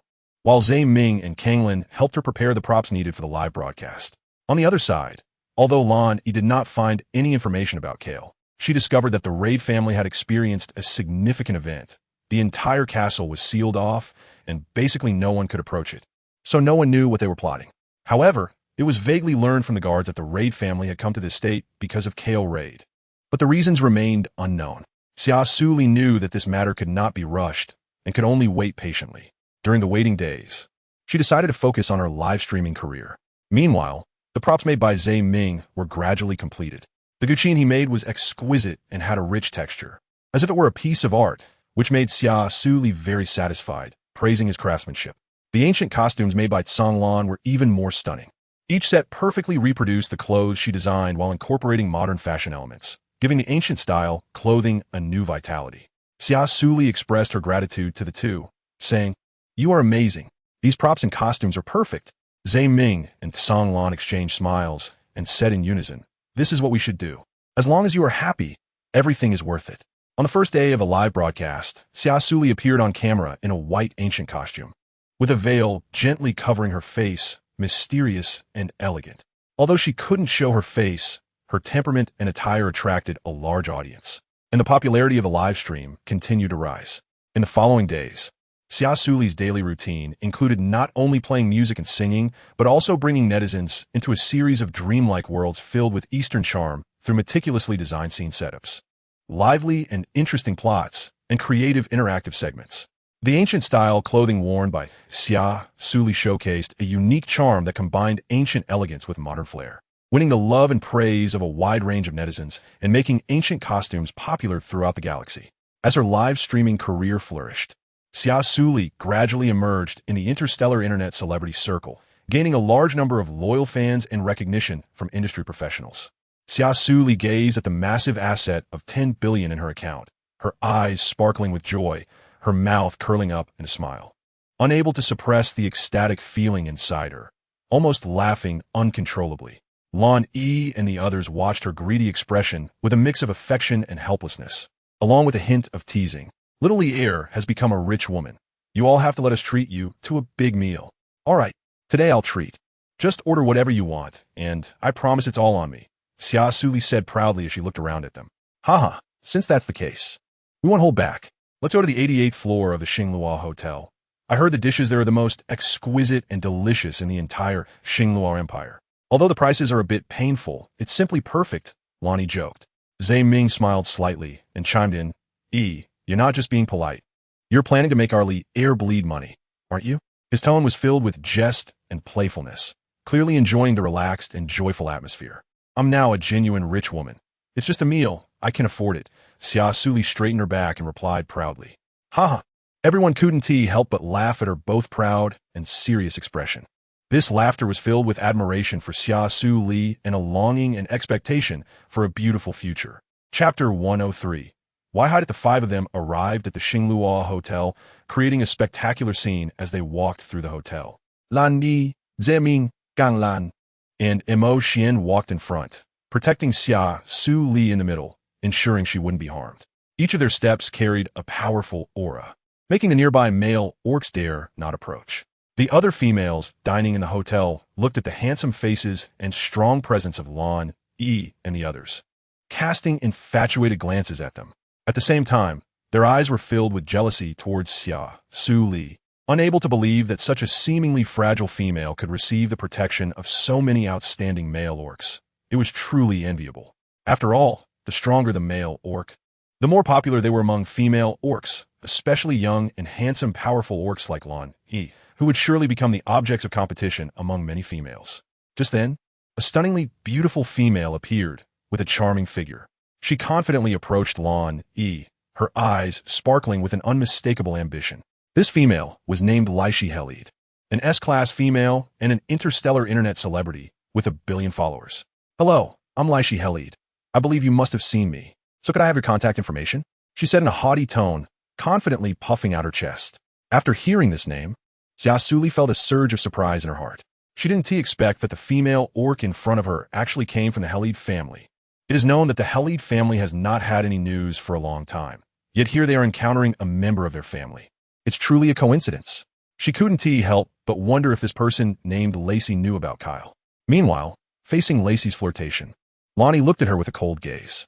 His face clearly showed his disgust for Lacey's flirtatious behavior. When confronted with Lacey's request, he answered without hesitation, "Sorry, I refuse. I already have my own female partner. I hope you won't disturb our date." Upon hearing Lon Yi's decisive rejection, Lacey displayed an expression of disbelief on her face.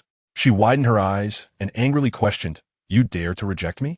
I am from the Helid family, an S-rank female orc with millions of fans. How can you treat me this way?" Lonnie was not swayed by Lacey's identity and status.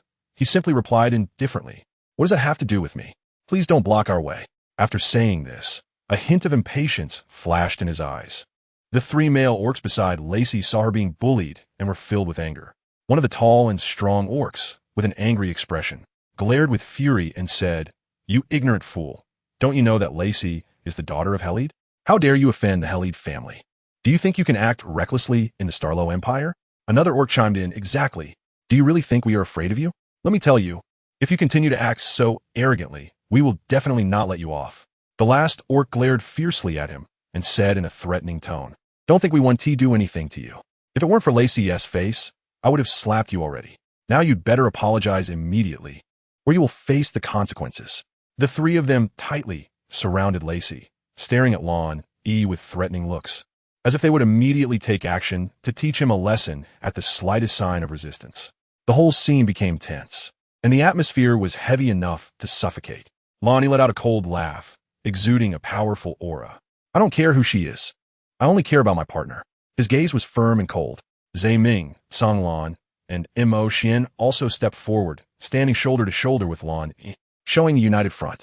Lacey's expression turned even uglier. She didn't expect Lon E and the others to defend Xia Suli so resolutely. "Fine, very well. Just wait and see," Lacey said through gritted teeth, then turned around and left with her followers in a huff. Watching Lacey's retreating figure, Xia Suli sighed in disappointment. "I forgot to ask her one thing. Is it about Kyle Helid?" Zhe Ming asked cautiously from the side.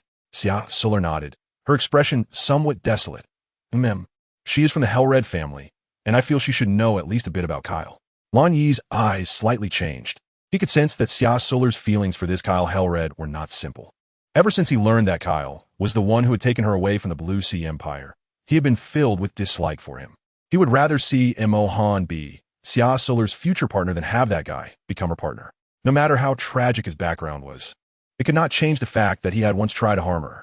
Thinking of this, Lon Yi's mood became heavy. Zhe Ming noticed Lon Yi's emotions and patted his shoulder.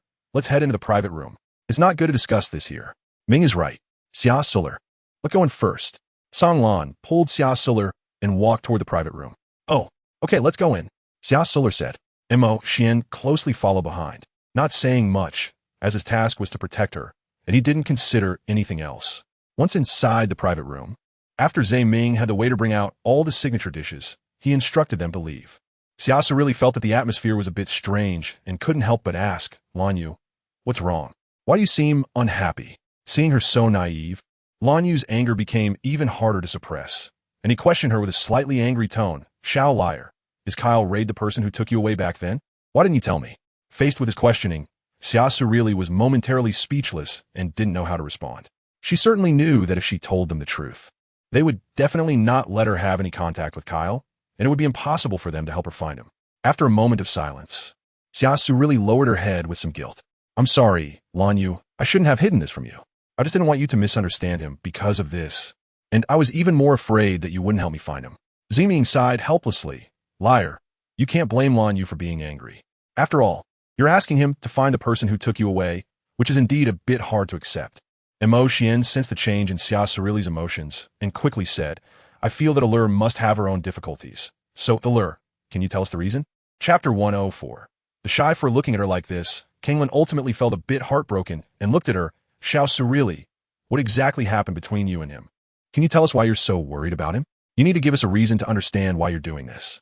When Xia Suli saw the reactions of everyone, she knew she could no longer hide the truth from them and recounted everything about herself and Kyle. As the others listened to Xia Suli's experiences, their expressions gradually became heavy. They finally understood why Xia Suli was so anxious. It turned out she had been under too much pressure. After hearing the story between the two, everyone's feelings became very complex. They couldn't imagine that Xia Suli had endured so much suffering, especially when she mentioned being chased, which filled them with immense anger and heartbreak. However, they found it difficult to understand Kyle's actions. Although they knew he had gone missing while searching for them, that couldn't completely excuse his mistakes. Lonnie tightly held Xia Suli's hand, his face full of guilt, and he sighed deeply. "I'm sorry, Xiao liar, I didn't know you had gone through so much. I should have listened to your explanation sooner." Ming gently stroked Xia Suli's hair and comforted her softly. "Liar, you shouldn't blame yourself anymore. This isn't your fault. We will help you find him." Song Lan stood silently to the side, his eyes revealing deep remorse.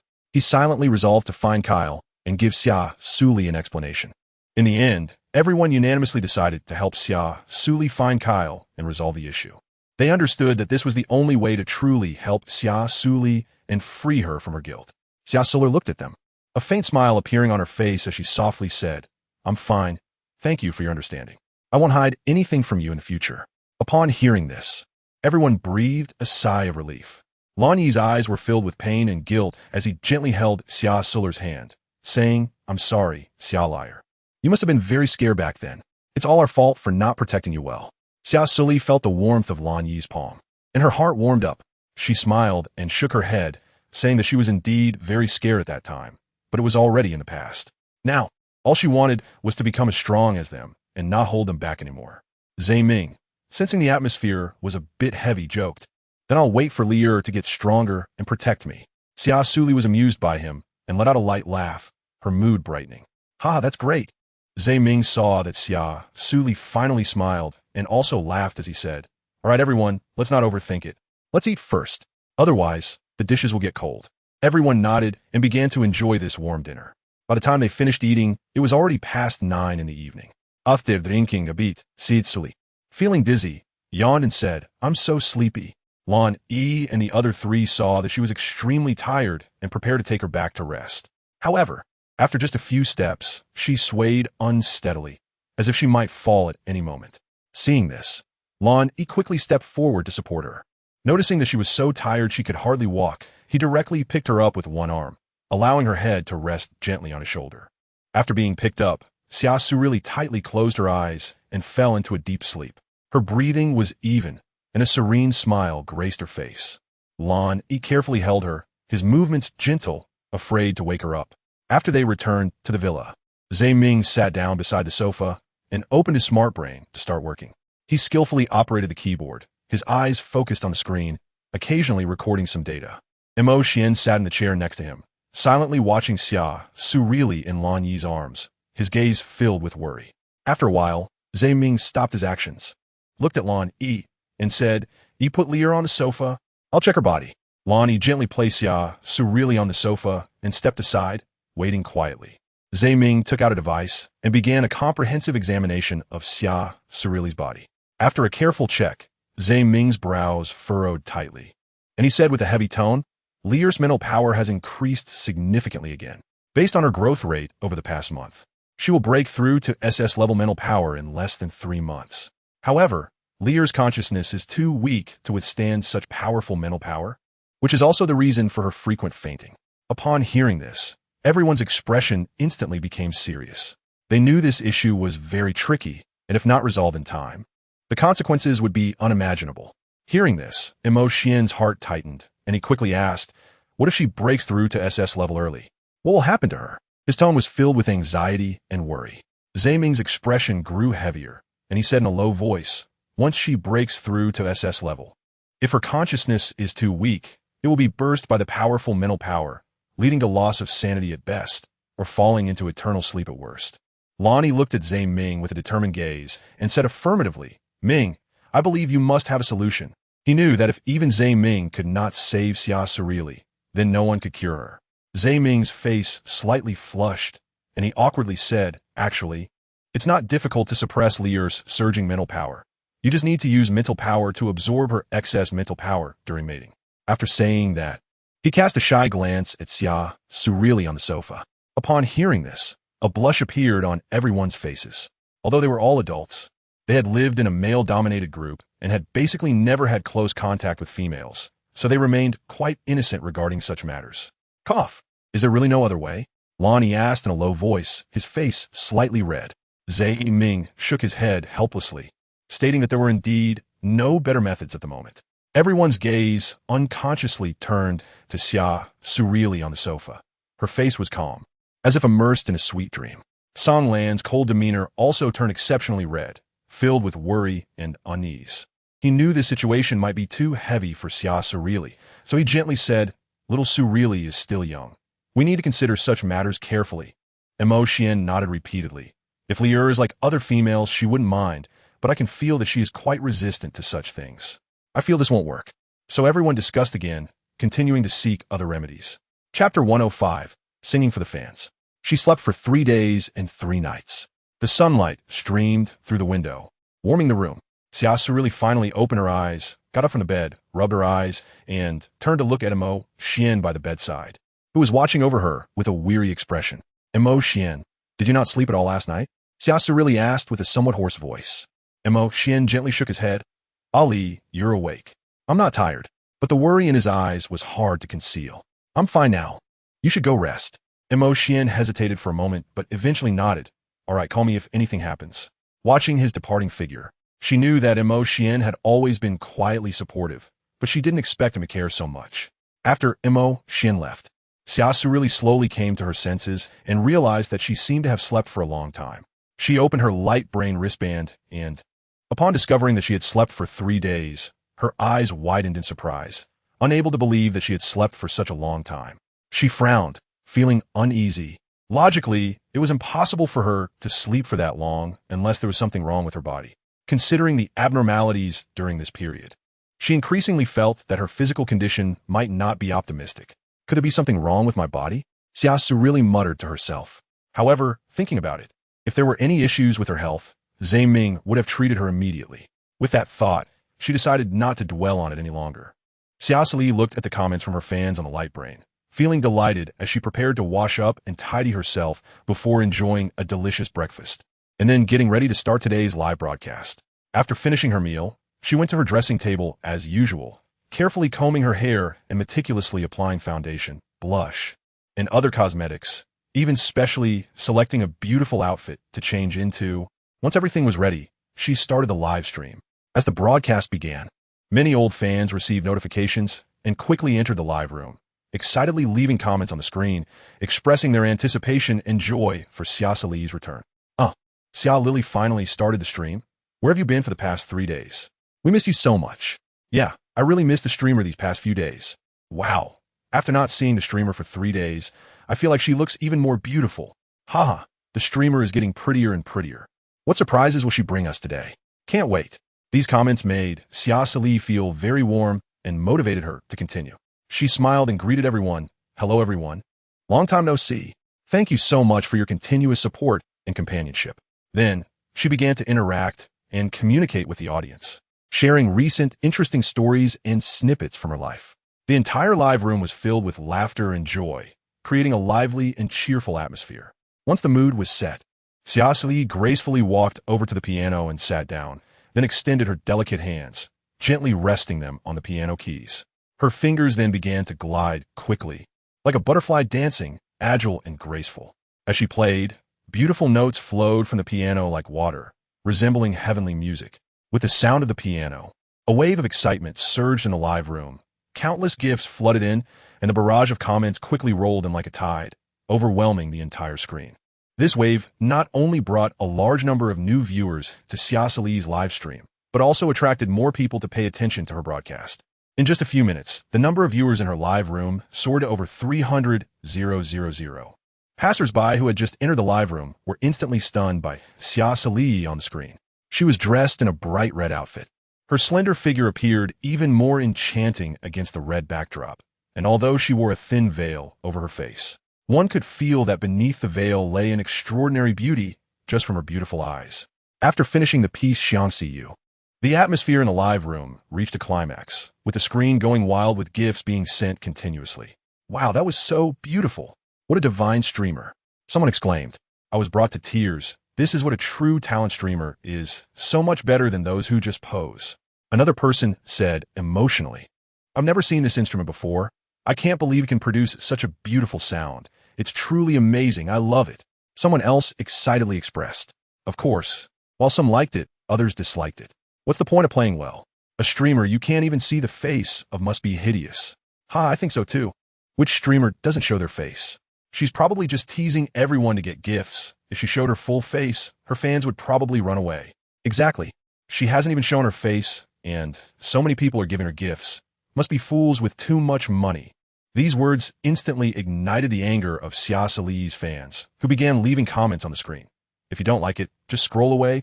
Stop trying to get attention. Yeah, who forced you to watch?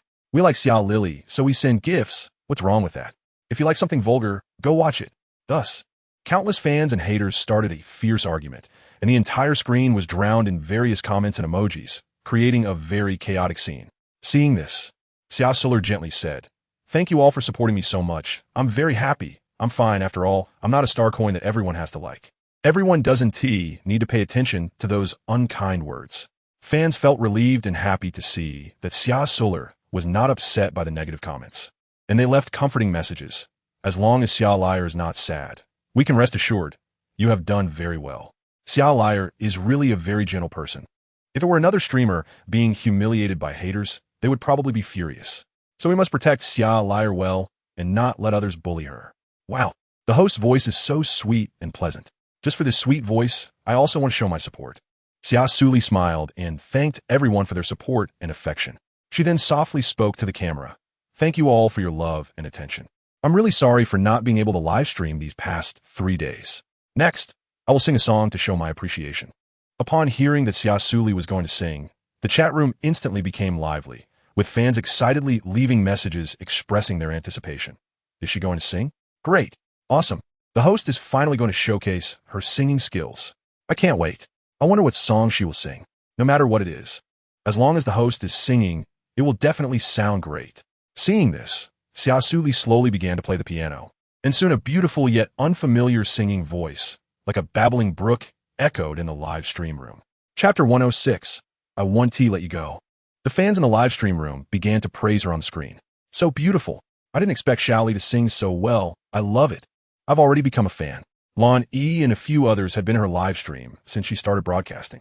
So when a light brain wristband transmitted Xia Suli's melodious singing, they all stopped working and listened attentively. Meanwhile, in a certain dungeon, a giant black dragon was imprisoned there, and a guard was watching Xia Suli's live stream on a screen. He was so engrossed that he didn't even notice the movements of the black dragon. When the black dragon heard the familiar and beautiful voice, it slowly opened its cold blue eyes, raised its massive dragon head, and fixed its gaze on the figure on the screen. A glimmer of joy flashed in the black dragon's eyes, but soon it became restless and agitated.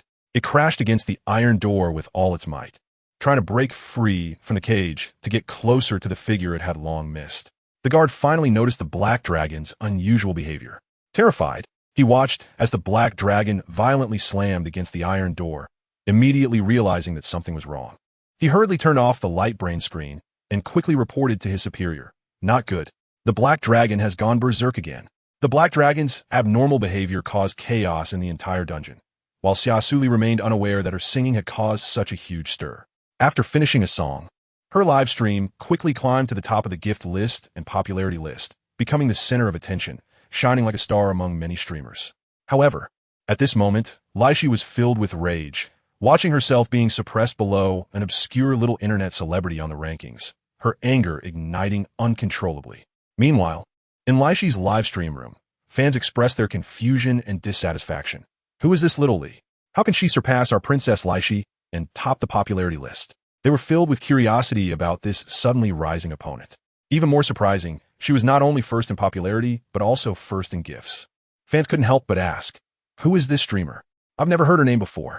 They began to develop a strong interest in this mysterious new streamer. Some fans decided to personally check out Xia Suli's live stream to uncover the mystery.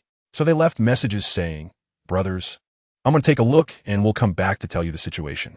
I want to see too." For a moment, half of Laishi's fans left the live stream out of curiosity, heading to Xia Suli's live stream. As more and more people flooded into Xia Suli's live stream, her popularity skyrocketed, making her the focal point of the entire interstellar internet celebrity scene. She conquered the hearts of countless viewers with her sweet singing voice, winning everyone's love and support. Meanwhile, Laishi's expression grew darker, filled with jealousy and resentment. She couldn't accept this outcome, feeling greatly insulted. After all, she had been live streaming for 5 or 6 years, relying on her outstanding figure and looks. She had always been liked by internet users. After awakening her S-level spirit, she had even risen to become the top female streamer in the Interstellar network. She had never experienced the humiliation of losing fans before. Xia Suli looked at the live viewer count exceeding 1 million and couldn't help but wonder, why are there suddenly so many people? Did the platform recommend me? Despite her confusion, she couldn't hide her inner joy and smiled at the camera, saying, "Welcome everyone to my live broadcast room. If you enjoy my performance, please support me and click follow." New fans were captivated by her melodious singing and sweet voice, as if drawn in by a magical charm, and one by one, they became her fans. "Wow, this anchor's voice is amazing. I really like it. This song is sung so beautifully. I can't get enough of it. Why is the anchor wearing a veil? I can't see her face at all, but from her figure, she seems pretty good. The anchor's hair and eyes are both pure black, a rare color. Anchor, can you take off the veil and show us your true face?" Seeing this, Xia Suli smiled sweetly. The host is here for a talent show, not a beauty streamer, so she won't take off her veil, disappointing everyone. Upon hearing that she wouldn't be removing her veil, the fans in the live broadcast room expressed their regret, but more were understanding and supportive, saying they would always protect her. However, a guard named Princess Lacey suddenly jumped out to make fun of her. "Afraid to show your face, probably because you're too ugly. How can you still be #1 on the popularity list like this? I really don't know what makes you better than our Princess Lacey." Seeing this comment, she couldn't help but feel puzzled. She shouldn't have offended her, right? She knew who Princess Lacey was. After all, her fans often mentioned this popular internet celebrity. However, she felt a strange familiarity with the name Lacey, as if she had heard it somewhere before, but she couldn't recall at the moment. Just then, Princess Lacey's fans started to stir up trouble, their tone full of provocation and insult. At the same time, her fans were not to be outdone, retaliating fiercely. The two fan groups engaged in a heated war of words in the comment section, throwing the entire live broadcast room into chaos. Suddenly, a video call request came in, and when Xia Suli looked, it showed Princess Lacey. Without hesitation, she clicked to accept. After the video call was successfully connected, Lacey looked Xia Suli up and down, her eyes flashing with mockery. "You're the little Xia Suli who's recently popular on the Interstellar network?" Seeing her arrogant demeanor, Xia Suli finally remembered her. She was the Lacey who had tried to get Lan Yi's contact information a few days ago at the Xinglua Hotel. She hadn't expected to meet her in this way. Xia Suli smiled slightly and replied calmly, "I am just Xiaoli. May I ask what you need from me?" Princess Lacey snorted softly, glancing at her gift list, which surprisingly included Si Mohan. With a hint of disdain, she said, "It seems you have a good relationship with Brother Mohan.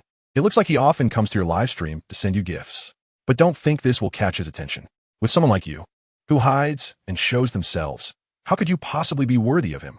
Xia Suli secretly sneered in her heart, but still maintained a smile on her face, saying slowly, "Thank you for your reminder, but this is a matter between us. It seems unrelated to you." Laishi's expression darkened, her eyes widening as she shouted angrily, "You ignorant female. Dare to talk back to me? Do you believe I can make you disappear from the Interstellar network?" Xia Suli smiled faintly and said, "I'm just speaking the truth. Whether you can make me disappear from the Interstellar network depends on your ability." Laishi trembled with anger, pointing at the screen and scolding, "You shameless, lowly female. How dare you seduce my Mohan Gitch? I won't let you off." Xia Suli's eyes flashed with a hint of displeasure as she coldly replied, "Please speak with more respect. He and I are just ordinary friends, and matters of the heart cannot be resolved through threats." Princess Lacey gritted her teeth and said, "Fine, let's wait and see. Let's see who can laugh last." After saying this, she hung up the video call. The video call between Xia Suli and Lacey quickly went viral on the Interstellar network, with everyone speculating about the true identity of the little girl and why the Crown Prince Mohan would give gifts to a new internet celebrity. Chapter 107, Something Hidden. Xia Suli looked at the inexplicable Lacey, feeling a bit puzzled but not too concerned. After all, she was more focused on interacting and communicating with her fans. So she continued to chat happily with them, spending a wonderful afternoon. Eventually, with the reluctant farewells from her fans, she ended the live stream. After the broadcast ended, Xia Suli realized that it was already quietly 5 o'clock in the afternoon. At this time, Imo Xian had already woken up and prepared a healthy dinner for her. She was surprised to see the food laid out on the dining table, which included freshly squeezed juice, delicious steak, and a refreshing vegetable salad. Xia Suli couldn't help but give Mo Xian a thumbs up, expressing her admiration. Mo Xian, you are amazing. After only a few days of learning, you can make such delicious food. This steak looks very tasty. It must be really good. Mo Xian smiled and sat beside her, a hint of shyness in his eyes. He softly asked, Ali, why don't you give it a try and see if it suits your taste? Under his eager gaze, Xia Suli carefully cut into the steak and took a bite. Instantly, the delicate and smooth texture captivated her. The steak was not only tender and juicy, but also seasoned just right, rivaling the steaks made at the Xinghua Hotel. It was clear that Mo Xian had put in a tremendous effort in learning to cook. Xia Suli excitedly said to Mo Xian, this steak is really delicious. Mo Xian, you are simply a culinary genius. I think you are ready to go out on your own. I never expected you to have such great cooking skills hidden away. It looks like I'm going to enjoy life from now on. After saying that, she cut another piece of steak and savored it with great delight. Seeing her eat happily, Mo Xian smiled with satisfaction. As long as Ali likes it, that's enough. Yes, I really like it. After the two finished their dinner, Xia Suli rubbed her belly and said, I feel a bit stuffed. Montak Suan, your cooking is so good that I feel like you'll make me gain weight. By then, you might even dislike me for being fat. Mo Xian listened to her words, a hint of a smile in his eyes. Ali is still growing. You need to eat more to grow taller. And you're not fat at all. I won't dislike you. Seeing his serious answer, Xia Suli couldn't help but laugh. Haha, I knew you wouldn't dislike me. But having stayed at home these past few days, I feel like all my bones are about to rust. Let us go to the training room and practice. Okay. Mo Xian lovingly leaned down to look at her. The two quickly arrived at the training room, and Xia Suli eagerly transformed into her battle armor, while Mo Xian swiftly manifested his black armor, the cold aura seemingly lowering the temperature of the entire space. She knew that this armor was conjured from his own scales, with extremely strong defensive capabilities. Ali, are you ready? Mo Xian's voice was deep and magnetic. Ready. A determined light flashed in Xia Suli's eyes. Xia Suli gripped the wooden sword tightly, her gaze firmly fixed on Mo Xian, and then charged towards him at an incredible speed. Mo Xian slightly turned his body and easily dodged her attack. Immediately after, he raised his wooden sword and accurately blocked her successive thrusts. After a few exchanges, Mo Xian suddenly exerted force, forcing her back. She jumped back a few steps, steadied herself, and quickly adjusted her stance to launch another attack. Their movements became faster and faster, trading blows without yielding, and the battle gradually reached a fever pitch. Sweat streamed down their cheeks, but neither showed any sign of letting up. In the end, Mo Xian successfully seized on a flaw in her defense and struck her shoulder with a palm. She staggered back a few steps, helplessly shook her head, and removed her battle armor. You're still stronger. I really can't match you. Xia Suli panted, forcing a bitter smile. Mo Xian walked over to her and handed her a bottle of energy water. Ali, you've made great progress. With a bit more practice, you'll definitely become even stronger. Xia Suli took the energy water and drank a few big gulps, revealing a satisfied smile. Thank you. Mo Xian, training with you is really enjoyable. They walked out of the training room, and the setting sun cast a warm glow on them, reflecting their figures side by side. After returning home and freshening up, it was already past 9 in the evening. Lan Yi and the others had also returned to the villa one after another. When Xia Suli came down from the second floor, the four of them were already sitting on the sofa chatting. Seeing their serious expressions, she couldn't help but ask anxiously, what happened?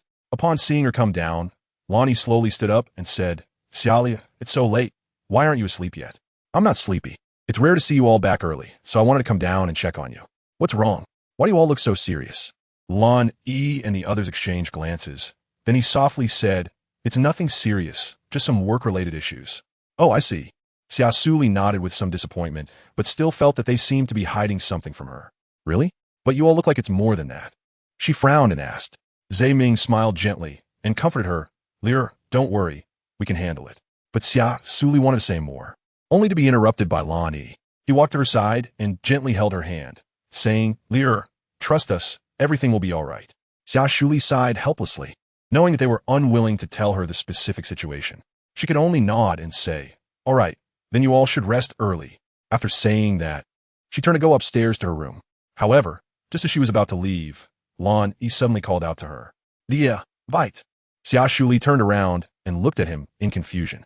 Lonnie walked up to her and said seriously, Xia, there's actually one more thing I need to tell you. Starting tomorrow, we might be very busy and won't be able to have breakfast with you. Xia Suli's heart sank, but she still smiled and replied, it's okay. You guys go ahead and be busy. I can manage on my own. Xia liar, thank you for your understanding.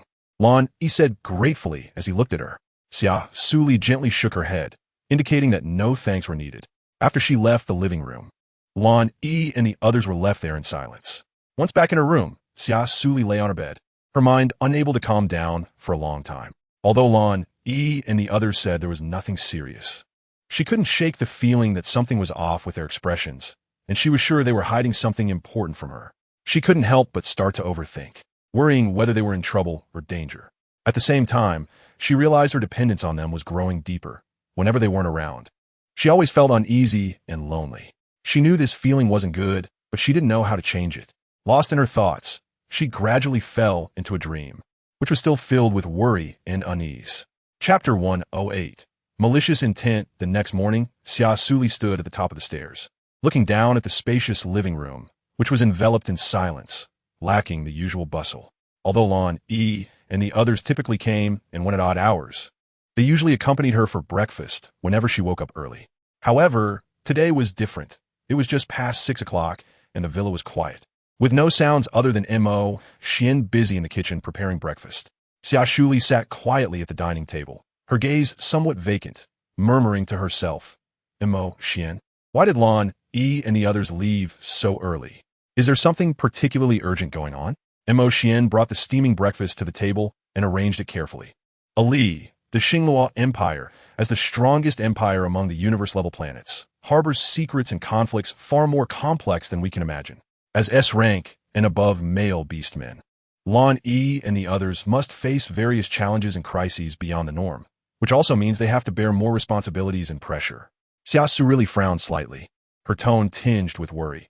I understand these principles, but just thinking about how they face so many difficulties and dangers every day makes me feel heartbroken. Won't they feel very tired? Ali, don't worry. As male beastmen, the higher our levels and cultivation, the less we need to sleep daily.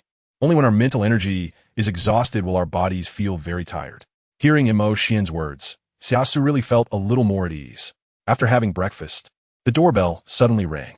Xia Suli looked towards the door in confusion, wondering who could be visiting at such an early hour. Mo Xian quickly walked to the door and opened it. When she saw the person standing at the door, Xia Suli was slightly startled, and a look of surprise appeared on her face. She didn't expect this person to show up here. He was none other than the second prince, Sinan, who had once taken her away along with Enrue Hellard. But why had he found this place? Xia Suli's gaze made si nanis, and their eyes seemed to probe each other's thoughts. At that moment, Mo Xian looked at Sinan with a wary expression, a hint of hostility flashing in his eyes.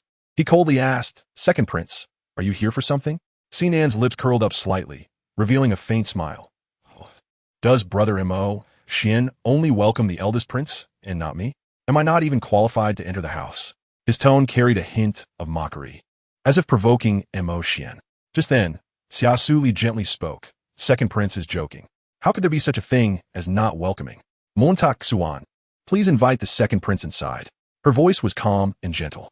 Hearing her words, Mo Xian hesitated for a moment, but ultimately stepped aside slowly and coldly said to Sinan, Please, second prince.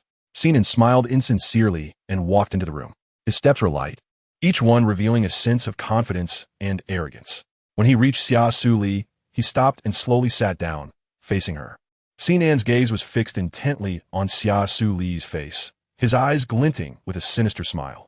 He then smiled and said, Miss Xia, how have you been lately? His smile contained a hint of insincerity, making it impossible to sense any sincerity. Xia Suli nodded slightly and replied politely, Thank you for your concern, Your Highness. Everything is well. May I ask what brings you here today? After all, we are not very acquainted. Her voice was calm and steady, without a hint of emotion. Sinan maintained his insincere smile and continued, Won't we become acquainted in the future? In fact, I noticed Miss Xia at the wedding of my third brother. I feel there's a special connection between us. Don't you think so, Miss Xia? Xia Suli looked at Sinan, but secretly wondered what his intentions were. Your Highness, just say it. We're all smart people. So why did you come to see me today? Haha, I just enjoy dealing with smart people. In fact, I came today to tell you some good news. Sinan smiled mysteriously. Oh, What good news do you bring me, Your Highness? Xia Suli asked in confusion. I have already requested to become your male partner for my father. Once you come of age, we can hold the wedding, Sinan said with a firm tone. What? She was shocked, her eyes wide open, unable to believe what she had just heard. Don't worry, I will take good care of you in the future. After saying that, Sinan tried to hold Xia Suli's hand. Mo Xian saw this and immediately blocked his movement, pulling her to his side and looking at Sinan with a cold gaze. Sinan didn't mind, slowly withdrawing his hand, looking at her with a mischievous smile. Miss Xia should be very happy, right? After all, I am an S-class male beastman, and in the future, I can protect you along with your other male beastmen. Xia Suli frowned, rendered speechless by this sudden occurrence. Seeing this, Sinan continued to chatter on. Miss Xia, I hope you can give me a chance to prove my sincerity. Xia Suli did not hesitate to refuse, saying, Second Prince, I do not have those feelings for you, and I also do not want to be involved in the struggle between you brothers. So please allow me to decline your request. Sinan's expression instantly darkened. Xia Suli, don't you know what's good for you? It is your honor that this prince has taken an interest in you. Xia Suli stepped out from beside Mo Xian, her gaze firmly fixed on Sinan. Second Prince, I have made it very clear that I do not wish to become your female partner. Please do not force me. Mo Xian stepped forward, shielding Xia Suli behind him. Second Prince, please leave. Ali has already made her own choice. Sinan glared at Mo Xian. Montak Xuan, you're just an ordinary citizen. What qualifications do you have to speak to this prince like that, if not for a bit of strength? Montak Xuan responded fearlessly. So what? Even if you are a high-ranking prince, as long as you dare to touch Ali, I will not go easy on you. Sinan snorted coldly. Well then, let's see if you have that capability. After saying that, he turned and left, throwing one last harsh remark. Xia Suli, you will regret your choice today. After Sinan left, Xia Suli looked gratefully at Mo Xian. Thank you, Mo Xian. Mo Xian gently ruffled her hair. It's okay, Ali. I promise to protect you, but Sinan will probably not let this go easily. We need to be careful of his retaliation. I know, but I will never compromise. Mo Xian looked at the strong Xia Suli and silently vowed to protect her well. Chapter 109. Gifts everywhere. The news of Sinan seeking out Xia Suli quickly reached Lan Yi, Ming, and Song Lan, filling the three of them with hostility towards Sinan. They never expected him to set his sights on her. Upon hearing this, Xia Han looked at Lan Yi and the others with guilt. I'm sorry, this matter is my fault. Sinan has great ambitions and has always wanted to compete with me for the throne. Therefore, to rise to power, he will indeed apply to my father to become Miss Xia's partner and find ways to win your favor. I will arrange for some people to protect Miss Xia. Ming nodded and smiled. Then I will trouble the crown prince. Please take care of Li Er's safety. Brother Ming is too courteous. After all, Sinan is narrow-minded, and if he cannot win you over, he will definitely cause trouble later. Since you are working for me, I will naturally protect your future partner. Sinan is indeed too cunning. We must be careful in our response. We have already collected a lot of his criminal information recently. As long as the evidence is conclusive, we can have His Majesty completely abolish him, Song Lan echoed. I will trouble you all these days. However, you need not worry. I have already arranged for personnel to protect Miss Xia's safety at all times. You can focus on your work, Simo Han said. That's good. Thank you, Crown Prince. If there is anything else we can help with, please feel free to let us know. Lonnie nodded in acknowledgement. All right. I will definitely seek your help if needed. Simo Han smiled. After the discussion, they each left. Upon returning to the palace, Simo Han immediately summoned a group of capable subordinates and instructed, you must secretly protect Xia Suli and not let anyone harm her. Yes, master. This group of subordinates was carefully selected by him, strong and loyal. Even if Lan Yi and the others had not spoken up, he would have arranged for protection for Xia Suli. Since she rejected him at the wedding, Simo Han had developed a strong interest in her. Whenever she started a live stream, he would make it a point to watch her broadcast. Through the live stream, he gradually got to know Xia Suli and was deeply attracted by her charm and talent. As such an outstanding little female, it was natural that Simo Han found it hard to resist. Meanwhile, upon learning that his plan had been uncovered, Sinan was furious. He knew time was of the essence. If he did not act quickly, he might not be able to achieve his goals. Thus, he began to plot a larger conspiracy in an attempt to ascend to the throne as soon as possible. During this time, Sinan was constantly active within the palace, trying to win over people's hearts and find more supporters, while secretly colluding with some officials to discuss how to deal with Simo Han and Emperor Si. However, He did not know that everything was happening right under the watchful eyes of CMO and Lan Yi, and he was still under the illusion that his actions were flawless. On the other hand, Xia Suli was not affected by Sinan's affairs. On the contrary, she felt happy and began to dress up carefully in preparation for her live stream. Today, she wore a stunning red gown and exquisite makeup, exuding an alluring charm. Her appearance was completely different from before. She was no longer the fresh and ethereal fairy image, but rather filled with temptation and mystery.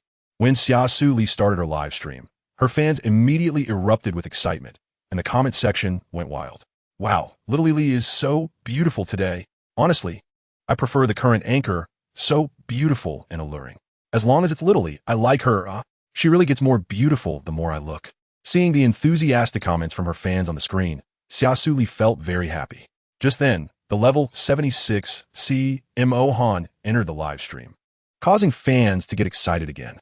They never expected the Crown Prince to visit Xia Suli's live stream again. It should be noted that last time, he spent 10 billion star diamonds, equivalent to a whopping 100 million star coins. How could they not be shocked?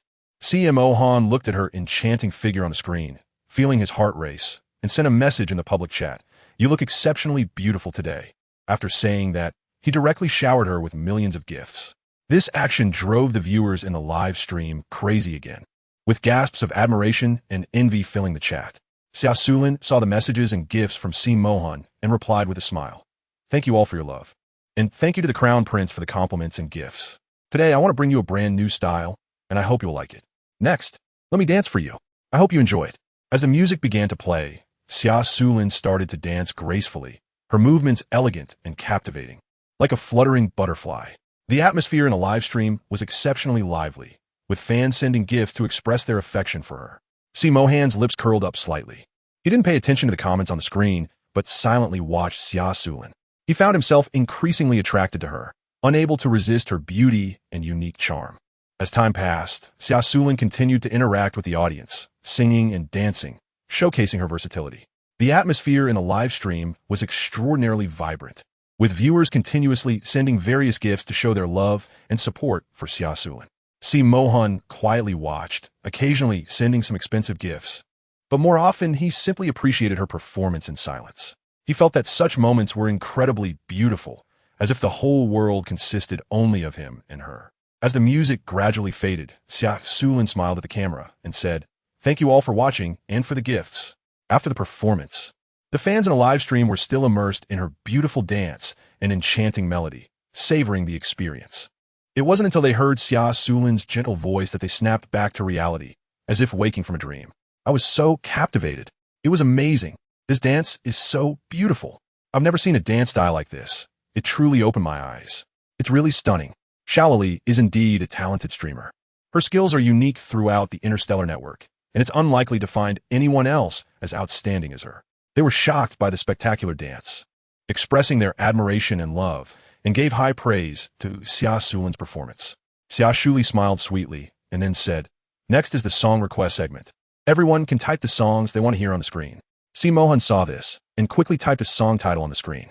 Seeing this, Xia Suli smiled slightly in surprise and then said, "Okay, then I will sing this song The Promise Under the Stars for everyone." As the piano music began, her gentle singing voice reached the ears of every audience member. CMO closed his eyes, immersing himself in her singing, as if he were in a dreamlike world. After finishing the song, she looked at the barrage and found that CMO had sent another generous gift, leaving a message, "Looking forward to your wonderful performance next time." She softly replied, "Thank you, and also thanks to the fans who have accompanied me for so long. See you next time." Then, she closed the live stream. Chapter 110 trending on the hot search after she ended the live stream. CMO sitting in front of the screen, couldn't help but smile faintly. After the broadcast, Xia Suli looked at the gift amount displayed in the back end, feeling quite surprised. She had earned over 200 million today. Even after deducting taxes, she would still receive 200 million star coins, which was no small amount. The biggest advantage of interstellar live streaming is that there is no profit sharing with the platform. All earnings belong to the streamer, with only a 10% tax deducted during withdrawals. Today, the reason for earning so much money was that 100 million star coins came solely from CMO's gifts. Although Xia Suli wouldn't be ungrateful towards money, she still felt a bit shy when faced with such a huge donation from him. It was as if she was singing and dancing only for him, and just thinking about it made her cheeks flush with a hint of embarrassment, a feeling that she found quite shameful. Fortunately, Xia Suli didn't let Lan, Yi, and the others enter the live stream room to watch her performance. Otherwise, just the thought of them watching her sing and dance would have been extremely embarrassing. However, Xia Suli was unaware that Lan, Yi, and the others had been secretly watching every one of her live streams, just in an invisible state. After a live stream ended, Xia Suli happily looked at Mo Xian and suggested with a smile, "After dinner, let's go out for a walk, okay, Mo Xian?" Hearing her slightly spoiled tone, Mo Xian couldn't help but smile affectionately. "Sure, as long as Ali is happy." "Great, then I'll go remove my makeup first." As soon as she finished speaking, she hurriedly ran back to her room. Watching her departing figure, a hint of tenderness appeared in Mo Xian's eyes as he silently wished that she could always maintain this happiness and innocence. After dinner, the two prepared to leave the villa. At that moment, 6 burly bodyguards with well-built muscles approached Xia Suli. The leading bodyguard respectfully greeted her. "Hello, Miss Xia. We are your bodyguards, responsible for your personal safety from now on." Faced with these 9 bodyguards, Xia Suli couldn't help but feel a bit helpless. Her mouth twitched slightly as she smiled wryly and said, "With you all accompanying me, I feel even less safe. People who don't know might think I'm some important figure. Wouldn't he that attract robbers more easily?" The bodyguards were momentarily speechless, never expecting her thought process to be so different. Mo Xian understood Xia Suli's personality. He knew she didn't like being closely followed. So, he slowly spoke to the bodyguards. "You only need to take us to Xingyue Plaza, then wait outside. There's no need to follow us closely. I'm sure your master won't blame you." The bodyguards exchanged glances, then looked at the one who had spoken earlier. The leading bodyguard nodded and smiled. "All right, Mr. Mo Xian. We'll take you and Miss Xia to Xingyue Plaza. If Miss Xia needs anything, please press this call button, and we will come to your side immediately." After saying that, he handed her a small ear-worn call button. Xia Suli took the communicator and hung it by her ear, then cast a grateful glance at the bodyguard and smiled, saying, "Thank you. I hope you'll take good care of me in the future." Although she felt a bit uncomfortable with someone always following her, Xia Suli understood that the presence of these bodyguards was to ensure her safety, so she didn't question or complain too much. "Miss Xia, there's no need to be so polite." The leading bodyguard showed a hint of surprise, having thought that this young female might be difficult to deal with. But it seemed that was not the case. Soon after, the group boarded the spaceship, and in just 5 minutes, it smoothly landed in the parking lot of Xingyue Square. 8 bodyguards were the first to exit the cabin, alertly observing their surroundings, and after confirming that there were no suspicious individuals, the leading bodyguard quietly said, "All right, Miss Xia, you could disembark now." When Xia Suli stepped out of the cabin, she saw the bodyguards lined up in 2 rows, which made her feel embarrassed and helpless. She smiled wryly. The spectacle was indeed too grand and had attracted quite a bit of attention. With a helpless sigh, she walked down the spaceship, silently praying that the shopping trip wouldn't be too eye-catching. As Xia Suli walked along the road, her stunning beauty and the impressive entrance she just made caused passers-by to stop and watch, quickly pulling out their phones to take pictures. These photos were soon uploaded to the interstellar internet, sparking a heated discussion and quickly rising to the top of the trending list. Netizens praised her as the most beautiful female in the galaxy, showering her with compliments about her looks. Xia Suli had been shopping for several hours, carefully selecting her favorite items in each store and buying some clothes for Lan, Yi, and the others. Mo Xian quietly followed behind her, his hands already filled with various shopping bags. But he didn't complain at all. Their figures stood out in the crowd, quickly becoming a beautiful sight. When they walked into a fashionable jewelry store, Xia Suli's gaze was instantly drawn to an exquisite necklace. She stopped in her tracks, held the necklace up to her neck, and began admiring it in the mirror. The necklace was made of a string of sparkling crystals, with a dazzling diamond set in the middle, radiating a charming glow. "Wow, this necklace is so beautiful!" Xia Suli couldn't help but exclaim, gently stroking the necklace, her eyes sparkling with joy. "Montak Suan, do you think I would look good wearing this?" Xia Suli put the necklace around her fair neck and turned to Mo Xian, her eyes full of expectation. "You look great. This necklace suits you very well," Mo Xian replied softly, looking at her tenderly. Upon hearing his praise, a surprised smile blossomed on her face. "Really? Mo Xian, if I like it, should I buy it?" "But it's a bit expensive." Xia Suli hesitated as she looked at the price tag. "It doesn't matter. As long as you're happy," Mo Xian said without hesitation, pulling out his holographic wrist device and walking towards the cash register. She looked at Mo Xian with gratitude. feeling an immense warmth in her heart. After Xia Suli put on the necklace, she became even more radiant, smiling at Mo Xian with affection in her eyes. Mo Xian gazed back at her deeply, their eyes locking together as if time had stopped. In that moment, their feelings for each other deepened, and their hearts drew closer. Just then, the attention of other customers in the store was drawn to them, all eyes landing on Xia Suli. One male customer couldn't help but exclaim, "Wow, isn't she the one trending on the hot search list, the most beautiful female?" Another customer chimed in, "It looks like her. She's even prettier in person than in the photos." Then another voice added, "Oh my, I thought the most beautiful female was photoshopped. I didn't expect her to look like this in real life. She's stunning." For a moment, the store buzzed with discussions, making Xia Suli feel quite uncomfortable. She tightly grasped Mo Xian's hand and whispered, "Let's hurry and leave. It feels like everyone is looking at me." Mo Xian sensed her unease, gently patted her hand, and smiled to reassure her, "Don't mind what others think. You're already beautiful." After saying that, he quickly led her out of the luxury store. Chapter 111. Early second awakening. At the moment they left the store, Mo Xian held Xia Suli's hand tightly, feeling her slightly trembling fingertips, as if he could hear the ripples deep within her heart. A warm current surged in his heart, an indescribable emotion. On the way home, a gentle breeze blew, tousling her hair, and Mo Xian carefully tidied it for her. This scene was filled with warmth and romance, making passers-by envious. When they returned home, Lan Yi, Zhang Ming, and San Lan had been waiting for a long time. Seeing Xia Suli and Mo Xian return with happy faces, Lan Yi couldn't help but curiously ask Shaoli, "Where did you two go? You look in a good mood." Xia Suli smiled and replied, "We went shopping at Xinhua Plaza and bought a lot of beautiful clothes and jewelry. Oh, by the way, I also bought each of you 2 sets of clothing. You can try on the robes first. If they don't fit, I'll take them back to exchange tomorrow." As she spoke, she took the gift bag from Mo Xian's hands and handed out their clothes one by one. The 3 of them eagerly picked up their clothing, joyfully trying them on, as this was the first gift she had ever given them, and they were naturally very happy. Xia Suli stood aside, carefully observing everyone's expressions, looking forward to how they would look in their new clothes.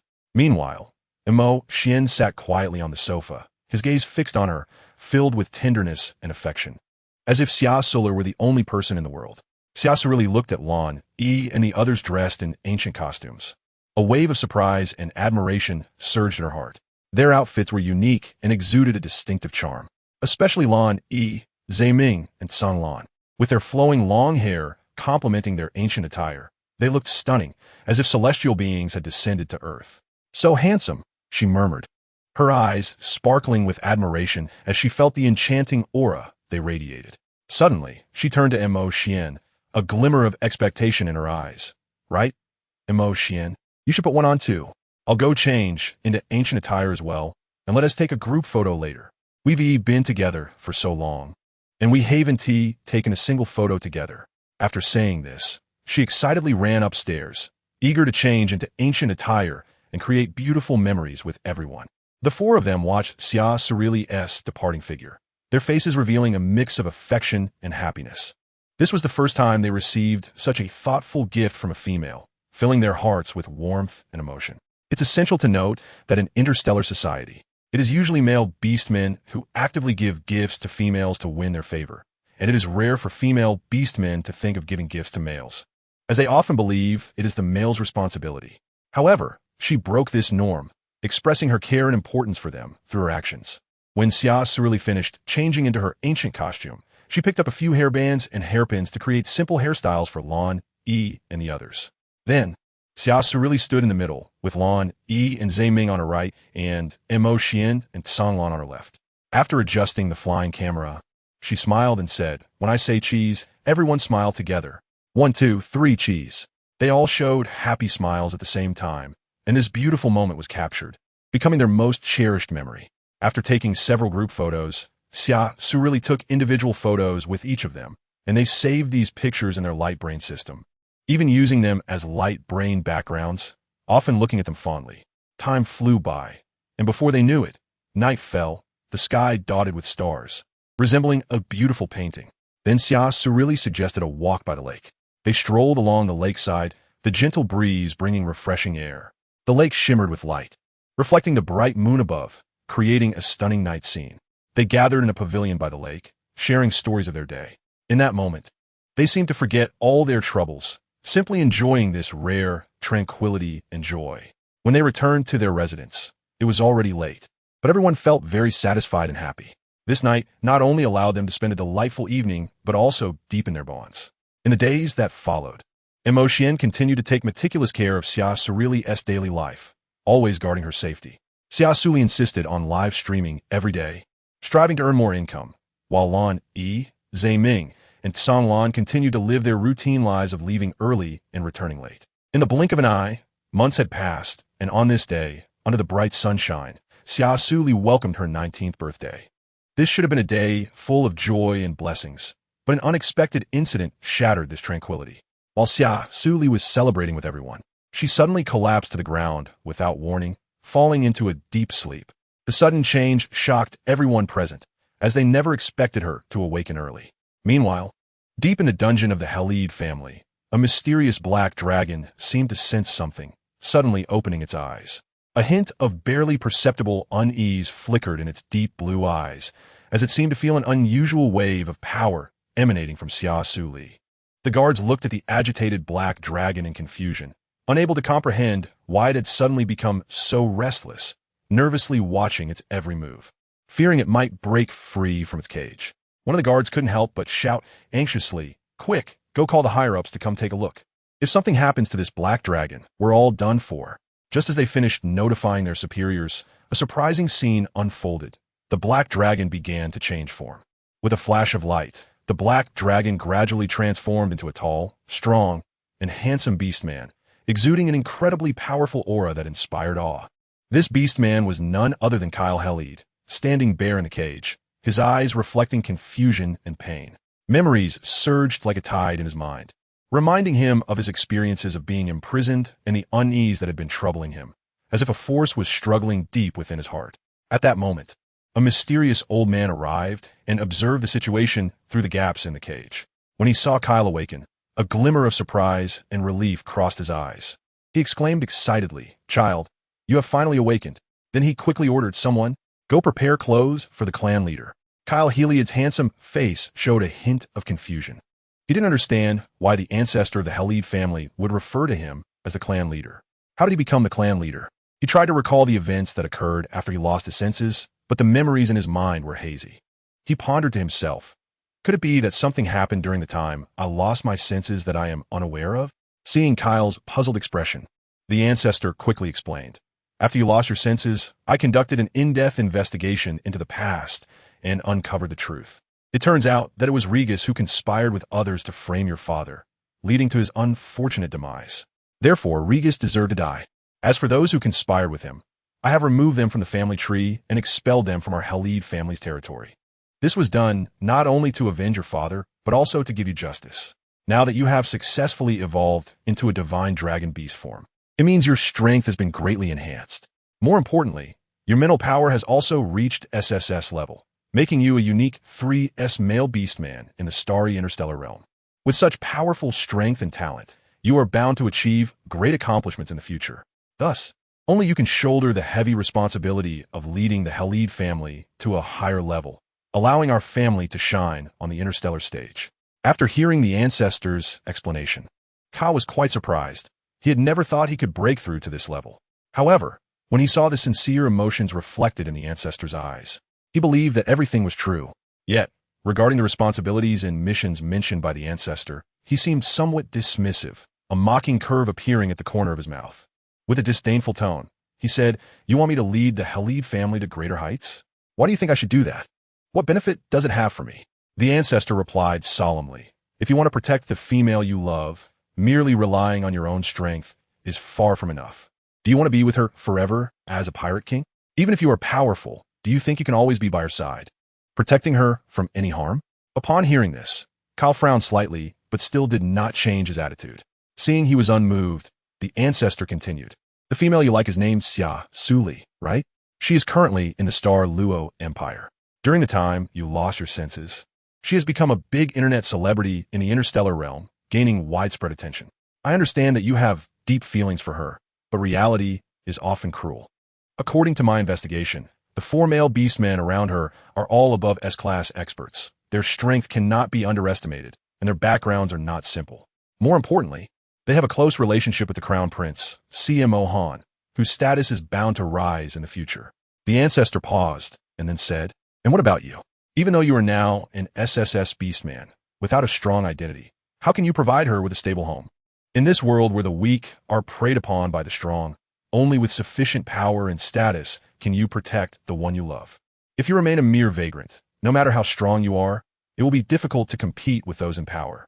The ancestor patted Kyle's shoulder and said earnestly, "Therefore, I believe you should agree to become the clan leader of the Halid family.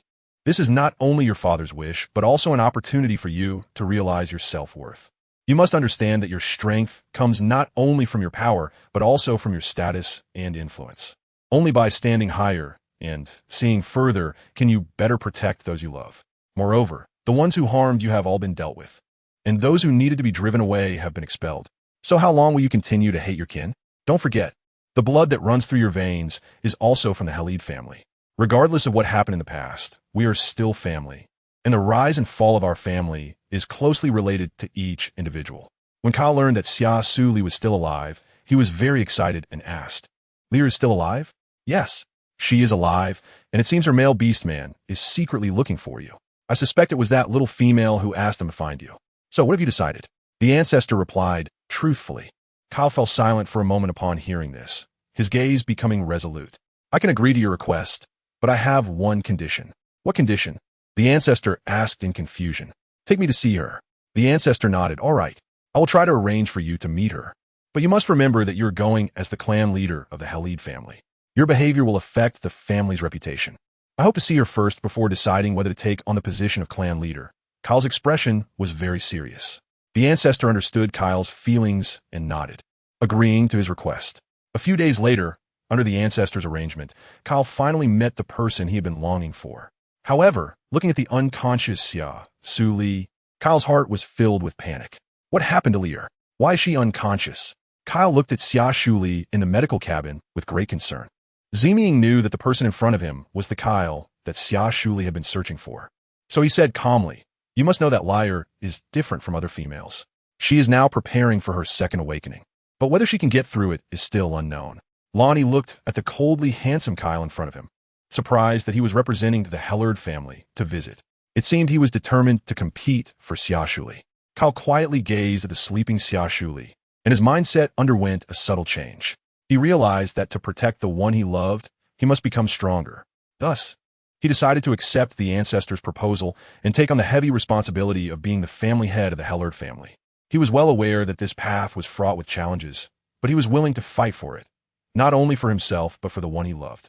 As he left, Kyle said, "I won't let anything happen to her," and turned to leave the room, seeking a way to help Xia Suli through her difficulties.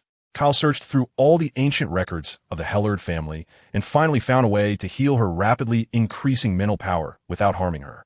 That was the essence of the Elven Tree, which could allow the user to perfectly absorb all mental power without damaging their own consciousness. However, it was rumored that the Elven Tree lived in the ruins of a secret ancient planet, which had long been invaded by powerful alien beasts. Generally, beastmen would not take the risk to explore the ancient planet. But for the sake of saving Xia Suli, Kyle decided to go to the ruins to find the Elven Tree, disregarding the ancestors' objections. Chapter 113. Fortunately, she's okay. Meanwhile, the unconscious Xia Suli frowned, her face showing signs of pain, clearly struggling to bear the surging mental power. Seeing Xia Suli in such agony, Lan Yi and the others felt both worried and heartbroken. Ziming hurriedly cast a healing spell, attempting to soothe the chaotic mental power within her. But he could only slightly alleviate Xia Suli's pain and could not fully control the rapidly increasing mental power. Lonnie looked at Ziming and asked seriously, "Ming, how much longer can Xia Lyre hold on?" Ziming's face showed worry as he slowly replied, "Just tonight. If we don't provide treatment for Lyre soon, her consciousness will definitely be overwhelmed by this powerful mental power tonight." Just then, Mohan, Siyu, and Lily, who had just entered the room, heard this news and were very worried. Lily, with red eyes, called out her name, looking at her with deep concern. Siyu, with a sad expression, held Lily's hand to comfort her, saying, "Don't worry, Xia Lyre is such a strong person. She will be fine. We must believe in her." "Yes, Xia Lyre will definitely be okay," Lily said, trembling as she held his hand. Si Mohan furrowed his brow and asked, Ziming, don't you have any other way to heal her? The four fell silent. They didn't want to do anything to her while she was in a coma, fearing it would hurt her spirit. So they decided to wait a bit longer for Kyle. If he couldn't return in time, they would reconsider taking drastic measures. After a moment of silence, Song Lan slowly spoke. There is a way, but we currently don't want to do it. What way? Why not do it? Lily and Siyu asked in unison, expressing their confusion. CMO Xian looked at their eager expressions and felt something was off. What kind of method made them so cautious? The first method is to bond with Xia Liar immediately, and the other is to wait for Kyle to bring back the essence of the elven tree, Ziming said slowly. Upon hearing this, Si Mohan felt a weight in his heart. He finally understood, but finding the elven tree was as difficult as reaching the sky, as it was just a legend, and no one could confirm its existence. Just as everyone was lost in thought, Lan Yi broke the silence. If we really can't wait for him, then we'll have to do it that way. Song Lan and Mo Xian lowered their heads in silence, knowing this was the last resort and the situation they least wanted to face. But to save Xia Suli, they had no choice but to agree to this decision. Ziming said heavily, yes, it has to be this way. If we really can't wait until tonight, then this matter will fall to you, since your strength is the strongest among us four. Si Mohan listened to their conversation, feeling a complex mix of emotions. He felt powerless and helpless. The thought of Xia Shuli's first time being given a Lan Yi caused him pain, yet he could not voice any objections, knowing he had no right to say anything. After all, Xia Suli had clearly stated that if she had to choose a partner among them, it would only be Lan Yi and not him. Thinking of this, Si Mohan felt a wave of disappointment and sorrow wash over him. As night fell, a suffocating atmosphere enveloped the air, as if foreshadowing an impending storm. Everyone's faces were filled with heavy expressions. Ziming quietly sat by the window, gazing at the gradually darkening sky, his mind swirling with thoughts. He knew time was running out, but he still couldn't shake the guilt and heartache within him. He turned to look at the sickbed where Xia Suli lay, a flicker of pain crossing his eyes. Yi, we're leaving first. I'll leave Liar in your hands. Ziming's voice was low and hoarse, filled with deep self-reproach. He slowly stood up, his steps heavy as he walked toward the door, each step feeling like carrying a 1,000-pound burden. Siyu and Lily stood by, seeing Ziming leave, and followed him out of the room, knowing that it was not appropriate to stay any longer. Song Lan quietly stood by the bedside, his gaze falling on Xia Shuli's pale face. He sighed deeply, revealing a sense of helplessness and relief. Gently, he caressed her face, then resolutely turned to leave, leaving behind a solitary figure. Mo Xian quietly stood by the bedside, gazing affectionately at Xia Suli, silently praying for her to wake up. As long as she could wake up, everything would be worth it. After Mo Xian left, Si Mohan stood quietly nearby, watching Lan Yi and Xia Suli, his eyes flickering with complex emotions. He deeply understood Lan Yi's love for Xia Suli, while also feeling the contradictions and struggles within himself. He took a deep breath, trying to calm the waves in his heart, then silently turned to leave. Lan Yi's expression was filled with guilt and pain. Although he was about to obtain Xia Shuli's first time, it brought him no joy. Instead, it filled him with endless guilt and self-reproach. If he could, he would not want her to be like this. He just wanted her to be well. But now, to watch her potentially die from uncontrolled mental power, he simply couldn't bear to do it. So, filled with guilt, he gently caressed her face and whispered, I'm sorry, Xia Liar. I hope you wake up and don't hate me. Just as he reached out to unfasten her clothing, a voice suddenly came from behind. I brought back the essence of the elven tree. An anxious voice came from the doorway, and Lan Yi quickly stopped his movements. Suddenly, Kyle opened the door to the room, followed closely by Ziming and the others. Upon hearing this news, a surge of hope filled Lan Yi's heart. He withdrew his hand and said with red eyes, Really? Kyle nodded in affirmation. He then dragged his battered body and struggled to walk towards Xia Suli. When he saw that Xia Suli was safe and sound, the heart that had been hanging in suspense finally settled. Kyle approached her, took out a delicate bottle from his bosom, which emitted a green light. He poured the elixir into her mouth and nervously watched her reaction.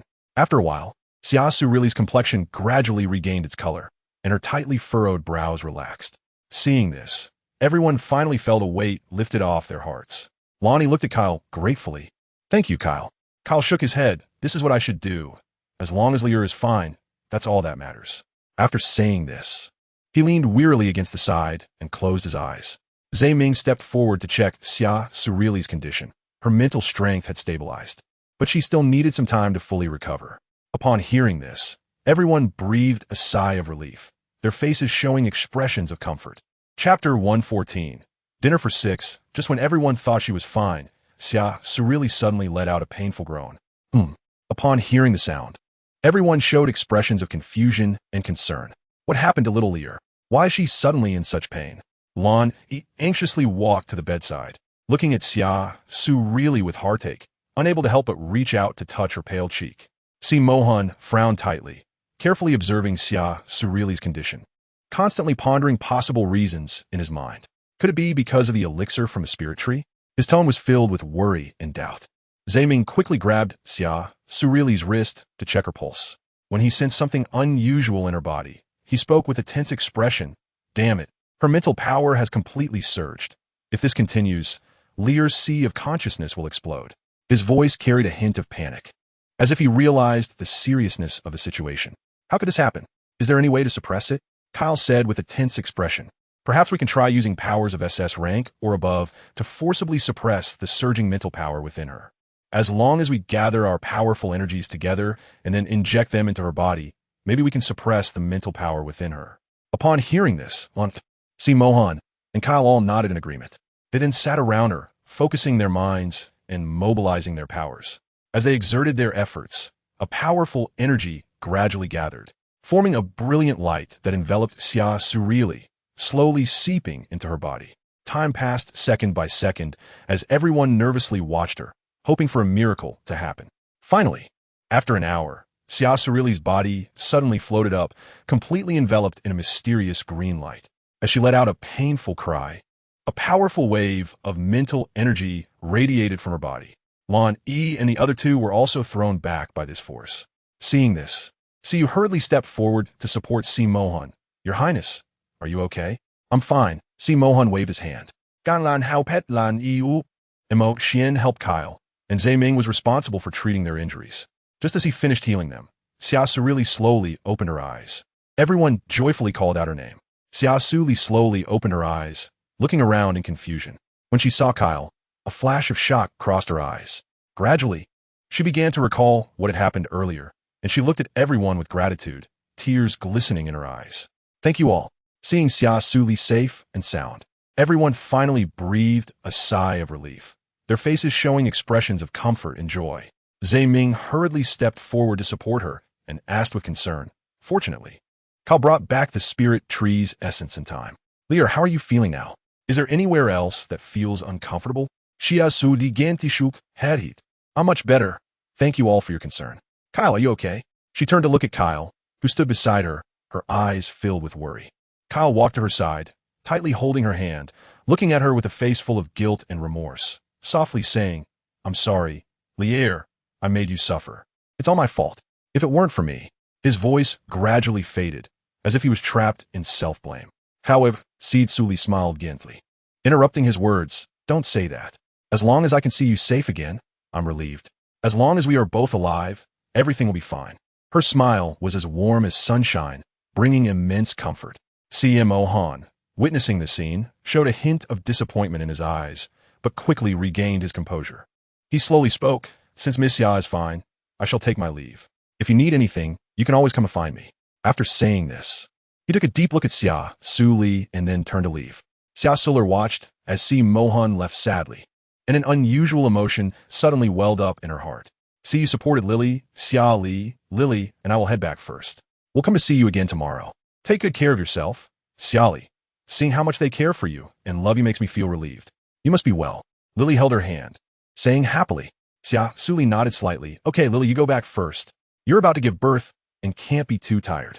Once I'm better, I'll visit you at your residence. All right. Lily smiled happily. After sending off Mohan and the others, only Xia Suli, Ming, Sanlan, Mo Xian, Kyle, and Lan remained in the room.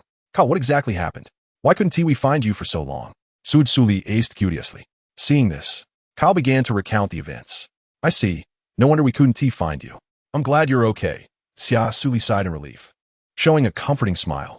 Lear, don't worry. I'm fine. Kyle gently ruffled her hair, his eyes filled with affection. Ming smiled and comforted. All right, Kyle. Although you and Lan Yi's external injuries have healed, your internal injuries haven't, so you two should rest first. San Lan, Xian, and I can handle things here.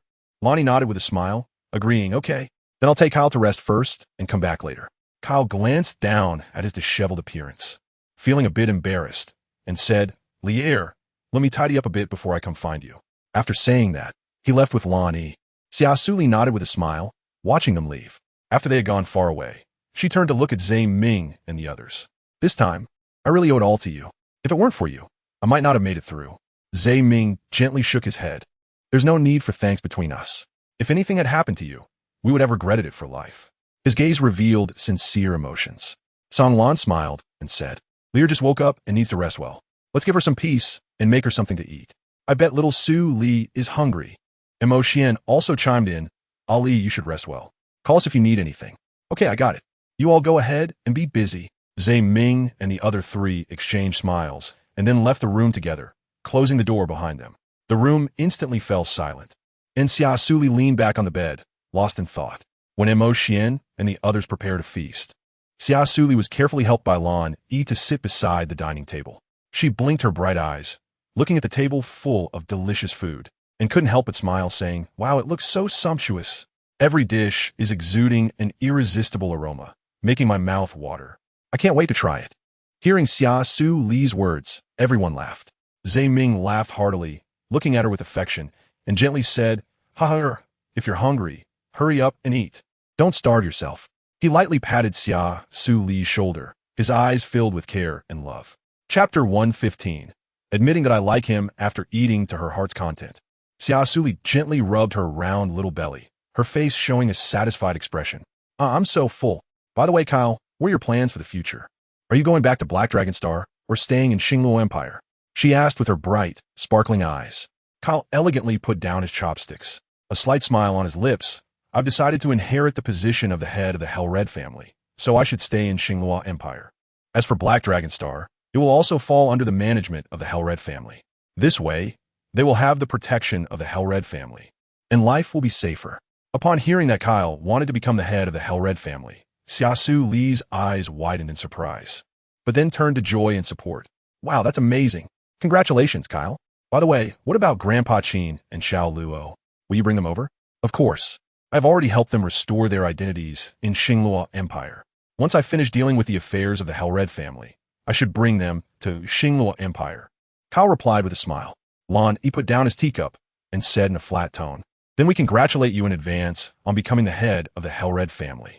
At the same time, we are very grateful for your contributions to little Lier. However, next, let's talk about the matters between you and us. His gaze was somewhat scrutinizing as it fell on Kyle. Kyle frowned slightly, but quickly regained his composure, saying, I understand that you're very unhappy about me taking Lier away back then, but please believe that my feelings for Lier are sincere. Lan Yi's lips curled into a cold smile. When you took Lier away, we had already stopped holding grudges. After all, thanks to the spiritual liquid you brought back. But if you want us to accept you, then you need to show us whether you have enough strength. Kyle's gaze became resolute, knowing well that gaining their recognition would not be easy, but he was willing to work hard for it. He straightened his back and seriously replied, I will prove to you through my actions that I have the ability to protect Lier and give her happiness. Lonnie looked at him, secretly evaluating his determination and strength. Although he still had some reservations about Kyle, he had to admit that this man indeed possessed extraordinary potential. However, to truly accept him as Xia Suli's partner would require time for testing. Lan Yi decided to temporarily set aside his prejudices and observe Kyle's future performance, hoping to see him earn their trust and respect through concrete actions. Zhe Ming smiled and patted Lan Yi's shoulder, a glimmer of mischief in his eyes. He will become the head of the Hell Red family in the future. His status is not lower than ours. However, whether he can become Lier's partner is something Lier herself must decide. After all, we are just Lier's guardians for now. Why don't we ask Lier for her opinion? After saying that, he turned to Xia Suli. As Zhe Ming's words fell, the other four also turned their gazes towards Xia Suli, and for a moment, a heavy atmosphere filled the entire room. Xia Suli was under the watchful eyes of everyone, and she couldn't help but feel a bit nervous. She instinctively swallowed, clenched her hands tightly, and felt unusually awkward and uneasy. Xia Suli lifted her head and glanced at the 5 people in front of her. They were all important figures in her life, and at this moment, They were all waiting for her answer. She saw Lan Yi's seriousness, Zhe Ming's gentleness, Kai Er's anticipation, Song Lan's silence, and Mo Xian's smile. Finally, her gaze landed on Kai Er, who was looking at her with a deep and affectionate gaze, filled with love and expectation. Xia Suli's heart couldn't help but tighten. She realized that she couldn't avoid this question because deep down, she already had the answer. Memories of her time with Kyle flooded her mind. She remembered every word he had said to her, every action he had taken, and every moment they had shared together. She knew that her feelings for him had surpassed friendship, even exceeding familial love. Xia Suli gently bit her lip, then gathered her courage and said, "I'm sorry. I really do like Kyle." Although her voice was not loud, it sounded particularly clear in the quiet room. After saying this, she felt her face suddenly become very hot, and her heart began to race. Upon hearing Xia Suli's response, a radiant smile appeared on Kyle's face. He stepped forward, gently took Xia Suli's hand, and said softly, "Thank you for giving me a chance. I will cherish this relationship." Xia Suli shyly nodded, glancing nervously at Lan Yi and the others, only to find them looking calm and not particularly surprised. Lan Yi noticed her pitiful expression, reminiscent of a child caught making a mistake and facing parental punishment, and couldn't help but show a helpless look. He thought to himself that this little girl was always so easily embarrassed and nervous. He wasn't angry that Xia Suli had feelings for someone else. After all, in the starry world, as long as a female had sufficient strength, she could have numerous male partners. Therefore, it wasn't strange for her to like all 5 of them at once. Just like the stars in the night sky, each shining with its unique brilliance, Xia Suli was like the brightest star, attracting their attention. Zhe Ming gently smiled and comforted her, saying, "There's no need to blame yourself. After all, feelings are something we cannot control, and we won't hold it against you." Song Lan also smiled in understanding. "Yes, little Sulin, you don't need to feel guilty or burdened." And Mo Xian looked at her tenderly and softly said, "Ali, as long as I can be by your side, I will be content." Lan Yi turned to Kyle, a hint of jealousy flashing in his eyes, but he suppressed his emotions and calmly said, "Since little Ear has acknowledged you, we 4, as her guardians, naturally need to assess your strength. Let's go. We'll head to the training ground for a spar. If you are strong enough to defeat the 4 of us, then we will truly recognize you." Kyle slowly stood up, a charming smile curling at the corners of his mouth, sending chills down the spine, and his voice carried a hint of mockery. "Sure, I'm happy to oblige." It seemed Kyle was very confident in his abilities. "In that case, let's have a good spar," Zhe Ming chuckled, his eyes sparkling with excitement as if anticipating a thrilling battle. The group arrived at the training ground, warmed up, and initiated the attack on Kyle. In Chapter 116, Jealousy and Rivalry, Song Lan's figure flashed and instantly appeared in front of Kyle, launching a fierce series of punches. However, Kyle easily dodged and counterattacked, his palm wind like a knife, forcing Song Lan to retreat repeatedly. This made Song Lan admit that Kyle's strength was indeed formidable, which only fueled his fighting spirit, prompting him to continue attacking swiftly. Seeing this, Zhe Ming immediately joined the fray, darting like a phantom around Kyle, waiting for the right moment to strike. Kyle remained composed, skillfully evading the attacks with clever footwork. Lan Yi and Mo Xian also entered the fray, and as the 4 joined forces, their attacks became increasingly fierce. Yet, Kyle remained unfazed. His moves appeared simple, but were filled with profound strength. Watching from the sidelines, Xia Suli couldn't help but feel nervous for Kyle. But she knew in her heart that he was strong and would surely pass the test. Indeed, after a fierce battle, Kyle gradually gained the upper hand. In the end, he forced the 4 back with a powerful palm strike, panting heavily but wearing a confident smile. Lan Yi and the others exchanged glances and nodded discreetly, gaining a new understanding of Kyle's strength. Winning against the 4 of them indicated that his abilities were far superior, and with such a powerful person protecting Xia Suli, they felt a bit more at ease.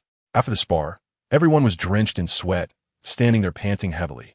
Xia Suli looked at them with worry, her eyes flashing with concern and unease. "Are you all okay? Did you get hurt?" Zhe Ming's lips curled up, revealing a relaxed smile. "It's fine, Lear, don't worry. This sparring session was very enjoyable for us." He spoke while panting, but his eyes were filled with satisfaction, seeing that they were truly fine and that their relationship seemed to have become more harmonious, no longer as stiff as before. Xia Suli finally felt a bit of her worry lift. She picked up towels and handed one to each person, gently saying, "It's good that you're all fine. I see you've all worked up a sweat, so wipe it off. We don't want you to catch a cold." Kyle took the towel, wiped the sweat from his forehead, and smiled at Xia Suli. Lier, since you're okay now, I'll head back first and come to see you tomorrow. Xia Suli smiled and nodded. Okay, see you tomorrow. Be careful on your way. She waved goodbye to Kyle and watched him leave. After sending Kyle off, she turned around, her gaze landing on Lon, E, and the others. Urging with concern, you're all sweaty. Hurry back and wash up. Don't catch a cold. Her tone revealed deep care on Lon Yi's sculpted handsome face. His eyes were filled with a sense of grievance and jealousy, as if he were a neglected big dog looking pitifully at Xia Suli. Xia Lia, you've never told us that you liked him. His voice carried a hint of sorrow that made one want to comfort him. Ziming's enchanting face also showed signs of jealousy, a stark contrast to his usual laziness and confidence. He slightly pouted, appearing somewhat dissatisfied. That's right. To be honest, I'm still jealous of Kyle. This is the first time Lier has admitted to liking someone. Unfortunately, it's not us. Kanglin and Moshwan didn't speak, but their eyes were equally filled with anticipation, closely watching Xia Suli, as if hoping to receive an answer from her. Xia Suli felt shy and embarrassed under their gaze. Her face turned as red as a ripe apple, and she didn't dare to look directly at them. After a long while, she stammered, I like you all too. As long as I'm with you, I feel very happy. When I see you get hurt, I feel sad too, so I think I must really like you. After saying this, she lowered her head, too shy to look at them again. Hearing Xia Suli's words, joy sparkled in Lon E's eyes, and their faces immediately broke into bright smiles, revealing satisfaction and happiness. I'm not talking to you anymore. I'm going back to sleep. With that, she ran off. Watching her shy demeanor, the four of them burst into laughter. Listening to their laughter, Xia Suli felt even more embarrassed. Lon E looked at her departing figure, his expression returning to seriousness. His strength is very strong, at least above mine. Song Lon's cold face was filled with seriousness as he said, Yes, he is indeed very powerful. I am no match for him at all. He is a formidable opponent worthy of respect. I can feel that he is much stronger than before. This is not just the strength that an SS level can possess. Mo Xian said lightly. Zhe Ming frowned. If even he can't defeat him, it means he has evolved or broken through to SSS level. However, as long as he treats Xiao Li sincerely, having another strong person to help protect her is also a good thing. No matter what, we still have to be cautious. Lonnie reminded them. After all, we still don't know what kind of person he is. Zhe Ming nodded in agreement. All right, everyone has worked hard today. Let us go back and rest. You're still injured. Get some rest early. Yes, don't think too much about it. We'll talk about it tomorrow. Song Lon patted Lon E's shoulder. Let us go, get a good night's sleep. Thus, the four of them left the training ground together and returned to their rooms to rest.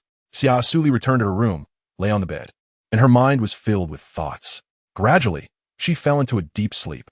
On the other side, Kyle returned to the Haired family, where the ancestor and the elders were already waiting for him in the hall. Seeing him return safely, the ancestor's eyes flashed with joy and surprise. He had indeed not misjudged him. Having survived from the ruins of the ancient planet, he would surely lead the Haired family to the peak in the future. Now that he was back, he would take over the Haired family starting tomorrow. I'm too old to manage things for you anymore. The elders recommended Kyle Haired as the clan leader. Are there any objections? The ancestor's voice resonated like a bell throughout the hall, shocking everyone. The Grand Elder agreed, saying, We have no objections to what the ancestor said. Kyle, as a member of the Haired family, is indeed the strongest among the younger generation. We all agree to make him the clan leader. Yes, we all follow your lead, ancestor, the second elder flattered.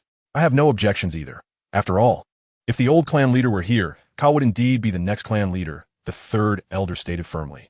Seeing that the three elders had no objections, the other elders naturally had no objections either.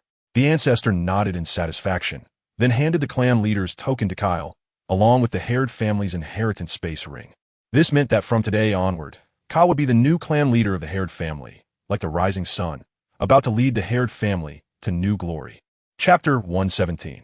Offering help the next day, morning light filtered through the curtains as Xia Suli slowly opened her eyes, stretched lazily, sat up from the bed, and rubbed her sleepy eyes. After washing up, she went downstairs for breakfast and discovered that Lon E, Zhe Ming, and Song Lon had already gone out to work, leaving only Mo Xian and the bodyguards in the villa. Mo Xian, as usual, had woken up early to prepare breakfast for her. Upon seeing her come downstairs, he immediately brought the steaming breakfast to the dining table.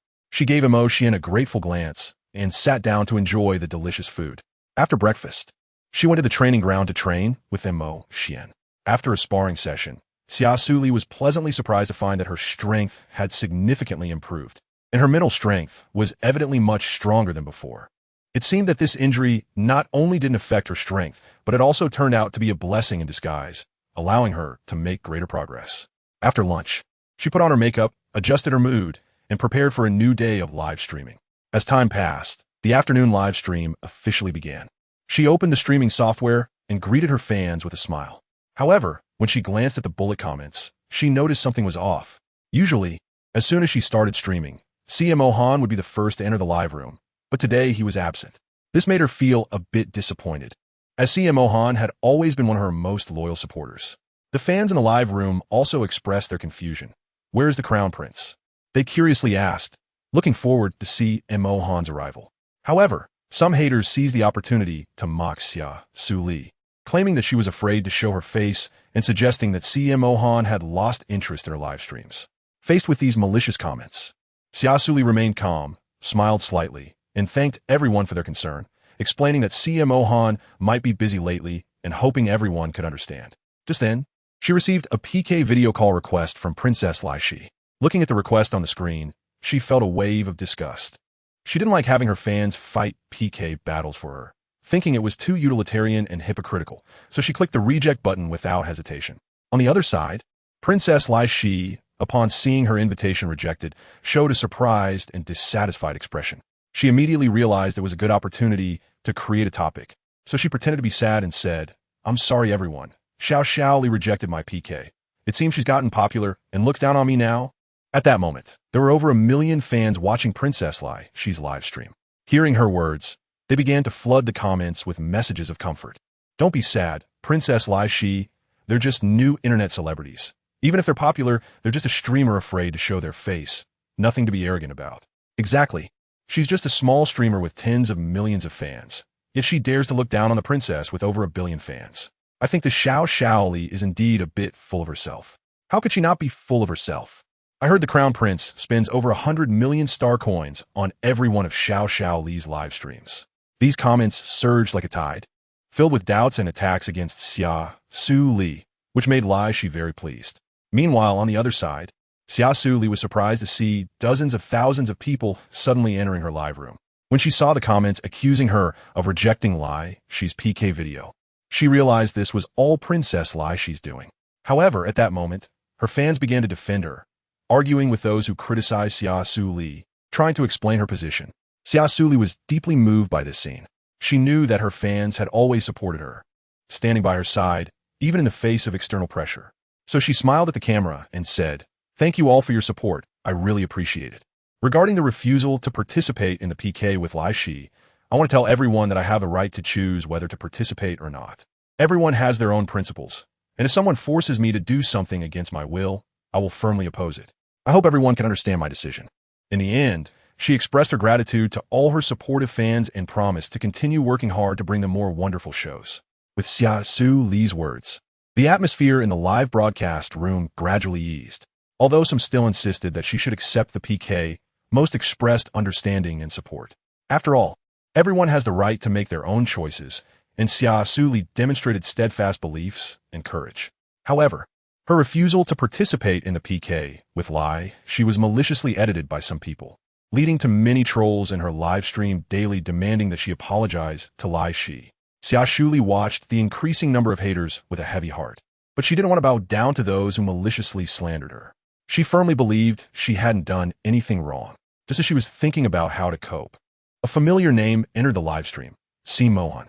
Without saying a word, C. Mohan began to shower the stream with gifts, filling the entire screen with virtual items worth billions of star coins. This action stunned the viewers in the live stream, leaving the haters speechless. Xia Suli felt deeply touched by C. Mohan's support. She smiled at the camera and said, "Thank you."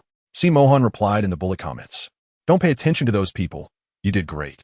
With C. Mohan's strong support, the haters gradually quieted down, while Xia Suli's fans became even more united. Cheer her on together. The storm gradually calmed, and Xia Suli's live broadcast room returned to its usual harmony. To express her gratitude for his life-saving help last time and this time's rescue, Xia Suli decided to bring some gifts to visit him at the palace. When Si Mohan learned that she was coming, he was very excited and went to the palace gate to welcome her. The moment he saw Xia Suli, a smile involuntarily appeared on his lips, and his mood brightened. "Miss Xia, what brings you here? Aren't you live streaming today?" Si Mohan asked her with a smile, his eyes revealing a hint of curiosity and anticipation. "Hello, Crown Prince. I came specifically to thank you for your rescue last time and for helping me yesterday. I hope I'm not interrupting you." Xia Suli smiled and replied, her eyes sparkling with gratitude. Si Mohan felt a warmth in his heart and quickly said, "You didn't disturb me. Come in." As he spoke, he personally led Xia Suli into the main hall. Xia Suli and Mo Xian followed him into the room, and soon the servants prepared tea for the two. The fragrance of the tea wafted through the air, creating a feeling of tranquility and comfort. CMO Han sat in the main seat, looking at Xia Suli with gentle and focused eyes. "Miss Xia, there's no need to be so polite. This is what I should do," he said softly, his tone carrying a hint of affection. Xia Suli shook her head gently and said earnestly, "Your Highness, your help means a lot to me, and I must express my gratitude." She took out a prepared gift and handed it to Si Mohan. Si Mohan received the gift and opened it to find a precious ancient book, a delicate jade pendant, and a rare ice sword. He felt a surge of joy in his heart. These gifts were all things he liked, showing how thoughtful Xia Suli was. "Thank you, Miss Xia. I really like this gift." Xia Suli smiled slightly. It was just a small gesture, as long as the Crown Prince liked it. I really like it," he said with a smile. The few of them continued to chat for a while. The conversation was light and pleasant. Finally, Xia Suli and Mo Xian stood up to take their leave, and Si Mohan accompanied them to the main hall's entrance. "Miss Xia, if you need any help in the future, feel free to come find me," Si Mohan said solemnly. Xia Suli nodded and said, "All right, thank you, Crown Prince. We'll be leaving now." After speaking, she turned and left with Mo Xian, leaving Si Mohan standing in place, watching her gradually fading figure, feeling warm in his heart. Chapter 118. Schemes and Tricks. Lacey stared intently at Xia Suli on the screen, her eyes filled with jealousy and anger. She had originally thought that this incident would ruin her reputation and cause her to lose all her fans. However, the reality was quite the opposite. Not only did her fan count not decrease, but it actually increased by tens of millions. This left Lacey feeling incredibly frustrated and unwilling to accept it. What made it even more unbearable for her was that Si Mohan appeared more frequently in Xia Suli's livestream, sending her gifts. This was simply an insult to her. As the daughter of the second elder of the Halade family, she considered herself of noble status, unmatched by anyone, especially after the death of the family head's daughter, Kaimi. She became the only female in the Halade family, enjoying endless glory and status. From that point on, she lived a luxurious life, frequently attending various high-end banquets and palace feasts. It was during one such banquet that she met the exceptionally handsome Crown Prince, Si Mohan. At that moment, she fell deeply in love with him, and since then, she had been striving to enhance her strength and charm, hoping to catch Si Mohan's attention. However, no matter how hard she tried, Si Mohan seemed to always overlook her. After awakening her S-level mental power, she once confessed her feelings to Si Mohan, wanting to become his female partner, but he rejected her. Even now, she had 9 male orcs, but Si Mohan remained the one she loved most in her heart. She had attempted to seduce him multiple times, but all ended in failure, leaving her feeling very frustrated and disheartened. And she was not the only female who liked Si Mohan. There was also Eyesto from the casino family. At that moment, she suddenly thought of a scheme, her eyes instantly brightening. "Just wait. I will make you disappear from the interstellar network." On the other side, since the embarrassing incident at CU's wedding, Eyesto had been confined at home by the casino family head, not allowed to go out and cause trouble, fearing she would offend the Crown Prince again. Therefore, when she heard the guards say that Miss Lacey from the Halade family was visiting her, she was quite shocked, as they had often exchanged sarcastic remarks, given that they both liked Crown Prince Si Mohan. However, she still decided to meet this unexpected guest to find out what her purpose was. When she walked into the living room, she saw Lacey sitting on the sofa, dressed in a luxurious gown and wearing exquisite makeup. Looking stunning, yet carrying a hint of disdain and provocation. Eyesto secretly sneered, thinking, this woman really doesn't know her place. She walked up and pretended to be graceful as she said, "Miss Lacey, what brings you to my home? It seems we have nothing to discuss." Lacey smiled slightly, a glint of cunning in her eyes. "Oh, really? Then you're quite naive. I'm here because I have something important to tell you." Eyesto frowned. somewhat impatiently asking, "What is it? Speak quickly." Lacey stood up, walked in front of Anessa, and whispered, "You should know that I also like Crown Prince Si Mohan. But he seems to have special feelings for that internet celebrity Xia Suli, which makes me uncomfortable, and must make you uncomfortable too, right?"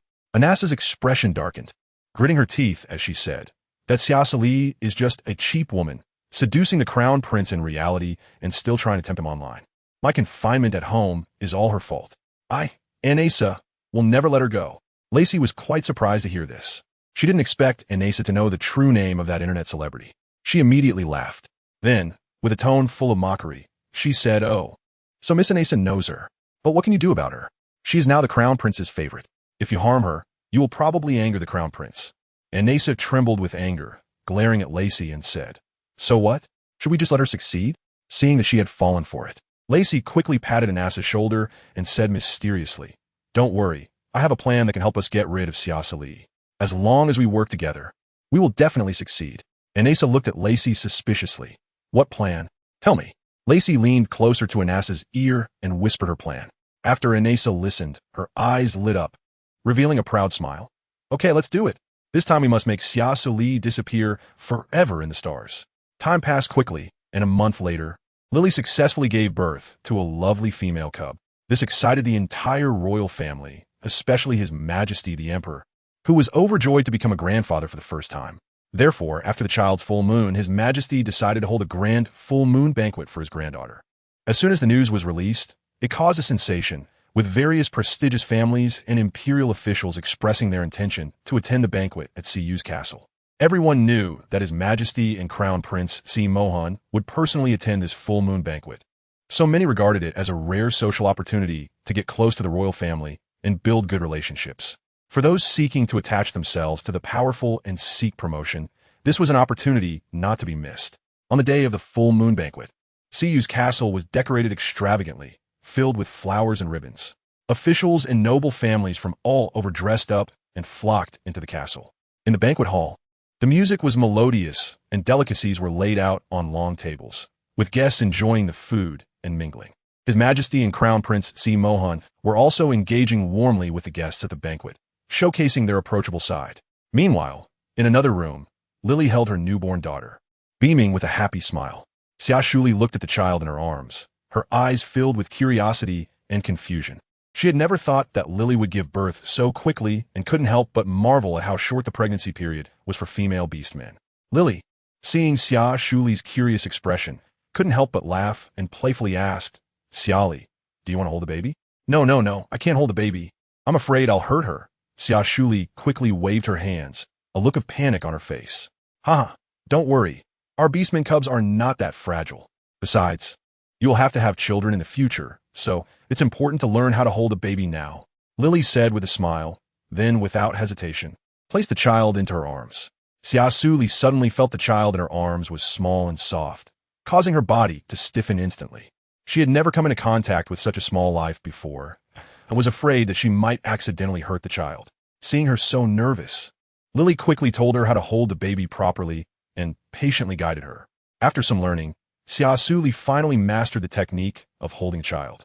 When Lan Yi and the others pushed the door open and walked into the room, they saw a warm and beautiful scene. Sunlight streamed through the window, illuminating her as she gently held the baby in her arms, softly patting its back while humming a gentle lullaby. Her eyes were filled with love and care, as if the entire world contained only her and the child. In that moment, she radiated an intoxicating glow of maternal love that moved everyone. Lan Yi and the others quietly stood at the doorway, silently appreciating this moment. Chapter 119. Malicious Intent. As time passed, the banquet was about to begin, and Xia Suli carefully returned the child to Lily. Siyu noticed her reluctant expression and couldn't help but tease. "It seems Xiali really likes children. How about we arrange a marriage between our families when you give birth to a male beastman?" "That's a good idea. That way we'll be closer," Lily said joyfully while holding the baby. Lan Yi and the others turned their gazes toward her, curious about her thoughts. Xia Suli was under the gaze of everyone, feeling a bit flustered and at a loss. After all, according to modern views, marriage and childbirth generally happen around the age of 25 or 26. However, seeing the eager expressions on Lan Yi and the others, she couldn't really say anything. She could only smile and respond, "Sure, But the precondition is that I need to have children first.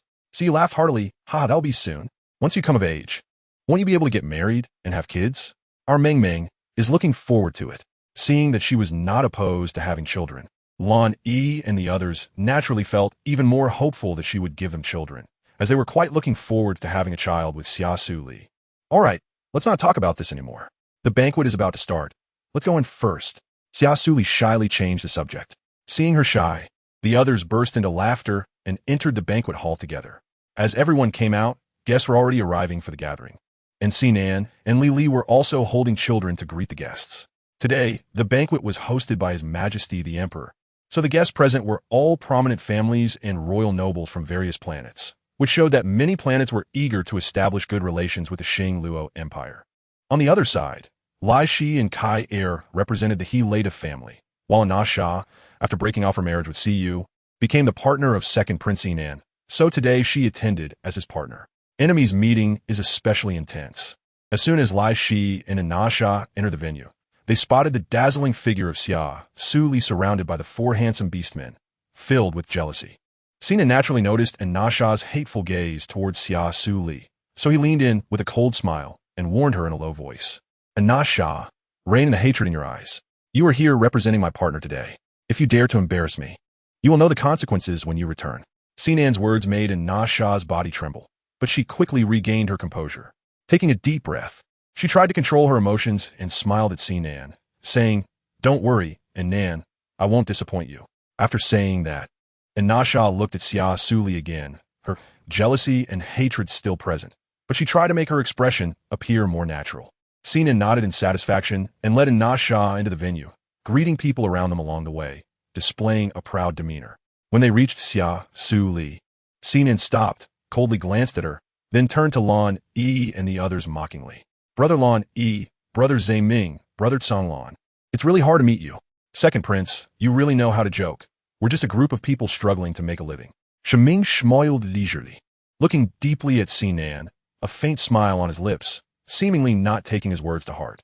Lan Yi and the others did not respond to Sinan's remarks. They were not unfamiliar with this second prince, knowing he was a cunning character who had been trying to win them over but had always been rejected. Seeing this, Sinan's lips curled slightly, revealing a cold smile. Hee, don't be too complacent. I'm quite looking forward to seeing how far you can go." His gaze swept over Lan Yi and Tsang Lan, a hint of cold sarcasm flashing in his eyes. After saying that, Sinan turned with Na Sha and left, leaving behind a cold silhouette. Xia Suli watched their departing figures, her brows furrowed, and an ominous premonition surged in her heart. "Lan Yu, you all need to be careful in the future. I always feel like he has bad intentions and wants to stir up trouble." Lan Yu smiled indulgently, ruffling her hair, and said, "I didn't expect little liar to be able to read people. You don't have to worry about us. These days have been unstable, so just pay attention to your safety. We have the strength to protect ourselves." Xia Suli nodded, still feeling a bit worried. After all, Sinan was a person who would stop at nothing, and no one knew what means he would use to deal with Lan Yi and the others. Although she believed in their abilities, she was still concerned about them being resented by Sinan. At that moment, a melodious music began to play, and the banquet officially started. His Majesty the Emperor stepped onto the main stage and delivered a brief opening speech. The guests present applauded, and the atmosphere became lively. Soon, various delicacies and fine wines were served, and people began to enjoy this joyful time. As the head of the Helade family, Kyle was naturally seated in the opposite VIP area, making it impossible for him to communicate directly with Xia Suli, but he silently observed her every move. When Xia Suli noticed Kyle's gaze, she quietly flashed him a sweet and charming smile, which illuminated Kyle's heart like a warm ray of sunshine, instantly uplifting his mood. However, sitting next to Kyle, Lightsy witnessed the interaction between the two. She initially thought that Kyle and Xia Suli were not acquainted, but now it seemed they not only knew each other, but appeared to be quite close. This discovery intensified Lightsy's dissatisfaction with Xia Suli, like a flame burning within her. Lightsy couldn't help but murmur inwardly, how could they be so familiar? Her brows furrowed slightly, and a hint of jealousy flashed in her eyes. Although she didn't know the specifics of Kyle and Xia Suli's relationship, their intimate gestures made her uneasy. Lightsy tried to mask her displeasure.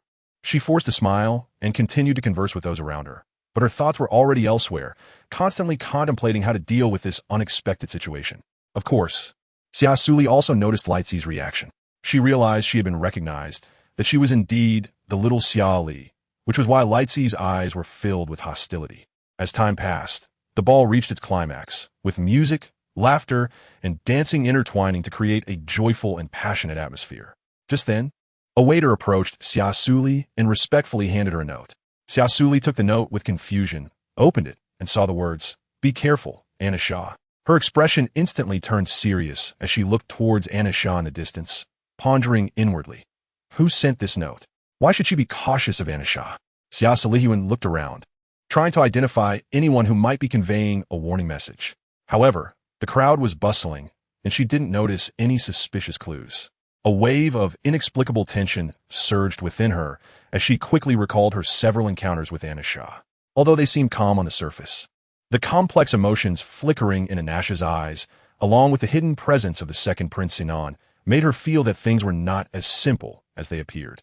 Xia Suli tightly gripped the note in her hand, deciding to observe in secret to cope with any potential situations. The music continued to play in her ears, and the crowd on the dance floor twirled under the lights. Yet Xia Suli's mood was anything but calm at that moment. She was well aware that this banquet, seemingly a diplomatic exchange, was actually fraught with undercurrents and complex entanglements of various forces. She had unwittingly become the focus of this power game. So Xia Suli tucked the note into her inner pocket. Although she didn't know who it was from, she remained cautious of Anasha, who posed no threat to her. As the music gradually faded, the grand ball came to an end, but this was just the beginning. Following that was the long-awaited banquet segment, where people stood up, heading towards Si Mohan, His Majesty the Emperor, and Siyu, raising their glasses and wearing flattering smiles, hoping to get closer to them. Sinan noticed that very few people came to toast him, while in contrast, Kyle, the newly appointed patriarch of the Hellard clan, was surrounded by numerous guests. This obvious disparity intensified his feelings of discontent and jealousy, the coldness in his eyes growing thicker.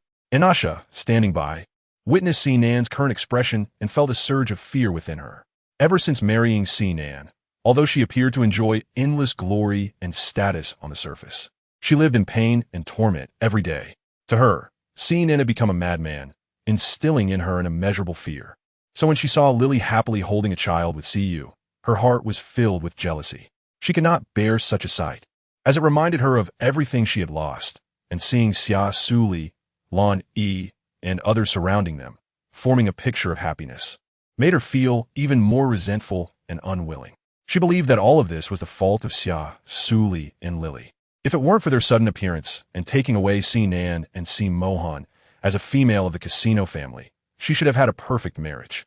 It was because of their interference that she was rejected and forced to marry the cruel second prince, Sinan. Anasha knew she had embarked on an irreversible path, yet she still decided not to let Xia Suli and Lily have it easy. Even if her own life was unsatisfactory, she would make them pay the price. She would use all means to destroy their happiness, making them taste the pain and disappointment. In her heart, only revenge could quell her anger. Only by punishing Xia Suli and Lily could she find a semblance of balance. Meanwhile, Lacey gazed at the hatred in Anasha's eyes, a cold smile appearing at the corners of her mouth. As she shook the wine glass in her hand, a glint of smugness flashing in her eyes. She wanted to see how long Xia Suli could remain proud. Daring to offend Lacey, she would make her regret coming into this world. Xia Suli Kuyutli, Yachitlani, Zhe Ming, and Tsang Lan, noticing that they were toasting with members of prestigious families and royal nobles. Clearly, unbeknownst to her, they had gradually established their own influence in the Star Luo Empire, which is why they were so respected by everyone. Xia Suli turned to look at Mo Xian beside her, a hint of guilt in her eyes. And Mo Xian, you've always been by my side. Don't you find it a bit boring? In fact, you could do your own things freely like Lan, Yi, and the others. And you don't have to stay by my side every day. And Mo Xian smiled and replied, It's okay, Ali. As long as I can be with you. I want to feel bored. Besides, I don't like associating with hypocritical people, so this is good too. Xia Suli smiled helplessly and said, All right, but if you ever have something special you want to do in the future, feel free to tell me. I got Ali. Just then, Xia Suli finished her red wine, and the waiter came over to refill her glass. Thank you, she said politely with a smile. The waiter flashed a look of surprise and nervously said, No, it's nothing. After saying that, he quickly left. Xia Suli noticed the servant's unusual behavior and felt a sense of doubt, but she did not show it. She thoughtfully looked at the wine glass in her hand, gently swirling it to observe the color of the red wine.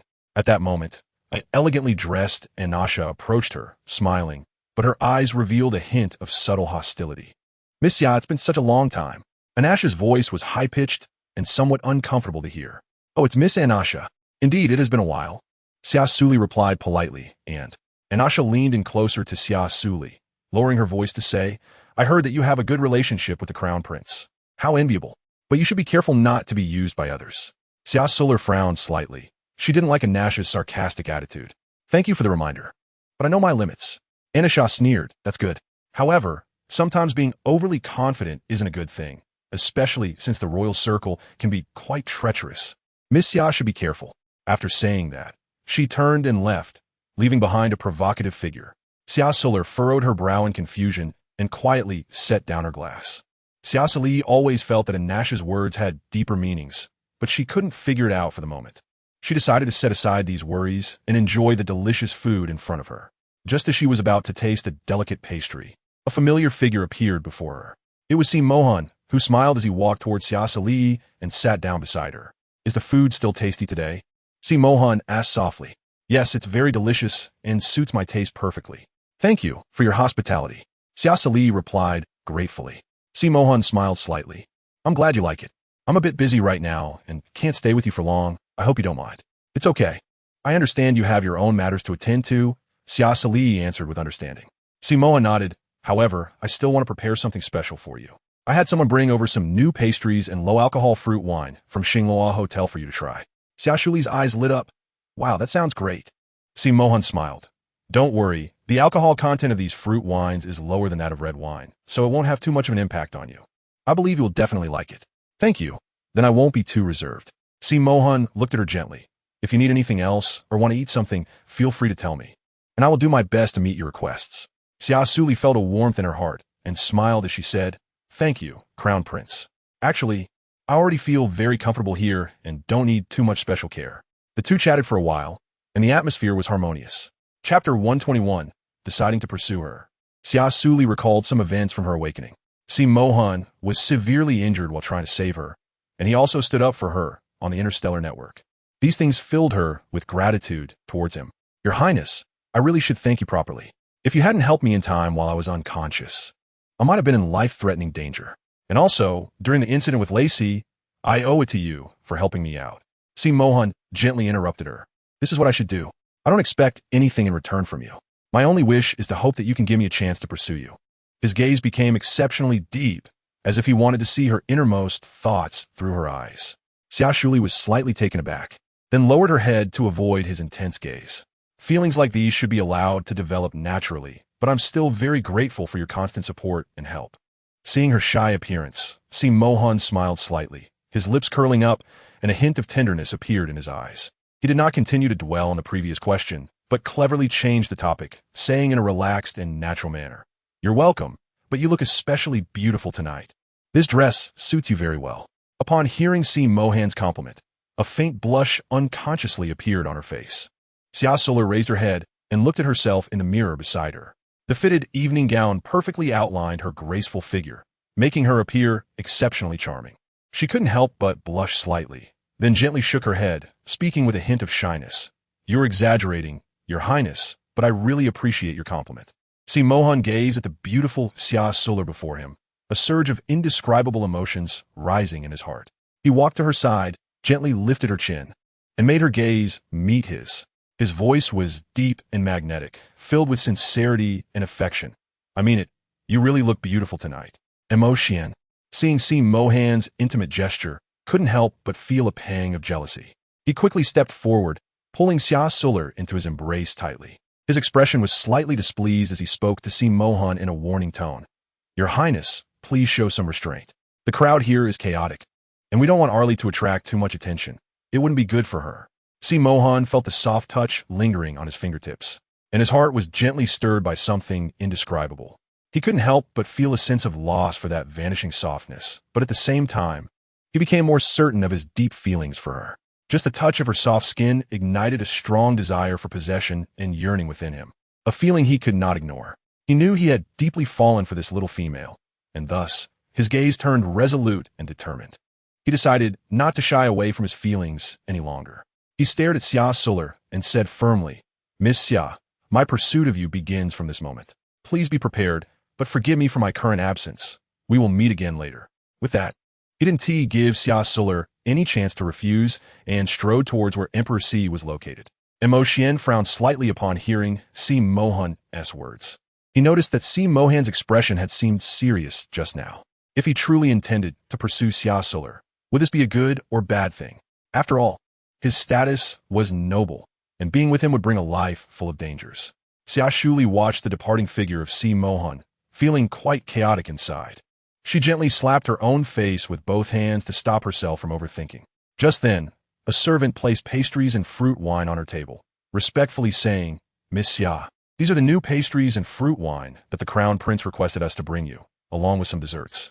Please enjoy at your leisure." Xia Suli looked at the exquisite pastries and fruit wine on the table, feeling a bit surprised. These foods looked very delicate and were clearly made with great care. She picked up a piece of pastry and put it in her mouth, instantly experiencing a rich and sweet flavor spreading throughout her mouth. Then, she took a sip of the fruit wine, and the fresh fruit aroma combined with a subtle sweetness left an endless aftertaste. After that, she had another bite of the dessert, which was sweet but not cloying, with a delicate texture. At that moment, Mo Xian was also drawn to Xia Suli's reaction. He watched her enjoy the food with great delight and couldn't help but feel a sense of curiosity. He had never seen anyone who loved food like she did, as if she could discover new surprises in every dish. Xia Suli couldn't help but exclaim, "These pastries and snacks are truly delicious. I've never tasted such unique flavors before. And this fruit wine is also very good. Mo Xian, you should try some too." She praised the food endlessly and began to savor each bite. Mo Xian tried a bit and indeed found it very tasty, but unfortunately, he didn't like sweet foods, so he only had one piece before stopping. The waiter noticed that she enjoyed it and respectfully smiled, saying, "As long as Miss Xia likes it.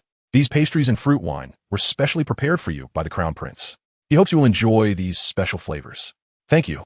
Please convey my thanks to your Crown Prince. These foods are very delicious, and I like them a lot," she said softly, her voice carrying a hint of awkwardness. The waiter nodded and smiled in response. "All right, Miss Xia, I will definitely convey your words to the Crown Prince. Please rest assured, and also, I wish you a pleasant meal." After saying this, he politely withdrew, leaving Xia Suli alone in deep thought. She understood that these foods were not just a sensory pleasure, but also a sign of the Crown Prince's care and concern for her. However, she still felt somewhat conflicted inside regarding her feelings for the Crown Prince. She felt more gratitude for everything he had done for her, appreciated the emotions behind the gifts he sent during her live streams. Xia Suli slowly raised her head, but her gaze involuntarily drifted towards Si Mohan in the distance. At that moment, Si Mohan seemed to sense her gaze and quickly turned his face, locking eyes with her. The corners of his mouth lifted slightly, and a tender smile appeared on his face. Xia Suli felt a tightness in her chest, and suddenly felt a bit flustered and shy. She hurriedly lowered her head, her cheeks slightly flushed, and dared not to look directly into his eyes. The other royal nobles who were toasting saw Si Mohan looking at a little female with a fond expression and began to scrutinize her. When they saw Xia Suli's unparalleled beauty, they couldn't help but be moved. No wonder she could attract the gaze of the Crown Prince Si Mohan. She truly had a perfect face that one could remember after just one glance. Chapter 122. The disappeared too as the banquet gradually reached its peak. Xia Suli felt a wave of urgency and intoxication, so she prepared to get up to go to the bathroom. Seeing this, Mo Xian quickly followed her. "Ali, where are you going?" She shyly rubbed her stomach and said, "I drank too much. I'm going to the bathroom." Mo Xian, "Just wait for me here. I'll be back soon. I'll accompany you." Mo Xian said seriously, "No need. The bathroom is not far ahead. The castle is very secure today. I'm just going to the bathroom, not leaving the banquet. It's fine." "Okay. Then Ali, hurry back." I know." After Xia Suli finished speaking, she quickly walked toward the bathroom. She entered the bathroom and, after taking care of her physiological needs, suddenly heard a sound of footsteps at the door. She couldn't help but feel a bit nervous. She didn't know if someone had followed her into the bathroom or if there was another reason. Who was outside? But no one answered.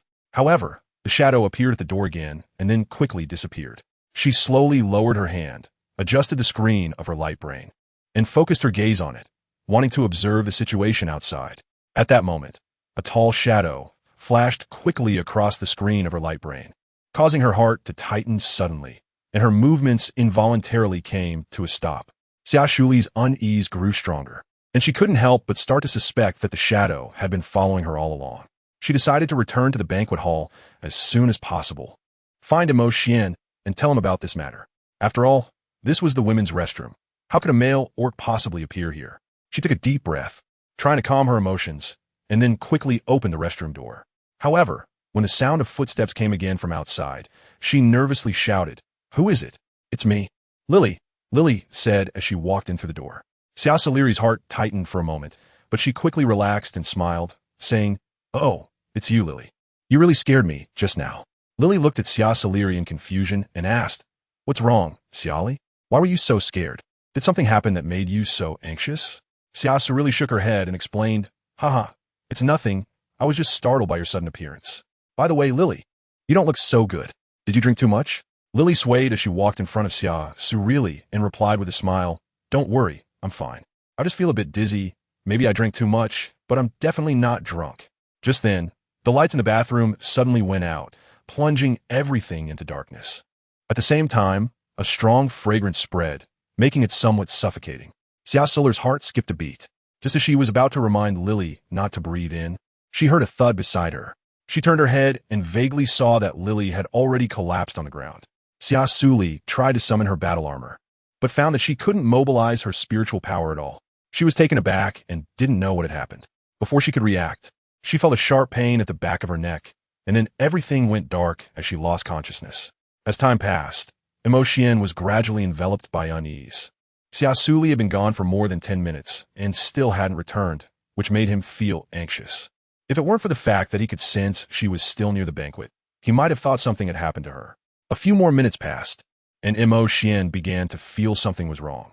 He realized he could no longer sense Xia Suli, which made his heart race, and fear surged within him. He immediately stood up and rushed toward the ladies' restroom without hesitation. The other guests at the banquet looked on in confusion as Imo Xian suddenly dashed through the banquet hall. They were unsure of what was happening, but could sense the tense atmosphere. Lan Yi, Zhe Ming, and Songlan noticed Imo Xian's abnormal behavior, and their expressions changed slightly. They quickly reacted and followed closely in his footsteps, hastening toward his direction. "What's going on?" Kyle frowned and asked in a low voice. CMO Han also looked serious. "I don't know, but judging by their expressions, it seems serious. We need to catch up quickly." Seeing this, Kyle and CMO Han hurriedly stood up and followed them, the atmosphere becoming tense and filled with confusion as they watched the departing figures. Montak Suanvas Anxios focused only on finding Xia Suli's figure. As he approached the restroom door, he caught a faint scent from a cleaning cart being pushed by a janitor. However, he had no time to pay attention to these details and was solely intent on finding Xia Suli in the restroom. They quickened their pace and caught up with Imo Xian, noticing his dark expression and the anxiety and worry in his eyes. "Xian, what on earth happened?" Lonnie couldn't help but ask. Imo Xian stopped, glanced back, and lowered his voice. "I can't sense Ali anymore. Ali is missing." This news shocked Kyle and CMO Han, and they exchanged glances, a wave of unease rising in their hearts. "When did you notice she was missing?" "Simona Skithkamdi. Just now. She said she was going to the restroom. It's been over 10 minutes, and I still haven't seen her," Imo Xian replied anxiously. "Then let's hurry in and look for her," Kyle said, rushing into the restroom to search. They checked all the restrooms, but Xia Suli was nowhere to be found. It was as if she had vanished in a thin air. CMO Han approached the nearby staff to ask if they had seen Xia Suli leave the restroom, but all the answers were negative. At this moment, Imo Xian suddenly remembered the scent he had noticed earlier. He recalled that the smell was similar to the one in the restroom. Could it be related to that scent? And how could Ali, such a big person, just disappear? He muttered to himself, frowning. Realizing this, they began searching for possible clues related to the scent, discovering that it was a new scent used for cleaning today. Imo Xian instantly felt that things were not as simple as they seemed. Remembering the cleaning cart being pushed by the janitor, which could fit 2 people, he shouted, Ali must have been put inside that janitor's cart. "Quick, let's chase." So they all headed outside, but once they got out, they learned from the guards that the janitor had already taken off with the trash spaceship, heading to the garbage planet. They immediately understood that this was a premeditated scheme, a huge conspiracy unfolding before them. Just as Lan Yi and the others were preparing to pursue, Sinan rushed over, looking tense. "Brother Huang, have you seen Lily? She went to the restroom half an hour ago and hasn't come back." I went to the restroom and couldn't find her. She's not around the vicinity or in any of the rooms. CMO Han's expression changed slightly. It seemed that Lily had also been abducted along with Suli. Ainin, don't panic. First check the surveillance footage to see where the spaceship went. After checking the surveillance, they quickly split up to pursue their leads. Chapter 123. It turned out to be them. Suli, wake up. An anxious voice rang in her ears, as if it came from a distant sky, filled with deep concern and fear. Xia Suli slowly opened her heavy eyelids, and her blurry vision gradually became clear. She saw Lily's face, filled with tension and fear, staring at her intently.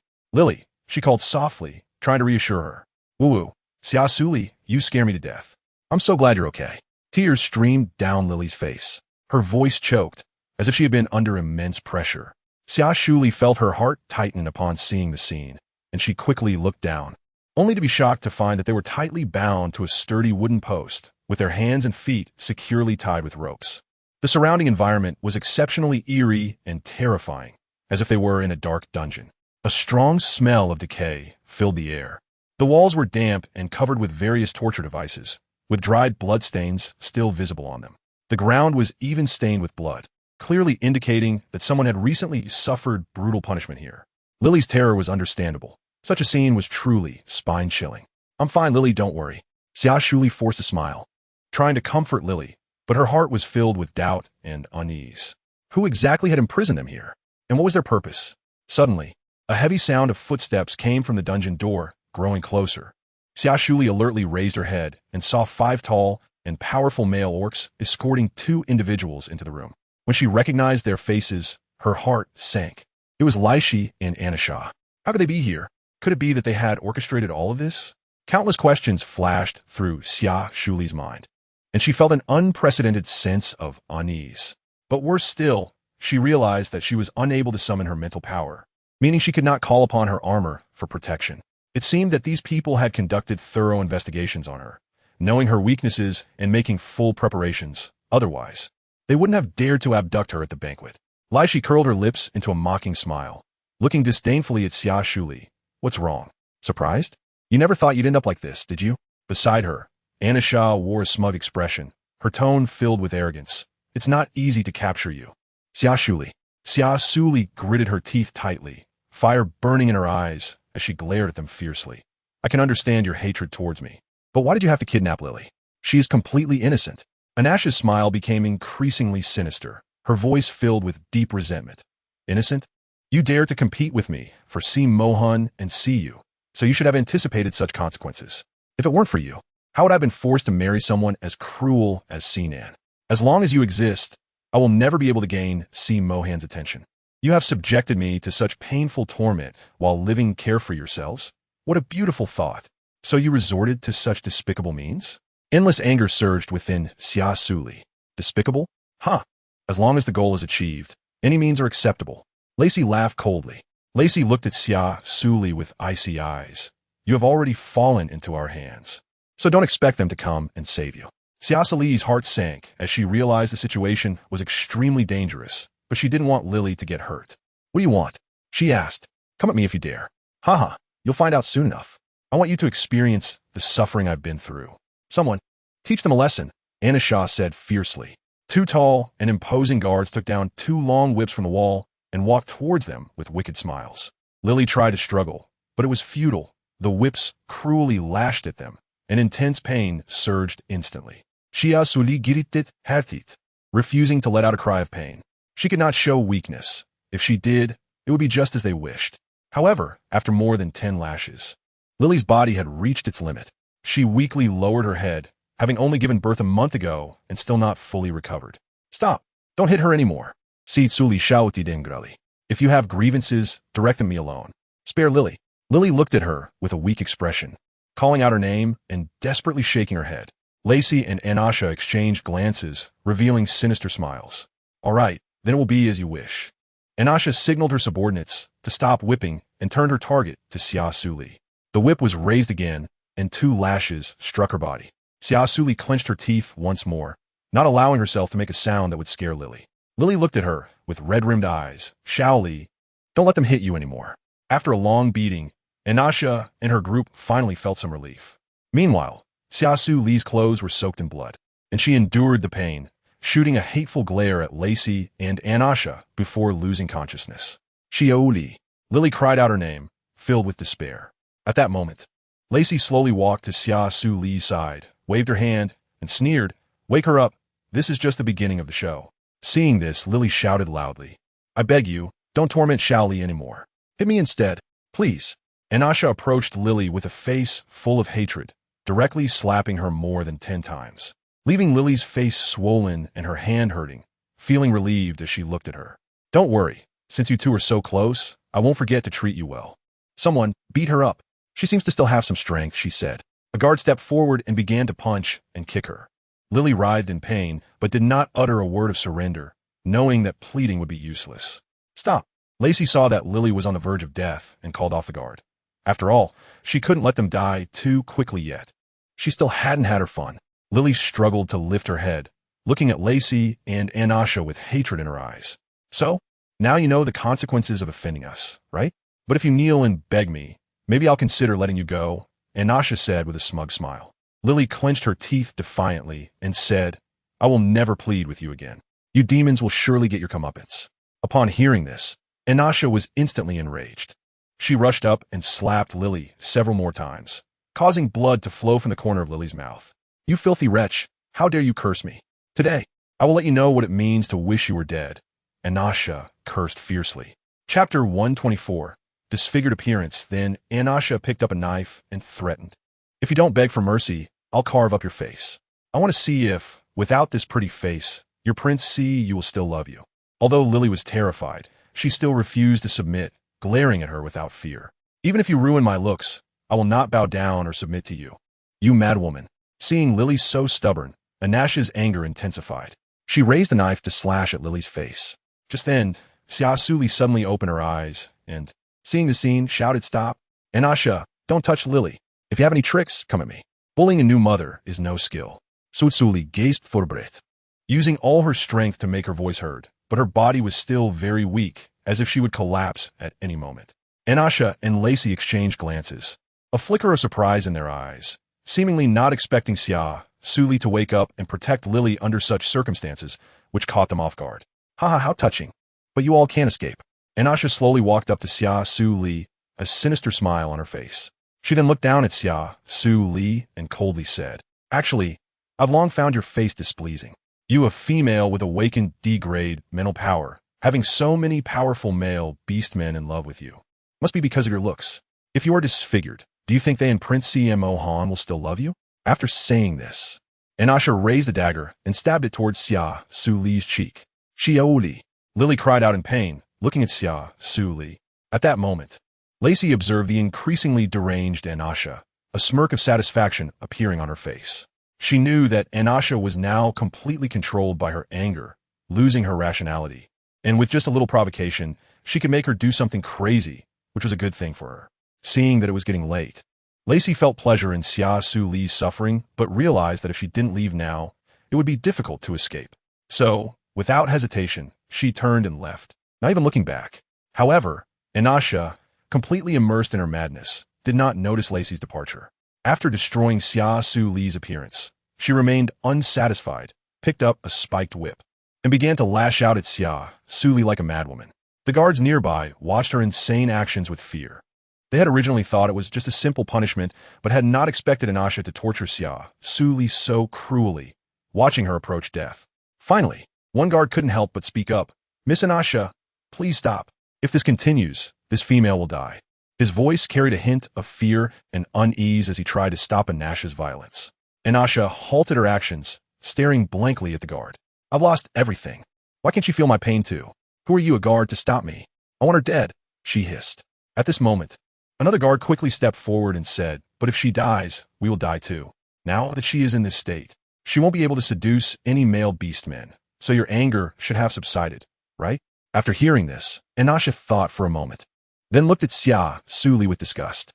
"Take them away, sell them to the slave market. I want them to experience the taste of living worse than death." After saying this, she turned and left the dungeon. Several guards lifted the battered Xia Suli and Lily and carried them out of the dungeon. Xia Suli and Lily were taken to the slave market and locked in a dark, damp cage. "Sally, how are you?" Lily asked tearfully. Xia Suli endured the pain and looked at her weakly. "I'm fine, Lily, don't cry."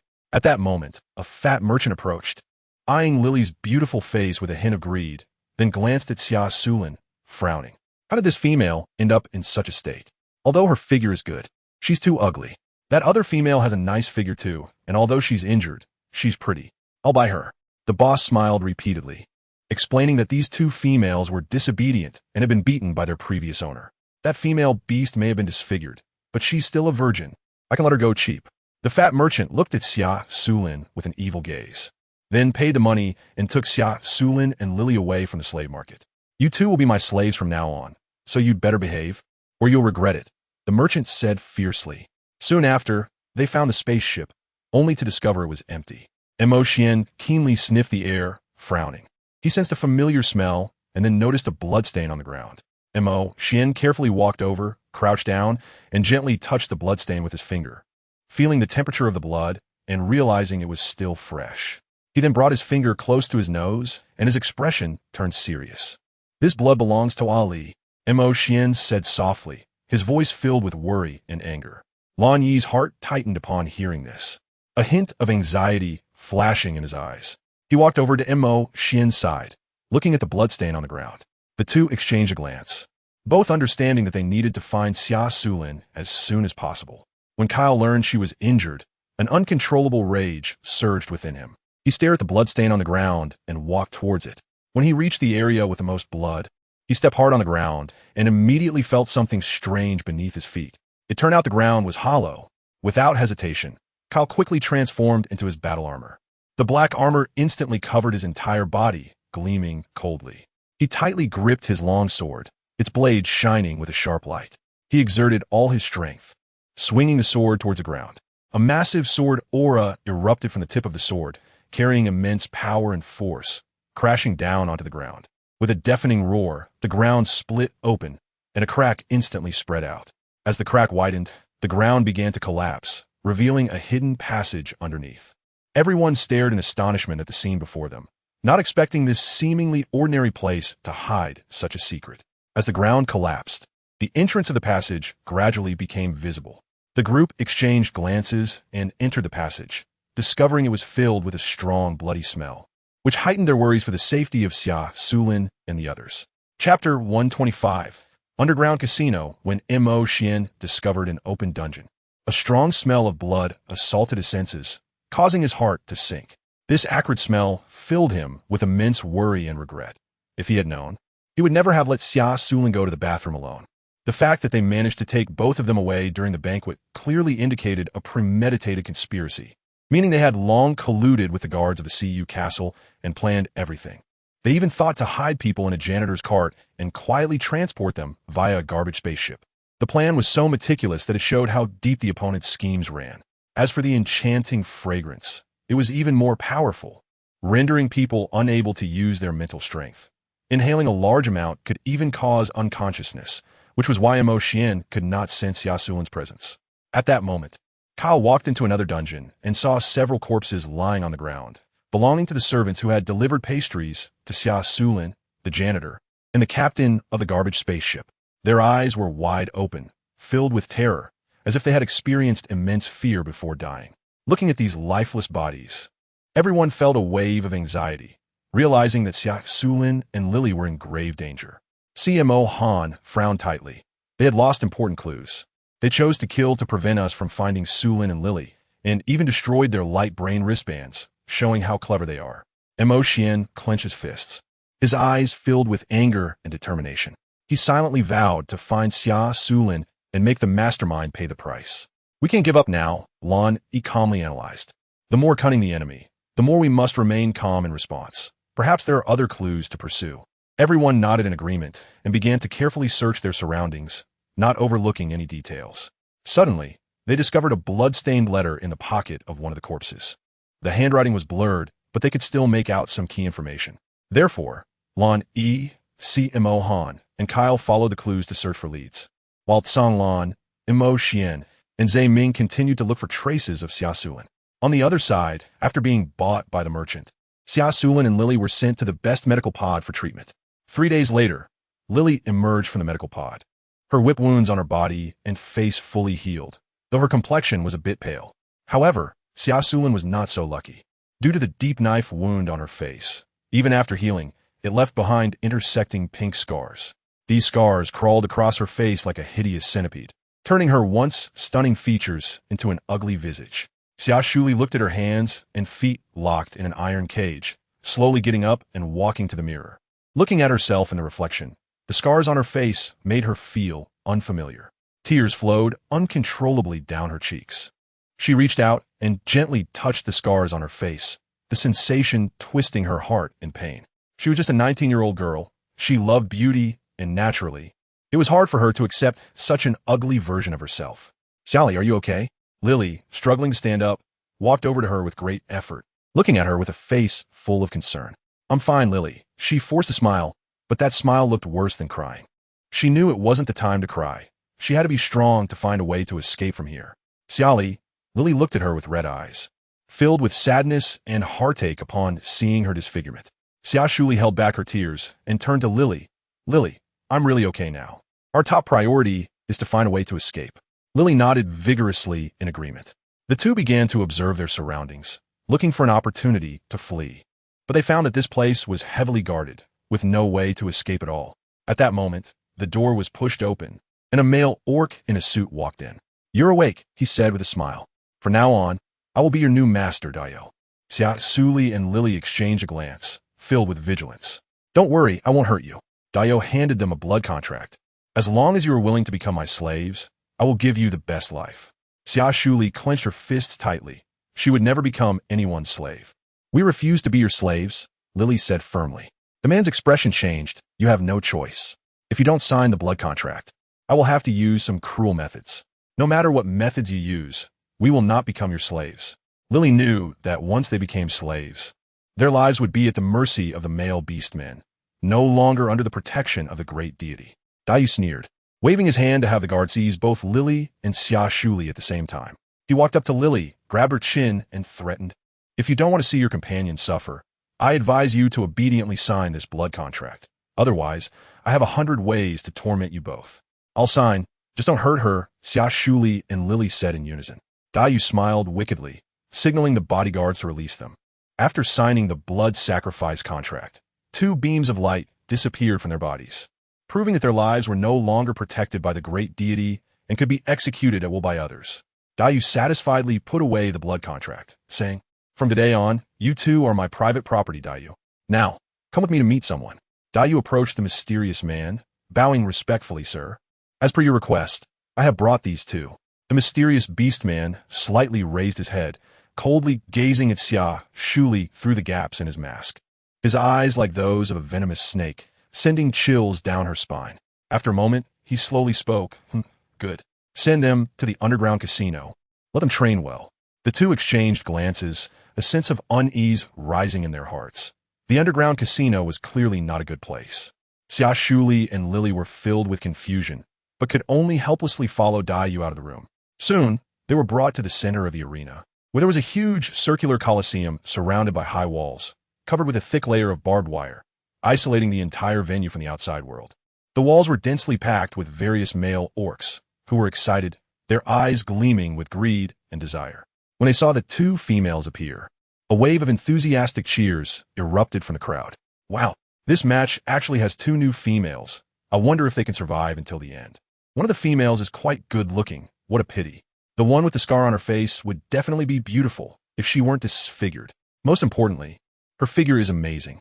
At a glance, these 2 females seem to have no strength. I bet on the beast to win." The male orcs shouted passionately, as if they were about to release the desires they had suppressed for so long. They waved their arms, unable to contain their excitement, as if they were certain that the 2 females would lose. These people had fiery gazes, filled with greed and desire. Xia Suli tightly held Lily's hand, looking around at everything, her heart tightening. The atmosphere here made her feel suffocated, as if she were in a cage of beasts. Chapter 126, Fighting with Exotic Beasts. Dio's voice echoed in the arena. "The rules of this match are simple. You must survive in this beast arena until the time is up. Various exotic beasts will appear on the field. Good luck to you all." As his words fell, the gates of the beast arena slowly opened, and a fierce exotic beast charged in. It bared its fangs and claws, exuding a dangerous aura. Xia Suli and Lily nervously stood back to back, preparing to face the upcoming challenge. The strange beasts lunged at them, and Xia Suli swiftly dodged to the side, avoiding the attack. She grabbed 2 iron rods nearby and tossed one to Lily, then charged towards the beasts. Lily took the rod and seized the opportunity to attack, kicking with all her might, hitting the beast in the abdomen. The beast yelped in pain, momentarily halting its attack. However, just then, more than a dozen strange beasts surged in through the door, surrounding Xia, Suli, and Lily. They fought desperately, but the number of beasts kept increasing, and the situation grew increasingly dire. The onlooking beastmen were stunned by the extraordinary skills of the two, murmuring among themselves. Wow, these 2 females are quite impressive. They are handling a dozen D-class beasts with ease. I'm done for. I bet on the beast to win. How could 2 female beastmen possibly defeat them? They won't last long. Exactly. These are over a dozen D-class beasts. It's rare for any female to win against so many. The audience began to whisper among themselves. I think those 2 female beastmen might hold on until the end, especially the one with scars on her face. She's quite skilled. Oh, it's not certain. Although these beasts are low level, their numbers are overwhelming, and their attacks are fierce.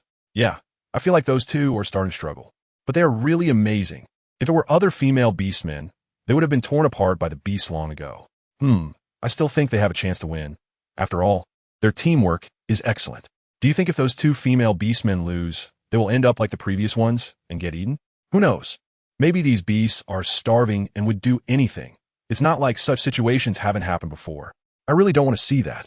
After all, seeing beautiful women die is something I can't bear. All right, let's not think too much. Let's see the outcome of this battle first. The audience below was buzzing with anticipation for the fight. Meanwhile, Xia, Suli, and Lily gradually took the initiative in their fierce battle against the beasts, utilizing their speed and strength to defeat them one by one. However, the sheer number of beasts was overwhelming, and they were losing stamina. Just then, a massive beast suddenly appeared before them. Its powerful aura filled Xia, Suli, and Lily with fear. Lily became tense, gripping her weapon tightly. Don't be afraid. We can defeat it. Xia Suli increased. The 2 charged at the high-level beast, and after a tough struggle, they finally managed to defeat it. With the high-level beast down, the remaining beasts were also killed by Xia, Suli, and Lily, and they successfully won the match. Oh my god, they actually won!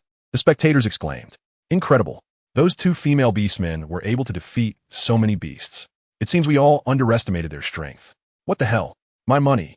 I bet on the beast to win. I cheered for the wrong side. I've lost all my money. Those damn females, why couldn't they just die? Almost everyone present had bet on the beast to win, which made Dayu very pleased.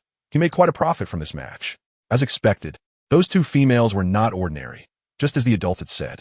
The first match officially ended, and the second match was about to begin. Dayu slowly spoke. This time, I bet the females will win. I'll wager 10 million. I don't believe they will win. I bet they will lose. The beastmen began placing their bets, but most were betting on the beast to win, thinking that Xia, Suli, and Lily's victory was merely luck, as weak females could never defeat powerful beasts.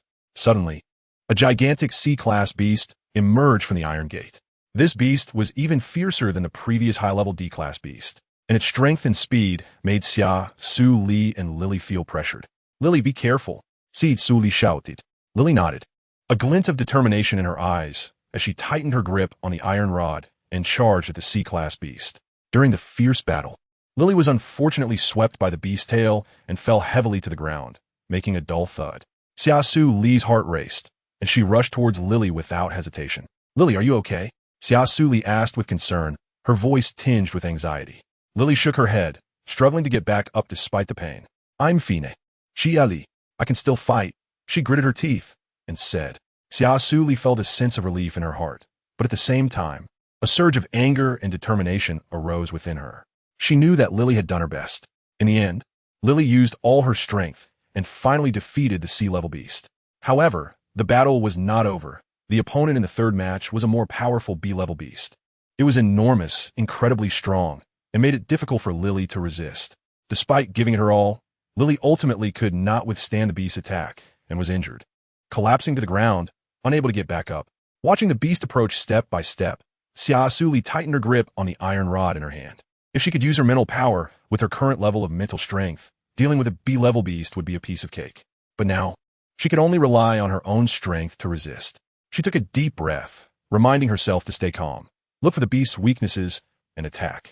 Xia Suli focused her attention, skillfully dodging the attacks of the beast. She seized the opportunity and struck the beast's leg joint with an iron rod. The beast let out a furious roar, its movements becoming sluggish. Taking advantage of this chance, Xia Suli quickly jumped onto the beast's back, using all her strength to repeatedly jab the iron rod into the beast's head. The beast struggled in pain, but soon collapsed to the ground. Xia Suli breathed heavily, looking at the fallen beast and the injured Lily, her expression filled with relief. At that moment, the sounds of enthusiastic applause and cheers erupted from the audience. Xia Suli raised her head and saw the surprise and admiration on the faces of the spectators. She painfully walked over to Lily and helped her up. "We won, Lily." Lily smiled back, her face pale, but her eyes filled with hope. Xia Suli and Lily instantly became the main attraction of the casino. After all, being able to defeat the powerful B-class beast with their own strength was undoubtedly a remarkable feat. Not only that, but this bet also allowed Dayu to make a fortune, so naturally, he was reluctant to let them die. Therefore, the two were sent into the medical chamber for treatment, and after recovering, they were prepared for the next match. Chapter 127. Lily is injured 3 days later. Xia Suli and Lily were once again sent to the underground fighting arena. News of their victory over the beast had spread throughout the arena, making countless gamblers go wild. They all wanted to see if these seemingly weak females could create another miracle. Although a small number of people bet on their victory, most were still skeptical about their chances of winning the second match. After all, in the first match, they only faced a B-class beast. How could they easily win against a more powerful A-class or S-class beast? At this moment, the host of the fighting arena announced shocking news. Xia Suli and Lily's opponent would no longer be a beast, but rather a B-class berserk beastman.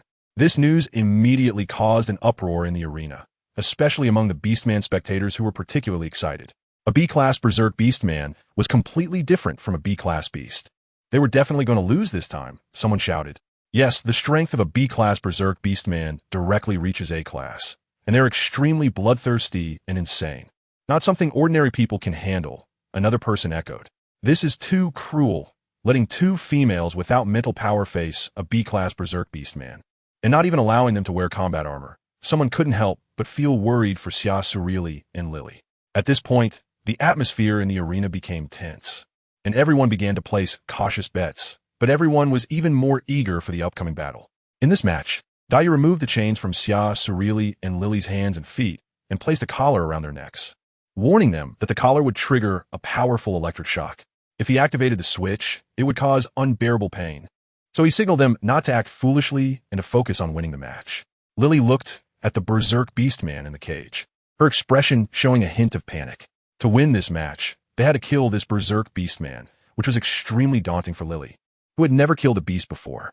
Seeing this, Xia Suli extended her hand to hold hers tightly and comforted her. "Lily, I'll go first to attract his firepower. You just need to divert the fire. Make sure to protect yourself. You still have Meng Meng and Siyu waiting for you to come home." Lily looked up at Xia Suli, tears sparkling in her eyes. "Xia Li, thank you."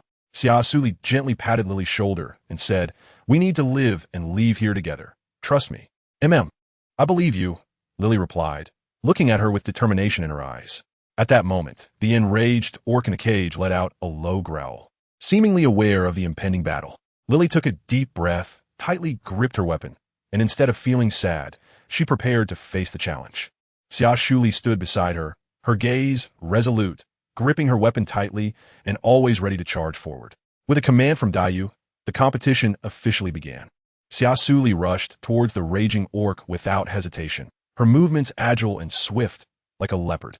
She wielded her weapon and engaged in a thrilling battle with the raging orc.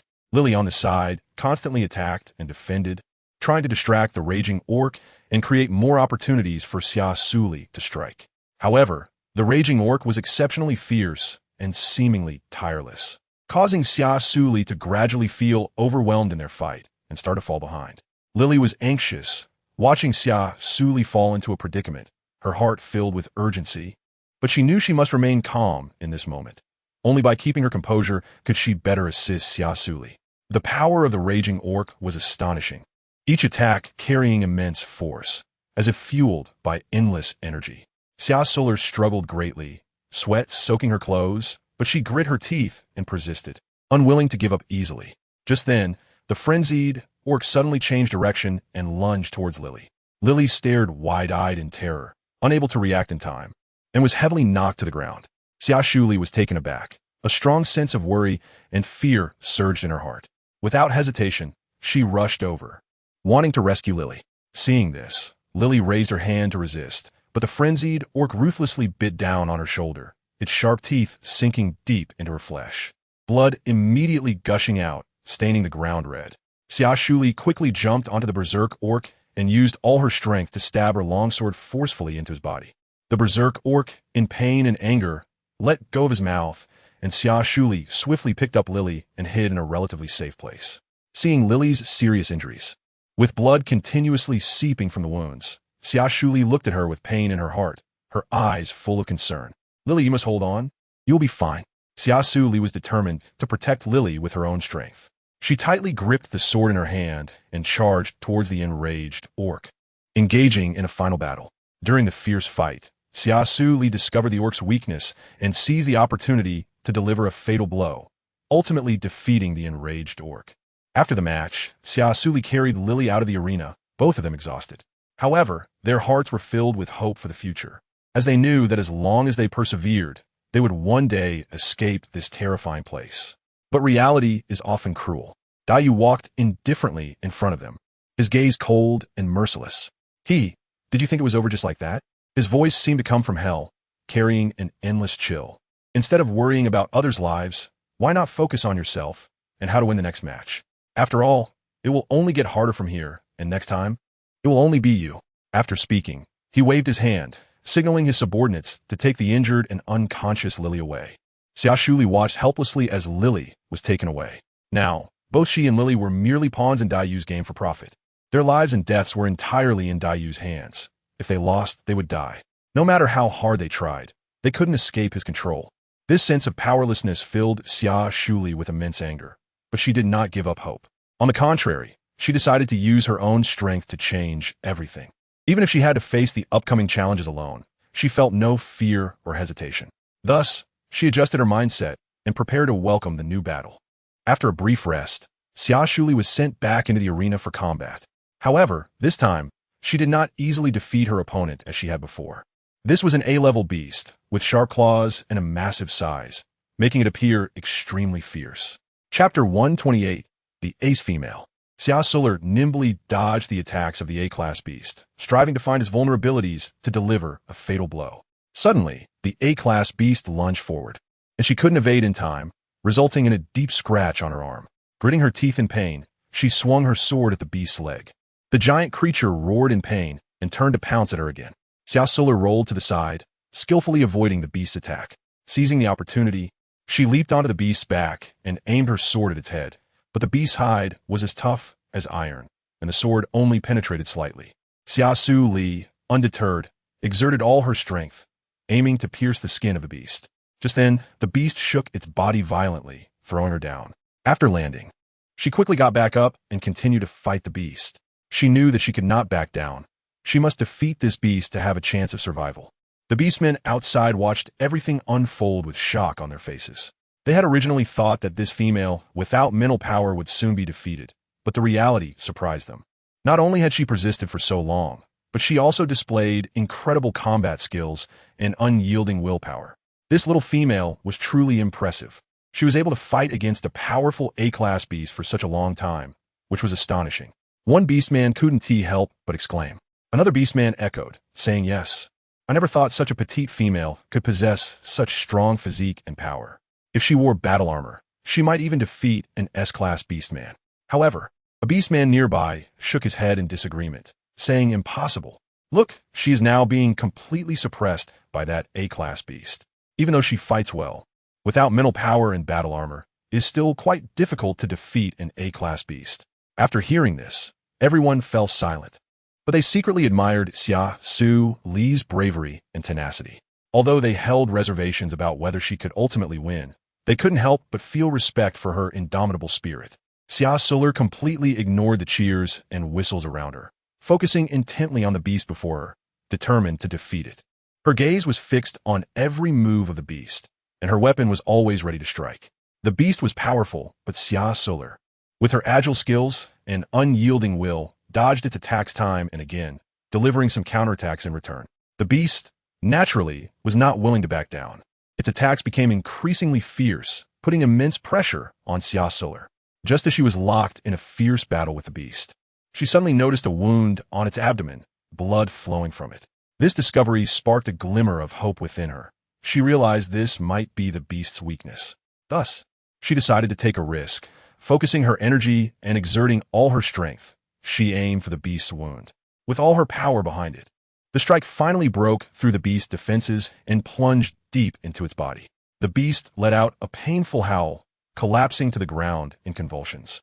Seizing the opportunity, Xia Suli jumped onto the beast's back, stabbing fiercely at its vital spots with each strike, each attack accompanied by the beast's agonizing screams, filling her with an endless sense of pleasure.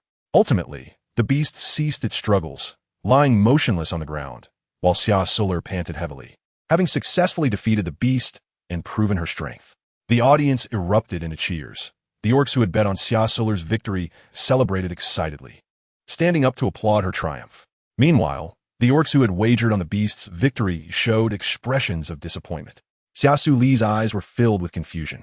She knew that this battle was just the beginning. She still had a long way to go, and many more challenges awaited her. She wasn't sure if she could walk out of here alive. The next match was about to begin, and everyone was looking forward to the debut of the new contestant. However, when they saw a tall female orc stepping onto the stage, the whole scene instantly erupted with excitement.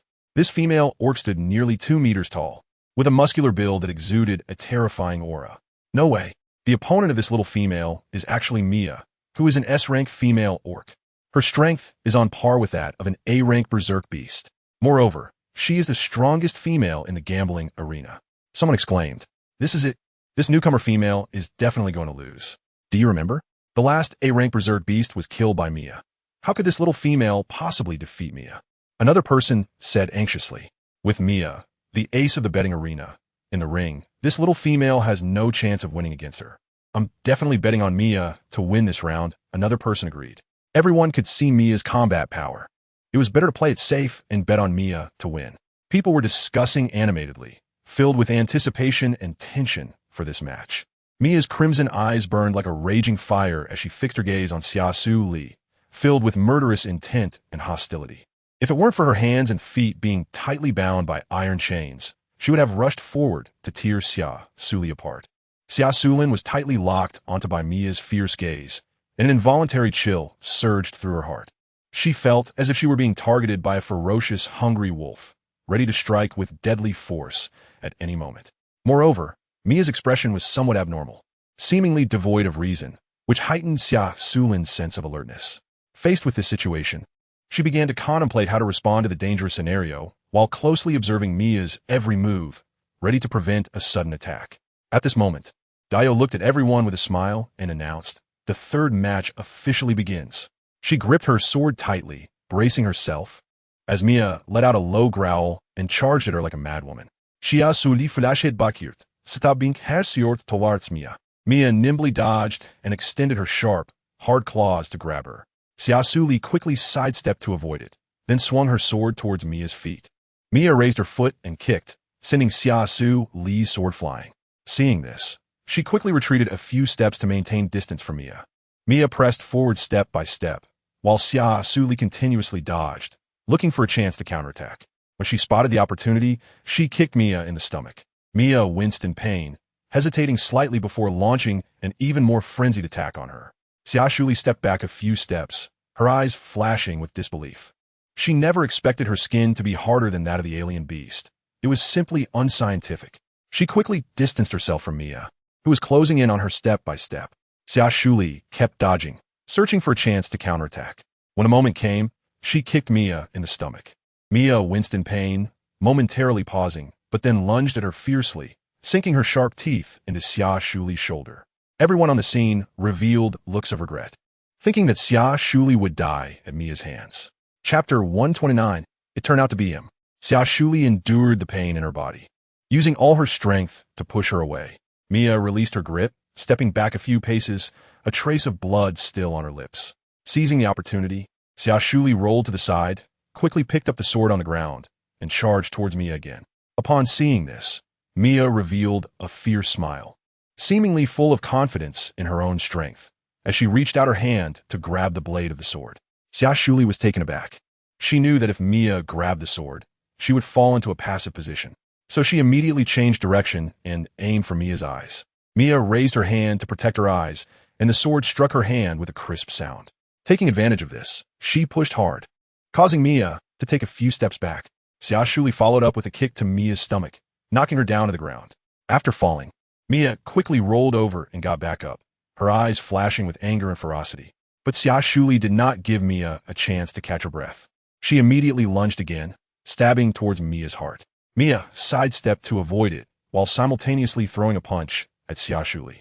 The two exchanged blows back and forth, making it hard to determine a winner for a time. As time passed, Mia gradually began to tire, her movements becoming sluggish. Xia Suli seized this opportunity, launching a series of fierce attacks, forcing Mia to retreat step by step, with multiple wounds appearing on her body. Finally, when Xia Suli stabbed Mia's heart with her sword, Mia's eyes widened in disbelief, her face filled with an expression of unwillingness. She slowly collapsed to the ground, her eyes filled with resentment. Xia Suli looked at Mia's corpse, a complex emotion surging within her. She did not feel joy. Instead, there was an indescribable heaviness.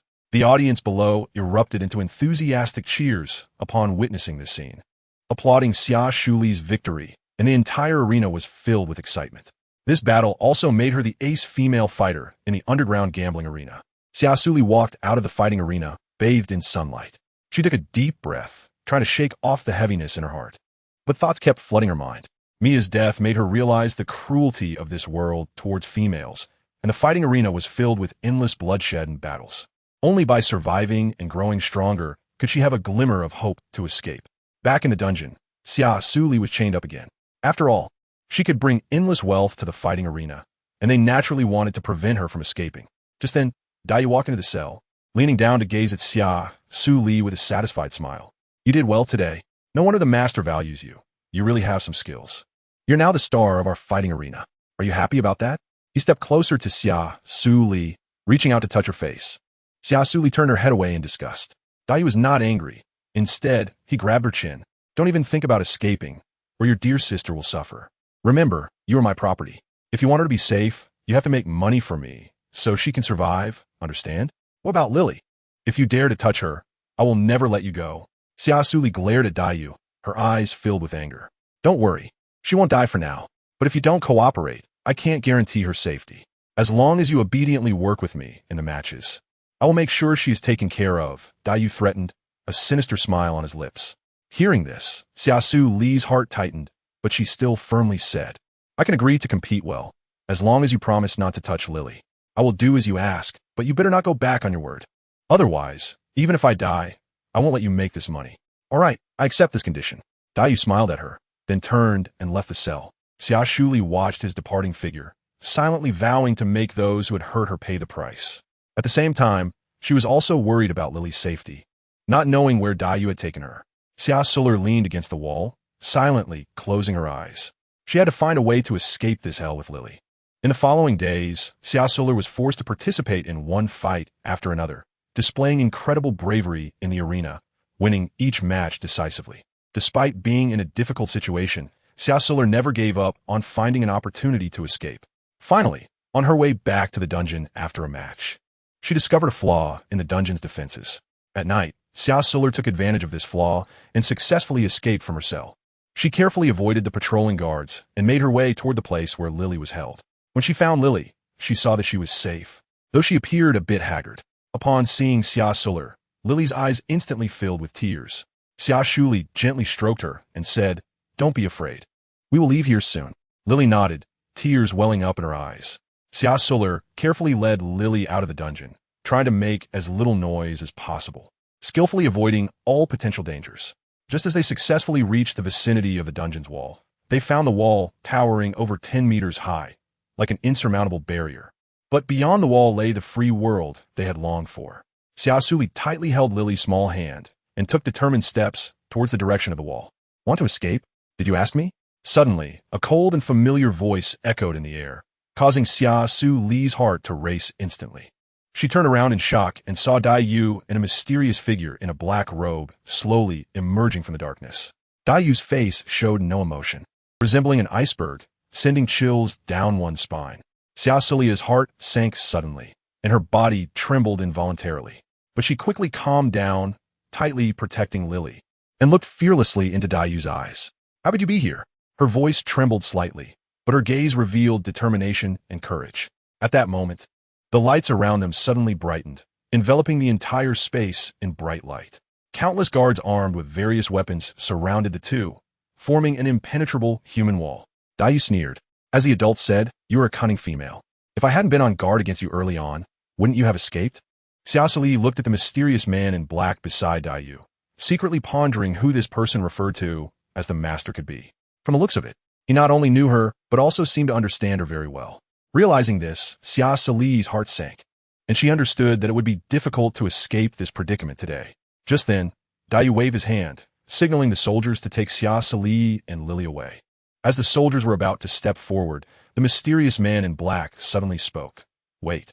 Hearing this, Dai Yu was momentarily taken aback, but quickly replied respectfully, "Yes, my lord." Then, the mysterious man slowly walked towards Xia Suli, standing in front of her and staring directly at her. Chapter 130. Crazy killing. As the mysterious man in black approached, Xia Suli felt a powerful aura overwhelming her, as if a great mountain was pressing down on her, making it hard for her to breathe. Her heart raced, her palms sweaty with nervousness, and she clenched her fists tightly. Just as she was anxiously watching him, the mysterious man suddenly reached out and slowly removed the mask from his face. When she saw his true appearance, Xia Suli's eyes widened in shock, and she exclaimed in disbelief, "It's you." She never expected that this mysterious man in black was Ryan Hred. Ryan revealed a cold smile and said, "It seems you still remember me. It was worth my effort to have Lacey bring you out." Xia Suli's eyes were filled with anger and confusion. "So, was all of this your planned conspiracy? Otherwise, do you think those two fools, Lacey and Anisha, have the ability to effortlessly take you away from the tightly guarded castle and your male orcs? But I never expected that those two fools were so filled with jealousy that they actually ruined your appearance. This is something I could never have anticipated." Xia Suli clenched her teeth, filled with resentment. "Leave with me, and I will find a way to restore your appearance." A trace of barely detectable pain flashed in Ryan's eyes. Xia Suli let out a cold laugh. "Stop pretending. You're just trying to use me." Ryan sighed. "No matter what you think, I just want you back by my side. As long as you agree to be my female partner, I can guarantee your safety and will do everything I can to heal your face." "I'd rather die in the arena than be your female," Xia Suli coldly replied. With a loud slap, Ryan struck her face, causing her mouth to bleed. Lily, witnessing this, cried out in distress. Ryan realized he had lost control and, with a pained expression, reached out to touch Xia Suli's face, as he genuinely liked her. "Get away from me. You make me feel sick." The disgust that flashed in her eyes pierced Ryan's heart, making him feel humiliated. He put on his mask and left without saying another word. After Ryan left, Dai Yu looked at Xia Suli with indifference, a cold smile curling at the corners of his mouth. "You dare to offend even the adults. You really are bold." As he spoke, he raised his wrist with the holographic wristband and lightly tapped the screen. A scream pierced the air, and Lily fell to the ground, writhing in pain. "Lily!" Xia Suli shouted anxiously, her voice laced with panic and anger. Suddenly, a powerful current surged from the collar around her neck, instantly spreading throughout her body. Xia Suli let out a muffled groan, her body uncontrollably collapsing to the ground. The intense current rendered her unable to move, forcing her to endure the indescribable agony. Her eyes filled with pain and despair, she stared intensely at the unconscious Lily, her heart filled with helplessness and rage. Xia Suli's hands trembled as she grasped the grass on the ground, as if trying to hold on to the last straw of hope. Her eyes flickered with rage and hatred as she glared at Dai Yu, wishing she could tear him to pieces. However, she was powerless to resist now and could only silently endure it all. Xia Suli used her last bit of strength to shout a phrase. "As long as Xia Suli, am alive, I will make you pay the price." After saying this, she fainted in pain. Dai Yu looked at Xia Suli lying on the ground and coldly said, "Just you, a slave? You think you can turn the tables and become the master? Once Lord Ruyan gets tired of you, you will inevitably become my Daiyu's female. He then ordered his subordinates to take Xia Suli and Lily away and lock them in a secret room. When Xia Suli woke up again, she found herself and Lily in a dark room, with Lily still unconscious. Xia Suli's heart ached. She decided that no matter what, she had to find a way to save Lily and ensure that those who harmed them would receive their due punishment. Because of the escape incident, the guards responsible for the watch were punished, and they vented their anger on Xia Suli and Lily. Thus, privately, these guards inflicted various cruel punishments on them. On a quiet night, a lewd-looking guard sneaked into the cell while the others were not paying attention. He had a sinister smile on his face, which made people feel uneasy and fearful. He cautiously approached Lily and reached out his hands towards the sleeping Lily, seemingly with some ulterior motive. Just then, Xia Suli suddenly appeared behind the guard, tightly gripping a sharp bamboo stick. Without hesitation, she fiercely stabbed the bamboo stick into the guard's neck. The guard let out a piercing scream, clutching his neck in pain as he fell to the ground, his face filled with terror and despair, his body trembling as if he had seen the most horrifying thing. "Don't kill me. Please don't kill me," he begged in a low voice, hoping to escape the fate of death. Lily was startled awake by the sudden sound, sitting up with wide eyes, looking in shock at what was happening in front of her. She saw the guard clutching his bleeding neck, blood seeping through his fingers, staining the ground. Other guards heard the noise and rushed over. Upon seeing the scene, they angrily dragged Xia Suli away and beat her mercilessly. Lily, witnessing this, was filled with fear and worry. She rushed forward, trying to stop the guards from their brutality against Xia Suli. "Stop hitting her. Please don't hurt Xiali." However, her pleas went unanswered, and the guards continued to beat Xia Suli without mercy. Xia Suli was beaten to a pulp, but her eyes were filled with determination and resilience. She clenched her teeth tightly, enduring the excruciating pain in her body. Seeing this, Lily rushed to Xia Suli's side and hugged her, taking the brunt of their beating. Watching Lily get hit while protecting her ignited a fierce, killing intent in her eyes. She suddenly struggled to get up and fiercely wrapped the iron chain in her hand around a guard's neck, her strength so great that the guard could barely escape. Despite the other guards continuously attacking her, she held on tight until the guard ultimately suffocated to death. Xia Suli loosened her grip and immediately began to attack others frantically, directly killing 4 guards. She gasped for breath, her eyes shining with a cold light. When Daiyu arrived, he immediately pressed a button, and a powerful current instantly knocked her to the ground. The guards who had narrowly escaped death looked at her with fear. She was not just a female, but a madwoman and a demon. Chapter 131. In solitary confinement. Xia Suli collapsed on the ground in pain, her body twitching uncontrollably, her hair disheveled, and her body covered in wounds. Blood stained her clothes, making her look utterly miserable. The guards who rushed over were struck by the horrifying scene before them, a hint of fear rising in their hearts. They never expected that such a small female could possess such a fierce side, making them hesitant to approach. "What are you standing there for? Hurry up and take her away. Lock her in the confinement room," Daiyu shouted. Hearing Daiyu's command, 2 guards immediately stepped forward, cautiously dragging Xia Suli up. Although Xia Suli had lost the ability to resist, they were still afraid she might suddenly wake up and attack them again. Lily, witnessing this scene, felt an overwhelming anxiety. She wanted to rush over to check on Xia Suli's condition, but was stopped by Daiyu. "Do you want to experience the taste of electric shock too?" Daiyu glared at Lily viciously. Seeing her still defending Xia Suli, Daiyu kicked Lily in the abdomen, knocking her to the ground. "Get lost." Lily curled up in pain, clutching her stomach, tears filling her eyes, but she could not resist anymore. She could only watch helplessly as Xia Suli was taken away, her heart filled with worry and self-blame. Soon, she was brought to a dark and damp room, the so-called confinement room, where a foul stench permeated the air and the walls were covered with mottled bloodstains, sending chills down her spine. Xia Suli's consciousness gradually blurred, and her body was exhausted to the extreme, completely falling into a coma. During these 3 days, Daiyu did not treat her wounds, because the collar around her neck was not only to prevent them from escaping, but also a high-tech device to control their mental power. As a result, Xia Suli was unable to heal her physical injuries due to the lack of mental power. 3 days later, Daiyu opened the confinement room, and seeing that she was still alive, couldn't help but admire her tenacity for life. Daiyu looked at Xia Suli with indifference, looking down at her from a height. If she dared to escape or cause trouble again, it wouldn't just be as simple as being confined. After saying this, he had her taken away. When Xia Suli opened her eyes again, she found herself back in the dungeon, and her wounds had been simply treated. She struggled to sit up, contemplating what she should do next. At that moment, the door of the cell was opened, and Lily was thrown in. Lily quickly climbed up, walked towards her, looking at Xia Suli with deep concern, gently holding her hand. "Suli, how do you feel?" Lily asked with worry. Xia Suli forced a faint smile on her pale face, weakly shook her head, and softly said, "I'm fine, Lily. Don't worry, I'm not going to die yet." Lily's tears poured out like a broken dam, and she choked out, "It's all my fault. If I could be stronger, I could protect you, Xiali. I'm really useless." Xia Suli tightly held Lily's hand and said with a determined look, "This isn't your fault. We all have to hold on and must survive." Lily wiped her tears, remaining silent, her eyes filled with despair. She had completely given up hope of escaping. "Xiali, if you can get out, then go. You really don't have to worry about me. Just telling you I'm sorry for not being able to watch Meng Meng grow up."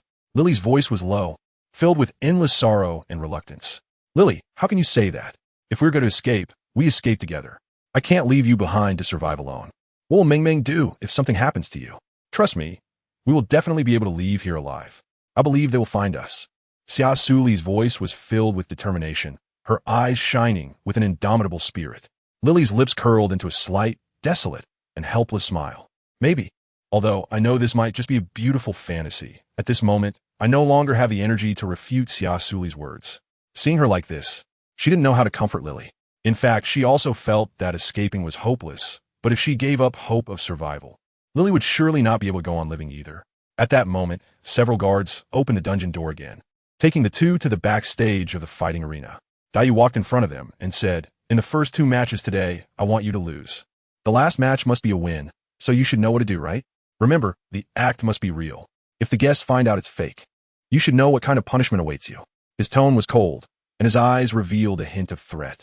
Hearing this, Xia Suli and Lily exchanged glances, both understanding that this match had to be performed according to Dai Yu's demands, as they had no other choice if they wanted to live. "Yes, we understand," Lily replied softly. "Good. As long as you obediently follow my orders, there will naturally be benefits for you afterward. But if you dare to defy my commands, you know what will happen." Dai Yu's tone shifted, a fierce glint flashing in his eyes. "Don't worry, we won't mess things up," Lily quickly replied for her, fearing that Dai Yu would punish Xia Suli again. Dai Yu nodded in satisfaction and turned to leave. Lily looked at the pale-faced Xia Suli with a heavy heart. If it really came to a fight with her current condition, it would be difficult to win. But she understood that even if Xia Suli couldn't win this match, she wouldn't let the opponent succeed easily. Soon, the bell signaling the start of the match rang, and the two were brought to the fighting arena. The audience cheered excitedly, looking forward to the thrilling showdown between Xia Suli and other females. However, they did not know that this was a battle with a predetermined outcome. When the two appeared, the orcs on stage cheered, as Xia Suli was now the ace female of the fighting arena, and her appearance would surely bring victory. With the referee's command, the match officially began. Xia Suli and Lily rushed towards each other and engaged in a fierce battle. Although Xia Suli was not in good condition, she still managed to hold her ground against her opponent with her tenacious will and exquisite skills. Meanwhile, the other two females gradually discovered the weaknesses of the two and seized the opportunity to strike, ultimately winning the match by a narrow margin. The audience on the stage, witnessing this, erupted in angry shouts. What happened? How could the ace female lose? Was it due to poor condition? Or did she deliberately lose to the other female? Could it be a fix? The other two females didn't seem to be as strong as Mia. How could they possibly defeat her? Look at her pale face. She might not be able to go on much longer. What a joke of an ace, unable to even defeat an A-level beast. She should just give up. Chapter 132, Forced to Step Down. Lily nervously supported Xia Suli, her face full of worry. "Xiaoli, are you okay? Can you hold on?" Xia Suli gently shook her head, trying to comfort her, but suddenly a violent cough interrupted her words. She bent down, covering her mouth tightly with both hands, her throat emitting a hoarse sound. When she lifted her hand, her palm was covered in bright red blood, and her face instantly turned as pale as paper. Seeing this scene, Lily's heart sank, filled with deep worry and fear. She couldn't imagine how she would survive in this hellish place if she lost Xia Suli. Meanwhile, the orcs on stage also realized the seriousness of the situation. They had been skeptical of Xia Suli's performance, but now witnessing her cough up blood, their doubts gradually dissipated. This also led many to find it hard to believe that they could win the next match. After all, she looked so weak, as if she might collapse at any moment. Dai Yu on stage showed a satisfied look, watching Xia Suli cough painfully and spit out blood. He almost believed that she was indeed seriously injured. In fact, Xia Suli was injured. The past 3 days of confinement had prevented her internal injuries from healing, and this match undoubtedly exacerbated her condition, causing her injuries to worsen further. At this moment, her physical condition was extremely poor, and she needed treatment as soon as possible to recover. But she did not give up and remained determined to prepare for the next match with Lily. Despite her extreme weakness, Xia Suli still managed to straighten her body and looked at Lily with firm eyes. "I'm fine, don't worry, we can definitely win." Lily gritted her teeth and nodded. They supported each other as they walked toward the backstage. In the treatment room, filled with the smell of disinfectant, the medical staff were busy and orderly in their emergency treatment of Xia Suli. They focused on examining every wound on her body. Some applied ointment, some bandaged her, and others performed cold compresses. Despite their best efforts, the expressions of the medical staff remained severe, their brows furrowed deeply, conveying an optimistic message to Dayu. Her injuries were serious, and she would likely be unable to participate in the upcoming matches. Upon hearing this, Dayu couldn't help but furrow his brow deeply, feeling a surge of frustration and anger. He had originally high hopes that Xia Suli could turn the tide in the crucial moment and win the final match for him. However, her severe injury undoubtedly disrupted his plans, making the wealth he was about to obtain suddenly seem out of reach. Despite being anxious, Dayu knew that the rules of the match could not be changed. Xia Suli's injuries were indeed too severe for a quick recovery. He could only find other females to replace Xia Suli for the remaining matches to ensure his interests were not too greatly affected. Thus, after a moment of contemplation, Dayu made a temporary decision. In that case, let Lily and the third one take the stage. You go bring the third one over to replace her for the upcoming matches. Losing 2 not-so-strong females was better than losing a trump card female. No, I can still participate in the upcoming matches. Xia Suli strained to sit up. Although her body trembled from weakness, her eyes revealed a determined look. Dayu frowned and glanced at her with a somewhat impatient tone. "Warning, you don't want to die right now. I suggest you better take care of your health first. There will be plenty of places where you will need to exert yourself in the future." In his words, he seemed to show little concern for Xia Suli's serious condition, more of a tone of utilization and command. Xia Suli was not intimidated by his threats. Instead, she exerted all her strength to sit up from the bed, even though the process was exceptionally difficult for her. "I won't participate in the competition, but I want to watch it." Her voice was firm and powerful. She had to ensure Lily's safety, as she was worried about her participating in the competition alone. "Huh, do you dare to threaten me?"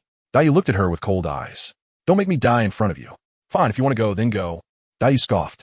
Then, Xia Suli was led by Dayu to the spectator platform nearby. The match had not yet started, but it had already quietly sparked enthusiastic discussions among all the orcs present. The orcs were used to her bravery and victories on the battlefield, but this time she did not join the fierce competition, which left them confused and puzzled. Is she not participating in the competition? Why is she watching the match instead? What's going on? A voice rang out in the crowd, resonating with the orcs around. "Yeah, isn't she our ace female in the fighting arena? Why is she just sitting on the spectator platform today, looking like it's even hard for her to stand?" Another orc echoed in confusion.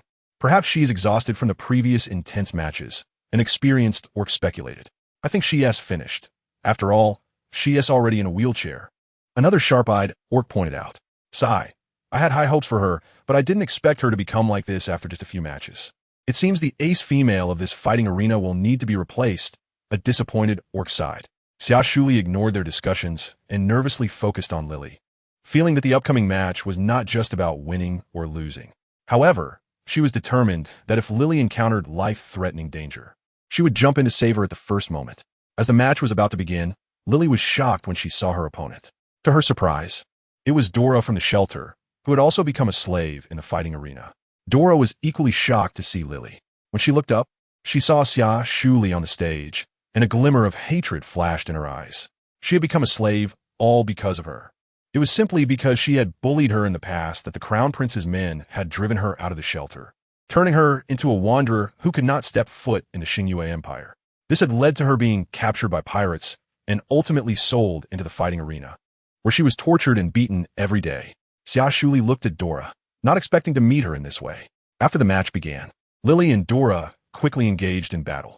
Although Lily had the advantage in strength and skill, Dora's methods were clearly more vicious, as she repeatedly attempted to kill Lily with brutal attacks. This made Xia Suli worry, but fortunately, the strength of the third female was not weak, and she barely managed to withstand the fierce attacks from the other female. It wasn't until the third was jointly defeated that Lily was also beaten by Dora, who then looked at Xia Suli with a smug expression. Chapter 133. 1 against 2 in the second match. Dio quietly whispered a few words to his subordinates, speaking in a very low voice, so Xia Suli could not hear what they were conspiring about. However, for some reason, an ominous premonition surged in her heart, as if a heavy stone was pressing down on her chest. The opposing team was still formidable, consisting of Dora and another female orc. But now they were both flushed and their eyes sparkled with confidence, as if their fighting spirit had been ignited by some kind of power. Having experienced many battles, Xia Suli immediately recognized the signs. They had taken drugs. A wave of anxiety surged in her heart. The opponent's strength would surely increase significantly after taking drugs, and this battle would likely be exceptionally difficult. She wondered if Lily and the others could handle it. When her gaze swept over Lily, Xia Suli was shocked and widened her eyes, seeing that Lily's eyes were bloodshot and she was exuding an excited aura, clearly also under the influence of drugs. Xia Suli's eyes were filled with anger as she stared intensely at Dayu, her voice low and trembling as she said, "You shameless scoundrel. How could you lay such a vicious hand on Lily?" However, in response to her accusations, Dayu merely sneered dismissively and replied, "Humph. My arena is not a place to support idlers. She hasn't participated in any battles for a long time. If it weren't for you still having some value, do you really think she could have survived in this cruel environment until today?" Upon hearing this, Xia Suli's eyes widened in disbelief as she asked, "But you promised me you wouldn't hurt her." Dayu raised an eyebrow, the corner of his mouth curling into a mocking smile. "Oh, and so what? Don't forget, you are just my slave, Dayu. Do you naively think that the arena cannot continue to operate without you?" Xia Sulin's lips trembled slightly, filled with anger, but she struggled to restrain herself, trying to remain calm. Seeing her so furious, Dayu suddenly reached out and grabbed her chin, forcefully lifting her head so she had to meet his gaze. His eyes revealed a mocking expression as he said, "You should consider yourself fortunate to have a master like me. If it weren't for my lord wanting you to live, do you think you have a right to speak to me like this?" After saying that, he let go of her, his face full of disdain. To him, female orcs were merely tools for making money and reproducing. Xia Suli clenched her fists tightly, fully aware that she could not provoke Dayu at this moment, or the consequences would be unimaginable. Therefore, she didn't care about his mockery and disdain. Instead, she looked down worriedly at Lily, who had fully entered battle mode. She could only hope that Lily would win this match. With the referee's signal, the match officially began. Lily charged at her opponent like a beast, her speed and strength stronger than usual. However, Dora did not back down either, and the two sides engaged in a fierce fight. Xia Suli nervously watched Lily on stage. After the two had fought for a long time, an unexpected event occurred. Lily made a mistake, and Dora seized the opportunity, causing her to fall heavily to the ground. Blood trickled from the corner of her mouth, and she looked seriously injured. "Lily," Xia Suli called out with concern. But Lily did not give up. She struggled to stand up and continued to fight her opponent. Just then, Dora suddenly launched a fierce attack, and Lily gradually found herself at a disadvantage. Fortunately, Lily was in a berserk state and quickly regained control, forcing Dora to retreat step by step. Just when it seemed that Dora was about to be defeated, Dayu in the audience suddenly revealed a strange smile. He quietly pressed a few buttons on the remote control in his hand, and Lily on stage suddenly became sluggish. Her strength noticeably weakened. Xia Suli noticed Lily's unusual behavior and guessed that Dayu must have used some tricks again. She glared at Dayu, her anger burning even more intensely. "You despicable little man," Xia Suli cursed through gritted teeth. Dayu, however, remained unfazed, looking smugly at the situation on the field, as if everything was under his control. At that moment, Lily was already exhausted, and Dora seized the opportunity to launch a final attack, causing Lily to ultimately collapse to the ground, unconscious. When the referee announced Dora's team's victory, cheers and applause erupted from the audience.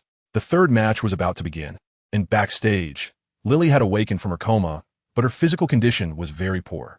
Even with the healer's treatment, it was difficult for her to achieve victory in the match. Seeing this, Dayu unhesitatingly prepared to continue drugging her to enhance her combat power. Just then, Xia Suli, who had been sitting in a wheelchair, suddenly stood up. "I'll take the field for the final match." Her voice was calm and determined. Upon hearing this, Dai turned around and coldly looked at her, his eyes filled with disdain. With your current state, and with number 3's legs disabled, she can't participate in the next match at all. Do you really want to go 1-against-2? Even if it's just me, I can defeat them, she replied. This match, my gambling arena absolutely cannot lose. If we lose, I'll make sure you suffer greatly, so you better behave yourself. Dai glared at her fiercely, with a look of disbelief. Xia Suli looked at Dai with determination. I said I will win. Her tone was unquestionable. Dai stared at her, and after a moment, a cruel smile appeared on his lips. Good, then let me see how you win. If you lose, Lily will die a terrible death. With the sound of gong, the match officially began. Xia Suli slowly walked up to the arena, while Dora stared at her with a gaze full of hatred. Do you really think you can win against us in your current state? Isn't that a bit too arrogant? You should know that this match is a matter of life and death. This time, I will definitely kill you after all. I ended up in this situation because of you. Dora gritted her teeth and said. After saying that, Dora and another female orc unhesitatingly drank a bottle of green potion. And in an instant, their muscles began to swell wildly, as if they had transformed into 2 little giants. Xia Suli was fearless, a glint of determination flashing in her eyes. She took out a vial of potion and drank it, instantly exuding a powerful aura that left the audience in shock. In a blink, she dashed towards Dora and the other female orc like a gust of wind, her speed as swift as lightning, catching them off guard. The battle raged fiercely. Despite her opponents being formidable, Xia Suli showcased astonishing combat skills, nimbly dodging attacks while launching fierce counterattacks. The audience held their breath, their eyes glued to Xia Suli's figure, and they were amazed to find that despite facing 2 strong enemies, she showed no signs of being at a disadvantage. Dora and the other female orc exerted all their strength, but Xia Suli's power exceeded their expectations. Gradually, their breaths became labored, and sweat soaked their bodies.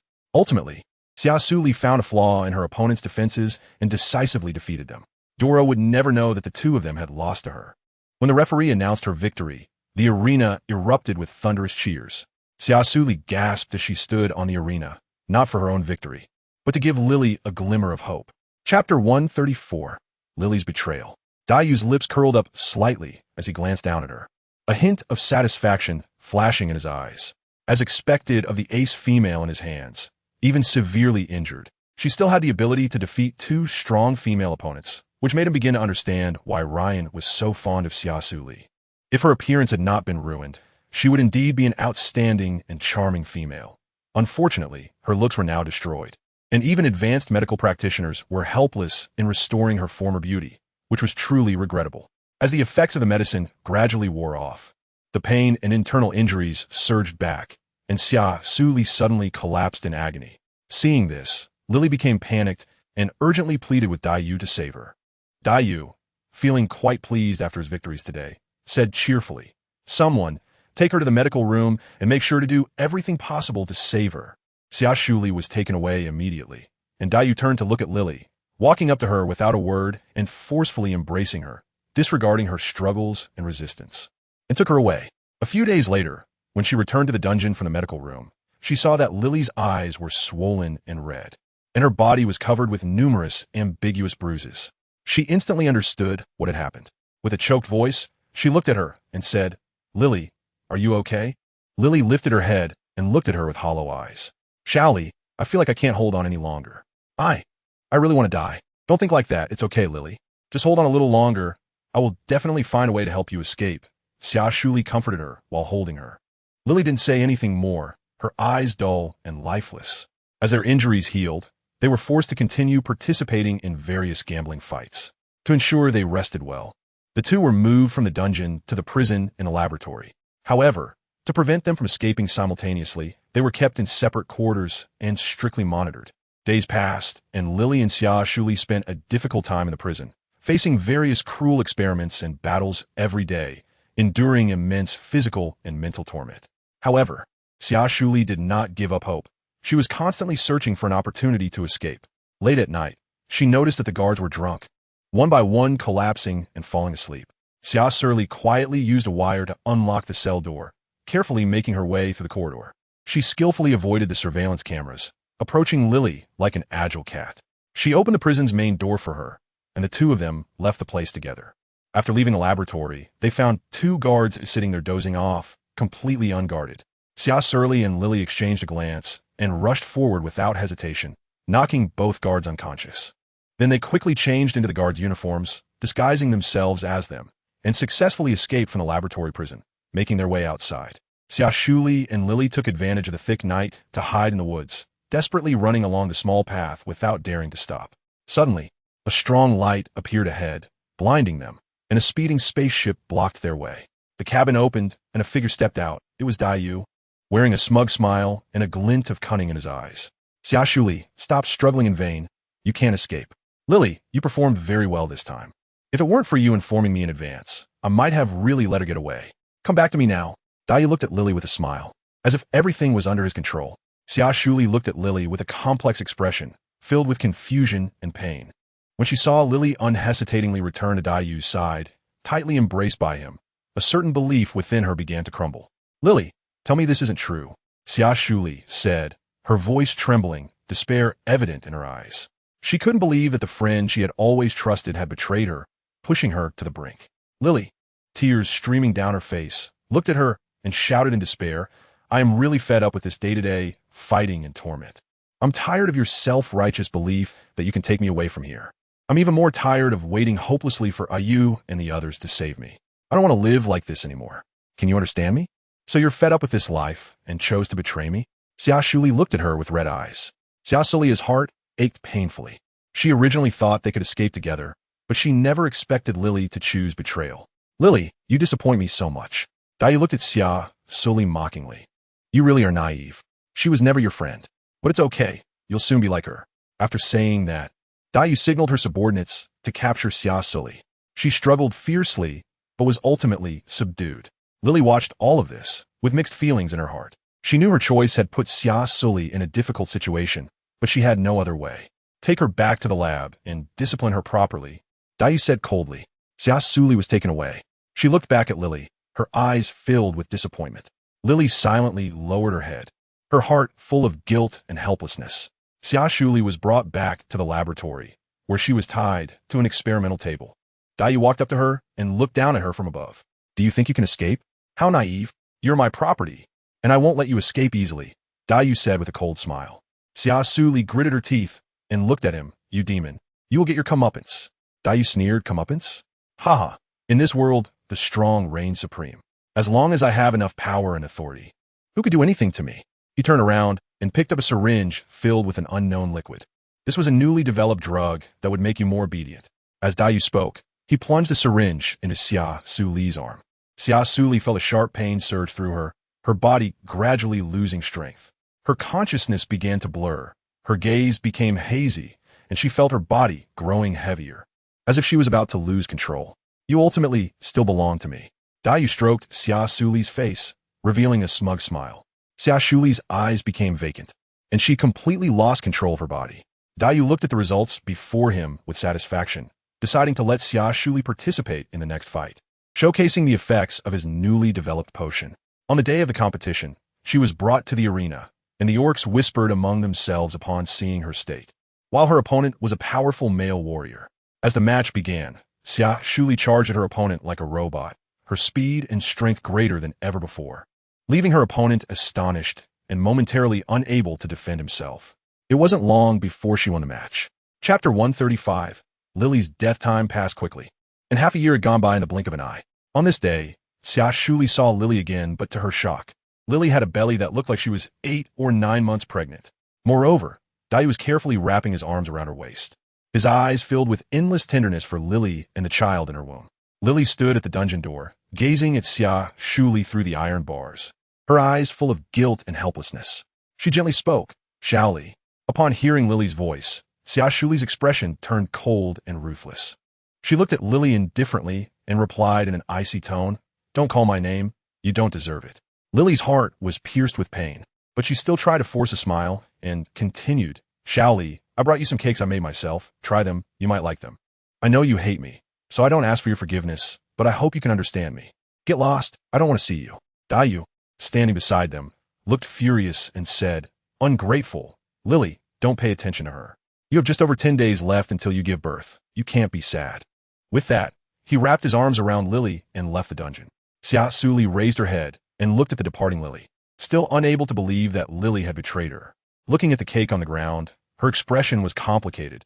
It was her favorite cake, and Lily had specifically spent a few days studying on the holographic computer to make a delicious cake for her taste. She picked up a piece of cake and took a gentle bite. It tasted as sweet as before, but with a hint of bitterness. She recalled the times spent with Lily, and those beautiful memories had now become a distant past. Suddenly, she felt something was off with the cake in her hand, as if she had poked something foreign. So, she discreetly picked up the cake and walked to a corner, carefully using a plastic spoon to dig into it when the guard was not paying attention. Inside, she found a bottle of blue potion and a golden key. Then, she discovered a rolled-up piece of paper. She nervously unfolded it, and it read, "Meet at the southwest wall at 10 o'clock tonight." This location felt very familiar to her, as it was the place where she and Lily had reached when they escaped. In that moment, she suddenly understood. Lily had intentionally betrayed her, choosing to be with Dai just to find the antidote and the key for herself. Reflecting on the hurtful words she had said to Lily, Xia Suli immediately slapped herself hard, realizing that she had misunderstood Lily. Xia Suli tightly held the antidote and the key in her hands, filled with anticipation and anxiety. She knew this was her only chance. If she failed, the consequences would be unimaginable. As she drank the bottle of antidote, she instantly felt a powerful force surging within her, as if a flame was burning inside. At the same time, her mental strength increased significantly. Her previously fatigued mind became clear and sharp. To her surprise, the wounds on her body were healing at a visibly rapid pace, returning to normal in just a few seconds. Xia Suli took a deep breath, waiting for nightfall. Finally, the time reached 10 o'clock in the evening, and the entire underground prison was immersed in silence. She cautiously took out the golden key and unlocked the collar around her neck. As the collar fell away, she felt her power elevate to a new level. Next, Xia Suli transformed into battle armor, wrapping herself tightly. She gripped her weapon and opened the prison door. A few guards were taken aback upon seeing her, and before they could react, Xia Suli easily eliminated them. These guards were no match for her. She effortlessly took care of all of them, then opened all the dungeons, releasing the beasts and berserk orcs inside, including the imprisoned female orcs. Finally, she seized the chaos to escape the dungeon. She blended into the crowd and silently made her way towards the southwestern wall. Along the way, she avoided patrols and surveillance cameras, successfully reaching her destination. Just as all the guards were busy capturing the beasts and berserk orcs, Lily was indeed waiting for her there. "Shaoli, I'm sorry for making you suffer." Xia Suli quickly rushed over and tightly hugged Lily, her tone filled with apologies. "Don't say that. I was wrong too. Let's hurry and escape." After saying that, she picked up Lily, her figure flashed, and she swiftly flew towards the outside of the wall. The two ran wildly for a full hour, not encountering anyone along the way. Just when they thought they had successfully escaped, 3 flying ships suddenly appeared ahead, blocking their path. Dio and Ryan slowly walked down from the flying ships. The moment Lily saw them, her body trembled violently, her eyes filled with fear. Xia Suli hurriedly comforted, "Don't be afraid, Lily. My strength has recovered now, and I will definitely be able to take you out of here. When the chaos starts, you can escape first. Don't worry about me."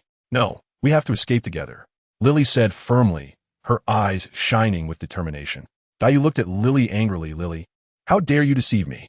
If it weren't for the tracker I installed on you, you would have escaped this time." Lily didn't expect that her presence would lead to their discovery, and she looked at Xia Suli with guilt. Xia Suli didn't blame her. Instead, she gently set her down and said, "Lily, you hide to the side first. I'll deal with them." After saying that, she quickly rushed towards them. Xia Suli and Ryan instantly engaged in a fierce battle, with neither side giving an inch. Xia Suli's attacks were lethal, while Ryan focused primarily on defense. The two fought to a standstill, shocking Ryan, who hadn't expected his SS-level strength to only match hers. Her power must be terrifying. No wonder he had chosen her as a purebred female. Just as they were locked in combat, Dio lurked nearby, watching for an opportunity. He quietly maneuvered behind Xia Suli, ready to deliver a fatal blow. At that moment, Lily rushed in without hesitation, using her body to block Dio's sword. "Lily!" Xia Suli roared, kicking Ryan violently and sending him flying. She quickly flew over to hold the injured Lily, pressing her hands against her chest, trying to use healing magic to treat her wounds. "Xia cough, tell you and Meng Meng I love them." Lily's voice grew weaker, her hands slowly dropping until she finally closed her eyes forever. "No, Don't die, Lily. Xia Suli was heartbroken, tears streaming down her face as she held Lily's lifeless body, unable to accept the reality.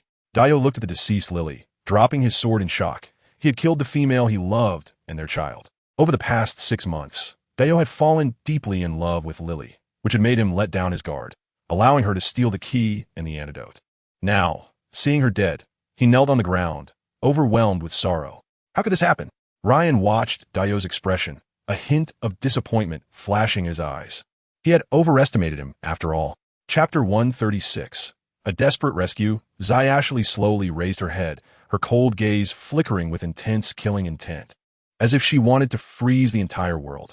She tightly gripped the sword in her hand, its blade shining with a cold light. As if sensing her determination and anger, she stepped towards Dio, each step carrying a heavy sense of oppression that sent chills down people's spines. Dio looked at the Xia Suli before him, a hint of fear flashing in his eyes, but he was, after all, an experienced warrior, so he quickly adjusted his state, preparing to face Xia Suli's attack. However, he underestimated Xia Suli's strength at that moment. Xia Suli rushed towards Dio like a ghost, her swordsmanship fierce, with every strike containing endless killing intent. Dio exerted all his strength to defend, but her speed was too fast and her power too strong, and he gradually felt overwhelmed. Ultimately, after a fierce clash, Xia Suli found an opportunity and pierced Dio's heart with her sword. Dio's eyes widened in disbelief as he looked at the sword embedded in his chest, his body slowly collapsing. He never expected to die at the hands of a female orc. Despite killing Dio, Xia Suli's grief and anger did not lessen at all. Her gaze swept over the surrounding soldiers, filled with hatred and disgust. You all deserve to die. Just because we are female, we are treated this way. You people are not worthy of living. Her voice was deep and hoarse, as if it came from the depths of hell. At this moment, Xia Suli radiated a black aura, like an embodiment of darkness, her black eyes turning blood red, revealing a strange glow. This transformation greatly shocked Ryan. He had never thought that a female orc could also fall into a berserk state. As Xia Suli darkened, her strength surged, and the soldiers around her felt immense pressure. Unconsciously retreating, they stared at this unfamiliar female orc in terror, filled with fear. Quick, capture her, Ryan urged. Although the soldiers were scared, they had to obey Ryan's orders. So they rushed forward. However, the darkened Xia Suli moved with the swiftness of the wind, each swing of her sword sending up a spray of blood, the soldiers' screams echoing. And beneath her feet, a pool of blood gradually formed. Ryan's face turned pale as he realized he had made a serious mistake. He should not have underestimated Xia Suli. Watching as soldiers fell one after another, countless soldiers continued to swarm forward. Even if Xia Suli was strong, facing this wave of attacks was somewhat taxing. Seeing this, Ryan decided to take action himself. He drew his sword and charged at Xia Suli. The clash of their blades produced a crisp sound, and after fighting for so long, Xia Suli, whose mental energy was nearly exhausted, gradually fell into a disadvantage. Just then, a loud noise suddenly echoed from the sky, and a huge figure descended, enveloping the entire battlefield and bringing an irresistible pressure to everyone. The newcomer was Xian. He emanated a powerful aura, like a demonic god from hell. His gaze cold and indifferent, sending chills down people's spines. Stop! Xian's voice was deep and powerful, carrying an indescribable authority as his gaze swept over the crowd on the battlefield, finally landing on Xia Suli. When Xia Suli saw Xian, a trace of shock and disbelief flashed in her eyes. She never expected that Xian would come here to save her. Xian softly said to Xia Suli, tears welling up in her eyes as she understood what his appearance meant. Xian transformed into his beastman form and approached Xia Suli. When he saw her emaciated face and scarred cheeks, a surge of intense anger welled up in his heart. He clenched his fists tightly, nails digging deep into his palms, blood dripping down his fingers. Damn it! How dare they treat you like this? Montak Xuan Hoahatin Anga. His eyes filled with murderous intent as he turned to look at Ruyan, the fire in his gaze seeming ready to turn the other into ashes. Ruyan felt Xian's fury and instinctively retreated, but Xian did not give him a chance to escape. In a flash, he transformed into a gigantic six-winged dragon, opening his massive jaws and lunging at Ruyan. The dragon's body was enormous, and with a flap of its wings, it stirred up a powerful storm. Ruyan looked at the six-winged dragon in terror, filled with shock and fear. He instinctively wanted to flee, but found himself completely immobilized by the dragon's imposing aura. The dragon opened its mouth and bit down on Rian's body. Rian let out a painful scream as blood stained the ground around him, and the dragon violently tossed his body aside. At that moment, dozens of flying ships descended beside Xian like birds, emitting a deafening roar. These flying ships were painted in deep gray metallic paint, adorned with exquisite patterns and symbols. They hovered silently in the air, exuding an aura of majesty and power. Countless armed soldiers, wielding various heavy firearms, quickly emerged from hatches. Dressed in heavy combat gear and steel helmets, their faces were serious and cold. The weapons in their hands glimmered ominously, sending chills down one's spine. These soldiers were well-trained and moved in an orderly fashion, clearly having undergone rigorous military training. They tightly surrounded Xian and Xia Suli. Xian looked at the soldiers around him with a cold and vigilant gaze. Rian struggled to stand up from the ground. His face pale, but his eyes glittered with malicious light. A cold smile crept onto his lips as he viciously said, "If I hadn't been on guard early, I would probably have died at your hands today. Since I can't have the female, you don't think you can either. Kill them both." With Rian's command, the soldiers raised their weapons and began to fire at Xia Suli and Xian. Gunfire erupted, and bullets rained down upon them. To protect Xia Suli, Xian unhesitatingly dove down, shielding her with his body. However, the soldiers' firepower grew increasingly fierce, and wounds gradually appeared on Xian's body. He gritted his teeth, enduring the pain, continuing to protect Xia Suli. In his heart, there was only one belief. He absolutely could not let her get hurt. Amidst the chaos, Rian entered the cabin to launch the flying ship, and a powerful missile was aimed at the two. Seeing this, Xian quickly embraced Xia Suli, tightly protecting her in his arms. Watching Xian get severely injured to save her, tears streamed down her face. "Ali, don't worry. I've already notified Lan, Yi, and the others. No one will hurt you anymore." "Don't speak, Xian. You can't die. I still want to be your partner. So you absolutely can't die." Xian looked at her crying, weakly raised his large hand, and lovingly wiped the tears from the corners of her eyes. Rian, watching the deeply affectionate pair, furiously fired several more missiles. At that moment, he had completely lost his mind. Chapter 137. Xian's sacrifice as the missiles drew closer. Seemingly about to blow them into pieces at any moment, Xia Suli used the last of her strength to cast a powerful magic shield of light. A transparent shield instantly appeared around them, tightly protecting the two. However, the power of the missile exceeded Xia Suli's imagination. It struck the shield fiercely, causing a tremendous explosion. The entire space was engulfed in smoke and flames, and amidst the chaos, Xia Suli tightly held onto Xian, and they both collapsed to the ground. As the smoke gradually cleared, Xia Suli anxiously leaned down to check Xian's injuries, seeing his pale face and blood trickling from the corner of his mouth. Clearly gravely wounded. While using healing magic, her heart ached, and tears could no longer be held back as she choked out, "Xian, please don't scare me."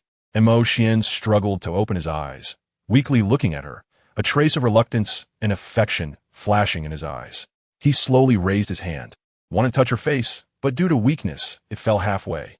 In the end, he only gently stroked her hair, saying in a faint voice, "It's no use. Ali, I'm sorry, I can't stay by your side anymore. In the days to come, you must take good care of yourself." Tears streamed down Xia Suli's face like broken pearls as she desperately shook her head and cried out, "No, Xian, don't leave me. We promise to be together forever." Xian smiled faintly, his smile filled with endless tenderness and love. Trembling, he took out a beast soul pill from within himself. This golden pill shimmered with dazzling light, containing his lifelong cultivation and power. Xia Suli's eyes widened in shock as she tried to resist, but Xian's movements were too swift for her to react. In the next moment, the glowing beast soul pill was forcefully shoved into her mouth. The inner pill dissolved instantly, transforming into a warm energy that quickly flowed into her body. This energy seemed to possess life, resonating with her soul and flesh. Xia Suli stared in shock at Xian, momentarily at a loss for words. She could feel her power instantaneously increasing, and her previously exhausted spiritual energy began to recover. However, she also realized that Xian was fading away. Xian's complexion turned as pale as paper, his eyes gradually losing their luster. His body slowly fell, ultimately collapsing in Xia Suli's arms, his arms hanging weakly as if he had lost all vitality. Xia Suli tightly hugged Mo Xian's body, tears blurring her vision. She had never imagined that Mo Xian would sacrifice his life to save her. Ah, she cried out in unbearable pain. Suddenly, her body emitted a golden light, dazzling and illuminating the surroundings. She slowly floated in the air, her long black hair transforming into flowing white hair. And 3 pairs of 6-winged white wings sprouted from her back, appearing incredibly noble and mysterious. As the golden light gradually receded, Xia Suli's appearance returned to normal. When she slowly descended, she saw Mo Xian's body slowly becoming transparent, eventually turning into specks of starlight that scattered in the air. No, Xia Suli panicked, reaching out her hands in an attempt to grasp the starlight, but it was all in vain. Her heart felt like dead ashes, and she knelt on the ground, as if she had lost her soul. Just then, a low roar echoed through the sky, and a gigantic golden dragon descended, landing before Xia Suli. Xia Suli fixed her gaze and discovered that this golden dragon bore some resemblance to the ink black beast. The black dragon stared at her, revealing a hint of sadness in its eyes. "I'm the true form of the 6-winged giant dragon." The black dragon spoke, its voice like a tolling bell. It had not truly departed. Xia Suli was stunned, not understanding his meaning. The golden dragon did not speak again, but soared into the sky and disappeared into the horizon. Xia Suli gazed into the distance, her eyes hollow, filled with pain and despair. She couldn't believe that Mo Xian had left her like this, and the words of the golden dragon seemed incredibly absurd to her. Rui and witnessed all of this, and his heart was also hit with a massive shock.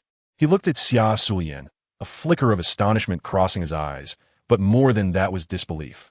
However, when he sensed the approach of strong individuals, Rui immediately chose to escape from the scene. After all, he was in such a state now. If someone with ill intent targeted him, given his injured condition, he might not be able to fight back. Sensing that the situation was not good, Rui turned and fled the scene, but Xia Suli did not chase after him, as she had no time to consider anything else at that moment. Just then, Lonnie hurried over with a few people. When they saw the scene before them, they immediately understood what had happened. Upon witnessing this, Lon E and the others engaged in a fierce battle with the soldiers. Although the soldiers were not weak, they seemed to be no match for Lon E and the others. After a fierce battle, they finally eliminated all the enemies. At this moment, C was standing not far away. When he saw Xia Suli, a look of surprise appeared on his face. He had never imagined that Xia Suli possessed such great strength. Suddenly, a familiar figure caught his eye. C walked slowly towards it, only to see a female beastman lying in a pool of blood, her large belly protruding. C recognized the beastman. It was Lily. His face instantly turned pale, and he staggered towards her. As he reached Lily's side, tears streamed down his face uncontrollably. He disregarded everything and embraced Lily, calling her name with a sorrowful expression. He regretted it deeply. If only he had found her sooner, perhaps such a tragedy wouldn't have happened. CMO Han's gaze pierced through the crowd, landing on Lily in the distance, and an intense rage burned in his heart. How could he have imagined that Xia Suli and Lily had suffered such cruel torment? He walked heavily to Siyu's side and softly comforted him. "Take care. If Lily's spirit sees you so sorrowful, she would surely be heartbroken." Siyu slowly lifted his head, tears blurring his vision, but the determination in his eyes was clear. Clenching his fists and gritting his teeth, he said, "Brother, I must find a way to bring Lily back to life." After saying this, Siyu gently picked up Lily's corpse and carefully boarded the spaceship, quickly piloting it away, as if afraid that his resolve might waver. CMO Han watched the departing spaceship and shook his head helplessly.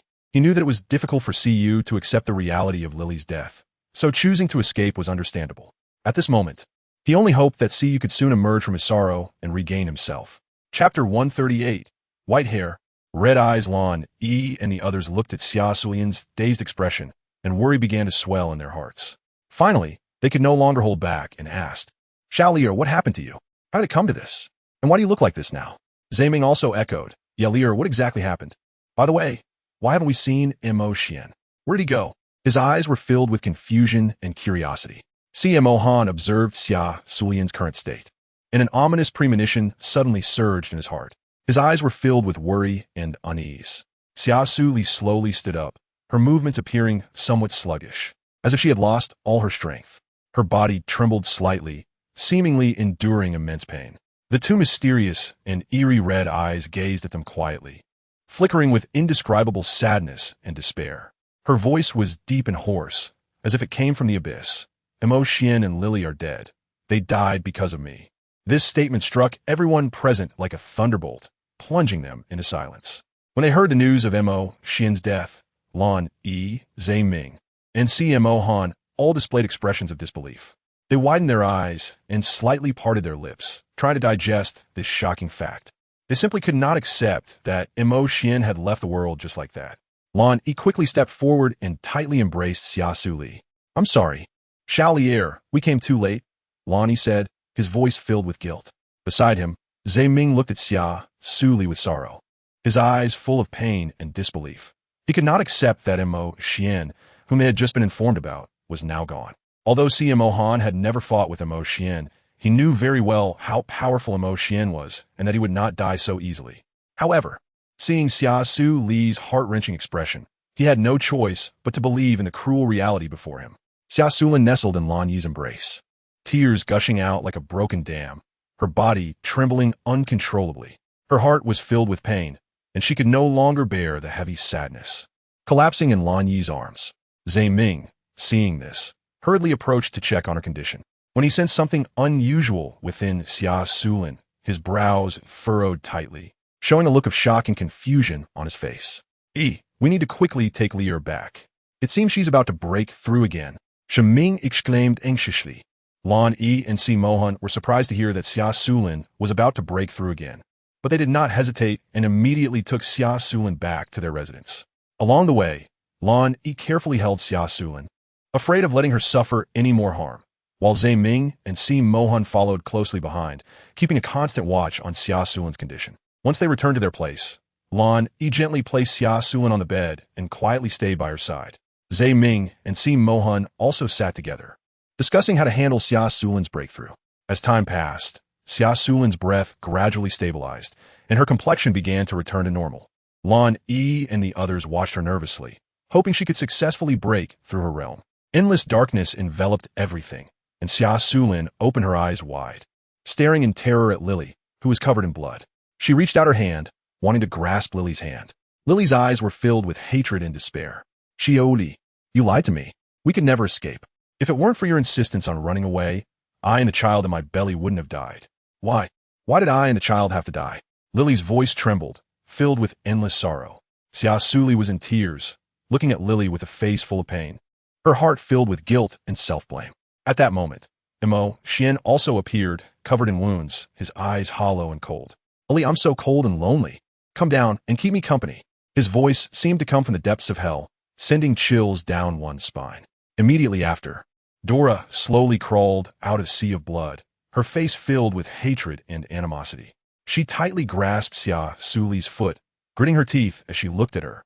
"Why weren't you the one to die? You disaster. Everything is because of you. Just die." Mia and those orcs she had once killed now appeared like evil spirits, demanding her life in return. Suddenly, her feet felt as if they were nailed to the ground, unable to move, and the surrounding darkness deepened, tightly enclosing her.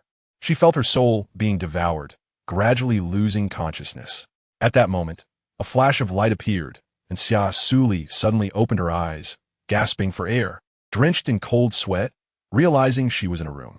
Was that just an illusion? Xia Suli thought, still shaken. Just then, the door was gently pushed open, and Lan Yi, Zhe Ming, and Han walked in. Upon seeing that Xia Suli was awake, they sighed in relief. Lan Yi quickly walked to the bedside and asked softly, "Lier, how do you feel? Are you uncomfortable anywhere?" His eyes were filled with concern. Xia Suli shook her head, trying to make herself look normal, but her voice still trembled a bit. "I'm fine. I just had a nightmare." She took a deep breath, trying to calm her racing heart. "Do you remember what happened in the dream?" Han frowned, looking at Xia Suli's pale face, and asked with concern. Xia Suli closed her eyes, recalling the bits and pieces of the dream, and those terrifying scenes surged to the forefront of her mind, causing her to shiver involuntarily. She slowly opened her eyes and tears streamed down her face when she dreamt of Xian and Lily finishing their conversation. It felt as if she had returned to that dreadful dream again. Han nodded thoughtfully and said, "Perhaps this is because your state of mind was affected during your breakthrough, leading to hallucinations." This situation is not uncommon. Many practitioners experience similar encounters. However, there's no need to worry. As long as you can maintain a stable state of mind, these illusions won't have too much of an impact on you. Xia Suli nodded, indicating that she understood.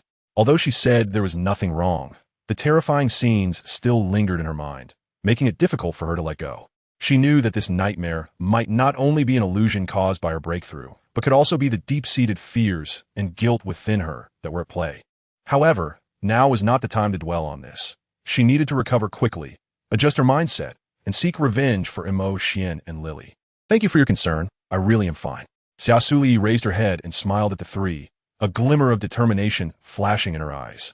When Lan, Yi, and the others saw her trying to appear strong, it only made their hearts ache even more. Chapter 139.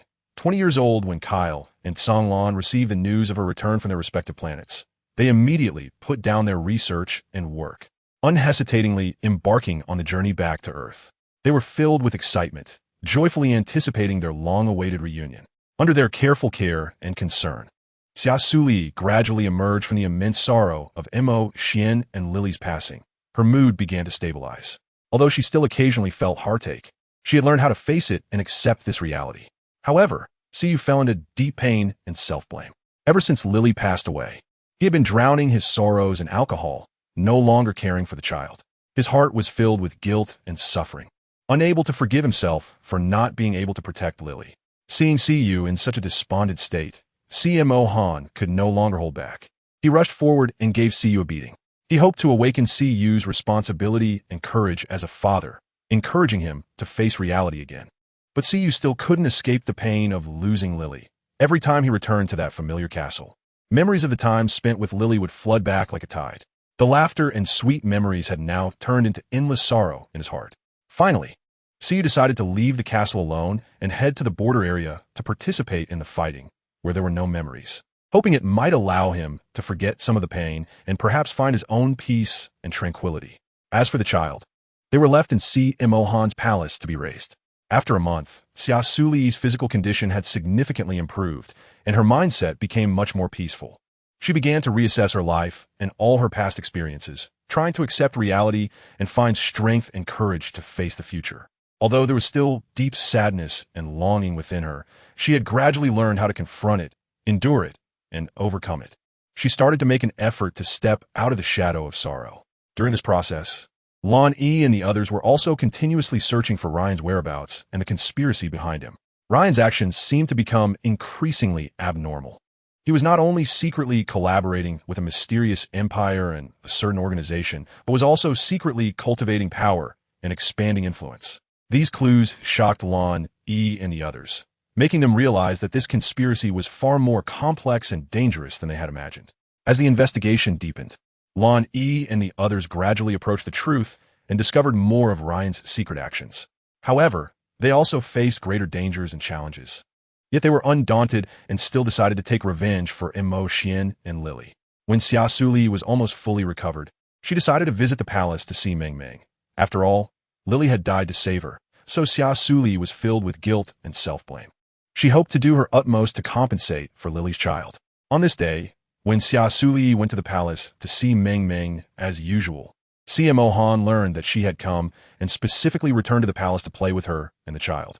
Now the child could stand up, and every time they saw Xia Suli coming, they would happily rush over, which made Xia Suli love and cherish them even more.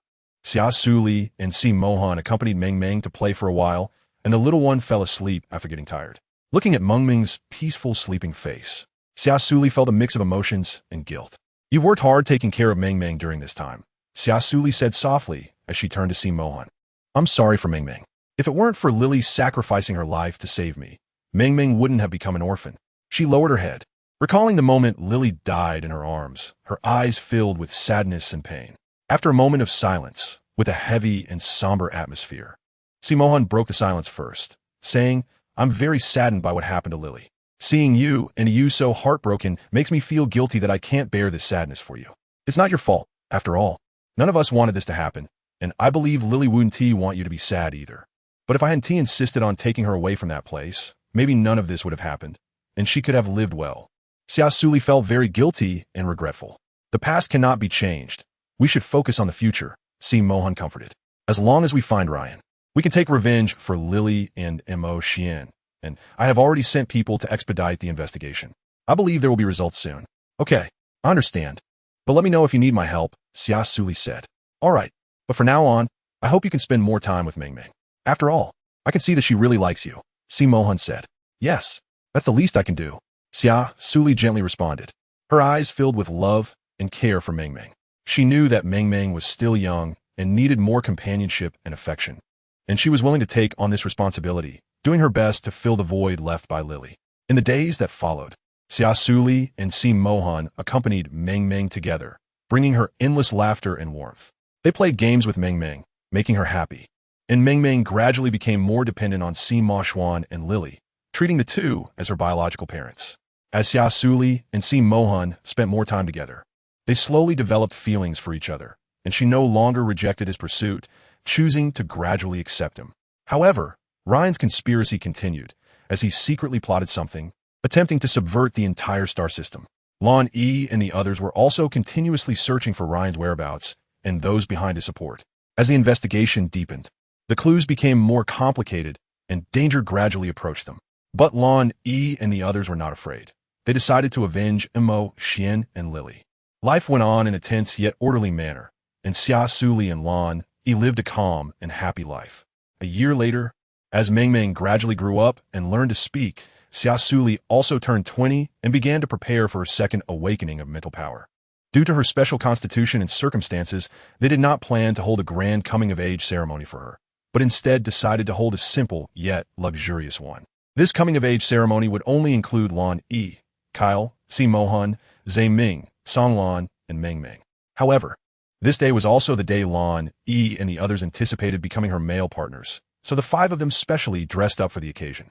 Xia looked at their eyes, unable to hide their happiness, and smiled knowingly. At this moment, she had already regarded them as her companions from the beginning. Chapter 140 Gift from everyone after the coming-of-age ceremony.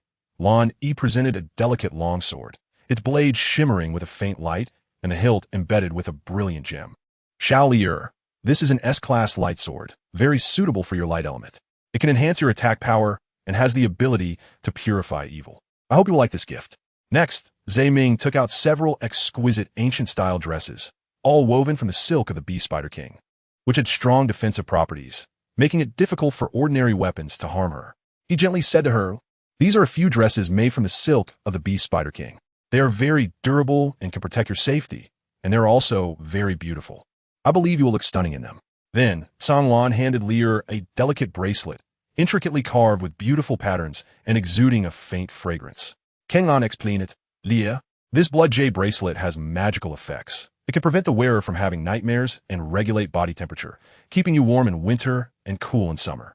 This is a special gift I prepared for you, and I hope you like it." Finally, Kal took out an ancient ring. "Lier, although this ring is simple and unadorned, once you drop your blood to recognize its owner, you can use it to store items. If the elders and ancestors of the Halid family saw this ring, they would immediately recognize it as the spatial ring symbolizing the identity of the Halid patriarch." Seeing this, CMO Han slowly spoke, "This is an S-class spaceship. It can travel between various planets and can be stored in the light brain system when not in use." After saying this, he handed her the miniaturized spaceship. Xia Suli stared wide-eyed in surprise. This spaceship looked extremely advanced, and one could imagine how expensive it must be. Xia Suli looked at the gifts they had sent, each one enough to make everyone on the planet go crazy and be shocked. These gifts not only represented their deep affection for her, but also showcased their status and power. Looking at these gifts, her heart was filled with emotion. She gazed at them tenderly, her voice a bit choked. "Thank you all, I really like these gifts, I am so happy." Seeing this, Ming Ming revealed a bright smile, holding out a piece of paper with both hands, and said in a sweet voice, "Godmother, this is a birthday gift from Ming Ming to you, and I drew it all by myself." Xia Suli smiled as she took the paper, gently stroking Ming Ming's head to express her gratitude. "Thank you, my little angel Ming Ming. Let me see what you have drawn." As she spoke, she carefully unfolded the artwork and began to appreciate it. What unfolded before her eyes was a beautiful depiction of the starry sky, with twinkling stars shining like dazzling gems embedded in the night sky.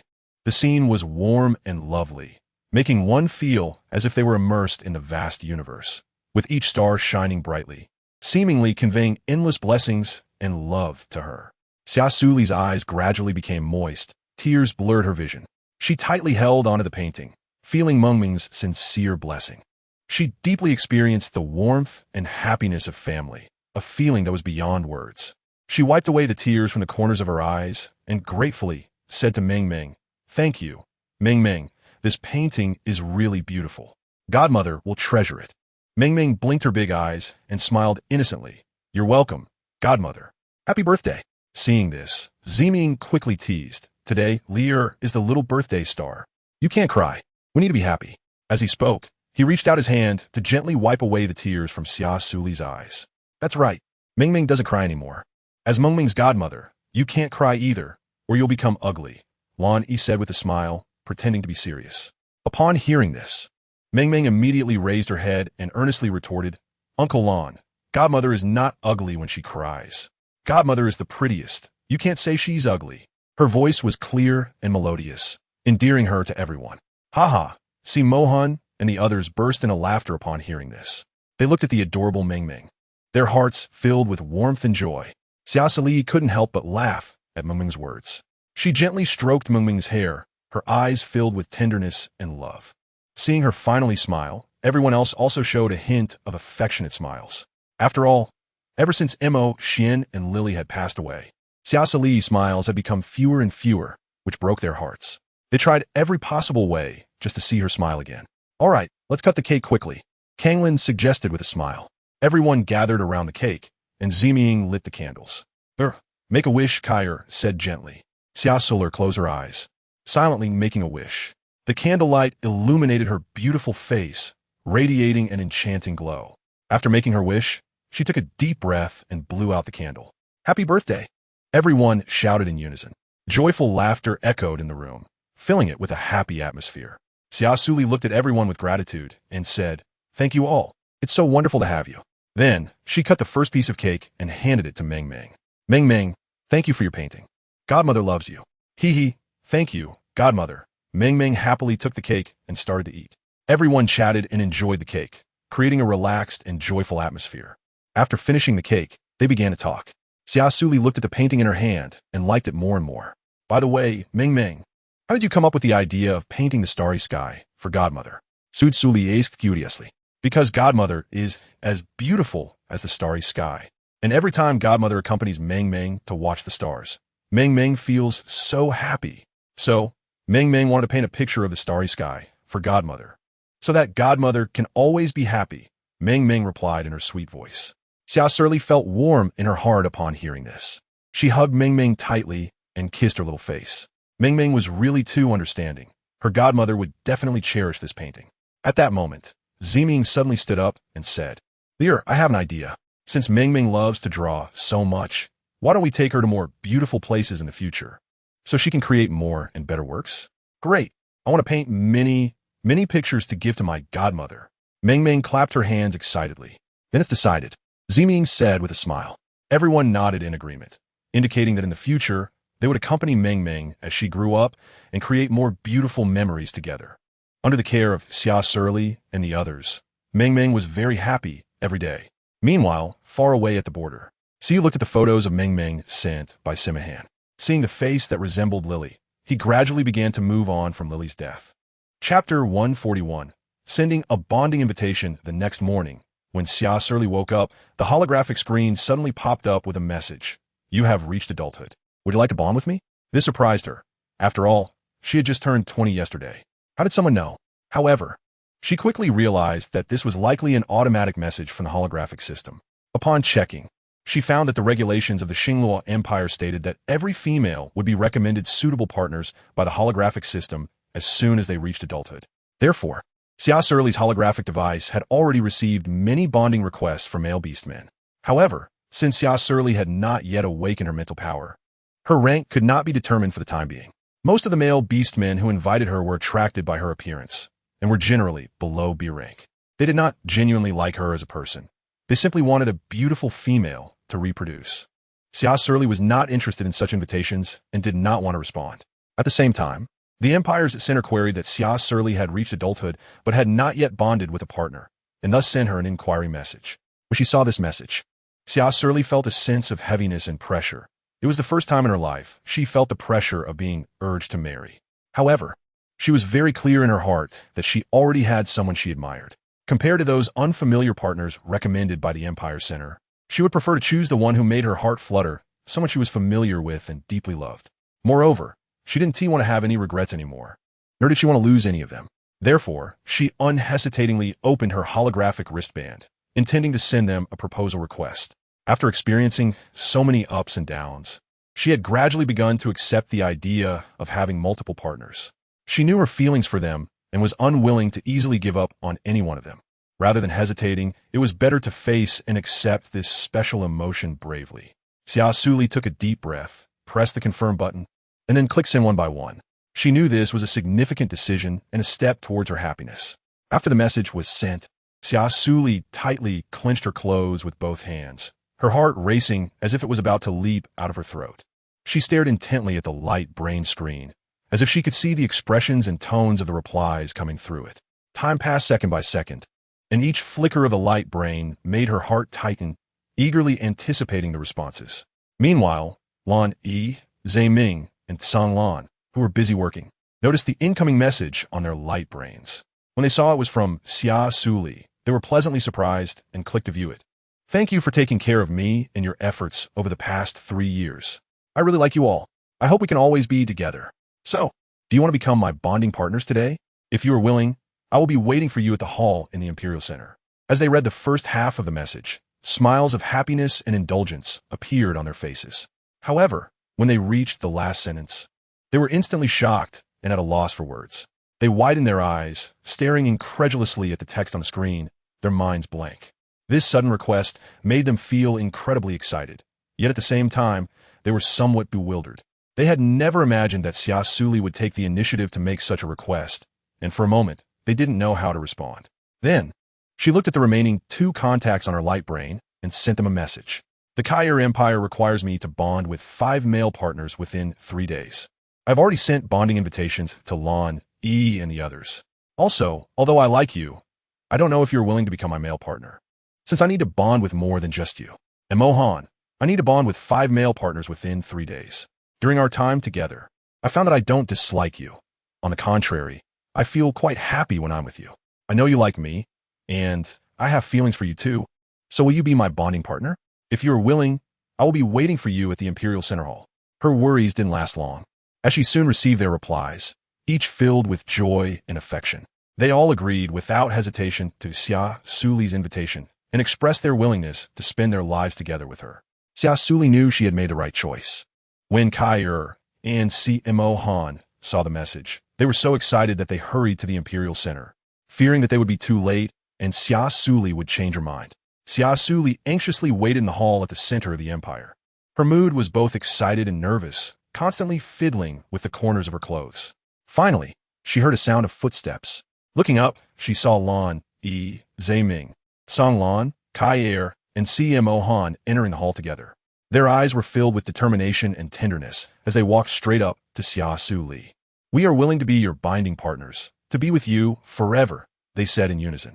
Xia Suli's eyes glistened with tears as she smiled and reached out her hand to shake hands with each of them. The orcs who came to the hall to form partnerships looked at the 5 people beside Xia Suli, all showing envious expressions toward her.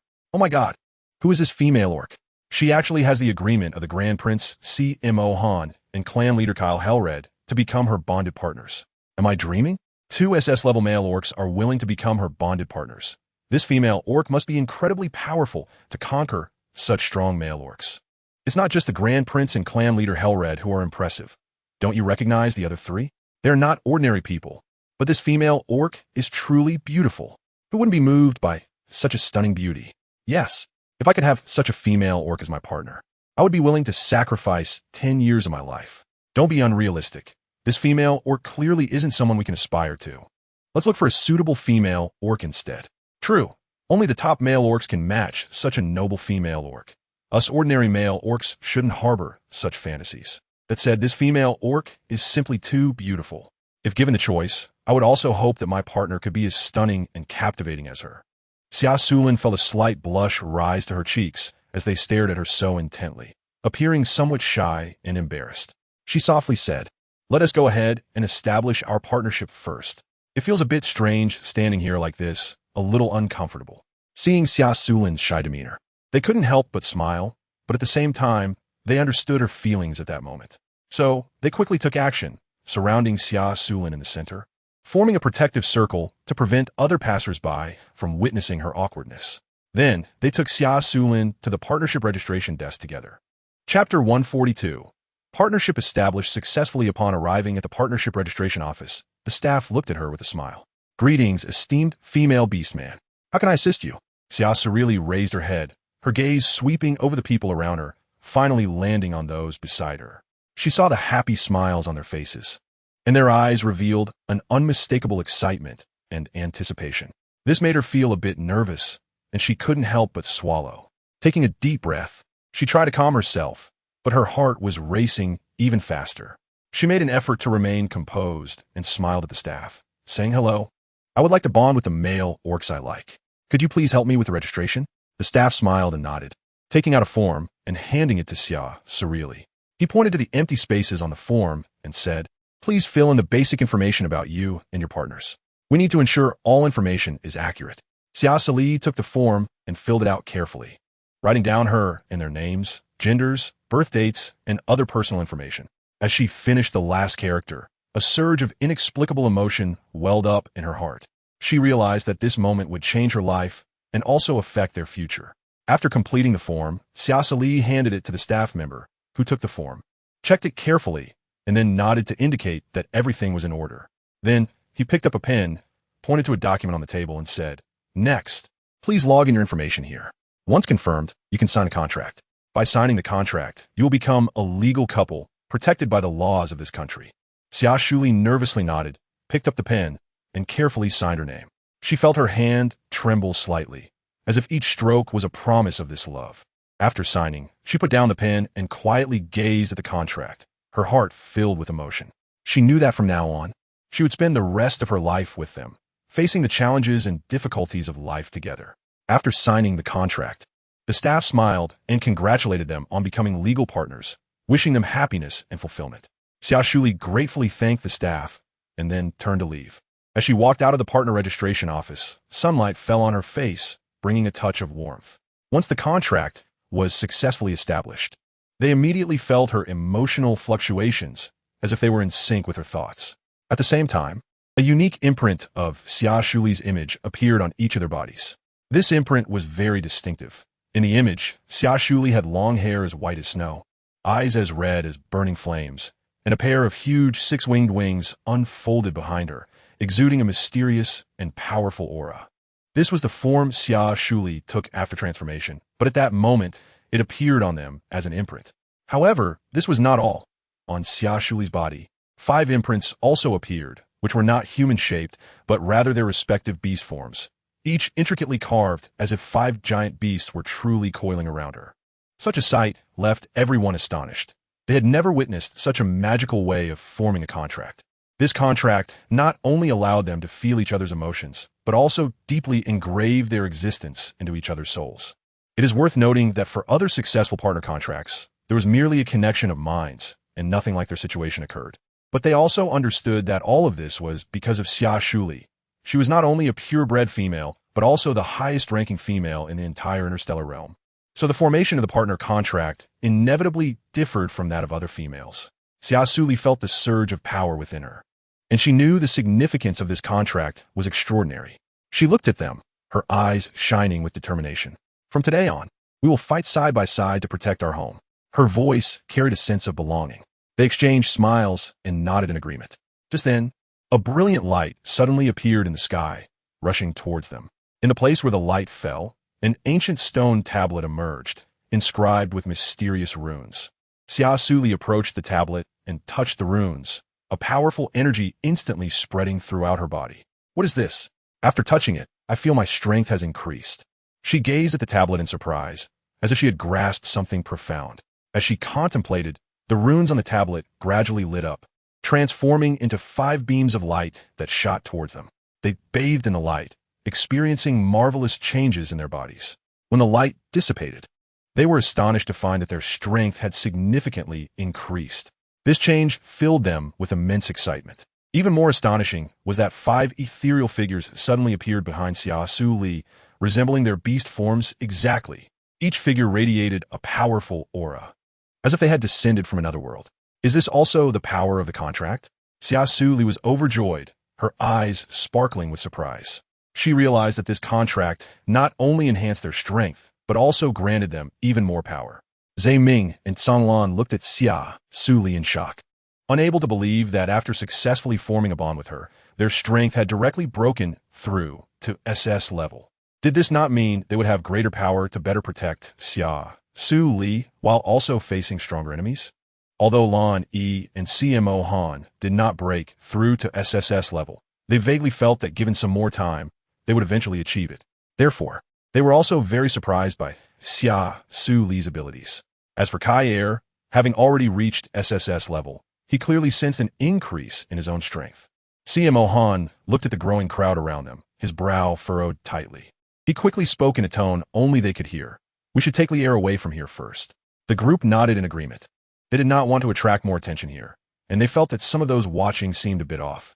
Upon hearing CMO Han's words, Songlan immediately took action, closely surrounding Xia Suli to protect her from being squeezed or bumped by the crowd. Just then, several beastmen in the crowd suddenly became unusually active, their eyes flickering, and their behavior appeared quite strange. They began to quietly retreat from the crowd, following Xia Suli and the others away from the scene. Everything happened very quickly, and no one noticed the actions of these beastmen. Only Kai Er, glancing back inadvertently, noticed their odd behavior. Chapter 143. Unknown danger after they had safely taken Xia Suli away from the center of the empire. Lan Yi and Kai Er suddenly appeared beside the few beastmen acting strangely, directly binding them and taking them to an alley. Looking at the 3 male beastmen on the ground, Kai Er's gaze was cold as he said, "Speak. Why were you following us so closely? Who sent you?" The 3 beastmen exchanged glances, and one of the brown-furred beastmen smirked, saying, "What are you talking about? We don't understand at all. We haven't offended you. Yeah, just because you're stronger than us doesn't mean you can bully us." The other 2 beastmen chimed in, seeing that they wouldn't admit their guilt. Kai Er's expression changed as he drew his long sword, placing it against the brown-furred beastman's neck. "If you won't talk, then you can die." He prepared to swing the sword. Wait. The brown-furred beastman turned pale with fear, his voice trembling as he quickly pleaded, "I'll tell you. Someone hired us to follow you, but we really don't know who that person is." "Oh." Kai Er frowned slightly, clearly not believing him. "Do you think I will believe you? Really, we truly don't know. That person just gave us money to follow you. We don't know anything else." The brown-furred beastman was nearly in tears, and the other 2 beastmen also showed expressions of panic, seeming not to be lying. "So," he slightly lowered his sword, but remained vigilant. "Then why did you keep following us?" Kai Er continued to question. "That mysterious person only told us to follow you and see where you went and what you did," the brown-furred beastman replied honestly. "We just wanted to make some money. We really meant no harm." Kai Er thought for a moment and decided to let them go, but warned, "If I see you again, I won't let you off so easily." Then he sheathed his sword and turned to leave. The 3 beastmen sighed in relief, all exhaling deeply. They exchanged glances, deciding they would never take such dangerous tasks again. Meanwhile, Kai Er had caught up with CMO Han, Xia Suli, and Zhe Ming, informing them of what had just occurred. CMO Han frowned, secretly speculating on who had sent someone to follow them. He felt this matter was certainly not simple. Something sinister must be hidden behind it, but he could confirm it was definitely related to Xia Suli.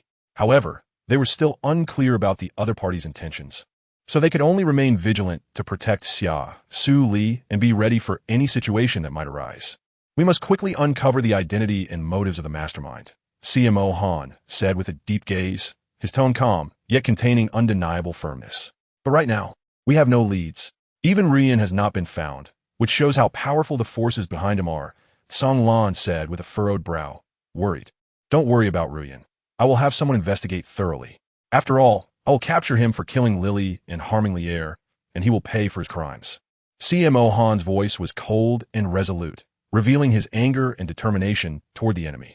After saying this, he glanced at Zhe Ming and continued, "Zhe Ming, you and Songlan take the air back first." Upon hearing this, Xia Suli's heart tightened, and she immediately stood up in opposition, saying, "No, I won't go back." "Are you hiding something from me? I want to face it with you." Her eyes were firm and full of stubbornness. Simon looked deeply at Xia Suli, a complex emotion flashing in his eyes. He knew her personality was stubborn, and if he didn't let her be involved, she would only become more worried and anxious. So, he nodded and agreed to Xia Suli's request. Just then, CMO Han's holographic wristband suddenly rang. He clicked to check, and it was an anonymous message. If you want to know the truth, come to the abandoned factory in the eastern suburbs. It seems the other party wants to lure us there, Lan Yi analyzed. Regardless, we must go take a look. CMO Xian made a decision. Thus, a group of people set off towards the abandoned factory in the eastern suburbs. A pungent smell permeated the abandoned factory, and the surroundings were eerily silent. They walked cautiously when suddenly they heard footsteps. The footsteps grew closer, and they vaguely saw a figure ahead, slowly emerging from the shadows. As the figure became clearer, they recognized a face they had never seen before. You shouldn't be here, the mysterious person said coldly. You'd better leave, or you'll face the consequences. Kao smiled coldly and replied, since we've come this far, we naturally have our purpose. You can either tell us everything, or we can capture you and force you to speak. He knew this person was the mastermind manipulating everything behind the scenes. The mysterious person's expression changed slightly, clearly not expecting Kyle to be so direct. He fell silent for a moment, then smiled lightly. All right, since you're already here, I'll tell you everything. It was I who sent them to follow you. Who are you? Xia Suli couldn't help but interject. Why did you send people to follow us? He did not answer Xia Suli's question, but continued. I know you are investigating the matter regarding Ruyan, but you can't do anything about him because everything is being orchestrated by that person. After all, he still has use for him. His expression then darkened. You shouldn't challenge that person's bottom line, the mysterious person warned. I don't know who sent you here, but I advise you, some matters are not for people from your planet to meddle in. Lan Yi and the others stared intently at the mysterious person, their eyes revealing a hint of caution. They attempted to find any flaws in the mysterious person's expression and tone, knowing that the secrets hidden behind this person might be deeper than they understood. The person he just mentioned likely held more important information about Xia Suli. We have no intention of interfering in your affairs. Lan Yi responded in a calm tone. We just want to understand the truth. Why have they been trying to capture Xiao Li? The mysterious person clearly did not expect Lan Yi to directly mention Xia Suli. He paused slightly, his gaze quickly sweeping over Xia Suli before returning to Lan Yi, his face showing a fleeting surprise, but quickly returned to calm. Her true identity is far beyond what you can imagine. The complexity of it exceeds your understanding. As for other details, I cannot disclose more to you. I hope you have the ability to protect her. The mysterious person's voice carried a sense of determination, as if he had a special concern for Xia Suli. After saying this, he cast another glance at Xia Suli, his eyes revealing an indescribable expression. Then, he turned and left, his figure gradually disappearing into the darkness, leaving them in deep thought. Chapter 144. Laishi's flattery. Xia Suli looked at the mysterious person in front of her with a puzzled expression, filled with doubt. She didn't know this person, yet the mysterious person's behavior made her feel very strange. He seemed to be very familiar with her, even to the point of knowing her inside and out. This situation left Xia Suli deep in thought. Meanwhile, the words of the mysterious person raised the heightened vigilance of Lan Yi and others. Based on what he said, it could be inferred that the forces behind Ryan might come from a higher level of cosmic planetary hierarchy. This news made everyone's mood increasingly heavy, as they realized that the upcoming battle would be exceptionally difficult. To ensure Xia Suli's safety, Lan Yi and the others decided to escort her home first and discuss the next steps in their response strategy. They understood that in the face of such a powerful enemy, they needed to be fully prepared to protect Xia Suli. Along the way, everyone remained silent, contemplating how to confront the impending challenges. After returning home, CMO Han gathered everyone to discuss countermeasures. Currently, we know nothing about the forces behind Ryan, so we cannot act rashly, CMO Han said. But what about Xia Suli's safety? Since they can find this place, it means they already know about her awakening. San Lan said worriedly. We need to strengthen security measures and also investigate the opponent's background as soon as possible to ensure Xia Li's personal safety. Lan Yi said after pondering for a moment. I think we can look for clues from that mysterious person. He seems to understand Xia Suli very well, and perhaps he can give us some hints, Zhe Ming analyzed. All right, let's do that. Simon agreed. Thus, everyone decided to split into two groups. One group would be responsible for the daily protection of Xia Suli's safety, while the other group would investigate the mysterious person and the forces behind Ryan. In a tense atmosphere, days passed. One day, they discovered some suspicious traces, as if someone was secretly monitoring Xia Suli. Meanwhile, Song Lan and Lan Yi from the investigation team also made some progress through various channels. They collected some scattered information about the forces behind Ryan, gradually piecing together a vague outline. As the clues increased, everyone realized that this crisis was far more serious than they had imagined, but they did not back down. They were determined to protect Xia Suli and uncover the truth hidden behind the scenes. A month later, the palace was festooned with lights and bustling with activity. Today was the day His Majesty the Emperor was celebrating his granddaughter Meng Meng's second birthday, and a grand banquet was held in the palace. His Majesty sat in a high position, holding the adorable Meng Meng in his arms, with a happy and joyful smile on his face. He softly said to Meng Meng, "Sweetheart, happy birthday." Meng Meng blinked her big eyes, grinning as she looked around at everything. His Majesty stood up and addressed all the officials present, saying, "Today is Meng Meng's second birthday. Everyone need not be formal, and let us enjoy this joyful moment." After speaking, he raised his glass and offered a toast to everyone. The ministers present all stood up and shouted in unison, "Happy birthday to Princess Meng Meng. May she be blessed abundantly." Then they raised their glasses and drank in one go. Music began to play, and the dancers twirled gracefully, adding a cheerful atmosphere to the banquet, while the palace chefs continuously brought out delicious dishes, allowing everyone to feast to their heart's content. The ministers chatted and laughed with each other, creating a very lively atmosphere. Meng Meng was held in His Majesty's arms, curiously observing everything around her. She saw beautiful dances, heard cheerful music, and felt a strong festive atmosphere. From time to time, she let out happy laughter, making the entire scene even warmer and more joyful. Xia Suli saw Meng Meng's happy face and felt happy in her heart as well. She looked at Xia Suli in front of her, a flash of hatred crossing her eyes, secretly resenting. This woman is truly lucky. She originally wanted to ruin Xia Suli's reputation and see her suffer to death. But unexpectedly, not only did she fail, but it also led to her being expelled from the family tree. If it weren't for her father being an elder of the Hellred family, she might have already died at Kai Er's hands. However, compared to Sha, she felt somewhat fortunate. When Kai Er, CMO Han, and others learned that Sha had ruined Xia Suli's appearance and had abused her, they took revenge on her. Not only that, they also destroyed her looks and sold her to the black market fighting arena. And it was said that just a few days ago, she ultimately died at the mouth of a beast. Thinking of this, she couldn't help but feel a sense of relief. At least she was still alive. Meanwhile, the casino family suffered everywhere due to Sha. Facing oppression from Kai Er and CMO Han, their business became increasingly bleak and the family's strength gradually declined. Not long ago, they had to leave the Starfall Empire and move to other planets in search of new development opportunities. In a corner of the banquet, Xia Suli noticed Shi's resentful gaze, a surge of killing intent rising in her heart, but thinking that she still had some use. She did not plan to take revenge. At that moment, the performance on stage reached its climax, attracting everyone's attention. Meanwhile, Shi also sensed something unusual about Xia Suli. Her face darkened even more, and she turned to leave the banquet hall, plotting a new scheme in her heart. After leaving the banquet, Shi took out her communicator and contacted Ryan. "I saw Xia Suli today. She's right in the palace. When are we going to make our move?" Shi said through gritted teeth. "Good job, Shi. No need to rush. Wait for my news." Ryan's voice came through the communicator. "Keep an eye on her, find a chance to lure her out, and I'll arrange for people to support you. Don't worry. I will make her pay the price." Shi hung up the communicator, her eyes flashing with malicious light. In the bustling banquet, Shi gracefully held 2 glasses of rich red wine, weaving through the crowd, heading straight for Xia Suli, who was standing in the corner. Her smile was different from before, now tinged with flattery and humility, as if all her pride and cunning had been washed clean by time.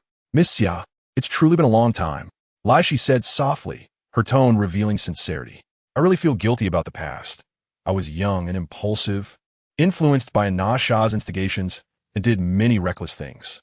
Looking back now, I truly regret it. You see, this is my retribution." She gently touched the scar on her face, a hint of helplessness and pain flashing in her eyes. Xia Suli quietly gazed at Lacey, fully aware of her personality and understanding that her current transformation was merely a means to achieve a certain goal. However, she also realized that behind Lacey's desire for reconciliation likely lay a deeper conspiracy. In order to draw out Ryan, Xia Suli decided to temporarily set aside her doubts and grievances. Miss Lacey really knows how to joke, she said softly, her gentle voice carrying a determined strength. Let's leave the past in the past. Since you have sincerely apologized, how can I still hold grudges? We should both look forward, shouldn't we? Her eyes sparkled with a wise light, as if she had already seen through Lacey's inner calculations. Seeing Xia Suli accept her apology so easily, Lacey felt a sense of secret satisfaction, but she knew this was just the beginning. She continued in a soft yet firm tone, Miss Xia, I truly appreciate your generosity and tolerance. I know you may still be bothered by my past actions, but I promise to prove my sincerity through my actions. After saying this, she handed her glass of red wine to Xia Suli. Ziming, standing nearby, took the wine glass, sniffed it, and then turned to return the red wine to Xia Suli. Lacey smiled, not minding Ziming's actions, as it was only natural for him to suspect her of poisoning. Chapter 145. Pretending to be poisoned, Xia Suli took the wine cup that Ziming handed over, took a small sip, and found the taste quite good. Miss Laishi had put in some thought. Laishi felt secretly pleased. The plan was finally going to succeed. Suddenly, Xia Suli frowned. What was wrong with this wine? Xia liar? Simohan noticed Xia Suli's unusual behavior and hurried over to check. Before she could finish her sentence about the problem with the wine, Xia Suli fainted. Liar. Simohan picked up Xia Suli and glared coldly at Laishi. You have some nerve to drug someone right under my nose. After saying that, he struck out at Laishi, who was instantly sent flying, crashing to the ground and spitting blood incessantly. Someone, take her away and torture her severely. Simohan shouted angrily. The soldiers immediately stepped forward to take Laishi away. Ziming looked at her anxiously. We need to get Liar to the infirmary first. Thus, a perfectly good banquet was ruined. Meanwhile, the previously unconscious Xia Suli suddenly woke up and accompanied them to the dungeon. When Laishi saw that Xia Suli was unharmed in the prison, her face showed shock and anger as she shouted, How can you be fine? This is impossible. I clearly saw you drink that glass of red wine. Why are you okay? Xia Suli looked at her indifferently, the corners of her mouth slightly raised with a hint of mockery. Do you really think I don't know what you're plotting in your heart? With just a little bit of mesmerizing drug, how could you possibly affect me? Lacey's eyes widened in disbelief as she looked at Xia Suli, unable to believe that her carefully devised plan had been so easily seen through. Simohan said coldly, So you've been scheming against Liar all along. What a ruthless woman you are. This time, I will not let you off easily. His voice was filled with authority and coldness, sending chills down one's spine. Liar did well, but she absolutely cannot take such risks in the future. Simohan looked gently at Xia Suli, his eyes revealing deep concern. Xia Suli obediently nodded and replied, I understand, Simohan. At this moment, Kyle finally spoke up. Now that the matter is clear, Laishi, what else do you have to say? Even if the elders plead for you, it won't help this time. Tell me, who exactly instructed you to do this? His gaze was sharp as an eagle, firmly fixed on Laishi, leaving her no chance to escape. Laishi lowered her head, remaining silent, her heart filled with despair and helplessness. She was acutely aware that she had reached a dead end, with no chance of escape. We must find out who is behind her, Simohan coldly ordered, his voice icy and firm, making it impossible to resist. The soldiers quickly stepped forward, tightly grabbing Laishi, and then forcibly dragged her away despite her pleas. After Laishi was taken away, Simohan turned to Xia Suli, looking at her with concern. Lyra, how are you feeling? Is there anywhere else that feels uncomfortable? His eyes were filled with worry and care. Xia Suli's lips curled up slightly, revealing a faint smile as she softly replied, Don't worry, I wasn't harmed at all. Ziming noticed the problem with the red wine early on, so he quietly switched it out. I didn't drink that glass. Ziming smiled slightly and continued to explain, Ever since we formed our partnership, I've been able to guess Li Heir's thoughts. So I went along with her to put on this act. Now we just need to get information about Ryan from Laishi and capture him. Perhaps we will uncover the mastermind behind him. Kyle spoke firmly, now that Laishi's attempt to harm Li Heir has been exposed. Her actions against other female beastmen constitute a serious crime against the Empire, and even the second elder cannot absolve her of blame. Simohan frowned slightly, and, with a serious expression, advised, You have just taken over the Helade family, which will inevitably provoke some dissatisfaction and jealousy. Therefore, you must act cautiously, especially to guard against those with ulterior motives. After all, the second elder is ambitious and will not easily let things go. Kyle's gaze was cold, and he responded in a chilling voice, I fully understand the stakes, but she has tried to harm Li Er multiple times. And even if it may offend the second elder, I will never let her go. Lonnie looked at Xia Suli with a serious expression and said sternly, Little Li Er, it's best if you don't go out recently. The enemy is lurking in the dark while we are exposed in the open, and we can't ensure that we can protect you from harm at all times. Therefore, for now, you will have to endure some inconvenience and stay at home. Songlan nodded in agreement and said softly, He is right. Only when we capture Ryan and understand the mastermind behind him can we truly ensure your safety. Xia Suli nodded obediently to show her understanding of their concerns. Yes, I understand. You don't need to worry. I will stay at home obediently. And I don't plan to go out carelessly until I break through to SSS level. Zhe Ming gazed at her with deep compassion and couldn't help but persuade her. You're already quite powerful. You really don't need to practice those high-difficulty trainings so hard. I'm worried your body won't be able to handle it. Looking at the strong person before them, they couldn't help but feel a pang of heartache. Since Mo Xian and Lily's passing, Xia Suli had begun a grueling training life, pushing her limits every day and constantly challenging her physical endurance. Although her strength had far surpassed that of ordinary SSS-level male beastmen, the intensity of such training was still concerning. However, in the face of everyone's care, Xia Suli simply smiled slightly, indicating that she was fine. After all, compared to her past experiences in the gambling arena, the current training was too easy for her. Reflecting on the past, every match was a life-and-death struggle, and every victory was earned at the cost of her life. Now, training was merely a way for her to pursue a higher realm. In the bloody and violent gambling arena, Xia Suli had faced the threat of death countless times, yet she had never given up. It was those brutal experiences that forged her resilient character today. Therefore, even when faced with the most challenging training, she could respond calmly and without retreat. Looking into Xia Suli's determined eyes, they knew that no matter how many difficulties lay ahead, she would bravely move forward. In this cruel world, they understood that only by continuously improving themselves could they protect the people around them. And for Xia Suli, this path was destined to be filled with thorns. However, they were willing to accompany her and grow together with her. Chapter 146. Capturing Ryan after a whole night of severe torture and mental torment, Lacey's psychological defenses finally crumbled.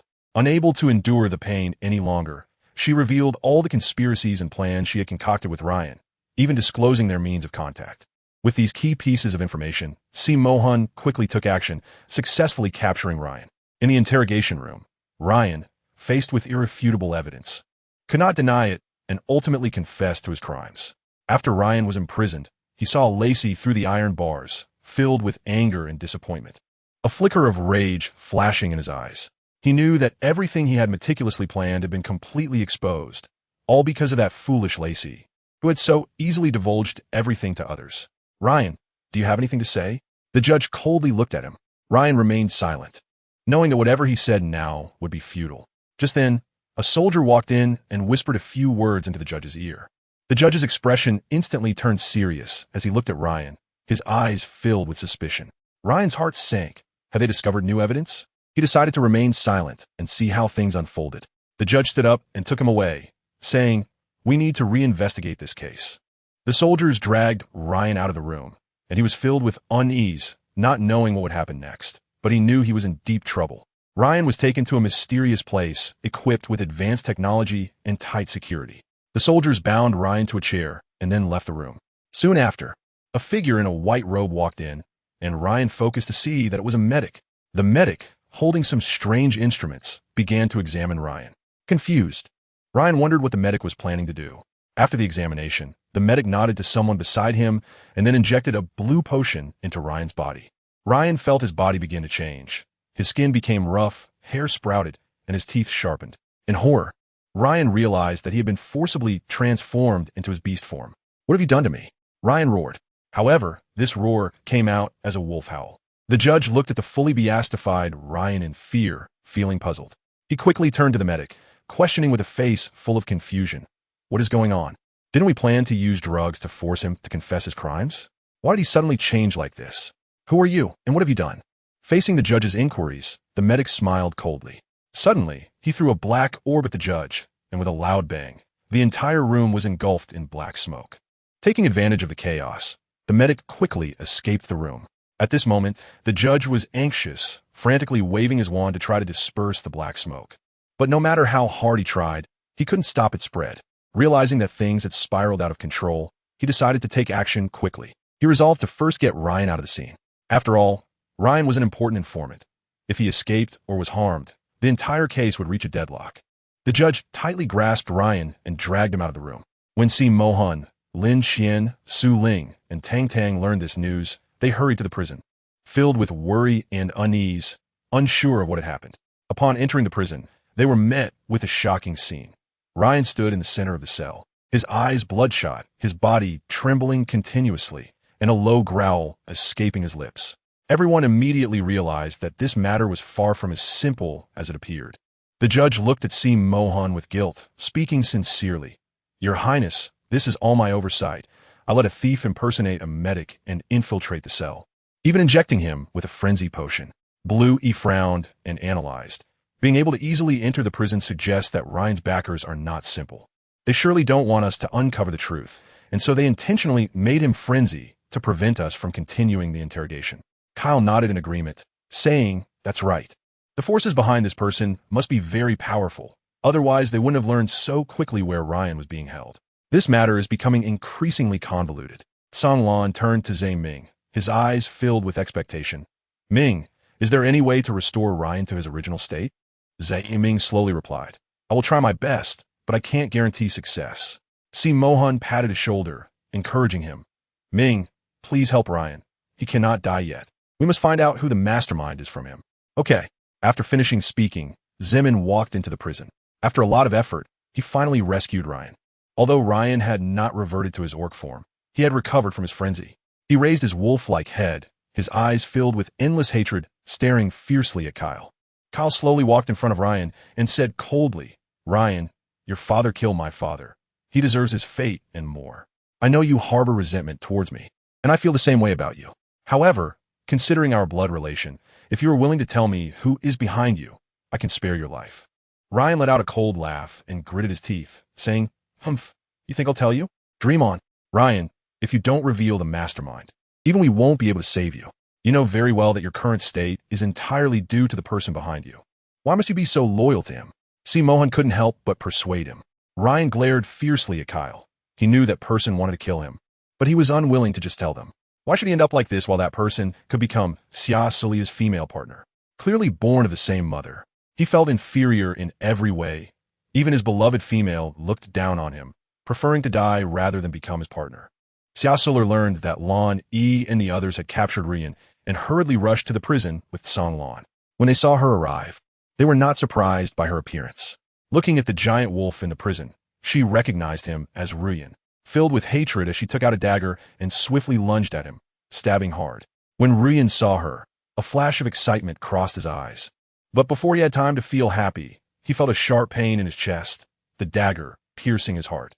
Chapter 147.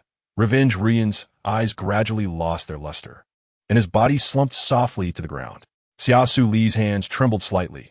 She had finally avenged Mo, Xian, and Lily. Lonnie quickly stepped forward to support Xia Suli and gently comforted her. "Chalier, you've done well. He deserved to die. There's no need for you to feel guilty." Everyone looked at the deceased Ryan, their mood heavy, but they did not blame her for killing Ryan. After all, given his character, he likely wouldn't have revealed the mastermind's identity. With Ryan dead, it will be even more difficult to trace the puppet master. Song Lan said with a frown. "Regardless, we cannot give up," Lan Yi said coldly. "We must find the puppet master to ensure Xiao Li Air's safety." Everyone nodded in agreement, expressing their determination to work together. At that moment, Zhe Ming approached, examining Ryan's body, sensing that he might still hold other secrets. As he spoke, he took out a small knife and gently cut open Ryan's arm, retrieving a tiny chip from within. "What is this?" Everyone gathered around. "Perhaps this is the key to finding the puppet master." A glimmer of hope flashed in Zhe Ming's eyes. Lan Yi held the chip in his hand, carefully observing it. Noting its faint glow, this could be a type of encrypted information storage device, he speculated. Xia Mohan took the chip, saying, "It seems we need to find a professional to crack it." The group exchanged smiles, deciding to keep the chip safe and look for suitable methods to uncover its secrets. They then left the scene to investigate the chip. Meanwhile, Lai Shi was sentenced to 10 years in prison for intentional harm and to atone for her sins. She would have to give birth every year to receive a lighter sentence, which was like a bolt from the blue for her. A few days later, the group found an expert in electronic information technology. Upon receiving the chip, the expert immediately began in-depth research. After several days of effort, the expert finally succeeded in decrypting the information on the chip. However, when they read the contents, everyone was taken aback. It turned out that the chip contained not only the identity and plans of the puppet master, but also revealed a larger conspiracy. This conspiracy involved the safety of the entire interstellar community and even threatened the future of the beastman. The group's expressions turned grave as they realized that this battle had only just begun. This conspiracy is so vast. Lonnie frowned, worry evident in his eyes. We must act immediately. We cannot let this conspiracy succeed, Zhe Ming said firmly. First, we need to clarify the specific identity and plans of the puppet master, San Lan suggested. Thus, everyone began to study the information on the chip carefully, trying to find clues. After sifting through a large amount of data, they finally discovered some signs. The puppet master seemed to be connected to a mysterious organization. CMO Han pointed to the intelligence on the screen and said, "This organization has been operating in the shadows, attempting to manipulate the entire interstellar situation." Kale added, "We must respond cautiously and not let them detect our actions." Everyone agreed, deciding to investigate this mysterious organization deeply to understand their motives and why they wanted to capture Xia Suli. There were many reasons that needed their investigation. Ever since Xia Suli killed Ryan to avenge Mo, Xian, and Lily, she felt her mental strength subtly breaking through. Perhaps it wouldn't be long before she reached the SSS level. Although Lan, Yi, and the others were still busy investigating Ryan's connections, they hadn't uncovered any information. One deep night, Xia Suli was alone in her room practicing. She closed her eyes tightly, concentrating, feeling the flow of energy around her. Suddenly, she sensed a powerful mental force surging within her. Her body began to emit a faint glow, and her aura grew increasingly strong. Xia Suli felt a surge of joy in her heart, knowing that her mental power was about to break through to SSS level. She exerted herself and fully guided this power. At that moment, a mysterious image flashed in her mind. A dark figure stood in a void, emanating a terrifying aura. Xia Suli's heart shook. She felt that this silhouette seemed familiar, but she couldn't recall where she had seen it. As the image faded, Xia Suli's mental power finally broke through the bottleneck, reaching the SSS level. She opened her eyes, feeling that her vision had become clearer and her thoughts more agile. What was going on? Who was that mysterious figure? Xia Suli was filled with confusion. She decided to tell Lan, Yi, and the others about this mysterious image, and they gathered together to discuss its meaning. This image could be some kind of omen or warning, Lonnie pondered. Perhaps it is related to the mastermind behind the scenes in that mysterious organization, Zhe Ming speculated. In any case, we must be more careful, San Lan reminded everyone. They decided to continue their investigation while also strengthening their abilities to prepare for potential challenges. In the following days, Xia Suli worked hard to cultivate and consolidate her mental power, while Lan, Yi, and the others intensified their search for the whereabouts of the mastermind. One day, Xia Suli and Kyle decided to go out for a meal, enjoying a lavish dinner. They arrived at an exquisite restaurant and ordered some delicious food. Just as they were enjoying their meal, a strange old man with white hair appeared before them, standing quietly with his gaze firmly locked on Xia Suli. Xia Suli felt an inexplicable chill rising from her spine as she nervously looked at the old man. The old man slowly spoke, his voice deep and penetrating. "Your fate has changed. The road ahead is filled with the unknown, but you must move forward bravely." Upon hearing this, Kair felt a sense of caution, standing up to block Xia Suli's path and asking, "Who are you? Why do you say this?" The old man smiled slightly, a hint of mystery flashing in his eyes. He did not answer Kair's question, but gently shook his head and turned to leave. Before departing, he left behind a puzzling statement. "The time is not yet right. Everything will be revealed." Xia Suli and Kyle exchanged a glance, a wave of unease surging within them. Who was this suddenly appearing old man? What did his words mean? They did not know the answers, but they felt an invisible pressure. After returning home, Xia Suli fell into deep thought, recalling a series of strange events that had recently occurred. She increasingly felt as if she had been drawn into an unpredictable storm.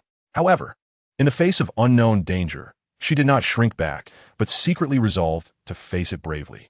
Chapter 148. A warm moment on this day. The sun was shining brightly. Xia Suli, dressed in a light blue long dress, walked gracefully towards the palace like a refreshing sea breeze. Her steps were light and elegant, each one exuding confidence and tenderness, making people unable to help but be captivated. When she arrived at the palace gate, the guards immediately stepped forward, their faces beaming with respect. They bowed deeply to her and said in unison, "We greet the crown princess." Xia Suli smiled slightly, nodded gently, and replied, "No need for formalities. I'm just here to see Meng Meng." "Is she around?" The guards quickly answered, replying to the princess. "Princess Meng Meng is playing in the imperial garden." Hearing this news, a hint of joy flashed in Xia Suli's eyes, and she smiled as she said, "Thank you for telling me. I will go find her now." After saying that, she headed towards the imperial garden, filled with anticipation and delight. It had been more than half a month since she last saw Meng Meng, and she missed her dearly. When she arrived at the imperial garden, she saw Xi handing a piece of candy to Meng Meng. Seeing this, Xia Suli quickly rushed to Meng Meng's side and knocked the candy out of her hand. Meng Meng looked at the candy that had fallen to the ground, her big watery eyes looking quite aggrieved. Xia Suli immediately bent down to hug her and comforted her. "Darling, we can't just accept things from strangers, because we don't know if these people can be trusted. If they have bad intentions, it could bring us danger. So we need to learn to protect ourselves and not easily trust strangers, understand?" Meng Meng, somewhat understanding, nodded her head, the grievance in her eyes gradually dissipating. She tightly hugged Xia Suli and whispered, "Godmother, I understand. I won't accept things from strangers casually anymore." Xia Suli smiled and nodded, continuing to comfort. "Meng Meng is really smart, great. Now shall we go play games together?" Meng Meng laughed happily, holding Xia Suli's hand as they walked deeper into the garden. Enjoying the beautiful time, Sinan, who was ignored, smiled instead of being angry. He slowly walked in front of Xia Suli to block her path, speaking in a tone that was half a smile. "Sister-in-law, are you joking? How could I be a stranger? I am Meng Meng's second uncle. Isn't it a bit cold-hearted for you to call me that?" Xia Suli stopped in her tracks, looked up coldly at Sinan, and with a hint of a mocking smile at the corner of her mouth, said bluntly, "Second prince, we are not fools. There's no need to put on a show here." Sinan raised an eyebrow, a sly smile appearing on his face as he slowly replied, "Miss Xia, has no one told you that a female beastman should rely on a male beastman? You shouldn't aspire to unrealistic dreams of strength, and a female beastman should have the consciousness of being a female. It seems that my royal brother has spoiled you too much, leading you to believe that you are more noble than powerful male beastmen. The second prince seems to have some misunderstanding about strength." Xia Suli let out a cold laugh, her gaze sharp as she stared at Sinan, standing tall and unafraid to meet his eyes. "True strength is not demonstrated by oppressing the weak." Xia Suli's voice was crisp and powerful, laced with a hint of sarcasm. She knew very well that the so-called strength of someone like Sinan was merely a false facade built on bullying others. She despised such behavior and firmly believed that true strength should be based on justice, courage, and wisdom. "As for whom I choose to rely on, that is my freedom and seems to have nothing to do with the second prince." Xia Suli's tone was resolute and undeniable. Sinan's expression darkened, a flicker of anger flashing in his eyes. He didn't expect Xia Suli to be so bold as to directly contradict his views. But at the same time, he had to admit that Xia Suli indeed possessed a unique charm and personality. "Sharp-tongued, you truly have the capital to be arrogant," Sinan gritted his teeth. But in his heart, he felt more curiosity and interest towards Xia Suli.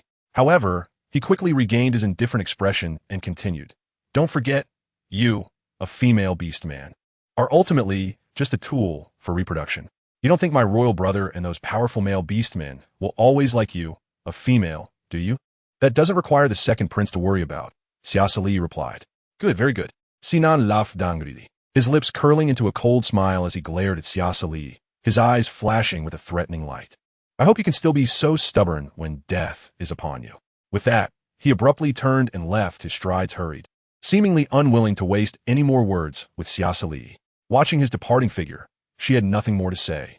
However, it was certain that Sinan was hiding quite a few secrets. Xia Suli picked up Meng Meng and said softly, "Meng Meng, let's go back to the house." She decided to temporarily set aside her dispute with Sinan. After all, Meng Meng's safety and happiness were the most important. After returning to the palace, Xia Suli entrusted Meng Meng to the guards and pondered Sinan's words alone. She realized that the struggles within the court were far more complex than she had imagined, and she had to be more cautious. Meanwhile, Sinan returned to his residence and summoned a trusted subordinate. "Go investigate Xia Suli's recent routes. I want to know her every move day by day." "Yes, Your Highness." When Si Mohan returned to the palace after finishing his tasks, He happened to see a big and a small one sound asleep in bed. The guards protecting the two were about to salute him when he interrupted them. Si Mohan waved his hand for the guards to step back, gently sat by the bed, and gazed at Xia Suli's sleeping face. He reached out and softly stroked her hair, his eyes filled with affection. He silently vowed to protect both of them and not let anyone harm them. Si Mohan lightly kissed Xia Suli's forehead and then quietly sat beside them, guarding them.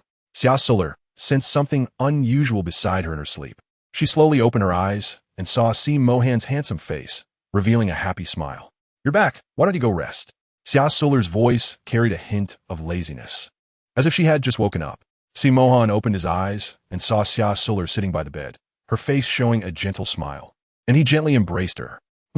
I'm back. Sorry for waking you up." Xia Suli slightly shook her head, leaning against Si Mohan's chest, feeling his heartbeat and body temperature. "It's okay." Si Mohan gently stroked Xia Suli's hair and comforted her. "I've been a bit busy lately, but once things settle down, I'll spend some quality time with you and Meng Meng." "All right." However, at that moment, Meng Meng suddenly opened her big eyes, looking at the two embraced together, pouting her little lips unhappily, and said, "Uncle is bad. He actually hugged Godmother secretly while Meng Meng was asleep." "No, Meng Meng also wants a hug from Godmother." Si Mohan and Xia Suli exchanged a smile, their eyes filled with affection. Chapter 149. Should we have a baby? Xia Suli felt a warmth in her heart as she looked at the adorable Meng Meng and then at the side of Si Mohan. She felt incredibly happy. She smiled and left Si Mohan's embrace, reaching out to hold Meng Meng in her arms, gently asking, "Why are you awake, my little Meng Meng?" Meng Meng wrapped her arms around Xia Suli's neck and coquettishly said, "I dreamt that a bad person was bullying my godmother, so I woke up." Si Mohan comforted her, saying, "Don't worry, with Uncle here, no one can bully you." Meng Meng blinked her bright, sparkling eyes and said seriously, "Then Uncle has to always protect my godmother and me." Si Mohan nodded solemnly. "Of course, Uncle will always protect you both." Xia Suli was deeply moved.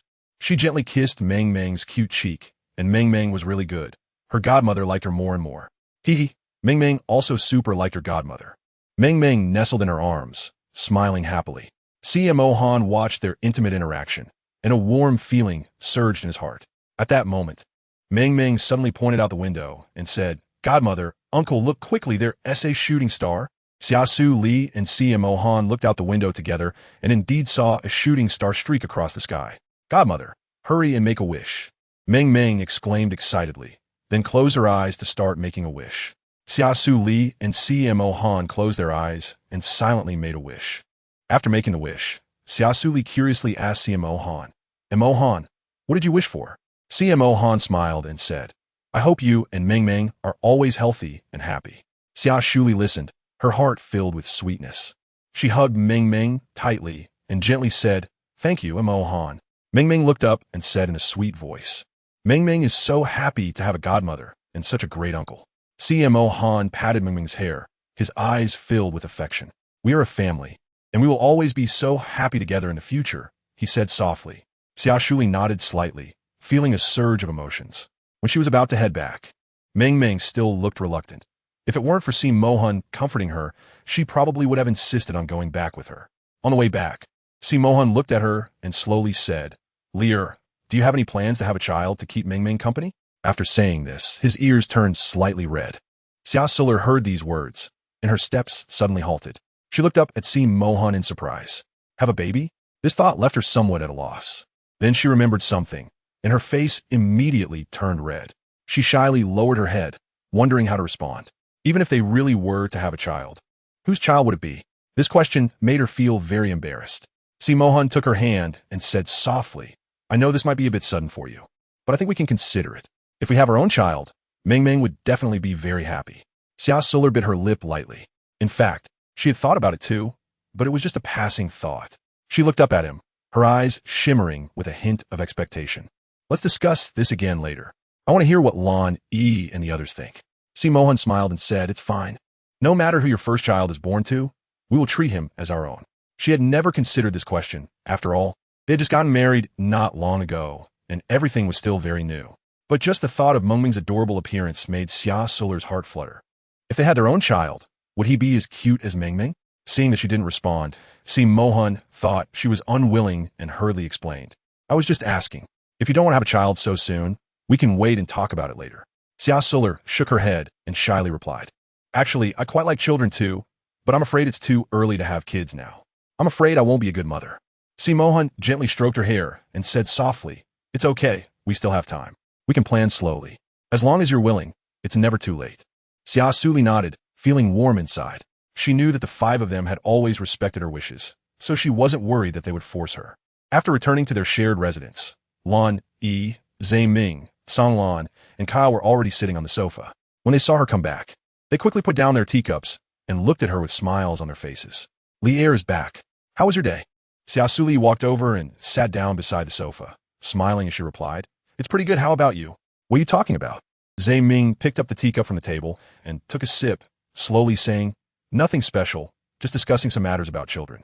Upon hearing this, Xia Suli immediately became nervous and stammered. About children? You guys aren't thinking of making me have a baby, are you? Kai Lan Yi, and Song Lan exchanged glances and laughed together. Haha, Xiao liar, don't be nervous. We're just chatting casually. After all, we're all looking forward to having a child of our own. Lan Yi explained with a smile. Xia Suli let out a sigh of relief, patting her chest. You scare me. I thought you were going to force me to have a baby. How could that be? We care about you the most, of course. We will respect your thoughts, Kyle said affectionately, ruffling her hair. Song Lan smiled gently, her eyes sparkling with understanding and love. Xiao Suli, don't worry about these things. When it comes to having children, there's no need to rush. If you don't want to have a baby right now, that is perfectly fine. We have plenty of time to wait. She slightly raised her head, looking in at Song Lan's deep and warm eyes, feeling a surge of emotion. She knew that they had always been so considerate, always able to understand her inner thoughts and feelings. Although they had been bonded as partners for some time, they had never put any pressure on her and always respected her choices. Thank you, Xia Suli said softly, her eyes filled with gratitude. We are a couple. Lear doesn't need to say thank you, Lonnie said with a smile, reaching out to gently stroke Xia Suli's hair, his eyes full of love. At that moment, Kyle looked at Xia Suli and slowly said, Actually, we were just discussing some things. We have already bonded as partners, but we still owe you a wedding, so we plan to hold a grand wedding next month. After all, if other females have it, you should have it too. Zhe Ming added with a smile, Yes, I believe that when the time comes, Li Er will definitely be the most beautiful bride. His gaze revealed deep affection for Xia Suli. Si Mohan, Lan Yi, and Song Lan all expressed their agreement, looking at Xia Suli with anticipation, as they also looked forward to seeing her in a wedding dress. Chapter 150. The grand wedding of 6 people. Xia Suli looked at them, feeling both excited and shy. Thank you. I am really looking forward to the wedding.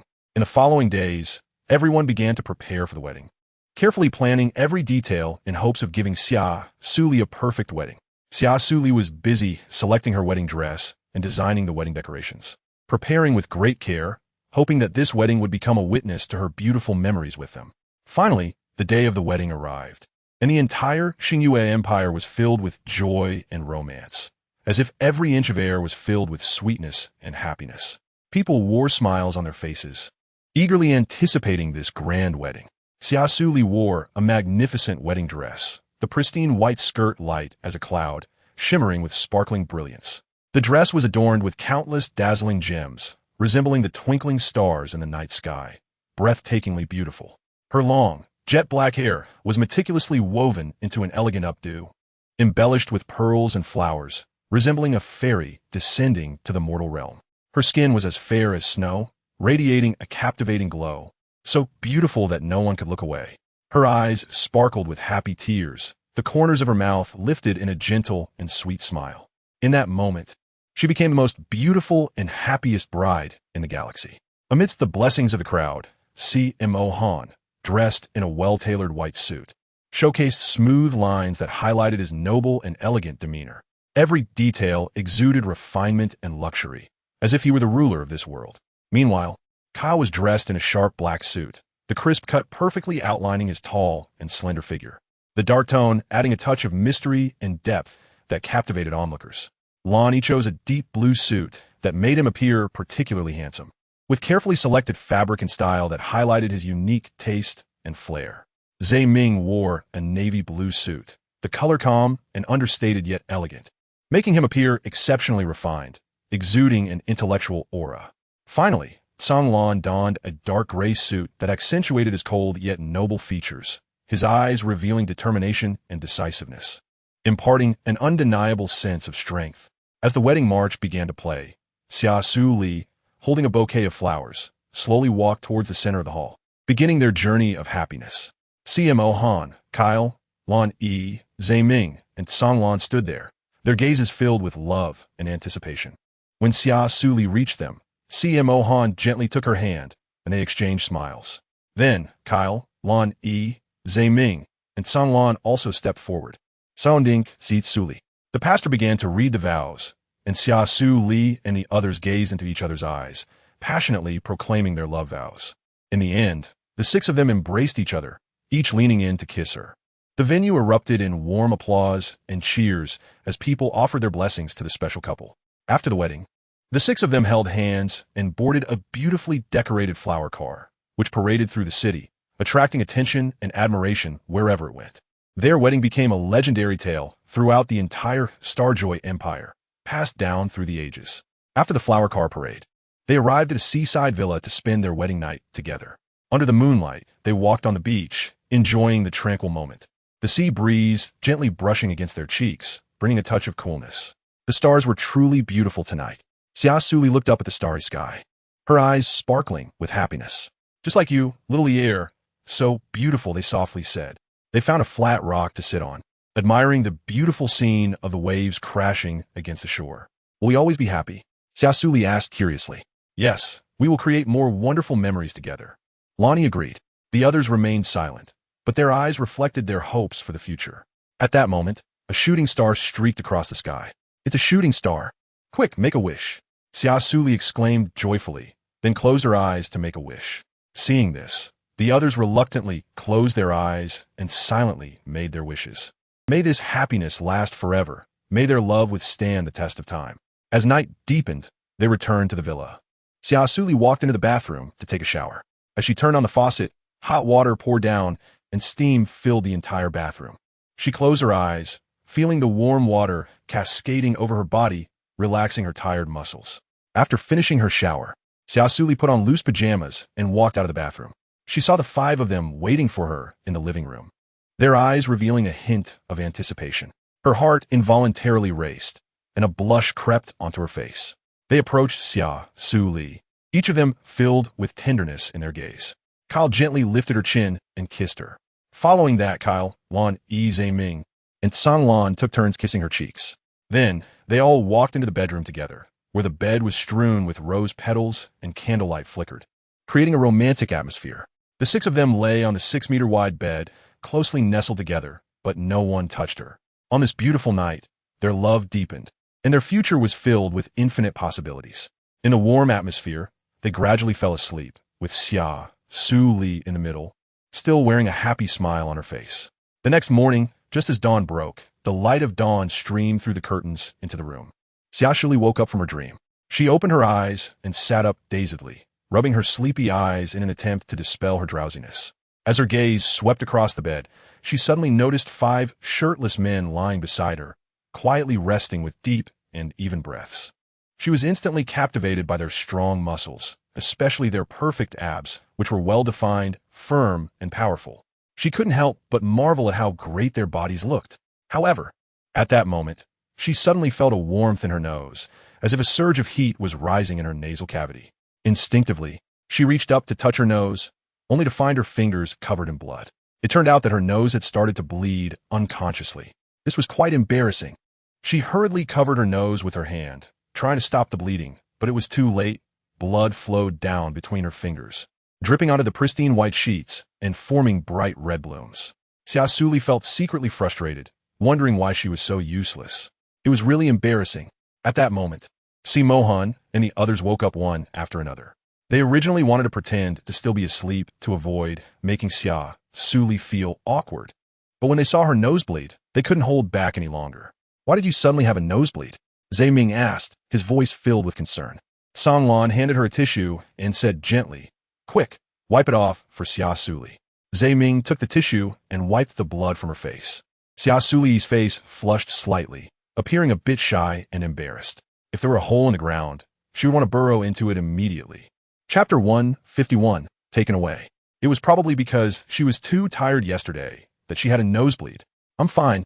You don't need to worry about me, Xia Suli explained while taking a tissue to wipe her nose. The others breathed a sigh of relief upon hearing this. Now let's take a good rest today, Lonnie said. Okay, Xia Suli nodded, secretly relieved that they had not noticed her true thoughts. In fact, they had noticed, but they didn't want to expose her, fearing it would make her embarrassed. The group decided to stay in the villa for another day, enjoying their leisurely time. During the day, they played on the beach, sunbathed, and had water fights. At night, they cooked together in the kitchen, and the six of them lived harmoniously. Xia Suli also secretly told herself that she must control herself better in the future and not be so embarrassing again. Thus, they spent a relaxed and pleasant day. On the third day, after a few people finished their honeymoon, they left the seaside villa and returned to the castle newly built for Xia Suli. This castle was located on a small hill by the sea, surrounded by beautiful scenery and fresh air. Not far in front of the castle was the royal palace, and behind it was a military base, making the geographical location very advantageous. Since Xia Suli successfully bonded with her 5 partners, the Empire Center had not recommended any new male partners to her. Instead, they only occasionally sent messages to remind her to go to the Empire Center for testing as soon as she awakened her mental powers. After learning the situation, Mohan and the others used their special status in the Empire Center to secretly fill out a false mental power assessment report for Xia Suli. This report indicated that Xia Suli's mental power was only A level, which led the Empire Center to stop sending her further reminders or urgings. After all, once Xia Suli's true identity as an SS-level female was known to the outside world, even her 5 powerful partners would find it difficult to ensure her safety completely. Moreover, Xia Suli was preparing to break through to SSS level, and to protect her from potential threats, they had no choice but to take this means to conceal her true strength. Days passed, and Xia Suli trained peacefully in the castle while also working hard to cultivate, striving to break through to SSS level as soon as possible.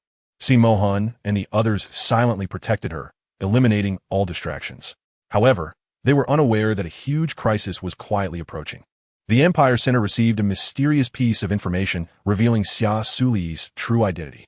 In order to control this rare SS-level female, the highest commander of the Empire Center decided to dispatch an elite force to attempt to take her back to headquarters for research. On this day, sunlight streamed through the castle windows onto Xia Suli, who was immersed in her training as usual. Suddenly, the tranquility was shattered by unexpected intruders.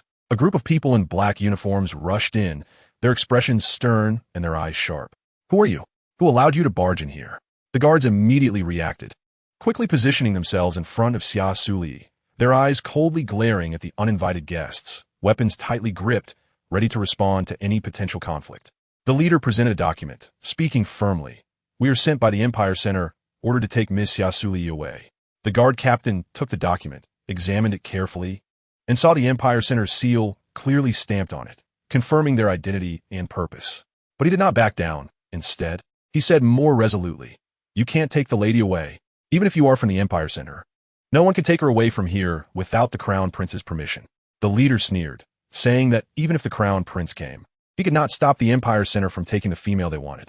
The atmosphere grew tense as both sides stood off against each other. Just as they were about to clash, Xia Suli stood up, calmly walked in front of them, and said, "I'll go with you." She knew that resistance was futile and didn't want to implicate the innocent guards. "Madam," the guards called out anxiously. Xia Suli smiled to reassure them, "Don't worry. I'll be fine. They wouldn't dare to touch me."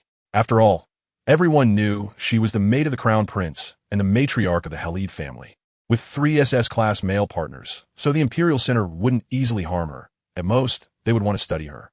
Thus, she voluntarily walked out of the castle and boarded the spaceship of the Imperial Center.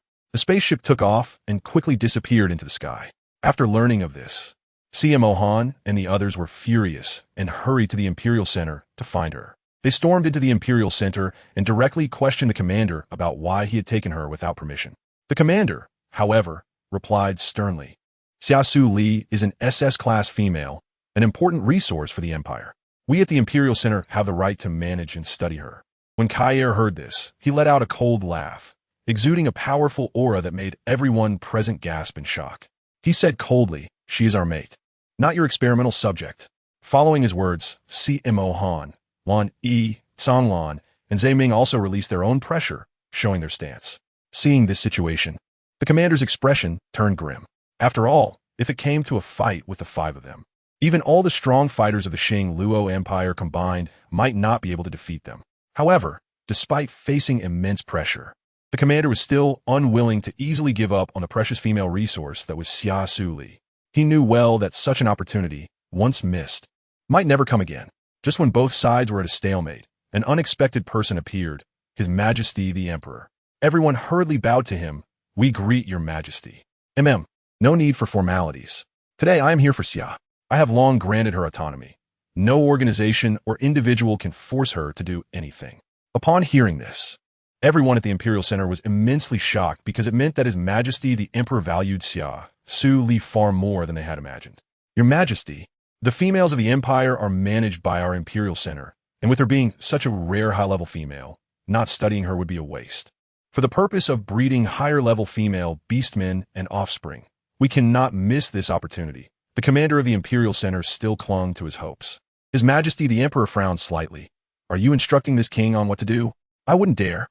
Faced with His Majesty's authority, the commander had no choice but to yield. He understood that if he continued to insist on not releasing her, it would lead to greater trouble. In the end, under the command of His Majesty the Emperor, the Imperial Center had no choice but to release Xia Suli, allowing her to return to see Han and the others. Xia Suli looked at His Majesty the Emperor gratefully. "Thank you, Your Majesty, for coming in person. No need to be polite. You are the daughter-in-law of the Xi family. If I don't protect you, Xiao Han will come to me for trouble," the Emperor joked. Han smiled helplessly. "Father, please don't tease me." "Ha! All right, there are still matters in the palace, so I will take my leave. You two newlyweds can catch up." After saying that, the Emperor left. However, they knew that although this crisis had passed, more challenges awaited them in the future. Chapter 152. Awakening again, Han and the others returned to the castle. After this incident, they cherished each other even more. She decided to accelerate her strength enhancement, not only to protect herself, but also to better fight alongside them. Thus, she doubled her efforts in training to break through to SSS level, and Han and the others fully supported her.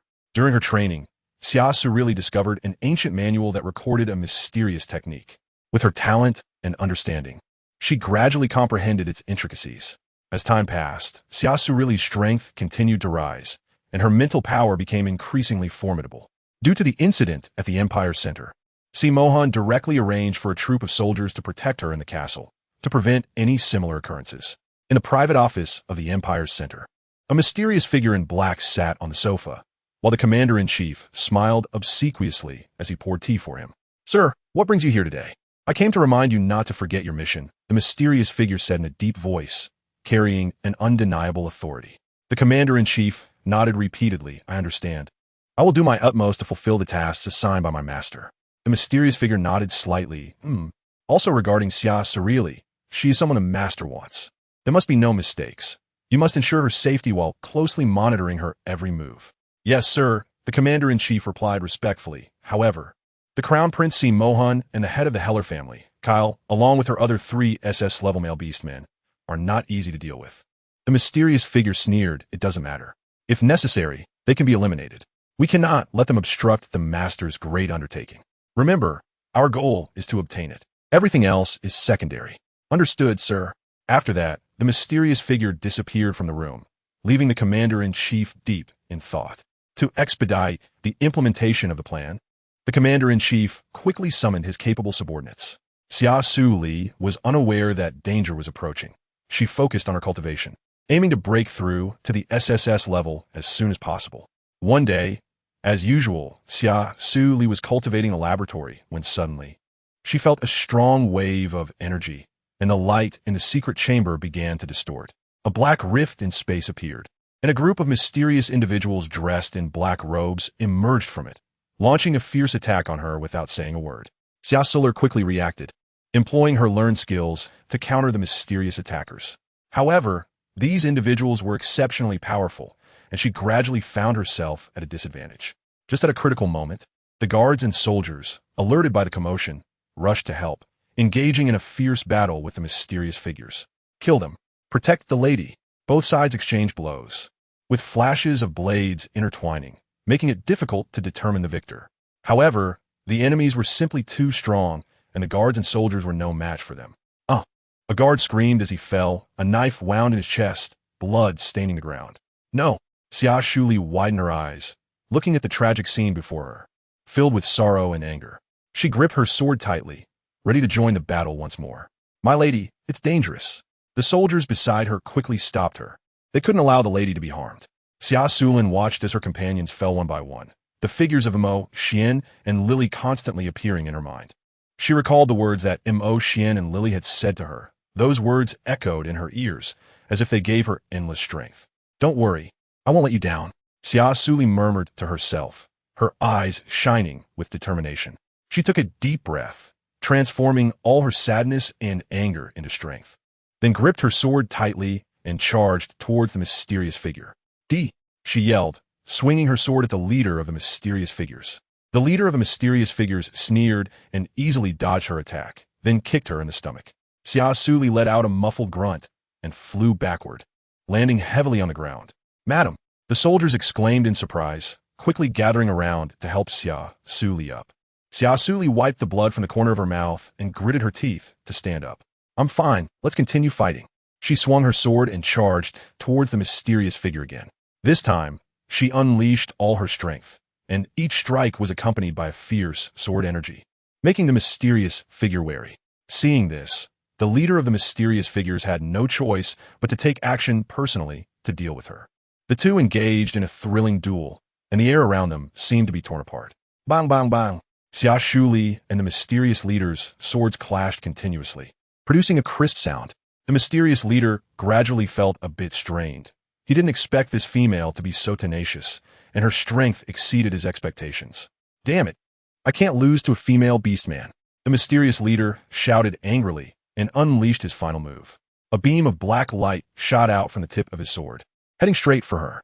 Xia Suli's expression changed, and she quickly sidestepped to avoid it. However, that black beam of light followed her closely, never giving up. Just as it was about to hit Xia Suli, suddenly, a blue light descended from the sky, blocking the black beam. Boom! The two forces collided in midair, triggering a violente explosion. Xia Suli took the opportunity to swing her sword at the mysterious leader, but he dodged it. Seeing the situation was not good, the mysterious leader immediately ordered retreat. Quick, let's go. He led the other mysterious figures swiftly into the space rift, disappearing without a trace. Xia Suli watched the direction they were leaving, feeling a sense of relief in her heart. This crisis was finally over, but the cost was heavy. Many soldiers and guards had sacrificed their lives, and the remaining ones were also battered and bruised. Xia Suli silently walked to the side of a fallen guard. I'm sorry, it's all my fault. Just then, a dazzling golden light suddenly shone in the sky, like a rising sun, instantly illuminating the entire training room. This mysterious and powerful light enveloped her body like a warm veil. As the light descended, her body began to slowly float, as if freed from the constraints of gravity. Suspended in the air, her tightly closed eyes trembled slightly, as if something was about to awaken. Meanwhile, faint blue flames of souls quietly rose from the bodies of the fallen guards and soldiers. These soul flames twinkled like distant stars, emitting a weak glow, gradually gathering into golden orbs of light. These golden orbs radiated a sacred aura, flying towards the sky as if attracted by some invisible force. This scene was astonishing, leaving everyone present in shock. Perhaps these orbs represented the souls of the deceased finding liberation, or their spirits being elevated after death. When Kyle and CMO Han returned first, their faces turned extremely grim upon witnessing this. It seems our enemies are stronger than we imagined, CMO Han said. Kyle looked at the awakening Xia Suli, knowing that this battle was just the beginning and that more challenges awaited them in the future. Chapter 153. Breaking through SSS levels suddenly, a powerful airflow spread out centered around Xia Suli like a gust of wind, while Xia Suli flew steadily within it, as if merging with this powerful force. Xia Suli slowly opened her eyes, a powerful aura emanating from her that made her appear completely different. She felt her body filled with strength, as if she had mastered the power of the entire world. Lear, are you okay? Seeing Xia Suli suddenly exude such a strong presence, Kai and CMO Han were both surprised, but more than that, they were worried. They hurriedly approached to inquire, hoping to confirm that she was all right. Xia Suli smiled slightly and said, I'm fine, in fact. I feel my mental strength has increased a lot. After speaking, she raised her hand and waved gently. A beam of light shot out from her hand, instantly shattering a piece of iron plate in front of her. This scene shocked Kyle and C. Mohan. They never expected Xia Suli's strength to have improved to such a terrifying level. What is going on? Kyle asked, puzzled. I don't know either. But I feel great right now, Xia Suli replied with a smile. C. Mohan's eyes flickered as he said thoughtfully, perhaps this is the awakening of your pure bloodline within you. Your bloodline has been suppressed for a long time, and now it has finally broken through the bottleneck. However, we still need to observe further to ensure there are no other abnormalities in your body. She nodded in agreement with his statement. At this moment, Kyle couldn't help but joke. Now that liar has broken through to SSS level, can we test her true strength after awakening through practical combat? Hearing this, C. Mohan's eyes lit up, and he agreed, that's a good idea. There are many tamed exotic beasts in the back mountain of the base that we can take Liar to try her skills. After hearing this, Xia Suli laughed excitedly and said, great, let's head off quickly. Then, under C. Mohan's lead, the three of them cheerfully headed towards the back mountain of the base. As soon as they stepped into the back mountain, a deafening roar came from afar. Xia Suli turned her head at the sound and saw a gigantic, ferocious beast charging towards them with great momentum. The beast opened its gaping maw, spewing forth blazing flames as if it intended to devour them whole. Upon seeing this sudden appearance of the magical beast, Kyle and C. Mohan instinctively positioned themselves in front of Xia Suli to protect her from potential harm. However, at that moment, Xia Suli gently patted their shoulders and smiled, saying, don't worry about me. Kyle, Xian, step back. Let me handle this. Her voice was soft but carried an irresistible determination. Before the two could react, she leaped forward to confront the beast head-on. Xia Suli swiftly formed hand seals, and with her movements, a faint purple glow enveloped her body. She let out a soft shout, and a powerful wave of energy shot from her hands, directly hitting the beast. The beast let out a terrible howl, its body trembling violently before collapsing to the ground, motionless. Xia Suli stood quietly in place, looking at the fallen beast before her heart filled with shock.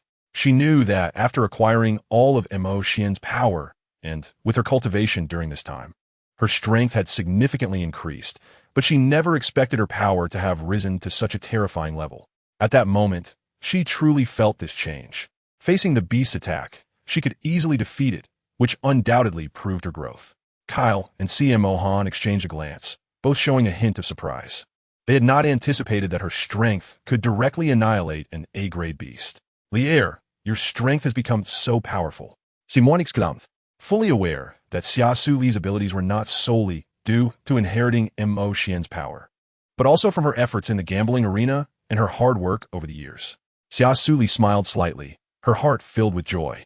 It seemed that her efforts during this time had not been in vain, but this was just an ordinary A-level beast, not enough to test her true strength. There were even stronger, magical beasts deeper in the mountains. Let us keep moving, Kyle said, as he was also eager to see Xia Suli's true capabilities.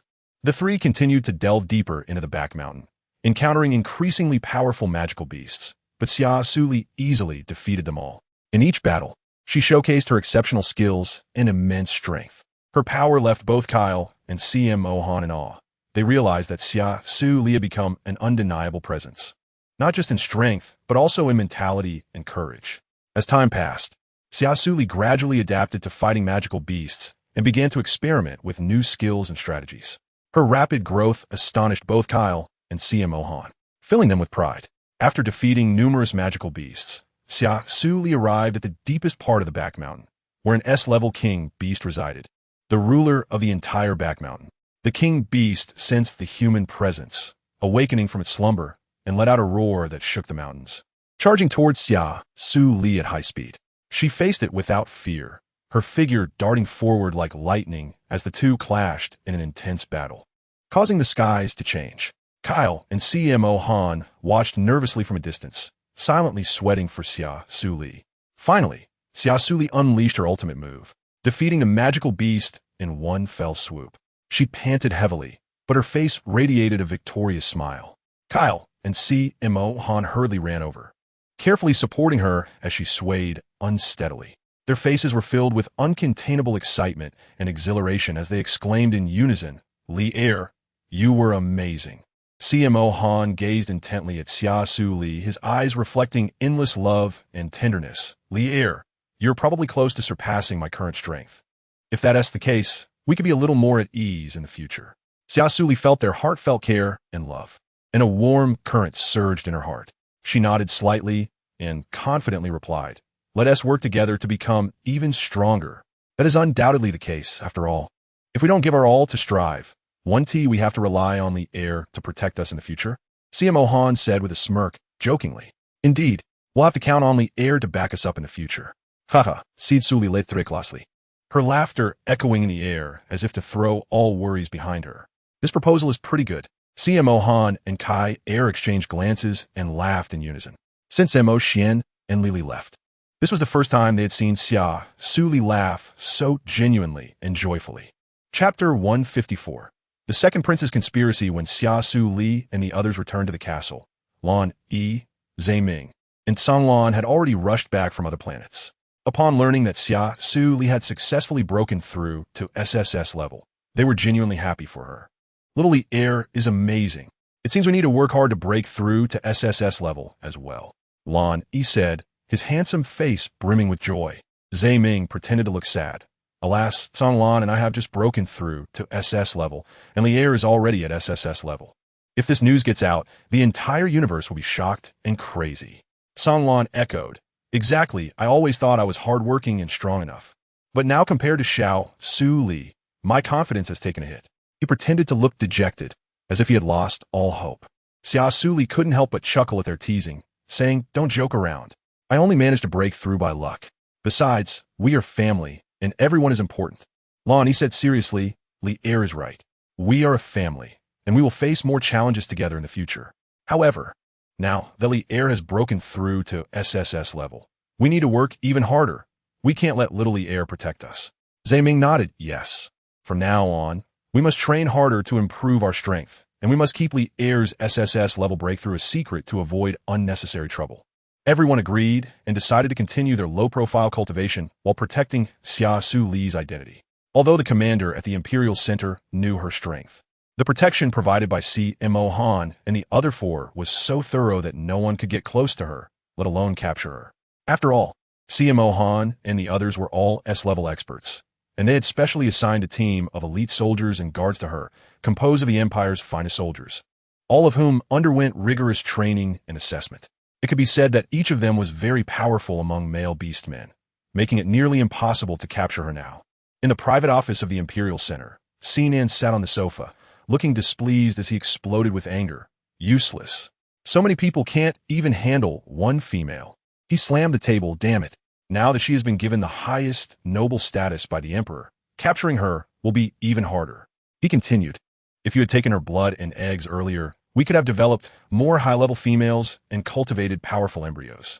Such a good opportunity wasted. What use do I have for you? His voice was filled with anger and disappointment. The highest commander of the Imperial Center, Buji Dao, faced the young and noble second prince with suppressed anger, only able to show a face of apology.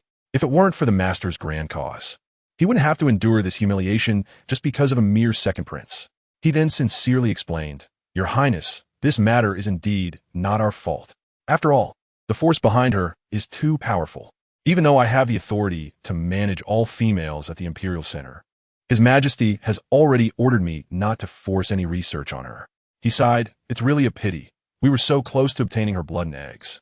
She possesses an S-level female identity, and if used for experimental research, it would be such a precious resource. After all, there has never been a female beastman of such a high level in the entire universe. If she were to reproduce with a high-level male beastman, it would surely give birth to the legendary SSS-level beastman. What a great achievement that would be. Sinan clenched his fists, gritting his teeth, his eyes flashing with unwillingness. No, we absolutely cannot give up so easily. There must be other ways to solve this problem. He frowned, lost in deep thought, when suddenly a thought flashed through his mind, like a bright light cutting through the darkness. How could I not have thought of that? Although that method carries great risk, it is still worth trying. Sinan lifted his head, looking at Buji Dao with a cold smile. In a few days, it will be Father's 70th birthday. As the partner of my elder brother CMO Han, she will definitely attend. At that time, I will arrange for someone to plan an accident to injure Xia Suli and then you can take the opportunity to obtain her blood and eggs. Remember, we must not fail this time. Bu Jidao was secretly surprised. He didn't expect that the second Prince Xi was quite clever, and his efforts to please him were not in vain after all. Bu Jidao nodded repeatedly with a smile. Rest assured, Your Highness. This time I will not let you down. He was already starting to plan in his mind. Meanwhile, Xia Suli and the others were preparing for the emperor's birthday banquet, completely unaware of the impending danger, still eagerly looking forward to the celebration.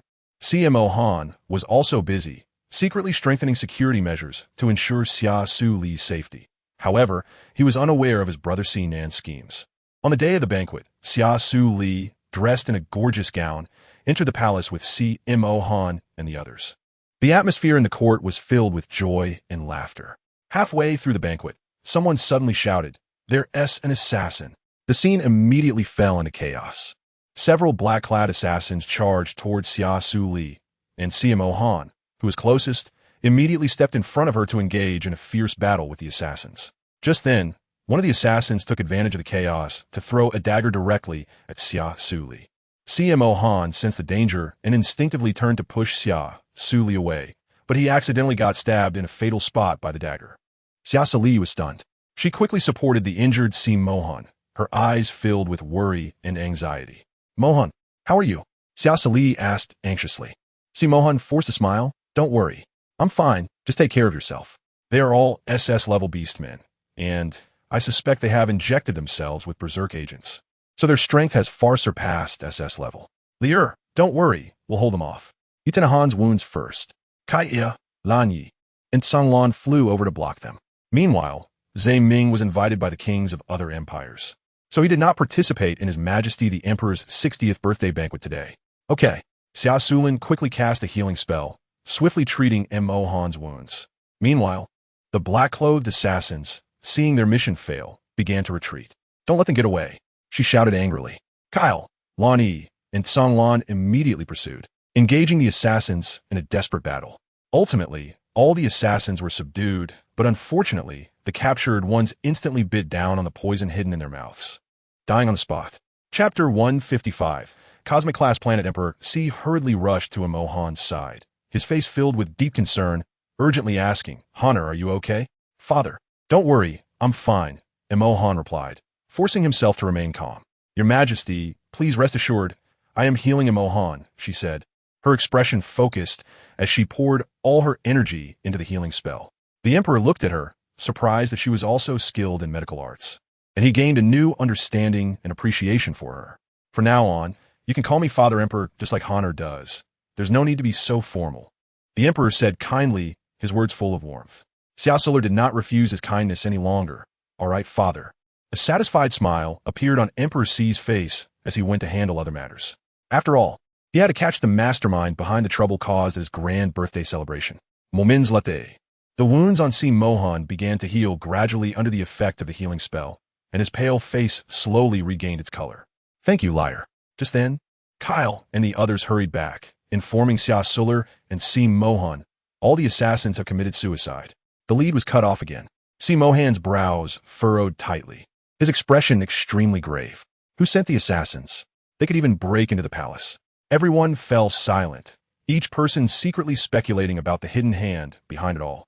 At that moment, Xi walked into the hall leisurely, wearing a feigned look of concern on his face, and said, "Brother, are you okay? You really scared me." Xia Suli looked at him warily, feeling deep down that this matter was somehow related to him. "Second Prince, why did you come so late?" Lan Yi spoke frankly, with a hint of questioning in his tone. "I had some matters at the castle, so I arrived late. I just got here, and as soon as I walked in, I heard about the assassin, so I hurried over to take a look," Sinan replied slowly, his eyes unusually calm. However, Sinan's gaze inadvertently flicked towards her, which made Xia Suli even more certain of her suspicions, and his various behaviors made him seem very hypocritical. "Since my royal brother is unharmed, I will go see father now." Sinan casually found an excuse and prepared to leave in a hurry. "Wait." CMO Han's expression was stern, his voice cold as he called out to him. "Regarding this assassination, I will definitely investigate to the end. If I find out that someone intentionally leaked information or had connections with the assassins, I will not spare them." Sinan paused for a moment, a slight smile appearing on his lips as he said, "What my royal brother said is true. It is indeed unforgivable. Go see father, CMO Han said coldly, his gaze sharp as a sword, fixed on Si Nan's departing figure. After Si Nan left, Xia Suli slowly walked to CMO Han's side and softly said, I always feel that Si Nan has a problem. Just now, the look he gave me was filled with a sense of regret, which I find very strange. Why would he show me such an expression? Moreover, those assassins also seem suspicious. Their moves, although sharp, are not lethal. It seems they didn't want to kill me. CMO Han nodded slightly, his expression serious. However, we currently have no solid evidence, so it's not advisable to act rashly. But Lear, you should still be careful in the future. After all, you are now one of the targets of the mysterious organization. Xia Suli nodded slightly, her gaze firm. Don't worry, I will be careful. Additionally, I will send more people to ensure your safety. Si Mohan gently caressed Xia Suli's cheek, his eyes filled with tenderness. Xia Suli felt a warmth in her heart and lightly nodded her head. Ahem, Lan Yi's untimely voice broke the beauty of the moment. I said, Mohan, don't forget we still have important matters to attend to. Lan Yi looked at him with a teasing expression. CMO Han cleared his throat, pulling his thoughts back. That's right, the urgent task is to find out the mastermind behind this. He turned to Lan Yi. This matter will be handed over to you and Sang Lan to investigate. Sang Lan nodded in agreement. Leave it to me. Also, send someone to secretly monitor his every move, CMO Han added. Aldikt, Lan Yi responded. Xia Suli looked at CMO Han and said, Then I will go help with the investigation. Kao said seriously, Lier, you should stay in the castle for the next few days. If anything happens to you, we'll be worried. Xia Suli wanted to say more, but was interrupted by Lan Yi. Little Lier listened obediently. Although you have become stronger, their intentions are not pure, and they are powerful. Moreover, the enemies are all around us, so for your safety, we cannot take risks. Although Xia Suli felt unwilling, she understood that everyone's concerns were not without reason. She decided to follow the arrangements and stay within the castle. In the days that followed, Xia Suli did not remain idle. She utilized this time to diligently study magic, hoping to enhance her own strength. At the same time, she kept an eye on the investigation progress of Lan Yi and Sang Lan, and whenever they returned, Xia Suli always eagerly inquired about the situation. However, despite everyone's efforts to search for clues, the mastermind remained elusive, as if hidden in the mist. It was clear that the person behind it was definitely from a higher planet, which explained why they had so many high-level beastman assassins. As the days passed, Xia Suli's cultivation improved rapidly. One day, while she was practicing in the garden, she suddenly sensed a strong wave of power. Startled, she immediately released her spiritual sense to scan the surroundings. Soon, she discovered several figures in battle armor quietly approaching the castle, emanating powerful spiritual energy, clearly indicating that they were not here for good. Xia Suli quickly pressed the alarm and swiftly gathered everyone. It seemed they could no longer hold back. Kao said expressionlessly. Just then, 3 figures slowly emerged from the void, the 3 powerful beings from other universe-level planets. They scanned their surroundings, looking at the soldiers and mercenaries, with a hint of disdain in their eyes. One of the powerful beings scoffed, It's just a stellar-level planet, yet they dare to think they can defeat us. Beings from universe-level planets. How foolish. His voice was not loud, but clearly reached everyone's ears, causing the soldiers and mercenaries around to change their expressions. Another powerful being looked at Kyle, a glimmer of killing intent in his eyes, and coldly said, Are you the ones responsible for my son's mission failure and his suicide by poison? Today, I will tear you to pieces. His words were filled with anger and hatred, as if he wished to kill Kyle and the others immediately. The last powerful being was a young orc who looked decent, but his eyes revealed a sense of indifference. There's no need to waste words with them, just attack. After saying that, he flashed and charged towards the soldiers and mercenaries ahead. Chapter 156, The Arrival of the Strong. Xia Suli, seeing this, bravely stepped forward to engage in a fierce battle with a young orc. She used all her strength and unleashed various dazzling magical skills, creating a spectacle of light that dazzled the eyes. Sang Lan also joined her fight, engaging in intense confrontation with the young powerhouse, and the scene became chaotic. Kyle and Zhe Ming faced another opponent, while Lan Yi and CMO Han confronted the last one. During the battle, they realized that these strong opponents were incredibly powerful, far beyond ordinary enemies. The attack power of their armor was immense, and their defenses were unbreakable, putting them under significant pressure. Xia Sulin and Sang Lan worked closely together, gradually gaining the upper hand, while Kai Er and Zhe Ming, through their tacit cooperation, successfully fended off their opponent's attacks. Lan Yi and CMO Han adopted flexible tactics, constantly dodging their opponent's attacks and looking for opportunities to counterattack. With everyone's efforts, the battle situation gradually shifted in their favor. At that moment, a middle-aged strongman was muttering to himself, as if casting some strange spell. Suddenly, a loud bang echoed through the air. A cloud of dust was immediately kicked up, enveloping everyone within it. When the dust settled, a gigantic beast appeared before them. This creature was enormous, standing like a small mountain. Its body was covered in black scales that shimmered with a cold light, exuding a powerful aura. Its appearance startled everyone, clearly indicating that this was an extremely formidable beast. Xia Suli and the others immediately became vigilant, as they knew that the appearance of this magical beast would bring them greater challenges. The middle-aged strongman said angrily, "No wonder my son lost. I didn't expect your strength to be quite impressive. We were careless. But it won't matter how strong you are in front of my Super King beast." His voice was filled with confidence and arrogance, as if he could already see the dawn of victory. Xia Suli and the others exchanged glances, a hint of seriousness flashing in their eyes.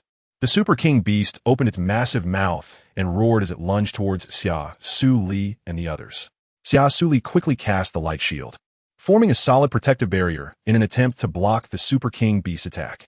However, the power of the Super King beast was too great, easily breaking through the shield. At a critical moment, Song Lan stepped forward, swinging his sword with all his might towards the beast's leg. Although this strike caused some damage to the beast, it also enraged it. The beast turned and struck Song Lan fiercely, sending him flying. Xia Suli saw Song Lan knocked to the ground, and the scene of Mo Xian and Lily dying in front of her resurfaced in her mind. She didn't want to see her loved ones leave her one by one, which ignited a fire of anger within her. She clenched her teeth tightly, focused her energy, and prepared to unleash a more powerful attack. In the blink of an eye, countless bolts of lightning erupted from her hands, surging toward the Super King beast like a violent storm. The lightning intertwined in the air, forming a dense electric net with a devastating momentum, aiming to completely destroy the Super King beast. At the same time, Kyle and the others were not willing to be outdone. They all unleashed their strongest skills and weapons, launching their attacks at the Super King beast together. Their strikes fell like raindrops, overwhelming the Super King beast. For a moment, the entire castle was enveloped in various lights and energies, resembling a splendid fireworks display. The three powerful beings were extremely shocked. They had originally thought she was just an ordinary SS-level female beastman, but she demonstrated strength comparable to, or even surpassing that of male beastmen, which caught them off guard. Their gazes were firmly locked on the female Xia Suli before them, revealing an undeniable shock in their eyes. While they could perhaps begrudgingly accept Kyle's strength, the power she displayed was beyond their imagination. The combat capability of a female beastman was no less than that of any male beastman, a phenomenon that completely overturned their understanding of female beastmen. It was this unexpected discovery that made them suddenly understand why their master was so eager to obtain this female beastman. With such a powerful and unique female beastman, which male beastman wouldn't be captivated? Xia Suli's attack caused the Super King beast to let out a painful howl, angrily swinging its massive claws in an attempt to smash the electric net. However, the attacks from her other companions followed one after another, leaving it unable to focus. At this moment, Xia Suli concentrated her spirit and began to chant an ancient incantation. As the incantation flowed from her lips, a dazzling light erupted from her body, enveloping her completely. Moments later, the light gradually faded, revealing a shocking transformation in Xia Suli. Her originally dark and shiny long hair instantly turned snow white, pure and radiant like snowflakes. Her pitch-black eyes transformed into a blood-red hue, exuding a mysterious and majestic aura. Even more astonishing was the emergence of a pair of brilliantly colored six-winged wings behind her, each wing shimmering with strange lights, as if composed of countless stars. As the wings spread open, Xia Suli slowly ascended into the air, her figure light and graceful, like a shining meteor streaking across the sky. Her speed was incredibly fast, and in the blink of an eye, she charged towards the Super King beast. In that moment, the powerful aura radiating from her left everyone in shock, as if she had become the ruler of this realm. The Super King beast sensed Xia Suli's formidable presence and tried to escape in terror, but her speed was too great, and she was above it in an instant. She raised her magic wand and struck fiercely at the Super King Beast's head, this blow containing boundless magical power. The Super King Beast let out a piercing scream as its massive body crashed to the ground. Xia Suli panted heavily as she looked at the fallen Super King Beast, a tired yet gratified smile on her face. The three powerful beings were shocked that the Super King Beast had actually lost, while they were still in disbelief. Kyle and the others had already killed two of the powerful beings. The last remaining middle-aged strongman coughed up blood. Once his contracted beast died, he would inevitably face backlash. Xia Suli and the others approached the middle-aged man, looking at him coldly. "Don't come any closer," the middle-aged man said weakly. Kai Air let out a cold laugh. "Your beast is dead. Do you think you still have a chance to escape?" The middle-aged man, knowing that the situation was hopeless, gritted his teeth and said, "Just wait. Our master won't let you go. Oof. Even if your master comes, we will make sure he returns with nothing." After saying that, Kai Air directly struck a sword through his throat. Chapter 157. Guilt and Anger. A thrilling battle had just come to an end. After a grueling fight, Xia Suli and the others finally managed to defeat the powerful enemy. At this moment, the tense atmosphere dissipated, and the surviving group let out a sigh of relief. Xia Suli stood high above, looking at her companions beside her, her face radiating the joy of victory. The sunlight poured down on her, as if the entire world had become brighter. Throughout this intense battle, she had been deeply contemplating her own transformation. She clearly felt that there seemed to be endless potential within her, a power that not only stemmed from talent, but also from the unwavering courage and belief deep within her heart. Xia Suli gently descended, her six-winged wings slowly retracting, transforming back to her original form. Her stunningly beautiful appearance was once again displayed before everyone. But at this moment, she was no longer just an ordinary female beastman, but a true warrior forged by the trials of war. Kyle and the others were gradually recovering from their injuries, and their gazes towards Xia Suli were filled with admiration and respect. They had grown stronger through continuous battles, and this was their bonded partner. The guards and soldiers who witnessed Xia Suli's prowess had eyes gleaming with surprise and admiration, casting envious and worshipful glances at her. Faced with such eager attention and adoration, Xia Suli couldn't help but feel a hint of shyness. Her petite ears flushed slightly, and an indescribable discomfort surged in her heart. So, she silently turned and returned to the side of Songlan and the others. When she saw that Songlan had fully recovered, the worry that had been hanging in her heart was finally released, and she completely relaxed. Her gaze fell upon the three deceased powerful figures on the ground, her brow furrowing slightly as she softly asked, "How should we dispose of them?" See, Mohan's expression was stern, yet his tone remained steady as he replied, "There need not worry. I will send someone to carefully investigate their bodies. Perhaps we can find some useful clues." Lan Yi then removed the light brain wristbands from the deceased, examining them closely before saying, "It seems these individuals are not ordinary. The assassins from last time in the palace did not wear light brain wristbands. They only had Ain mark branded on their arms. This discovery is significant, and we must treat it with caution."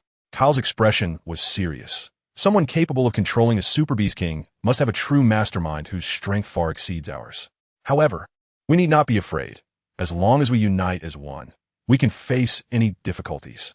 Zhe Ming picked up one of the light brain wristbands and said with a smile, "With the light brain wristbands, it will be easy to uncover their identities. So leave this matter to me. Once we decipher their identities, we'll know which planet they are from, and then we can formulate a more comprehensive response strategy." Xia Suli listened to her companion's words, feeling warm and reassured in her heart. She knew that no matter how difficult the road ahead may be, as long as they were by her side, there was nothing that couldn't be overcome. Xia Suli nodded in agreement. Si Mohan smiled and said, "No matter who the opponent is, we must be prepared. First, let's bury our fallen brothers, then adjust our state, and at the same time, strengthen our vigilance to prevent the enemy from attacking again." Understood, the soldiers and guards responded in unison. After the bodies were laid to rest, the group moved to the burial site, where everyone began to bury the deceased, creating a solemn and respectful atmosphere. Xia Suli stood quietly to the side, her eyes revealing deep sorrow and guilt. She silently gazed at the bodies of the warriors who sacrificed themselves to protect her, her heart filled with endless remorse and regret. These warriors had guarded her with their lives, and yet she could not bring them back. Each lost life brought her immense pain, and she felt a heavy burden of responsibility to seek justice for those who had died. After burying the deceased, the entire group fell into silence. with sadness and anger reflected on everyone's faces as they were outraged by the enemy's cruel actions. Xia Suli was deeply moved. She knew that only by finding the mastermind behind all and giving him the punishment he deserved could this war be quelled. So, when they returned to the castle, Xia Suli looked at them with a sorrowful and indignant expression. We can't just sit back and wait. We must take the initiative. I don't want to see anyone lose their life because of me any longer. I must personally deal with this mastermind. Xia Suli's voice was filled with determination and resolve, and her eyes sparkled with anger. Waiting any longer would only lead to more innocent victims. The only way to protect herself and others was to take the initiative. Zhe Ming, seeing this, gently patted Xia Suli's shoulder and spoke in a soothing tone. I understand how you feel, but don't be anxious. As soon as I find out their identities, I will take action immediately. His gaze was firm and steady, giving a sense of reassurance. Xia Suli took a deep breath, trying to calm her inner emotions, and then slowly said, All right, but next, I hope to participate in the investigation with you and do my part. After all, those warriors died because of me, and I must do something for them. Her gaze revealed determination and resolve, as if she was already prepared to face any difficulties. The others exchanged glances, seeing Xia Suli's guilt in each other's eyes. They knew that if they continued to refuse her request, her heart would only become more burdened with guilt and self-blame. So, they all nodded in agreement for Xia Suli to join the investigation team. After receiving everyone's approval, a hint of a relieved smile appeared on Xia Suli's face. She knew that although her abilities were limited, at least she could take action to lighten her inner burden. On the other side, Approached again. Upon meeting, he immediately erupted in anger.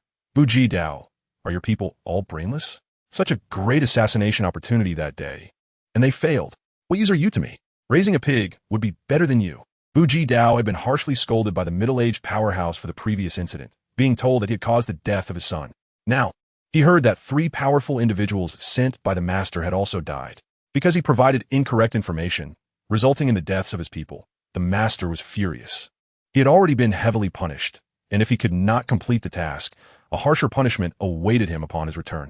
With this in mind, Buji Dao was filled with fear and unease, so he no longer had his usual politeness when facing Sinan.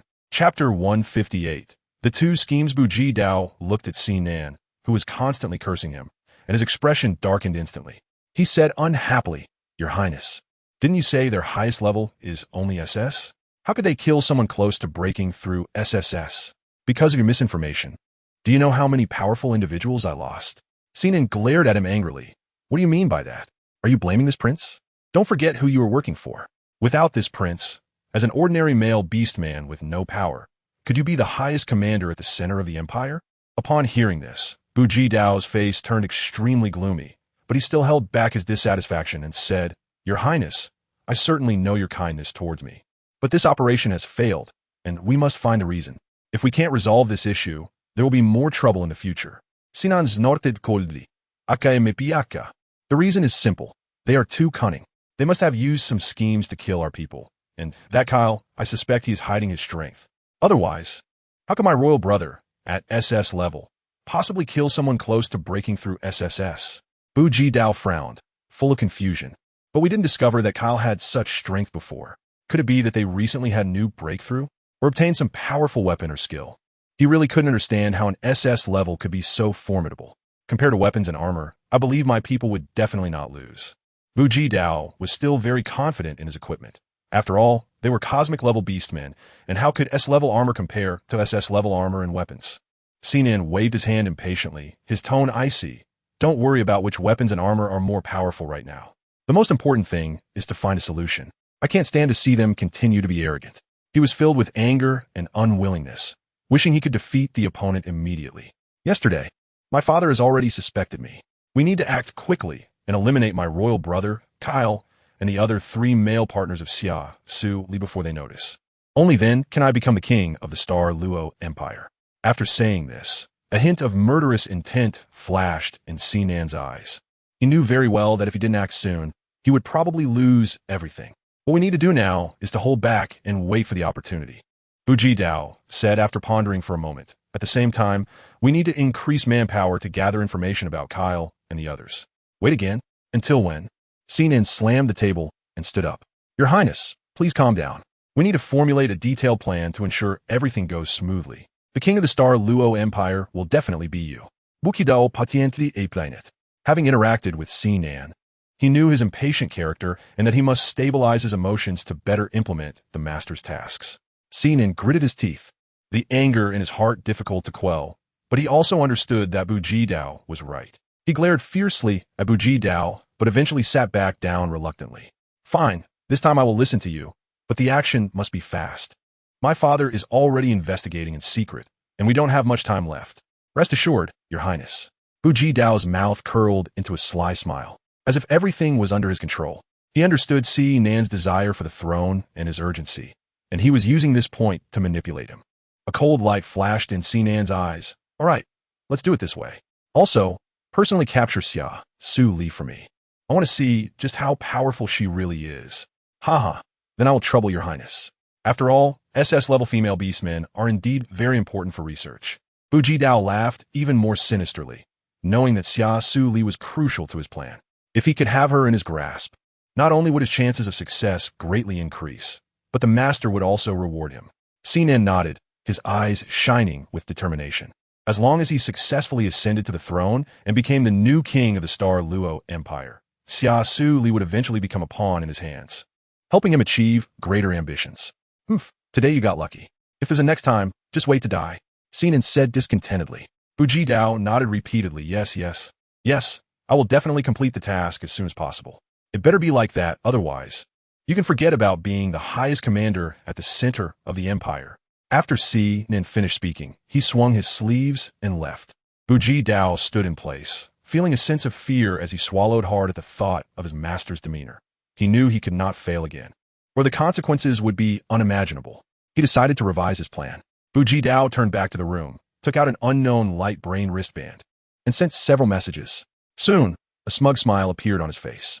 2 days later, a starship quietly landed on the border of the Xing Luo Empire, and hundreds of mysterious figures emerged from the ship, dressed in uniform black battle armor, their faces cold and holding various high-tech weapons. These people were assassins specially arranged by Bu Jidao's master, all top experts from various star systems, specialized in executing dangerous missions. Watching these assassins, Bu Jidao felt secretly pleased. He believed that with their help, he would surely complete the mission smoothly. Bu Jidao assigned tasks to the assassins and led them into the Xing Luo Empire, where the assassins quickly began their operation, silently blending into the city in search of Xia Suli's whereabouts. Meanwhile, Xia Mohan and Kai Air's people also sensed the anomalies around the empire and heightened their defenses, staying vigilant at all times. The assassins searched everywhere, but could not find the exact location of Xia Suli and her companions. Bu Jidao felt a bit anxious and began to worry about whether the mission could be completed successfully. Just then, one assassin discovered some clues. He tracked a person suspected to be related to Xia Suli and found out their recent movements. After hearing this news, Bu Jidao felt a surge of excitement, his eyes glinting with greed and cruelty. He immediately gathered his team of assassins, conveyed the news, and issued the order. We must act quickly. We cannot let this opportunity slip away. The assassins nodded in agreement, expressing their willingness to follow Bu Jidao's commands. They quickly packed their gear and set off towards the location. Along the way, Bu Jidao continuously motivated the assassins, telling them about the importance of this mission and the rich rewards that would follow its success. The assassins were stirred by his words, filled with fighting spirit. Finally, they arrived at their destination. Bu Jidao observed the surrounding environment, searching for the best moment to attack. As they approached the target, he suddenly sensed a powerful aura coming towards them. Bu Jidao's expression changed, realizing something was wrong. He shouted, "Be careful, there are traps." But it was too late. A group of figures emerged from all directions, surrounding them. These figures were Xia Suli and her companions, along with other powerful individuals. Chapter 159. Leaving the Xing Luo Empire, you think you can capture Lier with just this?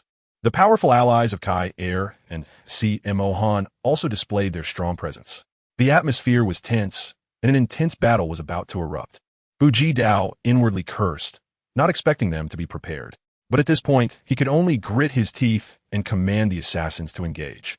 The assassins charged recklessly at the enemy, and for a moment, blades flashed and energy waves surged. Although Kai Air and Xia Mohan's side was prepared, Bu Bu Jidao's group was evidently stronger. Seeing the favorable situation, Bu Jidao decided to join the fray himself, his figure flashing as he engaged Kai Air in fierce combat. The two exchanged blows, neither giving way, and the surrounding space twisted and warped due to their battle. Just then, a dazzling light descended from the sky, striking the center of the battlefield. Everyone was startled and looked up to see a massive warship slowly descending. Mysterious runes shimmered on its hull, emanating a heart-pounding power. Accompanied by a low mechanical sound, the ship's hatch slowly opened, and a tall figure stepped out. He wore black and gold battle armor, seemingly merging with the surrounding darkness, his face as cold as ice, exuding an indescribable authority that made it hard to look directly at him. His deep eyes sparkled with a chilling light, revealing boundless majesty and indifference. "Who dares to harm my son and daughter-in-law?" His voice boomed like a bell, carrying unparalleled dominance that resonated throughout the space, causing everyone's eardrums to ache. The voice was filled with anger and authority, instilling a sense of awe in all. CMO Han recognized the voice, his face lighting up with surprise. He knew that the person before him was his father, Emperor Xi. Emperor Xi was one of the strongest beings on this planet. Upon learning that Xia Suli was in danger, he had rushed to the rescue. Emperor Xi glanced at the assassins, a flicker of anger in his eyes. He raised his hand, and a powerful force swept out, instantly sending all the assassins flying. They arced through the air and crashed heavily to the ground, groaning in pain. "You dare to lay hands on my people? You must be tired of living," Emperor Xi said coldly, his tone filled with killing intent that sent chills down the assassin's spines. The assassins felt the terrifying power of Emperor Xi and were too scared to move, knowing that any further rash actions could lead to even more terrifying consequences. At this moment, they could only silently pray, hoping to escape a disaster. "Get lost," Emperor Xi scolded, his expression dark. The assassins' hearts tightened at the sound of his reprimand, understanding that his power was unfathomable. If they continued to stay, they could very well face a threat to their lives. Thus, they hurriedly took their injured comrades and left quickly, not daring to linger. The scene immediately grew quiet, with only Bu Jidao remaining in place, his face pale and expression tense, feeling his legs weaken under the powerful pressure of Emperor Xi. Emperor Xi coldly regarded Bu Jidao, a glint of coldness in his eyes. "I know about the scheme you and my son, Xi Nin, devised. I know you are his person, but I must tell you, Xia Suli is the daughter-in-law I, Emperor Xi, have recognized. You dare to harm her, I will personally seek him out for retribution." A flicker of fear and shock crossed Bu Jidao's eyes. Could he recognize his master? However, having just experienced the power of Emperor Xi, he deeply felt the terror of that strength. The oppressive feeling made him fearful, as he had only felt that from his master before.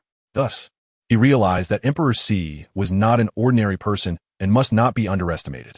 Cold sweat broke out on Bu Jidao's forehead, and his body trembled slightly. He knew that his recent actions had already angered Emperor Xi. He quickly lowered his head, his voice trembling slightly. "It was my ignorance to offend Miss Xia. Please spare me, Your Majesty." Emperor Xi snorted coldly, his icy gaze sweeping over Bu Jidao, his voice sharp. "Given that you are acting under orders, I will spare your life for now. But while you may escape death, you cannot avoid punishment. You will cripple your own cultivation and leave." Bu Jidao's face instantly turned pale, a flicker of hatred flashing in his eyes, but in the face of Emperor Xi's authority, he dared not resist. Gritting his teeth, he formed a seal with his hands and began to cripple his own cultivation. Moments later, his cultivation was completely destroyed, and he seemed to age decades in an instant. After completing this, Bu Jidao hurriedly turned to leave, knowing that staying here would only make his situation worse. Emperor Xi watched Bu Jidao's retreating figure, a glint of coldness in his eyes. He walked over to CMO Han and Xia Suli, asking with concern, "Are you both all right? Did you get hurt?" CMO Han shook his head, saying, "We are fine. Thank you for your concern, Father." Xia Suli nodded slightly, indicating that she was not seriously hurt. The Emperor looked at Xia Suli with deep affection, sighed, and said, "This incident was caused by Xi Nin colluding with external forces. Your father owes you, and I never expected his thoughts to be so malicious that he would want to harm his own brother and sister-in-law. I have stripped him of his cultivation and expelled him from the Xing Luo Empire, which is a punishment for his crimes. Thank you for saving me, Father." Xia Suli said gratefully. The Emperor gently replied, "No need to thank me, as long as you are fine." He turned to CMO Han and said earnestly, "From now on, you must protect Li Air well and ensure she does not suffer any harm. Si moi nadie seriously, sonobas. At this moment, Xia Suli spoke up. Father, I would like to ask you for a favor. The emperor smiled and said, Speak freely. As long as I can do it, I will agree. I hope to leave the Xing Luo Empire with Mo Han to explore higher planets and seek adventures. Xia Suli looked at the emperor with determination. She knew this idea was crazy, but she wanted to give it a try. After all, she did not want to experience the pain of losing anyone again. Only by becoming stronger could she protect those around her. CMO Han also looked at him earnestly. Father, after everything that has happened, we know there are many powerful beings out there. We want to grow stronger, and the only way is to go to higher planets. His voice carried a hint of urgency and sincerity, hoping for his father's understanding and support.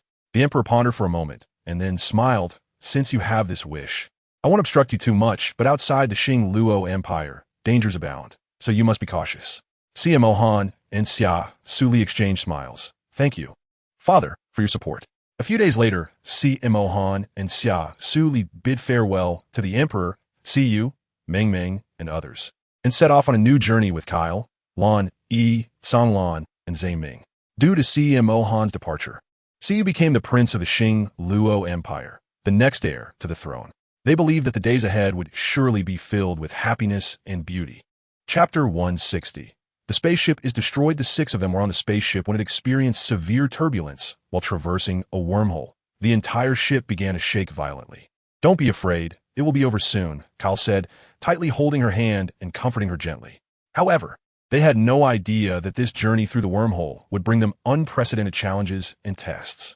When a spaceship finally emerged from the wormhole, they found themselves in a completely unfamiliar star system, where the planets appeared exceptionally desolate, with no signs of life. Song Lan skillfully controlled the spaceship, trying to find a suitable place to land. Everyone, we need to find a safe place to land, Song Lan said calmly. Just then, the radar screen displayed a powerful energy fluctuation ahead, and Song Lan's heart tightened as he realized that danger might be approaching. Not good, there is something ahead. Ganlan Sautet. Everyone immediately tensed up and looked out the window, where they saw a massive meteor hurtling toward the spaceship at an astonishing speed. Song Lan quickly took action, urgently activating the shield system in hopes of withstanding the impact of the meteor. But the force of the meteor was too great. Even with the shield's protection, the spaceship was still violently shaken. Everyone hold on tight, Song Lan shouted, struggling to maintain control of the spaceship. After the meteor violently collided with the spaceship, debris flew everywhere, and a larger piece struck the spaceship's engine, causing a series of malfunctions. The engine is damaged. We must find a place to repair the spaceship as soon as possible, Song Lan said nervously. Lan Yi quickly checked the dashboard. Fortunately, we can still fly for a while. It shows there is a location ahead where we might find some resources. A glimmer of hope ignited in everyone's hearts as the spaceship headed toward the indicated location. However, as they approached, they found it filled with various unknown dangers. Asteroids collided with one another, creating a dense stream of debris, making it difficult for the spaceship to navigate through. Suddenly, a mysterious spaceship appeared in their line of sight. Its peculiar shape glimmered with an eerie light, resembling a visitor from outer space. This mysterious spaceship hovered silently among the debris, as if waiting for something, sending a chill down everyone's spine. What is that? Xia Suli income.Additionally. It should be a spaceship or vessel from a higher planet. But doesn't T seem right? Kyle frowned. Just as they were preparing to observe further, the mysterious spaceship suddenly fired a powerful beam of light directly at their spaceship. Watch out! Song Lan quickly maneuvered the spaceship to dodge, but it was too late. One side of the spaceship was struck by the beam, and alarms blared instantly. The spaceship is severely damaged, Lan Yi reported anxiously. At that moment, the mysterious spaceship slowly approached, and a massive portal began to open, emitting a strong gravitational pull. What is happening? Xia Suli exclaimed, grabbing Kyle's arm. Kyle gazed at the mysterious spaceship, a flicker of determination in his eyes. We can't let it pull us in. We must find a way to escape. In a life-and-death situation, everyone worked together, trying to break free from the mysterious spaceship's gravitational pull. But the spaceship's propulsion system was already damaged, and they gradually lost control. As they were about to be sucked into the massive portal, Song Lan made a quick decision. You all take little Su Li and leave the spaceship first. I'll find a way to stop it. Xia Suli tightly grasped Kanglin's hand. I don't want to. I want to go with you. Kanglin gently stroked her cheek. Trust me, I'll be fine. You all go quickly. After saying that, he pushed Xia Suli away with all his strength and rushed toward the cockpit. Kyle and the others had no time to think and quickly prepared to escape. Jump! With a command from Lon E, everyone leaped into the air, leaving the soon-to-out-of-control spaceship. Kanglin struggled desperately in the cockpit, using the last bit of his strength to steer the ship toward the mysterious vessel. The two ships collided with a loud bang, resulting in a massive explosion. Amidst the dazzling flames, Kanglin's figure disappeared. Xia Suli watched in horror as the spaceship where Songlan was located exploded, tears streaming down her face. Songlan cried out heartbreakingly. As time passed second by second, just when everyone was deeply worried, a figure finally appeared in their sight. It was Songlan, pale as paper, with blood at the corners of his mouth, clearly injured. Seeing this scene, Zhe Ming's heart tightened, and he quickly stepped forward to support him. Asking with concern, Songlan, how are you? Are you okay? While speaking, he channeled his spiritual energy to heal him. Lan, he also hurried over, his eyes filled with worry. You scared us to death just now. Si Mohan showed a slight smile and comforted him. As long as you're okay, just rest for now. Once your body has recovered a bit, we can continue. You scared Lear so much, she cried. You can't be so impulsive in the future. Kyle shook his head helplessly beside them, his tone filled with care and reproach. Thank you, everyone. I'm fine. I'm tough. Songlan joked with a smile. Xia Suli looked at Songlan with red eyes, fiercely punching his shoulder. You scared me to death. You must never do that again. You have to live well. Songlan smiled indulgently. Okay, it's my fault. I won't do it again. Seeing this, Xia Suli finally smiled. After resting for a while, Kyle slowly spoke up. We've stayed here too long. We must find a safe place quickly. His voice was deep and serious, filled with urgency. Yes, Kyle is right.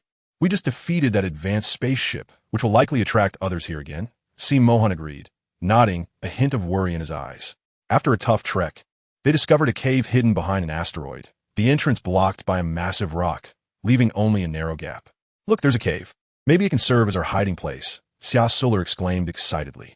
Everyone immediately gathered around to carefully observe the cave. A mysterious aura filled the interior, with strange lights flickering on the walls, as if an invisible force was flowing within. This might be our sanctuary, Si Mohan said softly, a glimmer of expectation in his eyes. They cautiously crawled into the cave, feeling that mysterious aura enveloping them. The temperature inside the cave was much lower than outside, sending a chill through them. Compared to the chaotic meteor showers outside, this is a peaceful and safe haven, Lonnie said. So they decided to rest here for the night and make plans tomorrow. Chapter 161. Cave exploration at night. Everyone lit a bonfire in the cave, sitting around it. After a day filled with thrills, everyone's mood was hard to calm. That was really dangerous today. Thankfully, everyone is safe, Xia Suli said softly. It was indeed very dangerous. It seems that heading to advanced planets is not that simple. Our spaceship alone is not enough to withstand so many meteor showers, Kyle replied, frowning, a hint of worry flashing in his eyes. But we still have a few spaceships, which should be enough for us to reach more advanced planets, Zhe Ming said slowly, his voice deep and firm, giving an inexplicable sense of security. Xia Suli nodded silently, knowing that Zhe Ming was right, but her heart was still filled with worry. She quietly watched the campfire, her thoughts drifting far away, recalling the hardships and challenges they had faced along the way. This is just the beginning. The road ahead is still long, and the difficulties and challenges we will face will only grow greater, Songlan said softly. Ming walked over to Kanglin, gently patted his shoulder, and comforted him. Don't worry, we will definitely overcome all difficulties. As long as we work together, nothing can stop our progress. Songlan smiled, and then turned to look into the distance, as if seeing hope for the future. As night fell, the starry sky was dazzling. The six of them sat around the campfire, enjoying a moment of tranquility. However, they were acutely aware that more difficulties and challenges awaited them. After all, they had only traveled a third of the way and had already lost a spaceship. It was evident that without a spaceship sturdy enough, reaching advanced planets would be difficult. At that moment, Si Mohan suddenly stood up and walked deeper into the cave, his expression becoming focused as if sensing some unknown power. I feel a strange energy fluctuation here, as if something is calling me, Si Mohan murmured, his gaze fixed intently on the depths of the cave. The others exchanged glances and decided to follow Si Mohan to explore the mysteries of the cave, cautiously trailing behind him with weapons in hand, just in case. In the dim light, they gradually approached the depths of the cave, where an ancient and heavy stone door appeared before them. The door was covered in mysterious runes and patterns, exuding an ancient and enigmatic aura. Where will this door lead? Who would live on a planet in such a meteorite zone? Xia Suli asked curiously, her eyes sparkling with excitement. Zhe Ming carefully examined the runes on the door, frowning slightly, revealing a look of confusion in his eyes. These runes seemed to come from a higher-level planet. It might require a more advanced light brain system to unlock their secrets. Si Mohan stepped forward, gently touching the stone door, feeling the texture of the runes, attempting to find a way to open the door, but to no avail. Just as he felt puzzled, suddenly, the stone door emitted a deep sound, as if awakened, and then began to move slowly, eventually opening completely. Behind the door was a dark passage, unknown where it led. The group exchanged glances and ultimately decided to bravely step inside to explore this mysterious place. Given the hidden risks, they decided to let the strongest, Kyle and Si Mohan, lead the way, while Lan Yi, Song Lan, and Zhe Ming would protect Xia Suli. Although her strength was not inferior to the others, they still worried about her safety. Xia Suli looked around the cave and discovered that the stone walls were covered with dense inscriptions. She approached to observe closely and found that these characters seemed to form a unique cultivation method. It looked like a technique from some distant planet, but I don't recognize any of these characters. Zhe Ming, with a face full of astonishment, touched the stone wall, his hands trembling with excitement. My goodness. This is actually the script of a cosmic-level planet. The characters we deciphered from those assassins last time are exactly the same as these. It seems that the inscriptions on this wall are definitely extraordinary. Kyle, standing beside him, furrowed his brows. The problem is we don't recognize any of these characters. What should we do? Don't worry, since these are cosmic-level planet characters, we can first record them using the light year system. It might come in handy in the future. Zhe Ming said while quickly using the light brain system to record all the characters on the stone wall. Just then, Si Mohan, who had been lost in thought, suddenly came to his senses and his gaze fell on the stone wall in front of him. For some reason, he felt that something within it was attracting him, as if it were connected to his bloodline. This strange feeling compelled him to reach out and touch the cold stone wall, trying to find more useful information from it. Xia Suli watched as Si Mohan kept searching and couldn't help but curiously walk over to him, softly asking, Mohan, what are you looking for? Si Mohan paused his movements, turned to look at Xia Suli, his eyes revealing a hint of excitement and anticipation. I feel like there might be something else in here that is attracting me. This premonition seems to come from deep within my bloodline. So I want to see if there are any secret passages or mechanisms leading deeper. Secret passage, Xia Suli murmured, quickly recalling scenes from the TV shows and anime she had watched before. She knew that usually secret passages are hidden in some extremely obscure corners. Thinking of this, she couldn't wait to join in the exploration and began to search carefully. Kair, Lan Yi, and Song Lan, seeing the scene, also gathered around to help Si Mohan look for clues. For a moment, the whole space was filled with a tense yet expectant atmosphere. After a detailed search, they finally made a discovery. Xia Suli excitedly shouted, Everyone, come and take a look. I found a mechanism for a secret passage. Hearing Xia Suli's call, Si Mohan immediately showed a joyful expression and hurried over to check. Sure enough, he found a mechanism at the bottom of the stone wall. He couldn't help but look at Xia Suli with joy and said, Lier, you're amazing. We've been looking for so long and didn't find it. But you really found it. I didn't expect it to be hidden in such a secret corner. It's really hard to find any traces. If it weren't for Xia Suli discovering it, we probably wouldn't have been able to explore this place, Song Lan said with a smile. Kaya it. Lier is still very attentive. I just looked at that place, but I completely missed it. Haha, me too. I found that spot, but didn't see it. Zhe Ming also laughed. Song Lan looked at Xia Suli with admiration. Xia Suli is really impressive. Xia Suli felt a bit embarrassed by the compliments. Her face slightly flushed as she playfully said, All right, you all should stop praising me. If you keep going, I'm going to get carried away. Chapter 162. Super Energy. Si Mohan stepped forward and gently activated the mechanism. With a click, the device started. Soon, they discovered a hidden passageway appearing on the stone wall, seemingly concealing some secrets. We finally found it, Si Mohan said with a smile. The group couldn't wait to step inside, eagerly anticipating the secrets about to be revealed. After passing through the winding passage, they arrived at an unfamiliar area, facing a vast wilderness. In the distance, towering mountains loomed, and the atmosphere here was completely different from what they had experienced before, as if they had entered an entirely new planet. Is this a high-level planet? The air here makes me feel invigorated, Xia Suli couldn't help but exclaim, her eyes filled with shock and delight. Mohan also looked astonished, taking a deep breath to feel the rich energy in the air, murmuring to himself, I feel like I'm about to break through. The air here seems to contain spiritual power. Lonnie similarly expressed his surprise, saying, I also have the feeling that I'm about to break through. Seeing this, Xia Suli was overjoyed. She looked at the two and said, since that's the case, you can break through here first. After the breakthrough, we can make other plans. Mohan and Lon exchanged a glance, then found a quiet place to sit cross-legged and began to absorb the strange air. As time passed, their momentum grew stronger. Kyle, Kanglin, and Ziming stood guard nearby to prevent any accidents, and she nervously watched the two, silently praying for their successful breakthrough.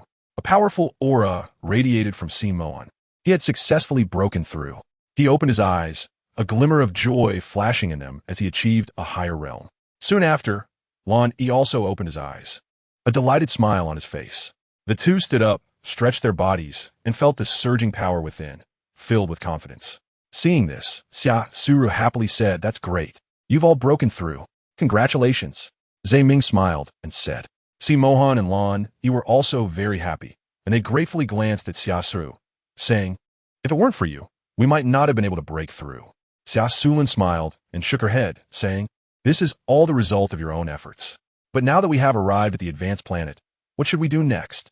Mohan thought for a moment and replied, since we have come to the advanced planet, let's explore it thoroughly. Perhaps here, we can find more ways to enhance our strength. Let's first understand the situation on this planet and see if there are any dangers or opportunities. A trace of determination appeared on Mohan's cold face. Xia Suli and the others expressed their agreement. And so the six of them set off together to explore this mysterious and opportunity-filled advanced planet.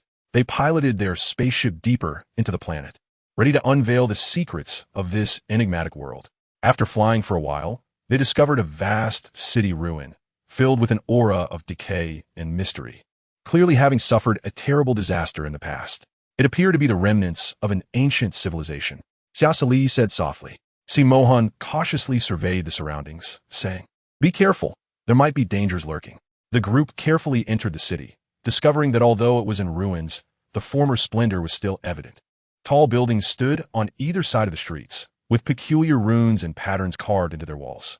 Among the ruins, they stumbled upon a fragment of a scroll, which recorded the ancient history and mysterious technologies of this planet. This might be the key to enhancing our strength, Mohan said excitedly. Xia Suli nodded. We need to take this fragment back to the ship for a thorough study. Just as they were about to leave, a low, rumbling roar echoed from afar. A massive beast appeared before them, exuding a powerful and intimidating aura. Not good, retreat quickly, Mohan shouted.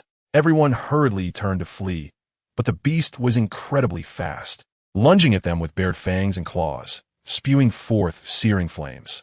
Mohan and the others unleashed their skills in an attempt to fend off the beast's attack. However, the creature's strength exceeded their expectations, and the flames easily broke through their defenses. In a moment of desperation, Kyle decided to take a risk. He focused his energy and unleashed a forbidden skill he had not fully mastered. A dazzling beam of light shot from his hand, striking the beast, which let out a pain howl. Seizing the opportunity, everyone quickly boarded the ship and escaped the scene.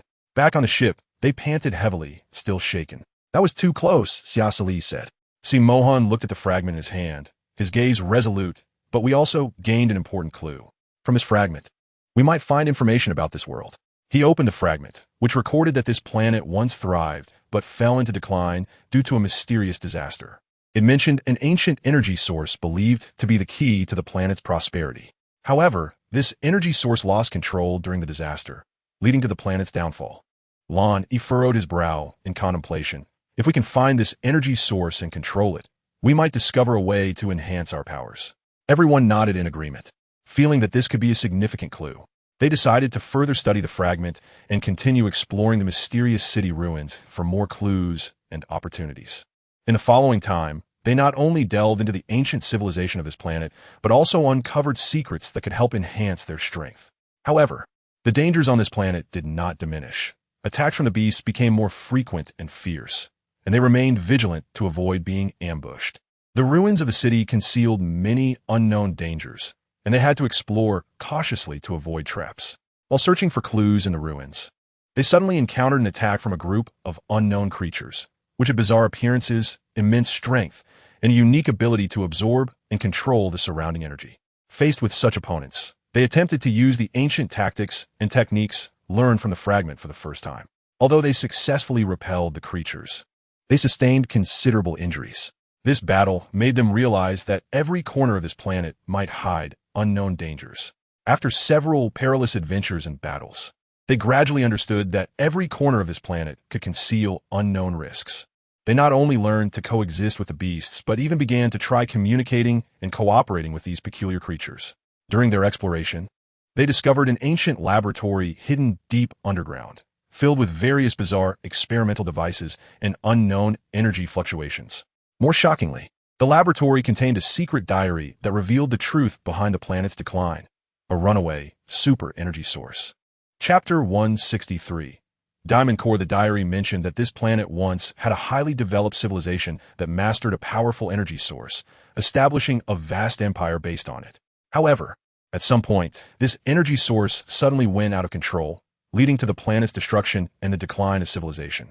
They also discovered secrets that could help enhance their strength, such as how to control this ancient energy source and how to utilize it to augment their own power. However, this also meant they needed to be more cautious to avoid triggering further dangers. In the following time, they delved deeper into the study of this planet's ancient civilization while searching for ways to increase their strength. The beast attacks became more frequent and violent, and they needed to remain alert to avoid being ambushed. One day, while searching for clues in a ruin, they suddenly encountered an attack from a gigantic beast that radiated strong malice. Everyone immediately entered combat mode, unleashing their skills. After a fierce battle, the beast was finally killed. Just then, Xia Suli noticed something shiny on the wounded head of the beast. Startled, she quickly flew over and reached out to take it, disregarding the blood on it, casually wiping the blood on the beast's fur and then quietly admiring it. Si Mohan, Song Lan, Zhe Ming, Lan Yi, and Kyle all approached her, curiously examining the diamond core. "What is this? It looks so nice," Lan Yi said with curiosity, leaning closer to her, his eyes blinking as if trying to figure it out. Zhe Ming looked at the diamond core in her hand with a puzzled expression, frowning and saying, "I've never seen this thing before. It didn't appear in the heads of the beasts we've killed before. Could it be mutated?" As he spoke, he carefully observed the diamond core, trying to find some clues. It must have mutated. After all, no one is left on this planet. It must be due to the influence of the super energy source. Song Lan said seriously, a hint of concern in his eyes, as if realizing the gravity of the situation. Kyle and Si Mohan pondered for a moment, exchanged glances, and nodded in agreement. Yes, Song Lan is right. This diamond core is likely related to the super energy source. We must handle it with care to avoid causing greater trouble. With that, their gazes fell back on Xia Suli, a glimmer of worry flashing in their eyes. Xia Suli felt everyone's gaze and smiled faintly. "Don't worry. I'll take good care of it." Saying this, she put away the diamond crystal core. "Let's leave here first. The fight just now might have attracted the attention of other exotic beasts," Si Mohan suggested. Everyone nodded and began to pack their things to prepare to leave. However, when they walked out of the ruins, they found that a strange aura surrounded them. A dark cloud had appeared in the sky at some point, and lo, rumbling roars could be faintly heard. "Not good. It looks like a powerful exotic beast is about to appear," Song Lan said with a serious expression. "Everyone be careful," Si Mohan reminded, signaling everyone to gather together. At that moment, a red beam of light suddenly shot out from the black cloud, flying straight towards them. The light moved extremely fast, and the group had no time to dodge. Just as they were in a dire situation, the diamond crystal core in Xia Suli's hand suddenly emitted a dazzling light, forming a shield that blocked the attack of the red beam. This diamond crystal core actually has such a function, Xia Suli exclaimed in surprise. "It seems this crystal core is indeed extraordinary," Kyle said, staring at the core. Just then, the roar from the black cloud grew increasingly deafening, as if it were tearing apart the very heavens and earth. Following that, a massive exotic beast, pitch black all over, slowly emerged from the depths of the clouds. This beast was as huge as a small mountain, exuding a chillingly powerful aura. Each scale shimmered with a dark light.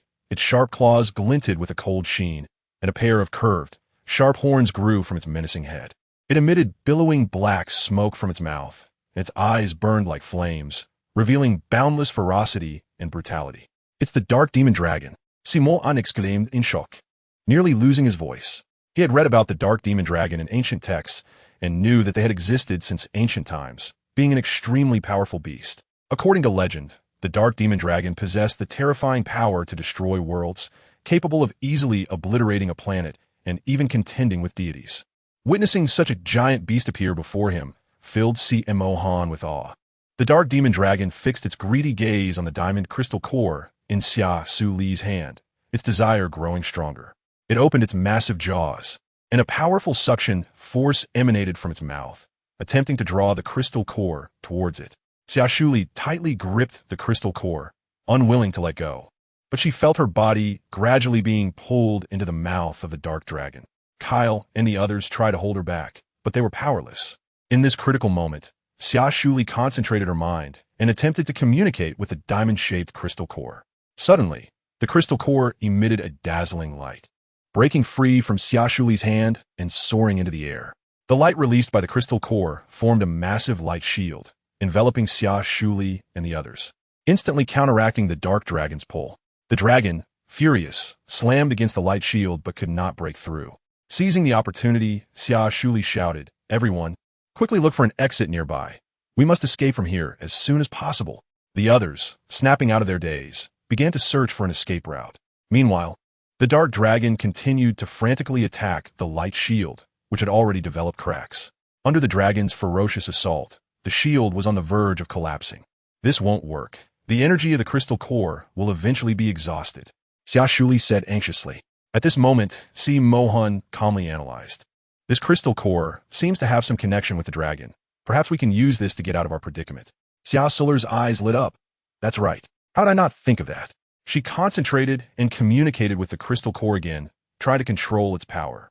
With Xia Suli's efforts, the crystal core emitted an even stronger light, and the cracks in the light shield gradually repaired.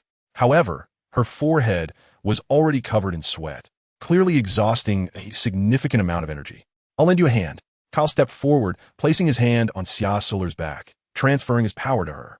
With Kyle's support, Xia Suli's confidence surged, and she fully guided the power of the crystal core, causing its light to blaze brightly.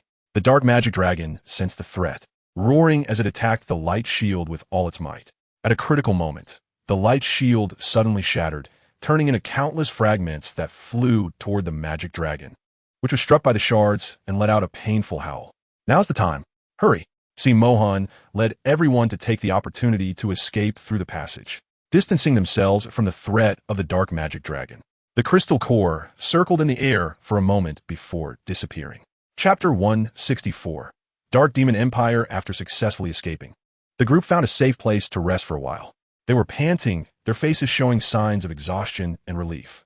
"That crystal core has such powerful energy. It's truly astonishing," Zhe Ming remarked, recalling the battle just now, filled with shock. "Yes, its power is indeed too strong. If it hadn't appeared in time and acted, we probably would have had a hard time escaping from that monster's pursuit," Song Lan agreed, feeling both curious and confused about the power of the crystal core. "But why did it choose to help us?" Xia Suli raised a question, not understanding why the crystal core took the initiative to assist. "Perhaps it contains mysterious powers within itself. We just haven't fully understood it yet," Kyle speculated, believing that there might be many unknown secrets hidden behind this crystal core. Xia Suli pondered and said, "No matter what, we owe our escape this time to it, but we cannot completely rely on its power. We still need to rely on our own efforts to enhance our strength." She understood that only by becoming stronger herself could she ensure reliable protection. "That's right. We must continuously improve our abilities to face the various challenges that may arise in the future," Simon reminded, his gaze firm and steady. The others nodded in agreement, realizing that although the crystal core provided them with temporary assistance, the true way to survive lay in continuous cultivation, growth, and progress. Only through their own efforts could they establish a foothold in this dangerous world. Time flew by, and in the blink of an eye, a year had passed. During this year, they stayed on this planet, diligently training every day, battling various ferocious beasts, and continuously enhancing their strength. After a long period of hard work, They finally broke through their limits and became more powerful beings. However, this planet no longer offered them more challenges and opportunities. Thus, they decided to board a spaceship again, heading to a higher-level planet in search of new power and wisdom. Before departing, they meticulously prepared, bringing enough food, water, and weapons. Once the spaceship launched, they embarked on a new journey, filled with anticipation and unease, as this trip would lead them into unknown territories, facing even stronger enemies and challenges. They had scrapped 3 spaceships before a group of 6 finally arrived at a new planet. This planet appeared vibrant, with lush vegetation and fresh air, making one feel refreshed. As the 6 stepped off the spaceship, nearby people looked at them with curiosity. The male beastmen were mostly tall, resembling 4 men, while the female beastmen were not short either. Their clothing style was similar to that of humans on Earth, but the materials were more resilient. Look, the female next to those 5 male beastmen is really beautiful. It's the first time I've seen such a fair and lovely female beastman, one male beastman exclaimed. Yes, her skin is as white as snow, and her eyes are like deep black gemstones. She is truly stunning, another beastman echoed. She even has long, shiny black hair and black pupils. It's the first time I've seen such unique hair color and eye color, one male beastman said in surprise. The male beastmen whispered among themselves, filled with curiosity and probing gazes directed at Xia Suli, whose unique appearance and temperament greatly intrigued them. Meanwhile, the female beastmen focused their attention on Kai Er, CMO Han, Lan Yi, Zhe Ming, and Song Lan. Their eyes revealed admiration, captivated by their handsome looks. One plain-looking female beastman gazed at them with infatuation, her eyes filled with obsession and intoxication, a trace of drool at the corner of her mouth. As if she had seen some delicious food, murmuring, "These male beastmen are incredibly handsome. Even if they're not strong, I would willingly let them be my male partners." However, another female beastman mockingly laughed, her face showing obvious disdain and contempt, her tone filled with sarcasm and ridicule. Don't be delusional. Look at your own appearance, and then compare it with the female beastman next to them. You don't even count as a green leaf. That one is the true beauty, while you're just an ugly duckling. Her words revealed a strong sense of jealousy and unwillingness, as if she harbored deep hostility towards that female beastman. Xia Suli sensed the unusual gazes around her and instinctively moved closer to them. The few people saw this and shielded Xia Suli behind them, their expressions cold as they scanned the surrounding orcs with vigilance, as if warning anyone who attempted to approach her. At that moment, an elderly female orc approached, her eyes sparkling with wisdom and a kind smile on her face. "Welcome to our Dark Mist Empire. This is the ancient city of 9 Ridges, and I am the village chief here." Her voice was gentle and deep. "It seems you are travelers from other places. If you need help or have any questions, feel free to come to me." The group felt reassured by the village chief's friendly attitude and expressed their gratitude to her. However, the village chief's tone shifted. "Our village has some special rules and traditions that we hope you can follow." She continued, "In our village, male orcs must demonstrate their strength through combat to win the favor of female orcs. So, I suggest you participate in the competitions at the arena first." With that, she pointed to a massive arena not far away. The group followed her finger and saw that the arena was bustling with noise and excitement, with orcs of various shapes and sizes engaged in fierce battles. Xia thought to herself that this might be a good opportunity to learn about the culture and customs of this planet. So, she turned to her companions and said, "It looks quite interesting. Let's go take a look." Everyone nodded and followed her toward the arena. As they entered the arena, they were immediately surrounded by a lively atmosphere, with cheers and encouragement from the audience rising and falling, igniting their passion. Xia Suli and others found a suitable spot to watch the match. On the field, 2 massive orcs were engaged in fierce combat, swinging their strong arms and attacking each other. As the match progressed, Ziming began to notice some clues. He discovered that while the orcs' fighting techniques were rough, they possessed a unique method of exerting force and strategy. It seemed that the orcs here had their own fighting style, and we could learn something useful from it, Ziming said. Just then, one of the orcs let out a victorious roar, having defeated his opponent and won the match. The village chief stepped forward, announced the winner's name, and congratulated him. Then he turned to Xia Suli and the others. "So how about it? Do you want to give it a try?" The village chief asked with a smile. Xia Suli hesitated for a moment. She didn't want to participate in this competition, but she saw the expectation in her companion's eyes, especially Kyer, who seemed very interested in the match. "All right, we can give it a try," Xia Suli agreed. "So, They signed up for the next competition, where they showcased their strength and skills, earning rounds of applause from the audience. Chapter 165. Arrival at Dark Knight City. After the competition, Xia Suli and the others were warmly received by the village chief. During their conversation, they learned that the king of the Dark Knight Empire was a capricious ruler, known for his unpredictable emotions and flirtatious behavior, making his actions often hard to fathom. Any attractive female beastman who caught the king's eye would be forcibly taken to the palace and made his concubine. This kind of coercion instilled fear and unease among many female and male beastmen. However, unlike the king, the crown prince of the Dark Knight Empire, Yi Li Feng, was a beloved figure among the citizens. He not only had excellent leadership skills and immense strength, but more importantly, he treated the people with kindness and fairness, earning their respect and trust. At the same time, Yi Li Feng was an awakened SS-grade male beastman with a psychic affinity as high as 95, which even made the Dark Knight King wary of his son's power. This solidified Yi Li Feng's position in the court and protected those oppressed by the king. This was well known among the citizens of the Dark Knight Empire, though everyone kept it unspoken.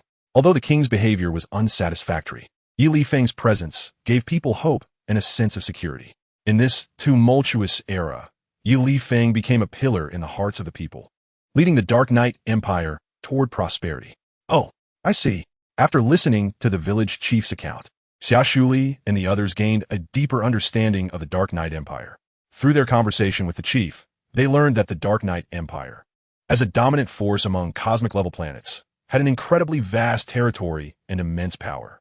This made them realize that surviving in such a powerful empire would not be easy. They also discovered that Jiuling Ancient City was located at the very edge of the empire, quite far from Dark Knight City. Even with the fastest spaceship, it would take a whole day of flight to reach their destination. Considering the long journey and the urgency of time, the six of them decided to temporarily stay overnight at the village chief's house to rest well for a better state of travel to Dark Knight City the next day. Therefore, they were warmly accommodated by the chief in his home. In this tranquil little village, they spent a peaceful night, waiting for the arrival of the next day. Late at night, Xia Suli sat alone by the window, gazing at the starry sky outside, feeling an inexplicable tension and anticipation rising within her. She knew that traveling to Dark Knight City the next day not only meant they were one step closer to their goal, but also that they would face a series of unknown challenges and dangers. She recalled the village chief's description of the king of the Dark Knight Empire, whose capricious temperament and flirtatious actions made her break into a cold sweat for the upcoming adventure. However, she also knew that the true enemy was not the king himself, but his unfathomable influence and the possible hidden conspiracies behind him. At the same time, her gaze turned to Kair and the others who were sitting quietly by the bed, looking at her with steadfast and profound glances as if they could see into her inner world. They smiled gently, breaking the silence. "Lear, don't worry," they said softly. "Since we've embarked on this path of strong, there's no turning back. We can only move forward courageously to find the answers we seek." Their words flowed through Xia Shuli's heart like a warm current. She nodded, took a deep breath, and tried to calm the turmoil within her. She understood that the tension and anticipation at this moment were inevitable. Only by facing her inner fears could she overcome them. I understand. I'm just a bit nervous," Xia Suli replied honestly, then turned and lay down on the bed. Lan Yi smiled slightly, gently stroking her hair to comfort her. As the night deepened and the village fell into slumber, they each held their own thoughts, but understood that the road ahead was still long, and they needed to be well rested to meet the new challenges in the best state. That night, Xia Suli peacefully fell asleep with their company, and they silently guarded her, ensuring she could have a restful night. The next morning, Xia Suli woke up to see the sunlight streaming in through the window, illuminating the entire room. She took a deep breath of fresh air, feeling as if the power within her was also awakening. After breakfast, the six of them bid farewell to the village chief and boarded the spaceship heading to Dark Knight City. Along the way, they saw many unusual sights and encountered some minor troubles, but they resolved everything smoothly. After a day of flying, they finally arrived at Dark Knight City.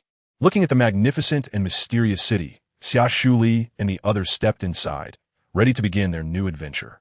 However, as soon as they entered the city gates, the guards immediately raised their swords and shouted, "Halt! To enter the city, you need a Dark Knight City pass or be a citizen of this country. Without a pass or citizenship, you cannot enter the city." Zhang Ming smiled politely and said, "Hello, we are citizens from other empires. How can we apply to enter Dark Knight City?" Upon hearing Zhang Ming's words, the guards looked them over and then said, "For foreign citizens to enter the city, you need to submit 100,000 star coins per person to obtain a temporary pass." After submitting 600,000 star coins, the guards cheerfully handed them 6 temporary passes.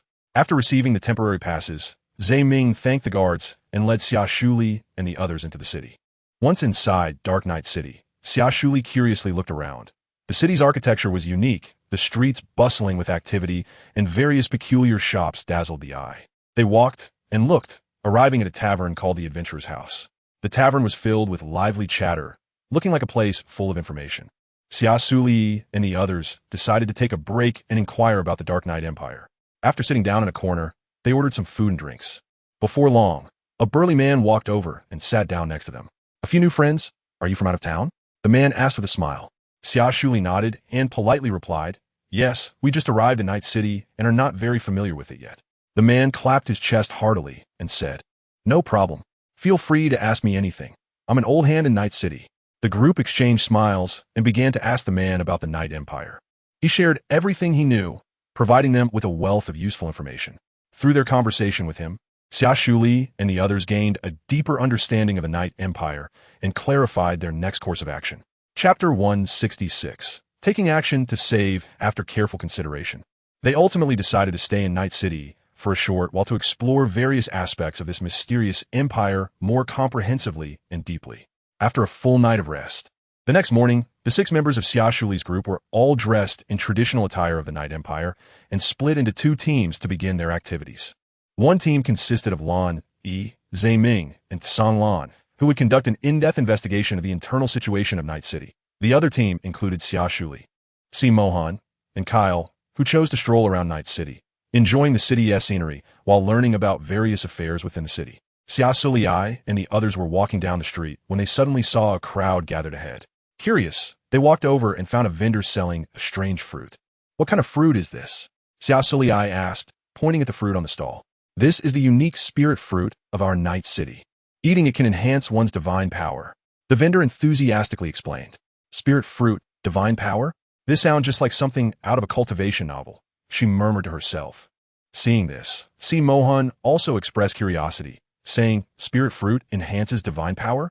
This is the first time I've heard of such a fruit. Compared to enhancing divine power, it's pretty much the same as enhancing mental power, just a different name," Kaya remarked. Xia Suli's heart stirred. She needed to enhance her strength. So she bought some spirit fruits and shared them with Si Mohan and Kyle. As the 3 walked and ate, they suddenly felt their bodies filled with power, realizing that the effects of the spirit fruits were even better than they had imagined. Just then, they heard a commotion of fighting. Following the sound, Xia Suli saw a fairly attractive female orc being forcibly captured by a group of guards. The female orc was wearing a light blue dress, which fluttered as she struggled, her eyes flashing with fear and despair as she continuously shouted for help. Meanwhile, several young male orcs who were trying to protect her were knocked down one by one. Their faces were filled with anger and helplessness, but they were unable to resist the guard strength. One of the leading guards, with an arrogant demeanor, shouted, "You trash, dare to block our king's royal guards? You're simply seeking your own death." His tone was full of contempt and disdain, seemingly not taking the young male orc seriously at all. "You bugs dare to obstruct us from capturing someone?" The female orc's eyes revealed despair and helplessness.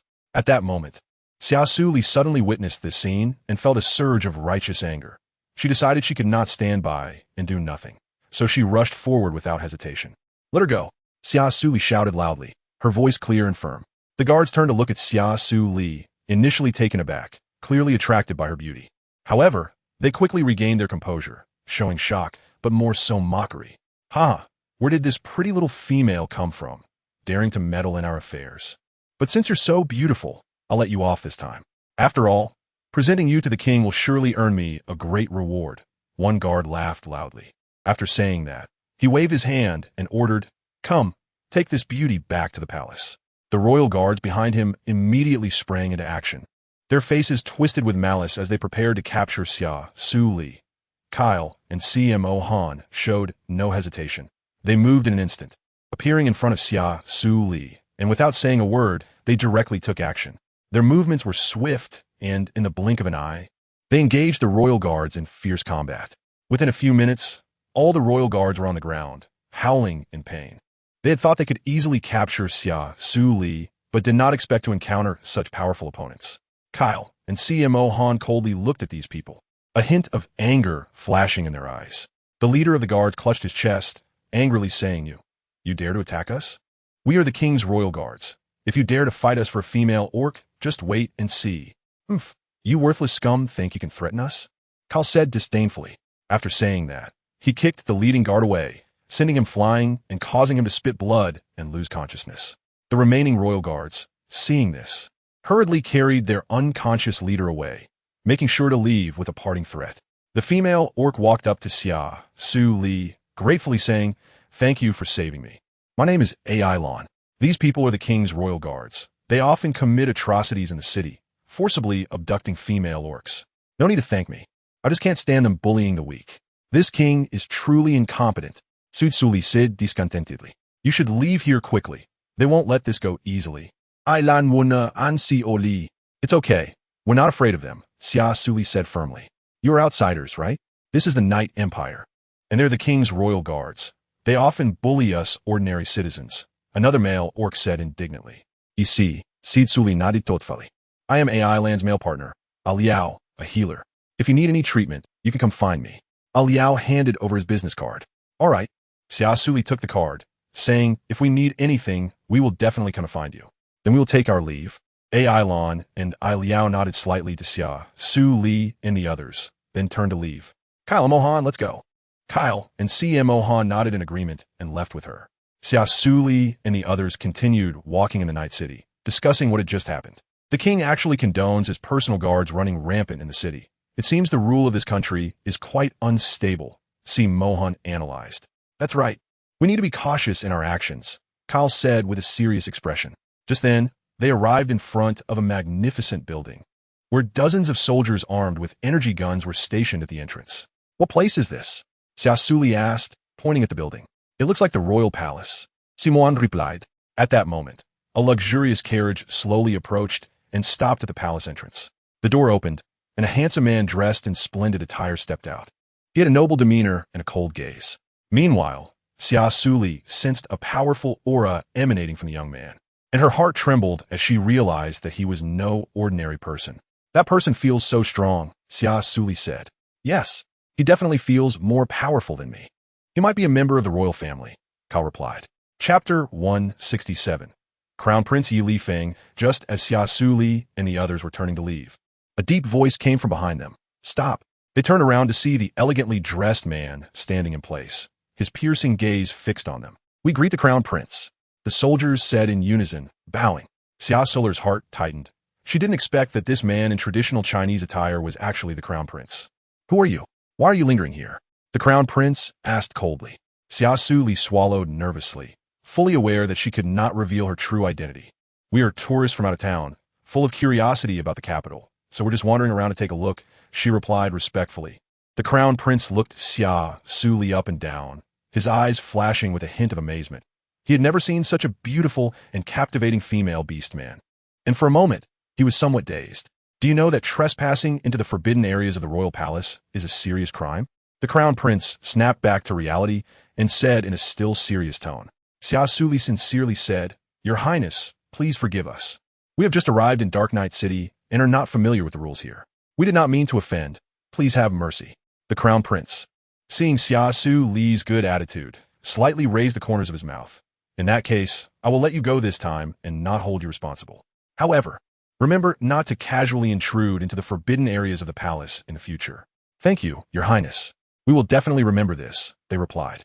Since that's the case, you may leave, but remember, this is not a place for you to come, especially not for someone as good-looking as you, he said, turning away and leaving without looking back. After he left, Xia Suli sighed in relief and quickly got up with CMO Han and Kyle to leave the place. This Crown Prince seems to be quite friendly, just as the village chief of Jiuling Ancient City said, but we should leave here as soon as possible. Xia Suli suggested. CMO Han and Kyle nodded, agreeing that it was not suitable to stay here for long. However, what they did not know was that this small incident would trigger a series of unexpected events. The three of them quickly left the forbidden area of the palace. A few nights later, Xia Suli was resting in her room when she suddenly heard a series of urgent knocks on the door.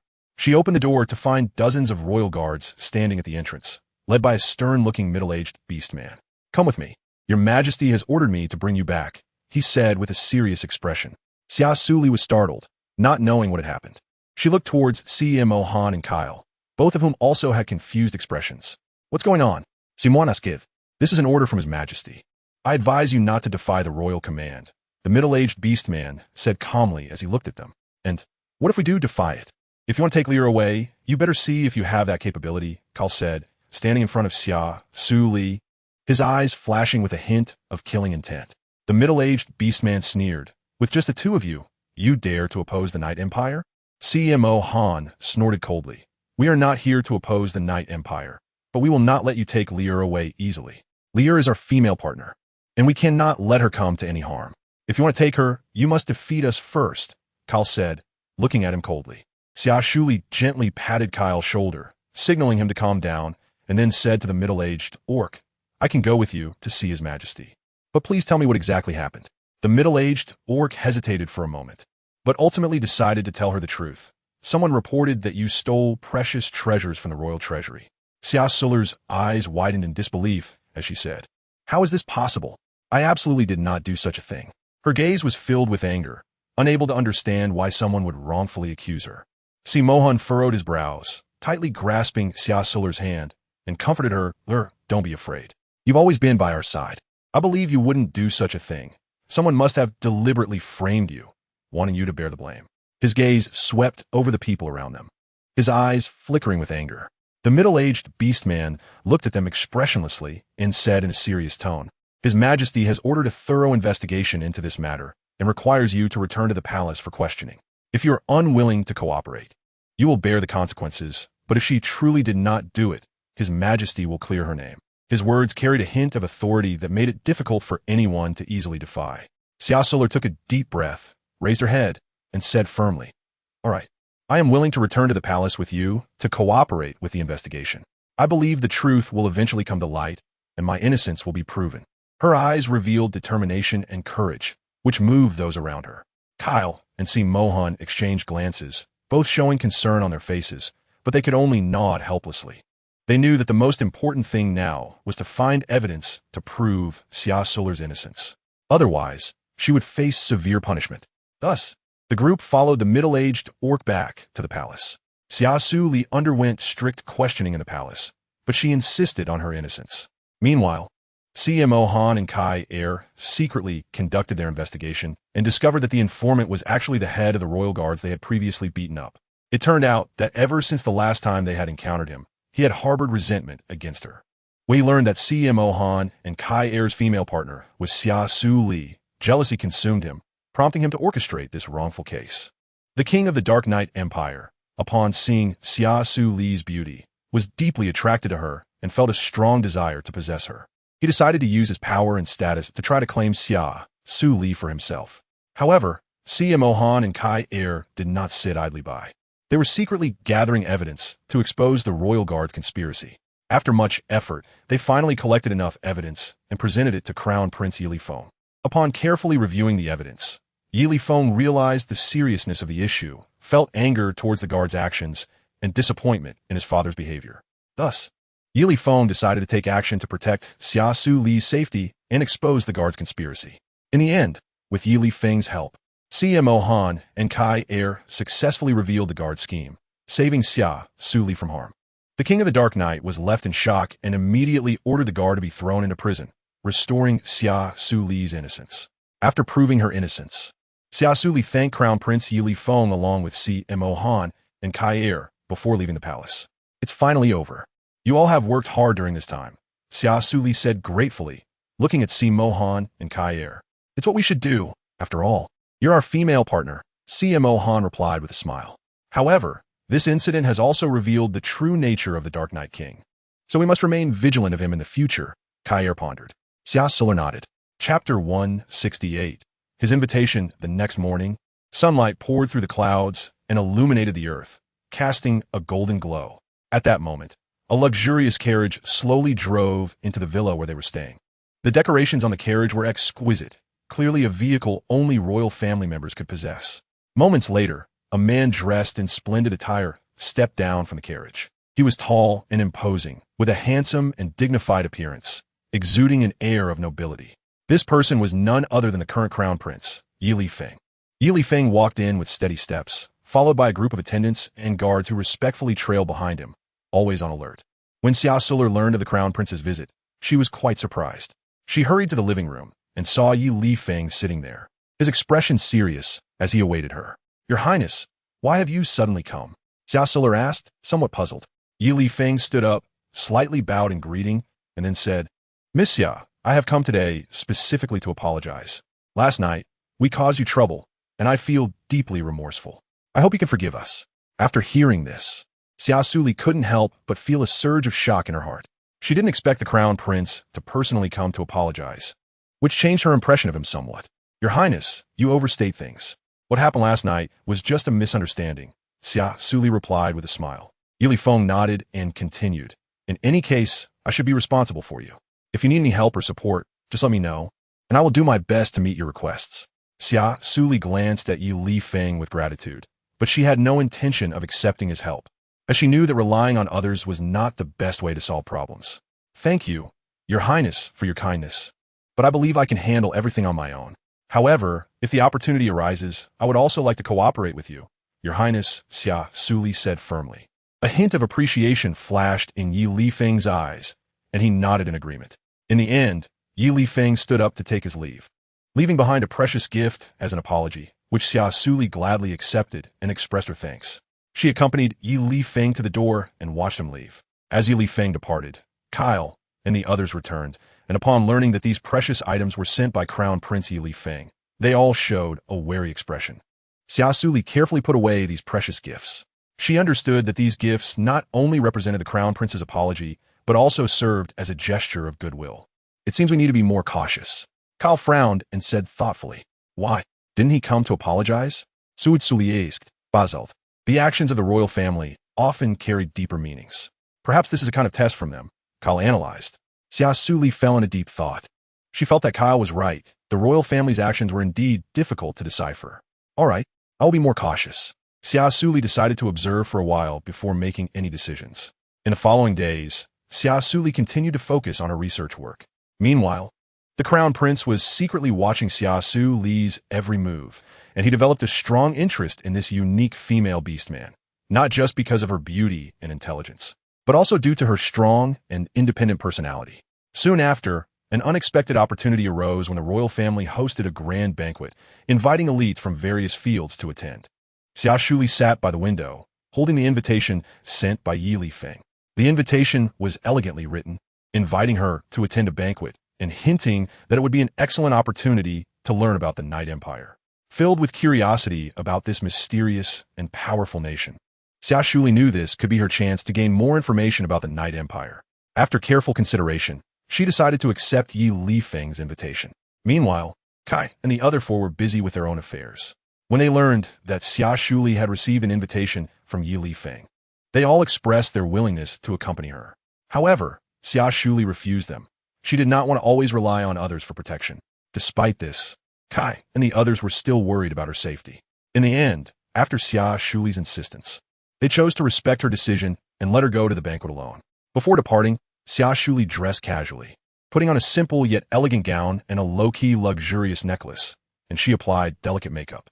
At the same time, she prepared some necessary items, such as communication devices and weapons, just in case. Once everything was ready, Xia Suli set off for the banquet. At the banquet, Xia Suli, dressed in a white gown that shimmered with enchanting light, instantly attracted the attention of many, but her gaze remained fixed on the Crown Prince. "Miss Xia, I'm glad you could come," the Crown Prince said with a smile as he approached her. "Your Highness, hello," Xia Suli responded elegantly, accompanied by music and dance. The two enjoyed a pleasant conversation, discussing various topics and sharing their insights. Gradually, Xia Suli realized that the Crown Prince was not as aloof as he seemed. He possessed profound thoughts and a gentle smile. After the banquet, the Crown Prince invited Xia Suli for a walk, and their distance grew closer in the tranquil garden. Tonight's conversation was immensely beneficial to her. Through her exchanges with Yi Lifeng, she gained a deeper understanding of the Night Empire, as well as the history, politics, and economy of other powerful empires. She learned that the Night Empire is a country with a long history and strong capabilities, vast territory, abundant resources, and hard-working, intelligent citizens. At the same time, it is also a place filled with challenges and opportunities, with many unknown areas waiting to be explored and developed. Additionally, she learned about the situations of other powerful empires, each with its unique culture and advantages, and their competitive and cooperative relationships with one another. This information made her realize how vast and complex the world she lived in was, requiring continuous learning and adaptation to survive. I had a great time with you tonight, Yili Feng said, a hint of tenderness in his eyes. Me too. Thank you for the invitation, Xia Suli gently nodded. As they walked, Yili Feng suddenly stopped, looking intently at Xia Suli. Miss Xia, I hope to see you often in the future. Xia Suli's heart trembled. She raised her head, meeting Yili Feng's gaze. Feeling the sincerity in his eyes, she smiled slightly. I also look forward to seeing you again. Yili Feng smiled back. Then see you next time. Okay, see you next time, Xia Suli said with a faint smile. Chapter 169. Strange Dream After the Banquet. Yili Feng walked towards Xia Suli, a gentle smile on his lips. He spoke softly to her. Miss Xia, I see it's getting late. I'm not too comfortable with you going back alone. How about I take you home? Xia Suli raised her head and looked at Yili Feng's handsome face. She smiled and replied, all right, then I will trouble His Highness the Crown Prince. Yili Feng gently shook his head, indicating that there was no need to be concerned. Miss Xia, you needn't be polite. After all, it was I who invited you to the banquet, so it is only natural that I ensure you get home safely. Xia Suli smiled gratefully and then boarded the spaceship with Yili Feng, heading in the direction of home. Along the way, the two had a pleasant conversation, and the atmosphere was harmonious and warm. When the spaceship arrived at their doorstep, Xia Suli saw that Kyle and CMO Han had already returned. When they noticed that Yili Feng was also there, they nodded politely but did not bow, as they were not citizens of the Dark Knight Empire and did not need to bow to Yili Feng. Yili Feng smiled at them and said kindly, I have safely brought you home. Since that's the case, I will take my leave now. Miss Xia, see you next time. Si Mohan Replit, Thank you, Your Highness, for bringing Li Air back. We won't see you off. Yili Feng nodded, turned, and boarded the spaceship to leave. After he departed, Kyle anxiously checked her from top to bottom and asked with a worried expression, He didn't lay a hand on you, did he? Xia Suli burst into laughter at his nervousness, unable to help but say, What are you thinking? He's quite nice and didn't lay a hand on me. Besides, if he dared to touch me, my fists aren't for show. Saying this, she waved her small fist. CMO Han smiled indulgently at the sight and said, Ha, Lier, though this fist is small, it really packs a punch, so Kyle, you don't have to worry about Lier being bullied. I still believe in her strength. After all, sometimes I can't even beat her. Yes, if anything happens, you must call us. I really don't feel comfortable with you going out alone, Kyle said worriedly. All right, you two should go rest. You must be tired after a busy day. I'll be fine at home by myself, so just go ahead and do your things boldly. Xia Suli waved her hand and then lay on the bed, closing her eyes to prepare for sleep. CMO Han and Kyle exchanged a glance, shook their heads indulgently, turned around, and gently closed the door as they left the room.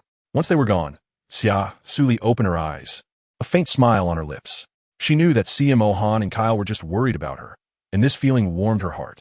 She turned over, looking at the moonlight outside, her mood exceptionally tranquil. She knew that no matter what happened, she would not be alone because they would always be there with her. Xia Suli gradually fell into a dream, and in her dream, she saw a mysterious scene. She found herself in a beautiful sea of flowers, surrounded by a rich fragrance of blossoms. Suddenly, a gentle breeze blew by, and a figure appeared in the center of the flower sea. Xia Suli approached. She realized it was Mo Xian. Mo Xian smiled at her, his eyes revealing a hint of tenderness. He gently reached out his hand to caress Xia Suli's cheek, as if trying to convey something to her. Xia Suli felt incredibly excited and happy from Mo Xian's touch. Just then, the alarm clock rang, waking her from her dream. She rubbed her eyes, sat up, and recalled the dream she just had. Could this mean something? Xia Suli murmured to herself, filled with doubt. She decided to keep this strange dream hidden in her heart, waiting for a day in the future when perhaps there would be an answer. After Xia Suli finished washing up, she began her morning exercise as usual, but today she was always distracted with the dream from last night constantly flashing in her mind.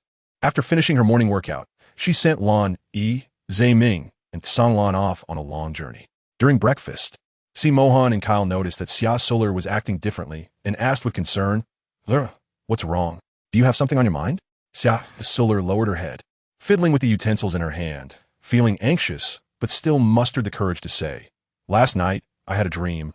I dreamed of Xian." Her voice was very low, as if afraid of breaking the quiet atmosphere. Si Mohan and Kyle exchanged glances, both slightly taken aback, clearly not expecting Xia Suli to suddenly mention Xian. After a moment of silence, Si Mohan gently patted Xia Suli's hand, comforting her. "Liar. The dead cannot come back to life. We know you are very sad, but I think Xian wouldn't want to see you feeling so guilty and sorrowful." His tone was gentle, trying to help Xia Suli come out of her sadness. However, Xia Suli shook her head, raised her head to look at them, a glimmer of hope flashing in her eyes. "No, you don't understand. The dream was too real. I feel like it's a sign. Xian might still be alive." Her voice was a bit excited, seemingly convinced that her dream was not an illusion. Seeing this, Kyle sighed helplessly and advised, "Liar, it was ultimately just a dream. Why deceive yourself? You still have us. We don't want to see you wallow in guilt." His eyes were filled with concern, hoping Xia Suli could let go of the past and start living again. Xia Suli lowered her head with a sad expression. Upon seeing this, Xia Mohan held Xia Suli's hand and comforted her, saying, "It's not impossible. We can slowly search for clues. Perhaps Xian is not dead. Maybe he is still alive somewhere else." Xia Suli nodded, feeling a bit more at ease. A few days later, she received a message from Yi Lifeng, asking if she was free to have dinner together. Xia Suli hesitated for a moment, but ultimately agreed. When she arrived at the agreed restaurant, Yi Lifeng had already been waiting for a while. He was wearing an elegant black suit and greeted Xia Suli with a smile. "Miss Xia, you've arrived," Yi Lifeng said gently. "Thank you for the invitation, Your Highness," Xia Suli replied with a slight nod. After they sat down, the waiter served the dishes, and they chatted while eating. During the conversation, Yi Lifeng casually mentioned something about Xian. "I heard that you've been looking for someone's whereabouts recently?" Yi Lifeng asked. Xia Suli looked at him with some surprise. "How do you know?" Yi Lifeng smiled and said, "Don't forget, I'm still a member of the royal family. I have access to some information. I've heard some rumors about the deceased orcs. I don't know if it will be of help to you." Xia Suli suddenly became spirited and eagerly asked, "What rumors?" "It is said that in a distant place, there is a mysterious world where the orcs who have died have not truly died, but are living there," Yi Lifeng slowly said. After hearing this, Xia Suli felt a glimmer of hope in her heart. "Really? Then where's this place?" Yi Lifeng shook his head. "I only heard about it, but I'm not clear on the specific location. However, if you really want to find someone, I can send someone to assist you." Xia Suli looked gratefully at Yi Lifeng and said, "Thank you, Your Highness, but I still want to rely on my own strength to find him." Yi Lifeng nodded in understanding. "All right, if you need any help, just let me know." After dinner, Xia Suli returned home with a heavy heart. She was determined to find Xian, no matter how many difficulties and dangers lay ahead. She was going to uncover the truth. Chapter 170. The Underworld and Heaven Empire. After bidding farewell to Yi Lifeng, Xia Suli returned home filled with confidence. She pushed open the door and walked cheerfully towards the living room, her heart brimming with expectations and hopes for the future. However, when she entered the living room, she found Xia Mohan, Kyle, Lan Yi, Zhe Ming, and Song Lan already seated on the sofa, quietly waiting for her return. Upon seeing her, warm smiles appeared on their faces, illuminating the entire room like sunlight. "Lier, you're back," Xia Mohan said softly, his voice filled with concern and tenderness. The others also greeted Xia Suli, their eyes revealing their affection and care for her. When Xia Suli saw this, a warm current surged in her heart. She happily walked towards them, her steps light and joyful. Arriving in front of the sofa, she sat down and shared her joy with everyone. "Let me tell you some good news," Xia Suli said excitedly, her eyes sparkling. "I heard a rumor from Yellowfang that people who have died are still living in another world, although we don't know where this world is yet. At least it indicates that Xian and Lily might still be alive, just living in another place that we are unaware of." Xia Suli's words were like a brilliant star, illuminating the hearts of everyone present. After hearing her, everyone showed expressions of surprise and hope, even though there was no solid evidence for the rumor. "This is truly exciting news," Zhe Ming said happily. "If this rumor is true, then we have a direction to search for them." A glimmer of determination flashed in Lan Yi's eyes. "No matter what, as long as there is hope, we cannot give up." Song Lan clenched his fists and smiled with excitement. "That's right. We must believe that they are still alive." Kyle nodded in agreement. Xia Mohan looked at Xia Suli, his eyes filled with tenderness and determination. He gently held her hand, as if conveying an invisible strength, and said, "No matter where you go, we will always be by your side." Xia Suli felt his warmth, and a surge of emotion welled up in her heart. She turned her head, sweeping her gaze over the crowd, her eyes shining with determination as she said, "Then we must work together to find a way to that world." Everyone nodded in agreement, their voices strong and unified. Okay. They all understood that as long as Xia Suli could be happy, no matter how many difficulties and challenges lay ahead, they would unhesitatingly stand by her side. This unconditional trust and support made Xia Suli feel incredibly happy. Faced with their kindness and understanding, Xia Suli's heart was filled with gratitude. Mo Xian and Lily had died saving her, and their sacrifice left her deeply remorseful. However, they were willing to give everything for her, just to relieve her of this heavy burden. Their love and care completely captivated her heart. Her eyes slightly reddened, glistening with tears, and she gazed at them with a touched expression, her voice trembling slightly. "Thank you for always being by my side. I truly feel fortunate to have met you. It's so good to have you." Lonnie looked at her affectionately, slowly stepping forward to gently stroke her head, his face full of tenderness. He softly said, "Silly girl, we are all your partners. This is what we should do." Mo Xian and Lily sacrificed themselves to save you, and we are also filled with guilt and remorse. Therefore, doing these things is our unshakable responsibility. Lear, do not blame yourself for everything. If it weren't for Mo Xian and Lily protecting you with all their might, we might have lost you forever. So, of course, we wish they were still alive. Zhe Ming gazed at her with deep affection, his tone firm yet gentle. Song Lan nodded in agreement and added, "Yi and Ming are right. Lear doesn't need to feel guilty or regretful. This is our duty as partners." Kyle and CMO Han smiled and expressed their agreement. Through their relentless efforts, they finally established a foothold in the Dark Knight Empire, gaining a place and influence of their own. Meanwhile, Lan Yi, the master of Bug Island, had also gathered some important information through his investigations. It turned out that Bug Island indeed originated from a cosmic-level planet, but its inhabitants were not citizens of the Dark Knight Empire. They were from the Yuming Empire, which was equally powerful. Even more shocking was that its master was actually His Majesty Tozin, the king of the Yuming Empire. Tozin was a formidable presence on the cosmic-level planet, known for his ruthless methods. He had a special obsession with high-level females, keen on collecting a large number of them and forcing them to bear more powerful offspring for him. This was why, upon learning that Xia Suli was a rare high-level female beastman, Tozin was so eager to send someone to capture her. Although Tozin was very strong, he was also quite old, being over 500 years old. Despite his formidable power, his body was gradually aging with the passage of time, affecting his fertility. However, he still yearned for more offspring to continue his family lineage and ensure the prosperity of the Yuming Empire. Therefore, when Bug Island informed him that Xia Suli was a rare high-level female beastman, Tozin immediately recognized the importance of this opportunity. He understood that if he could obtain Xia Suli and make her his partner, they might produce even stronger and better offspring together. These offspring would inherit the excellent genes of both him and Xia Suli, potentially becoming future leaders or powerful figures, further solidifying the position of the Yuming Empire. Moreover, Tozin was well aware of the significant implications of having offspring with high-level female beastmen for a nation. Such offspring often possessed higher talents and potential, making it easier for them to become the pillars of the country. As a rare high-level female beastman, Xia Suli was undoubtedly an extremely valuable resource, and he had to seize this opportunity quickly. It was precisely due to considerations for family legacy and the future of the empire that Tozin was so eager to send people to capture Xia Suli. He hoped to fulfill his desires through union with her, while also creating a more glorious future for the Yuming Empire. As Lan Yi and the others delved deeper into their investigation, they discovered that Tozin spies were spread throughout the entire cosmic galaxy, including matters related to Ryan, which were also connected to him. If it weren't for his formidable strength, Xia Suli would have wanted to charge directly into the Yuming Empire. However, she knew she couldn't do that. Until their strength was powerful enough to confront Tozin, she couldn't let anyone be harmed. Chapter 171. Revenge and Retribution. Xia Suli clenched her fists tightly, filled with hatred as she thought about how the deaths of Mo Xian and Lily were related to him. She said, "That despicable guy. I will make him pay." Her voice was full of anger. Lonnie gently patted her shoulder and comforted her. "Don't be angry.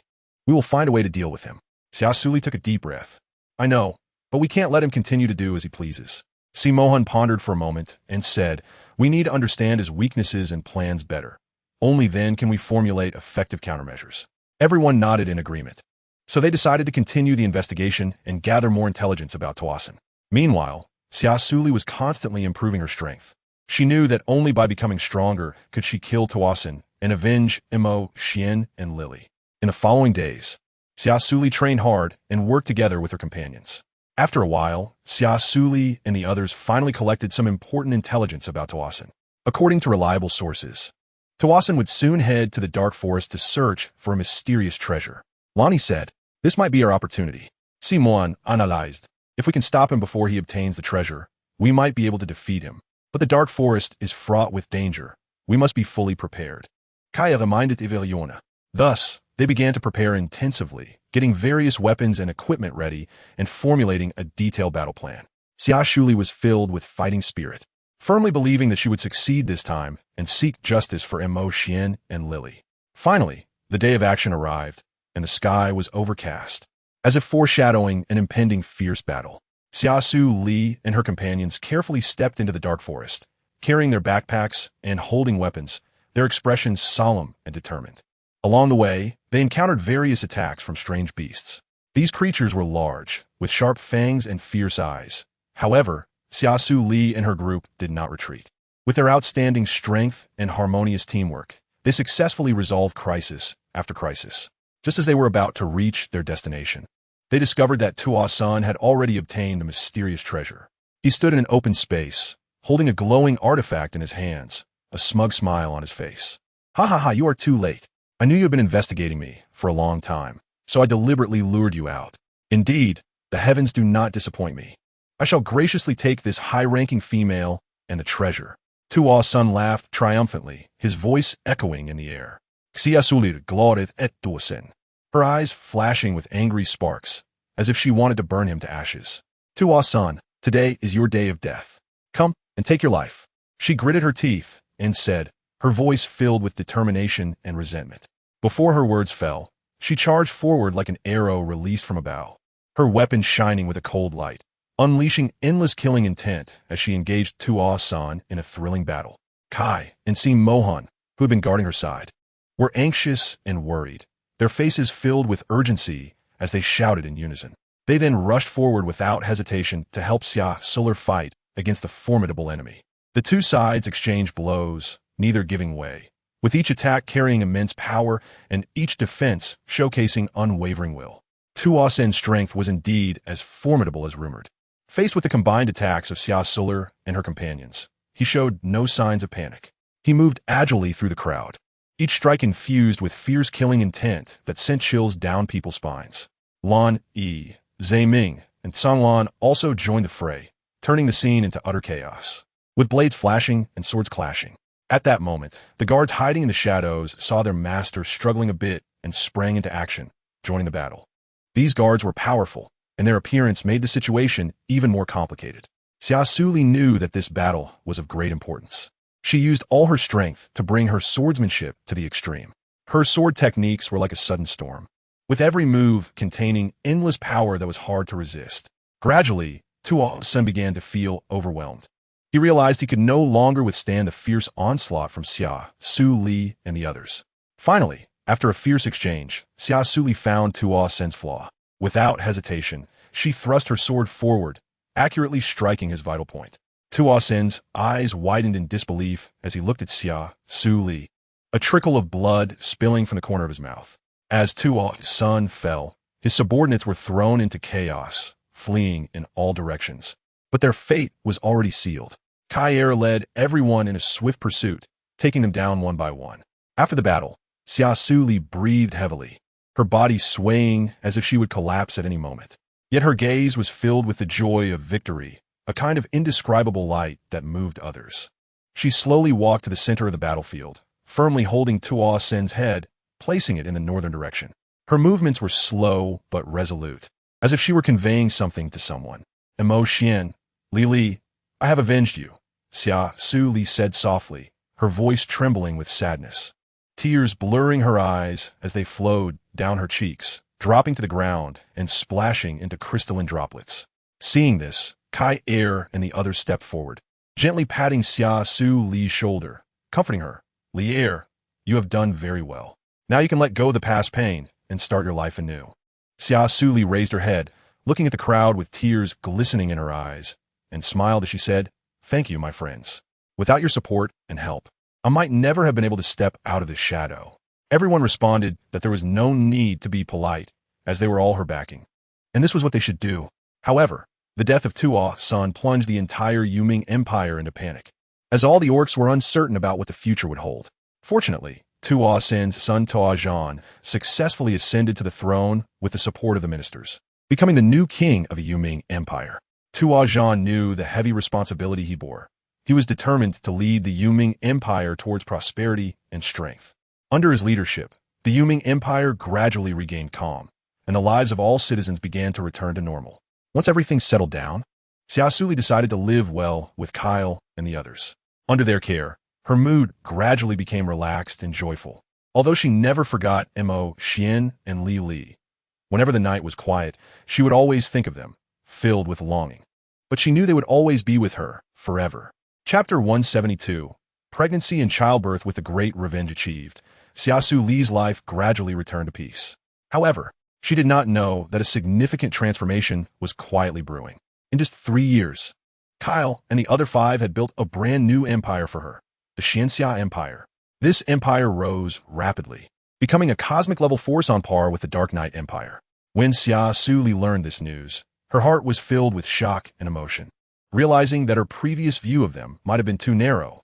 Over the years, they had silently protected her, never leaving her side. And now they had proven their loyalty and capability through their actions. On her 23rd birthday, as Xia Suli looked at the people who had accompanied her for many years, a warm current surged in her heart, especially Lan, Yi, and the others. Although they had become her partners, they had never pressured her to do anything. So, even after more than 3 years of marriage, she still remained pure. Reflecting on this time, Xia Suli felt a flood of emotions, deeply knowing that she could reach today thanks to their support and help.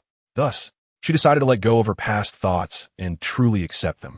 On this special day, Xia Suli celebrated with everyone, enjoying the rare, joyful moments. After drinking and eating, her slightly flushed cheeks appeared particularly charming under the candlelight. She shyly looked at the 5 of them and softly said, "We've been married for over 3 years now. Most male orcs of your size have already become fathers, and I'm not getting any younger. So, how about considering having a baby with me?"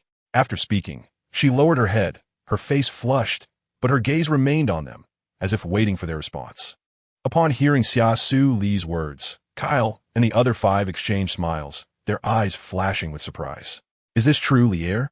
Are you willing to have a baby for us?" Lonnie asked excitedly, his voice filled with undeniable joy. Xia Suli shyly nodded and said, "I've made up my mind. I want to have a child together with you." Her tone was firm yet gentle, as if this decision had been brewing in her heart for a long time. Si Mohan stepped forward and gently embraced Xia Suli, his eyes filled with deep affection and gratitude. "Thank you, Liar. We have always been looking forward to this day," he said, his voice low and magnetic, bringing a sense of comfort and warmth. Xia Suli felt their warmth and was filled with happiness. She raised her head and looked at the 5 lovers in front of her, tears shimmering in her eyes. As night gradually fell and the entire world was shrouded in darkness, a romantic and warm atmosphere enveloped Xia Suli's room. Under the soft light, Xia Suli and her 5 lovers held each other tightly, spending a beautiful night filled with love and warmth together. They confided their deepest emotions to each other, enjoying this rare tranquility and happiness. After a night of excitement, Xia Suli felt physically and mentally exhausted. She gently leaned into their embrace, closed her eyes, and entered a sweet dreamland. A smile of happiness and peace radiated from her face, as if all her worries had vanished in that moment. It wasn't until the next morning, when the sun poured through the curtains into the room, that Xia Suli slowly opened her eyes and woke from her slumber. She stretched lazily, feeling the soreness and fatigue in her body, yet her heart was filled with memories of the night before. Xia slowly got up, her gaze sweeping over the lovers sleeping beside her, and a warm current surged in her heart. However, recalling everything that happened yesterday, her cheeks flushed and her heartbeat quickened. Those sweet moments made her feel incredibly happy, but at the same time, she also felt a bit shy and embarrassed. Xia Suli let out a gentle sigh, a faint smile appearing at the corner of her mouth. Just then, a slight rustling caught her attention. She turned to see Kyle rubbing his eyes as he woke up. "Good morning, Lear," Kyle said, his voice carrying a hint of morning laziness. Xia Suli's face instantly turned as red as a ripe apple. She hurriedly turned her head, pretending to fix her hair. "Good morning. Is everyone still asleep?" Her voice was a bit stammering. "Well, it seems like everyone was really tired last night," Kyle said with a smile, his eyes full of teasing. Xia Suli's face turned even redder as she shot an angry glance at Kyle. "But don't worry, liar. No matter whose child you are carrying, we will take good care of you and the future baby," Kyle said seriously. A wave of emotion surged in Xia Suli's heart as she nodded, her eyes filled with happiness. At that moment, the other four also gradually woke up, seeing Xia Suli's blushing face, and each came forward to give her a good morning kiss. In this loving morning, Xia Suli felt an unprecedented happiness and satisfaction. Ever since Kyle and the others began to indulge, they had to do it day and night. They discovered that every time they practiced their techniques together, their strength would increase significantly. So, they found an excuse to start training, but in reality, they were constantly entangled with Xia Suli, which made her feel very troubled and exhausted, yet she could not resist. However, unexpectedly, just a month later, she actually became pregnant. This news was both a surprise and a worry for her. Upon learning of her pregnancy, those few seemed to realize the seriousness of the situation. So they began to restrain themselves and gradually reduce their entanglement with Xia Suli. At the same time, they not only took on all the household chores, but also carefully took care of Xia Suli's daily life to ensure the healthy development of the fetus. As Xia Suli's belly grew day by day, she became the focus of everyone's protection. 6 months later, Xia Suli gave birth to adorable triplets. The arrival of the little ones brought endless joy to the family, and they busied themselves around the children all day long. At the celebration for the children's 1-month milestone, everyone gathered together to celebrate this joyous moment. Xia Suli held the adorable babies in her arms, her eyes filled with love and happiness. The babies lay quietly in her embrace, their small bodies radiating endless vitality. Guests surrounded Xia Suli, casting envious glances. "Look, they look so much like you," one guest exclaimed. "Yes, they are the fruits of our love," Xia Suli replied, casting a loving glance at Lan Yi, her heart filled with gratitude and affection for him, as this pregnancy was indeed their child. At that moment, a tiny hand grasped Xia Suli's finger, and she looked down to find her daughter smiling at her. The daughter's innocent smile was warm like sunshine, melting Xia Suli's heart. "Sweetheart, you must be as strong as your mother in the future." Xia Suli gently stroked her daughter's little face, her eyes sparkling with determination. She hoped her daughter would inherit her strong qualities and bravely face the challenges of life. Lan Yi walked to Xia Suli's side, gazing tenderly at her and the children. He gently wrapped his arm around Xia Suli's shoulder and said with a smile, "She will, because she has such an excellent mother as a role model." His words were filled with trust and support for Xia Suli. Chapter 173. Arriving in a different world. Time flew by, and the years passed quickly. The children gradually grew up, and their talents became increasingly evident, especially in their training. After years of honing, their strength saw significant improvement. Over the past 10 years, Xia Suli had given birth to 5 children, making her a mother of 12 now. The big family was filled with laughter, and each child had a unique personality and talent. With the concerted efforts of the whole family, the children's strength skyrocketed like a rocket. Their small bodies darted flexibly across the training grounds, with every move and attack containing immense energy. Watching her children grow stronger day by day brought Xia Suli immense joy. Throughout the journey of accompanying her children's growth, the bond between them deepened. She witnessed each of their progress and every breakthrough they made. These experiences not only filled her with the happiness of being a mother, but also filled her with anticipation for the future. However, happy days are always fleeting. One day, while Xia Suli and the children were training in the courtyard, a mysterious force quietly descended. This power enveloped the entire courtyard, bringing an inexplicable sense of oppression. A sense of unease surged within Xia Suli as she tightly held her children. At that moment, a strange light appeared in the sky, and a mysterious figure dressed in ancient attire slowly emerged. "Greetings, mortals," the mysterious voice echoed in the air. "I am a deity from another realm. Your children possess special talents, and we would like to invite them to the other world for higher-level cultivation." Xia Suli exchanged a glance with the children, her eyes filled with doubt and vigilance. She did not know the true intentions of this mysterious person, nor whether the other world was truly suitable for the children's growth. Her gaze was sharp as she stared directly at the mysterious figure, her tone as firm as iron. What if I don't agree? A hint of helplessness appeared on the mysterious person's face.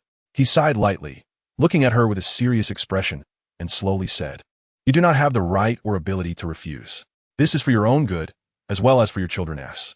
For their future, you should allow them to go to a better world." After saying this, his expression became extremely serious, as if announcing an unchangeable decision.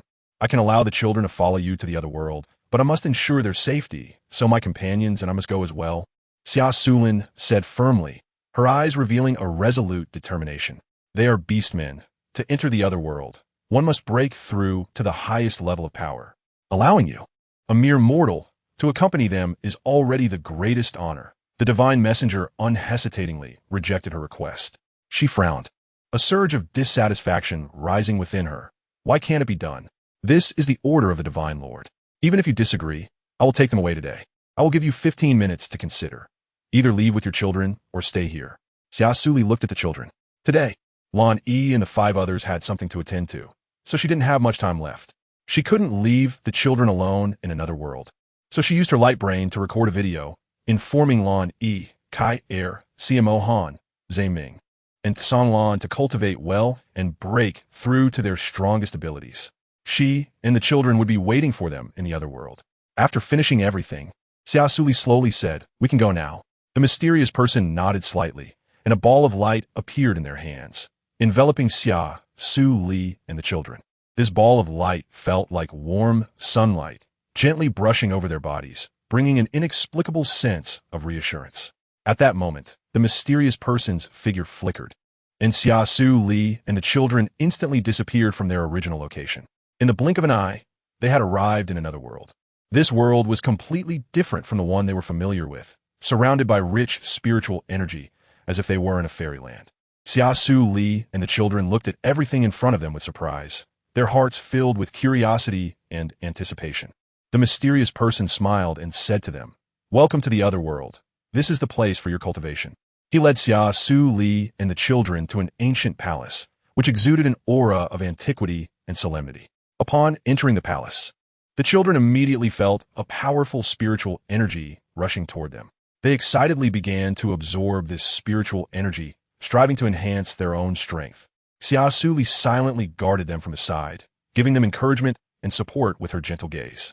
Time flew by, and the children spent many days and nights in the training of the other world.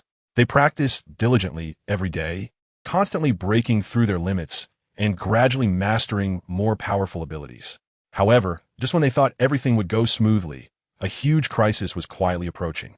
One day, while the children were training as usual, a group of mysterious black-clad individuals suddenly attacked the palace.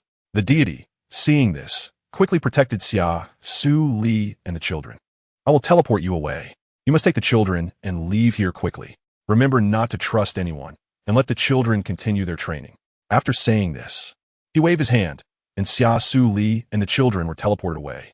The deity looked at the mysterious individuals in front of him with anger and said, "You actually managed to find this place? I underestimated you. The gods are dead, and the divine realm ultimately belongs to our master. Do you really think you can turn the tide with just a few children?" The mysterious black-clad individual mocked, their laughter sharp like a sword, piercing the deity's heart. The deity sneered, "If you think they can't turn the tide, then why do you want to kill them? It shows you're also afraid, but you won't be able to find them. The divine realm will never belong to you. Then we will kill you first and then go after them." After saying this, the mysterious black-clad individuals rushed towards the deity. Xia Suli and the children were transported to a forest, and she held the children tightly, her eyes filled with worry. "Mom, what should we do now?" The children's voices trembled slightly. After all, the oldest among them was only just over 9 years old, and they would inevitably panic when faced with a situation. Xia Suli took a deep breath, trying to calm herself down. "Don't be afraid, kids. Let's find a safe place to hide first." They groped their way through the forest and finally found a cave. Xia Suli let the children rest inside while she stood guard at the entrance. Her heart was filled with questions. Who were these mysterious black figures? Why did they want to attack the children? What had happened to the divine messenger? Nevertheless, she vowed to protect the children and ensure their safety, clenching her fists in determination. Chapter 174. Pursuit and escape. As night fell, a strange atmosphere enveloped the forest. Xia Suli leaned against the stone wall, vigilantly watching her surroundings.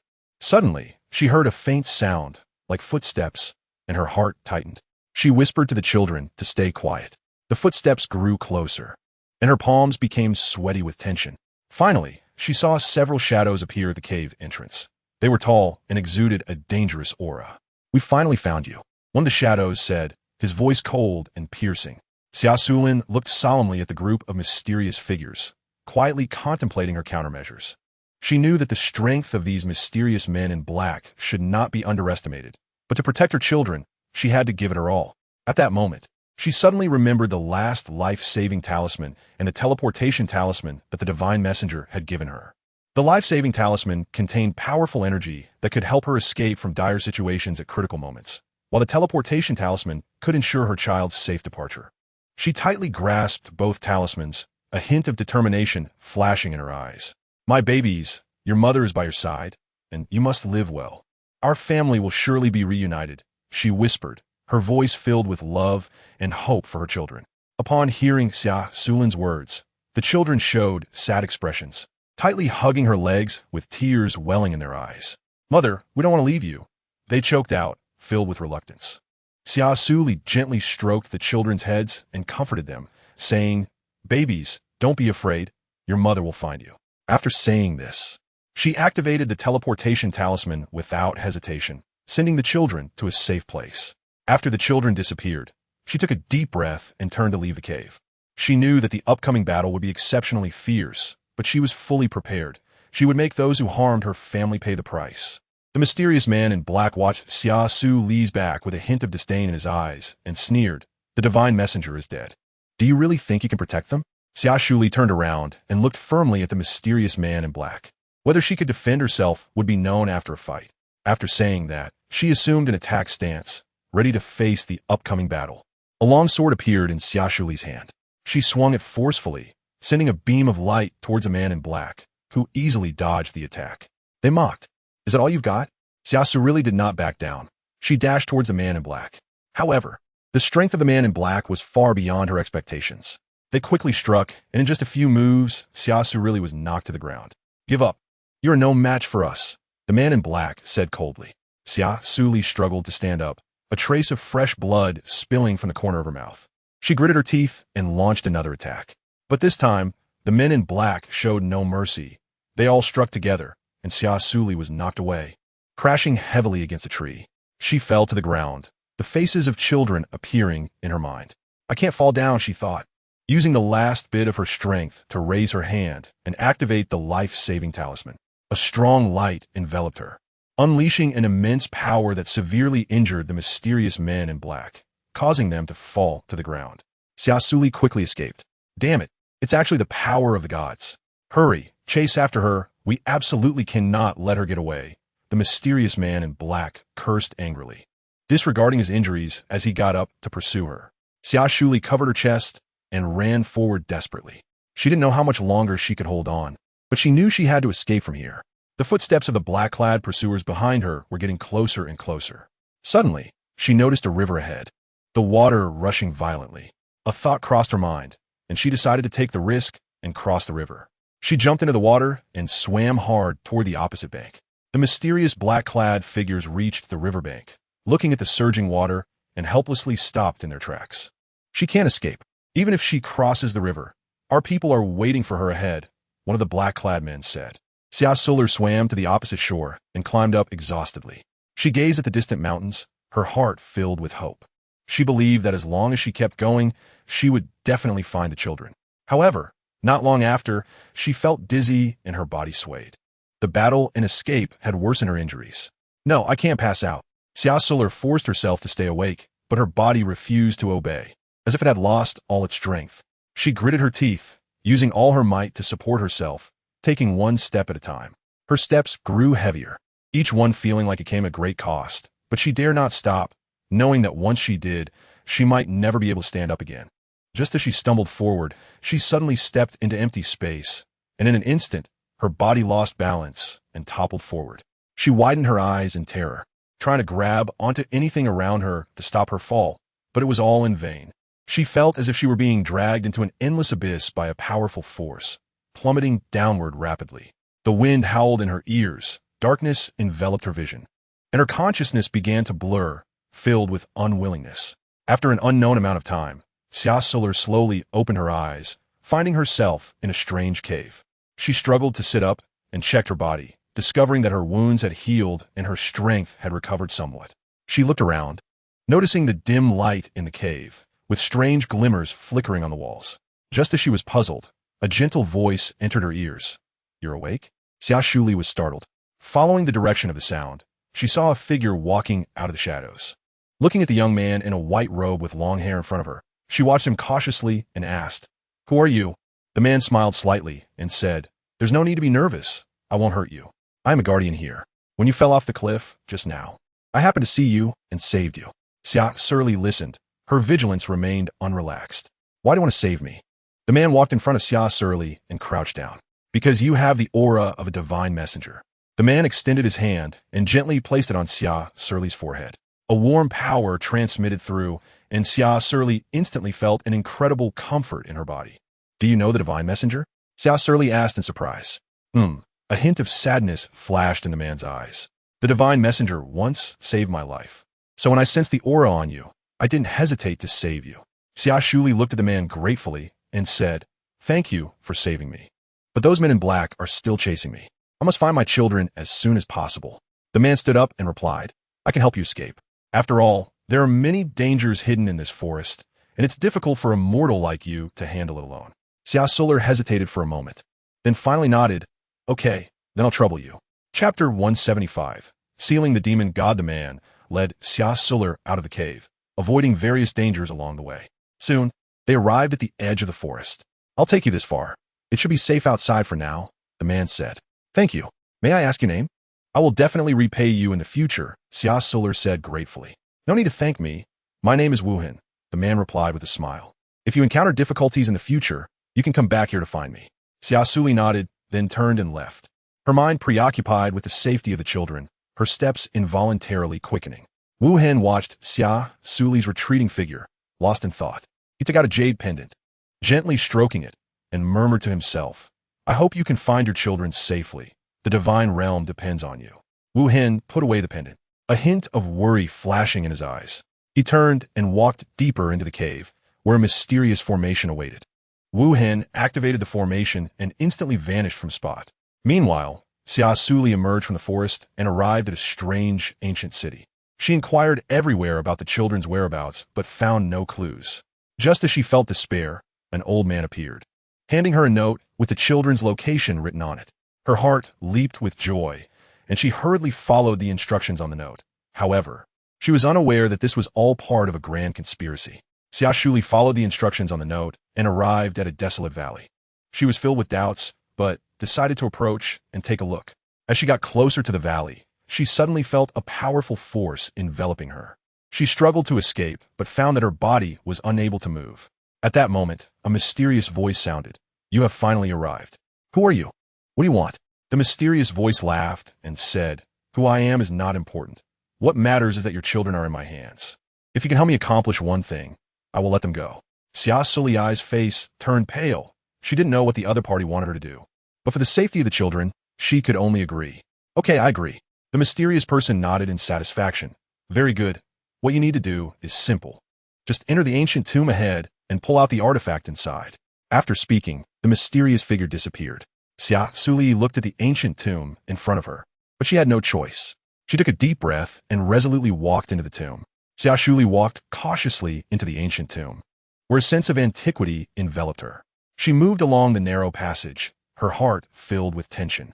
Suddenly, she heard a faint cry for help. "Mother, save us." It was her children. Xia Suli ran towards the direction of the sound and eventually found the imprisoned children in a secret room. "Children, don't be afraid. Your mother will come to save you soon." Xia Suli tried to untie the ropes binding the children, but she found that they seemed to be bound by a mysterious force. Just then, the mysterious person's voice echoed again. "Ha! Do you really think you can save them like this? Too naive. What do you want?" Xia Suli asked angrily. "Unless you can pull out the divine artifact." Neither you nor your children will be able to leave here, the mysterious person threatened. Xia Suli gritted her teeth, her gaze firmly fixed ahead, and resolutely turned around, heading towards the direction of the artifact. When she finally reached the artifact, she did not hesitate to extend her hand and grasp it tightly. In that moment, she felt a tremendous power surge within her, as if the entire world was in her grasp. With all her strength, she pulled the artifact up from the ground. Just then, the entire ancient tomb began to shake violently, as if an earthquake had struck, and a powerful blood-red mist surged forth from the seal, like a torrent, instantly enveloping the entire space. Xia Suli tightly gripped the artifact, fearlessly charging into the blood mist. At that moment, the mysterious figure stood in the distance, witnessing everything unfold, a smug smile appearing on his face. Haha, the master is finally coming out. This day will ultimately belong to our demon god clan. His laughter echoed through the ancient tomb, carrying an air of malevolence. Xia Suli's heart tightened. She knew that this person must be a member of the demon clan, and he seemed very familiar with this ancient tomb, possibly even having some connection with the sealed demon god. Just then, taking advantage of the mysterious person's inattention, Xia Suli hurried towards a secret chamber where the children were held. When she opened the door to the chamber, however, she found it completely empty, with no sign of the children. The mysterious person, seeing this, sneered coldly. They have long been killed by me. What you just saw was merely an illusion I conjured. Now that the master has been unsealed, you can die too. After saying this, the mysterious person transformed into a shadow and swiftly flew towards Xia Suli. She did not expect this mysterious person to be so cruel, not even sparing the children. Thinking that the children might have been killed by him, Xia Suli was filled with rage. Return my child's life. Xia Suli gripped the artifact tightly, glaring at the mysterious figure with vengeance burning in her eyes. She swung the artifact with all her might, sending a brilliant beam of light toward the mysterious person. The mysterious figure easily dodged the attack and mocked. Your power is too weak. You can't hurt me at all. Gritting her teeth, she charged at the mysterious figure recklessly, and the two engaged in a fierce battle. Light flashing and gusts of wind swirling. Gradually, Xia Suli began to tire, her movements slowing down. Seizing the opportunity, the mysterious figure launched a deadly strike.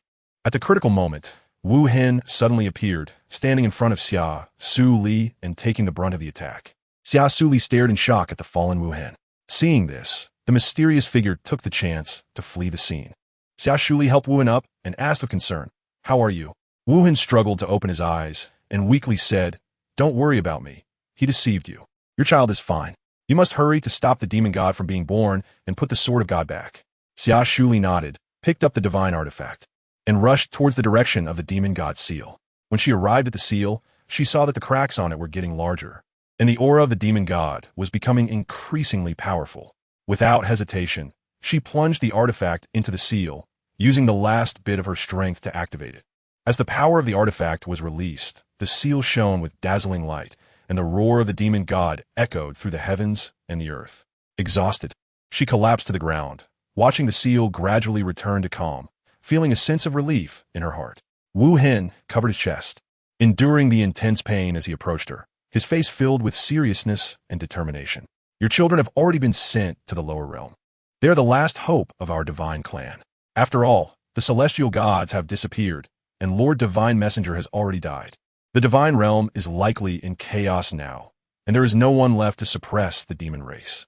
Therefore, you must descend to the lower realm as soon as possible, find your children, and help them cultivate to become gods, so that they can save the divine realm as soon as possible.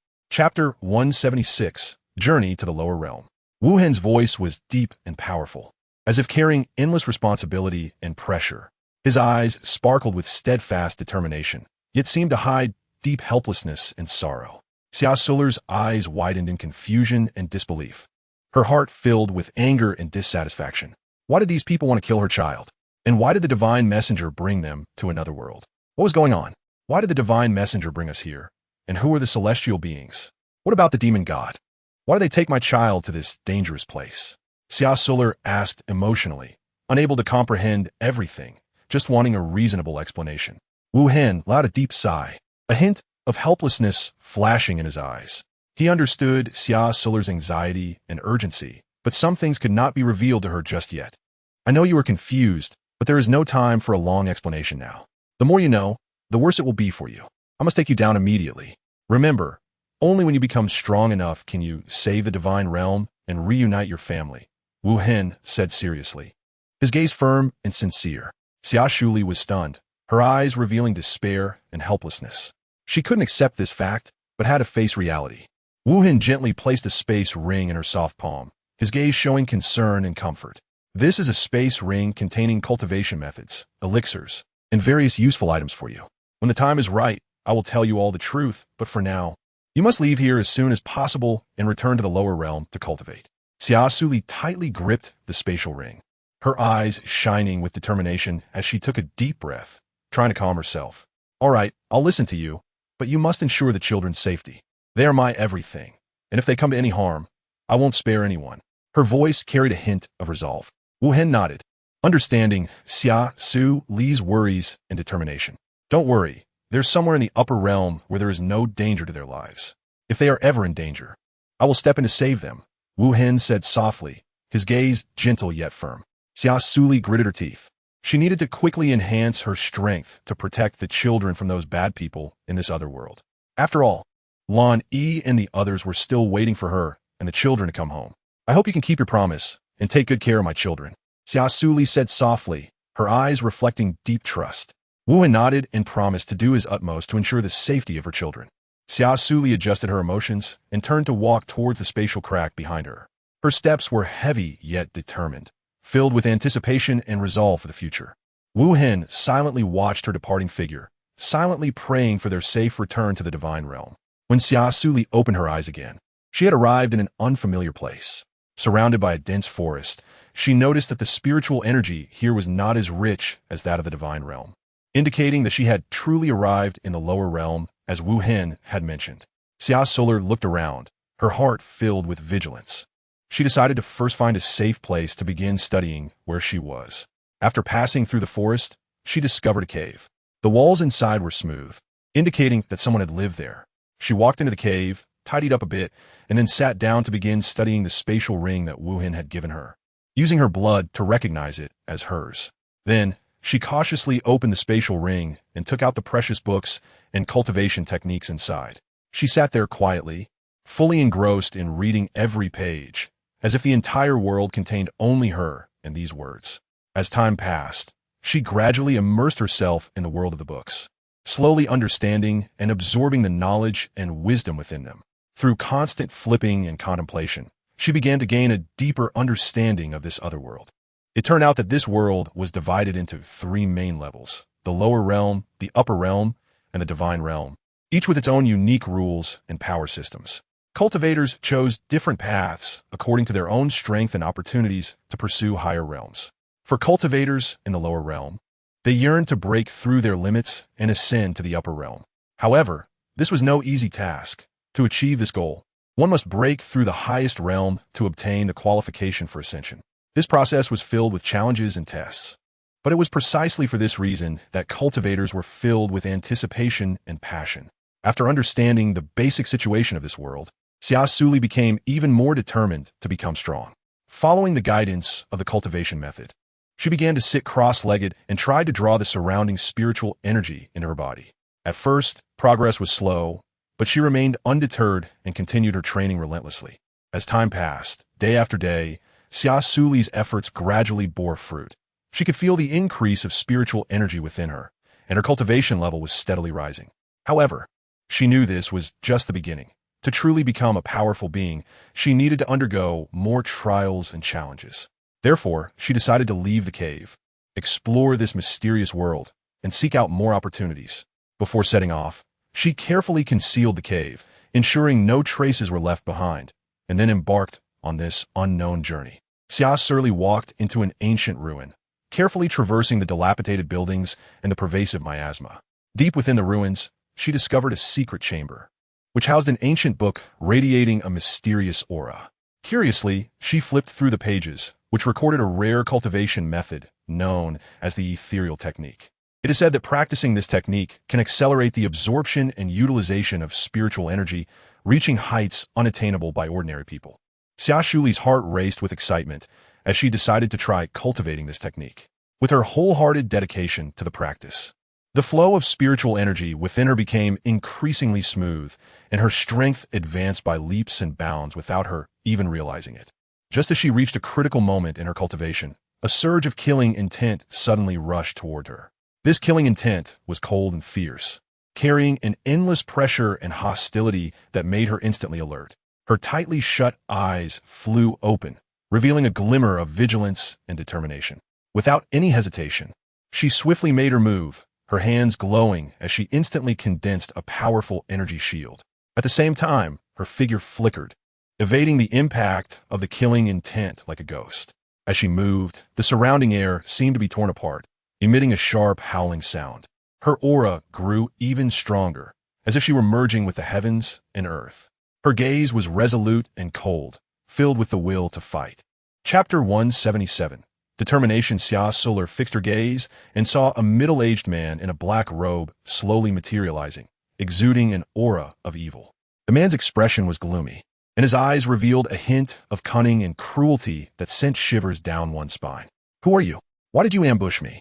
Xia Suli shouted, her voice filled with anger and vigilance. "Ha, little beauty, what do you think?" The middle-aged man laughed mockingly, his laughter brimming with pride and disdain. Xia Suli's heart sank as she realized that the mysterious man in the black robe had ill intentions, likely coming for that ancient book. "Little beauty, it's better for you to hand over the item obediently. Otherwise, don't blame me for being rude." The middle-aged man threatened, his tone laced with greed and determination. Xia Suli's eyes turned cold. She straightened her body and responded fearlessly, wishful thinking. "What great authority you have. I'm curious to see what you can do." The middle-aged man sneered and suddenly attacked Xia Suli. The two instantly engaged in a fierce battle. The middle-aged man's moves were ruthless, each strike filled with lethal intent. But Xia Suli was not to be outdone. Her movements were agile, her techniques sharp, and for a time, she had the middle-aged man retreating steadily. After defeating him, a look of fear and pleading appeared on his face. In a trembling voice, he said, "You can't kill me. I'm for the NineSuns sect. My master is the third elder of the NineSuns sect. If you dare to kill me, my master will definitely not let you go. He will come and take revenge on you." However, before he could finish his words, Xia Suli decisively swung her sword, sealing his throat with a single strike. The middle-aged man widened his eyes, incredulous as he looked at Xia Suli, making gurgling sounds from his throat, but he could no longer utter complete words. Xia Suli looked at him coldly, a hint of disdain flashing in her eyes. She said lightly, "What a nuisance." Xia Suli looked coldly at the corpse lying in front of her, her heart devoid of any ripple. She knew all too well that having a feud with the NineSuns sect meant she might face more troubles in the future, but she did not regret her decision. After cleaning up the scene, she left the place with the ancient book. She understood that the power contained within this ancient book might attract the covetous eyes of many, and she had to be even more careful in protecting it. In the days that followed, Xia Suli continuously improved her strength while searching for a way to completely unravel the secrets of the ancient book. On the other side, the children were transported to a strange forest. The 5-year-old Songnan, looking anxious and fearful, said, "Big brother, where is this place?"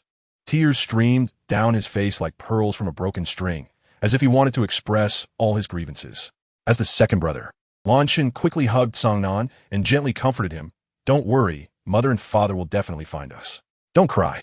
He softly wiped away the tears on Songnan's face, his eyes full of concern.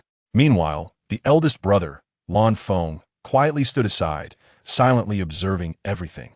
Although he was only 9 years old, he understood the heavy responsibility on his shoulders. Seeing his younger brother's anxiety and fear, he knew he had to be strong and become their support. So, he took a deep breath, suppressing the tension within, and confidently said to his brothers, "Don't be afraid. I'm here. We will definitely find our way home."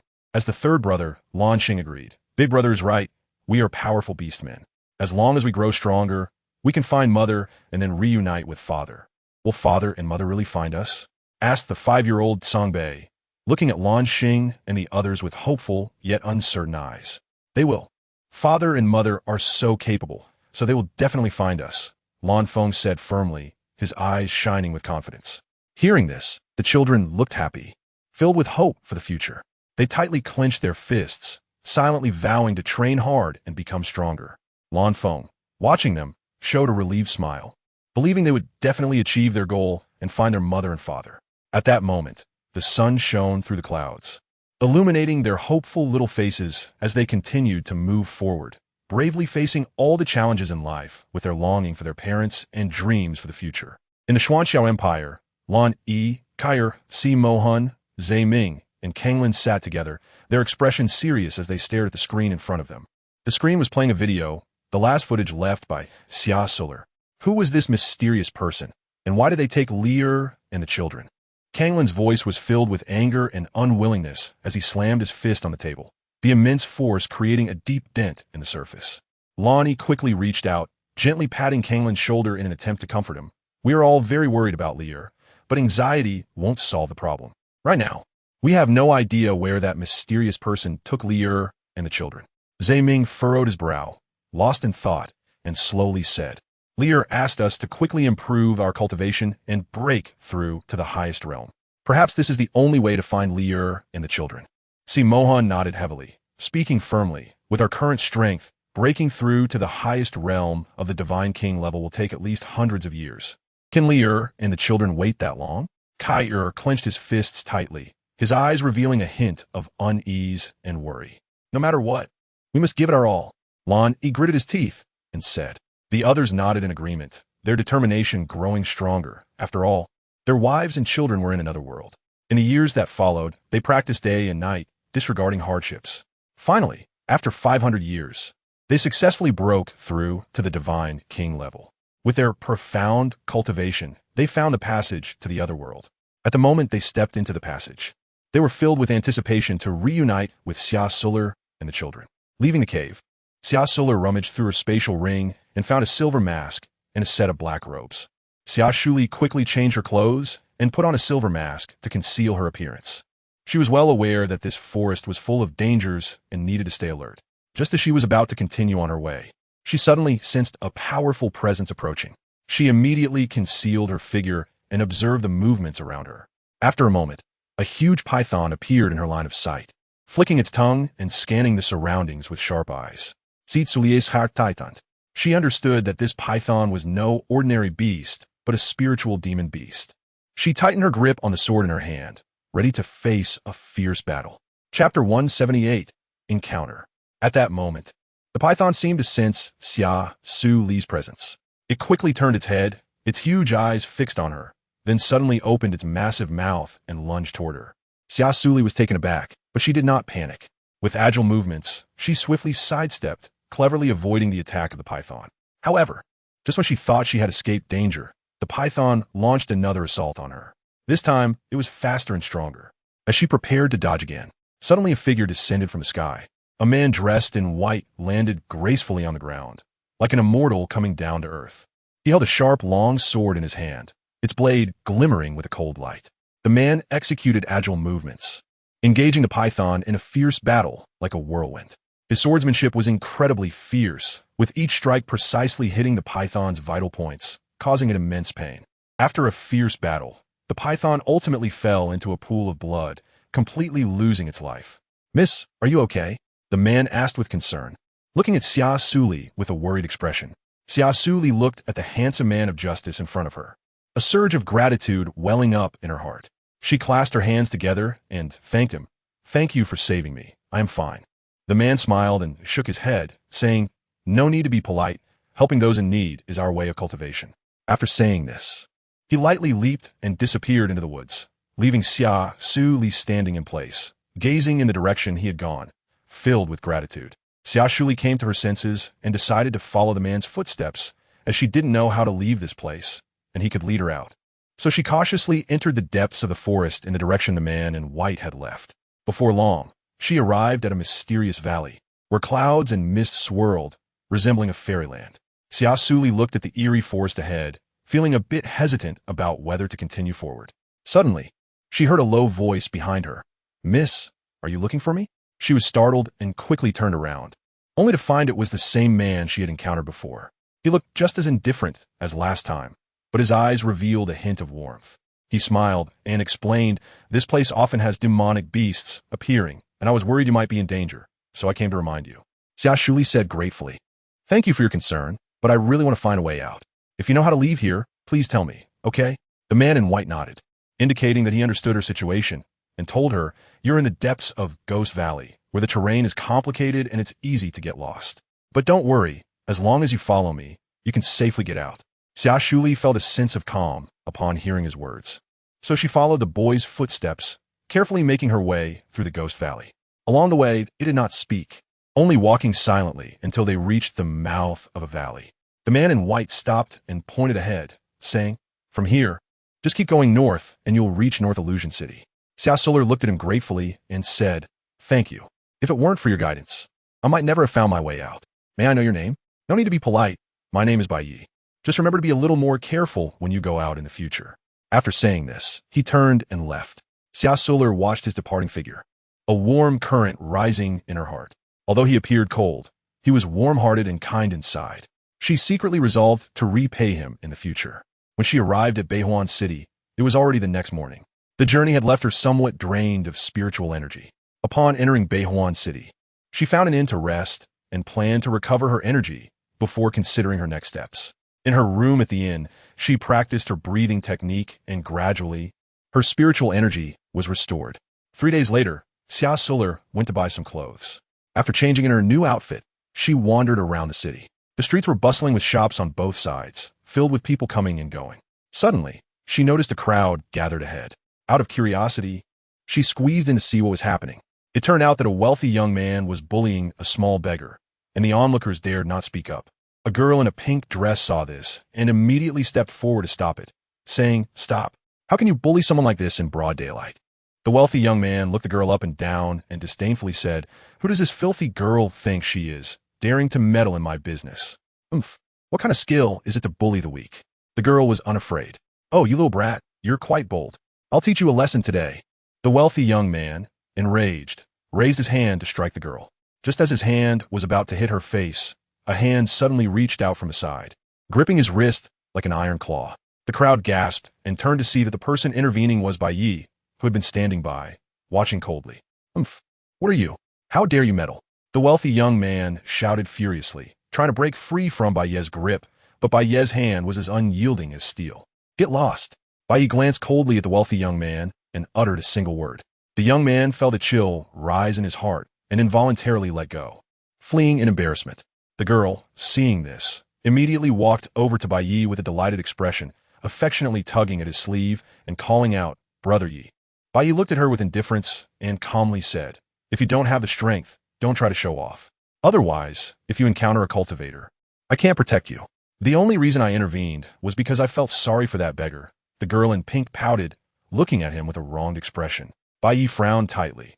If it weren't for his mother insisting that he personally return to bring Su Jiao back to the sect, he wouldn't want to be with her at all, as she had caused him quite a bit of trouble these past few days. Xia Suli really did not expect to meet him here again. Her face was filled with joy as she quickly walked into the crowd towards Bai Yi. "Young Master Bai, what a coincidence. We meet again," Xia Suli said cheerfully. Bai Yi, hearing this familiar voice, couldn't help but be slightly taken aback. He turned to look at Xia Suli and softly replied, "It's you." The girl in the pink dress, standing aside, curiously examined her, her gaze landing on Xia Suli, who was wearing a silver mask but still couldn't hide her beautiful and captivating eyes, as well as her alluring red lips. Her figure was tall and slender, more charming than the average woman, and her curvy silhouette was particularly eye-catching. The girl in the pink dress instinctively lowered her gaze to her own chest, feeling a surge of intense jealousy. Compared to Xia Suli, she felt she fell short and couldn't help but develop hostility towards her. Chapter 179. The underworld sect. The girl in the pink dress directly blocked Bai Yi's path, a wary expression on her face as she coldly asked, "Who are you?" Bai Yi pulled the girl in the pink dress aside and apologetically said, "I'm sorry, miss. This is my cousin. She is still young and often speaks without thinking. I hope you won't hold it against her." Xia Suli looked down at the girl in the pink dress, not paying attention to the hostility in her eyes, and softly said, "It's nothing. Thanks to young Master Bai's rescue and guidance a few days ago, I specially came to invite young Master Bai to lunch today to express my gratitude. I wonder if young Master Bai has the time?" Bai Yi originally thought this was just a simple encounter, but he didn't expect that the other party would remember him and even come specifically to express thanks. He couldn't help but smile slightly and nodded, indicating his willingness to accept Xia Suli's invitation. Then he turned to the guards behind him and said, "You escort the young lady back to the inn." Without my permission, she absolutely cannot step out of the inn. I don't want to. Yi Lian pouted, looking aggrieved as she shouted. Bai Yi frowned, appearing somewhat impatient, and waved his hand to signal them to quickly take Yi Lian back to the inn. The guard stepped forward, respectfully bowed to Yi Lian, and said in unison, "Miss Yi, we apologize for the inconvenience." Then, they surrounded Yi Lian and headed towards the inn. Xia Suli was delighted to see Bai Yi agree, and the two left the street together. Along the way, Xia Suli chatted with Bai Yi from time to time, asking about his recent situation, and Bai Yi politely responded, the atmosphere between them gradually becoming harmonious. Soon, they arrived at an elegant restaurant, where the waiter led them into a private room, and she ordered a feast of dishes. Bai Yi looked at the table full of delicacies and silently admired Xia Suli's thoughtfulness and enthusiasm. As they ate and chatted, their conversation gradually unfolded. Bai Yi discovered that Xia Suli was not only clever, but also had unique insights into worldly matters. Their dialogue became increasingly engaging, as if they forgot the passage of time. Before they knew it, lunch ended, and Bai Yi stood up to take his leave. She personally saw him to the door, and before parting, Xia Suli thanked him once again and invited him to meet again next time. Bai Yi happily agreed and waved goodbye to her. During their conversation, she learned that his visit to Beihuan City was because the sex recruitment event for cultivating immortals was about to begin every 5 years. This excited Xia Suli greatly, as she could take this opportunity to join a cultivation sect and seek methods and resources more suitable for her practice. For someone just starting their cultivation journey, the best way to break through realms was to enter a powerful sect for training. The Yuming sect, which Bai Yi was going to, just happened to be a strong sect, so Xia Suli decided to follow him there. The next morning, Xia Suli got up early and eagerly arrived at the Yuming sect's registration office. When she arrived, she found many young men and women gathered there, all filled with enthusiasm and anticipation, hoping to pass the assessment and become true cultivators. Among this crowd, Xia Suli immediately recognized Bai Yi, who was wearing a snow-white robe, handsome and charming, attracting the attention of many young men and women around him. However, Bai Yi seemed oblivious to these gazes and walked straight towards Xia Suli. "I didn't expect you to come for the Yuming sect recruitment assessment too," Bai Yi said. "After you mentioned it yesterday, I also wanted to become an immortal." Xia Suli replied with a smile. "That's great. I hope you succeed," Bai Yi said with a smile. "I'll take a good luck charm," she replied. Just then, Yi Lian, who had just returned from registration, saw Bai Yi and Xia Suli standing together and immediately showed a hint of displeasure, glaring fiercely at Xia Suli. "Brother Yi, the assessment is about to start. Let's hurry over," Yi Lian said playfully, tugging at Bai Yi's sleeve. Bai Yi turned to glance at her and then said to her, "Miss Xia, shall we go together?" His eyes revealed a hint of tenderness. Xia Suli smiled and shook her head, indicating refusal. "No need, you guys go ahead. I still have some matters to handle." After hearing her response, Yi Lian secretly rejoiced in her heart, looking at her proudly as if to say, "At least you know what's good for you." Bai Yi frowned slightly, but nodded to show understanding. He turned and walked forward with Yi Lian, leaving Xia Suli standing alone. Soon after, the examiner appeared and announced the rules of the assessment, which consisted of 3 parts: spiritual root test, comprehension test, and character test. Xia Suli, possessing a natural, full spiritual power with a lightning spirit root, smoothly passed the spiritual root test and comprehension test. In the final character test, the examiner posed a question. When faced with the choice between interests and morality, how would you choose? After a moment of contemplation, she expressed her viewpoint. Morality is certainly important, but in certain situations, we also need to consider the balance of interests. Only by finding a balance between the two can we make the right decision. The examiners exchanged glances, their eyes filled with shock and surprise, clearly taken aback by Xia Suli's answer. After all, at such a young age, she was able to understand the meaning of the Tao heart so profoundly, which was truly astonishing. All the examiners nodded slightly in acknowledgement of her answer and announced that she had successfully passed the assessment. Upon hearing this news, a surge of joy welled up in Xia Suli's heart, but her expression remained calm. After a fierce competition, all those who passed the assessment would enter the immortal cultivation sect and embark on the path of cultivation. Subsequently, those who passed the assessment were taken back to the Yuming sect, where they stood in the main hall, feeling both nervous and excited. Because next, the sect master of Yuming's sect and various elders would personally select disciples. Disciples chosen by the sect master and elders would become direct disciples or inner disciples, enjoying better resources and guidance. while those who were not selected could only become outer disciples and would need to strive for more opportunities through their own efforts. Xia Suli stood quietly among the crowd, waiting for her fate to unfold. She knew well that the path of cultivation was filled with challenges and opportunities. Regardless of which identity she was assigned, she would have to fight with her own strength. The sect leader and the elders looked at the disciples with satisfaction, pleasantly surprised by the number of talented individuals they had received this year. At that moment, one elder's gaze fell on Bai Yi and Xia Suli. He nodded slightly and said, "This boy and this girl have excellent qualifications. You two may enter under my tutelage." Another elder, unwilling to be outdone, replied, "The character of this boy and this girl is rare. They should be taught by me." In an instant, several elders began to argue over who would take Bai Yi and Xia Suli as their disciples. Ultimately, the sect leader intervened to quell the dispute, smiling as he said to Xia Suli and Bai Yi, "Children, you can choose to join whichever elder you prefer, or you can choose me as your master." After thinking for a moment, Bai Yi walked confidently to the sect leader, knelt down on one knee, and performed the ritual to pay his respects to his master. The sect leader looked at him with satisfaction and presented him with a storage ring, a high-grade spirit sword, as well as various spirit pills and spirit stones, showing his high regard for Bai Yi. Chapter 180. Golden Core Stage. Xia Suli did not want to draw attention to herself, as becoming a disciple of the sect leader might attract too much focus in the future. She preferred to cultivate quietly and then find the children. Therefore, she approached the Grand Elder, who had first expressed his intention to choose her, and knelt down on one knee, performing a solemn bow to pay her respects. Disciple Xia Suli, greetings to Master. Xia Suli's voice was clear and firm, filled with respect for the Grand Elder. The Grand Elder was somewhat surprised.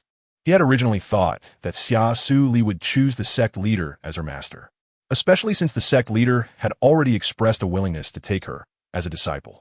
He did not expect her to choose him instead, which pleasantly surprised him and made him develop a fondness for her. "Ha, my good disciple, please get up." The Grand Elder looked at the obedient Xia Suli with a broad smile, his eyes sparkling with kindness. He then took out a delicate storage ring from his bosom and carefully handed it to her. "This ring contains a carefully prepared gift for me, which includes a top-quality spirit sword to help you advance in your cultivation, 100 precious pills to enhance your cultivation level, as well as 1,000 top-quality spirit stones, 10,000 middle-quality spirit stones, and 100,000 low-quality spirit stones, all of which are resources necessary for cultivation. Lastly, there's an advanced thunder spirit root technique and some other secret skills. I hope you will cultivate diligently and soon become a powerful cultivator." After speaking, the Grand Elder looked at her with a benevolent expression, his eyes full of expectation and encouragement. Xia Suli took the storage ring, feeling extremely grateful. She knew that these resources would greatly aid her cultivation, and she decided to work even harder to live up to the expectations of the Grand Elder. "Thank you for your generous gift, Master. I will definitely double my efforts and achieve success in my cultivation as soon as possible," Xia Suli said respectfully. The Grand Elder nodded in satisfaction. I believe in you. If you encounter any difficulties in your cultivation, feel free to come to me." Afterwards, the Grand Elder led Xia Suli to a secluded mountain peak and pointed to a simple wooden house, saying, "This will be your residence from now on. Cultivate well here." After thanking again, Xia Suli walked into the wooden house, began to sort her belongings, and then eagerly checked the items given by the Grand Elder. As a new member of the Yuming sect, she also started her own journey of cultivating immortality and seeking her child. Soon after, she began a rigorous training life, diligently learning various immortal techniques and continuously improving her strength. By chance, Xia Suli obtained a mysterious ancient book that recorded a rare cultivation method. She delved deep into the study of this book and discovered that it contained immense potential. Over time, her cultivation progressed significantly, and she earned numerous honors within the sect. As her performance became increasingly outstanding, it attracted the attention and jealousy of other disciples. However, Xia Suli did not become arrogant or complacent. She always maintained a humble and diligent attitude. Even on her path of cultivation, she faced some difficulties and challenges, but she overcame them one by one with her unwavering faith and perseverance. One day, Xia Suli encountered an arrogant disciple within the sect, who was filled with jealousy towards her achievements and spoke provocatively. "It's just good luck, nothing impressive," the disciple mocked. Xia Suli ignored him and turned to leave, which ignited his anger, prompting him to launch a sneak attack from behind. She sensed the danger and easily dodged the attack. casting a cold glance at the disciple as she warned, "If they're essaying next time, don't blame me for being rude." The disciple, realizing he was no match for her, had no choice but to leave in disgrace, but he secretly vowed to find an opportunity to take revenge on Xia Suli. 3 years later, one day, a brilliant light descended from the sky, landing on a mountain peak. As the light dissipated, it revealed the figure of a young woman, Xia Suli. After 3 years of closed-door training, she had successfully broken through to the golden core stage. At the same time, another beam of light also descended nearby. It was Yi, who had similarly succeeded in breaking through to the golden core stage. The two exchanged smiles, their hearts filled with joy and a sense of accomplishment, knowing that their efforts over the past 3 years had not been in vain. And they had taken an important step toward becoming powerful. At that moment, the Grand Elder and the sect leader appeared before them. The sect leader wore a satisfied smile and said, "You both did well. Now that you have broken through to the golden core stage and greatly increased your strength, the Northern Wilderness Secret Realm will open next month. The Grand Elder and I have decided to let you both go together." Xia Suli and Yi exchanged a glance, a hint of joy flashing in their eyes. The Northern Wilderness Secret Realm is a mysterious and dangerous place, but it is also a great opportunity to obtain precious treasures and chances. They knew this opportunity was rare and must be seized properly. The Grand Elder then said seriously, "However, you must remember that the secret realm is filled with various dangers and unknowns. Do not trust others easily, no matter how trustworthy they may seem. If you encounter danger, immediately crush the teleportation token to leave. Do not be brave. After all, life is the most important." Xia Suli and Yi nodded, indicating their understanding. They knew that the Elder was concerned about their safety, so they would act cautiously. Afterwards, the Elder explained some precautions regarding the North Wilderness Secret Realm in detail and taught them some methods and techniques for dealing with danger. Finally, he encouraged them by saying, "Prepare well, and I hope you can gain something in the North Wilderness Secret Realm and further enhance your strength." Xia Suli nodded slightly, indicating her understanding. She knew that the Northern Wilderness Secret Realm was filled with unknown dangers, but she also longed to enhance her strength through this experience. A month later, the Northern Wilderness Secret Realm opened, and many elite disciples from various sects entered. Xia Suli, along with Yi and others, stepped into this mysterious domain. As soon as they entered the secret realm, they were attacked by a group of powerful demonic beasts. However, Xia Suli and Yi displayed astonishing combat abilities, working together seamlessly to repel the beasts. Deep within the secret realm, they discovered an ancient ruin, which seemed to hide great secrets. Just as they were about to explore, the arrogant disciple who had previously ambushed Xia Suli appeared, teaming up with some other sect disciples to try to prevent Xia Suli and Yi from obtaining the treasures within the ruins. Facing the enemy's siege, Xia Suli was undaunted. She unleashed the celestial techniques she had learned and engaged in a fierce battle with the enemies, ultimately defeating them. Chapter 181. Sect competition. After defeating several opponents, Xia Suli and Yi continued their search for the secret treasures. As they traveled, they discovered some precious magical artifacts and secret manuals. Just as they were about to leave the area, they triggered a mechanism and became trapped in a hidden chamber. The chamber was filled with a strange aura, and the walls shimmered with unusual lights. Xia Suli and Yi searched for an exit, but found nothing. Just when they felt despair, Xia Suli noticed that the lights on the walls seemed to follow a certain pattern. She concentrated, trying to decipher the meaning of the lights. After much effort, she finally found a way to resolve their predicament. The two worked together, following Xia Suli's instructions to crack the mechanism, successfully escaping from the chamber. They continued exploring the secret realm, encountering more challenges and tests. But with mutual trust and strength, they repeatedly turned danger into safety.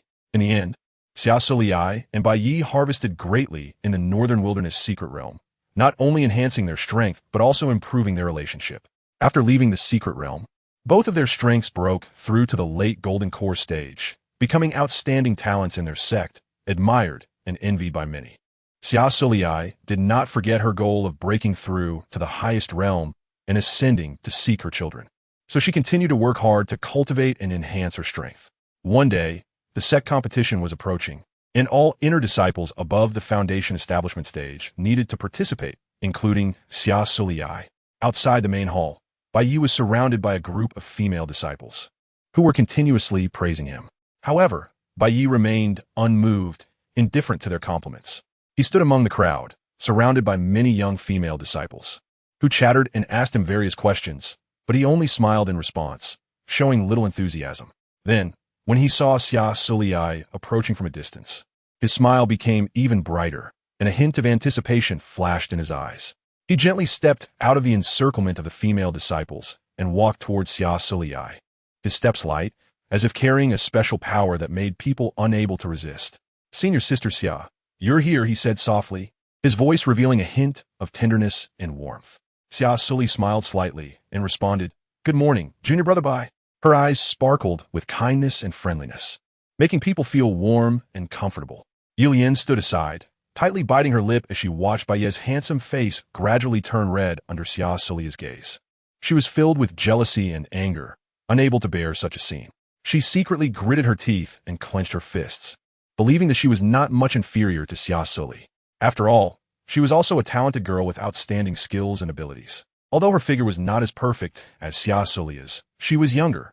Yet Bai Yi liked her and not herself, which was something Yilian could not accept. She felt deeply insulted and hurt, intensifying her hatred towards Xia Suli. Filled with resentment and indignation, Yilian decided she would show her a thing or two, to let her know her strength. "Long time no see, Senior Sister Xia," she called out sweetly. Xia Suli looked at her, thinking she had changed her temperament, but still politely nodded and smiled. Yilian, seeing this, felt even angrier, but she still tried to suppress it and put on a pitiful expression, saying, "Sister Xia, you are so indifferent. Did I do something wrong that made you not want to talk to me?" After saying this, she looked at Bai Yi with a face full of grievance, tears sparkling in her eyes as if she had suffered great harm. A follower beside her saw Yilian being wronged and immediately stepped forward, indignantly saying, "Xia Suli, do you really take yourself seriously? You're just a slightly talented disciple. Let me tell you, the one Bai Shixiang will marry in the future is Sister Yi, so you better not be unappreciative. Even if you're an inner sect disciple, stealing someone's fiancé isn't exactly admirable." Her tone was full of sarcasm and provocation, causing people to glance over. Upon hearing this, Bai Yi frowned, dissatisfied with Bai Ling's words, and was about to explain for Xia Suli when Yilian gently tugged at his sleeve and said softly, "Brother Yi, I'm fine. If Sister Xia and Brother Yi are in love, I can step aside." After saying this, she lowered her head, tears sliding down her cheeks, looking pitiful and evoking sympathy. This performance resonated with the surrounding disciples, who began to point at Bai Yi and Xia Suli, while also feeling pity for Yilian. A female disciple, full of anger, said, "Having great strength doesn't give you the right to steal someone else's fiancé." Another female disciple looked at Xia Suli with disdain and said derisively, "With such great strength but poor character, how can someone like Bai Shixiang like this kind of woman? It's really shameless." As she spoke, she didn't forget to roll her eyes. Countless disciples around echoed, condemning Xia Suli's behavior as immoral. Some shook their heads and sighed, some gritted their teeth, and others mocked her coldly. In an instant, the scene became chaotic, with various voices intertwining, causing annoyance. Yilian stood to the side, seeing this scene, revealing a smug smile. She was secretly pleased, feeling she had finally found an opportunity to make Xia Suli look bad, and maliciously thought that this time she would make her thoroughly embarrassed. Bai Yi finally erupted, his face darkening, and in a cold tone he said, "Enough, Yilian. Who do you think you are? Our marriage was just a joke made by our parents when we were young. Now who am I, Bai Yi? Like is none of your business. You've crossed the line." Yilian was taken aback by Baiye's imposing presence, momentarily speechless. She widened her eyes, her lips trembling slightly, seemingly wanting to retort but not knowing how to start. However, she quickly regained her composure, a hint of grievance and unwillingness on her face, tears welling in her eyes as she said with a slight cry, "What do you like about Xia Suli, who is older than me and doesn't even dare to show her face?" Her gaze was fixed on Bai Yi, trying to find an answer in his expression, but Bai Ye's eyes were firm and indifferent.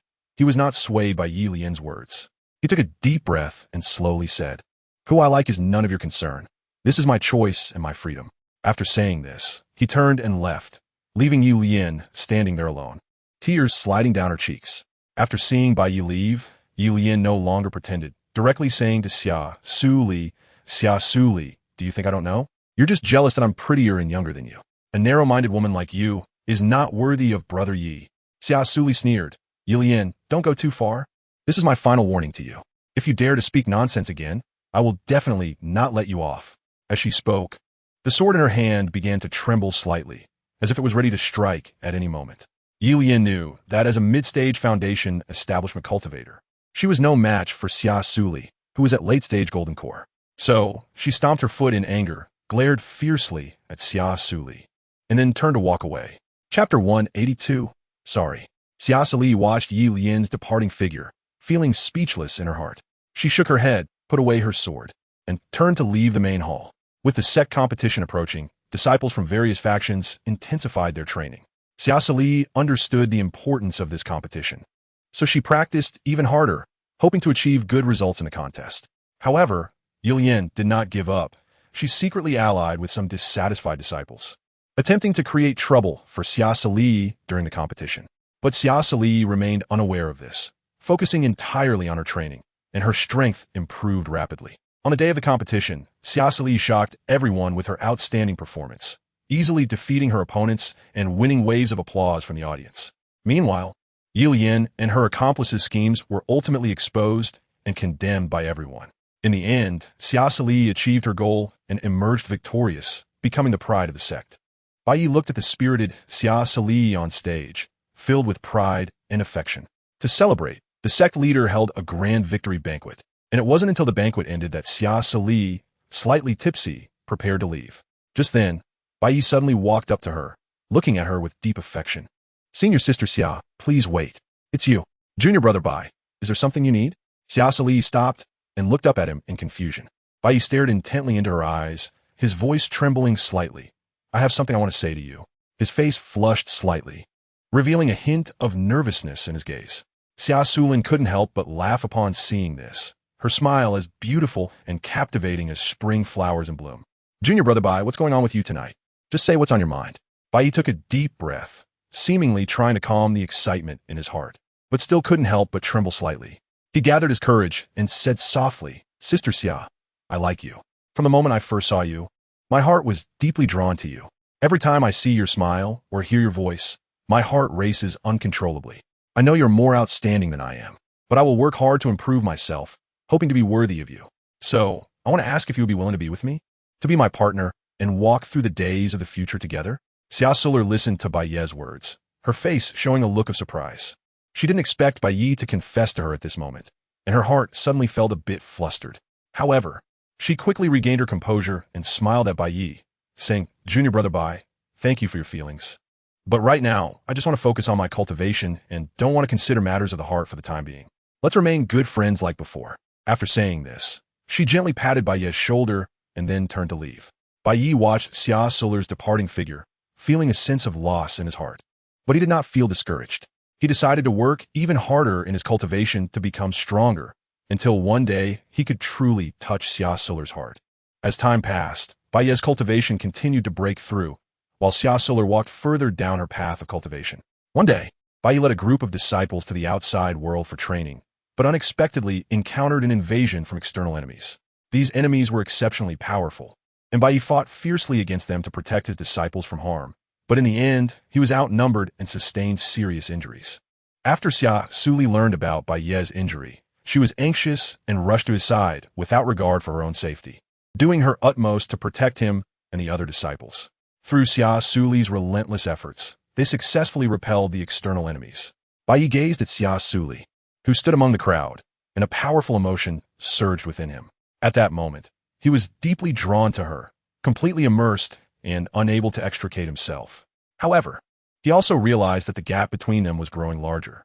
Xia Suli had already reached the late stage of the nascent soul realm, while he was still only at the early stage, and this huge disparity made Bai Yi feel utterly ashamed, filling his heart with endless guilt.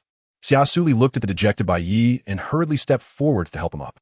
She took out a small jade bottle from her spatial ring, poured out a pill that emitted a strong medicinal fragrance, and carefully fed it to Bai Yi. When she saw Bai Yi's complexion gradually regain some color, Xia Suli finally let out a sigh of relief. Junior brother Bai, how are you feeling now? Is there anywhere that still feels uncomfortable? Xia Suli asked with concern. Bai Yi shook his head slightly, indicating that he was fine, but his face still carried deep self-reproach and guilt. He lowered his head and said in a low voice, I'm sorry, senior sister Xia. It's all because of my arrogance that I almost put the other disciples in danger. Hearing Bai Yi's words, Xia Suli quickly reached out and gently patted Baiye's shoulder, comforting him softly. There's no need to blame yourself, junior brother Bai. You've done very well. This training was inherently filled with dangers and challenges, and no one could have predicted what accidents would happen. Moreover, you successfully protected the other disciples, which is already a remarkable achievement. Xia Suli's words slightly improved Baiye's mood, but he still couldn't help but sigh. At that moment, he noticed that Xia Suli was wearing a mask, and a sudden curiosity welled up in his heart. He couldn't help but wonder what she looked like. Perhaps out of curiosity, or perhaps out of concern for Baiye's safety, Xia Suli did not notice Baiye's gaze. After a long while, Baiye slowly spoke. Sister Xia, why do you always wear a mask? It's been 5 years, and I've never seen you take it off. Is it because you care about others' opinions? In fact, appearance isn't that important. You don't have to worry about what others say. Baiye. He remembered that when he first met Xia Suli, she was already wearing a mask, and he felt that she emanated a mysterious and indifferent aura. As time passed, he gradually discovered that Xia Suli had many stories and emotions hidden deep within her heart, but she always chose to conceal herself with a cold exterior. Baiye knew that Xia Suli was not as cold and heartless as she appeared. She just wasn't good at expressing her feelings. However, he hoped to help her open her heart and no longer bear everything alone. So, he decided to continue persuading Xia Suli to take off that mask and show her true self. Sister Xia, we don't have to care about others' opinions. If you are willing, you can try to trust me, Baiye said softly. Thank you, junior brother Bai. I just don't want to cause too much trouble. After all, with my current strength, I can't win against anyone above the nascent soul stage, so it's better to keep a low profile. I don't want my appearance to become a burden, Xia Suli said with a wry smile. Baiye was surprised to hear this. So, she wasn't unattractive. It was just that her appearance brought her too much trouble, which made him even more curious about what kind of beauty would feel like a burden. Chapter 183. Successful Tribulation Transcendence. Baiye looked at Xia Suli with determination, his eyes filled with sincerity and resolve. Sister Xia, I will definitely work hard to become strong enough to protect you. By then, you won't need to wear this mask anymore. Upon hearing this, Xia Suli couldn't help but be slightly taken aback, a trace of barely noticeable emotion flashing in her eyes. But she quickly regained her composure, gently shaking her head. Thank you, junior brother Bai, but unfortunately, my heart already belongs to someone else, and I also have my own children. So there is no possibility for us. Baiye's face instantly turned pale as paper. His eyes widened in disbelief as he looked at her, trembling as he asked, Sister Xia, what are you saying? You have a partner? And children? Yes. Xia Suli nodded, her gaze firm and calm. I have 12 children and 5 partners. So I'm really sorry to disappoint you. To completely dispel Baiye's thoughts, Xia Suli had to state this cruel fact. After all, only by doing so could she make him truly give up. Baiye felt as if he had been struck by lightning, staggering a few steps, his face filled with despair.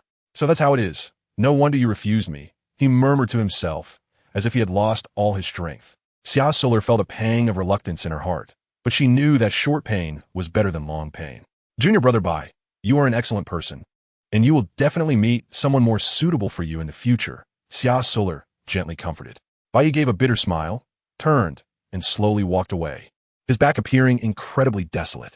Sighing, Xia Suli watched his figure fade away, her heart filled with mixed emotions. Because of this incident, Baiye seemed to have lost his soul. He couldn't accept this reality, and his heart was filled with pain and despair. From then on, Baiye immersed himself in the intoxication of alcohol, no longer caring about the affairs of the sect or his cultivation. His life fell into chaos, and the once spirited youth was no longer present. As Baiye's master, the head of the Yuming sect was very anxious to see his proud disciple become like this. He knew that Baiye needed time to recover, but he couldn't let him continue to sink. In desperation, the head decided to personally seek out Xia Suli and ask her to help persuade Baiye. When Xia Suli learned that Baiye was downcast because of this matter, she was very surprised. She did not expect Baiye to be so unable to withstand setbacks, which was completely different from her impression of him. However, she still decided to go see Baiye, as she did not want a talented cultivator to fall because of her. When Xia Suli arrived at Baiye's residence, she saw that the ground was covered with wine jars, and Baiye was drunkenly lying on the floor. Seeing this, she walked over with a pained heart, helped Baiye up, and gently said, Baiye, how can you treat yourself like this? I know you're very sad right now, but avoidance is not a solution to the problem. Can you please pull yourself together and not make me look down on you? Baiye lifted his head, looking at Xia Suli with hazy eyes, and muttered, Why has it come to this? I always thought we could be together. Xia Suli sighed, stroking Bai Ye's head, and comforted him. Bai Yi, I know you can't believe it, but everything is real. I've always regarded you as a friend and a younger brother. I'm very grateful for you, but if you really give up on yourself like this, I will be very disappointed in you. Bai Yi was silent for a moment, then nodded to show he understood. He knew Xia Suli was right. He couldn't continue to be so dejected. He had to face reality and start a new life. Under Xia Suli's patient persuasion, Bai Yi gradually stepped out of the shadows. He began to immerse himself in cultivation, try to forget the pain in his heart through busyness. Nevertheless, his feelings for Xia Suli remained deep and sincere. He had just learned to bury these emotions deep within himself. Time flew by, and a year passed in the blink of an eye. During this year, Bai Yi went through countless struggles and growth. He had gradually accepted the fact that Xia Suli had a child and a partner. He understood that love is not always smooth sailing and sometimes requires silent dedication and waiting. Finally, on a quiet night, Bai Yi gathered his courage to confess his feelings to Xia Suli again. He looked in her eyes and said firmly, Xia Shiji, after such a long time of reflection, I have finally realized my heart. Even though you have a child and a partner, my love has never changed one bit. Income.Additionally. A surge of emotion rising in her heart. She knew that Bai Ye's love was pure and sincere. However, she could not reciprocate these feelings, as she already had a family and responsibilities. She gently shook her head and said to Bai Yi, Thank you for your honesty, but we can only be friends. I hope you can understand. A hint of disappointment flashed in Bai Ye's eyes, but he still smiled and said, I'm fine, senior sister Xia. Actually, this is quite good. I was being greedy. Don't say that. You are very outstanding. At least in my eyes, you are perfect. It's just a pity I got to know you too late. So it's not your fault. You should know that there are plenty of female disciples who like you. Xia Suli teased. Bai Yi knew she was trying to cheer him up and couldn't help but smile. She was always so kind and considerate, which was why he liked her so much. However, he understood deeply that some things could not be forced. He could only silently wish for her happiness. From that point on, Bai Yi focused more on his cultivation, hoping to become a better person through continuous self-improvement. 10 years later, Xia Suli was ready to undergo tribulation and ascend to the upper realm. At this critical moment, she took the initiative to find Bai Yi. When she slowly removed her mask, Bai Yi was shocked to discover that the face hidden beneath it was so stunningly beautiful, as if a fairy had descended from the heavens. Bai Yi was completely overwhelmed by Xia Suli's beauty and couldn't help but exclaim in his heart that such beauty was indeed too dazzling. No wonder she had always chosen to conceal her true appearance. Xia Suli smiled gently and said to Bai Yi, Junior brother Bai, this is my true self. I hope that by showing you today, you will remember the real me, and I look forward to our reunion in the upper realm. Bai Yi finally came back to his senses from his surprise and replied with a smile, All right, senior sister Xia, I will definitely work hard to cultivate and reach the upper realm to meet you as soon as possible. I also wish you success in finding your child and companions. Xia Suli nodded gratefully and smiled. Thank you, Junior brother Bai. I wish you to ascend to the upper realm and achieve your goals soon. After saying this, Xia Suli turned and left, leaving Bai Yi silently reminiscing about the thrilling scene they had just witnessed. Bai Yi also understood that the challenges ahead would become increasingly difficult, but he believed that as long as he persevered, he would surely be able to realize his wishes. Chapter 184. Ascending to the heavenly court at this moment, Xia Suli, with her long white hair flowing in the wind and 6 wings unfurling behind her, radiated a mysterious light as if she were a fairy descending to the mortal realm. This scene was stunning, captivating the elders of the Yuming sect and the disciples present, all of whom looked at her with awe and reverence. Bai Yi widened his eyes, his gaze filled with admiration, unable to conceal his attention on Xia Suli. She was the first person to ascend to immortality at such an astonishing speed. While others might take hundreds or even thousands of years, she accomplished this feat in just over a decade. Such a terrifying speed of cultivation left everyone speechless, and no one could compare to her. Xia Suli looked around and finally settled her gaze on Bai Yi. She smiled gently like a spring breeze, causing Bai Yi's heart to tremble involuntarily. Bai Yi, congratulations on becoming the new sect leader. I will wait for you in the upper realm. Xia Suli's voice was clear and melodious, like a celestial sound. Bai Yi stepped forward and said, Thank you, senior sister Xia, for your guidance over the years. I will not disappoint your expectations. Xia Suli nodded gently. You are naturally gifted and hardworking. All of this is what you deserve. Cultivate well. After bidding farewell to everyone, Xia Suli put on her mask and slowly said, The path of cultivation is long and arduous, but as long as you persevere, you will ultimately achieve something. I hope you all can work hard in your cultivation and ascend to immortality soon." After finishing her words, she transformed into a streak of light and disappeared into the horizon. Watching her vanish, the disciples of the Yuming sect exclaimed excitedly, "Elder Xia has really ascended. I didn't expect Elder Xia's true appearance to be so stunning. No wonder she wore a mask for over a decade. She is truly beautiful. Elder Xia is simply the goddess in my heart." Remember those who said Elder Xia was an ugly monster under her mask? Who would dare say that now? In my life, I've never seen a woman more beautiful than Elder Xia.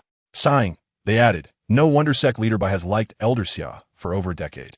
With such an outstanding and beautiful woman, seeing her once would make other women pale in comparison." The disciples of Yuming sect expressed their admiration and envy for Elder Xia.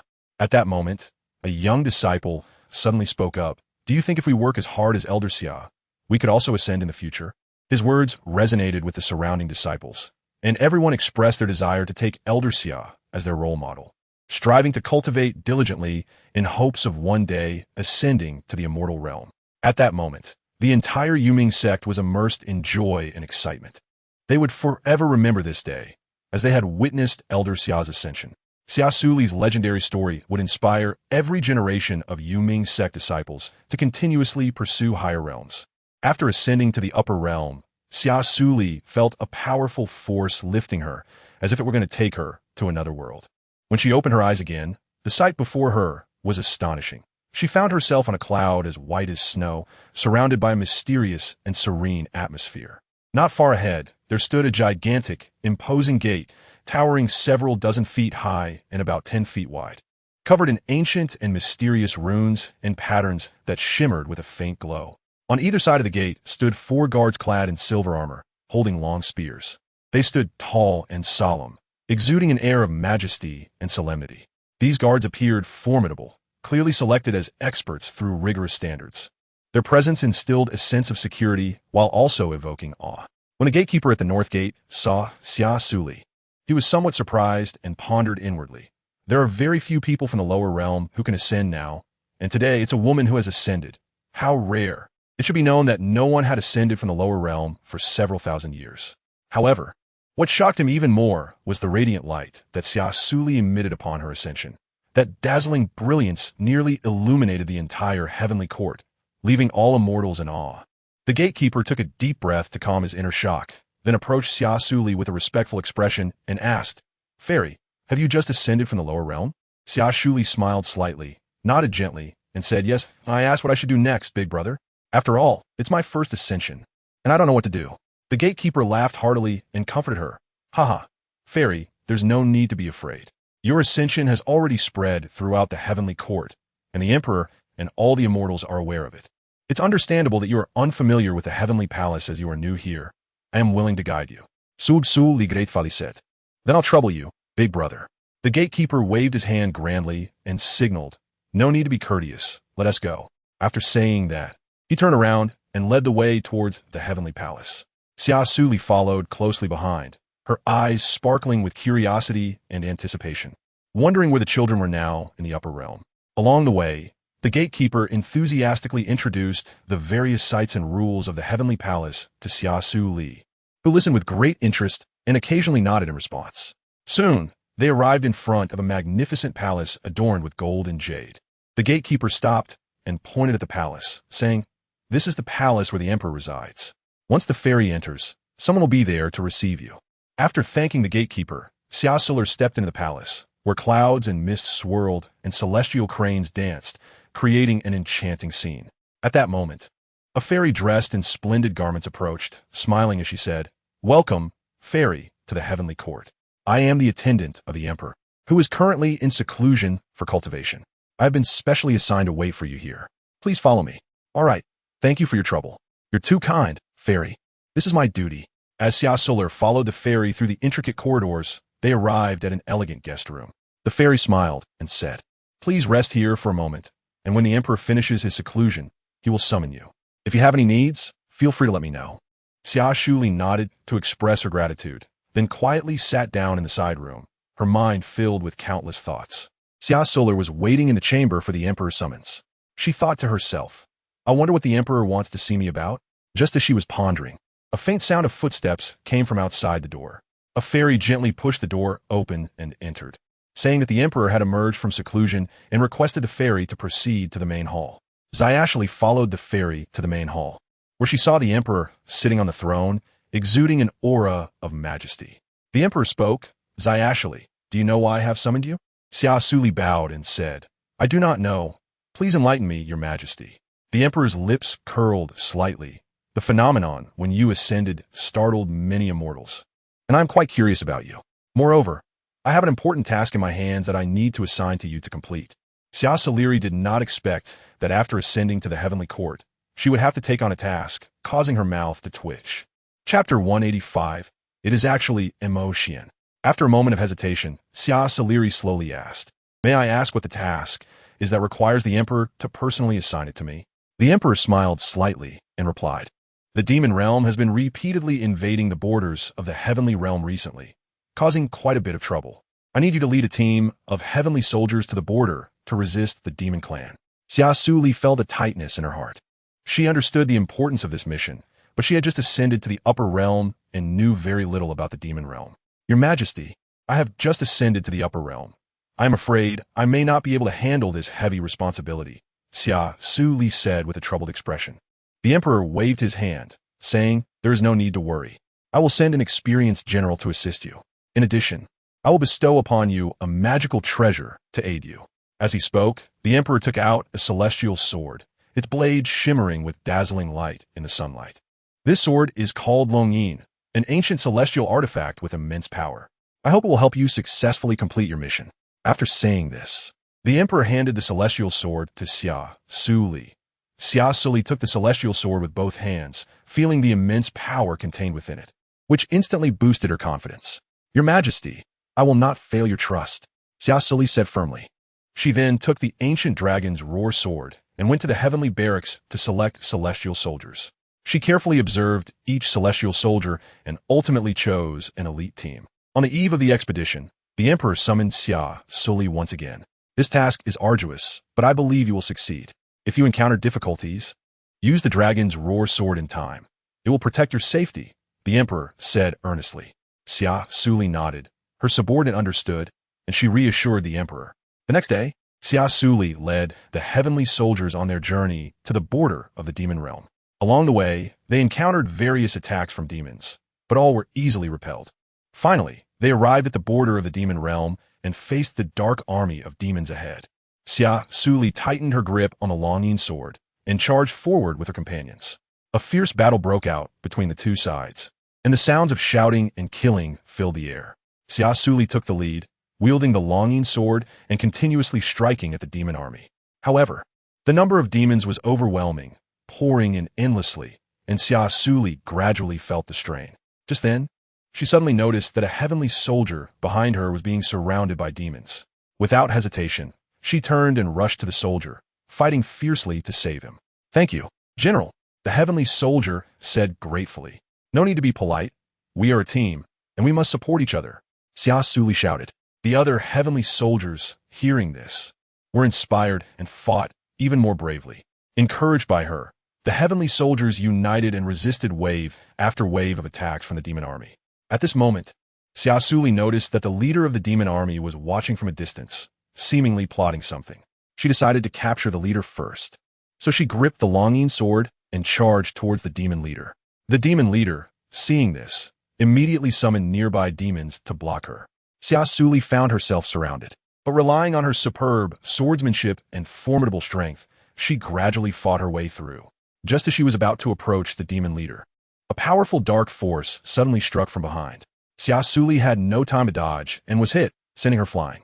She spat out blood and struggled to rise, only to see a dark figure appear before her. I didn't expect you to make it this far, but it all ends here, the shadow said coldly. Greetings, Demon King. The demon generals looked at the shadow with respect, their eyes filled with awe and admiration. At this moment, Xia Suli was severely injured, and the demon king was incredibly powerful, making the situation extremely unfavorable for her. Xia Suli's eyes widened as she stared intently at the shadow before her. Are you the demon king?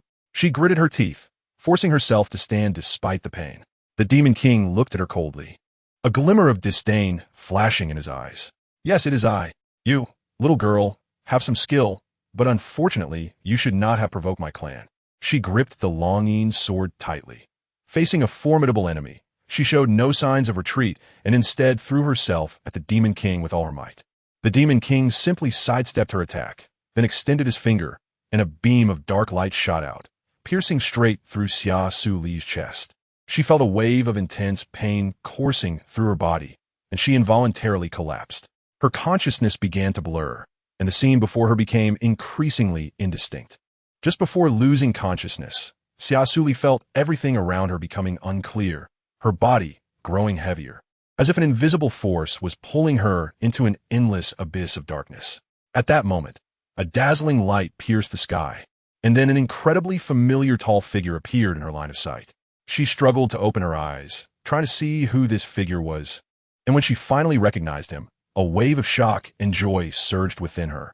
It was the deceased Mo Xian. He rushed towards her, his face filled with concern and urgency. His appearance brought Xia Suli both surprise and relief.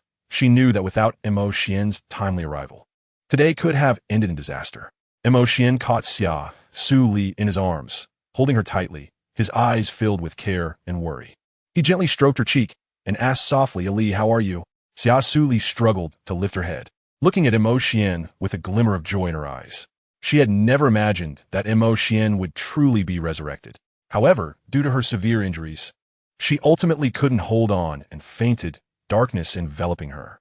Mo Xian, seeing that Xia Suli was unconscious, felt an immense anxiety in his heart. He quickly used his powers to heal her. As his powers flowed into her, Xia Suli's wounds began to heal, and her complexion gradually regained its rosy hue. After tending to Xia Suli, Mo Xian turned his head and coldly glared at the Demon King, his eyes filled with anger and killing intent. He looked icily at the Demon King, daring to harm his own people. "You can die." With that, Mo Xian summoned his ancient artifact and swiftly killed the Demon King. The remaining demons, upon seeing this, attempted to flee, but were blocked by the heavenly soldiers, who executed them one by one. The victorious heavenly soldiers cheered excitedly, their shouts echoing through the heavens. Amidst this commotion, Mo Xian quietly picked up Xia Suli and left silently.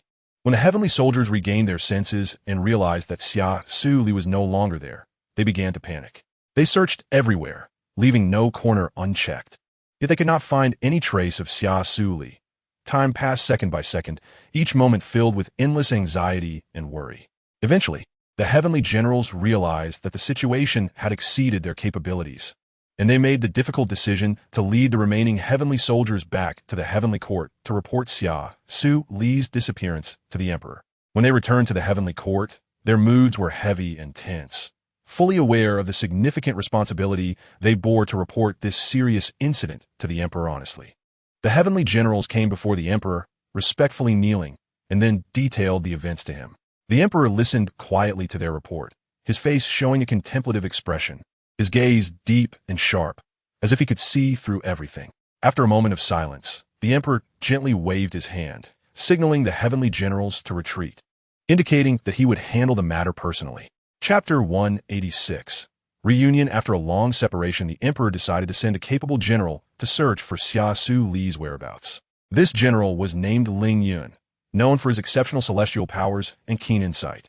After arriving in the demon realm, Ling Yun, utilizing his unique abilities, found the direction in which Mo Xian had left with Xia Suli. He pursued them and eventually discovered their traces in a quiet valley. Entering the valley, Ling Yun saw Mo Xian guarding Xia Suli's side, his gaze filled with tenderness and affection.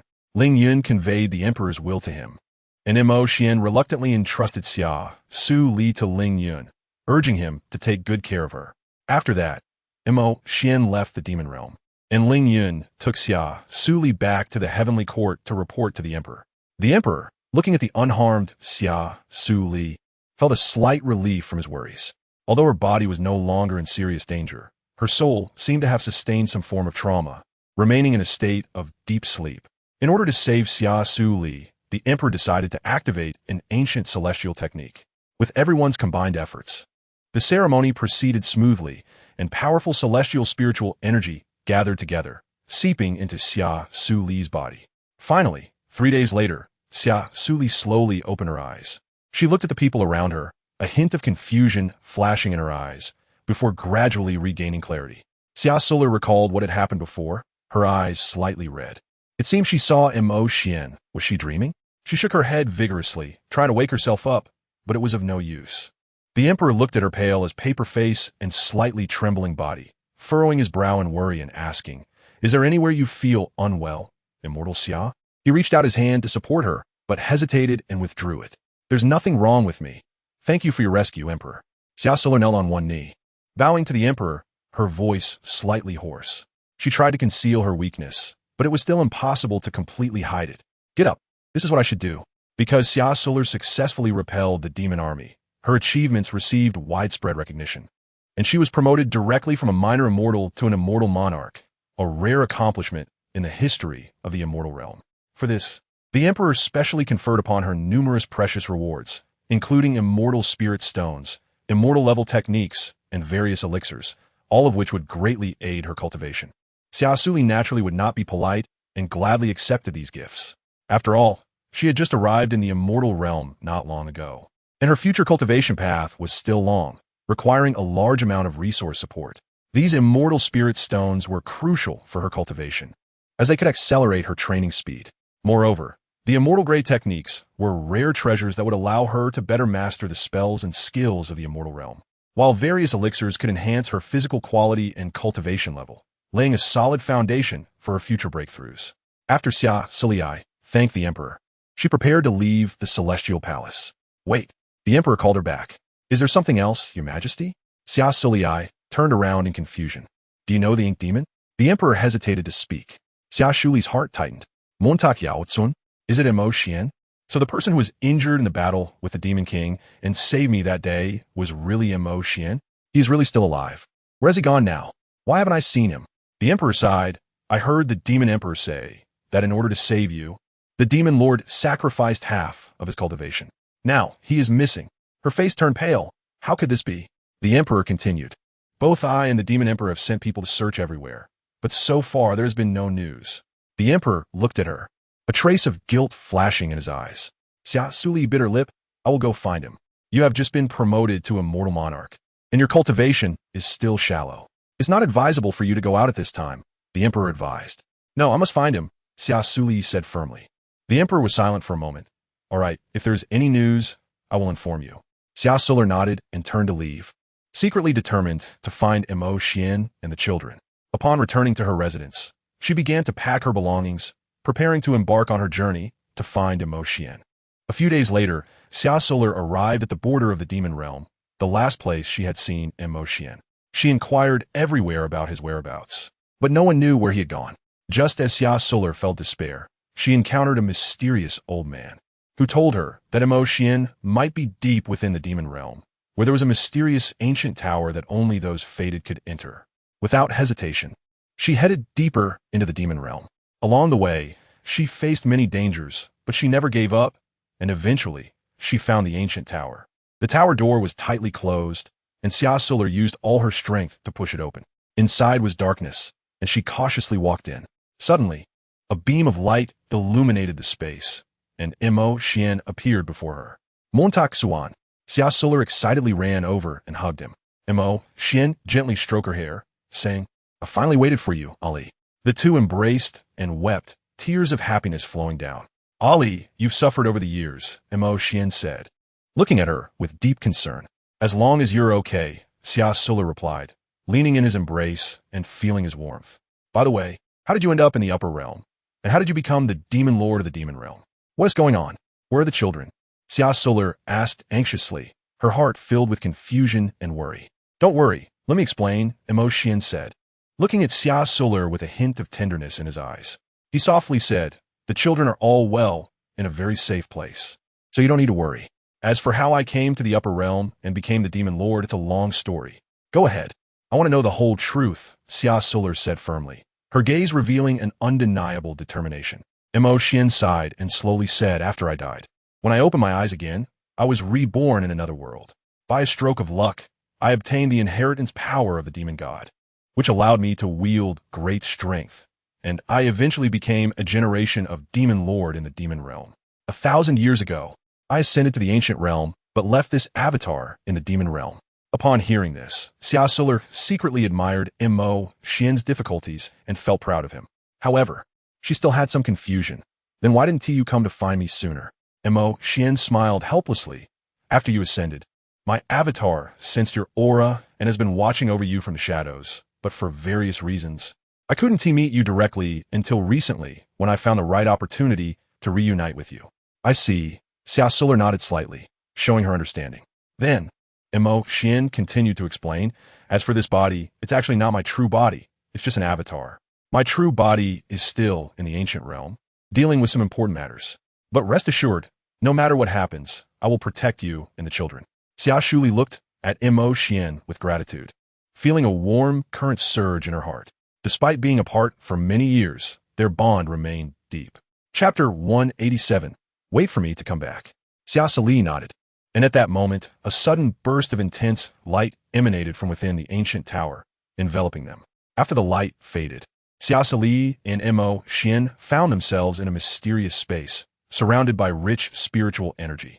Xia Suli looked at the scene in surprise.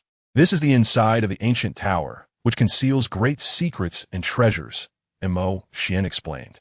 Then let's go in and take a look. Since we're already here, they decided to explore the mysterious ancient tower, hoping to find a way for Mo Xian to restore his cultivation. They advanced along a passage, encountering various marvelous formations and traps, but with their mutual understanding and strength, they overcame each challenge. Eventually, they arrived at a secret chamber, where an ancient book was displayed. Mo Xian stepped forward, picked up the book, and began to read it. As he read, a look of surprise appeared on his face. This is an ancient cultivation technique. NineSuns exclaimed excitedly. Xia Suli also leaned in to take a look. They found that the cultivation techniques recorded in this book were extremely profound and might help Mo Xian restore his cultivation level. Therefore, Xia Suli decided to enter seclusion in the ancient tower to cultivate, hoping to reunite with her family as soon as possible. Xia Suli and Mo Xian began to diligently practice this ancient martial art. As time passed day by day, their cultivation continued to improve. One day, when Xia Suli was in a critical moment of her training, she suddenly sensed a powerful aura. She opened her eyes and saw that Mo Xian was radiating a dazzling golden light. Mo Xian, have you recovered your cultivation? Xia Suli looked at Mo Xian with surprise and anticipation on her face. Mo Xian smiled and nodded, his eyes shining with confidence. Thanks to this ancient martial art, my clone has finally regained its power. However, at that moment, the ancient tower suddenly began to shake violently, creaking as if it could collapse at any moment. This is bad. Someone must have triggered the tower's restrictions.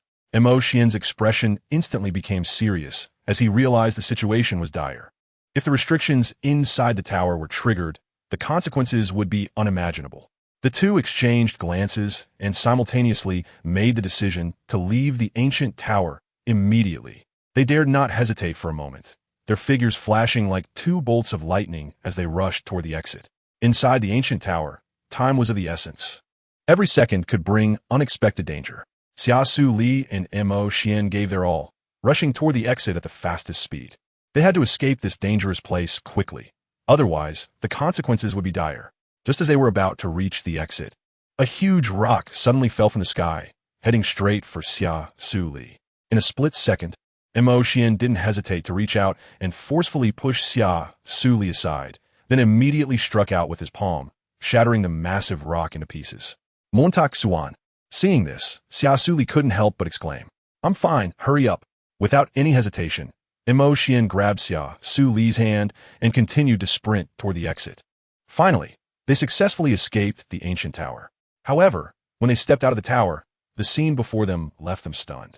The once vibrant place had turned into a desolate wasteland, as if it had been completely destroyed by a disaster. What on earth happened? Xia Suli vidinit herius. Looking around in shock, her heart filled with confusion and disbelief.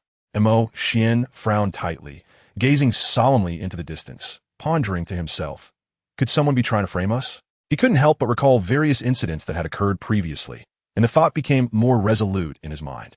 It seemed that some people could not wait to take action against them. Mo Xian then turned to embrace Xia Suli, a hint of reluctance flashing in his eyes. Ali, the situation is serious. My clone needs to return to the divine realm. You should focus on cultivating in the upper realm. Once I handle matters up there, I will come back to find you.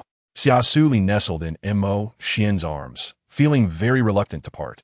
But she knew her current strength was too weak to face the people of the divine realm. So she stretched out her arms to hug his waist and reluctantly looked up at him. Mo Xian, you must protect yourself when you go up there. Promise me you'll stay safe, and I will ascend to the divine realm to meet you as soon as possible. Okay, I promise you. This time, I will be careful. Ali, you must also promise me to take care of yourself and not make me worry. Now, I'm leaving. Go ahead. Xia Suli smiled and nodded.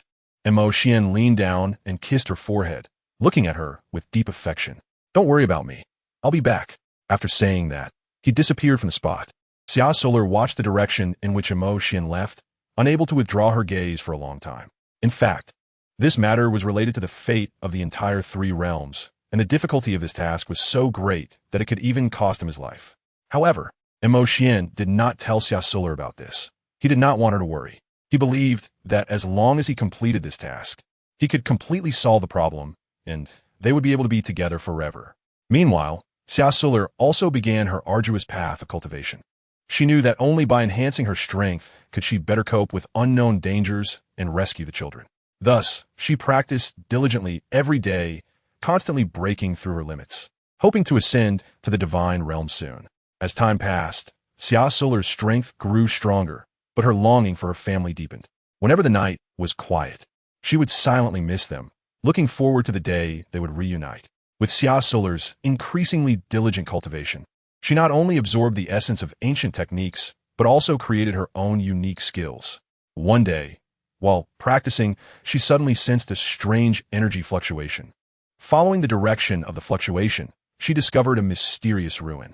The ruin was filled with a powerful barrier, and Xia Suli used what she had learned to successfully break the barrier and enter. Deep within the ruin, she found a mysterious stone tablet inscribed with strange runes. Just as Xia Suli was studying the runes, the stone tablet suddenly shone with light, and a phantom figure emerged, claiming to be an ancient celestial sovereign. He recognized Xia Suli's talent and kindness, deciding to impart to her more ancient secret techniques and to gift her an ancient artifact. Xia Suli was incredibly grateful and eager to learn. After 100 years of cultivation, her strength advanced by leaps and bounds, directly ascending to the realm of the immortal emperor, becoming the youngest emperor in the immortal realm.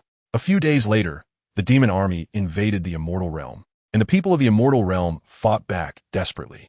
Xia Suli resolutely led the people of the immortal realm to resist the demons, wielding an ancient artifact and casting ancient secret techniques, which instantly boosted the morale of everyone in the immortal realm. Under her leadership, the tide of battle gradually turned, and ultimately, Xia Suli defeated the demon lord with her ancient secret techniques, safeguarding the peace of the immortal realm. After the war, Xia Suli's fame spread far and wide, becoming an object of admiration among all immortals. Chapter 188. The peace treaty. The emperor and the various immortal families held a grand celebration banquet for her, celebrating her successful completion of an important task. She smiled and accepted the congratulations and well wishes from the immortal families, but deep down, she wanted to leave this place immediately. Although she appeared very grateful and happy on the surface, in reality, she felt somewhat exhausted and helpless in such an occasion. She preferred to live freely, not bound by the rules and etiquette of the palace. She politely conversed with every immortal who toasted her, responding to their praises and congratulations. But her mind was already calculating how to escape the banquet as quickly as possible.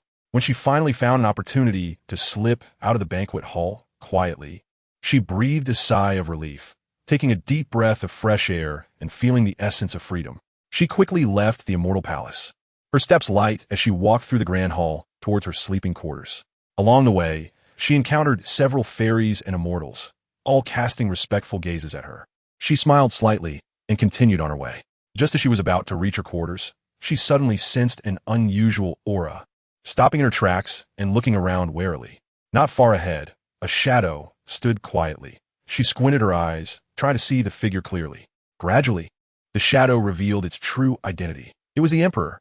Xia Suli was taken aback, not knowing why the emperor would appear here. She watched as the emperor slowly walked towards her, his eyes flickering with complex emotions, as if containing 1,000 words. It seems you do not like the celebration banquet I arranged for you? The emperor's voice carried a hint of. Xia Suli said softly, "No, I just don't like that kind of occasion. I prefer to live freely. Now that the demon realm no longer dares to invade, I can calm down and focus on my cultivation, striving to break through to the immortal sovereign realm and ascend to the divine realm." Her tone was firm and confident, revealing her yearning and expectations for the future. The emperor fell silent for a moment before slowly speaking. "I understand. You have always been so unrestrained and free-spirited. Since you do not like life in the palace, I will grant you your freedom." After saying this, he looked at Xia Suli with a complex expression and continued. "However, it is best for you to avoid getting involved in matters of the divine realm. It will not be beneficial for you." His voice was deep and powerful, carrying a hint of helplessness and concern. Clearly, he understood Xia Suli's character and actions, but also knew that he could not change her mind. Yet, out of care for her, he could not help but remind her to be cautious. Xia Suli listened quietly to the emperor's words, her face showing little expression. She understood in her heart that what the emperor said had some truth to it. "Thank you, your majesty.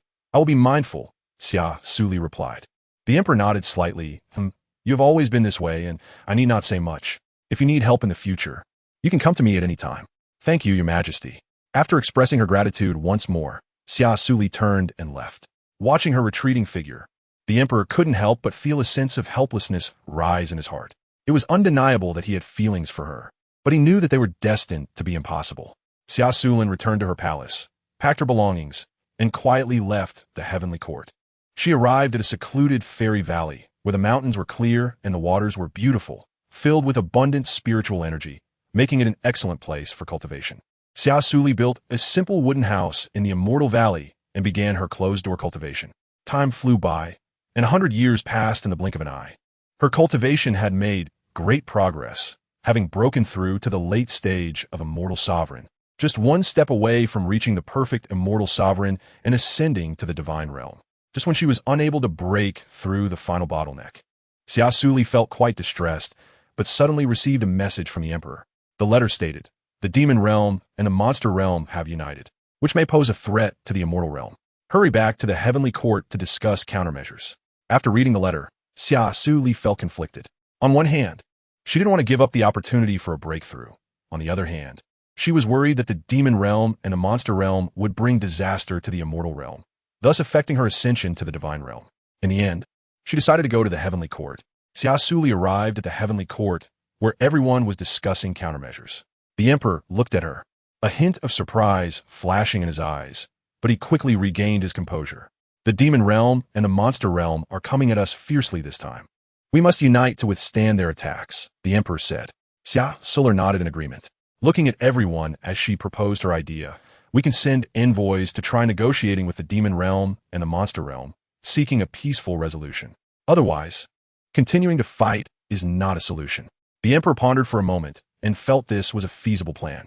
He looked at Xia Suli and said, "Then, let the immortal Emperor Xia serve as the envoy to negotiate with the demon realm and the monster realm." Xia Suli was somewhat surprised, but she accepted the task. She knew that it would be fraught with danger, but for the peace of the three realms, she was willing to give a try. With the hopes of everyone resting on her, Xia Suli set off on her journey to the demon realm and the monster realm. Xia Suli traveled wearily along the way and finally arrived at the junction of the demon realm and the monster realm. She was not the least bit flustered, but calmly walked into the territory of the demon realm. When she encountered the demon emperor and the monster king, both the demon king and the monster king showed a hint of surprise upon seeing Xia Suli. "Are you the messenger sent by the celestial realm?" the demon king asked. Xia Suli nodded and said, "Yes. I come on behalf of the celestial realm to negotiate with you about the matter of peaceful coexistence among the three realms." The demon emperor sneered. "Peaceful coexistence? Why should we coexist peacefully with the celestial realm? 100 years ago, you killed our demon clan's emperor, and now you want to talk about peace? How dare you from the celestial realm say such a thing?" The demon king mocked. "Now, both our demon realm and monster realm are no match for your celestial realm. How is it that when our two realms join forces, your celestial realm suddenly seeks peace?" Xia Suli did not back down. "War only brings destruction and harm. We can explore other solutions together. You can directly state what you want." The demon emperor and the monster emperor exchanged glances, seemingly considering her words. She continued, "Let's set aside past grievances for now. I have come this time for the future of the three realms. Our celestial realm does not wish to be enemies with the demon realm and the monster realm. We hope to jointly maintain peace and stability in the three realms. You celestial realm want peace, but what about the losses we suffered in the demon realm? The demon emperor retorted angrily. His voice was filled with rage and resentment, as if he wanted to devour the entire celestial realm. Our celestial realm is willing to compensate for the losses in your demon realm to express our sincerity for peace. At the same time, to ensure peace among the three realms, the celestial realm is willing to cede some territory for the cultivation of your demon clan and monster clan. The demon emperor and the monster emperor exchanged another glance, a hint of surprise and joy flashing in their eyes. This proposal clearly exceeded their expectations. Although they still felt some dissatisfaction, they understood that continuing the fight would benefit neither side. After careful consideration, the demon emperor finally spoke. All right, we can accept this condition. The monster emperor also nodded in agreement. When Xia Suli saw that they had agreed, she smiled and said, well, since that's the case, let's sign a peace treaty. From now on, the three realms will cease hostilities, and for 10,000 years, no party shall harm the members of the other two. After signing the contract, Xia Suli took the treaty and returned to the immortal realm. Brief introduction. After Xia Suli fell off a cliff, she unexpectedly traveled to another world and nearly got eaten by a dinosaur. But fortunately, she was rescued by a handsome beastman and brought to a planet called the Blue Sea Empire. After testing, she found out that she was a purebred female, and every month she could lie flat and receive a basic living allowance, while also being provided with the strongest males of their empire to be her partners for free. Due to an accident that consumed violent energy, Xia Suli unexpectedly awakened her mental power early, but the result was the worst D level, which caused countless males to be discouraged.